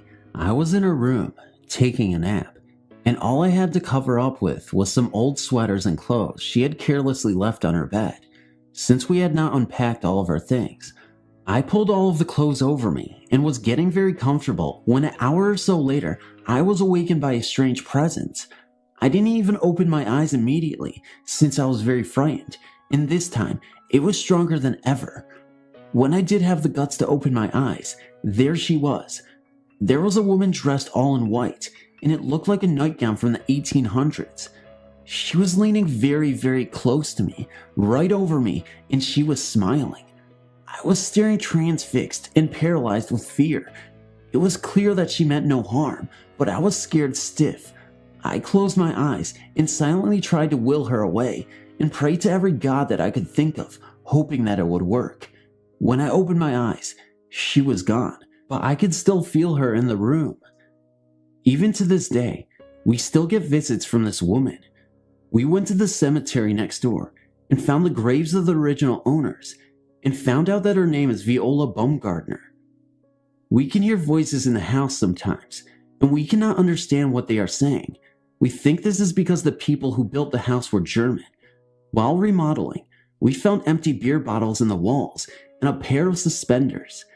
They were very old and rotten. We took them to my stepdad, who had lived in Germany for a few years, and he said that they indeed looked German in origin. There's more than one ghost in the house. There are two male spirits. One is an old man in a gray shirt, and the other is a young man with black hair and a black beard. They are very active and visible. They often follow me around the house, down the steps, and into the kitchen. At night they slam doors and walk up and down the steps. They are not malevolent or mean in any way. They seem genuinely curious about us and show no signs of trying to hurt anyone. We have no problems with them. After all, this is their house. They built it, so why not let them stay? This is all true, mind you, and this still happens to this day. When my parents moved to the apartment my mother still lives in today, I noticed that it had some quirks. You see, the apartment has a few mischievous occupants I call gremlins. They tend to take items for a while and then relocate them later on. I will explain. One day, my mom left $20 in the front pocket of her jeans. She realized sometime later that she needed to run to the store, so she went back to her room to get the money. After a few minutes, she called out to me, saying that she needed help. She couldn't find the money, so she asked me to look in the pocket. I didn't find it either. I searched quite a few times before I turned to her and asked if she was mistaken. Had she taken out the money before? Was she wearing a different pair of jeans? Was she sure she placed the money in her jeans and not in a jacket? And she replied no to each question. All right, Mom, you know how this house is. We'll wait for about 20 minutes and look again. Mom did, as I suggested, opting to read a book in the kitchen for a while. After about an hour, she went back to check. Where was the money? Where did she find it? In the same pocket I had checked at least 6 times 30 minutes before. She is not the only victim to these little practical jokers. One night, my best friends, Coralie, Mia, and Ralph, came over to chit-chat. Sometime later, I felt the need to smoke a cigarette, Newports at the time. Unfortunately, being a college student, neatness was not my forte. My coffee table was cluttered with everything from magazines to jewelry. So, knowing I put a pack on this mountain of stuff, I continued to talk while I searched. Frustrated after a few moments, I pleaded with my friends to help me take everything off of the table so I could find the Newports. We shook out magazines, cleared off the table, even threw out some stuff, but the pack just simply was not there. The closest thing that matched the coloring of the pack was an empty Noxum carton. Well, I figured I'd just grab a cigarette from my mom. So, we straightened up the table and continued to talk.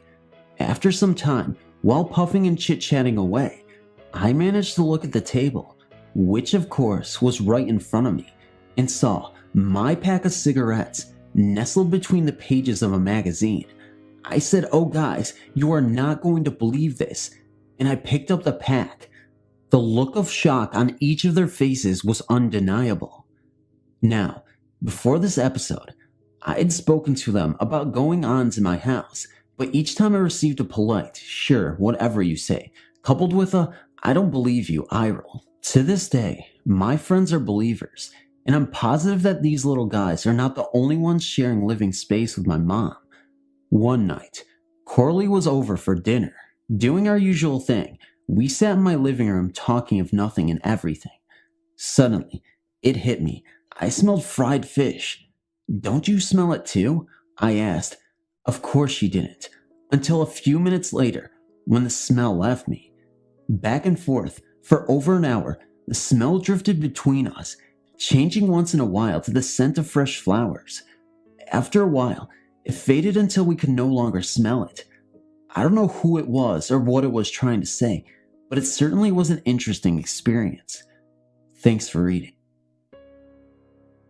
I was 14 when I first saw my apparition. It was my grandfather. Almost 2 years later, I saw my second apparition, and it was my last. It was an early morning late in January when I was awakened by cold air on my face. There's nothing unusual about cold air when it was January in Pennsylvania, especially back when half the homes were still heated with coal. As I struggled to open my eyes, I remember thinking, this isn't a draft. Someone is breathing on me. What I saw when I opened my eyes terrified me and still gives me chills when I'm alone late at night. There, in the sparse light of a winter's dawn, I opened my eyes to see a black-robed, hooded figure leaning over me. I couldn't distinguish a face, but truthfully, I didn't want to. I was absolutely paralyzed. After what seemed hours, I finally was able to move enough to do the only thing I could have thought to do: pull the covers over my head. That is how I awoke several hours later. I remember noticing my bed was nowhere near any windows, which would have explained the concentration of cold air. I was, and still am certain it wasn't a dream.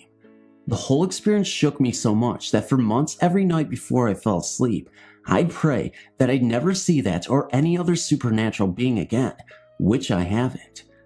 I didn't talk about it until I mentioned it to my sister-in-law a month later. She believed in the supernatural, and I knew that she wouldn't laugh at me.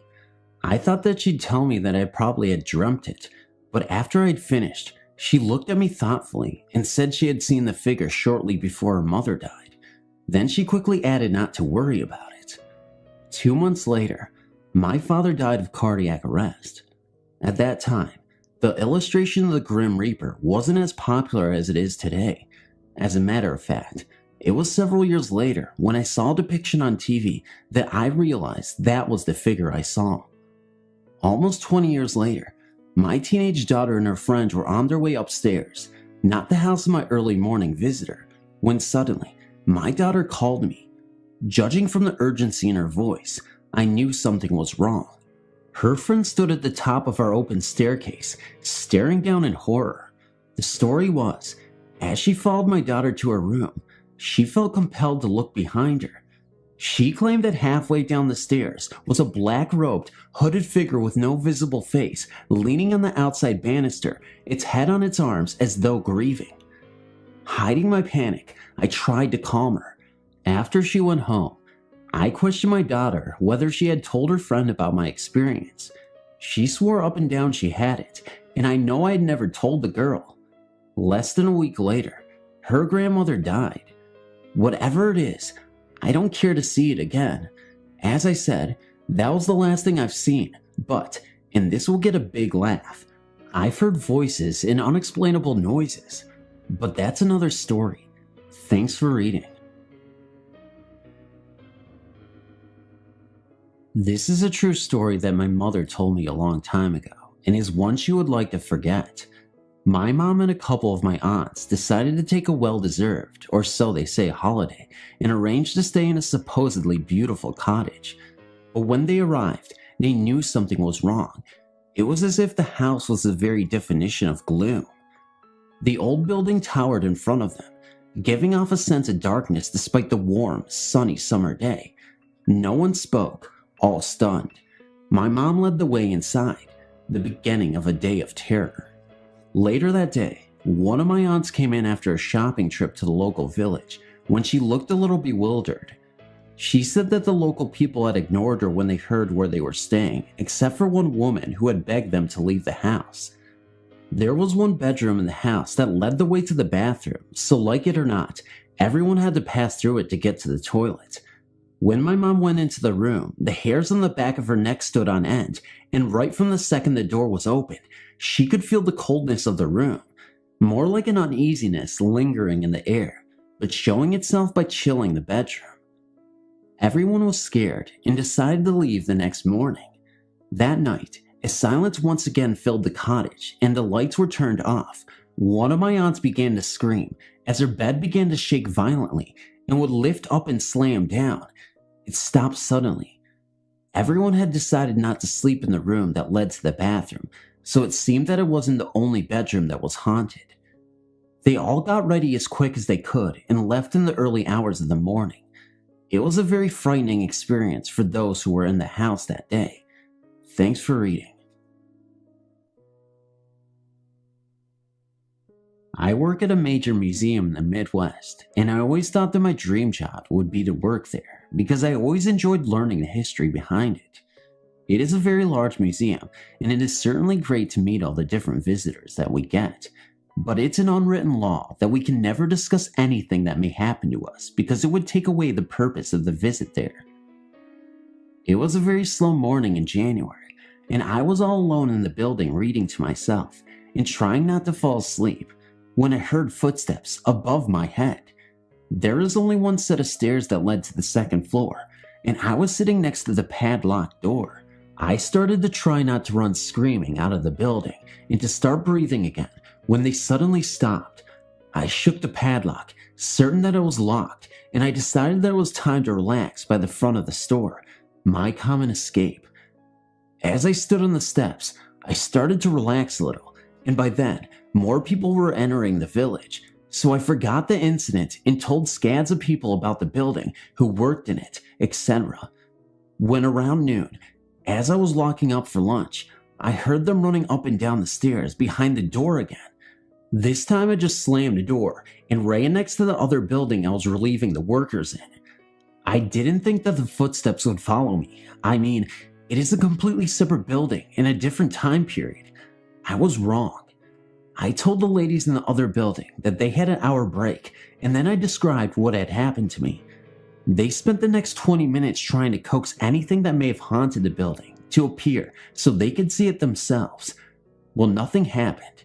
I was extremely freaked out, and then they went to lunch. As expected, nothing happened for another few minutes, and just as the adrenaline in my body was settled down to normal, I heard them again. All I could think was, they're here. So now, I was sitting across from another set of stairs that again led to the second floor of the house, but these stairs had a velvet rope across them because of fire codes, so no one could go upstairs. So, I'm staring at these inaccessible stairs, watching the window curtains sway. There's no heat in any of these buildings, so it couldn't have been a register or a door. They were all closed. I felt as if I were going to have a heart attack and die. I started to feel faint from fear when a family came in and asked me to show them the house. I did, and they quickly left, but I did have enough presence of mind to notice that when they were in the house, the curtains stopped swaying and the footsteps stopped. I also had asked if anyone in the groups had had a child escape and run upstairs. Every group said no, but I just couldn't believe what was going on. Needless to say, I spent a majority of my time that day on the porch of the home, waiting anxiously for the other employees to come back so I could leave. I don't work in that division of the museum anymore, but I did work those buildings several more times, and the footsteps never happened again. I wonder why they decided to on that particular day. This story did not happen to me. It happened to my mother. I did check with her and verify the details, so it is accurate. Unfortunately, I must be a little vague about the details of time, place, and names in order to honor a promise made by my parents at the time these events occurred. When I was an infant, my parents lived in the same mid-sized, Midwestern town they had both been born in. They had a circle of friends they had known collectively and respectively for years. Part of that group was my dad's best high school friend, whom I will call Bill. My dad and Bill were very close, and to this day, my dad gets a little quiet when his name comes up. Bill was unmarried and had been dating a woman, let's call her Lillian, who was not very popular with his friends or family. She was considered sorta crazy, neurotic, given the fits of rage and wild behavior. Bill and Lillian were pretty much in the outs as a couple, but were at that ending stage of their relationship where they still got together occasionally, usually resulting in a fight. One night, Bill and Lillian went out and ended up having an argument. She was driving the car they were in, and due to her anger, she was driving way too fast and had an accident. While she was relatively unharmed, Bill was thrown from the car and killed. Here's the part about the promise made by my parents. Bill had some medical tests done a day or so before he died. The lab results didn't come back until after his death, and they revealed that Bill had kidney cancer. It was unlikely he would have had a long or healthy life. His parents made everyone promise they would never reveal this to Lillian, however, because they never wanted her to feel guiltiness about causing the accident that killed their son. They considered her crazy enough that she might decide she'd done him and everyone else a favor and absolve herself of any responsibility. And now, here comes the ghost part. A day or so before his funeral, she got off an elevator in an office building, the old-fashioned one that still had an operator, and turned around to see him standing in the back of the elevator. He just stared, without expression, she said, and then the doors closed. My mom said she was sorta shocked, but still went about her business. A couple of weeks later, she saw him in a car next to hers at a red light. She said she looked over and he was sitting in the back seat with several other occupants of that car who seemed to be entirely unaware of their extra passenger, and she could see right through him to the other people in the seat. But the most touching and personal episode occurred early one morning, about a month after Bill's death. My father had already left for work, and the baby, me, had been fed and had gone back to sleep. My mom was taking advantage of the quiet time to read in bed.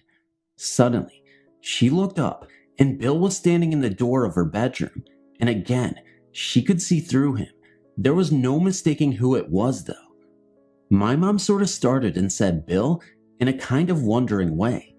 He reached out his hand to her and said, although not out loud, she just heard his voice in her head, "I'll miss you. I'll miss you all." Then he kind of gave a wistful, rueful smile and sort of shrugged and disappeared. Not gradually, nor did he walk away, just 1 minute there and 1 minute not. She walked over to where he had been and stood there, and while it was not colder or warmer, she said it felt different. She was not in the slightest bit frightened, just sad about the way things had turned out. This was the last sighting she had of Bill. We hope he knows how much my father cared for him. My name is Daniel, and I'm 15 years old. I was born and raised in Maryland, but we moved to Kentucky 2 years ago. This story is about when my mom and I went to visit my 20-year-old sister in Baltimore. She had a roommate, and 4 kids lived there. My sister's daughter, her roommate's 2 daughters, and my other sister. We arrived late at night, around 9 p.m., and on the way, everyone was trying to convince me and my mom that the house was haunted. Well, I believe in the paranormal, but it takes a lot to frighten me. Well, that night, we were all playing around and I fell asleep on the couch downstairs, while everyone else was upstairs. My sister and their roommates were late birds. They never went to sleep till 3 a.m. While I was sleeping, something woke me up by tugging on my sheets. I thought it was my sister playing a joke on me, but when I woke up, no one was there.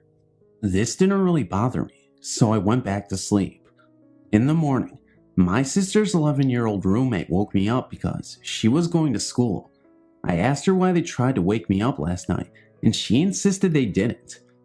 The day passed by very fast, and it was around 7 p.m. when they decided to tell us the story of what had been happening.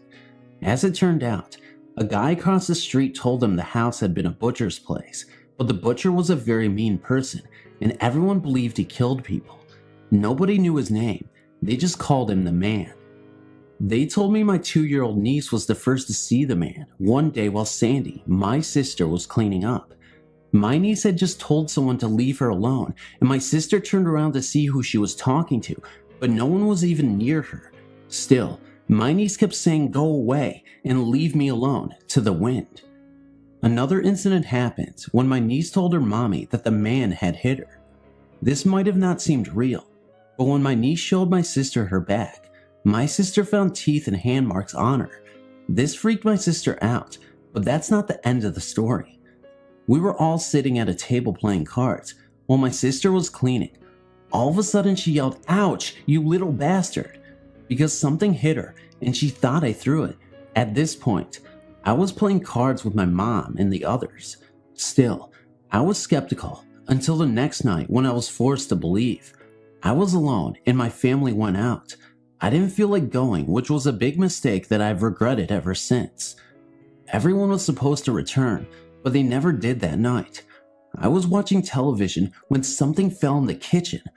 I thought the cat had broken something, so I went in to see what happened, but found nothing broken. But I did see someone run upstairs, thinking someone stayed behind. I followed them, or it. I got to the top of the stairway, but once again, no one was there. I tried to turn on the light, but it didn't work. I decided to walk a little further down the hallway, and then something grabbed me, and I heard a horrible raging scream that sounded like it came from a man. I was really frightened and turned completely white. I tried to turn around, but the flashlight went out. I tapped it in my hands, but it was still broken. I tried to run, but something grabbed a hold of me. It turned me over and started hitting me and clawing at me. Something or someone was attacking me. I covered up my face, but it hurt and I couldn't break free. It had me. Then it pulled me further down the hallway. I was clawing at the floor and hoping I would die right now. Please God, kill me, have mercy on me, was all I could think. Somehow, I broke free and ran, but when I got to the steps, it got me back and pushed me down the steps. When I turned over and looked up, all I could see was that there was a shadow over me. I must have fainted. When I came to my mom, a police officer and my sister was standing over me. It seems the neighbor heard me screaming and came over to check. When he found me, I was out cold and my clothes were all torn off. He had taken me back to his place and called the police. They wouldn't believe me. They took it as a simple breaking and entering case. I still dream of the incident. It might sound untrue from your end, but trust me, it happened, and I'll never forget it for the rest of my life. When my grandfather and grandmother were first married, around the early 1900s, they lived on a farm in Kentucky. This farm, it seems, housed more than your normal farm animals. At night, in the attic, you could hear large pieces of furniture being moved back and forth across the floor, very rapidly. Needless to say, they wouldn't bother checking it out until daylight, but when they did, nothing at all was in the attic. It was completely empty. Out back of the house, there was a wood pile where all the wood for the heating and cooking was split and stacked. Very late at night, you could hear someone or something out there chopping wood. The morning's investigation turned up my grandfather's axe in the same exact spot he had left it the day before, and not a single stack of wood out of place. One night, my grandfather felt especially brave. This courage brought on by some homemade moonshine, so when he heard the commotion at the woodpile, he started on the porch and yelled out, "Chop, you SOB, chop!" Well, apparently, the thing heard him, and it began to chop faster and faster to the point where it was chopping at an inhuman rate of speed. My grandfather hightailed it into the house, grabbed his shotgun, and sat up scared out of his wit for the rest of the night. It goes without saying, my grandfather never teased it again while they lived there, which wasn't very long. Only my grandfather and grandmother lived on this farm, and at that time, they had no children nor hired hands working on the farm to account for these very strange happenings. This story still bothers me every day, so I'm going to get to the scary part first. It was 2 a.m. on a Thursday morning, and I was walking past Tony's house. Tony is very introverted, but a good friend of mine nonetheless. Tony and his family were out of town for the 4th of July weekend, and it was his sister's birthday. So I knew for a fact that nobody was home. Nobody. In fact, I had the keys to his house. His family trusts us. So I was walking back from the night shift at work when I passed by his house. I glanced over at his house, and what I saw made my heart almost stop. I saw a glowing blue figure of a woman, and she was moaning Tony. And I remember distinctly it was a Spanish accent. I jetted home and told my mother about the experience, and of course she thought I was nuts, but even so, she did call their house and got no answer. The following Monday, Tony got back from his trip. I approached him and casually asked, "Who was that old lady in the window Thursday night?" To which he said, "What, are you burnt?" I told him I really saw someone, but when I didn't get any straight answers, I approached his mother and asked her who that old lady in the window Thursday was. But before she answered, my blood ran cold. I glanced over at a picture of an elderly lady, and then I asked his mother, "Who is that lady?" To which his mother replied, "That's my mother. She died years ago, and she had a Spanish accent." I told her that the lady I'd seen last Thursday was her. She was shocked, and she told me that her mother died of a stroke just after she found out her son lost his eye. Thanks for reading. This is a true story that has been witnessed by probably hundreds of people over the years. It happened at Stewart Indian School in Carson City, Nevada, a school founded in the early 1900s, as best that I remember, and closed down my freshman year of high school. The student body was made up of American Indian kids from various areas on the West Coast. The land where the campus was situated is really large, and on this huge area of land is the main school building, also large in 2 stories, a gym, a post office, medical and dental clinic, and many little outlying structures which were the various men's and women's dorms. There were some freestanding homes as well. There was also an auto shop, paint shop, etc. It would have taken a good 10 to 20 minutes to walk the length of this campus from one end to the other. Since the school is so old, the campus is full of large trees and many lonely, deserted walkways. There is more than one spooky story, but this is one I will never forget. Since the guys and gals that attended Stewart Indian School had to move away from home and live in the dorms, there were, of course, great love affairs, and well, sometimes we all know how those can turn out. This story involves a young couple who were in a really intense relationship. They had been dating and depended on each other for just about everything. I'm not sure when this all occurred, since this is a haunting that has gone on for years. Eventually, the girl got pregnant and told her boyfriend. They were both really scared and were afraid to let anyone know, since they would both be sent home, back to their own reservations, and they would be split up, so they just kept quiet about it. After a while, it got to be too much for the boy involved, and he started seeing another girl on campus. Since his girlfriend had thought he would marry her and they would raise the baby together, this new development devastated her. She went into a deep depression, and since she was pregnant, she didn't have much time until all was found out. The girl had a lot to worry about. She only had dated this one person, and to top it off, she had thin skin. Unfortunately, she couldn't face it and hung herself from a rafter in the gym. She was found there by some of the students and faculty who cut her down. A few weeks later, the first sightings of the Peanut Lady started to occur. The reason they call her the Peanut Lady is because her skin was scarred from her acne and had the appearance of a peanut shell. The Peanut Lady is usually seen walking along the cement pathways around campus, but you will only see her if you are alone. She has been seen both during the day and night. Many times, people would see her from behind, her long black hair hanging down, but when she would turn around, she wouldn't have a face. Pretty soon, things took a turn for the worst. People who saw the Peanut Lady started to have misfortunes befall them not long afterwards. People who viewed her ended up having a car accident or getting into some kind of other trouble. After a few years, people started being afraid to venture out after dark or to go alone to the gym or the library for fear of seeing the Peanut Lady. Anyone who ever attended Stewart Indian School has heard the stories, and some report seeing her walking in the dorm hallways or walking around the campus. Some have even reported seeing her hanging from the ceiling in the gym. The only thing they all had in common is right after seeing the Peanut Lady, they all had something bad happen to them, usually involving bodily injury. I personally never saw the Peanut Lady, thank God, but I know those who have. And out of those, one person was shot by accident. He ended up living. Another died in a car crash with her infant daughter. How many more saw her? I don't know, but Stewart Indian School is still there with all the buildings intact. Some of them are being used by the federal government as office space. The high school is used by the local community college. You can find it off Highway 395 South in Carson City. Just don't go there alone.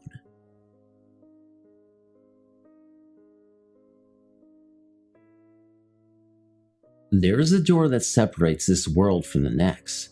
Some people pass through this door on a regular basis, while others do not even acknowledge its existence. Behind this door are the spooky shadows, bad dreams, ghosts of love lost, and all the things that are slightly out of sync with reality. I've been through this door many times in my life, especially when I was a child. I would like to share with you, the readers of ghost stories, a trilogy of my experience on the other side of this door. My first journey through the door was when I was a very young child. I used to have a reoccurring dream in which an old lady was sitting in an old Victorian-style chair, the ones upholstered in velvet and patterned in ornamental wood carvings. The old lady, in the dream, was eating a bowl of chicken soup. She would stare at me with the most benevolent look between bites. For some reason, the aroma of the chicken soup was very offensive to me, and I would always wake up crying. I've never understood this because chicken soup is one of my favorite foods. It was like viewing my dream in a moment of frozen time. She was eating the bowl of soup just like in the dream. Instantly, I became a goose. My body was covered from head to toe with goosebumps. Of course, I asked my grandmother who the person was in the picture. She replied, "That was your great-grandmother." The next thing she told me never really hit me until I was a few years older. The picture was taken by my mother when she was pregnant with me, and that my great-grandmother had died just a few weeks before I was born. I never knew my great-grandmother in my daily life, but somehow, in my dreams, she made herself known to me. So I asked myself, did I see my great-grandmother from the womb, or was it her way of introducing herself from behind the door? This next story involves my younger brother, Bill, and my grandfather. Bill, my impish little brother, created a new chapter in the haunted legacy of my family. My grandmother and brother were very close. In fact, they were together almost all the time while my grandfather was healthy. I was overwhelmed with jealousy. I could never be a part of their little games and gatherings. My brother could sense my anguish and would taunt and tease me by saying things like, "Papa doesn't like you and he loves me." Oh, how I wanted to beat the shit out of that guy. Fortunately for him, I never did.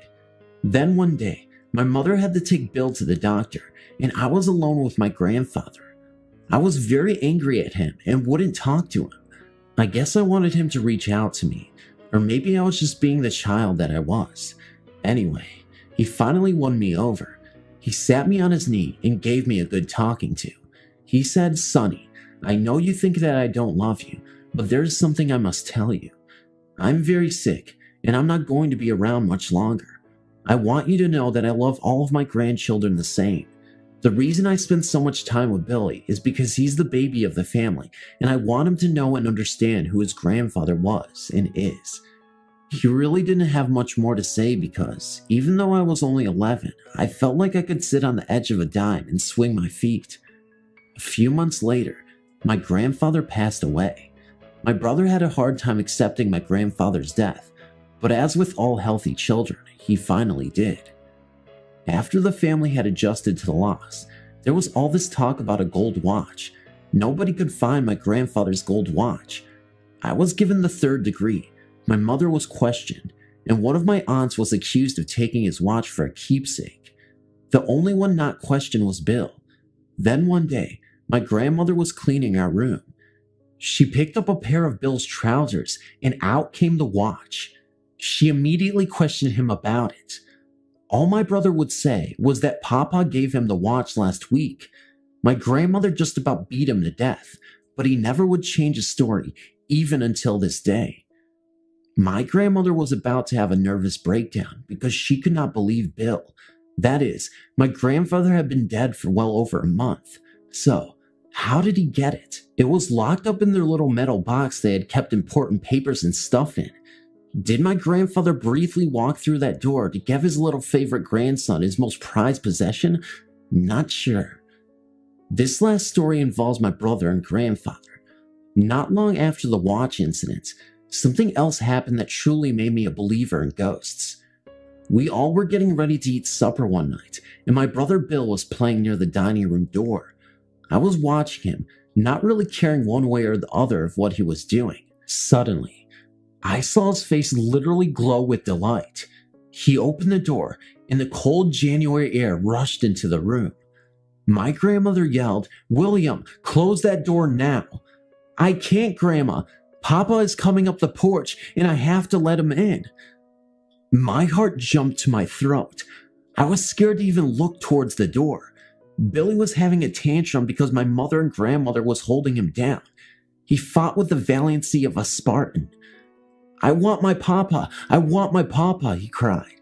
"I have to let him in. Please let him in." As long as I live, I will never forget that incident. I don't know if it was Bill's loud screaming or the fact that he really did see my grandfather that scared me the most. We all grew up and had our times, but I still wonder, did my dead grandfather open the door just one more time? Because that was the last time we had ever heard from him. Thanks for reading.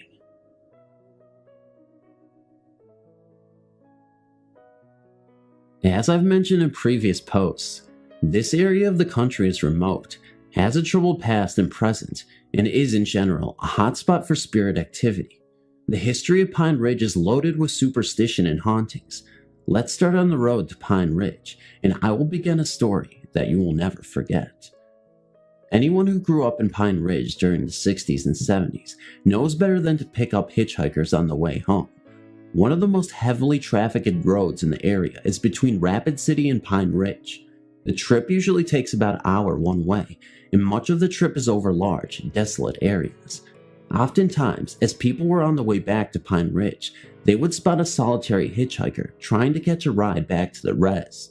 Now, everybody knew that there was a devil who used to try and catch rides.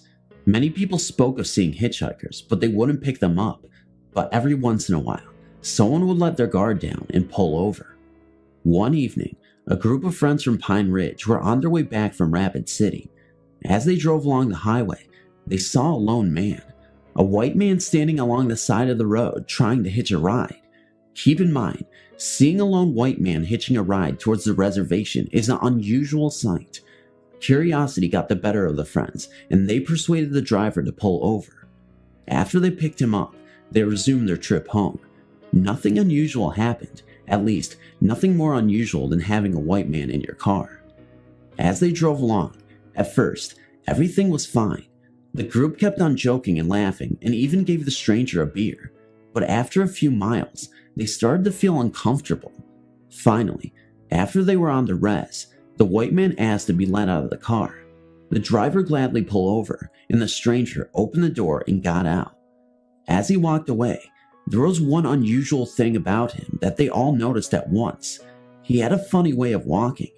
As his feet came into view, they understood why. He was walking on little goat feet.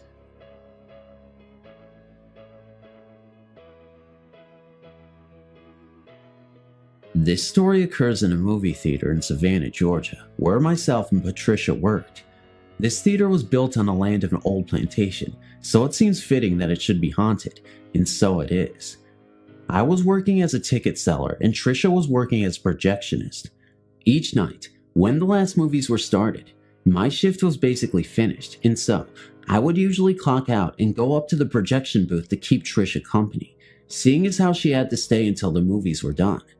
The booth is very long to accommodate 10 projections. Also, it tended to be very dark. We'd mostly sit up there and talk, roleplay, and basically goof around. During these talks, we traded stories of things that happened to us with the resident ghost. For instance, while the movies are showing, there isn't much for a ticket seller to do, and you can't leave your little cubicle filled with lots of money, so I'd read a book or draw. Mind you, nowhere near the buttons that pump out the tickets. Well, my machine would regularly pump out tickets when I was not paying enough attention. Mostly this irritated me because I'd have to get my manager to either void the tickets or gain permission to sell it for the next showings. One of my duties consisted of checking the ladies' room to make sure it was clean and well stocked. The nozzles for the water controls were such that they were timed. You'd push them down and they'd stay on for only so long. Many times, I walked in there while shows were running to find all the sinks running with no one having been in there. One of my scariest experiences was with Theater 9. It was the last theater on the right, directly next to the door leading out to the side parking lot where the employees would park. I was on my way out from work after a long shift with another cashier when we noticed the exit lights were blinking in that theater alone. This meant a fire alarm had gone off, but there would have been a very loud buzzer as well as all the exit signs in every theater blinking and buzzing. The movies were all out and no patrons were left, so myself and the other cashier decided to check this one out. We were kinda spooked, so we poked out our heads in the theater cautiously. The temperature in that theater only had dropped to the point we could see our breath, and the lights to the exit signs were silently blinking away at us. We panicked and ran out, saying to each other that the place could burn if it wanted to. Our manager had to check the security systems the next day, and there was no reason the signs could have done what they did. After that, I never cleaned Theater 9 alone, even though that was the theater that yielded the most lost money for some reason. Trisha told me her own story from the projection booth. At the far end of the booth is a door leading to a fire escape. It cannot be opened from the outside, and there is only one access to the booth. One of our favorite games when we're bored was to sneak upstairs while the projectionist was threading games and scare the bejesus out of her. Trish caught onto this game after many a time of leaping out of her skin, so would pay extra close attention while doing her job. One day while threading movies, she heard the door to the fire escape close, and assuming it was our assistant manager, quickly ran to the door to catch him in the act, as he had 3 flights of metal stairs to run down. When she opened the door with a triumphant grin, no one was anywhere to be seen. Needless to say, She called down to the office, which is in the center of the building, nowhere near the fire escape, and he was in there counting my money drawer for the day where we had been for the past 15 minutes. After that, Trisha took a short break. So those are my movie theater stories. I have some stories from when I worked at a professional dinner theater that I may submit to you at a later date.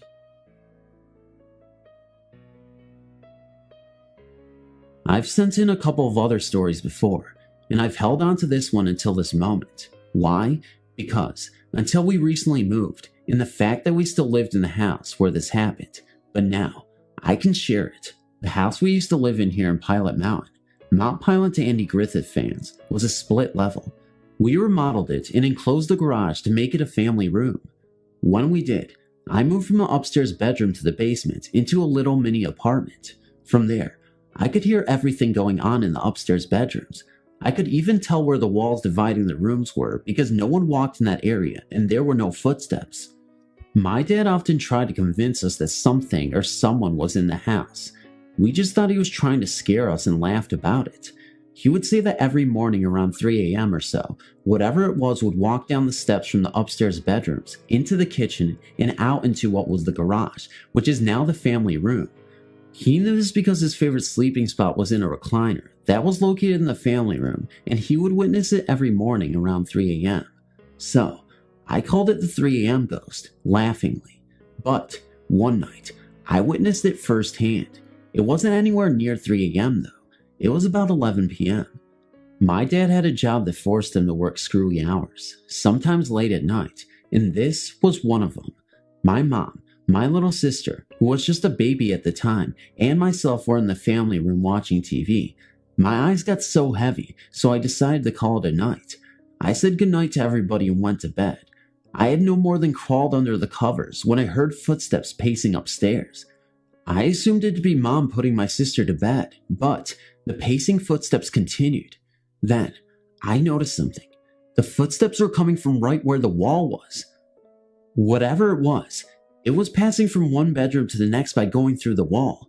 It had to because the only doors in the two rooms were the closet doors, and the closets were not connected, and the entrance doors, which were on different walls at 90-degree angles from one another.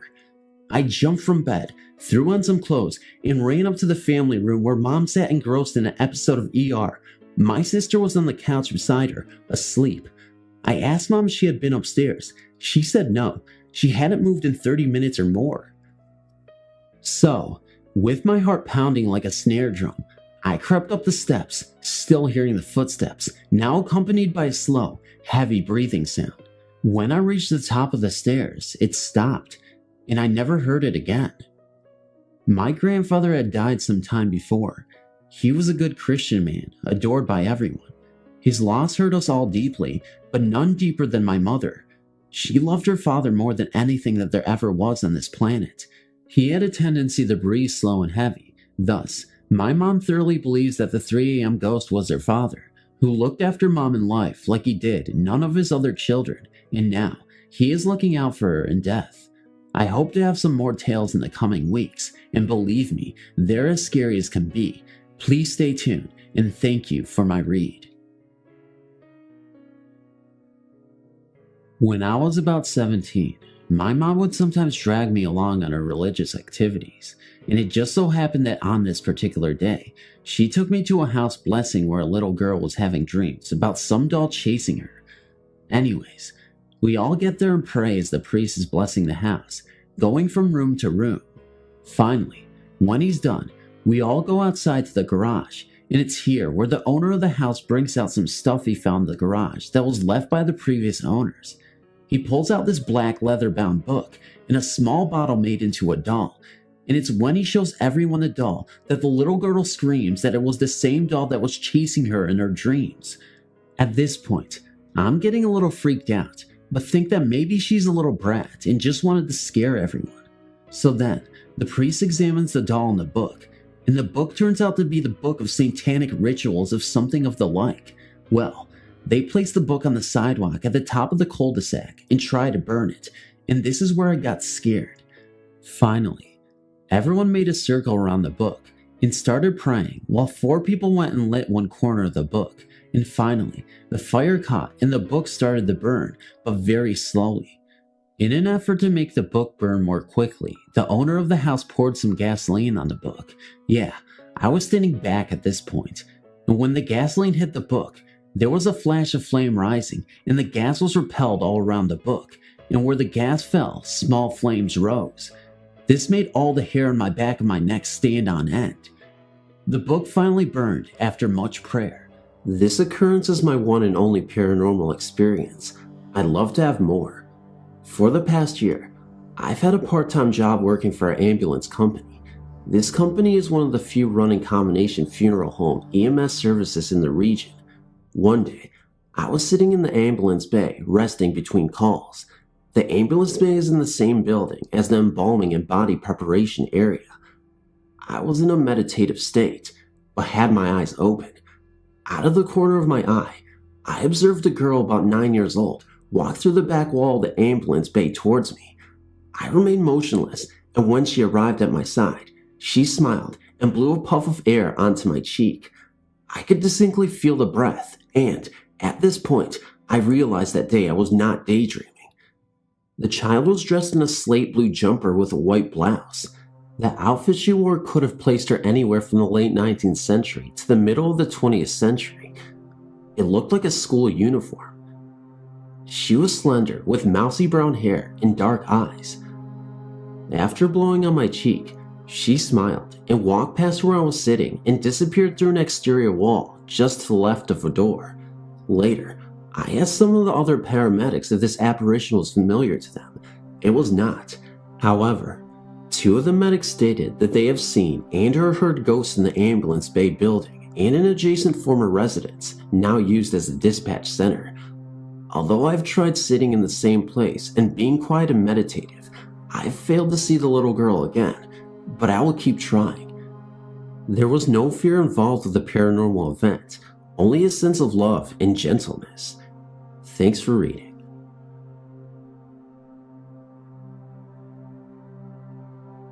I had a few experiences in this one house I lived in from the time I was 5 until about 14.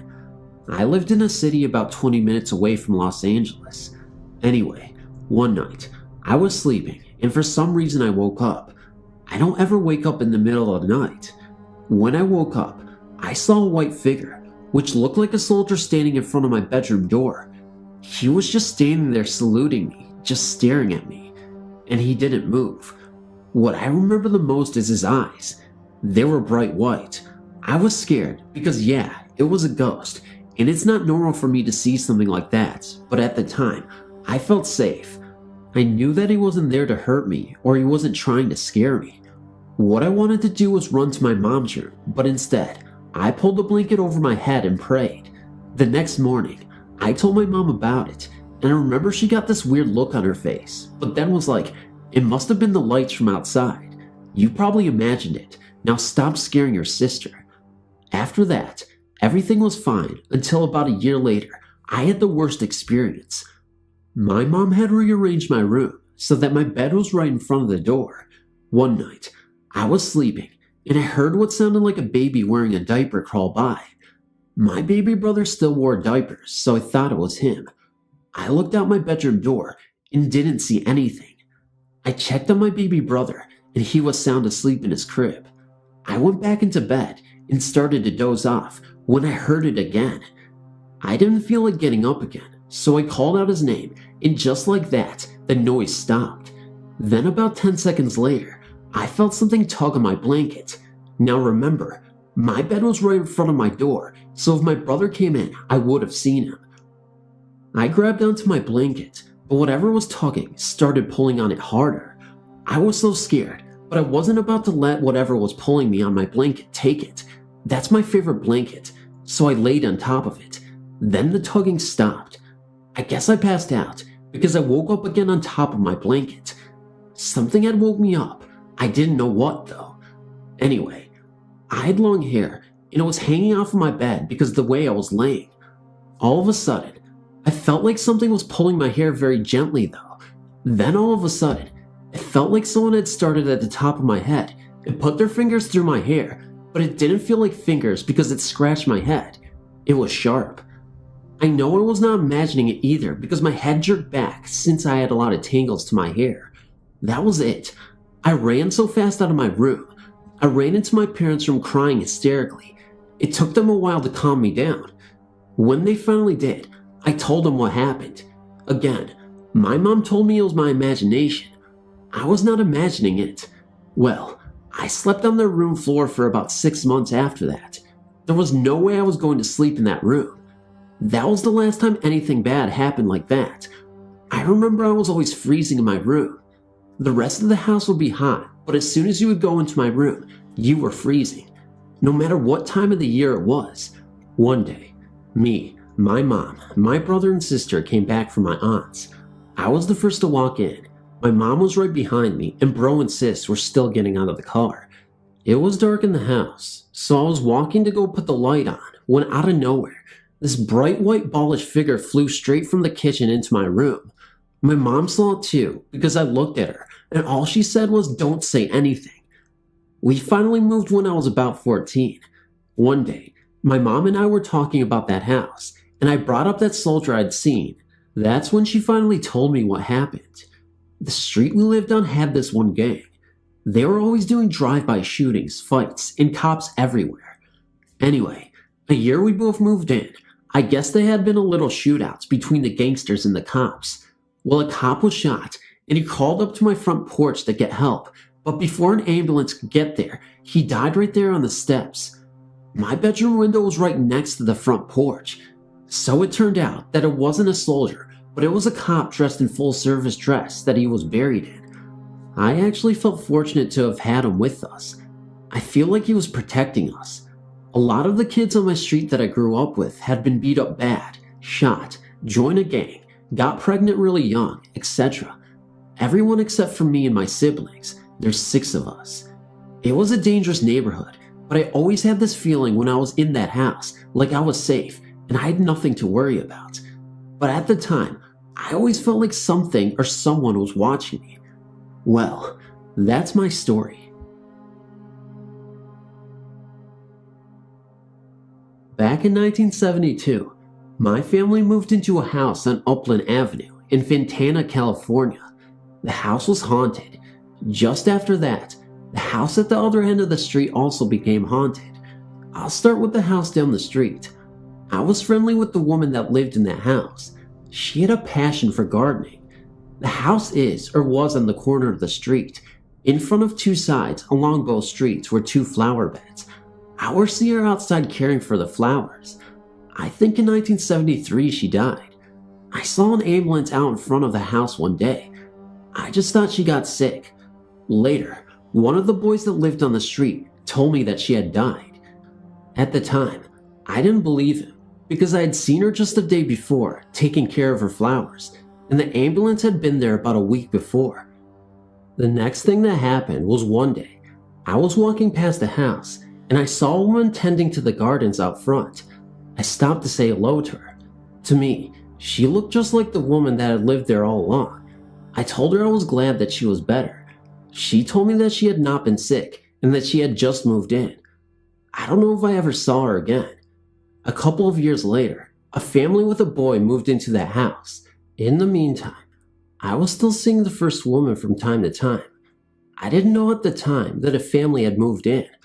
I saw the boy in the driveway playing with a ball. I told him that the woman that lived in the house would not like him playing with the gate open, and she said she would be mad about it. He then told me that he lived in the house and could play in the driveway if he wanted to. I then pointed out that the woman was in the window watching him and that she looked mad at me. He then looked at the window and saw the woman turn white, started to run around to the front of the house yelling for his father. Later that year, the woman that lived next door stopped to talk to me about the house. She told me that the first woman had died years before. She also told me that all the women that lived there since 1972 had all gotten sick. She told me that she had seen the woman in the window also, and she thought she was mad because the other woman kept taking out the flowers she put in. Also, the flowers were starting to grow into her yard. Later, they put up a very high fence, so they would not be able to see the window from their yard. Her husband, the neighbor, told me later that his wife was sick. He also wanted to know if I knew of anything that could be done about what was happening next door, plus that they were moving. In 1979, I told my doctor that I thought the house my mother had lived in was what made her sick. He asked me where she had been living at the time. I told him on Upland Avenue. He then asked if the house was on the corner and why he was asking me. He said that the first woman that had lived there had died of cancer, and so did the next 2 women that lived there, of the same cancer. The young mother of the boy did not die of the cancer that she got, but she was still very sick because of the treatment for it. He also told me that the first owners of the house was not the first woman. He told me that the town didn't know what to do with the house, as they didn't want any more women to live there because they all were getting the same cancer. I told him about the first woman and that she didn't like anyone to mess with her flowers. He did say that the town might make it into a park. I said that might work, but she would probably not like it, and that others could still get sick.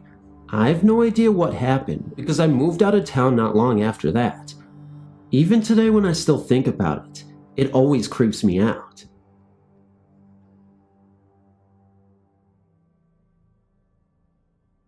I'm 28 years old, and I'm currently an honorary member of a volunteer ambulance corps in New Jersey. Honorary, because after 10 years of active service, I resigned to pursue training in advanced life support as a paramedic. After 4 years as a paramedic, I left EMS to focus on what always has been my full-time career, a credit rep for a major electronics company. These stories have taken place over years and are not daily occurrences, and while other members have similar stories, I will not speak for them. Fortunately, I've had witness to see some of these happenings. Most of the occurrences seem to focus around the garage area of the building, where the ambulance is parked. I happen to believe a man and a woman occupy this building. I believe this because of the following. While watching TV alone one night, I had a strange feeling that someone was watching me. Out of the corner of my eye, standing by the door leading from the building room to the garage, I saw someone just standing there. When I looked, no one was there. This happened a couple of times, over about 45 minutes, and upon glancing a third time, I made out some features. It was a man in his late 30s maybe, standing about 5'10", with full dark hair and a mustache. I left for the night at this point. This was fall of 1992 if I'm not mistaken. In 1991, I was sitting on the couch with my girlfriend at the time watching TV again. We distinctly heard the door from the garage to the outside slam shut. It was a wooden door at the time and unmistakable with its sound. When no one entered the meeting room, we wondered what member may have come down. When no one came inside, I went into the garage to look. There wasn't anyone there, but heard the door slam once again back inside the meeting room. This continued about 5 times. The last time, when my back was turned and standing about 12 feet away, there wasn't anyone in the garage or outside. Nicole wanted to leave pretty quickly. In the spring of 1994, I think, I was again on the couch with yet another different girlfriend.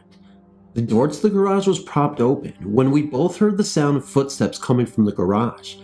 It sounded a little odd in the sense that it almost sounded like someone walking on leaves.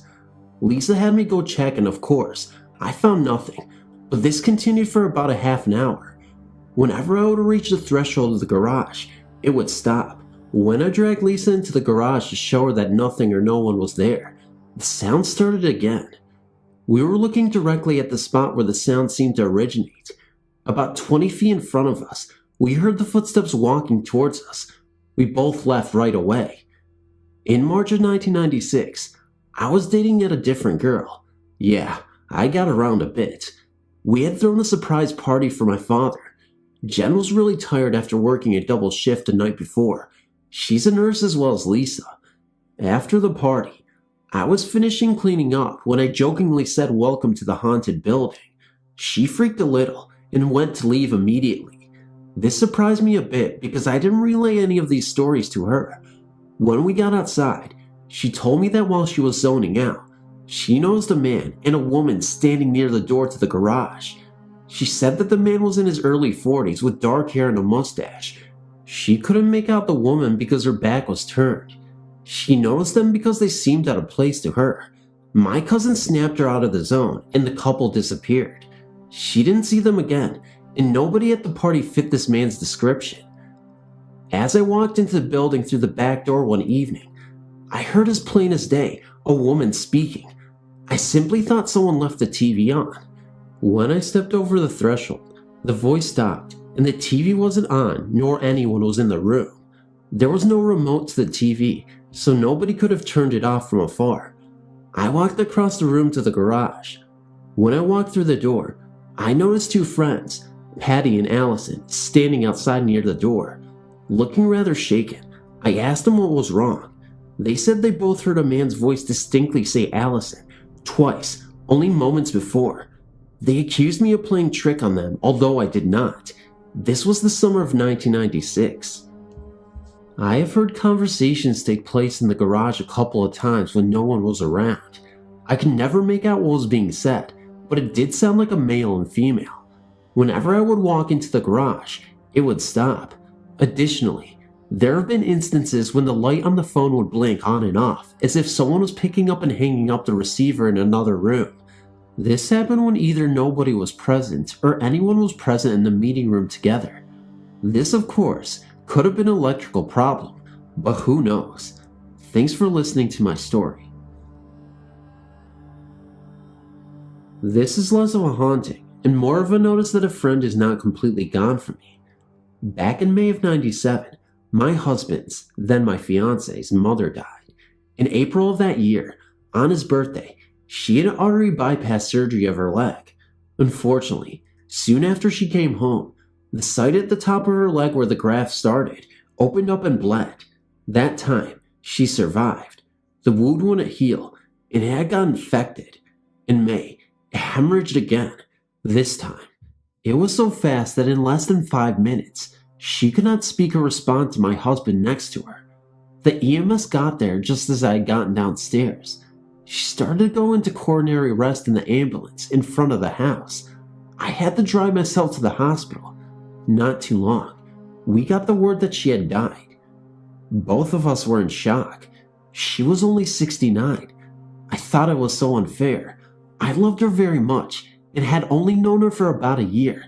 She was always so good to me, a very good friend and mother to be-in-law. It just wasn't fair. Now, so you know, I am an atheist. I have a very hard time when loved ones die because I don't believe that I will see them again. But every time something happens, I kind of look to God for solace. Somehow, my faith returns, if only to get me through a difficult time, to which I cannot control. I pray to her, hoping she would hear me, if there is a place for those who have passed on. I asked her to give me a sign, if she was okay, and if there was another side. One night, I was alone in my bedroom. Since I am an artist, I thought that making the thank you notes for her funeral would be a good tribute to her memory. As I was sitting there, I said out loud, "Rose, I'm making your cards. What do you think of them?" At that moment, I hear a noise from the stairs that traveled into the room, to the wall next to where I sat. I didn't feel scared.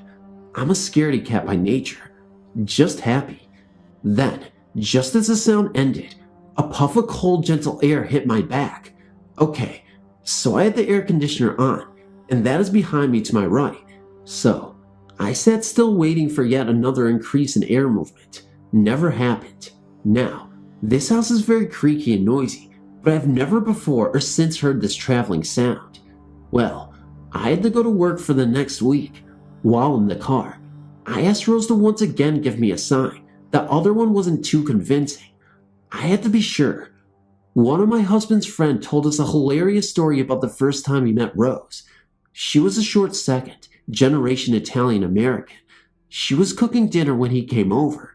He told us that he went to say hi to her when she looked up at him with fish in both hands and said schmelts. She was basically asking if he wanted smelts for dinner, but the friend exaggerated it in his telling. He told me about that while she was still alive. While in the car, I noticed that I had not turned on the radio yet. That is rare. It goes on right after the engine. I turned it on.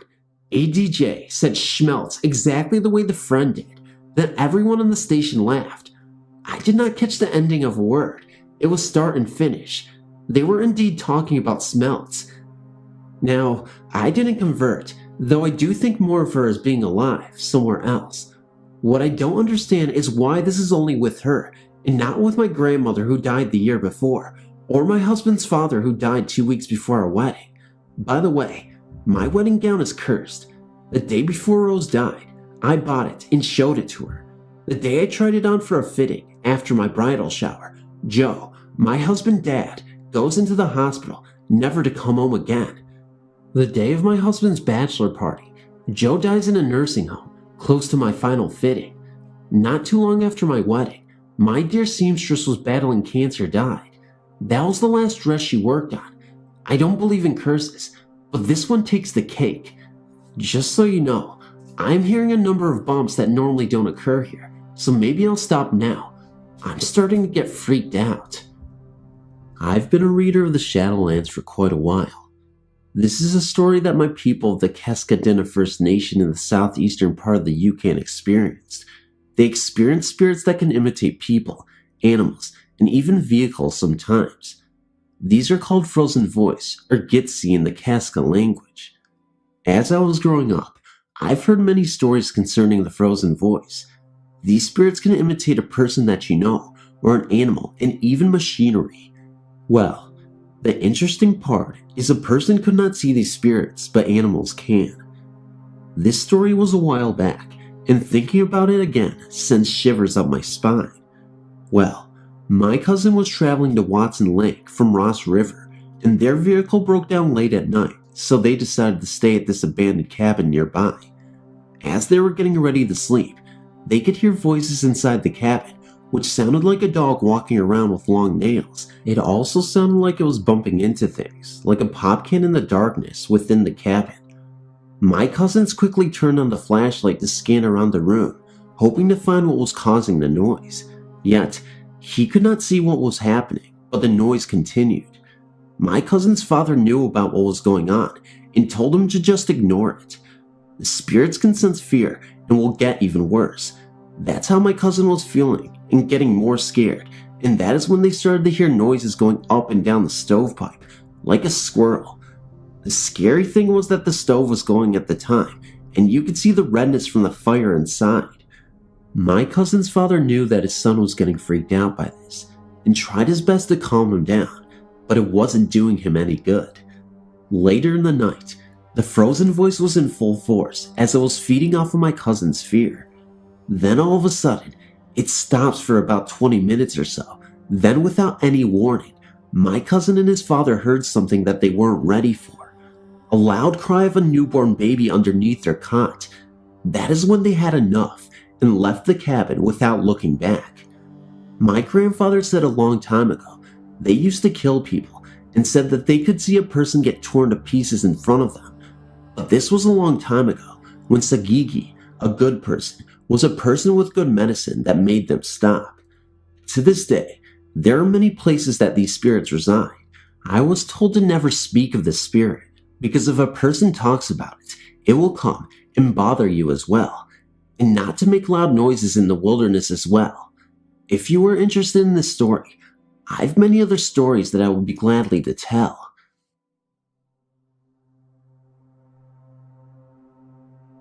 I have never seen a ghost, but I've felt the presence of one a few times. It is at my stepbrother's house. I went there because my dad was taking my stepmom out. When I got there, we were messing around for a bit. Then we sat down to watch TV when we heard banging in the bedroom above like a ball bouncing. We experimented with the ball and found the sound was just like that. I was scared and the room was freezing cold, not because of the ghost, because she forgot gas and couldn't get it anywhere. The next time I went, it was worse. It sounded like someone had opened the door, ran upstairs, and slammed the door shut again. We both went into the kitchen, and the kitchen door was not open and was no longer locked. I went again, and this time, the telly kept turning on and off, and the volume kept going up and down and off all together. Then we heard shuffling in the kitchen, like someone was messing about in the cupboards, but again, no one was there. That night, I slept over the night, but was so scared we slept in the same bed. Then, in the middle of the night, her dog was waking up staring at a spot in the room. Then the banging started again. I have to truly say that this was a truly horrifying experience, and I would never want to experience it again. Even though it seems innocent, it was truly terrifying to me.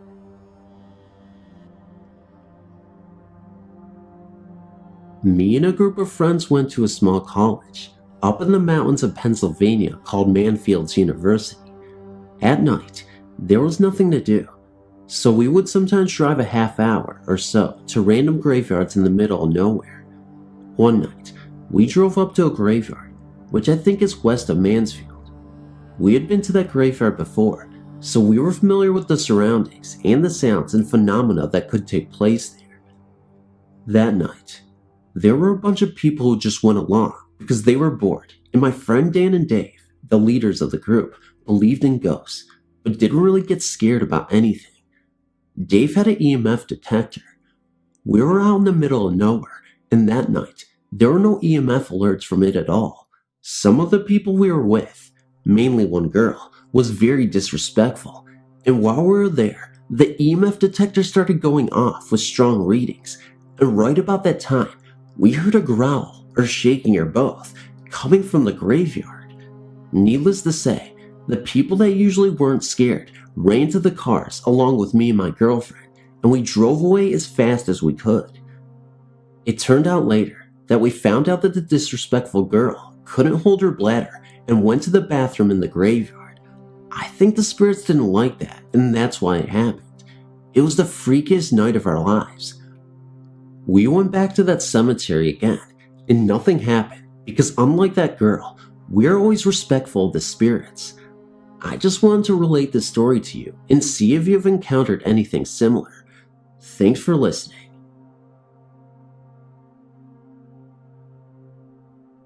I was raised by my grandparents in a very small town north of Marshall, Texas.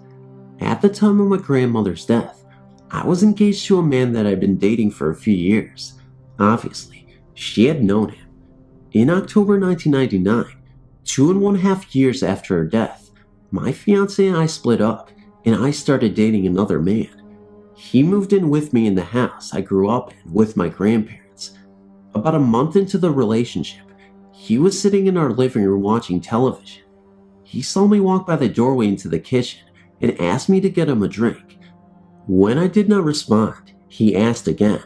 Once again, with no response, he got up to see why I was ignoring him. To his surprise, the kitchen was completely empty. He figured I left the room without him noticing. He came to the bedroom where I was folding laundry and asked why I didn't answer him when he was talking to me earlier. I told him that I'd been in the bedroom the entire time and had no clue as to what he was referring to. He asked if I had changed clothes as well. When I said no, he became a little edgy. He told me he saw me walk by him to the kitchen. Then I said I was wearing a green t-shirt and white shorts. He also thought my hair was pulled back because it seemed short. What he was describing to me was how my grandmother usually dressed when she was alive. She had short hair, and she always sat at the kitchen table to read while my grandfather watched television in the living room. I told him this, and he got a little nervous. About a week later, he was coming out of the bathroom and heard his name being called from what used to be my grandmother's bedroom. I only used this room as storage. I couldn't yet bring myself to use the room. He opened the door, thinking I was in there going through the boxes and needing his help. Once again, there was no one in the room. He slammed the door and came running into the kitchen where I was. He told me he loved me, but my grandmother was really scaring him. There were instances of us misplacing the car keys and the like. I thought long and hard about the things that were happening and came to a conclusion. I figured that since my grandmother never got to meet my new boyfriend, this was her way of testing him to see if he was going to be a good match for me. I had experience with a friendly ghost for about 12 years. I grew up in a small city in Michigan. My parents bought their first house in the mid-1970s. It was a bungalow built in the 1950s. Sometime around 1979, may have been earlier than that, the ghost first appeared to my mom during the night in my parents' bedroom. The ghost was a man in his 30s. My mom was the only one who have ever seen the ghost. My dad and I did not believe her at first, although I would hear what sounded like someone walking around upstairs and going up and down the steps, but I never thought much of it. My mom would not tell anyone about the ghost because she thought people would think she was weird. The ghost would put different items in different places, or she would not be able to find an item for a long time, and then suddenly, it would pop up where it was supposed to be. The ghost would go to work with my mom. She owned a hair salon, and when she was there alone, the hangers on the coat rack in front of the salon would move, like someone was playing with them. When I got to be a teenager in the 80s, I began to realize the ghost was real. I would hear him walking around upstairs and going up and down the steps. I always felt the ghost was around. It was like I could feel his presence. I was never afraid of him. My mom was making cookies in the kitchen early one morning, and he appeared in the dining room, and she would ask him to go away, and he would leave. He came with us on vacation one year when we went to Niagara Falls.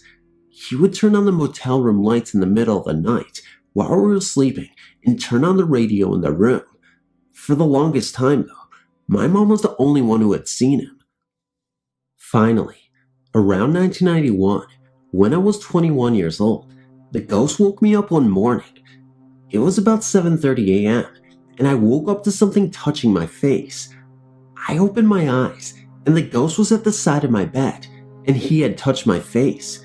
My bedroom was now in my parents' old room, where my mom had seen the first ghost. I was really excited that I finally got to see the ghost. He only stayed a few minutes, like he was just curious as to who I was. He was probably in his 30s, and he was wearing a hat and had a mustache. He was always with us the entire time we lived in that house. I moved out in 1993, and then my parents had a new home built in 1995. Since then, we have not experienced any more ghosts. I do not know who lived in the house before us, but I did hear that many years before we lived in that house, that a young man who lived in the house next door was working on his roof and fell off the ladder into what would be our backyard and died. So I'm thinking that maybe that is who the ghost is. He was never mean and never scared us on purpose. It was kind of like he was hanging around to be a part of the family or something. I always wonder if he is still in my old house.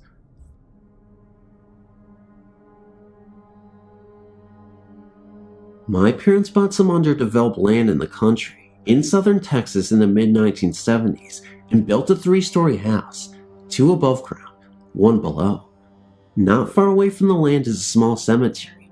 It contained a few infants and 1 older person's headstones. I guess I'm the first to experience our friendly ghost. While up late at night reading, I heard some cabinets in the kitchen right down the hall open and close, but couldn't see the kitchen light on under my door. I immediately got up and went into the kitchen and turned on the light. No one was there, and after talking to my family the next day, no one had gotten up in the middle of the night. My parents' room was above mine, so I always heard when they walked across the room and down the stairs, and my brother's room was right across the hall. I'd have run into one of them when they had been up. My family started teasing me about hearing things. My next experience was when I was home alone. I was in the living room reading. The couch was against the wall with the stairwell going up. All of a sudden, I heard steps coming down the stairs. I was so terrified. I slowly looked up, expecting to see a hand on the handrail. Getting up my nerve, I walked up to the front of the stairs, and no one was there. My father claimed for years that I was just hearing the walls creak. I'd lived in the house for a long enough time to tell the difference in wall creaking and stair walking. My family continued to tease me until the day of my brother's experience. They were alone in the house, downstairs playing pool. They heard the front door open and close, and heard someone walking into the kitchen above them. They hollered at my dad, whom they thought it was. When he didn't respond, they looked at each other and walked upstairs to the first floor. The front door was still locked, and there was no one in the house. Since that time, my mother has heard several things. My father has heard a gonging in the house, something you just don't hear out there in many instances. My parents have both felt someone kneeling on the foot of their bed while they were in bed and not asleep. When the light was turned on, no one was there. Now they don't tease me anymore. We just joke about Casper, our friendly ghost. We've never seen him or her, but we have heard plenty of noises he or she makes. Anytime I'm visiting now and am there alone, I always walk in with a greeting. Hello, Casper. I'm home. As the home was built by my parents, and we don't really know the history of the land, we've no idea who it could be.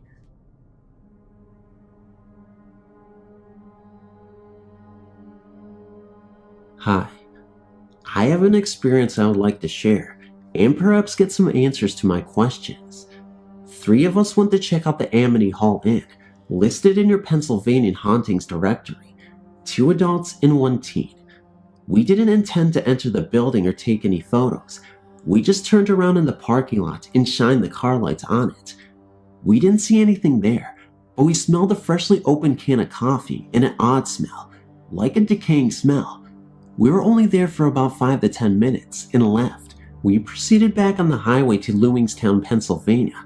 About 3 to 5 minutes after leaving the inn, we saw a bright light flash in the passenger side of the window, but there was no cars on the highway at that time. Almost immediately after that, I saw a hand appear from my rear bumper as if to grab something and tag along. I was startled and then saw an old man's face floating in my back seat. I was crying and closed my eyes in hopes it would all go away. I calmed down and we drove a little more. Another bright light directly in front of us zoomed up and flew over the top of the car. We heard something let loose from the car and sounded like a large rock hit the bottom rear end. We continued driving and felt like our hair was full of static, like after a balloon is rubbed on your head.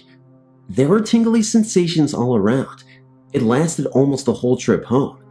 We pulled in at our local 24-hour grocery store and checked out the rear end and passenger side of the car.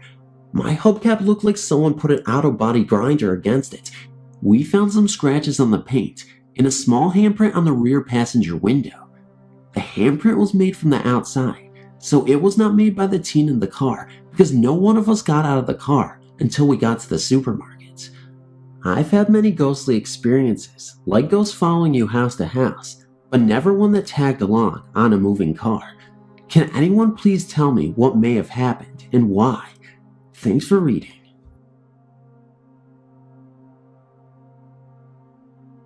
Hello. I believe I've been sensitive to ghosts since I was a child. I grew up in a rather odd family. Seances, tarot card readings, tales of the afterlife, etc. I was taught to believe what I saw and felt. So here is a story that truly occurred back in 1988 in Riverside County, California. I was living in a domestic violence shelter in an old home built about 1880. One night, all of us women were watching movies downstairs, and the restroom downstairs was busy, so I went upstairs in the dark to use the other restroom. Well, there at the top of the stairs was a latching gate that was to remain locked at all times because of the small children. Well, I unlatched the gate and ran to the restroom and proceeded to park myself on the toilet with the bathroom door open onto the landing. As I was sitting there, looking into the landing and hallway, I saw the figure of an elderly woman in period clothes from the 1800s walk over and latch the gate that I had just left undone. I was intrigued and remained calm, just watching. She then turned to me and smiled, then just disappeared. So I went downstairs. I asked the counselor if I could have a moment of her time, and I relayed what I had just seen to her. She said that yes, the house was haunted by an elderly couple whom they believed to be the original builders and owners of the home. She said that yes, she hoped I would keep this to myself. She did not want the others to be frightened, but she said that many people had seen the ghosts, and they all felt they were benign and only watching out for the children. The other thing that occurred here was that my 3-year-old son began talking and playing with someone I could not see, but to him, this child was very real. My son would sit out in the backyard apparently talking to himself, entertaining himself. The counselors even remarked how well he played by himself for his age, but upon closer examination and observation and listening, I began to think he could see something. So I asked him on one day, who was he talking to? And he said, my friend. I said, where is your friend? And my son said, you can't see him? he's right there. So I proceeded to ask my son other questions, and he was adamant his friend was there. So, this leads to a question that I have. Once we moved into our own apartment, my son insisted that his friend had come with us. He had me set a place at the table for him, and he was always talking to someone. Is it possible that this little ghost followed us to our new home? This took place about 1.5 years, then he was just gone. To this day, my son, who is 20 years old now and in the army, he still tells me his friend was real, at least to him. I just wanted to share this, maybe get a little feedback. In June 2000, my husband and I moved into the Treehouse Apartments in Conroe. I was 4 months pregnant with our first child and really excited to move into a 2-bedroom place. We had the time of our lives decorating the nursery. I started noticing strange things about 3 weeks after we moved in. I was taking my afternoon nap while my husband was at work when I suddenly awoke to find a child calling for mom. The sound was coming from the nursery.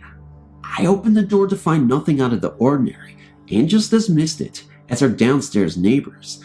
The thing was, it happened at 1 p.m. The children downstairs were still in school.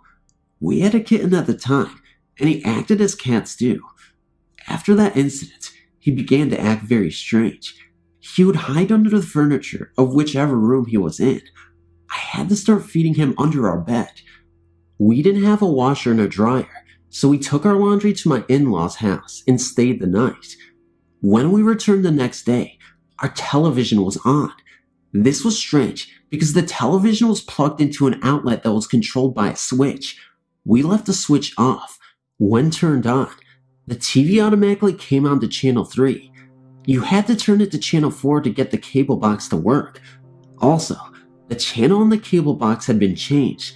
No one else, older than the apartment complex, had a key to our apartment, so it was really strange that this had occurred. We never saw anything like a ghost in the apartment.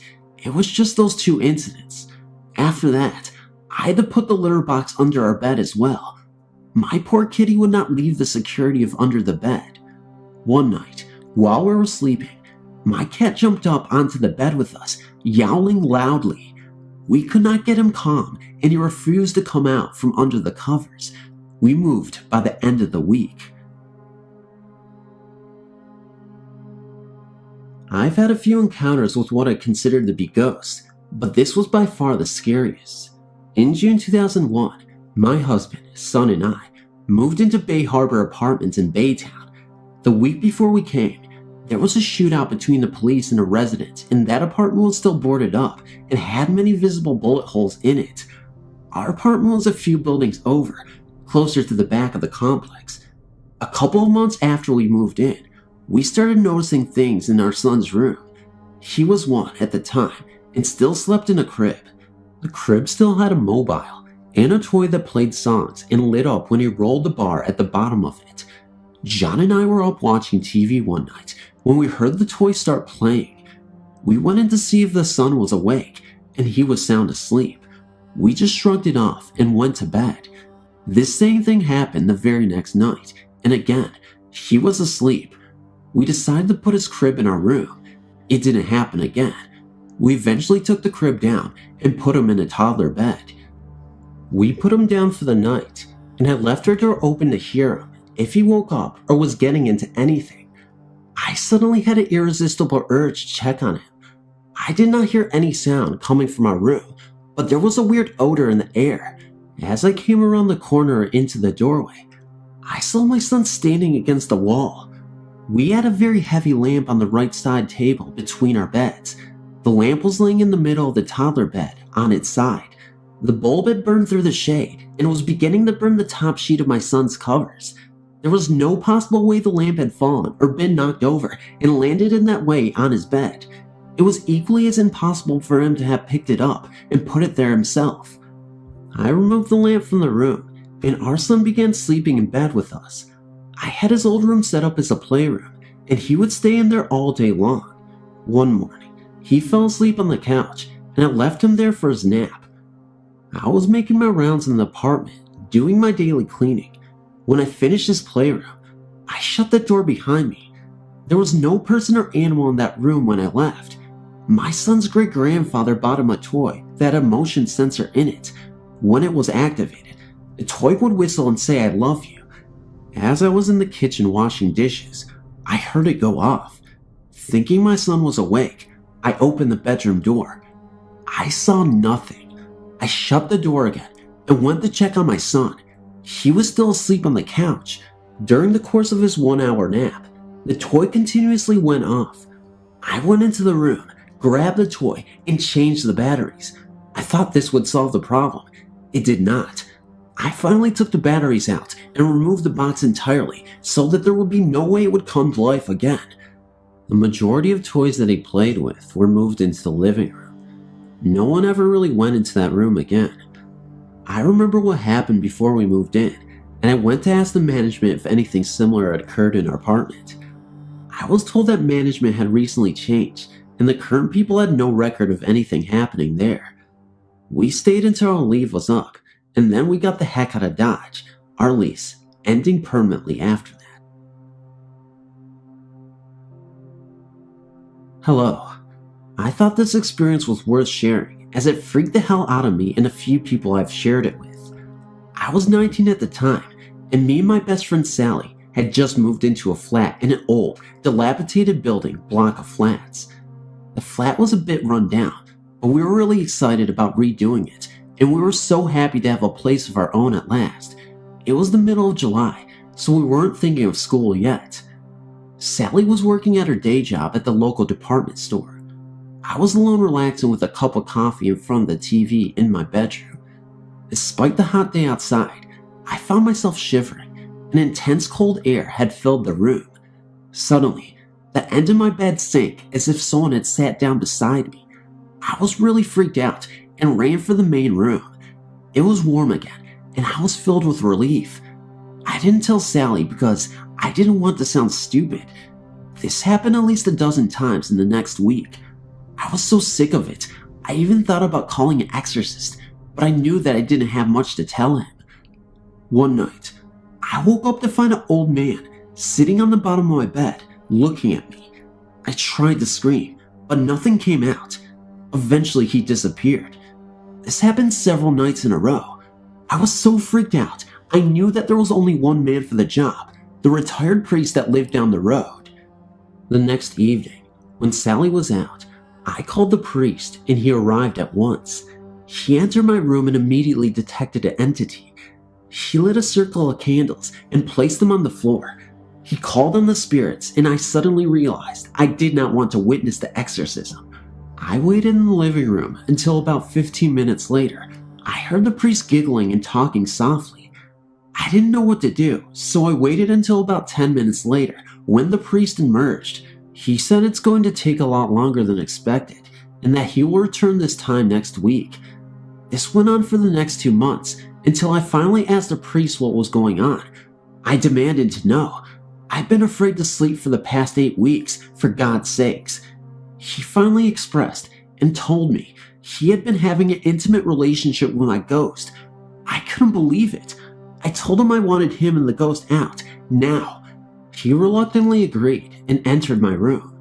He spoke gently and said, "Come on now, Albert, it's time to go. By the way, I've got a spacious bedroom and a double bed." I couldn't believe what I was hearing. The priest turned to me and said, "Okay, he has agreed to leave with me. Sorry for your trouble." As the priest bent down to pick up his candles, as he was doing that, I noticed the most disturbing thing that I ever seen in a paranormal event ever. His voice changed to really dark, deep, and sinister, and he said, "I will be leaving myself out of this place soon, and I'm taking my friend with me." I then froze. I didn't know what to believe, or even if that was coming out of his voice. I said, "What did you just say?" And he returned to normal. To this day, I can't really explain what that voice was, or if it was the entity that possessed him, but I know that was really strange, and he acted like as if it was nothing after that, like nothing ever happened. The story I'm writing to you involves myself and many other people as witnesses. There were many events that took place in the same old brick farmhouse outside of Black Earth, Wisconsin. The first story is one that I will never forget. It was late in the evening on a summer night. My friends and I were playing a game in the old farmhouse. Beth, the girl who was living in the house at the time, decided to go to bed. She went upstairs alone, and the rest of us just sat around talking. Moments later, I heard the most blood-curdling scream ever, and immediately after the scream, the wind chime inside the house chimed. Bridget, another friend, ran up to see what was wrong. They both came back downstairs, and Beth told us what happened. She told us that she was laying in bed, and she saw the shadow of a man in her doorway. She called out John, that is her brother's name, who also lived in the house, and there was no response. She said that she thought it was her brother and turned over to go to sleep. Then, what happened next gave chills down my spine, and I felt very uncomfortable. Beth said that she felt someone crawl into bed with her and she was frozen. When she reached over, she said she could feel someone laying next to her. She tried to speak, but nothing would come out. My sister lived in the same room for a while. She said she never saw anyone in her room. She did, however, notice imprints in her mattress as if someone had been sitting there. She also saw a man with his head bent down in an old car on the property. One other night, my sister, a friend named Scott, and myself were having a few beers, and Scott asked to use the bathroom. We told him it was at the top of the stairs, so he relieved himself and came back down and told my sister that she left her curling iron on, but that he turned it off. A little later, my sister went to use the bathroom and returned and said that Scott must have not turned off the curling iron because it was on when she went in there. We didn't think much of it, but when my sister went to the bathroom again, it was turned back on. No one else was in the bathroom between her visits, and no one else was in the house. In May 2001, I got a job working as a dispatcher for a cab company. Adjacent to our office was this garage, and it was 10,000 square feet. This company also had charter buses. When I first started working there, the owner told me I might hear weird noises. And growing up, my father was a truck driver, so I was aware of the air brakes, ticks, etc. But I didn't expect what was adding to the noises in the garage. This would be my third ghost experience. It all started on the third night I worked there. My boyfriend had called me on the phone when all of a sudden, there was this loud banging noise coming from the garage. So loud, I could barely hear him on the phone. I was working midnights, so he came up there. By the time he got there, the noise had stopped. We hung out there, and about midnight, my boyfriend went to go lay down in the garage. There was a front bed just outside the office door. He was out there about 2 hours. Then he came into the office in a tad bit of a hurry and sat down. The look on his face was a Kodak moment. He asked if I had just tried to wake him up, and I told him no. He said he was lying there and someone kept saying hello. Then he said he sat up to put his shoes on, and the voice was right up in his face and sternly said hello. Also at that time, a driver had called me and asked if he had jumper cables. I asked my boyfriend to go look. He wouldn't go out into the garage till I went in and turned on the lights. Then he told me what happened, and I was just like, wow, too cool. Then in the days after this, I started experiencing my own little visits from now who we called Casper. It was weird. I could get out in the garage and sit by myself. I could actually feel the energy moving, like it's sweeping around the room. Then he would go and knock on things. His best one was turning on the air compressor. It was unplugged. Then one day Casper must have gotten upset about something. He started being on the garage overhead doors, and my boyfriend and my son and myself were in there. Between the two overhead doors was a regular door. When the beating started, my boyfriend went out the regular door because he really thought someone was out there, and he opened the door and no one was there, but the beating continued. After that, I was working one night, and one of the bus drivers came in. We were sitting in there talking and watching TV. Then all of a sudden, the channel changed. The driver asked why I changed it, and I said I didn't. The remote was next to the TV. I got up and changed the channel back. A few minutes later, it was changed once again. This went on for an hour. That's when the driver told me that he believed there was a ghost. I was convinced already. Me and my boyfriend used to sleep in the garage when things got quiet. Of course, as you guessed, Casper was there with us. Back in the corner of our garage was a portable basketball net, and we would go out and shoot hoops. Then one day, the basketball vanished. We couldn't find it anywhere. About 2 weeks later, at about 6:30 a.m., me, my boyfriend, and 2 other drivers were sitting in the office talking. The door from the office to the garage was open. We were sitting there, and we were starting to hear a basketball bouncing. Me and my boyfriend looked at each other, and we were like, what the fuck? So we ran out there, and the bouncing stopped, and no basketball was anywhere to be found. The other 2 drivers heard it too. Then one night, my boyfriend and I were sitting in the office. We were asked not to smoke in the office, so we would go out in the garage. I was on the phone. I saw my boyfriend grab a cigarette and go into the garage. When I got off the phone, I went out there to join him, but when I got out there, he wasn't there. Above the office was rafters used as a storage space. I sat in the chair. I heard someone walking around up there, and I kept calling for my boyfriend, but he didn't answer me. I thought he was trying to scare me. I kept calling up to him, and then he came walking out of the bathroom. I told him to listen. There was someone in the rafters. He started to go up there. He got about 2 stairs up, and Casper ran across the ceiling of the garage. We followed the sound with our eyes. Then we looked at each other and ran back in the office. There were so many other occurrences that I could be up all night here, but that's my story, and I'm sticking to it. I quit that job at the end of summer. When I was born, I had a twin sister.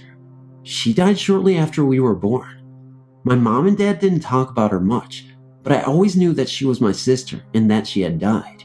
In fact, I remember talking to her all the time. I don't remember talking back, but my mother told me a story that suggests that she did. I think I was 3 or 4 at the time. Mom heard me talking to someone in the bedroom, so she came in and asked me who I was talking with, and I said Mindy, my twin. Mom wanted to know what we were talking about, so she asked what we had been talking about. I guess it was around our birthday, because I told Mom that Mindy wanted a birthday present. As long as I can remember, we had plastic toys put on her grave on her birthday, but I never knew why. When Mom told me the story, it explained quite a bit. Just over 2 years ago, my darling dad died from 2 cancers. When he finally died, my sister, mother, and I were there holding him as he left his life. The hospital window was filled with sunlight. The radio was playing a classical piece, and my father died the way he should, with family holding him close and not leaving him to die in the sterile hospital environment where most die unseen and alone. Dad was a Roman Catholic, but one who had lost his faith and truly believed that after death, there was nothing. My family of 3 had spent 4 days and nights in Southend Hospital, Essex, England, hearing the rasping breathing and waiting for my dad to go. When we finally returned to my mother's house, we were, naturally, talking of what had occurred. Exhausted and drained, my sister joked about how Dad may come back as an angel. We didn't believe in those. We're British after all. At that moment, a large, white feather came floating past the French windows and landed, oh so gently, upon the patio. We just looked at each other and said, oh. Since then, my non-believing father has come through to my ex-partner in a dream. For his treatment of my daughter and myself, he has been seen walking in South High Street. He has held me above my shoulders after my heart attack. I was only 41 at the time, and when I was recovering, asked him to be there if I died. At the anniversary of his death, my daughter saw a white feather and felt the presence of her granddad. This was only after she realized the significance of the date.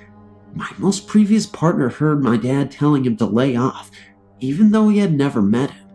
This man was a total non-believer, just like my dad. As a woman who has the shadow of the Grim Reaper's blade above her head, it has strengthened my belief that there is life after death. That when I do have that massive heart attack and leave this earth, there will be someone waiting for me. I might be in trouble with my dad, but at least it will pass the time to be lectured and hugged while I make my way to the next place. Thank you for reading. One of the haunted places I've experienced is Route 24, between Jacksonville, North Carolina and Swansboro, North Carolina. On Christmas Day of 1997, my buddy, Roger, and I were driving back to our motel room in Jacksonville after spending Christmas Day with his parents in Swansboro. It was 10 p.m., and Route 26 had light traffic. As we approached the area around Hubbard, we both heard the sound of a two-stroke engine coming up from behind us. We assumed it was a motorcycle. I looked in the rearview mirror and saw no headlight for a cycle behind me. The buzz of the two-stroke engine became louder and louder and seemed to be overhead. We both looked and saw nothing. Soon the buzz seemed to be on top of the cab of the truck, causing it to vibrate fiercely. We were both sure something was going to crash down in the cab of the truck. The roar of the mystery engine was deafening. Suddenly, the sound seemed to pass in front of the truck and vanish. We saw nothing at all. The sound was from outside the truck and not inside the truck or from the engine area. Another strange encounter on Route 26 in the vicinity of Hubbard happened in July of 1998. Roger and I were up for a visit to his parents' house and were returning to our motel room in Jacksonville at about 7 p.m. I noticed that the flat road seemed to be going downward, like descending a hill. The oncoming cars appeared to be going uphill. I thought that maybe I was seeing things, but Roger said he noticed the same phenomena. We traveled the road other times and never had this happen again. Could Route 24 be a haunted highway? I don't know. It was Christmas time just before my 18th birthday. Me and a couple friends decided it would be a laugh to do the Ouija board. It all started off okay. We were pushing the glass around to freak each other out. A few hours later, we stopped playing, but the glass didn't. It kept moving. We were all in shock. I ended up tipping the board just to stop it. From that day on, I've seen this face in the wall. It is not human. It looks pure evil. I can only describe it as a beast, like it has moved from wall to window to mirror and keeps threatening me. It chants and screams at me. It told me its name, but I refuse to say it or even write it down. As I've read, if you take notice of it, it gets stronger, and I don't want to invite it in. I no longer have any mirrors in the house, but it has started visiting my dreams. I am alone in a room when it appears and tells me that I am its meal. It will have me and won't rest until it has gotten me. I'm 25 now, so this has been going on for a while. I'm scared it will go after my children, as my oldest won't sleep in her room and is too scared to tell me why.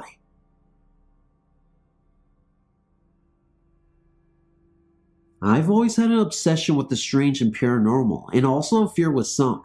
I had a miscarriage on Christmas 2011, lost a baby girl. A year later, I found out I was pregnant again. I remember one night, I had a dream a little girl with brown hair and glowing green eyes came to me. I was floating above my body, watching her play with my hair. She looked no older than 6. She then whispered in my ear, "I'm ready to be born, Mommy." Then she looked up at myself floating. Then I woke up. This past July 5th, I gave birth to a baby girl. At birth, she had bright green eyes. Then, they went yellow and looked like a cat. She is almost 2 weeks old, and her eyes are black, and the white part is dark gray and gets darker every day. She does not laugh or cry or anything. In fact, she's actually a good baby. She sleeps 7+ hours at the time. She is developing very fast. Doctor says she sees very well out of her eyes. It's just strange. I don't fear her. I just think it's weird how her eyes did that. Thank you for reading my short story, and I hope you understand what I'm trying to say.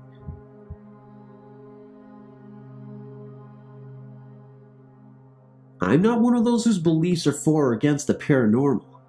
During the time of the event I will tell you about, I was your normal freshman in college in Oklahoma. Anyway, myself and 3 other fraternity brothers were looking for a house to rent in Ada, Oklahoma, when we found this great house not far from the college, but still pretty isolated. It was a 2-story brick house with 4 large bedrooms. It had been empty for several years, which should have been our first clue that something is wrong. But we were young, and cash is cash. We asked the retailer if there was something wrong with the property, and why was the rent so cheap in college town, but got no straight answer. Regardless, we took the deal and moved in. I and Skip took the rooms upstairs while Randy and Alvin moved downstairs. Nothing much happened at first. Nothing that we took as remarkable. For one thing, the front door, made of heavy wood and very difficult to open or close, would sometimes just stand open for a moment, then close. We would laugh it off, even though one of our roommates worked as a carpenter and would examine the door and say that it was not possible to do that on its own. After one of these incidents, he went over to the door and tried to open it and had a difficult time opening it like always. He looked it over very close, as it said he had warped with time and would always be hard to open and close without planing the ends off. Soon after, some other things began to occur.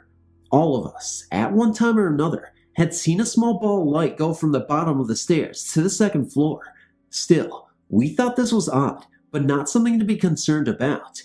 Being in college, we figured it was a reflection from one source light causing this, and that was kinda cool. This is when things started to get very strange. One night, we were all in the living room watching a football game on TV when a loud noise started coming from the wall, separating the living room from the kitchen. It was a banging noise, like someone was hitting the wall. The strikes were so strong that our flat crest hanging on that wall was bouncing off of the wall. We all got up and ran to the kitchen, figuring we would find someone playing a trick on us, but when we got there, found no one. The banging continued for only a few minutes, then stopped. Alvin, the carpenter, said it was from some pipes in the wall causing it, and we had better all tell the landlord. The next day we called them and we were told that there were no pipes in the walls. This still was nothing more than a strange event to us, but we did start to compare notes about things that happened in the house. One thing was that in my room upstairs, you could not keep the window closed. These were old wooden windows, hard to open or close. My window was open about an inch the day I moved in, and with great effort, I closed it, only to find the next morning it would be back open to the same place. This got a bit uncomfortable because it was winter. Each night, I would close the window, and the next morning, it would be open. I got very angry with my roommates about this and asked them to stay out of my room, but they each denied opening the windows or even being in my room. Finally, I figured the window was warping during the night. That is why it opens, so I put a cut-off broom handle wedged at the top. The next morning, the window was open again, and the broom handle was sitting propped up near the door, 12 feet away. It gave me chills, but decided just to leave it be. As I told my story, my upstairs roommate reminded me about his room. Although exactly the same as mine, no matter how many lights or stronger watt bulbs we put in there, it would never lose the darkness. Not enough to be able to see, but not enough to read. Our other roommates told me some other stories, but you get the gist. As things progressed, we noticed some other changes in the house. For one thing, some girls would not even go into our house. Now I know what you're thinking. No, we were popular and had girlfriends and such, plus had some great parties. Yet, some girls would not even go into the house. As soon as they got to the door, they said they just could not go in. A couple even broke into tears at the thought of entering the house. When asked why, they could not give any answers. All they could say was that they were not going to the house ever. This is getting a bit longer than I expected, so I guess I'll cut to the chase. Have not thought about this in 30 years, and it's still going to give me the creeps. Anyway, things were happening, and Alvin and Randy were ready to move out. Randy's girlfriend was one of those that could not come into the house. It was Christmas time, and our house was pretty dressed up for a bunch of guys. Big tree with too much decorations, and the Xmas presents would be taken home to our families in a few days under the tree. Nothing remarkable happened this night. As a matter of fact, it was particularly quiet. We had all went to bed about 2 a.m., and nothing woke us till morning, when I heard Randy yelling from downstairs. It was about 7 a.m. We thought maybe the house was on fire or worse, but when we got downstairs, the look on his face was scary. There, in the middle of our large living room, was our tree with all the tinsel and trimming stripped off of it. All the presents, all the furniture, all the dishware, every stitch of clothing we all owned, everything piled in a heap that reached the ceiling. 16 feet of ceiling, I might add. In the haste to get downstairs, none of us had noticed that everything in our rooms had been removed as we slept. After a few minutes of just staring at the sight in our living room, we checked the house from top to bottom. Everything we had brought into the house was there. Everything. This was it for a couple of the guys. We all said it was a trick another frat had played on us, or some of our friends that had heard some of the stories that had started to get around about our house. Still, Alvin was done. He moved his stuff out that day, and the rest of us said we would do the same when we got back from Xmas break. That night, my girlfriend and I was lying on the couch that faced the stairs. She was one of the girls that was not afraid to come over, when suddenly, the door did its trick by opening and closing, but this time, it was followed by the dim light darting up the stairs. I could feel her body tense, and she was trembling, and I told her not to be scared.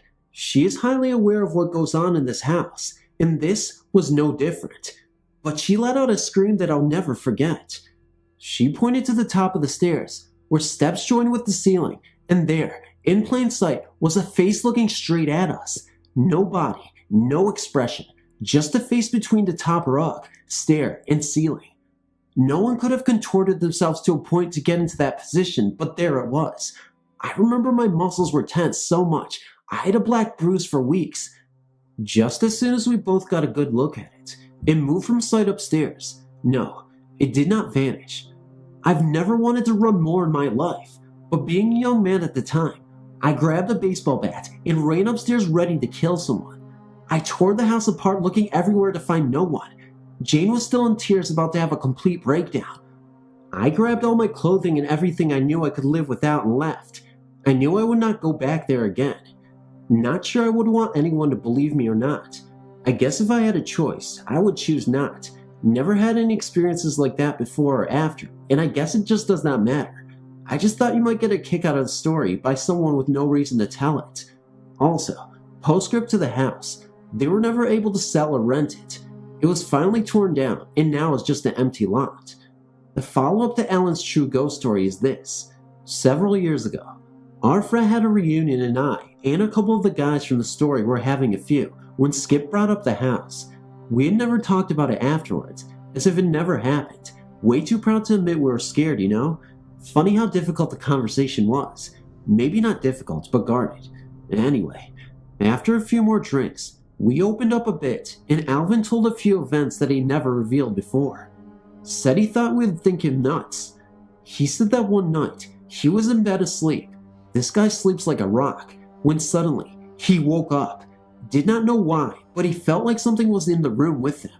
He said he was so scared he could not move. By the way, this guy was not afraid of anything. Big, strong, and never told a lie in his life. His room was just off the living room closest to the front door and stairs. He noticed his bedroom door was open, and from his room, he could also see the front door was wide open. He figured that was what woke him up. One of us had come in late from a party and had left the door open. He said he got up and went to the door and yelled, "Who the hell left the door open?" To this day, I think he spoke the truth when he heard a voice that seemed to be right behind him say we did. He said he spun around there and there was no one there. As a matter of fact, he checked the rest of the house and we were all asleep. You'll remember Alvin was the first one to say he was leaving, but he never said why until that day at the reunion 20 years later.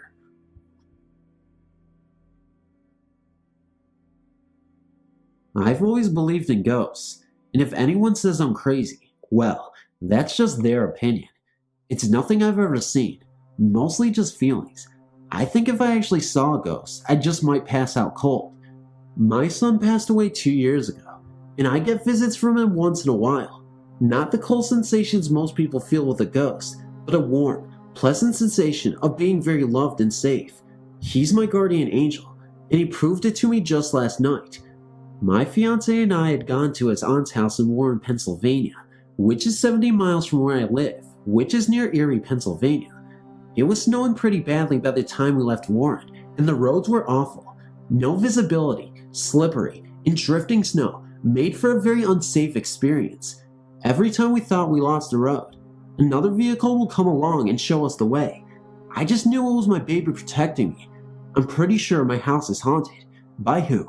I have no clue, but it is an old house, and I'm in the process of investigating its past. I used to work 11 p.m. to 5 a.m., but would sleep till 2:30 p.m. when my fiance would come home from work and wake me up.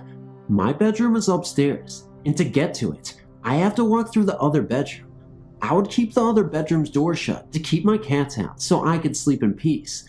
One day, I heard the bedroom door open and footsteps walk through the other room to the side of my bed. I thought it was my fiance coming in to wake me up, but when I turned over, no one was there. The clock read only noon, so it was way too early for him to come home. Needless to say, I got the shivers and was awake for the rest of the day. This has happened several times. I also see things out of the corner of my eye, like movement or someone standing there, but when I turn to look, of course, no one is there. Sometimes, I go to check on my cat to see if it was them, but they're usually asleep downstairs, and these things always happen upstairs. I refuse to go into the basement because I get really bad vibes down there. Don't know why, but I won't mess with it. Same with my attic. This is a duplex house, and a couple of months ago, the neighbors moved out. Lately, I've been hearing someone going up and down the steps, but when I go to check if maybe the landlord or new neighbors are over there, the place is totally empty. What do you think? Is it my imagination, or am I haunted?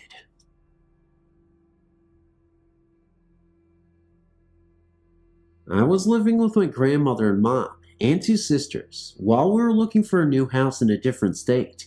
I was in the 4th grade when this happened. It was snowing outside, and the school bell rang as I left the building and headed towards the bike racks. I got a very sickening feeling in my stomach, and immediately, I knew that something bad was going to happen. As I rode my bike out into the middle of nowhere, and on the long dirt road that led out to my grandmother's house, the feeling got worse. I was really freaked out by the time I got to our house, and I discovered that I was at the house alone. I had a million things running through my mind as I entered the house. The main thing that was running through my mind was, when will Grandma get home? I picked up the telephone and called my grandma in her store. She said that she would not be home until the 2 hours after the store was closed, which would be around 8 or 9 o'clock in the evening. My mom and baby sis were with her, and they had to wait to go home with her. My uncle and other sis were spending the night at the friend's house. My grandpa at the time was at his job, and he wouldn't be arriving home until 8:30 that evening. So I asked my grandma if my friend Nikki could come over. She said it was okay, so I hung up and called her. She told me that she could, but I would have to meet her halfway down the paved road that goes all the way through the little town my grandma lives in. So I left. It was still snowing when I met up with her. She said, "I don't feel right. I feel like something bad is going to happen. Do you feel that way too?" And I said, "Yes, I'm really scared." We rode up the long dirt road to my grandma's. As we pulled into the driveway, the snow got thicker. We propped our bikes against the tree next to the doorway to my grandma's doorway. We went into the garage and gave my uncle's dog Blondie a doggy treat. When we came out, we shut the garage door behind us. My grandma's garage door is temperamental and it will come up again, so we stood there freezing cold waiting for 5 minutes to see if it was going to go up again. After 5 minutes, we went inside because it wasn't going to go up again. We put in that movie Grumpy Old Men to get that ill feeling of danger to go away. At the funniest part in the movie, I got this sudden funny feeling, which isn't unusual for me, so I asked my friend what flavor of Crystal Light she wanted. I went into the kitchen and got out the lime flavor and started making it. By this point in time, I'd forgotten all about the sick feeling. All of a sudden, the sick feeling wished over so fast, I almost threw it up all over. I shook it off to the point where I could stand it and continued to make the drink. My friend cried out, "Oh my God, what was that?" She startled me by using that kind of language. I turned to her and said, "What?" She replied, "I don't know, but it was running very fast and it was really tall." I said, "Don't try to scare me, you know how I'm feeling." And she said to me, "I'm not trying to scare you." We kind of brushed it off, and for about 5 minutes, everything was fine. Then I got another whoosh over the feeling over me. She squealed and said more like a shrill whisper, "What the hell is that?" I turned and looked at her and turned my head back to my drink and looked up at the window in front of me just in time to see a rather tall man running by the window. I said, "Holy God, what was that?" I immediately dropped to the floor in fear of whatever it was that was running around would see me. I told her to drop on all fours. She did as I said, and I crawled over to her and picked up the phone and called my grandma at the store. She said that she would send someone over to check on us. Shaking uncontrollably, I hung up the phone. Almost 2 seconds after I hung up, a loud bang was heard coming from the door. I, terrified, crawled over to the door to see what it was. The figure was banging on the door with the handle part of a hatchet axe. The blinds were bouncing wildly around from the harsh banging. I told my friend to start crawling up to my uncle's stairs that led up to his room. I crawled over to the door to see the face of the guy so I could give a description later. I saw the face and crawled frantically to the stairs. Nikki was crawling up the stairs between bounces to the blinds so the guy couldn't see us. As soon as we got into my uncle's room, we turned on the light in his closet and went inside it and locked the closet door behind us. As soon as we were in the closet, we hugged each other and shook. We could still hear the banging on the door. Then I noticed that I was still clutching to the phone. It rang. I answered it. It was her grandpa calling her to check on us. I told him what was happening. He said he would be right over. We waited for about 2 more minutes, and the banging had subsided. All of a sudden, we heard our names being called. We were still terrified to come out, but we did anyway. As soon as we did leave the house, her grandpa surrounded us with hugs. We told him what happened, and I didn't think he believed us. The funny thing is, the snow had stopped falling, and there were no footprints in the freshly fallen snow. 8 to 10 different dents in the door that weren't there before, and the garage door was open. I truly believe it was death coming after us. I was going to get my friend. It had just snowed. I got towards the end of the street and saw very faint footprints on the new snow. I looked at the footprints I had just made and looked in front of me. The mysterious footprints looked like mine. My friend was running towards me. I greeted her, and we turned the corner of the street and began walking. She was making skidded footprints in her boots. I told her what I saw on the way. She looked forward and saw skidded footprints just like hers. Mine were heading away from my house and hers towards it. My friend got a dreadful feeling that we weren't supposed to be there. We started walking faster away from the footprints. We saw more ahead, and we started to investigate it. She then realized it said IMVW. Then she saw something pointing to the yard ahead of us, so she went over there to see what the footprints wanted. I stayed and saw my own footprint. I screamed and told her to come over here. She came over, and she was freaking out too. I never walked here at all, I said, half crying. She said she saw something on the grass which looked like a young girl's body. Then we both turned and saw a barefoot print in the snow. Just one. I don't believe in ghosts, but I started crying and running like never before. My friend said, "Leave us alone. You are not welcome here. We can't help you, VW. Now leave." When we were finally safe, my heart and my friend's heart was beating like never before, and as I sit here typing this, I still can't breathe as easily. I only have one ghost story in my life, but I still think about it often. About 12 years ago, I lived in Westland, Michigan, where I was born and lived until I was 32. Westland is as boring a suburb as you can imagine, and my encounter was about the only thing interesting to relate from my neighborhood. I was driving home late one night in late December. Anyone who spent a winter in Michigan can tell you that it gets very, very cold, and the night in question was one of the coldest I remember. It was hard to even breathe when you were out there in the bitter wind. It was probably just after midnight, and I'd just spent a few hours with one of my college friends working on a graphic design project that was due shortly after I returned from a short holiday break. I was only a block away from my house and was driving very carefully because the streets were icy and narrow. Any swerve would cause me to collide with the cars parked along the residential street. All of a sudden, I became aware of a flash of white in my peripheral vision, off to my right. I looked very quickly and saw a girl in white running down the sidewalk, a flowing white nightdress trailing behind her. She was pale and had long black hair, which also blew wildly in the harsh wind.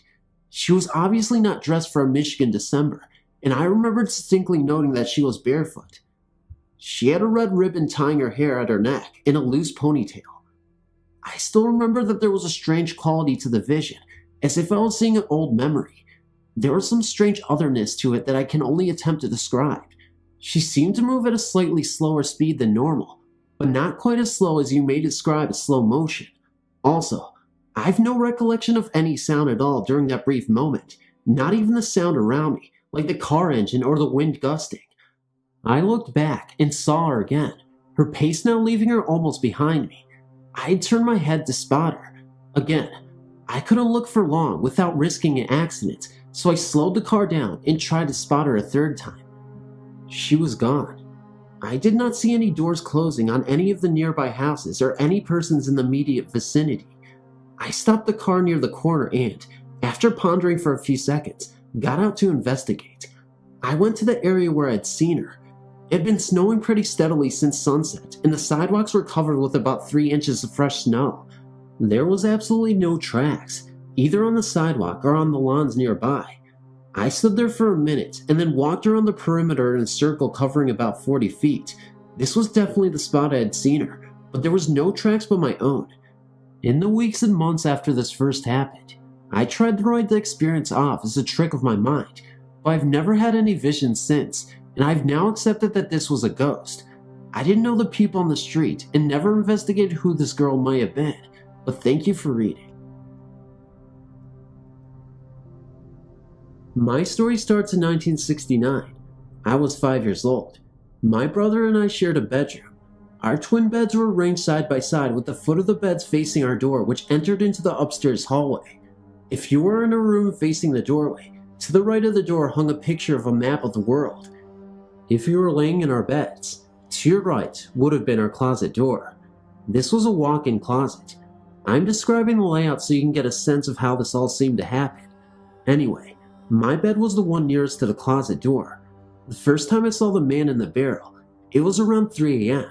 It was a summer night in Iowa, not too hot and not too cool. I awoke and saw something that has haunted me to this day. I'm now 32 years old. To describe this figure will take some work. The figure looked very much like a troll. He appeared to be approximately 2 to 3 feet tall. He seemed to be either wearing a barrel or standing inside it. His feet were exposed outside the bottom of the barrel, and he was wearing shoes much like that of an elf. The toes of the shoes were curled at the end. At the top of the barrel, straps were connected and hung over his shoulders. He had very sharp and long fingernails, dirty hands and arms, jagged sharp teeth, a very long dirty beard, and wore a hat that, now as I reflect back, looked like something from a Rumpelstiltskin fairy tale. The hat had a round brim and a long pointed top. His eyes were eerie and piercing, a gray color with pupils shaped like a cat's, but as black as the devil's. This troll figure appeared at approximately the same time on each of his visits to haunt me and was always floating in front of the map of the world. He was pointing his finger at me, floating up and down very slowly. He was laughing, but no noise was heard. I can remember quickly covering my head with my sheets during this first encounter. It was my hope that when I uncovered my head, he would be gone and I would be dreaming. When I removed the sheets from my head, he was indeed gone. However, for about a period of a year, from night to night, this man would return and I would go through the same routine of covering my head. Usually, when I saw him, he would be in front of that map. On other occasions, he would be to my right, in front of our closet door. Always, he was laughing and pointing at me, never really talking or explaining why he was tormenting me. No noise was ever made. During many nights, just before I was fully awake, I knew he was there. I didn't even have to look to know. I could feel his presence. Several times, I would wake up my brother, yelling and asking my brother if he could see him. My brother, older than me, would tell me to go back to sleep as I was just imagining him. To this day, my brother can describe in as clear as detail as I can how this man looked. The reason he can is because in the middle of the night, while I was looking at this man, I would describe him to my brother to convince him the ghost was there. I had told my parents about seeing this man and asked them to remove the map of the world from the wall, as I felt it might have something to do with seeing him. They took down the map, but the man kept coming back. I asked them to move me into what was our guest room. They agreed to my wishes, but things only got worse. In that room, there was also a walk-in closet. If you can picture a clothes bar that was hung with U-shaped wall mounts, the clothes bar rested in those mounts connected to the wall. One night, a loud crash came from my closet. I ran to my parents' room without investigating first. I woke them, and they went to my room's closet. When they opened the door, everything was lying on the floor. The shelves that held my games and toys, and the clothes and bar and all my clothes. How this all came crashing down, nobody knows. But I have a strong suspicion it was the man I'd been seeing. For several nights from that day forward, he would return to laugh at me and haunt me. Although I haven't had many visits from him since, we have moved from the house in Iowa. I can still remember the chills he gave me. My hometown is very small and rural. It is not a very interesting place to grow up. My friends and I were always trying to come up with interesting diversions to preserve our collective sanity. We all had some degree of interest or curiosity in the paranormal, and, living in the South, ghost stories are fairly common. So, we decided if there was any truth to these tales, we wanted to experience it firsthand. We began our own little paranormal investigation group, limited to our group of friends, and set out to investigate every tale we heard. We saw the glowing tombstone, a local attraction that the police tried to keep the kids away from. It did indeed glow with an eerie green phosphorus, but only when struck by moonlight. Many of the stories turned out to be based on natural phenomena or optical illusions, to our great disappointment. Most of our leads were total washouts, with nothing interesting at all to see or hear. A few endangered feelings of anxiety in the group or produced impressions of other presences. Overall, most of the summer was spent on fool's errands. Then I heard about the church. The summer was over, and I was back in college when an acquaintance of mine told me about a small adventure he had at a haunted church. He was a police dispatcher in the local constabulary, a large, powerful man. He said he was with a young lady whom he desired to score, and decided to take her to an old church that was supposed to be haunted in order to get her in the mood, as it were. She felt anxious even being near the place, and he had no intention of leaving his truck himself. I should mention that in my area, at least, there's a standard story that everyone tells about any church that looks creepy. They say that the pastor, deacon, etc. was found dead there one morning, his head having been cut off, presumably during the night. The church is now haunted, possibly by the murdered man. Invariably, there is an element about a Bible, most often a large one on a pedestal right inside the door. Supposedly, one cannot pick it up, or perhaps one can pick it up, but not approach the podium with it, as it becomes increasingly heavy, or it bleeds, or it's always at the same page, whatever. And they always tell you that the church is never locked, and you can go in it at any time, though it is never the case. So, my police friend proceeded to tell me the same story about this particular church. Needless to say, I was not particularly impressed, having heard the same story about many other churches, most of which turned out to be totally innocuous. But, in my pursuit of the strange and interesting, I persuaded him to take me there anyway. Another guy I knew decided to come along, and he brought his girlfriend. We all piled into my Grand Am and took off for Lewisburg. Lewisburg is a small town too. You can pass through it without noticing it very much.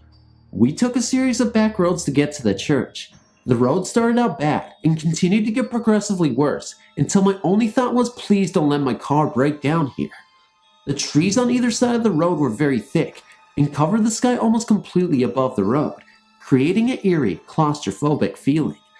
Suddenly, we went around a curve and the church was before us.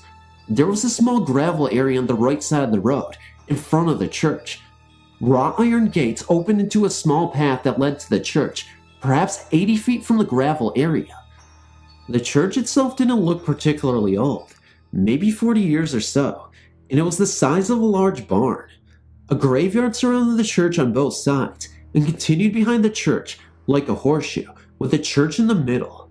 I decided that the little gravel area, room enough for 2 cars, parallel to the road, was too conspicuous, and spotted a small pull-off across the road from the church. The area was wooded, and it looked like I could pull the car out of sight. I parked the car and began to get out.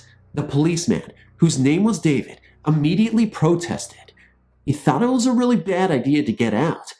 I responded that I had driven a long way, and there was no way I was going to investigate. The other guy, Art, and his girl, Crystal, spoke up and said no way they were leaving the car. I said that was fine, as I had the only flashlight, and they could sit in the car in the dark. They soon followed. I went across the road, through the wrought iron gates, onto the path, and thusly to the porch of the church. I twisted the doorknob with no expectation that it would turn, but it did.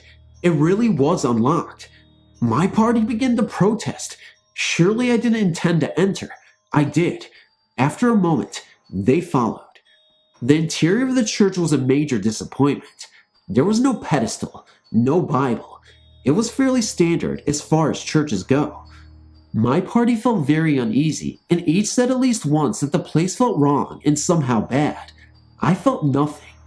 Over a period of years, I've noticed that some people seem to be more in tune with spirits or psychic vibrations or whatever they are, while some seem oblivious to them, as a blind man to light. I'm blind to them. I poked around a little, but found nothing interesting. It looked to me like it was regularly used for services. We exited the church. My party expressed great relief and indicated that we could leave at any moment. I felt like I had wasted my evening, not to mention a tank of gas. I insisted upon looking at the graveyard before we left. Begrudgingly, they agreed. The graveyard was very old. A very few of the stones were from the past 20 years or so, with mostly being early 1990s. Some of the stones were too old and worn to be read at all, basically just irregular granite nubs. A few of the graves were weird, with tiny wrought iron fences around the grave and stone, to a height of about 3 feet. Finally, it seemed that I had exhausted all the possibilities the place had to offer, so I agreed to leave. Everyone but me was very glad to go, and expressed great unease at being there. We waded back to the pull-off and got in the car. When I turned my headlight on, I saw that the pull-off was adjacent to another small graveyard that we had not previously noticed, walking in the darkness towards the church. I insisted we look at it before leaving. This area had much stranger graves than the other, larger ones surrounding the church. Some of the graves were nothing more than the piles of stones, and one was encircled by a small barbed wire fence. My party was huddled together in fear and begged that we leave. They said that they felt evil presences. I was prepared to agree, once again to leave, when I spotted a small path that led into the forest. I told them we could leave after checking out the path. They all said no way are we going down that path. I said that was fine with me. They could wait on me there, and set off down the path. The path led to a clearing of 150 feet or so in diameter. I'm a poor judge of distance in the woods. The trees made an abrupt wall around it.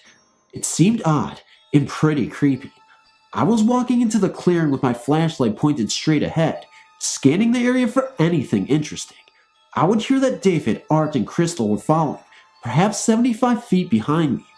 Suddenly, both my eyes and my flashlight found a huge beast before me. It was the size of a very large man, on all fours. Its body was covered with silver or gray hair. It seemed to be gnawing at or smelling of something on the ground. The instant my light hit it, it raised its head and looked directly at me. I remember the impression of a snout and pointed ears towards the top of the head. Its eyes, however, were human. By that I mean that they did not reflect the beam of my flashlight like a dog or cat, or any night animal for that matter. They looked like the eyes of a man. This beast was about 20 feet in front of me. There was a gravestone in front of it, and slightly to the left. Another was behind, and to the right of it. It looked at me for maybe a second. I was completely frozen. No thought entered my mind, no emotion. I was blank. Then the creature stood up. It looked about 8 or 9 feet tall, and very, very big. Not fat, but it was muscular. It turned towards the forest behind us and ran into the trees. It moved so fast, I have no words to adequately describe it. It was very nimble, especially for a creature so big. My mind began to thaw out. I'd seen, or at least I thought I saw, the beast for around 3 seconds. It is hard to say, as the entire encounter was in that slow molasses perception, usually reserved for automobile accidents. It seemed like several minutes. My first reaction was that I had imagined, hallucinated, or otherwise conjured the image. I realized that I heard, and could still hear, the beast making its way through the forest. I could hear the leaves crackling and twigs snapping as something large made its way rapidly away from my position. David came running up beside me. I wonder if he had seen it for an instant. Then I heard what he was yelling at me as he ran up. "Did you see that fucking thing? Did you see it? Jesus, it was huge!" I asked him to describe what he saw. He described the creature perfectly. I looked out into the forest, shining my light around pointlessly. For some reason, my instinct was to pursue the creature. David physically dragged me back to the path, not bothering to try to dissuade me verbally. Art and Crystal were back at the edge of the path. Crystal was sobbing uncontrollably, and Art was on the verge of tears, panic evident in his voice. They both denied they had seen anything. We got into the car, and as I started it up, I felt fear for the first time in the evening. We tore off and aimed home. David asked Art and Crystal how they could have missed seeing the beast. Art burst into tears and screamed, "How the hell could I have not seen it?" David proceeded to grill them for details, their terrified description matching David's, in my own memory, perfectly. Later at my apartment, I related the story to my roommate. He thoughtfully puffed his cigarette for a moment, then asked me, "What would you have done if the creature had run towards you?" My blood felt like ice then. For some reason, it had not occurred to me how easily the powerful beast could have ripped me to shreds. Its speed was such that its prey would have little time for action before meeting its demise. A few days later, I saw a friend of mine on campus. We had lunch, and I told him my story. I did not tell him where I was, or the name of the church. He said he knew of a place that sounded similar, which was haunted. He said it was in Lewisburg, and proceeded to name the church. I was astounded. He said that people in that area knew about the church and the graveyard. He said the graveyard was very, very old, and that some Native Americans were buried there. The graveyard was there before the church, or the road. Both were built on top of it. My mind raced, and I immediately realized that the small graveyard was pretty obviously a part of the larger, horseshoe-shaped one. I asked him if they had moved the graves, or just the stones. He said that he didn't know, but that there was no record of them having been moved. He said that he had been there several times himself, and that was, in his opinion, definitely haunted. Another friend was more interested in the creature itself, and said that he had once seen one himself, and that they were known to live in an area that he had described, which included the area in which the church was located. He described old logging roads that cut into a large section of virgin forest nearby. He said that teenagers used to park on the logging roads to make out, and that one of his friends had a terrifying experience there. This guy was with his girlfriend, in a pickup truck, doing the deed. The truck suddenly began to bounce up and down, the back end striking the ground. They stopped what they were doing and looked around in alarm. In the truck bed was a large brown beast that sounded much like the creature I had seen. It was jumping up and down in the bed, its arms dangling like a gorilla. They both began screaming in terror, incapable of action. The beast seemed to grow bored of the game in a minute or two and leaped out of the truck bed. It darted across the road and into the forest at amazing speed. The pair left the area post haste. I've personally visited this church on several or so occasions, and I've never failed to experience supernatural occurrences of some kind. I would like to hear from anyone who has seen or heard of any similar creatures. I recognize that this story does not fit the traditional category of haunting, but many of the other things I've seen and heard there do. This story has become overlong, and I will end it, but if anyone seems interested, I will post follow-up articles detailing my further experiences at the church. I've deliberately omitted the name or exact location of the church, as the police are already upset that I and my friends visited it. We have spoken with them several times. They realize that we mean no harm, and are not damaging any property in any way. The land is public property, and they have acknowledged that they have no actual right to prevent us from going there. I wonder if the police are aware of what's going on there. I suspect they do. Thank you for reading.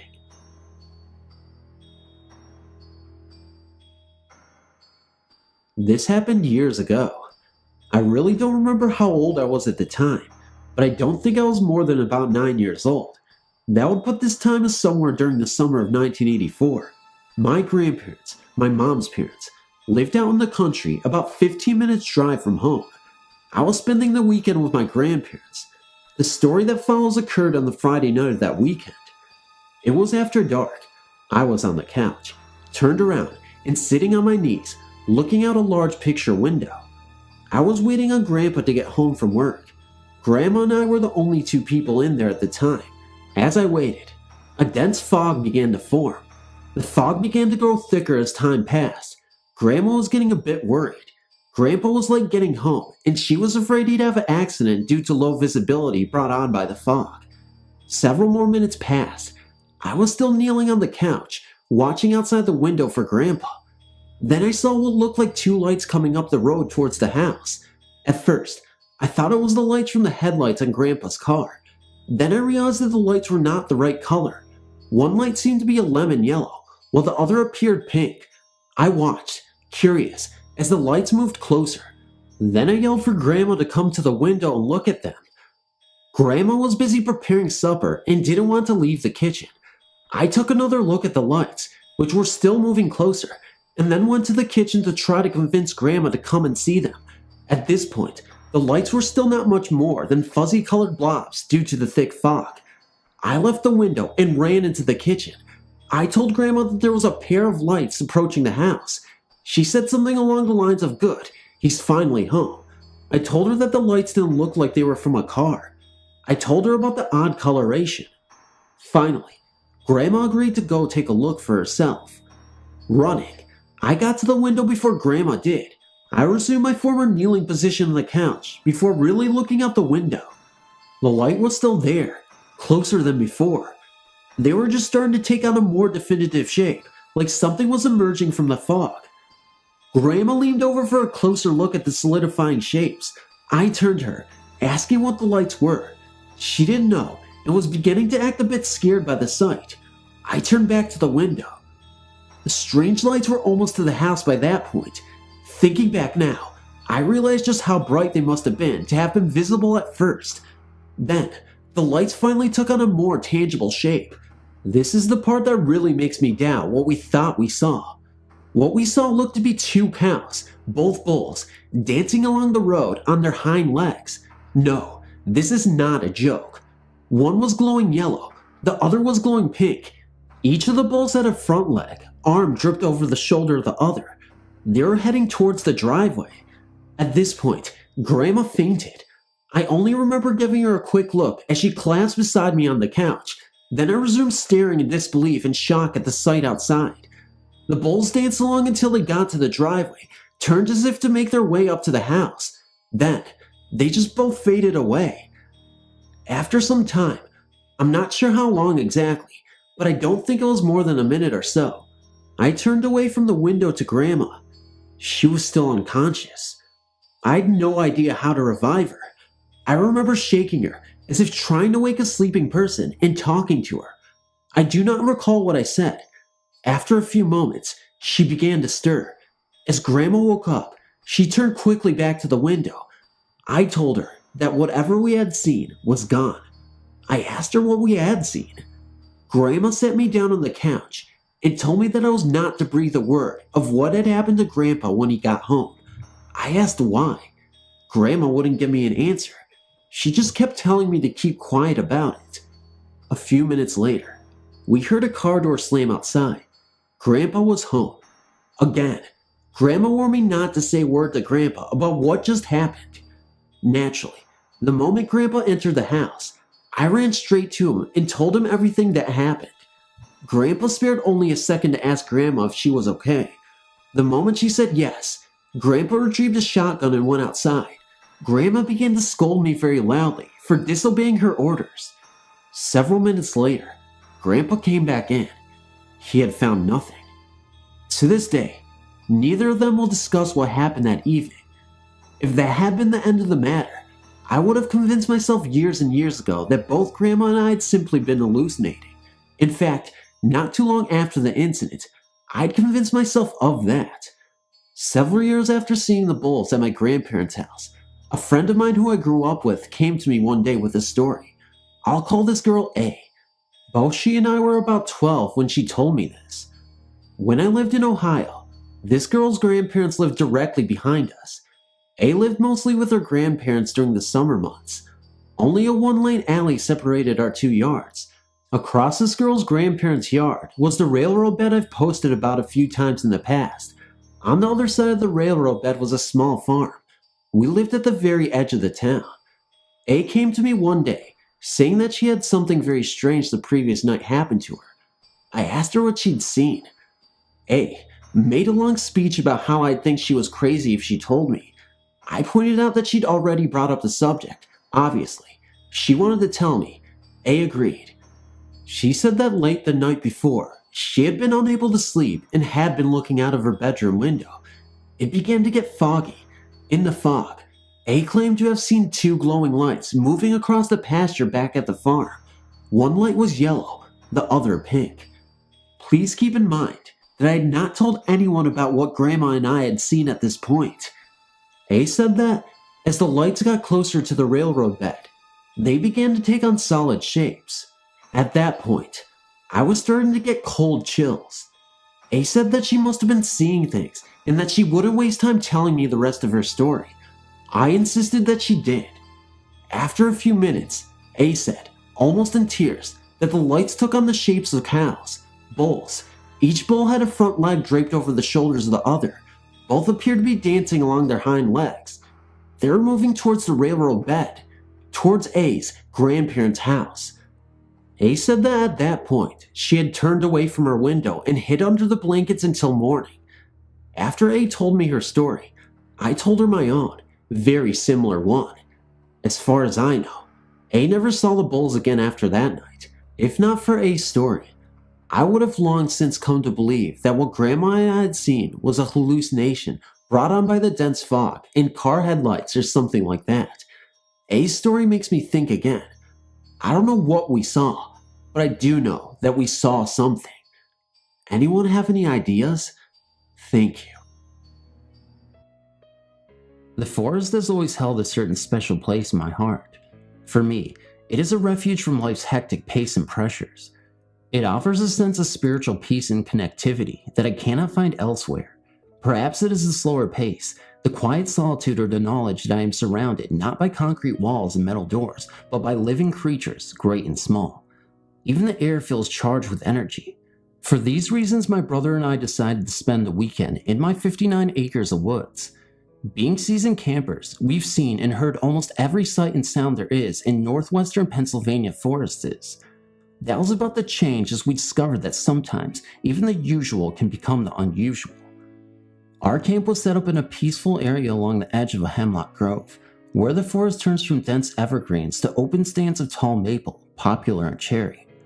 The night was a pleasant one. The sounds of nighttime surrounded our little campsite while we reminisced around the campfire. In the morning, we decided to walk to the forest and enjoy the peace and solitude of the land. Our first stop was across a small seasonal stream to a large sugar maple I affectionately called Grandmother Maple because of its old age and grand stature.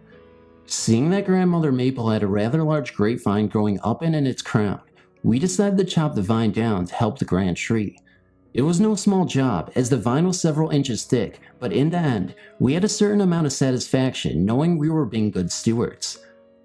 We took that feeling and the hatchet and continued our stewardship of cutting down numerous vines as we walked through the woods.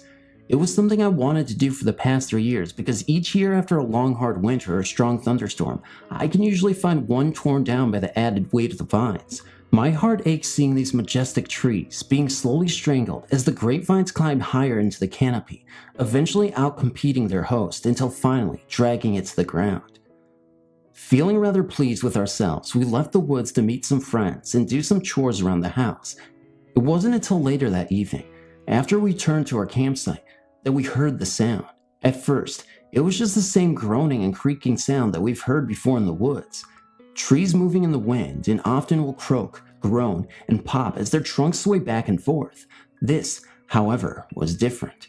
This sound was long and drawn out, starting out high-pitched and ending with a low groan. A 5-minute pause, and then the exact same sound again and again. Each time the same strange notes played out, repetitiously, and all with no wind. As the evening wore into the night, the groaning continued, like clockwork, only now it was being joined by other groans, deeper in the woods, and each definitely tree-like. We joked that the Ents from the Lord of the Rings were alive and well in my woods. We told ourselves that the trees were talking to each other, happy about the assault on their grapevine foes, and hopefully, the humans at the fire could be considered friends. At least, that's what we hoped they were saying. The speaking continued late into the night, and then as mysteriously as it had started, the sound ceased. The following morning, the forest was as powerful as ever. No strange noises, no unusual movements. The sounds from the night before were gone, and we were left with only unanswered questions. I've been in these woods many times since then, but I've not heard those same strange sounds. Who knows what the cause of the noise was, or why it lasted as long as it did, but I would still like to think that it was those trees talking to one another. Now if I only knew what they had said. I woke up in the middle of the night. My heart was pounding. Was that a woman's scream? It couldn't be, because we were miles from the nearest road. It must have been just a nightmare. If it was a real scream, someone else would have heard and woken up. I tried to shake the eerie feeling I had and laid back down, covered my head to keep the chilly breeze off, and tried to get comfortable. I couldn't believe how cold it was now. It was nearly 80 degrees during the day, but now it felt like the low 60s. Don't spirits suck the heat out of the air and make it colder? Wait, now I was just trying to scare myself. There was nothing out there. I listened to the forest sounds, trying to identify them and put my mind at ease, but by this time of the night, it was pretty quiet. I heard some branches breaking and some leaves rustling. Half of my mind told me it was someone or something walking in the woods, but the other half reasoned that it was just the wind knocking dead branches out of the trees. Off in the distance was the sound of rocks clicking together. I didn't have an explanation for that. Didn't two people get murdered while camping in the forest not long ago? I was doing it again, letting my mind wander and think bad thoughts. There was nothing to be afraid of. Then I heard it again, only this time I was sure I wasn't asleep. The most frightening scream I have ever heard. It was otherworldly, a high-pitched screech almost exactly like you hear in those witch movies. As I panicked and fumbled for my flashlight in the dark, motionless night, I knocked into the stick holding up the tarp I was under, and it fell on my head. Before I could untangle myself, someone on the other side of camp was already up shining their dim flashlight into the surrounding forest, excitedly asking, "What was that? Is somebody out there?" The excitement continued for a little while, but we never found the source of the screams and didn't hear them again that night. For years, I was haunted by the backpacking trip and those horrible screams. It didn't keep me from enjoying nature or make me stop going out in the woods, but I couldn't help but wonder what was out there that night. Then one day, while attending a nature presentation at a campground, I heard what sounded like those screams again. It came from the tape player the naturalist brought and was a barn owl or a screech owl. I've since found that there are other animals that could have made the sounds I heard, possibly even a fox or bobcat. Not everything we experience and can't explain is necessarily supernatural. Usually there is a rational explanation. However, even when we know that, our minds still tend to wander and look to the dark and mysterious side of the event. To this day, I'm not 100% sure it was just an animal out there, but chances are it was. Nearly 10 years ago in the late 1990s, I decided to attempt a solo backpacking trip. I'd never been out alone before and was a little nervous, but still confident in my skills. I kept the trip short, just 20 miles over a 3-day weekend. That way I figured if my nerves got the best of me and I freaked out being alone at night in the forest, I could just push hard the second day and be out of the woods. At 5:30 a.m. on Saturday, I headed to the Allegheny National Forest in Pennsylvania. I parked my car at a secluded trailhead at the end of a long and winding forest road and set off on my solo weekend. I was hoping that I wouldn't see another soul until my brother picked me up Monday morning at another trailhead just over 20 miles away. I'd chosen this little known and seldom hiked trail for more solitude, and it was a good choice. The entire first day, I had the trail to myself. I hiked at a leisurely pace. I only had 5 minutes to go, and I wanted to take the time to really enjoy my surroundings. All too often, backpackers push for high mileage, trying to get a destination and miss the little details all around us. I set up camp that afternoon next to a creek in a hemlock grove. Firewood and water were plentiful, so I made a shelter out of my tarp, collected enough wood to last all night, and built a small campfire to keep me company. Night came early in the hemlock grove. The dense trees blocked most of the sun during the day, and at night they completely obscured the moon and stars. I settled down to sleep, but had difficulty getting relaxed. I found that the sounds of the woods are louder and more mysterious when you are alone. I didn't have anyone to discuss noises with and come up with logical explanations for them, so I was stuck with my mind conjuring up images of bears and mountain lions every time a twig snapped. Eventually, I gave up on sleep and got the fire started again. I spent the rest of the night jumping at every sound and praying that the sun would soon come up. This was not the way I envisioned my first solo hike would turn out.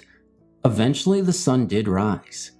I wasn't going to sit through another night like this, so I decided to hike the remaining 15 miles to the parking lot. I would be a day early, but the parking lot at the end of the trail was on a main road, and I was sure I could hitchhike to a payphone and call my brother. I couldn't hike back to my car because, like a genius, I'd locked my keys in the car for safekeeping, knowing my brother had a spare and would unlock my car for me when he dropped me off. 6 miles into my day, I ran into one of the dangers of seldom used trails. The path before me was completely overgrown and no trail markers could be seen. What looked like deer trails split off in 5 different directions. The map I had was no help because there were no identifiable landmarks. I picked what looked the most used path and hoped for the best. I walked 200 yards before I realized I was on the wrong path. I backtracked and picked another path. This time, I walked about a half mile without seeing a trail marker before coming to a 15-foot drop-off. This obviously wasn't the right path either, so back I went to the clearing. Finally, on the 3rd try, the trail looked promising, and before long, I found a trail marker. Things were looking up, but I had wasted several hours looking for the trail, and I really needed to push hard to make it out before dark. I got a good hiking pace again, but 10 miles into my day, my solitude was interrupted by the sound of someone shouting from 100 yards off the trail. "Hey, over here!" I stopped dead in my tracks at this unexpected voice and looked to my left. Through the trees, I saw a young but scraggly looking man. Again he shouted, "Hey, I need some help!" Of course, I wasn't going to leave a fellow hiker stranded in the middle of the forest, so I made my way over to him through the thick underbush. Joe was a thin 20-year-old with long unkempt hair and a scruffy beard. He was dressed in a tie-dye t-shirt and some cut-off jean shorts. His pack was an old 1970s model, metal external frame with patches sewn all over it. He sat on the ground with one worn-out hiking boot off his right foot and the most grotesquely swollen, misshapen right ankle I had ever seen. He calmly said, "I think I broke my ankle. I've been out here 2 days without food and water." He obviously couldn't walk, and it was too late in the day to hope to hike the 5 minutes remaining out, get help, and return to him. I assessed the situation and decided it wasn't a life-threatening injury. Since I had plenty of food and water left, I decided the best course of action would be build a fire, feed Joe, and get help first thing in the morning. Joe wasn't much for conversation. All I got out of him was that he didn't care too much for modern society and preferred to be alone. I asked about his family, where he was from, where he was going, and where he had been. All my questions were answered with a blank expression and the sound of Joe chewing on the granola bar I had given him. From the patches on his backpack, it seemed like he was well traveled. I was particularly impressed by the colorful one from Death Valley. I asked about it, but his only response was, "Yeah, I walked through there. At least this night, I wouldn't be alone." I awoke at first light, and Joe was already awake, sitting in the same position, just looking at his ankle. I left my last full water bottle and granola bar with him and set off to get help. As I was leaving, he looked up at me and said, "Be careful, you don't want to end up like me." I gave him a half smile and assured him I would be back with help soon. The hike out only took a little over an hour because I was going as fast as possible. When I arrived at the parking lot, it was still too early for my brother to be there, but luckily, a day hiker was there preparing for her hike. I told her about Joe, and we reasoned that between the two of us, we could help Joe to safety out of the woods. She grabbed her first aid kit and some water, and I led the way down the trail on our rescue mission. We never did find Joe. I'm certain we were in the right spot because there was a fresh fire ring and my full water bottle and granola bar, but no Joe. I picked up my water bottle and noticed a piece of metal under it. It was a pin that would be used to hold the cloth back to the metal frame of a backpack. I kicked some leaves aside, and there on the ground was an old metal backpack frame with some shreds of pack cloth still attached. It looked like it had been there for 15 years. I looked closer and there, on the side of the backpack, was a faded patch from Death Valley. I still have that patch. It is sewn on my pack. I keep it as a reminder to never go out alone again. Hey everybody, after 18 hours, we have concluded this video. So give it a like, give it a share, and write ghost at the end of the video. That way you're supporting the channel, and I know you watched throughout the end, and I know you enjoyed the video in its entirety. So please give it a like, give it a share on social media, and you'll be okay. From the moon to the stars to the earth to the sky. I don't know what I'm saying, but I love you guys, and I'll see you in the next video.